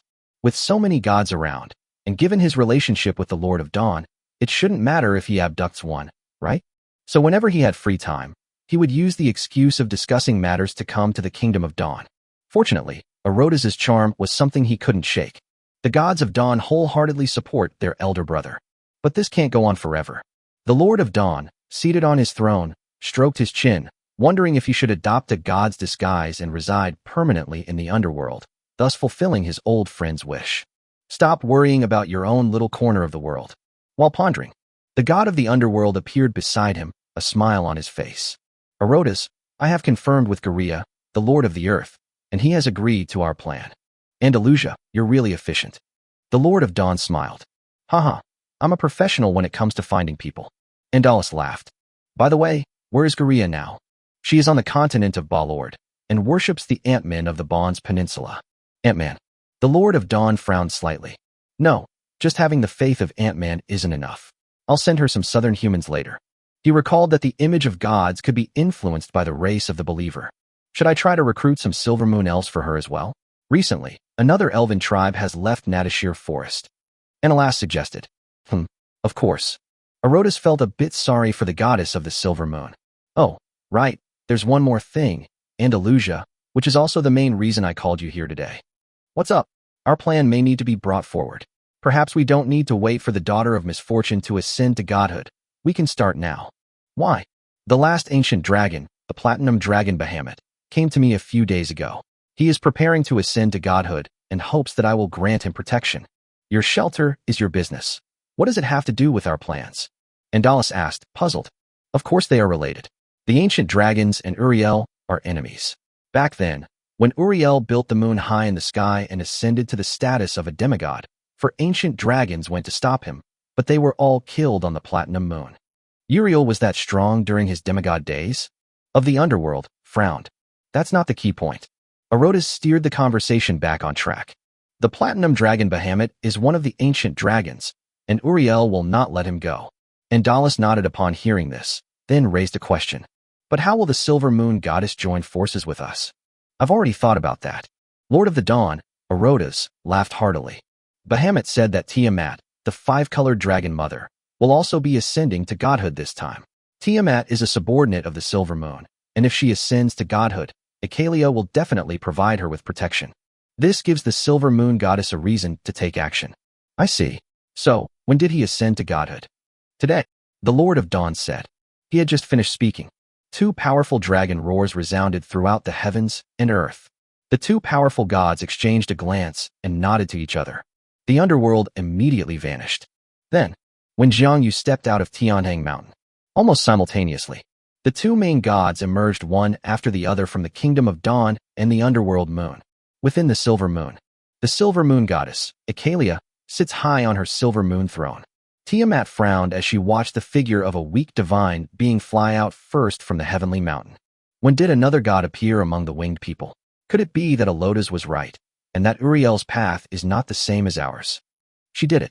Lo Swind, the god of the north wind, stood below the throne and spoke. My Lord God, I am certain that this is an unfamiliar deity, and he has not exalted his divine kingdom. Never mind that for now. This winged deity is clearly headed for Tiamat. Tiamat is one of ours. Los Wind, go and stop her. Yes, Lord God. The god of the north wind responded, and then transformed into a gust of north wind and departed. For many years, he was also a god of low divine power. High in the sky, Tiamat stretched out her enormous dragon body, hundreds of meters long, her whole body shining with five-colored light, as she vigorously lifted her divine kingdom high into the air. At that very moment, a holy and beautiful figure, wielding a long sword that glowed and darkened, arrived before her divine kingdom. It was Lucifer, the angel who was as valiant and perfect as the morning star. She pronounced the verdict in a cold voice. Tiamat, remnant of the ancient dragons, mother of evil dragons, how dare you raise your divine kingdom high in the heavens? Now, by the command of my Lord, I slay you in the heavens. Prepare to die. Chapter 169 I surrender. After saying this, Lucifer didn't waste any more words. Immediately, his angelic power surged throughout his body, and the holy sword of light and darkness erupted with intense black and white light. The intense killing intent carried by the black and white sword light tore through the distance and space, and the incomparably powerful energy exploded the surrounding laws, directly slashing towards Tiamat. Tiamat, who was holding her divine kingdom high in the sky, saw the sword light that was enough to kill her coming. Her eyelids twitched, and fear rose in her heart. Damn it, if I get struck by this sword light, I can forget about becoming a god for the rest of my life. Is the silver moon goddess protecting me or not? In a panic, Tiamat looked around anxiously. The goddess of the silver moon did not disappoint Tiamat in the end. Before her divine kingdom, a howling north wind suddenly rose between heaven and earth, like countless sharp blades scraping across the shattered space. An endless chill and cold descended upon them. Lucifer's black and white sword light was gradually worn away by the endless north wind, and finally dissipated before Tiamat's divine kingdom. After that, a handsome and dashing figure emerged from the north wind, holding a longbow and carrying a quiver of arrows. He was none other than Los Wind, the god of the north wind. Looking at Lucifer's undisguised angelic power and his unfamiliar face, he couldn't help but ask, "Who are you?" Among the gods who have ascended to godhood in recent years, there is no winged person like you. The winged people, only Jiang Yu possesses the powerful divine strength known to all.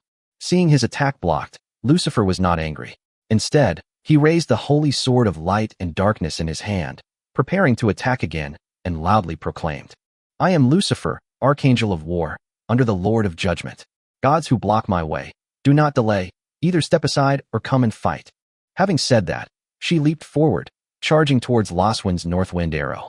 Unfortunately, she had just been promoted to a lesser divine power and was not yet fully familiar with the angelic divine power.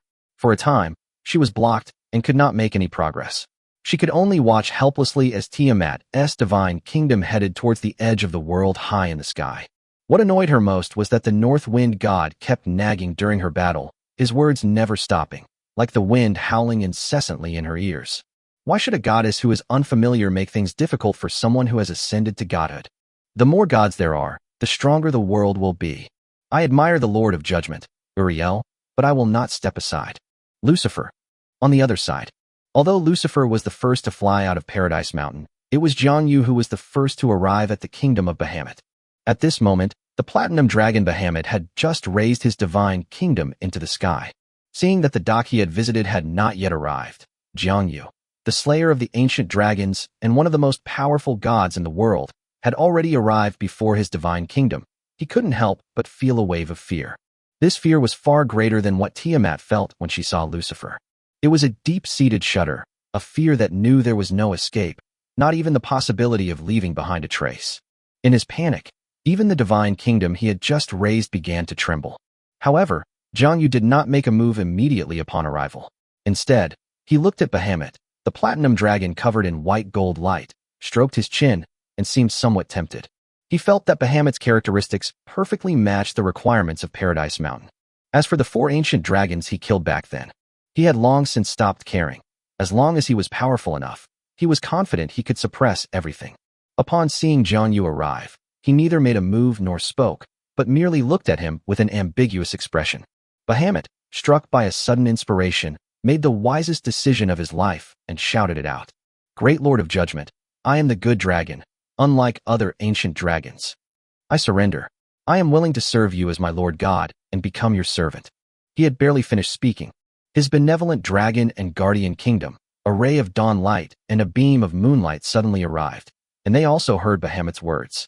The Lord of Dawn's face darkened, and the god of the underworld also looked surprised. Jiangyu smiled, her purple eyes sparkling.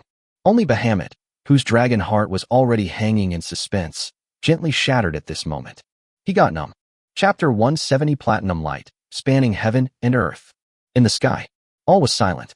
But the awkward situation was quickly broken by Hades. He looked at Bahamut, who was holding up his divine kingdom, with a cold look in his eyes, and asked Erotas with a smile.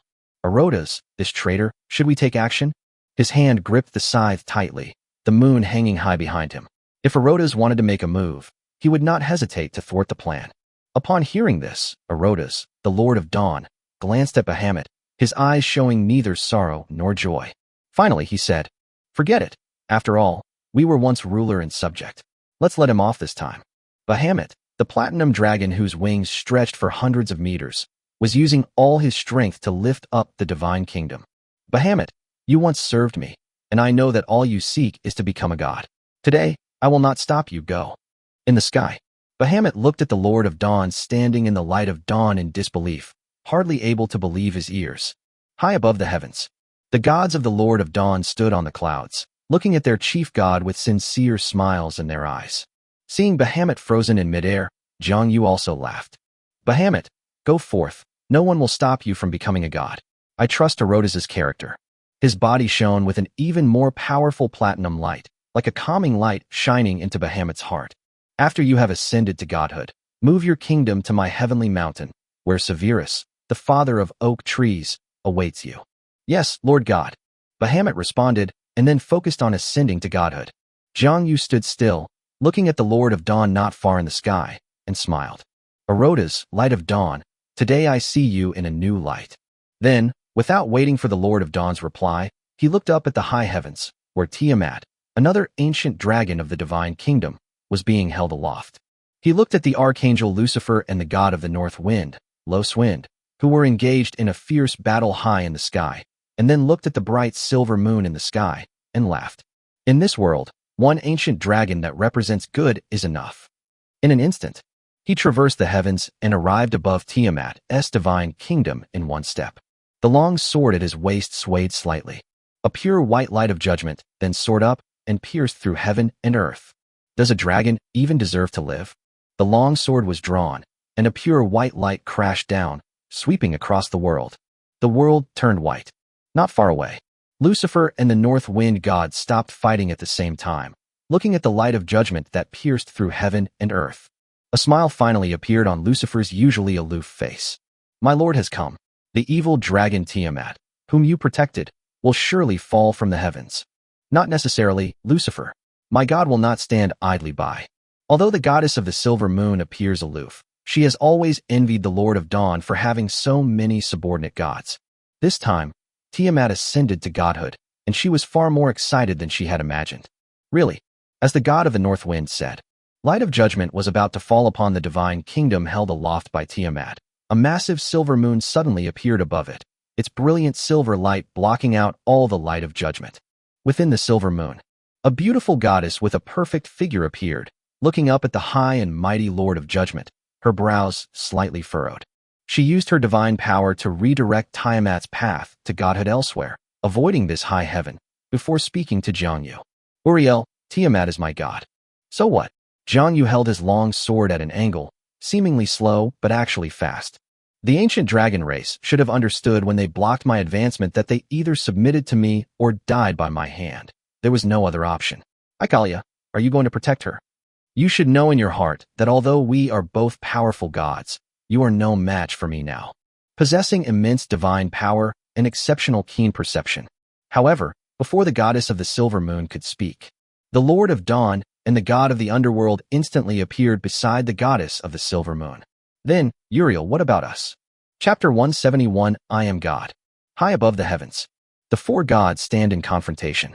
For powerful, majestic, and vast auras descended upon the heavens and the earth, shaking the entire world. At this moment, all living beings in the world and on all continents felt the greatness of the gods. They saw 3 moons and 1 sun shining brightly together. However, what shocked them the most was the platinum moon, which was not particularly conspicuous in the sky and moved in the same orbit as the other 2 moons. This time, they actually discovered.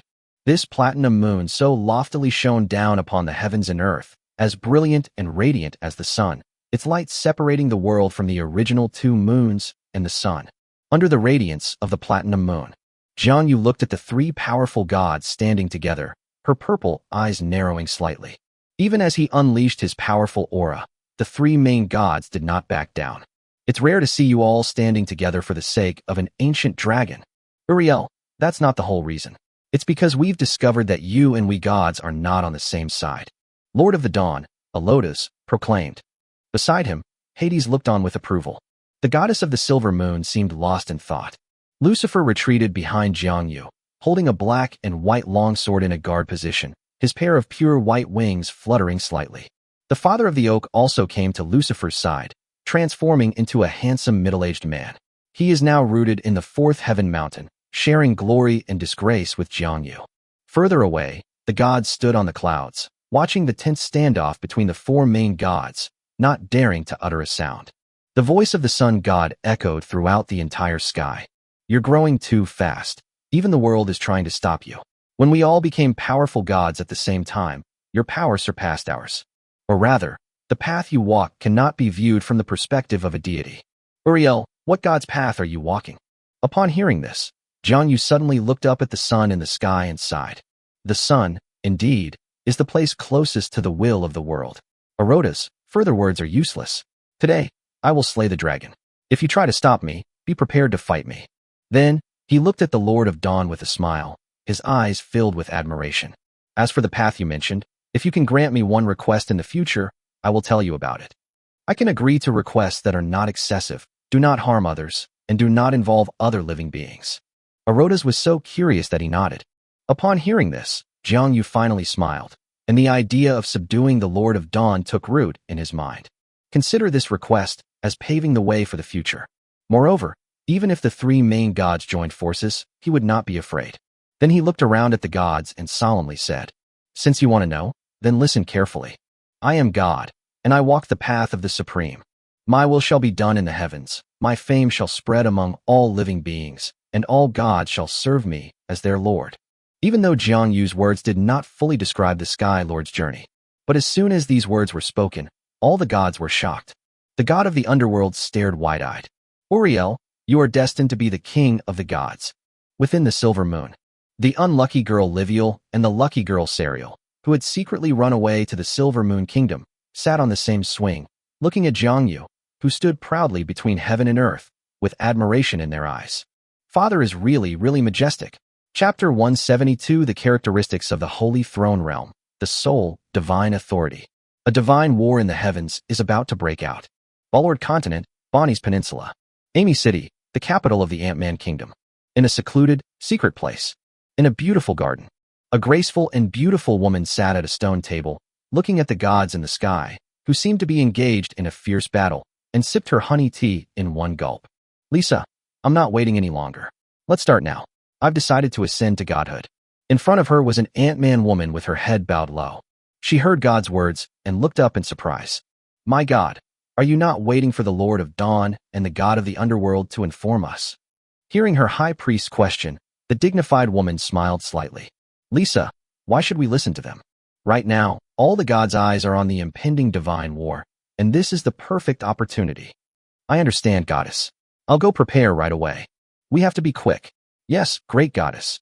Almost simultaneously, to the west of the continent of Ballord lies a vast red plain. On the plains, countless ears of wheat, reaching up to 9 meters in height, grow. Giants with reddish skin and standing over 10 meters tall worked diligently in the fields of fire mulberry wheat. Not far from them, there was a city of giants that was extremely tall, with city gates that were 50 meters high. In the center of the great city stands a towering temple built of red stone. Inside the temple, a towering giant statue sits on a high platform. A group of giant priests lay prostrate on the ground inside the temple. At that moment, the statue's eyes suddenly opened. He looked at the fire giant lying prostrate beneath him and sighed inwardly. Tens of thousands of years ago, he awoke beneath the glaciers of the far north of the continent of Flanders. Because he woke up early, some of his memories had not yet fully returned, and he fell into a state of confusion for a period of time. At that time, the whole world was in a state of desolation, devoid of any signs of civilization. At that time, the Titans and ancient dragons had just descended from the icy plateau and were far less powerful than they would become later. In his moment of confusion, a tribe of frost giants took him in. Many years passed, and he finally remembered who he was. He is Flames, the Lord of Fire from the previous epic, Sequence 0. After learning about himself, he found the climate of the icy plateau unbearable. Flames chose to leave, but he didn't want to abandon the frost giant tribe that he had been with for many years. So he took them down from the icy plateau. At this time, the continent of Phaland was ruled by the powerful Titans and ancient dragons, and all races lived in their shadow. Flam then led this army of frost giants across the ocean and landed on the Bonds Peninsula. Here, he discovered the nascent Ant-Man tribe and the presence of Garia, the ruler of the earth. The ruler of the earth is still asleep. He didn't disturb them, he quietly left. In fact, in the previous era, he and Garia had a pretty good relationship. Finally, he arrived at the Ferris Plain and settled there with the frost giants. Later, the frost giants were not adapted to the hot climate, so he used his power to slowly transform them into fire giants adapted to the heat, and fell into a deep sleep again due to the excessive use of his power. When I awoke again, the world order had changed. But the fire giant tribe has grown powerful and has conquered the entire Ferris Plain and still worships him. At the same time, Garia, the Lord of the Earth, also awoke, and the two made a pact to become gods. Today is the perfect time for them to ascend to godhood. The flashback ended quickly, and the Lord of Fire, Feralus, solemnly addressed the high priest of the flame giant kneeling in the temple. Grinnies, now begin preparations for godhood. Yes, my god. At the same time, high above the heavens, Jiang Yu looked at Tiamat, the five-color dragon mother who was about to successfully establish her divine kingdom and ascend to the divine throne, and then at the three gods who were still blocking his way. He no longer hesitated. He held the purple-gold long sword horizontally and swung it forward. The champions will converged into a vast sword intent, and the divine power of judgment surged like a boundless ocean, transforming into a magnificent and unparalleled sword light that attacked the three main gods. As the sword light extended, the Phantom of Paradise mountain expanded to the entire sky, and a suppressive divine power, like that of a world ruler, almost bent the backs of the three main gods. In heaven and on earth, I am the only one, and all the gods must submit. At this moment, the goddess of the silver moon felt the oppressive force of Jiang Yuna, which was like an entire world, and finally understood. He is indeed different from us. When the fourth heavenly mountain was established, the vast heavenly realm occupied a large part of the high heavens, instead of being pushed to other places like the divine kingdom, so Jiang Yu gained a trace of the world's authority. This is one of the characteristics he gained in the Holy See. Its name, the Sovereign Right. Chapter 173, Endless Abyss. Within the vast and boundless star realm, there is a vast, endless abyss. The origins of the abyss are unknown, but every living being in every world knows that the abyss is the enemy of all intelligent beings and of the world itself. The abyss will devour the world and keep expanding. Even now, the endless abyss is in a phase of frantic expansion, endless and unstoppable. The abyss has no world barriers like the world, and the abyss demons don't care much about it. In their view, it's good enough that the abyss doesn't invade others, so how could any world or being invade them? Apart from the most mysterious first 9 layers of the abyss. Looking from the outside in, each layer of the abyss is ruled by at least one or more great demon gods of great power. Generally speaking, the fewer the levels of the abyss, the stronger the demon god. Because the larger the area of each abyss, the more worlds are dragged into that abyss, and the more souls are devoured. The deeper the abyss, the stronger the demon god naturally becomes. Great demons with supreme divine power, surpassing even the greatest divine power, are not uncommon in the abyss. When the territories and worlds brought into the abyss meet the demands of the abyss's will, a new layer of the abyss will be formed. Generally speaking, a newly formed layer of the abyss consists of multiple corrupted worlds that have been dragged into the abyss. The 997th floor of the abyss. This is the region ruled by the great, powerful, silver-eyed demon god. The 997th abyss is located in the Endless Abyss and is considered a young abyss. There is only one great god in this abyss, and the silver-eyed demon god is still in the pioneering and expansion stage. Every moment, he launches a deep-sea war against other worlds. Current. The silver-eyed demon god is invading a world of gods that also possesses great divine power. Most of the demon lords or demon gods under his command are helping him conquer this world. The Abyss of Silver Eyes, among whom is Azeba, a demon lord who fell into this abyss more than 1,000 years ago. As a newly appointed Abyss Lord, the territory he occupies is extremely small in the Silver Eye Abyss. The millions of goblins who were brought into the abyss back then did not evolve as quickly as he had imagined, becoming a major force in this layer of the abyss. And every year, he needs to offer enough souls to the silver-eyed demon god as the price for staying in this abyss. After falling into the abyss, his previous ambitions not only did not diminish much, but actually grew stronger every day. However, these ambitions were suppressed in his heart. The territory of the Abyss Lord must be conquered by yourself, and the demonic subordinates of the Abyss Lord must also be transformed by yourself. Based on the past precedent of Abyss Lords falling into corruption, every demon lord who falls into the abyss is often one of the strongest beings in the previous world. After their fall, the first thing they attacked was their original world, and it will drag this world into the abyss, increasing its territory and the number of demons. Therefore, generally speaking, there is no Abyss Lord within the Silver Eye Abyss whose territory is smaller than that of Azeba. But Azeba was different. He did not fall into the abyss after becoming the strongest. He knew that with his current strength, it would be difficult to corrupt the world of Farrand. In fact, this situation is quite common. Often, demon lords who discover powerful worlds will seek out other demon lords to assist them in conquering those worlds because they lack the strength to do so themselves. In this situation, although the returns are smaller, the risks are also smaller. But the world of Flanders held a special place in his heart. It was a piece of fat meat that could be harvested once one became powerful, and he didn't want to share it with other demon lords. These years, he also kept attacking smaller worlds to increase his strength and manpower, barely managing to break even. But a world suitable for him to attack is too hard to find. Of course, Azeba had also participated in the corrupt war led by the silver-eyed demon god to attack the great world of Anticonus, thinking he would give it a shot. Unfortunately, he was severely injured by a powerful fire god there, suffering heavy losses, and it took him many years to recover. This is also why he is finding it increasingly difficult to pay his rent. Azeba Demon Territory. Azeba sat on his demon throne, looking at the hall below which there were far fewer high-ranking demons than before, and finally sighed. Enough, enough. I am in a difficult situation myself. Flanders may be good, but it is not something I can handle alone. Then, he looked at the higher lesser demon below him and said, Muvis, go and contact the demon lords in the vicinity. Tell them that I have discovered a suitable great world and ask them to join me in its conquest. Yes, Lord. Muvis nodded respectfully and turned to leave. Azeba watched his departing figure. Furland, I'm coming back. Winged people, trolls, behemoths, dwarves, lizardmen, humans, centaurs. Are you ready? The Flanders world. High above the heavens. The goddess of the silver moon, with a bright silver moon hanging on her back and a longbow in her hand, shoots silver arrows from afar. The underworld wields the scythe of the underworld moon and manifests in countless forms, appearing around Jiangyu from time to time. The front. The Lord of Dawn, clad in golden helmet and armor, wielding a golden spear, was enveloped in the radiant light of dawn, like a blazing sun pushing forward. Faced with the attacks of three powerful gods, Jiangyu remained calm, and every movement and attack was flawless. This is determined by a fighting spirit that is unparalleled throughout history. When they are at the same level and have the same combat power, no one can match him. The dazzling platinum radiance illuminated the heavens and the earth, and Tin Jiangyu, wielding long swords, unleashed endless sword light, advancing fearlessly.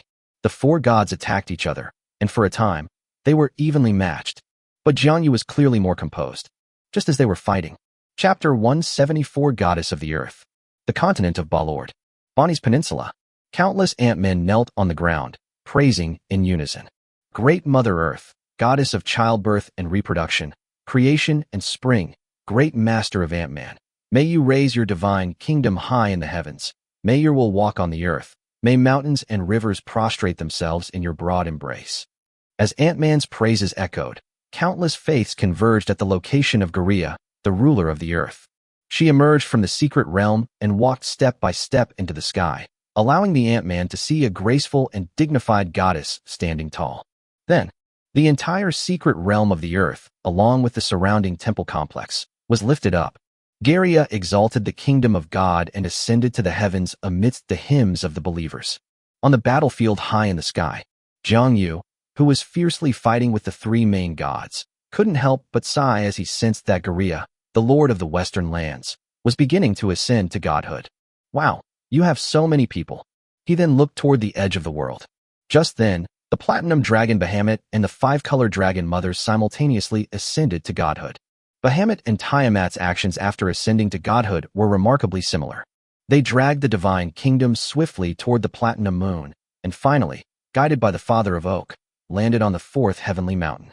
Another, also carrying a divine kingdom, arrived in the silver moon divine kingdom amidst the howling north wind, becoming another star orbiting the silver moon. Both dragon gods successfully ascended to godhood amidst great fear and trepidation.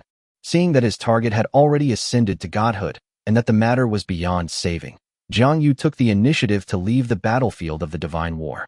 This battle of the gods did not actually reach the intensity of a life-or-death struggle. The five-color dragon mother Tiamat Jiang was particularly indifferent to whether or not to kill. She knew that the silver moon would protect her, so she was more interested in testing her current strength. This is his assurance on how he will act next.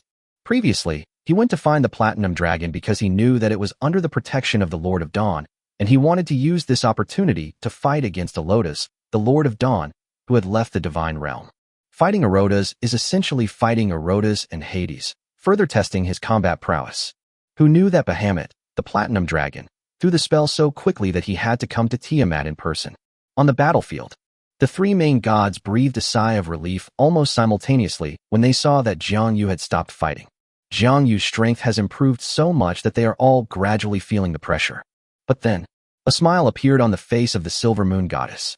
Tiamat had successfully ascended to godhood, meaning that she had finally gained another subordinate deity. The ascension of Garia, the ruler of the earth, caused her expression to shift from surprise to worry. Garia, the lord of the earth, was her friend in the previous era. If he succeeds in becoming a god, he will surely be a great help to her. But she didn't know if the three main gods in front of her would stop her. After all, this one is also a sequence zero being, and will surely become a powerful deity in the future. At this moment, the goddess of the silver moon instinctively flew outwards, keeping her distance from the two main gods. The Lord of Dawn and the Lord of the Underworld smiled helplessly at the sight. Ikalia, rest assured, we are willing to accept Garia's ascension to godhood. She will become our ally. After the two gods finished speaking, seeing that their expressions were sincere and not feigned, Ikalia nodded. At this moment, the three gods turned their gazes toward Jiang Yu, the strongest among them. If Jiang Yu disagrees, the four main gods will inevitably have another big battle. Standing in the sky, seeing that the three main gods had reached an agreement, Jiang Yu gave up his idea of stopping Garia from ascending to godhood. But in fact, he now clearly knows the upper limit of his strength. He was able to suppress three powerful gods, but not defeat them, and he could also withstand the combined power of four powerful gods without being defeated by them. Within this range, the more gods there are, the stronger the world becomes, and the faster his strength will increase in the future. Besides, what he spoke of before them was the path of the king of gods. It would be best if he could subdue these gods one by one as his strength gradually increases. Moreover, the relationships between these main gods are intricate and complex. Without his powerful suppression, they would probably have split apart on their own. So he said, I can grant divine status to the earthly sovereign who ascended to godhood, but I need half of the creative authority she holds. Otherwise, I will go all out and target one of you, regardless of the consequences. Silver Moon frowned upon hearing this. The Lord of Dawn fell into thought. Only the god of the underworld spoke without hesitation. I think it's a good idea. Jiang Yu smiled upon hearing this. Gods, you are too easy to deal with. Of Dawn and the goddess of the silver moon could only nod helplessly when they saw that the god of the underworld had agreed.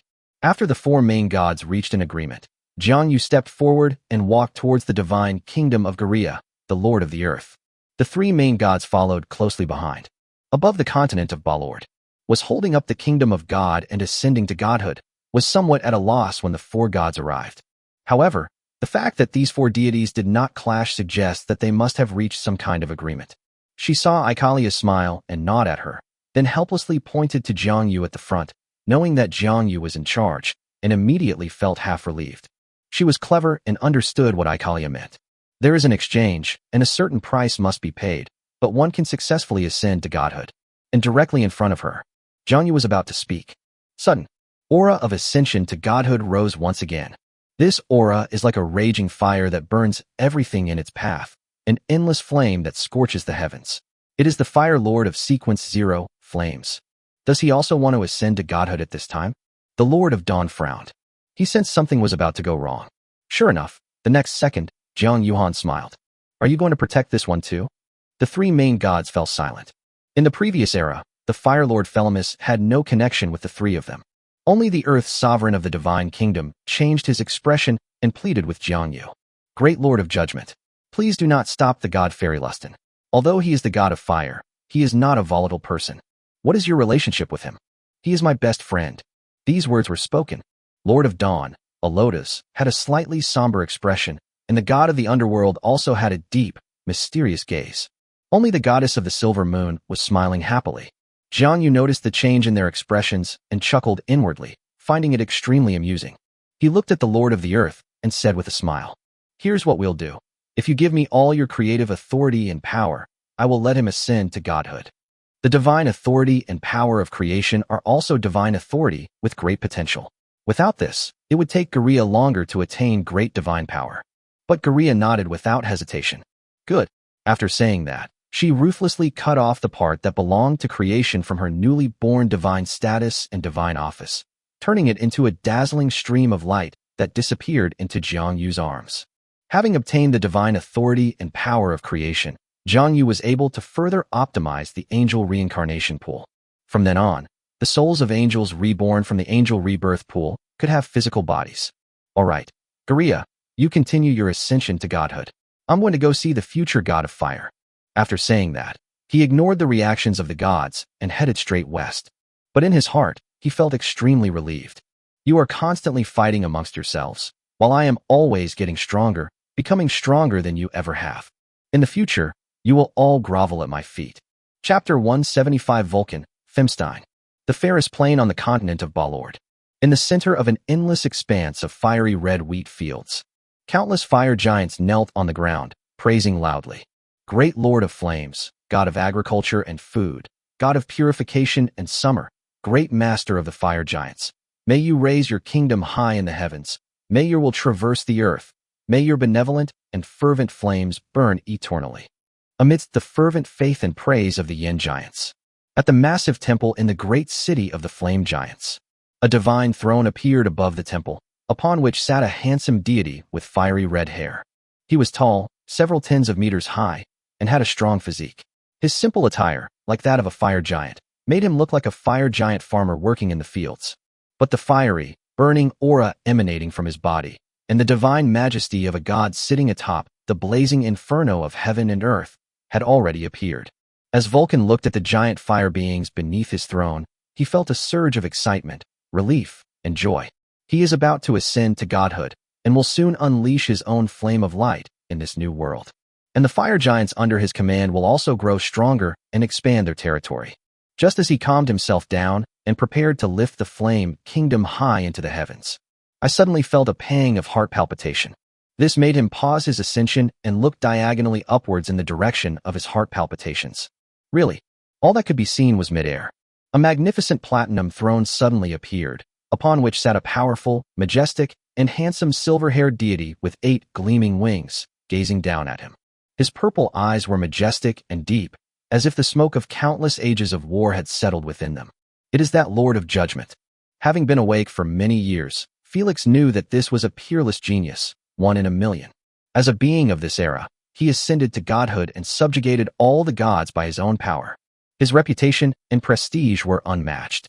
Seeing his deeds, Felix was always filled with admiration, thinking that he was simply a born king of the gods. The war of the gods is over. Did they fail to stop this Lord of Judgment?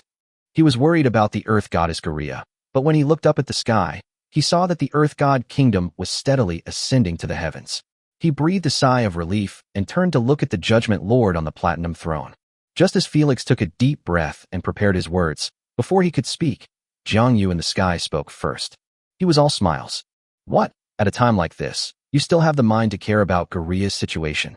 On the earth, countless fire giants trembled under the majesty of the holy throne of judgment, staring incredulously at the platinum god who looked down upon them and their chief god in the sky, filled with fear. And above the temple, the newly forged throne of fire is located below the platinum throne.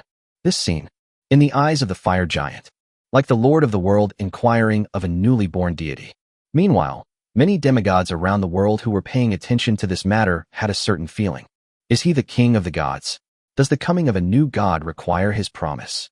Therefore, in their minds, the plan to ascend to godhood was slightly adjusted, and the will of the Lord of Judgment was placed at the top.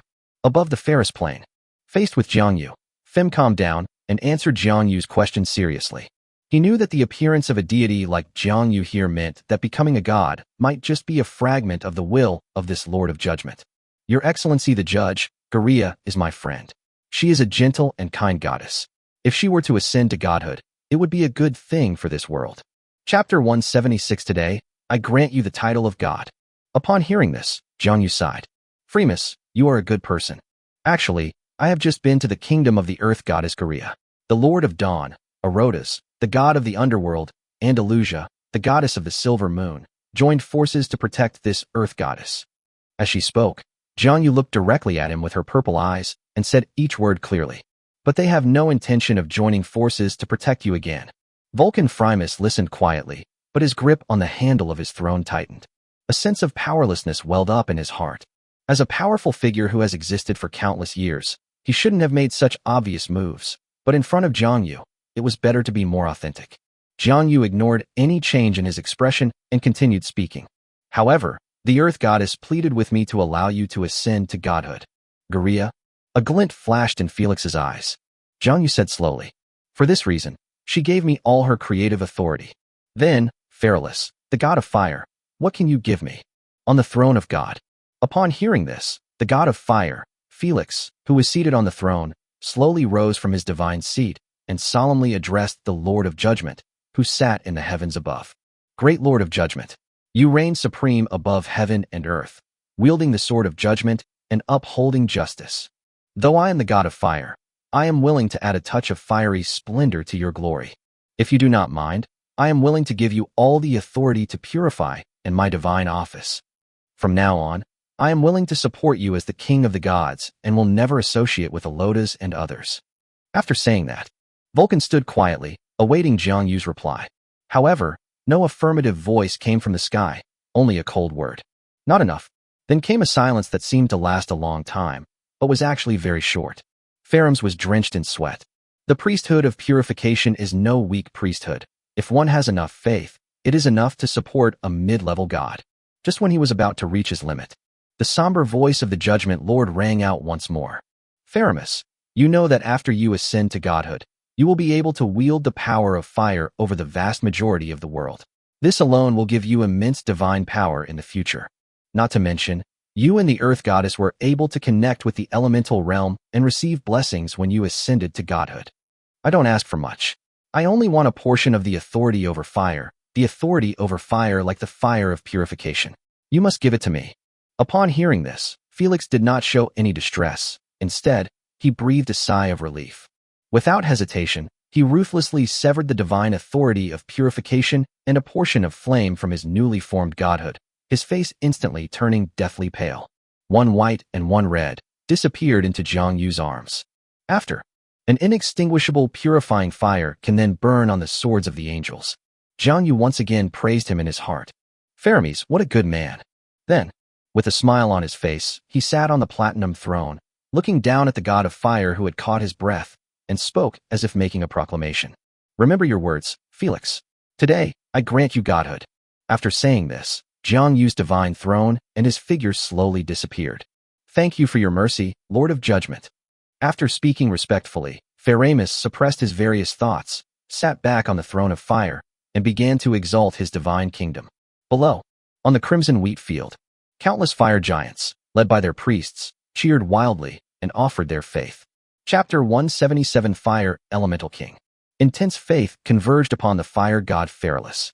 This granted him the divine power to gradually ascend the kingdom of fire to the heavens. And high above the heavens, as the earth god kingdom was about to successfully ascend to its throne, the earth goddess Garia released her thoughts and connected with the earth elemental realm located in the astral plane. Instantly, the vast and boundless phantom of the earth elemental realm reappeared in the sky above the entire world of Farand, turning the world into a yellowish-brown color. A large amount of earth element came from the void and was mainly incorporated into the divine kingdom of the earth goddess. A portion of them flowed into the world of Flanders.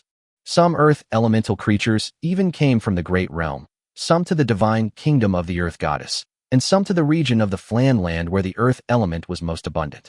This time, the commotion was far greater than when the golden lion ascended to godhood. The worlds will rejoice at receiving the gift from the earth elemental realm, and the earth element between heaven and earth began to stir. During this period, magic constructed from earth elements is even more lethal. Some earth elemental spells also appeared during this period. After, the earth goddess successfully raised the divine kingdom high, achieving the peak of intermediate divine power in one fell swoop. During this period, the goddess of the silver moon, the lord of dawn, and the god of the underworld stayed by the side of the goddess of the earth. After her divine kingdom was completed, the four gods talked together in the earth goddess kingdom for a while before leaving. As for Vulcan Phrymus, upon sensing that the earth goddess had successfully ascended to godhood, his last trace of worry vanished, and he focused wholeheartedly on becoming a god himself. Although Jiang Yu has disappeared, the radiance of the platinum moon continues to illuminate the path of the god of fire's ascension to godhood. Like the earth goddess, at the moment she was about to ascend to godhood, Pherolas used the power of fire to connect with the fire elemental realm in the astral plane. Thus, following the appearance of the earth elemental realm in the world of Phaland, the fire elemental realm also appeared in the skies of the entire world of Phaland. The fire element between heaven and earth suddenly boiled.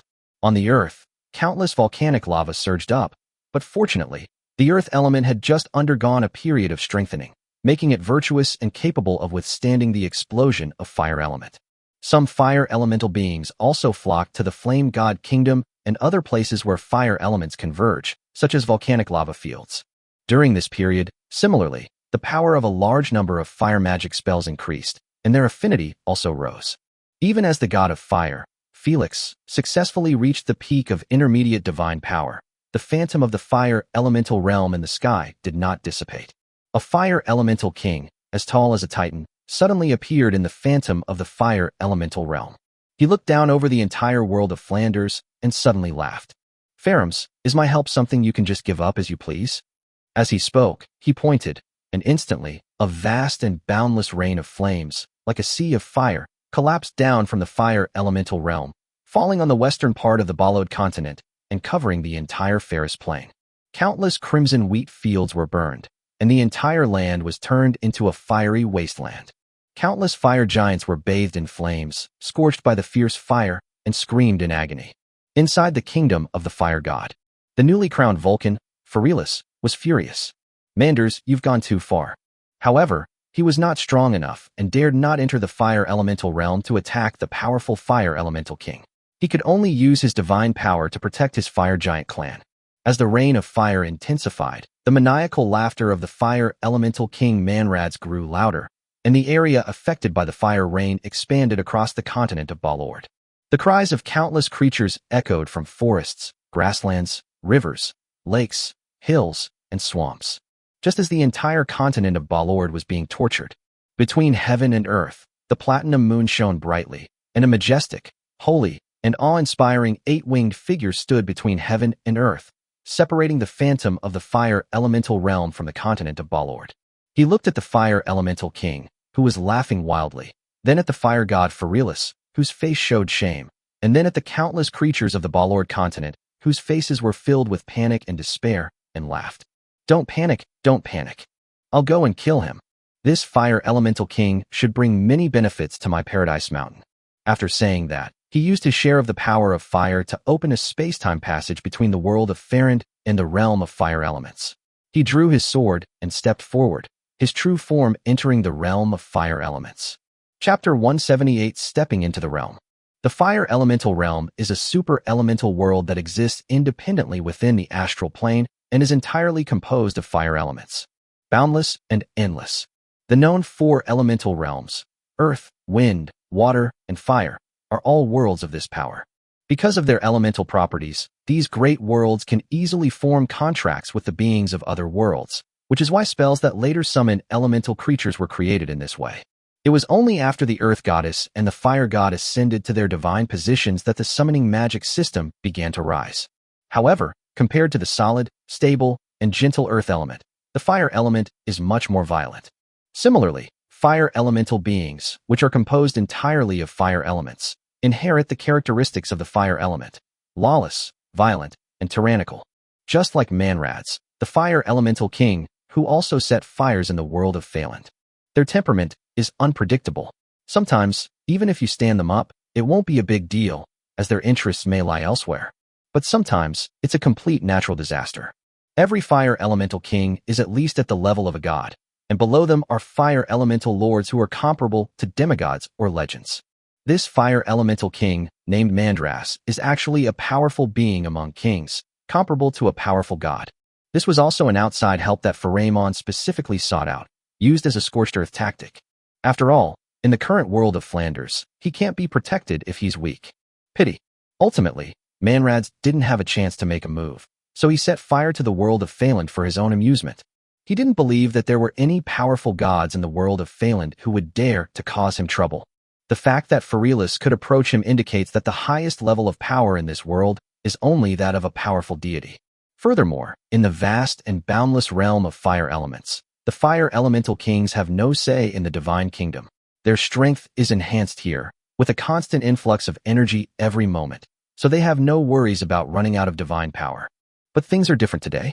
Once Jiangyu rises in the world of Phaland, he will not allow any other being to destroy this world. This is his future territory. Anyone who dares to invade, no matter how far away, will be punished. The fire elemental realm. Manrad's fire domain. Jiangyu opened up space and time, and his true form arrived here. Upon entering, one can feel countless flames burning here. High temperatures are the norm, and a sea of fire is the foundation of this place. But his attention wasn't on that. It was on the fire elemental king Manrads, who stood several hundred meters tall, not far away. Only when you look at him up close can you perceive the terrifying pressure emanating from this powerful fire elemental king. Majestic, fiery, domineering, violent, and imposing. Like an eternally unchanging, raging giant, he rules his world. Opposite to Jiangyu. The fire element king was also watching Jiangyu, who had stepped into the realm in his true form. He had never seen such a reckless god. After all, in his mind, gods are immortal because they depend on the world. Within their world, gods are incredibly powerful, but once they leave the world and lose its support, they gradually weaken. After a moment of stunned silence, the fire elemental king seemed to see something he had never seen before and laughed mockingly. "How dare you, god of Pharant?" But as he expected, the eight-winged deity did not show any panic on its face. Instead, it chuckled at him. "Yes, I also want to ask Manrads, how dare you?" The moment the words fell, Jiangyu's mind raced. "The holy sea is me." A dazzling platinum throne appeared in the sky above the fire elemental realm, its platinum radiance illuminating the world. Jiangyu stepped forward and stood before the platinum throne. His wings of light fluttered, the flames faded, and the fire grew. A moment later, 8 pure white wings burst into eternal flames and suddenly spread wide, as if the flames had grown wings. Following closely behind, Jiangyu charged forward with his sword, unleashing his champion's will and unleashing all his divine power in an instant. The sword intent of judgment thundered, heralding victory, with endless flames randomly climbing upon it. Clang, clang, clang. An unparalleled, all-encompassing sword light of judgment transformed into a long river of flames, hanging high in the sky, slashing towards the core of the fire elemental king, Manrads. This was Jiangyu's all-out attack. His combat awareness was unmatched. The moment he stepped into this place, he knew that he could not continue fighting the fire elemental kings here. To achieve his goal, he must go all out and seize this opportunity. The mighty sword light of judgment cleaved through the fire elemental domain, turning this entire fire elemental realm into a vacuum.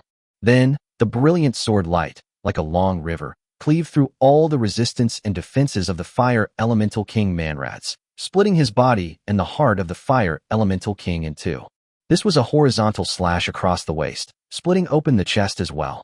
How is this possible? Such invincible combat strength after leaving the original world. What he didn't know was that Jiang Yu's strength always stemmed from himself. Chapter 179, Capturing the King and Returning. Left with no other choice. Manradus had no choice but to transfer the fire elemental king's heart, which had barely come together, into his head. However, the next moment, a pair of enormous hands, composed of divine power of judgment, suddenly descended and grabbed Manradus's massive head. Then a brilliantly glowing purple-gold longsword anticipated his move and plunged into Manrad's head, hovering beside the fire elemental heart that was almost shattered in two. Holy Throne Realm characteristics, suppressive authority. Instantly, the power of the judgment and suppression sealed off all of Manrad's fiery power, leaving only a large head behind his previously connected chest and mutilated arms. Just then, there was a commotion nearby. A powerful fire elemental king, also several hundred meters tall, stepped into Manrad's domain and roared loudly in dissatisfaction. "Manders, what are you up to this time? Making such a big fuss. Do you want to fight me again?" However, before he could finish speaking, he saw a god with 8 eternally burning wings on his back, his purple eyes filled with murderous intent, standing proudly in the void, one hand calmly resting on the head of the only remaining Manradus, the other hand spreading out the space-time between two worlds. Upon hearing this, those majestic purple eyes suddenly turned to look at him. His divine might is as vast as the sea. His divine might is as deep as a prison. The newly arrived fire elemental king was speechless. Holy crap! He saw Manrad still struggling in place, cursing and begging for mercy, and instinctively felt fear. At the same time, Manrad saw his neighbor arrive. His eyes lit up as if he saw hope, and he cried out for help. "A Mank, save me!" However, seeing Jiang Yu's calm and composed demeanor, the equally powerful fire elemental king quickly turned around and went back the way he came. Only one sound remained. "Just passing by. I really was just passing by." Seeing him leave, Jiang Yu breathed a sigh of relief. He was almost exhausted, but thankfully he had just managed to intimidate the newly arrived fire elemental king. He was also puzzled as to how there could be two powerful fire elemental kings in the same area. But he didn't think much of it. After seeing that the space-time tunnel was almost fully opened, he carried Manrad's huge head and returned across the boundary. The Flanders world of the fire elemental realm remained in the sky above Farron from the moment Jiang Yu set out until his return, never disappearing. This is the result of Vulcan Felix's efforts. So when Jiang Yu stepped into the realm, he wielded his sword and forcefully suppressed the fire elemental king, scaring away another fire elemental king who had come to join him, before calmly returning to the world of Phalant. The gods in the heavens were stunned. All the gods, including the Lord of Dawn, couldn't help but feel admiration. Peerless demeanor, what an invincible war god. Not just the gods. All living beings in the world were awestruck by Jiang Yu's great feat of crossing the border, capturing the enemy, and returning safely. Is that the king of the gods? Especially every winged man and angel who believed in the platinum moon shouted excitedly. Those eternally burning wings are our undying faith. On the continent of Balord, all the creatures who had escaped death from the heavenly fire were moved to tears. Praise be to you, great God. Within the silver moon, fateful twins, who had been caught, stood in front of the garden swing. Their previous dejected appearance was gone, and they excitedly jumped up in front of the silver moon goddess. "Do you see that, mother? That's our father. My father is really amazing." Upon hearing this, the goddess of the silver moon looked at the burning sky, her eyes deep, and remained silent for a long time. Paradise Mountain. A burst of intense flames emanated from the burning sky. Jiang Yu returned carrying Manrad's enormous flaming head. He arrived at the fourth heavenly mountain. The platinum dragon god and the father of the oak tree respectfully approached him from behind. Jiang Yu did not stop, but came to an open space in the fourth heavenly mountain, where he used his divine power to manifest an incomparably tall volcano and threw Manrad's head into it. "Mandras, since you enjoy playing with fire, then play with fire here for all eternity." As soon as Jiang Yu finished speaking, divine chains formed by divine power bound Manrad's, suppressing him deep within the volcano. You bastards, let me out, you damned alien god." Soon, endless flames erupted from here, turning the entire airspace of Paradise Mountain a fiery red. Then, Jiang Yu then spoke to Cyril Vans, the father of the oak tree, behind him. "Sylvans, you'll be guarding this guy for now. guardian of powerful divine strength? Alas me, what merit do I possess to deserve this? But he dared not refute Jiang Yu's words and could only nod. Yes, Lord God. Chapter 180. This past year has been like walking on thin ice for me. Seeing the bitter look on his face, Jiang Yu smiled and patted his shoulder reassuringly. Don't worry, this guy can't escape. Do they really think his power of repression is a joke? I plan to build a sword forging platform here and use its inextinguishable flame to forge swords for the angels. Besides, keeping him around will serve other purposes in the future. The father of the oak tree replied respectfully. Yes, Lord God. Jiang Yu nodded in satisfaction, then looked at the platinum dragon beside him. So, Bahamut, how does it feel to have taken root in my fourth heavenly mountain? Bahamut had now transformed into human form, for he had heard that this supreme god of judgment once had a human offspring. God, I feel so good. Here, the light and holy aura of heaven make me feel like I'm home. He didn't mention the unpleasant matter of the divine kingdom merging into the fourth heavenly mountain. Yes, Bahamut, you are a benevolent dragon. The justice and holiness of heaven will need your help in the future. Take your time to adjust. If you don't understand anything, just ask Severus. Yes, Lord God.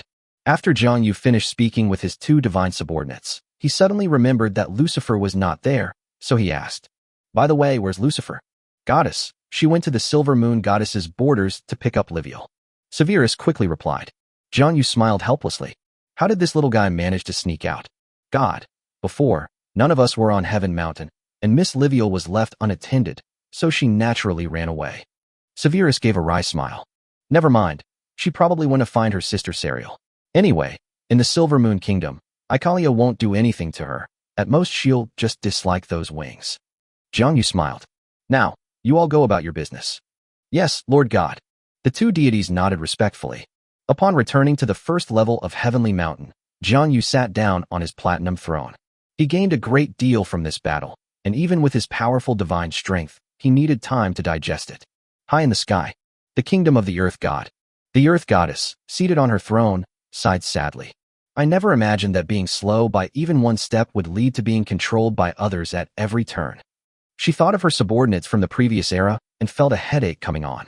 It seems that your ascension to godhood still requires an opportunity to be found. However, it's not like there's no chance. Giria looked down at the world and fell into thought. It's time to make some plans for the underworld. The Kingdom of Flames. The god of fire, Phelim, did not sit on his throne, but instead sent an avatar to the tribe of fire giants in the lower realm. The great fire caused by the fire elemental king destroyed the homes of the fire giants, leaving them in a state of panic and despair, with no hope for the future. The god of fire was worried about them and decided to personally lead them out of their predicament. As for the earth goddess, he was confident that the bond between them would not last a moment. Of his ascension to godhood was imprinted in his heart. The continent of Flanders, Central Region. Beside Lake Proadas, in the eastern capital of the Silver Moon Elves, lies the royal city of Prohill. Since the elves conquered the Lake Proadas region, they have scattered tree seeds throughout the area, causing forests to grow. Most notably, the elven royal court in Prohill City has long been lush and verdant thanks to the effects of magic. Inside the dimly lit royal court, the outstretched branches form the roof of the open-air royal court. Alpheus, holding the silver moon scepter representing the elven kingship, sat alone on the silver throne, his eyes closed in thought. The first year of the Elven dynasty was a year like a grand epic narrative, a divine war in the heavens. Several deities exalted their divine kingdom and ascended to godhood. The most shocking thing was that the Lord of Judgment crossed the boundary and captured and killed the king of the elemental realm. This year was also a year in which the gods were active. Besides the major events stirred up by the main gods, other deities also made many small moves. For example, the Mother of the Deep Sea began to plan the divine duties related to the entire ocean. The god of the North Wind fought a fierce battle with the angel Lucifer. The god of war transformed into a mortal and became an invincible warrior. The son of the god of slaughter stirred up trouble everywhere, and the god of speed brought the first long-distance running competition into mortal society, and so on. Countless beings sang the poems of the gods, and even mortal dynasties paled in comparison. The one most affected was Alpheus, the supreme king of the Elven dynasty. He had not yet enjoyed the power of being the Elven king who occupied large swathes of land across 2 continents. Instead, he trembled with fear under the might of the gods, daring not to be careless in the slightest. After a long while, he opened his eyes, looked up at the sky, and sighed softly. This year, I felt like I was walking on thin ice. Goddess, can I lead the Elven dynasty to the end? Just as he was worrying about the future of the Elven dynasty. Inside the royal court, a beautiful female elf wearing a magic hood entered and spoke respectfully to him. Supreme King, Princess Monica has decided to ascend to godhood. Is she ready? Yes, the princess said she now has complete confidence. Altez was overjoyed. Great. This is the best news I've heard all year. He then summoned the guards who were waiting outside the palace. Issue the order, the entire Silver Moon elf race, to fully cooperate with Manhwa's ascension to godhood. Yes. Chapter 181 The Ascension of the Goddess of Magic and the Appearance of the Bard. Nadashir Forest. Instead of going to the continent of Fland with her father, the High King, Manhwa remained in the capital city of Nadashir. Here, she trained generation after generation of elven mages for the Elven dynasty. These magicians are all followers of Manhwa. While widespread faith can strengthen the clergy, it is far from sufficient for achieving godhood. In order to ascend to godhood, with the permission of the Silver Moon goddess, Manhwa also developed some faith groups among the Silver Moon elves. Year 2 of the Elven dynasty calendar. In a forest city within the Nadrassil forest, Monica raised the banner of the Magic Kingdom and became the goddess of magic. This time her ascension to godhood went extremely smoothly. Thanks to that magic lesson she had taken before, none of the gods stood in her way. The goddess of magic's divine kingdom, upon ascending to godhood, also transformed into a blue star, orbiting the Silver Moon. Monica became Akalia's god. The 10th year of the Elf dynasty. The angel Raphael volunteered to forge a special divine sword for the angels. Zhang Yu knew that he was the one who created the first generation of Sky City and participated in the entire construction of the second generation of Sky City, possessing extremely strong inventive abilities. He granted him the authority over the fourth heavenly mountain Great Volcano, allowing him to use the Fire Elemental King's firepower without restriction. From then on, every now and then, the Great Volcano would echo with the curses of the Fire Elemental King, Manrats. From anger to resentment, it's quite a story. The Elf Empire, 34 years old. By connecting the two elemental planes with the world of Farrand, Manhwa perfected the mage system. Furthermore, summoning fire and earth elementals has become a type of magic that many mages can use. Some fairies benefited from the magician system, while others became followers of the goddess of magic. Year 45 of the Elven dynasty. Because of the efforts of the Elf Supreme King and the tacit understanding among the gods, Altius signed a peace agreement with the various nations of Phaland. The Winged Kingdom also joined the peace agreement. Currently, the Winged people have occupied a large area of land and no longer need extra land for them to reproduce. In fact, at present, the Winged Kingdom's focus is on encouraging its people to reproduce and strengthening its power. For every legendary figure who appears, one more angel appears on the Platinum Moon. If external resources are available, it's best to avoid war, because war always results in death. Furthermore, because of Zhang Yu's feat of traversing the realm and slaying gods, people of all races on the continent would always take a second look at anyone with wings. After the peace agreement was signed, from then on, all ethnic groups on the mainland ushered in a precious period of development. During this period, various races began sending their children to travel to different parts of the mainland and to other continents. Year 67 of the Elven dynasty. A winged being born in the city of Uriel grew up bathed in the radiance of the Platinum Moon. Because I grew up listening to my elders tell the story of the winged lord, the Platinum Moon. He was filled with adoration for the Platinum Moon high in the sky. Because both his parents were professionals in the chant system, Uriel was exposed to many chants of the winged people at a very young age, and after reaching adulthood, he also became a professional in the chant system. However, he had some different ideas about the fact that the hymns praising the Lord among the winged people could only circulate among them. So, taking advantage of the signing of the peace agreement among the various ethnic groups on the mainland, he took his beloved harp and set off to the mainland to begin his travels. During his travels, he told stories through songs, singing about the great deeds of the Platinum Moon and making the winged people more widely known among the various races of the continent. Decades later, on the edge of the northern grasslands of the continent of Phaland, Uriel realized his own path as a professional and advanced to the rank of bard. He began to compile a large number of stories about Zhang Yu into popular poems, which were then spread in various places. Soon, all the gods knew of the appearance of this winged bard and spread the great deeds of the Platinum Moon everywhere, arousing a great deal of worship for the Platinum Moon among all kinds of beings. The gods were all furious but dared not make a move. Out of necessity, a large number of bards from various ethnic groups emerged. Of the North Wind even transformed into an elf bard and personally participated in the battle. High in the sky, Jiangyu looked at the winged bard and smiled at Lucifer beside him. Lucifer, I estimate that Uriel will be able to advance to legendary status before he even returns to Losendas. When that time comes, you should personally go and help him ascend to angel status. Yes, my lord. At the same time, she was thinking to herself, I need Uriel to write me an account of the great deeds of Lucifer, the angel of war. The Elven dynasty lasted for 179 years. Uriel traveled to the northern part of the continent of Balord. Chapter 182 Dionysian Faith. The Elven race and the various races of Flan signed a peace agreement. Within a few years, at the request of their respective gods, the Ant-Men and Flame Giants of the Balord continent also sent envoys to the Elven royal court of the Flan continent to sign a treaty. As a result, a large number of adventurers from various races of Farron traveled to the continent of Balord to explore. More than 100 years later, some adventurers then settled down in Balord. Therefore, on the continent of Balord today, when you are near resource-rich areas, it is easy to find some small towns that are a melting pot of different races composed of immigrants from various ethnic groups. This day, Uriel traveled to Elsa, a small northern town near the Elsa Ice Lake. Elsa Ice Lake is abundant with a supernatural creature called Madori Ice Fish, which is of great help to warriors, knights, and mages in their career advancement. Therefore, a large number of adventurers from various races came here. This day, Elsa Town is in the middle of winter. Outside, a fierce snowstorm raged, and the town of Balod in the north was covered in heavy snow.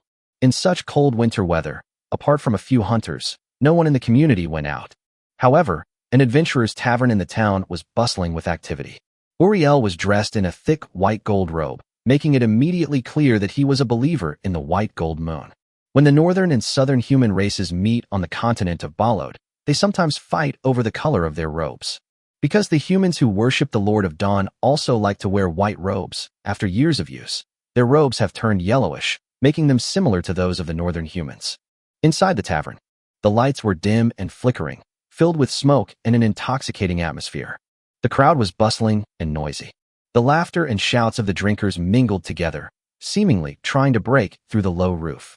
The boorish adventurers slammed their fists on the table, loudly recounting their thrilling adventures, their faces beaming and spittle flying. In a corner, a group of mages sat together. The elves proudly proclaimed the greatness of the goddess of magic, but the human mages were not convinced, saying that the Mage Tower was the masterpiece of the human race. At the bar, the raccoon bartenders skillfully mixed all sorts of exotic drinks, while fox girls moved between the tables. The drunken dwarf waved his thick arms and argued loudly with the elf beside him. Warriors from the north and the human knights from the south argued fiercely over the legitimacy of humankind. Different languages and accents mingled together, creating a chaotic yet vibrant soundscape that made the tavern noisy and bustling. But at the same time, a strange sense of pleasure permeated everyone. During their arguments, someone would always suddenly stand up loudly and raise their glass. Cheers to the wine. Of all the hardships in the world, only wine will not bring us suffering. Praise be to the wine, praise be to the gods. At this point, some dazed and drunk people joined in the shouting. If a god were to bestow upon me fine wine every day, I would gladly die. Then a voice quickly echoed, carrying a strong suggestive element. If there were a god of wine, wouldn't we have fine wine to drink every day? In this rare era of peace, some strange beliefs have quietly emerged. In the north, the worship of Dionysus began to emerge gradually. Just as the tavern was becoming noisy, the tavern door was suddenly pushed open, and a figure carrying a harp walked in. As the swirling snowflakes drifted into the tavern, they landed on the tables, startling many patrons who were still drunk with the sudden chill. Who is it, coming in and opening such a big door? It's freezing. Only then did they raise their heads and look at the intruder. He was wearing an extremely large white and gold robe, and his eyes were deep and full of stories. A fat guy who believes in the platinum moon? A southern human knight frowned. A harp, is that a bard's? A knowledgeable elf asked in confusion. However, the next moment, the fat man in the platinum robe took off his robe, revealing his pair of pure white wings and his signature long, artistically styled golden braided hair. Haha everyone, I'm not fat. He's a bard from the winged race. Inside the tavern, everyone, elves, dwarves, ant-men, orcs, humans, and so on, felt a deep sense of awe. Chosen one of the Platinum Moon. Chapter 183 The Wandering Bard's Legendary Path, Pioneering. Uriel casually closed the tavern door before smiling and speaking. I am not one of the Lord's chosen ones, but merely a devout citizen.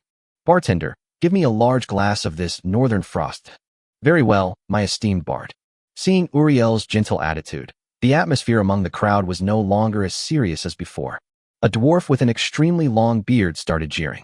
Do devout people also drink alcohol? Ha ha ha. Of course, isn't this something you dwarves understand best? A moment of pleasure doesn't affect my faith. Uriel smiled and asked in return. Well said, bard. A lizard man wearing half a helmet and covered in wounds stood up, raised a huge wine glass, and laughed loudly. God doesn't respond to everything, but alcohol does. Cheers. He then downed the glass of wine in one gulp. The other drinkers from various ethnic groups laughed and drank their wine to the brim, but Uriel lowered his eyes and remained noncommittal. God doesn't respond to everything. That's because you're not devout enough.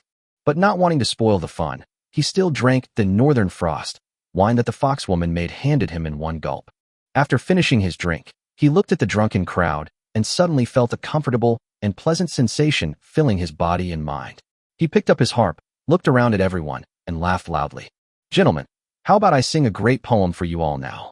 Without waiting for the adventurers of various races in the tavern to object, he began to play a stirring and passionate tune. The king ascends to the heavens, raising the bright moon into the vast sky. The sacred songs of Paradise Mountain are immortal, and the platinum radiance shines throughout the world. You are invincible, you are majestic and glorious. Heaven and earth praise your great deeds, and all the gods bow down before you. Omitted 1,000 words.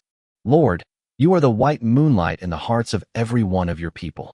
After finishing his song, Uriel ignored the expressions of the adventurers from all races and burst into laughter. A song called White Moonlight is dedicated to everyone. He then took another glass of wine and drank it all in one gulp. Just as the wine went down his throat, he suddenly felt a sense of clarity and peace. A feeling of spiritual liberation washed over me. Bands of light composed of musical notes and poems floated around him. This is a symbol of a surge in extraordinary power. Ah, how wonderful! And the bard system, which had separated from the hymn system, was finally perfected, and the legendary path of the bard was successfully created. Singer, formal rank, same as the hymn system. Choir, master rank, same as the hymn system. Bard, heroic rank. Grand musician, legendary. By the time he recovered from his insights into the advanced level, the adventurers in the tavern had just come back to their senses from his singing. Everyone felt envious as they watched Uriel advance to the legendary level. Singing a hymn can grant you legendary status? In this era, gods do not intervene, demigods do not emerge, and legends are the world's highest fighting force. Just then, suddenly, everyone in the tavern heard a sacred song resounding throughout the land.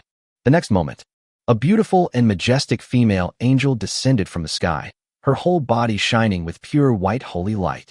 She possessed the majesty of a god and unparalleled power, causing even the usually lawless and daring adventurers in the tavern to subconsciously hold their breath. In a corner of the tavern, a figure in a black robe tried to hide himself in the shadows, making his presence barely noticeable, and all the envious gazes of the drinkers and adventurers. A holy and beautiful female angel walked to Uriel's side and smiled gently. Uriel, the Lord has heard of your work, and you have done well. Today, you have ascended to the level of a legend, so come with me to heaven and become one of the angels. Uriel was overjoyed upon hearing this. He had long heard that after a winged person achieved legendary status, they could travel to the city of Uriel, where the Archangel Irida or her angel lieutenant would take them to the heavens and transform them into angels. Unexpectedly, having just become a legend today, he was personally invited by His Highness Lucifer, the Archangel of War who had already attained godhood. What an honor! In this situation, he couldn't help but want to sing a poem again. However, Lucifer seemed to see through his thoughts and burst into laughter. Uriel, keep your creative talents. There are still dozens of poems to write after you go to heaven. Dozens of poems? Even Uriel, a great creator, was bewildered. Does God want me to go to heaven and write songs? Just as he was wondering, Lucifer walked up to him, pulled him up, surrounded him with holy light, and together they went up to the heavens. He laughed as he flew. I have 10 songs. The eldest young lady has 10 songs. The second young lady has 10 songs. The master has 10 songs. The second master has 10 songs. And some angel sisters also need your help. It's just a few dozen songs. Uriel, keep it up. I believe in you. Your Highness, I think. Ullerton felt dizzy and overwhelmed by the fame of God's deeds, which is why he wrote so many hymns of praise. But some of you, I've never even heard of some of you. However, Lucifer narrowed his big eyes and turned around to ask a question. What do you think? It's nothing, Your Highness. I will definitely complete it. Chapter 184. Vivian and Anastasia awaken. Uriel was taken to Heaven Mountain to begin his angelic bloodline ascension. He will not return to Earth for some time. But the footsteps of bards never cease. They are found all over the world. The Troll Kingdom. Since Auden Bloodaxe abdicated, he has been preparing for his ascension to godhood, as promised by the Lord of Dawn. The current Troll King is Benjen Bloodaxe, a descendant of Odin Bloodaxe. Benjen Bloodaxe was born during the Troll Empire era and witnessed the Empire's greatness and glory. He worked diligently to restore the Troll's glory. Unfortunately, the era of the Troll Empire is gone forever. Back then, after the Trolls were defeated and retreated to the regions of Genk and Dermia, they quickly rebuilt the Troll Kingdom. But some of the Trolls left the kingdom and headed west towards Flanders. Some crossed the ocean and headed to the southern continent. Of the major Troll clans, only the Bloodaxe clan and the Giant Wolf clan remain in the kingdom, supporting the declining nation. In addition, ever since the Platinum Dragon God submitted to the Lord of Judgment, the Trolls' Dragon Knight Legion has almost disbanded. The impoverished Troll Kingdom could no longer afford the expenses of the Dragon Knights. Aside from a few brass dragons, the metal dragons remained in the Troll Kingdom. Some of the gold and silver dragons went to the tribe of the Sun Elves, while the bronze and copper dragons returned to their respective dragon lairs. Although the Sun Elves are the race worshipped by the Lord of Dawn, the Platinum Dragon God does not interfere with the ownership of the metal dragons. Therefore, some of the gold and silver dragons even went to seek refuge with the Silver Moon Elves. Of course, most people initially joined the Winged People, but they later discovered that the Winged People were not valued as much as other races. The Elves' original Dragon Knights, composed of 5 colored dragons, were on the verge of disbanding. It's really difficult for a proud dragon and an equally proud elf to develop a true understanding. The vast majority of the 5 colored dragons left the elven race, either returning to their dragon nests or going to a remote place to gather goblins and wild goblins and kobolds to establish their own kingdoms. So now, the elves actually have metal dragon knights, while the 5 colored dragon knights are much less common. The Reinhardt Human Kingdom. Since the end of the war, the Kingdom of Reinhardt has devoted all its efforts to developing the land on the west coast. They expanded their trade with the Bonnie's Ant Kingdom on the continent of Balord. The magicians of the northern tribes even joined forces to build a miraculous navigation lighthouse on the west coast. Because of this building, the Northern Magicians Organization, the Lighthouse Council, was established. Their original mission was actually to maintain and protect this beacon for navigation. But further north, in the far west of the Momed region, the human city-states have not all been confined to their own small territories in recent years. Some deities had long ago set their sights on this place. Thus, among the hundreds of human city-states of varying sizes and nearly 10 million people here, there are as many as several hundred different faiths. Original faith of the vampire progenitor has been completely abandoned. Currently, only a few city-states in the northernmost part of the Momed region still maintain Vivian's blood ancestor worship. Inside the vampire castle further north, a portion of the vampires continued to guard Vivian's south slumbering place. Another group, unable to bear the loneliness, fled south and hid among the human city-states and northern kingdoms. Among these vampires, in order to escape the punishment of the vampire progenitor in the future, some vampires, werewolves, eaglemen, goblins, gnomes, mud monsters, and other dark creatures began to worship the Lord of Shadows. Year 201 of the Elven Dynasty calendar.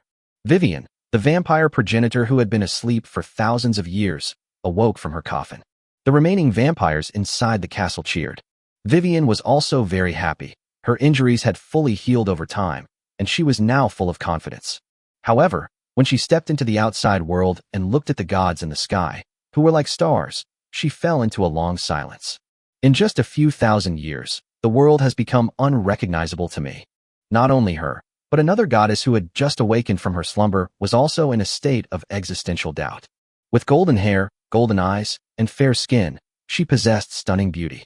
Wearing a golden crown and a golden belt, and holding a glittering gold coin, she stood in the wilderness, gazing at the divine kingdom high in the sky, and sighed deeply. Erotas, Icalia, and Dallas, Phelames, Garia, You have all become gods. But soon, she looked at this world that had become prosperous again, adjusted her mindset, and her expression became lively. Prosperity brings trade brings wealth, and trade requires trust. And youth and vitality are equally indispensable to living beings. At this point, she clapped her hands and put her hands on her hips confidently. Therefore, this world now needs a god of wealth and trade, trust, youth, and vitality, and I, Anastasia, will be such a god. Let's test the waters first and see if these guys still remember my initial investment. If that doesn't work, we'll secretly plot something and find another opportunity to ascend to godhood. Chapter 185 Your Lost Wings. High in the sky, the main gods whose names were mentioned all sensed it, but when they focused their gaze on the area they sensed, they found nothing except a wisp of money. But the Lord of Dawn seemed to remember something and laughed. Lord of Wealth, Anastasia, have you awakened as well? The goddess of the silver moon, the goddess of the earth, and the god of fire all smiled slightly, while only the god of the underworld sat on his throne, gritting his teeth. Anantania, you heartless merchant, you've finally awakened. I spent 300 years paying back those 50,000 sequence coins. I still haven't paid them off even at the end of the era. This time, I'll see if you can still buy a godhood with money. He decided to keep a close eye on the world's ascension to godhood. Perfect timing. I'm still missing a moon goddess. You're a creditor, right? Go guard the door for me. However, Anastasia is quite beautiful. She could be my queen of the underworld. Of the underworld, stroked his chin thoughtfully. Anastasia is also a sequence 0, possessing the potential for powerful divine abilities. It would be better to bring her to their side. After Anastasia awakens, she takes the form of a human noblewoman named Anna, returning to her old profession while inquiring about the new world. When she heard that the most powerful god among all the gods was not one of her old acquaintances, but the Lord of Judgment born in the new era, she couldn't help but feel disappointed in them. What a waste of her investment. She can't even beat the young people of new era. But Anna, with her keen insight, clearly discovered the most advantageous path for herself from this matter. She decided to travel to the kingdom of the winged people to win their favor first. If this leads to an encounter with the Lord of Judgment, the path to godhood will be much smoother. Platinum Moon, Paradise Mountain. This day, the daughter of misfortune stood before the platinum throne, looking at her father with excitement. Father, I am ready to ascend to godhood. Beside her, Serial, who was holding Liviel's arm, also spoke with a proud expression. Father, I feel the same way. I want to ascend to godhood with my sister. On the throne, Jiang Yu stood up, walked to the two sisters, and gently stroked their heads with both hands. My daughters, are you really ready? You are still too young. Shouldn't you wait a few more years? No, father, we are all ready. The two women said firmly. Okay. Did you tell Ikalia too? Jiang Yu asked again. Of course I said so, mother agreed. Liviel said. However, father, my divine kingdom must be transformed into stars around the silver moon. Serial blinked. Jiang Yu smiled upon hearing this. It's all right, Serial. I wanted you to come to Paradise Mountain, but I'm afraid you wouldn't want to abandon your mother. However, Serial, before I ascend to godhood, I want to give you a gift. What gift is it, father? Serial asked in confusion. The wings you once lost. As Jiang Yu spoke, she took out a pure white wing. Come, my child, you are about to ascend to godhood. Gods need perfection, so I will return this wing to you today. I think this is also why Ikalia was willing to let you come to me before ascending to godhood.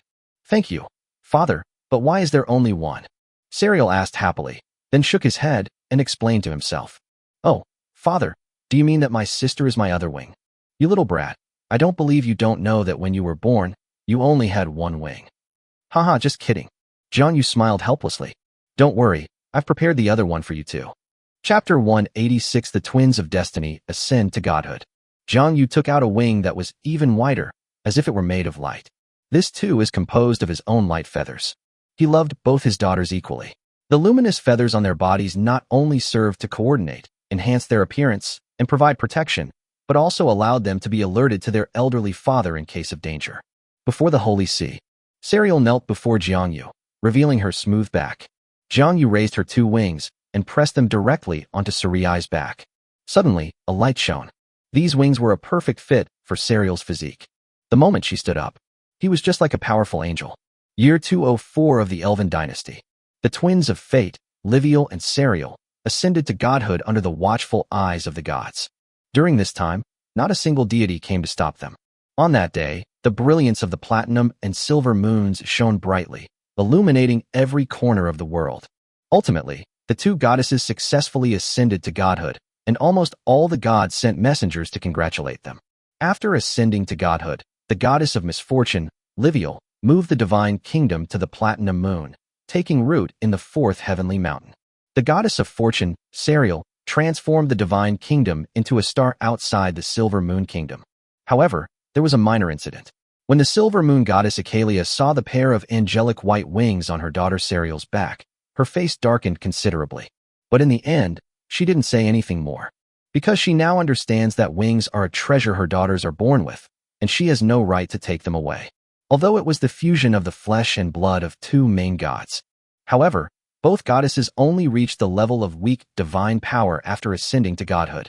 What's amazing is that when the two join forces, they can glimpse the river of fate for a short time and have some means to utilize fate. However, there is one point. Their perception of the future is inaccurate. Or rather, by the time the future is seen, the future has already changed. Even so, they can still influence future trends to some extent.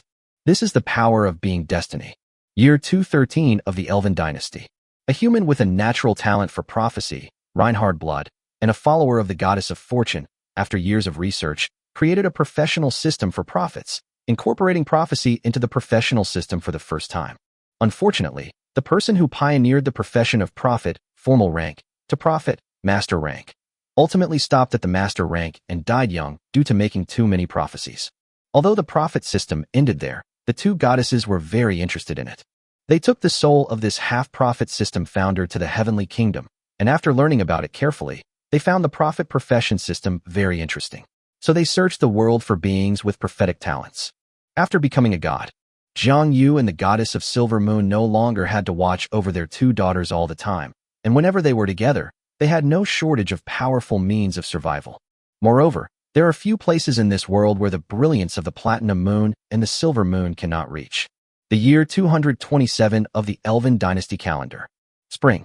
In Uriel, the capital of the Winged Kingdom, with a large caravan. She brought items from all over the world, many of which were things that the winged people had never seen before. This caused a sensation among the winged people of the royal city. Anna's goods were of high quality and low price, making them extremely valuable to the winged people. She could be considered a very conscientious merchant. But this wasn't actually Anna's first time visiting the winged people's land. More than a decade ago, she also came here once, mingling with a caravan of the northern people. On that occasion, she learned what the winged people needed and thought about what items they should need. Came so well prepared this time. And, this time, the wealthy Anastasia plans to stay in the winged people's royal city of Uriel and not leave. Her current identity is that of a northern human. The winged people, who are usually somewhat xenophobic, do not reject this human race that also believes in the platinum moon. There are actually a small number of northern humans in the royal city of Uriel. Even so, staying in Uriel City is not easy. However, Anastasia was prepared. The day after she finished selling her goods, she went to the White Stone Castle with her prepared items and paid her respects to the kingdom's vice-ruler, Sophia. 1 month later, Anna's treasure shop officially opened in Uriel City. Many years later, a large trading center was formed in Abdo, a port city near Uriel. The winged people can access resources from several continents without leaving their homes. Chapter 187 Anna's Banking Plan. Year 235 of the Elven Dynasty. After hundreds of years, Sophia, the vice-ruler of the kingdom, finally transformed her soul into a divine one, making her capable of withstanding the power of Paradise Mountain, comparable to that of a god. So Sophia entrusted the affairs of the kingdom to Erida, ascended Mount Paradise, and received the power belonging to the Archangel of Judgment. Year 256 of the Elven Dynasty. Sophia successfully obtained the power of the Archangel of Judgment, gaining power comparable to that of a lesser deity. At the same time, over the years, Erida's soul also transformed into a divine soul. Sophia returned to Earth, allowing Irida to ascend to heaven and become a god. More than a decade later, the Archangel finally lived up to his name. Year 259 of the Elven Dynasty. Having already possessed divine power, Sophia realized for the first time the difference between mortals and gods. As the staff inside Whitestone Castle spent time with her, they were gradually influenced by the divine power, losing their own will and only knowing how to obey her commands. Only legends are immune, but not all legends are good at domestic affairs. This would have been absolutely impossible before. This led Sophia to consider abdicating. But in her eyes, such a thought was undoubtedly a form of retreat. However, for the sake of the Winged Kingdom, she still told Jiang Yu about this idea. Unexpected. Before the Platinum Throne, Jiang Yu did not blame her, but instead comforted her. Sophia, you have done more than enough. For thousands of years, you have been taking care of the Winged Kingdom in my place. I have always seen your hard work. As you say, you should abdicate. But in my opinion, your mission on Earth was completed the moment you became a god. Now, you are the Archangel of Judgment, and Heaven Mountain needs you more than ever. As for the Winged Kingdom, let it be entrusted to the young man. Therefore, my Archangel of Judgment, I command you to find a young heir capable of shouldering the weighty responsibilities of the kingdom and to succeed you in your cause within a few decades. Yes, my lord. Upon hearing this, Sophia knelt on one knee, tears welling in her eyes, and loudly agreed. The year 289 of the Elven Dynasty calendar. The goddesses of fortune and misfortune have been searching for and deliberately cultivated for decades. A silver moon elf named Fopo, guided by the two goddesses, followed the prophet class system and eventually pushed the prophet class to the prophet hero class. And because of the silver moon elf's long lifespan, although pushing the prophet system to the hero rank consumed a lot of his energy and vitality, he still managed to survive. The year 313 of the Elven Dynasty calendar. The Reinhardt Kingdom of the Northern Peoples. Arthur Reinhardt's direct descendant, Reinhardt member Pont Reinhardt, was found to possess exceptional prophetic talents.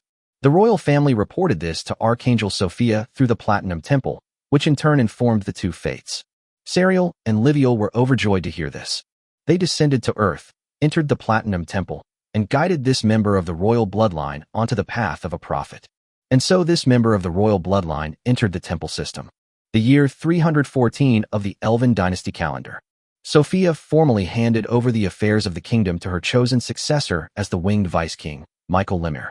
Michael Lemire was born on the eve of the founding of the Elven Dynasty.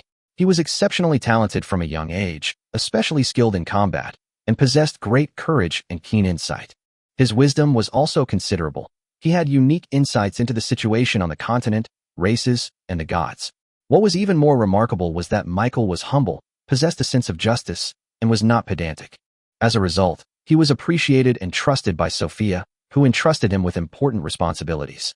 Michael advanced to the rank of legendary swordsman of light and successfully ascended to the rank of angel. Michael stood out in the selection of his successor and eventually became Sophia's most capable assistant during the last century of her reign. In the later stages, Sophia almost stopped handling government affairs, which were then taken over by Michael. Michael became the de facto viceroy of the kingdom. This day, inside the Whitestone Castle, in the vice-ruler's office, Sophia watched Michael handle the kingdom's affairs diligently and skillfully, and finally let go of her last lingering worries. Michael, I have decided to ascend Mount Paradise today. From now on, the development of the kingdom of Los Sendas is in your hands.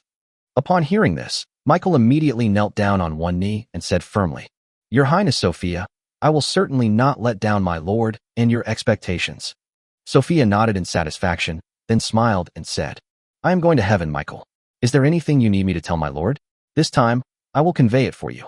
Michael pondered for a moment, then spoke. Your Highness, there is actually a little bit. What? I've always felt that Anna's treasure shop, and its owner, that northerner named Anna, is a bit strange. What's strange about it? Almost all the northern people in the entire treasure shop are Anna's fanatical admirers. Moreover, Miss Anna's recent banking plan is so amazing that I think it is necessary to let our Lord know about it. Anna? Okay, I understand. Sophia stroked her chin and nodded earnestly. Chapter 188. How can a sinner have any hope? High above the heavens, the first heavenly mountain, before the Platinum Throne, Lucifer and Erida are on opposite sides. Sophia knelt on one knee before his throne.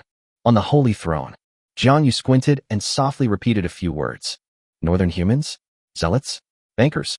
Could this guy be another powerful sequence user left over from a previous era?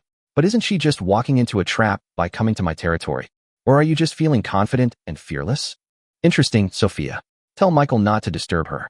Keep things normal. I'll go down and check on her myself in a while. Year 367 of the Elven Empire calendar. The magnificent Platinum Mountain stands high in the sky, its holy light vast and boundless, illuminating every corner of Paradise Mountain. Countless angels fly above this great sacred mountain, guarding the perimeter of heaven. the highest level of Paradise Mountain. Two indistinct holy angels, led by a silver-haired female angel, accompanied a disheveled middle-aged man in a black robe, who walked up the steps lined with angels and arrived before a sacred platinum throne. The silver-haired female angel knelt on one knee before the deity on the throne and proclaimed loudly, "My lord, the sinner Ponte Reinhardt has been brought before your throne."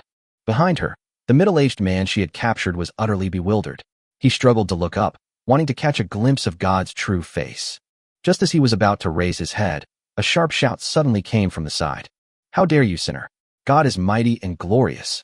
The words had barely left his mouth. A blonde female angel suddenly stepped forward and pressed his head back to the ground. "What right do sinners who collude with the abyss and fall into demonic ways have to raise their heads? Kneel properly. Your great sins can only be reduced to ashes by the purifying fire of heaven." No, who was being apprehended shuddered in fright and instantly came to his senses. However, before he could finish speaking, the world suddenly changed, heaven disappeared, and he appeared in front of a temple. I was having a dream. Just as he was breaking out in a cold sweat, a pair of winged twin gods walked up to him, and the gentle-faced goddess asked with a smile, "Little Ponte, with the blessing of us sisters of destiny, you are finally able to use the great prophecy. Tell me, what did you see this time?" Ponte Reinhardt touched his cheek, feeling the youthful face, and breathed a sigh of relief. His fate had been glimpsed, and his future had already been changed.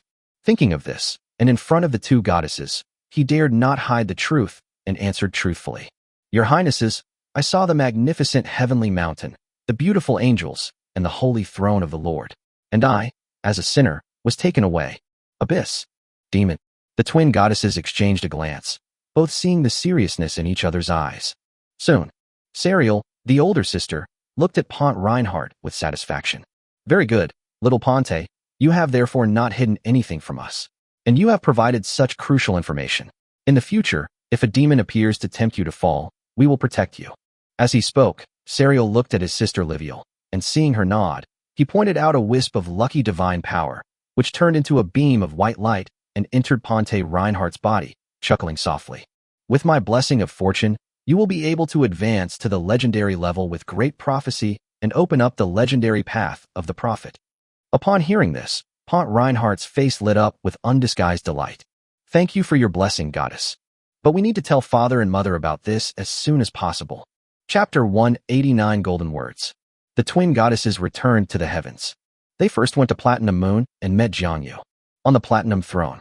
Jiangyu frowned as he listened to the information the two goddesses shared, pondered for a moment, and then gave them his instructions. "After you tell Ikalia, you should no longer leave the divine realm in your true form. You can use your avatar for all matters in the mortal world." "Yes, Father." X2. The two goddesses nodded obediently. "Perfect timing. I'm also going to travel to the earth anyway, so I'll stop by and see this prophet. As for demons?" Jiangyu cast her gaze into the distance, looking towards the large lake in the center of the Prodas plain. Once, Azeba transformed into a demon lord and fell into the abyss, starting from Prodas. Now, I remember that place is the capital of the Elven dynasty, right? Remember to remind Ikalia that even though demons may not necessarily appear from the coordinates where Azeba fell, we should still be on guard. Sariel and Liviel's expressions changed upon hearing this. They exchanged a glance, both seeing the heaviness in each other's eyes. "Yes, Father." After he finished speaking, Jiangyu nodded. The two goddesses then flapped their wings, transformed into two streaks of light, and flew toward the silver moon. After the two women walked away, Jiangyu asked Lucifer, who was standing beside him, "Lucifer, where is Sophia?" "My lord, my master is currently busy establishing the Holy Kingdom." Lucifer replied with a smile. "All right, she certainly can't stay idle. Come on, Lucifer, you'll come with me to take a look down there." Yes. Not long after, Jiangyu and Lucifer disguised themselves as two ordinary winged people and walked on the streets of Uriel City. The city of Uriel was now very prosperous, a stark contrast to its simple beginnings.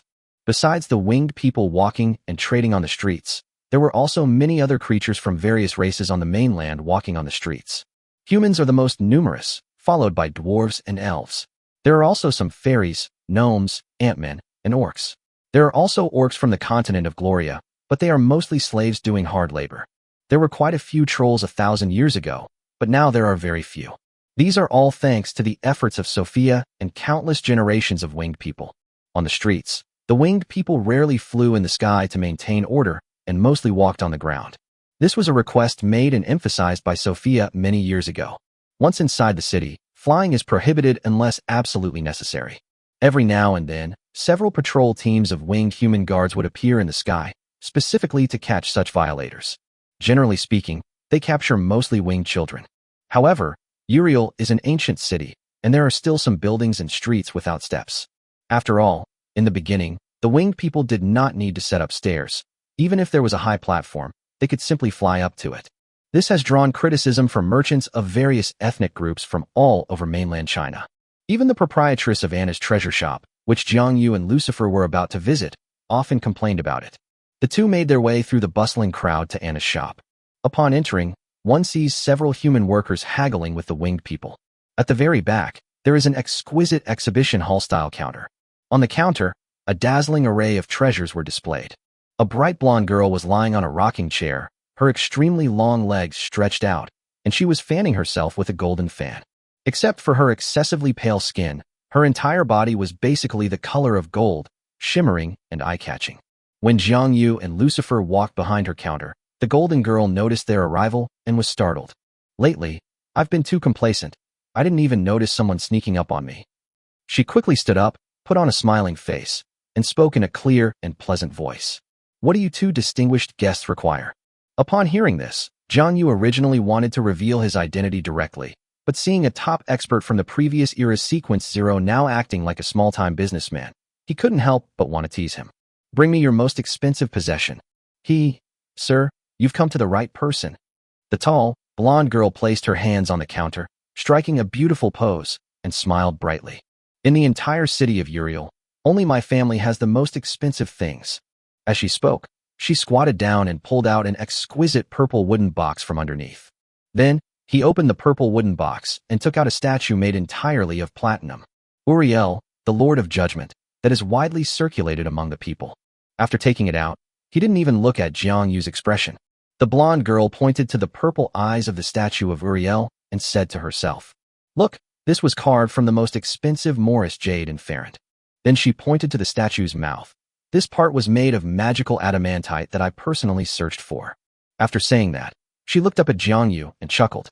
"Guest, this is the most expensive thing I can think of." Upon hearing this, Jiang Yu found it amusing and laughed along. "Anna, you recognize me? Your fame, your appearance, your unique charisma. Who in this world doesn't know them?" Anastasia replied earnestly. Jiang Yu accepted his own idol.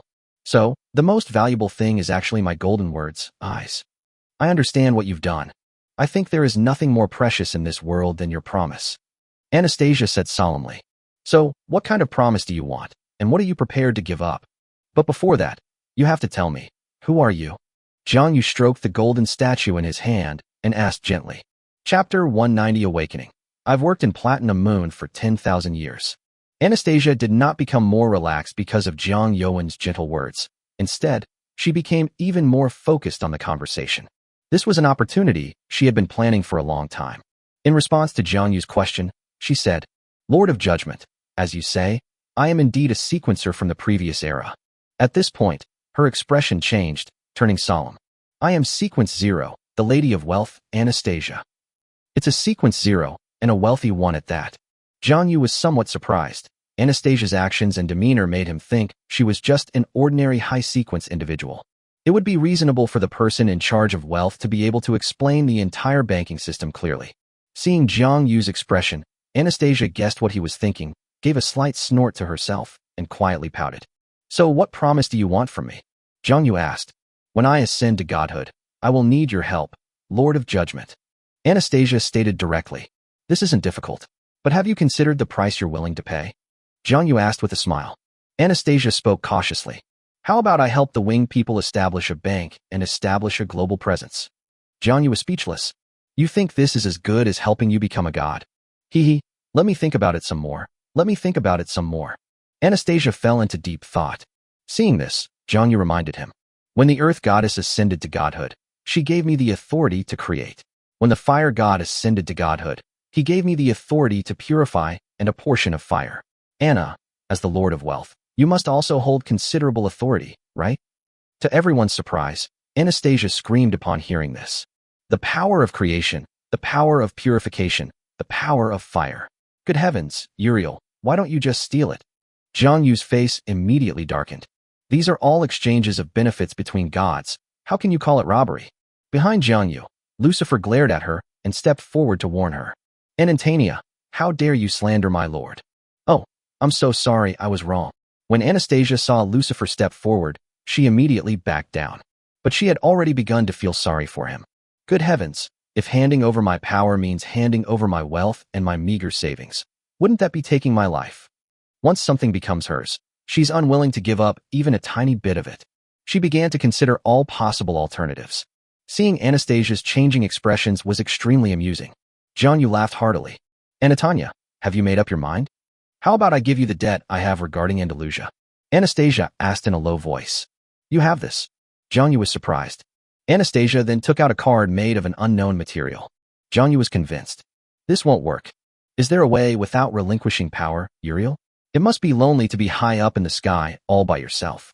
I want to be your friend. Anastasia said pitifully. Jiang Yu. Behind him, Lucifer couldn't stand it anymore and rebuked him. How could our Lord be lonely with us by her side? Anastasia, the lady of wealth, stop with these useless words. Anastasia snorted in response. All right, how about this? I'll work for you for 5,000 years in exchange for your protection so I can ascend to godhood. How about that? Work for me. Jiang Yu was pleasantly surprised upon hearing this, but he quickly suppressed his excitement. What can you do? Trust me, I can do a lot, and besides, only I know my own abilities best. You won't be at a disadvantage. Anastasia quickly said. I definitely didn't lose out. Jiang Yu said slowly and deliberately. 10,000 years, but while you're working for me, your divine kingdom will have to move to my 4th heavenly mountain. Is that all right? Anastasia gritted her teeth and nodded. No problem. But the 10,000 years must be counted from now on. Anna's scheme was quite elaborate. The followers of the god of the underworld were searching everywhere for her location and reporting it to Andalusia, wanting her to become the queen of the underworld. As the boss, Jiang Yu can't just ignore this, can he? All right, but you must become a god within 1,000 years. I can do it. That's good. In her view, temporarily becoming Jiang Yu's subordinate god would preserve her authority to reach powerful divine power or even great divine power. What does losing face matter? She values practical benefits more. To date, she has always been a competent businesswoman. All right, that's all for today. I have some other things to take care of, so I'll be going now. Anastasia, I'll ask you about something next time. Jiang Yu suppressed her excitement and led Lucifer out of Anna's shop. Lucifer asked quietly, My lord, where to next? Jiang Yu was in a good mood. Let's go see that prophet. Yes. Chapter 191 The Church of Light. Northern Flanders. Within the territory of the Reinhardt people. New Pollock. Jiang Yu and Lucifer transformed into human form this time. As was his usual practice, Jiang Yu first visited Reinhardt and Fiona's graves. Since the Reinhardt family reclaimed Polek territory, this place has been taken over by the royal family as a forbidden area of the royal court and has once again become the burial ground of the previous kings. The Reinhardt family arranges guards to guard this place every day. At the moment, the kingdom of Reinhardt was not ruled by Arthur Reinhardt. Since the Elven dynasty signed the peace treaty, Arthur Reinhardt abdicated in favor of his most talented successor and went into seclusion to prepare for his ascension to godhood. This was also reported to Jiang Yu. The current King Reinhardt is a genius with Reinhardt and Red Dragon blood, Edward Reinhardt. It's worth mentioning that his cousin Artoria Pendragon is even more talented. She has already signed a contract with a young Red Dragon and, barring any unforeseen circumstances, will become a legendary Dragon Knight in the future. The sun is setting. As Jiang Yu entered the cemetery on the hill, he could see the ancient tombstones of Reinhardt and Fiona in the very center. However, at this time, standing before Fiona's tombstone was a beautiful woman in red, barefoot. This aura, thousands of years ago, was it that of the demigod who fought Azeba to a standstill? How come it's still at this level now? Jiang Yu, puzzled, did not stop but walked straight up. The woman in front of Fiona's grave turned around and looked at Jiang Yu and Lucifer. Upon seeing Jiang Yu's majestic purple eyes and sensing that sacred and great aura, she was immediately stunned. Everyone knows this. The Lord of Judgment has a pair of unique purple eyes, like the embodiment of thunder. Currently, there are no deities with purple eyes. The purple-eyed god before us, exuding divine majesty, must be the Lord of Judgment. For a moment, she was so nervous that she dared not speak. But Lucifer spoke first. Who are you, and what are you doing here? Great Lord of Judgment, my name is Vivian, and I have come to see my sister. Your sister? Yes, Fiona, she is my sister. I see. Jiang Yu suddenly understood the reason for the demigod war in the goblin city of Proedas thousands of years ago, and sighed. Vivian, you're about to become a god, aren't you? Prepare well. The gods won't make things difficult for you. Thank you, Great Lord of Judgment. Vivian thanked her with delight. In the dim sunlight, her blood-red complexion appeared even more striking. Jiang Yu and Lucifer stood in front of the two tombstones for a whole night. The next day, they went to the Platinum Temple in the royal city. In fact, that prophet was also a priest of the Platinum Temple. The two transformed into human believers and entered the Platinum Temple. After carefully observing his own majestic statue in front of the temple, he walked into the temple. Along the way, the priests came and went, but none of them paid any attention to Jiang and Yu's movements. Upon arriving at a sunny courtyard, before even stepping inside, they overheard a conversation. High Priest, please let me finish speaking. I believe that establishing a papacy is imperative. The Lord of Dawn, the god of the underworld, and the goddess of the earth all established churches. It has been proven that churches have better organizational and dissemination capabilities. But I believe the papacy is superior. What you say makes sense, and I can report all of this to my god. However, my god is the Lord of Judgment, the Platinum Moon. So why do you propose calling the Church of Light? Chapter 192, Divine Descent. Inside the courtyard, Ponte Reinhardt stood before the High Priest, his face filled with reverence and fanaticism. High Priest, the Church of Light, the meaning is profound yet simple. In this world, only light is eternal. The holy light dispels all darkness, and the whole world is enveloped in the glory of our Lord. Isn't that wonderful? Ponte, your idea is indeed good, but this kind of matter still needs to be reported to my God for his judgment. The High Priest answered. Just then, a gentle yet authoritative voice suddenly came from outside the courtyard. The Vatican's idea is good, I agree. The High Priest and Ponte Reinhardt immediately turned to look. Outside the courtyard, a handsome and dignified young human man strolled in with his hands behind his back. Behind him followed a beautiful blonde woman, equally dignified. Such appearance and figure, such majesty and demeanor, are simply unlike those of an ordinary person. In addition, there were the words Jiang Yu said at the beginning. You are. They were filled with doubt and uncertainty. Jiang Yu smiled slightly, and a phantom of a platinum moon appeared behind him. The bright, shining light bathed the entire courtyard in a golden hue. A profound and expansive feeling, like the vastness of the sky, struck their hearts. The two human priests exchanged a glance, were immediately shocked and trembled, and knelt down at lightning speed, shouting excitedly. The humble human believer Mulik, Ponte, worships the great Lord. How fortunate we are to be able to see the true face of God on earth. Jiang Yu looked at the High Priest of the Platinum Temple and Ponte Reinhardt kneeling on the ground and smiled gently. Get up. When they stood up in fear and trepidation, they bowed their heads respectfully and stood at attention.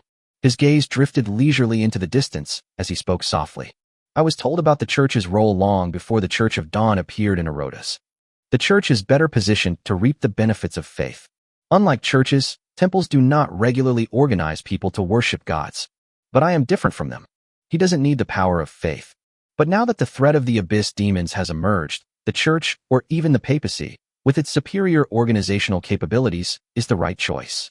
At different times, the choices required are different, and the things that need to be done are also different.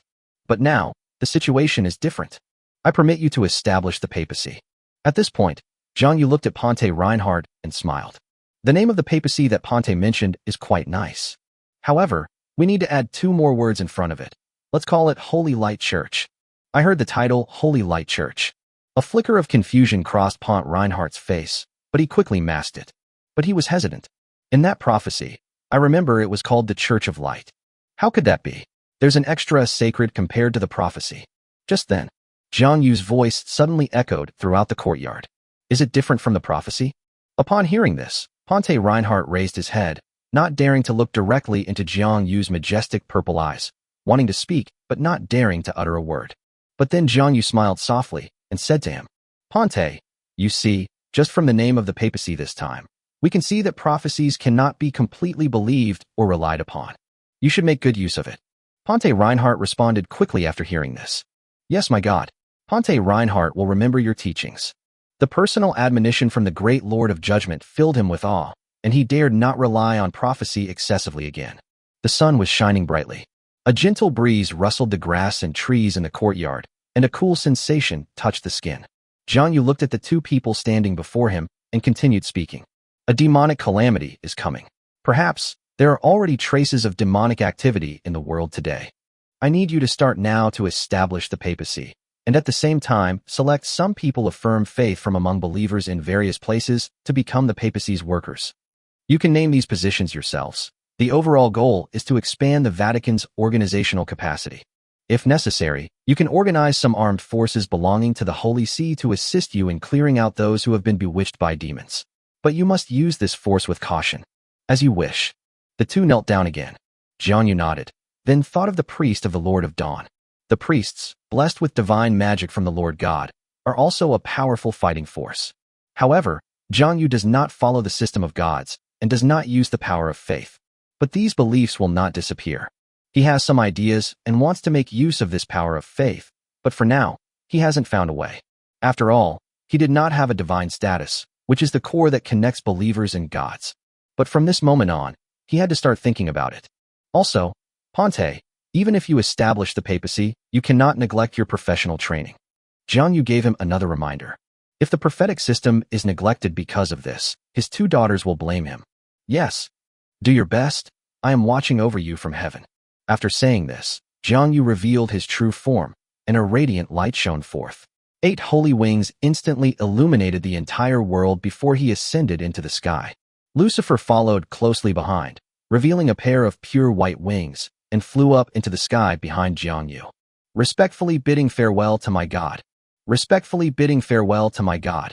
Faced with the miracles that Jiang Yu deliberately displayed, the two of them, along with countless human believers in New Pollock City, all knelt down. The Elven Dynasty, year 356. Nira Mason, the chief mage of the Dawn Kingdom and a member of the Southern human race, who transitioned from astrologer to mage and ultimately achieved legendary status, accidentally discovered a spatial magic circle during a magic circle experiment. Chapter 193, The Council of the Gods. The Elven Dynasty was in its 364th year.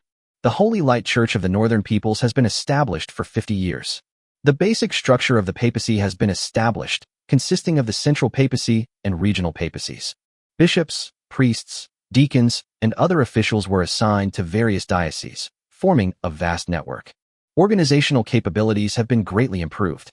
At the same time, as peace continued and the population continued to grow, lords and officials in various parts of the human race became increasingly wealthy, while the common people became increasingly impoverished, with some unable to afford food or medical treatment. To help these lower-class believers, the Vatican established the Missionaries of Salvation to assist them. These missionary groups are considered a relief team under the Vatican and have no combat capabilities. However, the believers who join this team are all fanatics, possessing extremely devout faith and unwavering will. The Elven Dynasty was in its 367th year. Southern human race, Dawn Kingdom. The legendary Archmage Nira Mason discovered a magical, extraordinary metal called crystal stone, which can contain the power of space. Therefore, Nira Mason used a spatial magic circle as a basis, a crystal stone as a carrier, and a magic crystal as an energy source to create the first generation of spatial storage equipment, the spatial backpack. Space backpacks provide a large amount of space to people in a small volume. This magical item became incredibly popular throughout the entire continent within just 1 year of its creation. Merchants from all ethnic groups rushed to buy. The Southern Human Kingdom made a fortune from this, increasing the nation's wealth, and Nira Mason became incredibly rich. It was at this time that magicians began to study various magical items. Mages began to be synonymous with wealth, and the Mage Tower became a landmark building for famous mages. Magical items such as magic scrolls, magic rings, and magic necklaces were created. The goddess of magic, Monerial, therefore issued a divine decree, requiring elven magicians to also begin studying the application of magic circles. The Elf Dynasty was in its 370th year.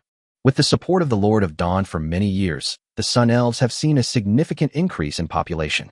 They established the Senna Elf Kingdom on the southern coast of Flanders.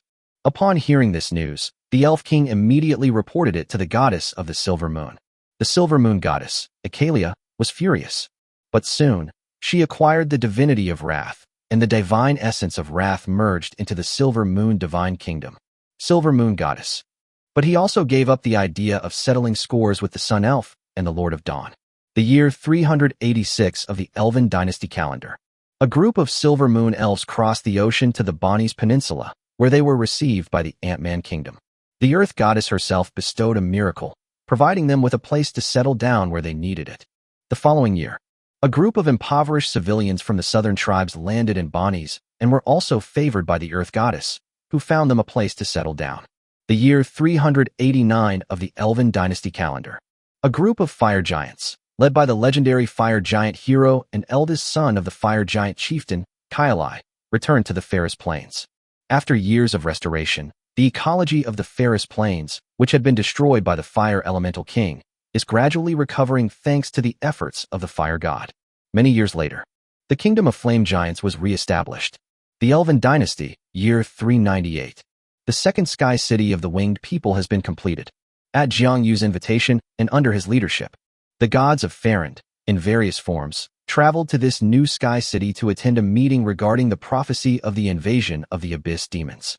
This is the first Council of Gods in the history of Flanders. Chapter 194 Job Placement Plan. The second Sky City built by the Winged People. At this time, hundreds of angels, clad in white helmets and armor, wielding long swords burning with purifying flames, surrounded the four sides of Sky City. The area around Sky City.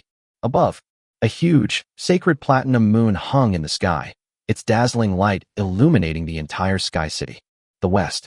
The phantom of the morning sun half emerged beside Sky City, the semicircular sun illuminating the western part of Sky City, and the half-circular sun illuminating the base of Sky City, which resembled an inverted mountain. East. A huge, silvery full moon also floated above and below Sky City, illuminating the east district like the night sky. It's hard to imagine that a city could have day and night on its east and west sides. North. A pale, ethereal moon hung low in the night sky. South. The shadow of a mountain and a river and a sea of clouds like flames floated silently outside the fence of Sky City. In the center of Sky City, it is a huge temple of gods. For towering divine thrones stand at the highest point. Among them, the Platinum Throne is the most eye-catching and noble. Below them are two smaller divine thrones, slightly lower than the four main divine thrones. The thrones of the six main gods stand in six directions.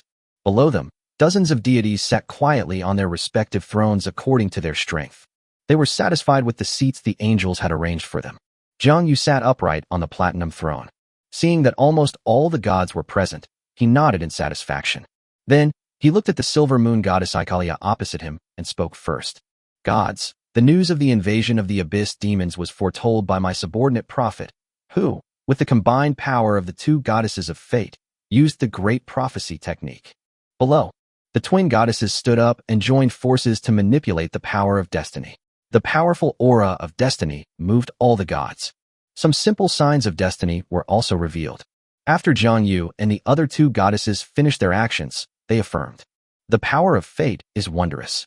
Therefore, although that prophecy was unintentionally uttered by a mortal, it is true and credible. He had just finished speaking.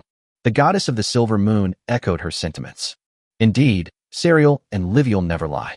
Their power of destiny often foreshadows a part of the future. This is something I have witnessed. With the endorsement of two powerful chief gods, the other gods were skeptical. At this moment, Lord of Dawn, Arodas, also spoke with a smile. I'm willing to believe it too. In the history of Farand, the will of the Abyss once appeared in Prodas. That goblin demigod who fell into the Abyss must have the coordinates of the Farand world. If he were to gather other demon lords in the Abyss and attack the world of Fland, the gods would indeed need to unite and fight against this great enemy. After Arodas made his statement, of the underworld, immediately expressed his agreement that the gods should cooperate to resist the invasion of the Abyss. After all, as things stand at the moment, the cooperation of the gods is advantageous to them. The elves and winged people are currently stronger than the races under their command. If there were no external enemies, they might have been wiped out by these two tribes at any time. The gods Felix and Garia, the goddess of the earth, were in agreement. They are still in the development stage and need time to grow into powerful deities, so of course I agree. Seeing that the six chief gods had all nodded, the gods all expressed that they had no objections. That's all. The first council of the gods was a complete success, with all the gods reaching a consensus. The Council of Gods concluded. Jiang set the tone. We do not yet know when the abyss will invade.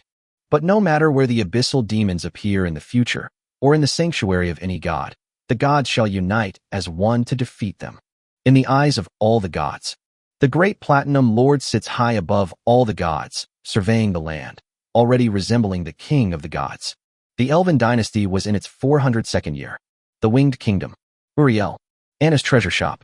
Anastasia stood on the roof of the treasure shop, looking at Jiang Yu, who descended from the sky with an extraordinary aura, and smiled slightly ingratiatingly. Uriel, wasn't my suggestion last time to hold a council of gods to subtly establish the position of the king of the gods a good one? Upon hearing this, Jiang Yu raised his eyelids slightly. It's all right. Anastasia didn't care about Jiang Yu's attitude at all, and shamelessly moved closer to him, chuckling. Haha, I told you before when we were chatting that I have a great way to help fight against the demon invasion. Do you want to hear it again? What? You're willing to talk now? Jiang Yu chuckled. Didn't you want to trade this for reducing your working time by 5,000 years? Haha, I think so too. 5,000 years is too much. How about 2,000 years? Anastasia opened her eyes wide and looked pitiful. Jiang Yu chuckled inwardly, but pretended to nod with difficulty. Okay, I agree. So what are your thoughts? What do you think of the job placement plan? Anastasia said with a confident expression. Chapter 195 Bank Job Transfer Hall. What? The job placement plan. Upon hearing this, Jiang Yu was secretly shocked. He looked at Anastasia, his mind filled with a myriad of thoughts. The 5th chapter, or rather, the end of the 4th chapter. The world of Farron has already seen countless job opportunities. The place of employment can be a person, living entity, a treasure, or even a soul, a book, a parchment scroll, a relic, an artifact, etc. Without the need for bloodline inheritance, countless professional paths open the door to all living beings. The most common class systems in the world today include warriors, knights, mages, rangers, assassins, priests, singers, samurai, and so on. Each career path has multiple corresponding legendary paths. Other niche professions can also be found at some job locations. The job placement program aims to reform the professional succession system and transform it into a system where everyone can find employment. This is the national employment system. That was also one of the opportunities for the rise of the human race. Now Jiang Yu finally understands one of the reasons. Anastasia first appeared as a human, and her followers were also among the human race. She is naturally inclined towards the human race, so the professional system suitable for the human race is the most numerous and comprehensive. In the future, after the players appear, the world will have established mature job locations and a set of extraordinary job-seeking processes. Therefore, they are able to directly become professionals. Because this system is extremely suitable for ordinary people. Many people with only a little bit of extraordinary talent can become warriors, the kind of people who need the least extraordinary talent. This is undoubtedly a boost to the strength of the world's creatures. Make a huge contribution to the world of Farron in resisting demons. When Jiang Yu first transmigrated, he was still an eagle man and wondered who created the employment system that would spread throughout the world in the future. A sanctuary existed in the world back then. He wouldn't have needed to risk bathing in the blood of titans and dragons. It turns out that the culprit was none other than the tall, blonde girl in front of us who seemed to be having a carefree, playful attitude. You really can't judge a book by its cover. This guy is absolutely a genius. Jiang Yu secretly decided that he could not let Anastasia escape. In the future, he might need her help to accomplish many of his plans and goals. At this time, Jiang Yu then wanted to hear Anastasia's specific plans. He was also curious about how Anna had managed to do it. After several rounds of thought, he put on a curious expression and asked, Then, Miss Anastasia, please explain in detail what the job placement plan is. Ha. Uriel, I will now tell you the story. First, the job placement plan aims to increase the number of professionals in the world of Farron. Now, our professionals either need to learn, inherit their lineage, or forge their own path. These methods seem common, but they all overlook one problem. Learning is not free, and it is too slow. Bloodline inheritance requires a powerful ancestor, and there are too few people who can inherit from him. Most people with the ability to create their own path are geniuses, and the vast majority of living beings in the world cannot reach the extraordinary. And my plan is to give this large portion of beings, especially those with extraordinary talents, the opportunity to touch the extraordinary. The job placement program has only 3 core objectives: to spread knowledge worldwide, to pass on professional knowledge, and to assist in extraordinary advancement. Knowledge and help are both things that can be traded. The form of transaction can be money, goods, or a task to be completed. First, acquire the inherited knowledge of professionals through transactions, and then obtain assistance for extraordinary advancement through transactions. And I am the god who can control transactions. Uriel, do you understand my importance now? Anastasia looked at Jiangyu with a serious expression. Helping me achieve godhood is of utmost urgency. Jiangyu was taken aback by her sudden change of scenery and then fell silent. This girl really won't do anything without a profit motive. No matter how brilliant her plans and ideas are, they can't change her shrewd businessman nature. He smiled. Anatonia, what you said is very good. This plan amazes me. Your ingenuity is beyond my reach. Anastasia slowly raised her head, her eyes crinkling and the corners of her mouth slightly upturned. However, this plan includes you, the god of trade. We still need a god of knowledge and inheritance to transform knowledge into a means that can be directly passed on. And we should also stipulate that the inheritance of any profession should be protected.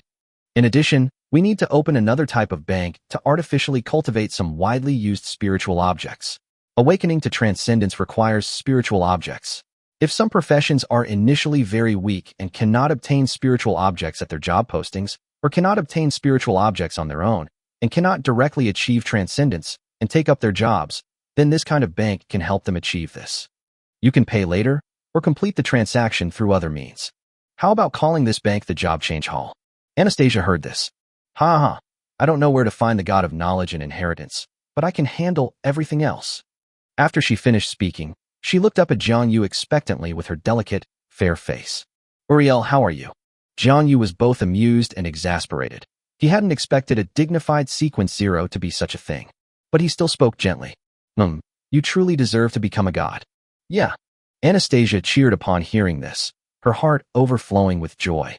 Those who achieve great things don't concern themselves with trifles. It's all thanks to my shamelessness and humbly asking for help. It wasn't easy. 8,000 years later, Uriel, on the side. Looking at her, Jiangyu sighed inwardly.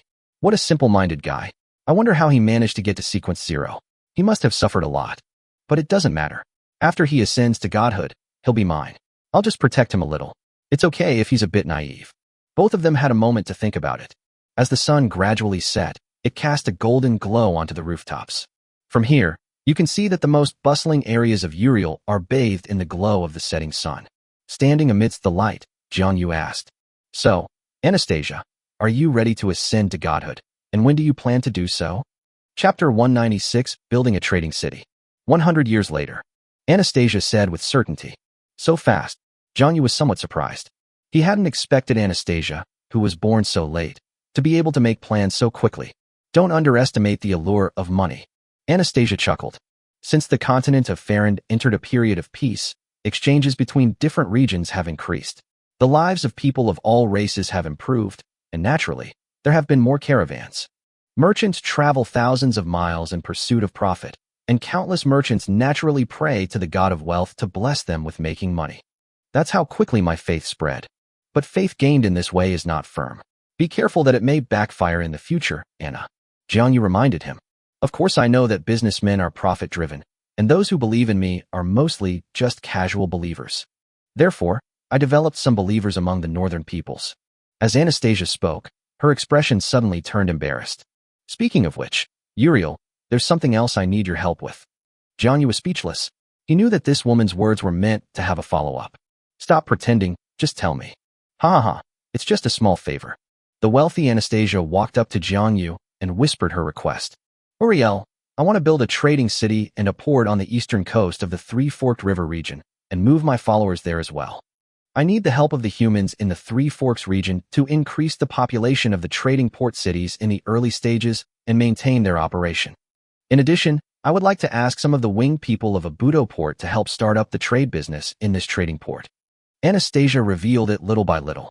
She seemed to know that her demands were a bit much. Seeing that Jiangyu's facial expression remained unchanged and his purple eyes were fixed on her, she made her voice grow softer and softer. So in the end, she gritted her teeth and added one more sentence. Of course, I'm willing to pay for all of these. Then he smiled ingratiatingly. Uriel, dear boss, is everything all right? Upon hearing this, Jiangyu smiled faintly. Okay, All of that is fine, I agree. Wow, so easy this time. Seeing that Jiang Yu agreed so readily this time, Anastasia subconsciously felt a little uncomfortable. Building a new city is not an easy task. With so few core followers, it would be impossible to build a city there. Who knows when that would be? So this time, she seemed to be talking about it casually, but in reality, she asked Jiang Yu to help her build a city. Could it be that Jiang Yu has ulterior motives? Won't they make me work more years? Thinking of this, she hugged her shoulders tightly and took a few steps away from Jiang Yu. Jiang Yu found it amusing. Don't worry, I won't make you work extra hours. This aid, as you put it, is like an investment I'm making in advance for you. His smile was genuine and sincere. This time, Anastasia was unusually moved. Good heavens, is there really such a free thing in the world? Uriel, what a good person. She felt guilty. So she looked at Jiang Yu and said softly, Uriel, you are a good god, worthy of my acquaintance. I have decided that during my time working for you, in official matters you will be my boss, and in personal matters I will be your good friend. You're much easier to get along with than those guys. Even if our 8,000-year agreement expires in the future, I will still stand on your side. Jiang Yu, ? Chapter 197 The God of the Underworld arrives silently. On the rooftop at sunset, Anastasia's confident statement did have some merit. She is the Lord of Wealth at Sequence Zero, possessing profound and powerful resources.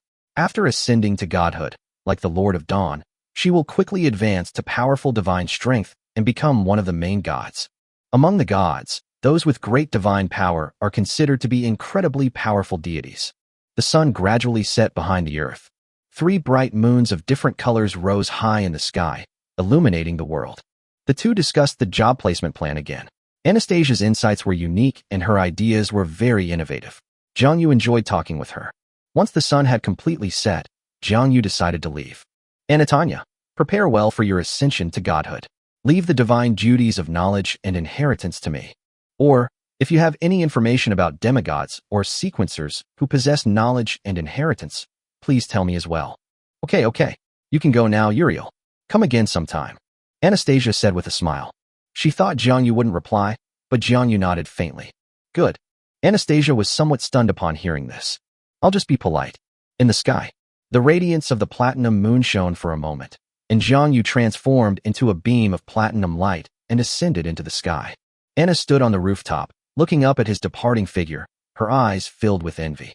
But soon, she clenched her little fists.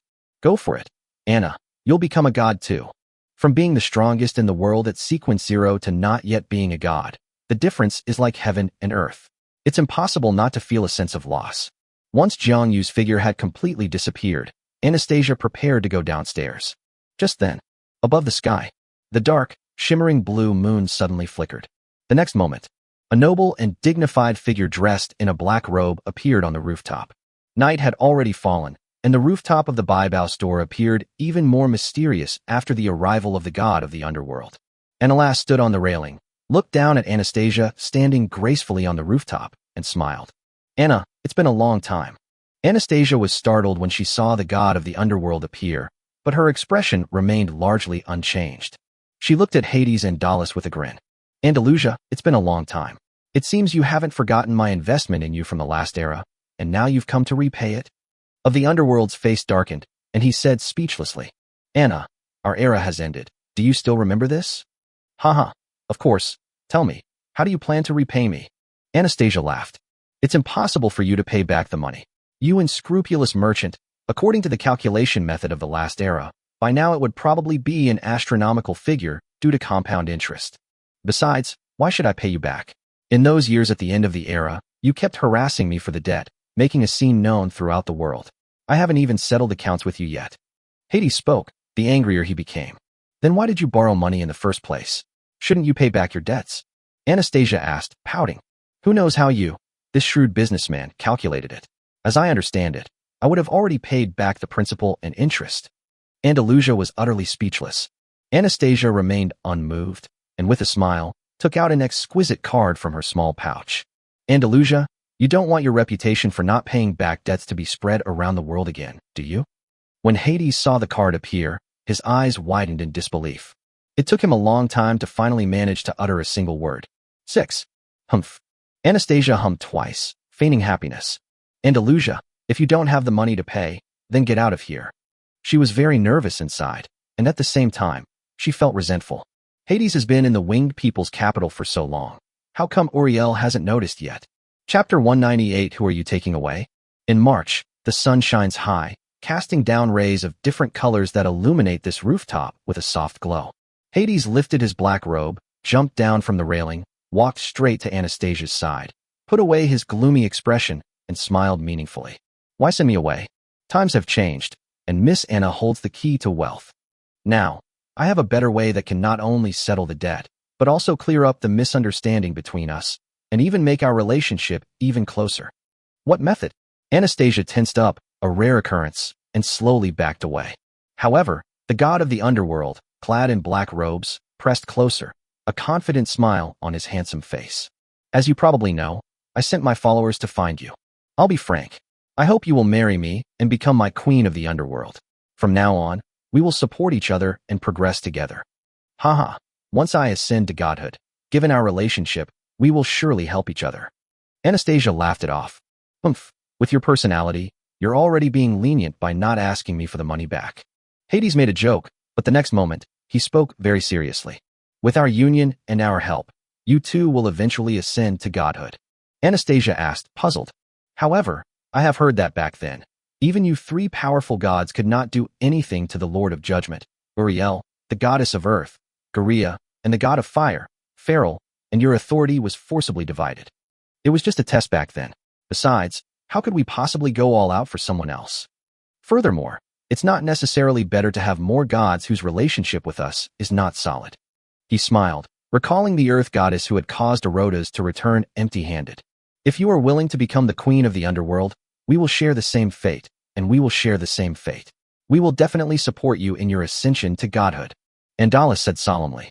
Besides, aren't we acquaintances from the previous era much better than Uriel, the Lord of Judgment? Anna, you must know, we are the same kind. We could even be husband and wife in name only. Anastasia looked at Andalusia's expression.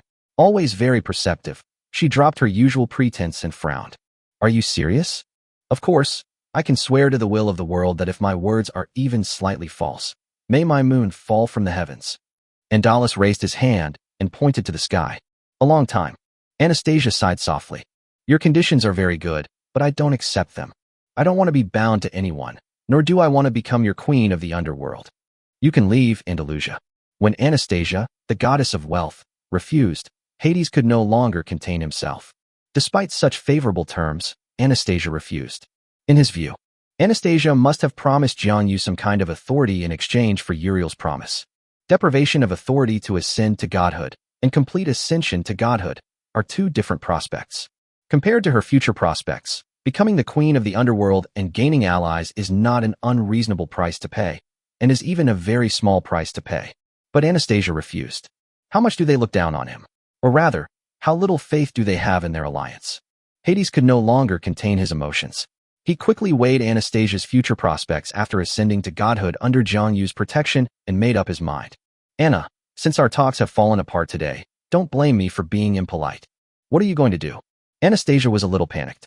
These are all people of importance in the world. Don't do anything reckless. I'll take you away to the underworld, to the palace I've prepared for you. Hades brandished his black robes, and a chain of the underworld bound Anastasia from the void, preparing to forcibly take her away. Once they reach the underworld, he'll have to ask her what conditions Jiangyu offered her. It's outrageous that he won't accept these conditions. Despite Anastasia's pale face and desperate struggles, the chains remained unmoved beneath the netherworld chains. Anastasia was frightened. Andalusia, let me go? I'm not going. If you don't choose to do it, then I'll do it for you. Angelic said indifferently. Holding the netherworld chain in one hand, he stepped into the sky, about to lead Anastasia to break through space and return to the netherworld moon, only to find that the entire space above the rooftop had been frozen solid. He had a bad feeling in his heart. The full power of the netherworld god surged forth, and a massive phantom of the nether moon instantly appeared before him. Really, the next moment, a pure white sword light, carrying the mighty sword intent that could shatter all heavens and cut through the firmament, and with unparalleled sharpness of judgment, broke through the illusory dark moon, severed the netherworld god chain, and repelled the god of the underworld. Immediately afterwards, then a majestic platinum figure appeared, stepping on the radiance of the platinum moon and shattering space as it arrived. He stood in the void, holding a long sword diagonally in one hand, and with the other hand, he pulled Anastasia, who was bound by the chains of the underworld, into his arms, and spoke slowly to the god of the underworld. Andalusia, who are you taking away? Then, he snapped the netherworld chains binding Anastasia, placed her behind him to protect her, and turned back to chuckle. Don't be afraid. I'm here, no one can take you away. Behind Jiangyu. Even though she knew that Uriel might have arrived long ago, Anastasia felt a warmth in her heart when she heard these words after being rescued. She thought for a moment, then grabbed the hem of his shirt and whispered something. Not far away, Andalusia, who had been robbed, saw this scene and his face turned green. All right. Uriel, you only come out now. Then he looked at Anastasia behind Jiangyu and gave her one last piece of advice. Anna, I advise you not to trust Uriel. He's not that simple. Remember the terms for today. You can come find me anytime. I'm leaving now. Just as he was about to flee, a pure white sword light blocked his path. Jiang Yu's purple eyes shone with endless divine light, and the sacred radiance illuminated the heavens and the earth. You're wrong, Andalusia. The verdict always comes last. And besides, do you think you can just come and go as you please here? Chapter 199 Apology. Hades didn't reply and hurried to escape.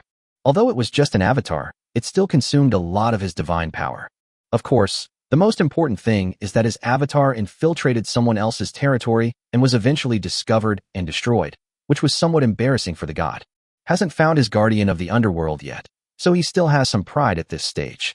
However, Jiang Yu gave him no chance at all.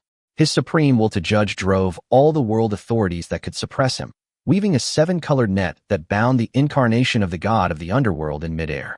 Chains of divine judgment stretched out from the void, locking Andalusia, the god of the underworld, in place. Bright light shines forth, suppressing the netherworld.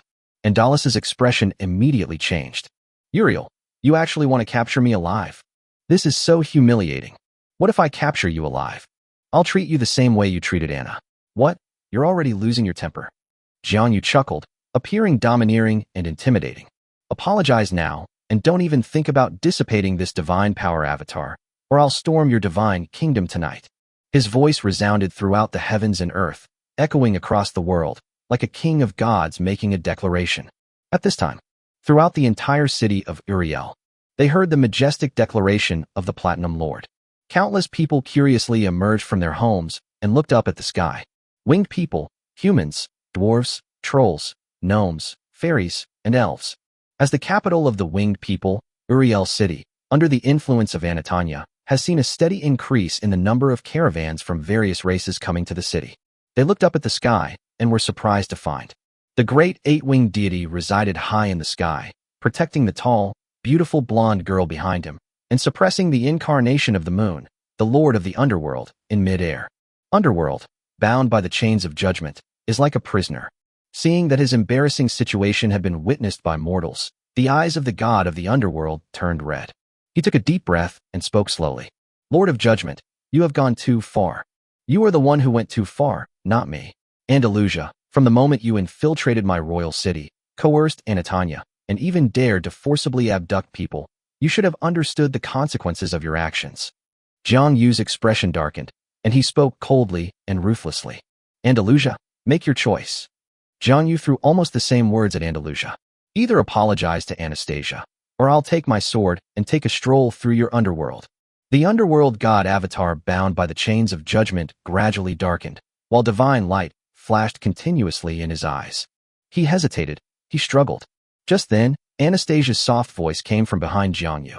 Uriel, there's no need for an apology. Anastasia also had her own considerations. When she lacked the strength, she was unwilling to put too much pressure on a chief god. Going deeper, she's no longer bound to Jiang Yu. She's just been working for him for 8,000 years. She doesn't want to completely damage her relationship with the underworld god lineage because of this. She also has ambitions to build a huge wealth empire in the future. To demand an apology from a supreme god in front of countless mortal races would be a grave offense. However, Jiang Yu directly used his divine sense to block her voice, preventing it from being transmitted. His soft laughter echoed in Anastasia's mind. Anna, believe me, Hades won't apologize. When the time comes, I'll storm the underworld and collect my debt. After saying that, He ignored Anastasia's struggling expression and looked straight at Alas. As more and more mortals gathered and looked up, the god of the underworld remained silent for a long time. Looking at Jiang Yu and Anastasia in the sky, he finally smiled coldly. Uriel, if you dare to enter my underworld, then come on. As Jiang Yu had predicted, this was exactly what happened. Angelic's divine power avatar vanished into thin air. Why did you refuse in chapter 200? In the sky. Upon seeing the god of the underworld vanish instantly, Anastasia, the goddess of wealth, stood frozen in midair, muttering to herself. Now, the feud has become huge. She was somewhat worried. Beside her, Jiang Yu dispersed the seven-colored net of authority and the chains of judgment that had shone brightly in the sky, and looked at the dark moon in the sky with a smile on his lips. Then he turned to Anastasia and asked with a smile, Anna, to be honest, he's a good catch. Why did you refuse? Jiang Yu had indeed arrived long ago. Anna is still in a state of anxiety and uncertainty. She has not yet ascended to godhood, nor has she fully transformed into a divine mindset. Just then, Jiang Yu suddenly asked a question, bringing her back to her senses. Anastasia didn't think too much and looked at Jiang Yu seriously. Uriel, their offer is indeed very tempting, even easier than yours, which would require 8,000 years of hard work. All I have to give up is the title of Queen of the Underworld. Of course, I don't know if the nominal Queen of the Underworld is just a bait. But the reason they are so eager to win me over is because they can't do anything to you, so they're just trying to get me to be their ally. She smiled as she said this. Besides that, there's one more thing. Although I ascended to the path of Sequence Zero Wealth Lord in the previous era, I am also a merchant. For me, the cheaper something is, the less worthwhile it is to choose. The low prices are mostly because they can't be sold, or there are even some hidden problems. At this point, Anastasia looked at Jiang Yu. Furthermore, I see that the Lord of the Underworld, who once dominated the worlds in the previous era, has lost his former sharpness in this era. For someone as proud as him to become like this, there must be a stronger being who forcefully suppressed everything. But you are different, Uriel. The confidence in your eyes is unparalleled, a kind of aura that can rival heaven and earth, an invincible spirit. From ancient times to the present, I have never seen such characteristics and aura in anyone's eyes. Standing with you, I feel a sense of security that makes me feel calm even if the sky falls. I believe you can go further than I imagined. This is an excellent investment. I simply can't refuse it. When talking about her area of expertise, she became so excited that her face turned bright red. So, I rejected him and stood by our promise. Anastasia regained her previous spirit and asked coquettishly, hands on her hips. So, Uriel, you can definitely help me ascend to godhood, right? Of course, Anastasia, I will. Jiang Yu smiled slightly and decided that he would treat Anastasia better after she entered Paradise Mountain. He was a little embarrassed by the high praise he received. As for the possible reactions that might occur after Anastasia's god of wealth settles in Paradise Mountain and discovers the truth, Jiang Yu also has his own plans. He decided to spend as many hours as possible in the century before Anastasia ascended to godhood, to build a relationship with her and to become her good friend. This should make her feel better in the future and prevent her from making too much of a fuss. After making up his mind, Jiang Yu looked at the moon in the sky once again and smiled at Anastasia beside him. Let's go, Anna. Hey, where to? I'm going to the underworld to collect your debt. Ah, really going? Anastasia is a bit of a coward. Of course, didn't you hear? Angelic asked me to go to the underworld and beat him up. I've never seen such an outrageous request. However, I've decided to grant his wish and, while I'm at it, help you collect your debt. After Jiang Yu finished speaking, he grabbed Anastasia's hand and soared into the sky, heading towards the moon.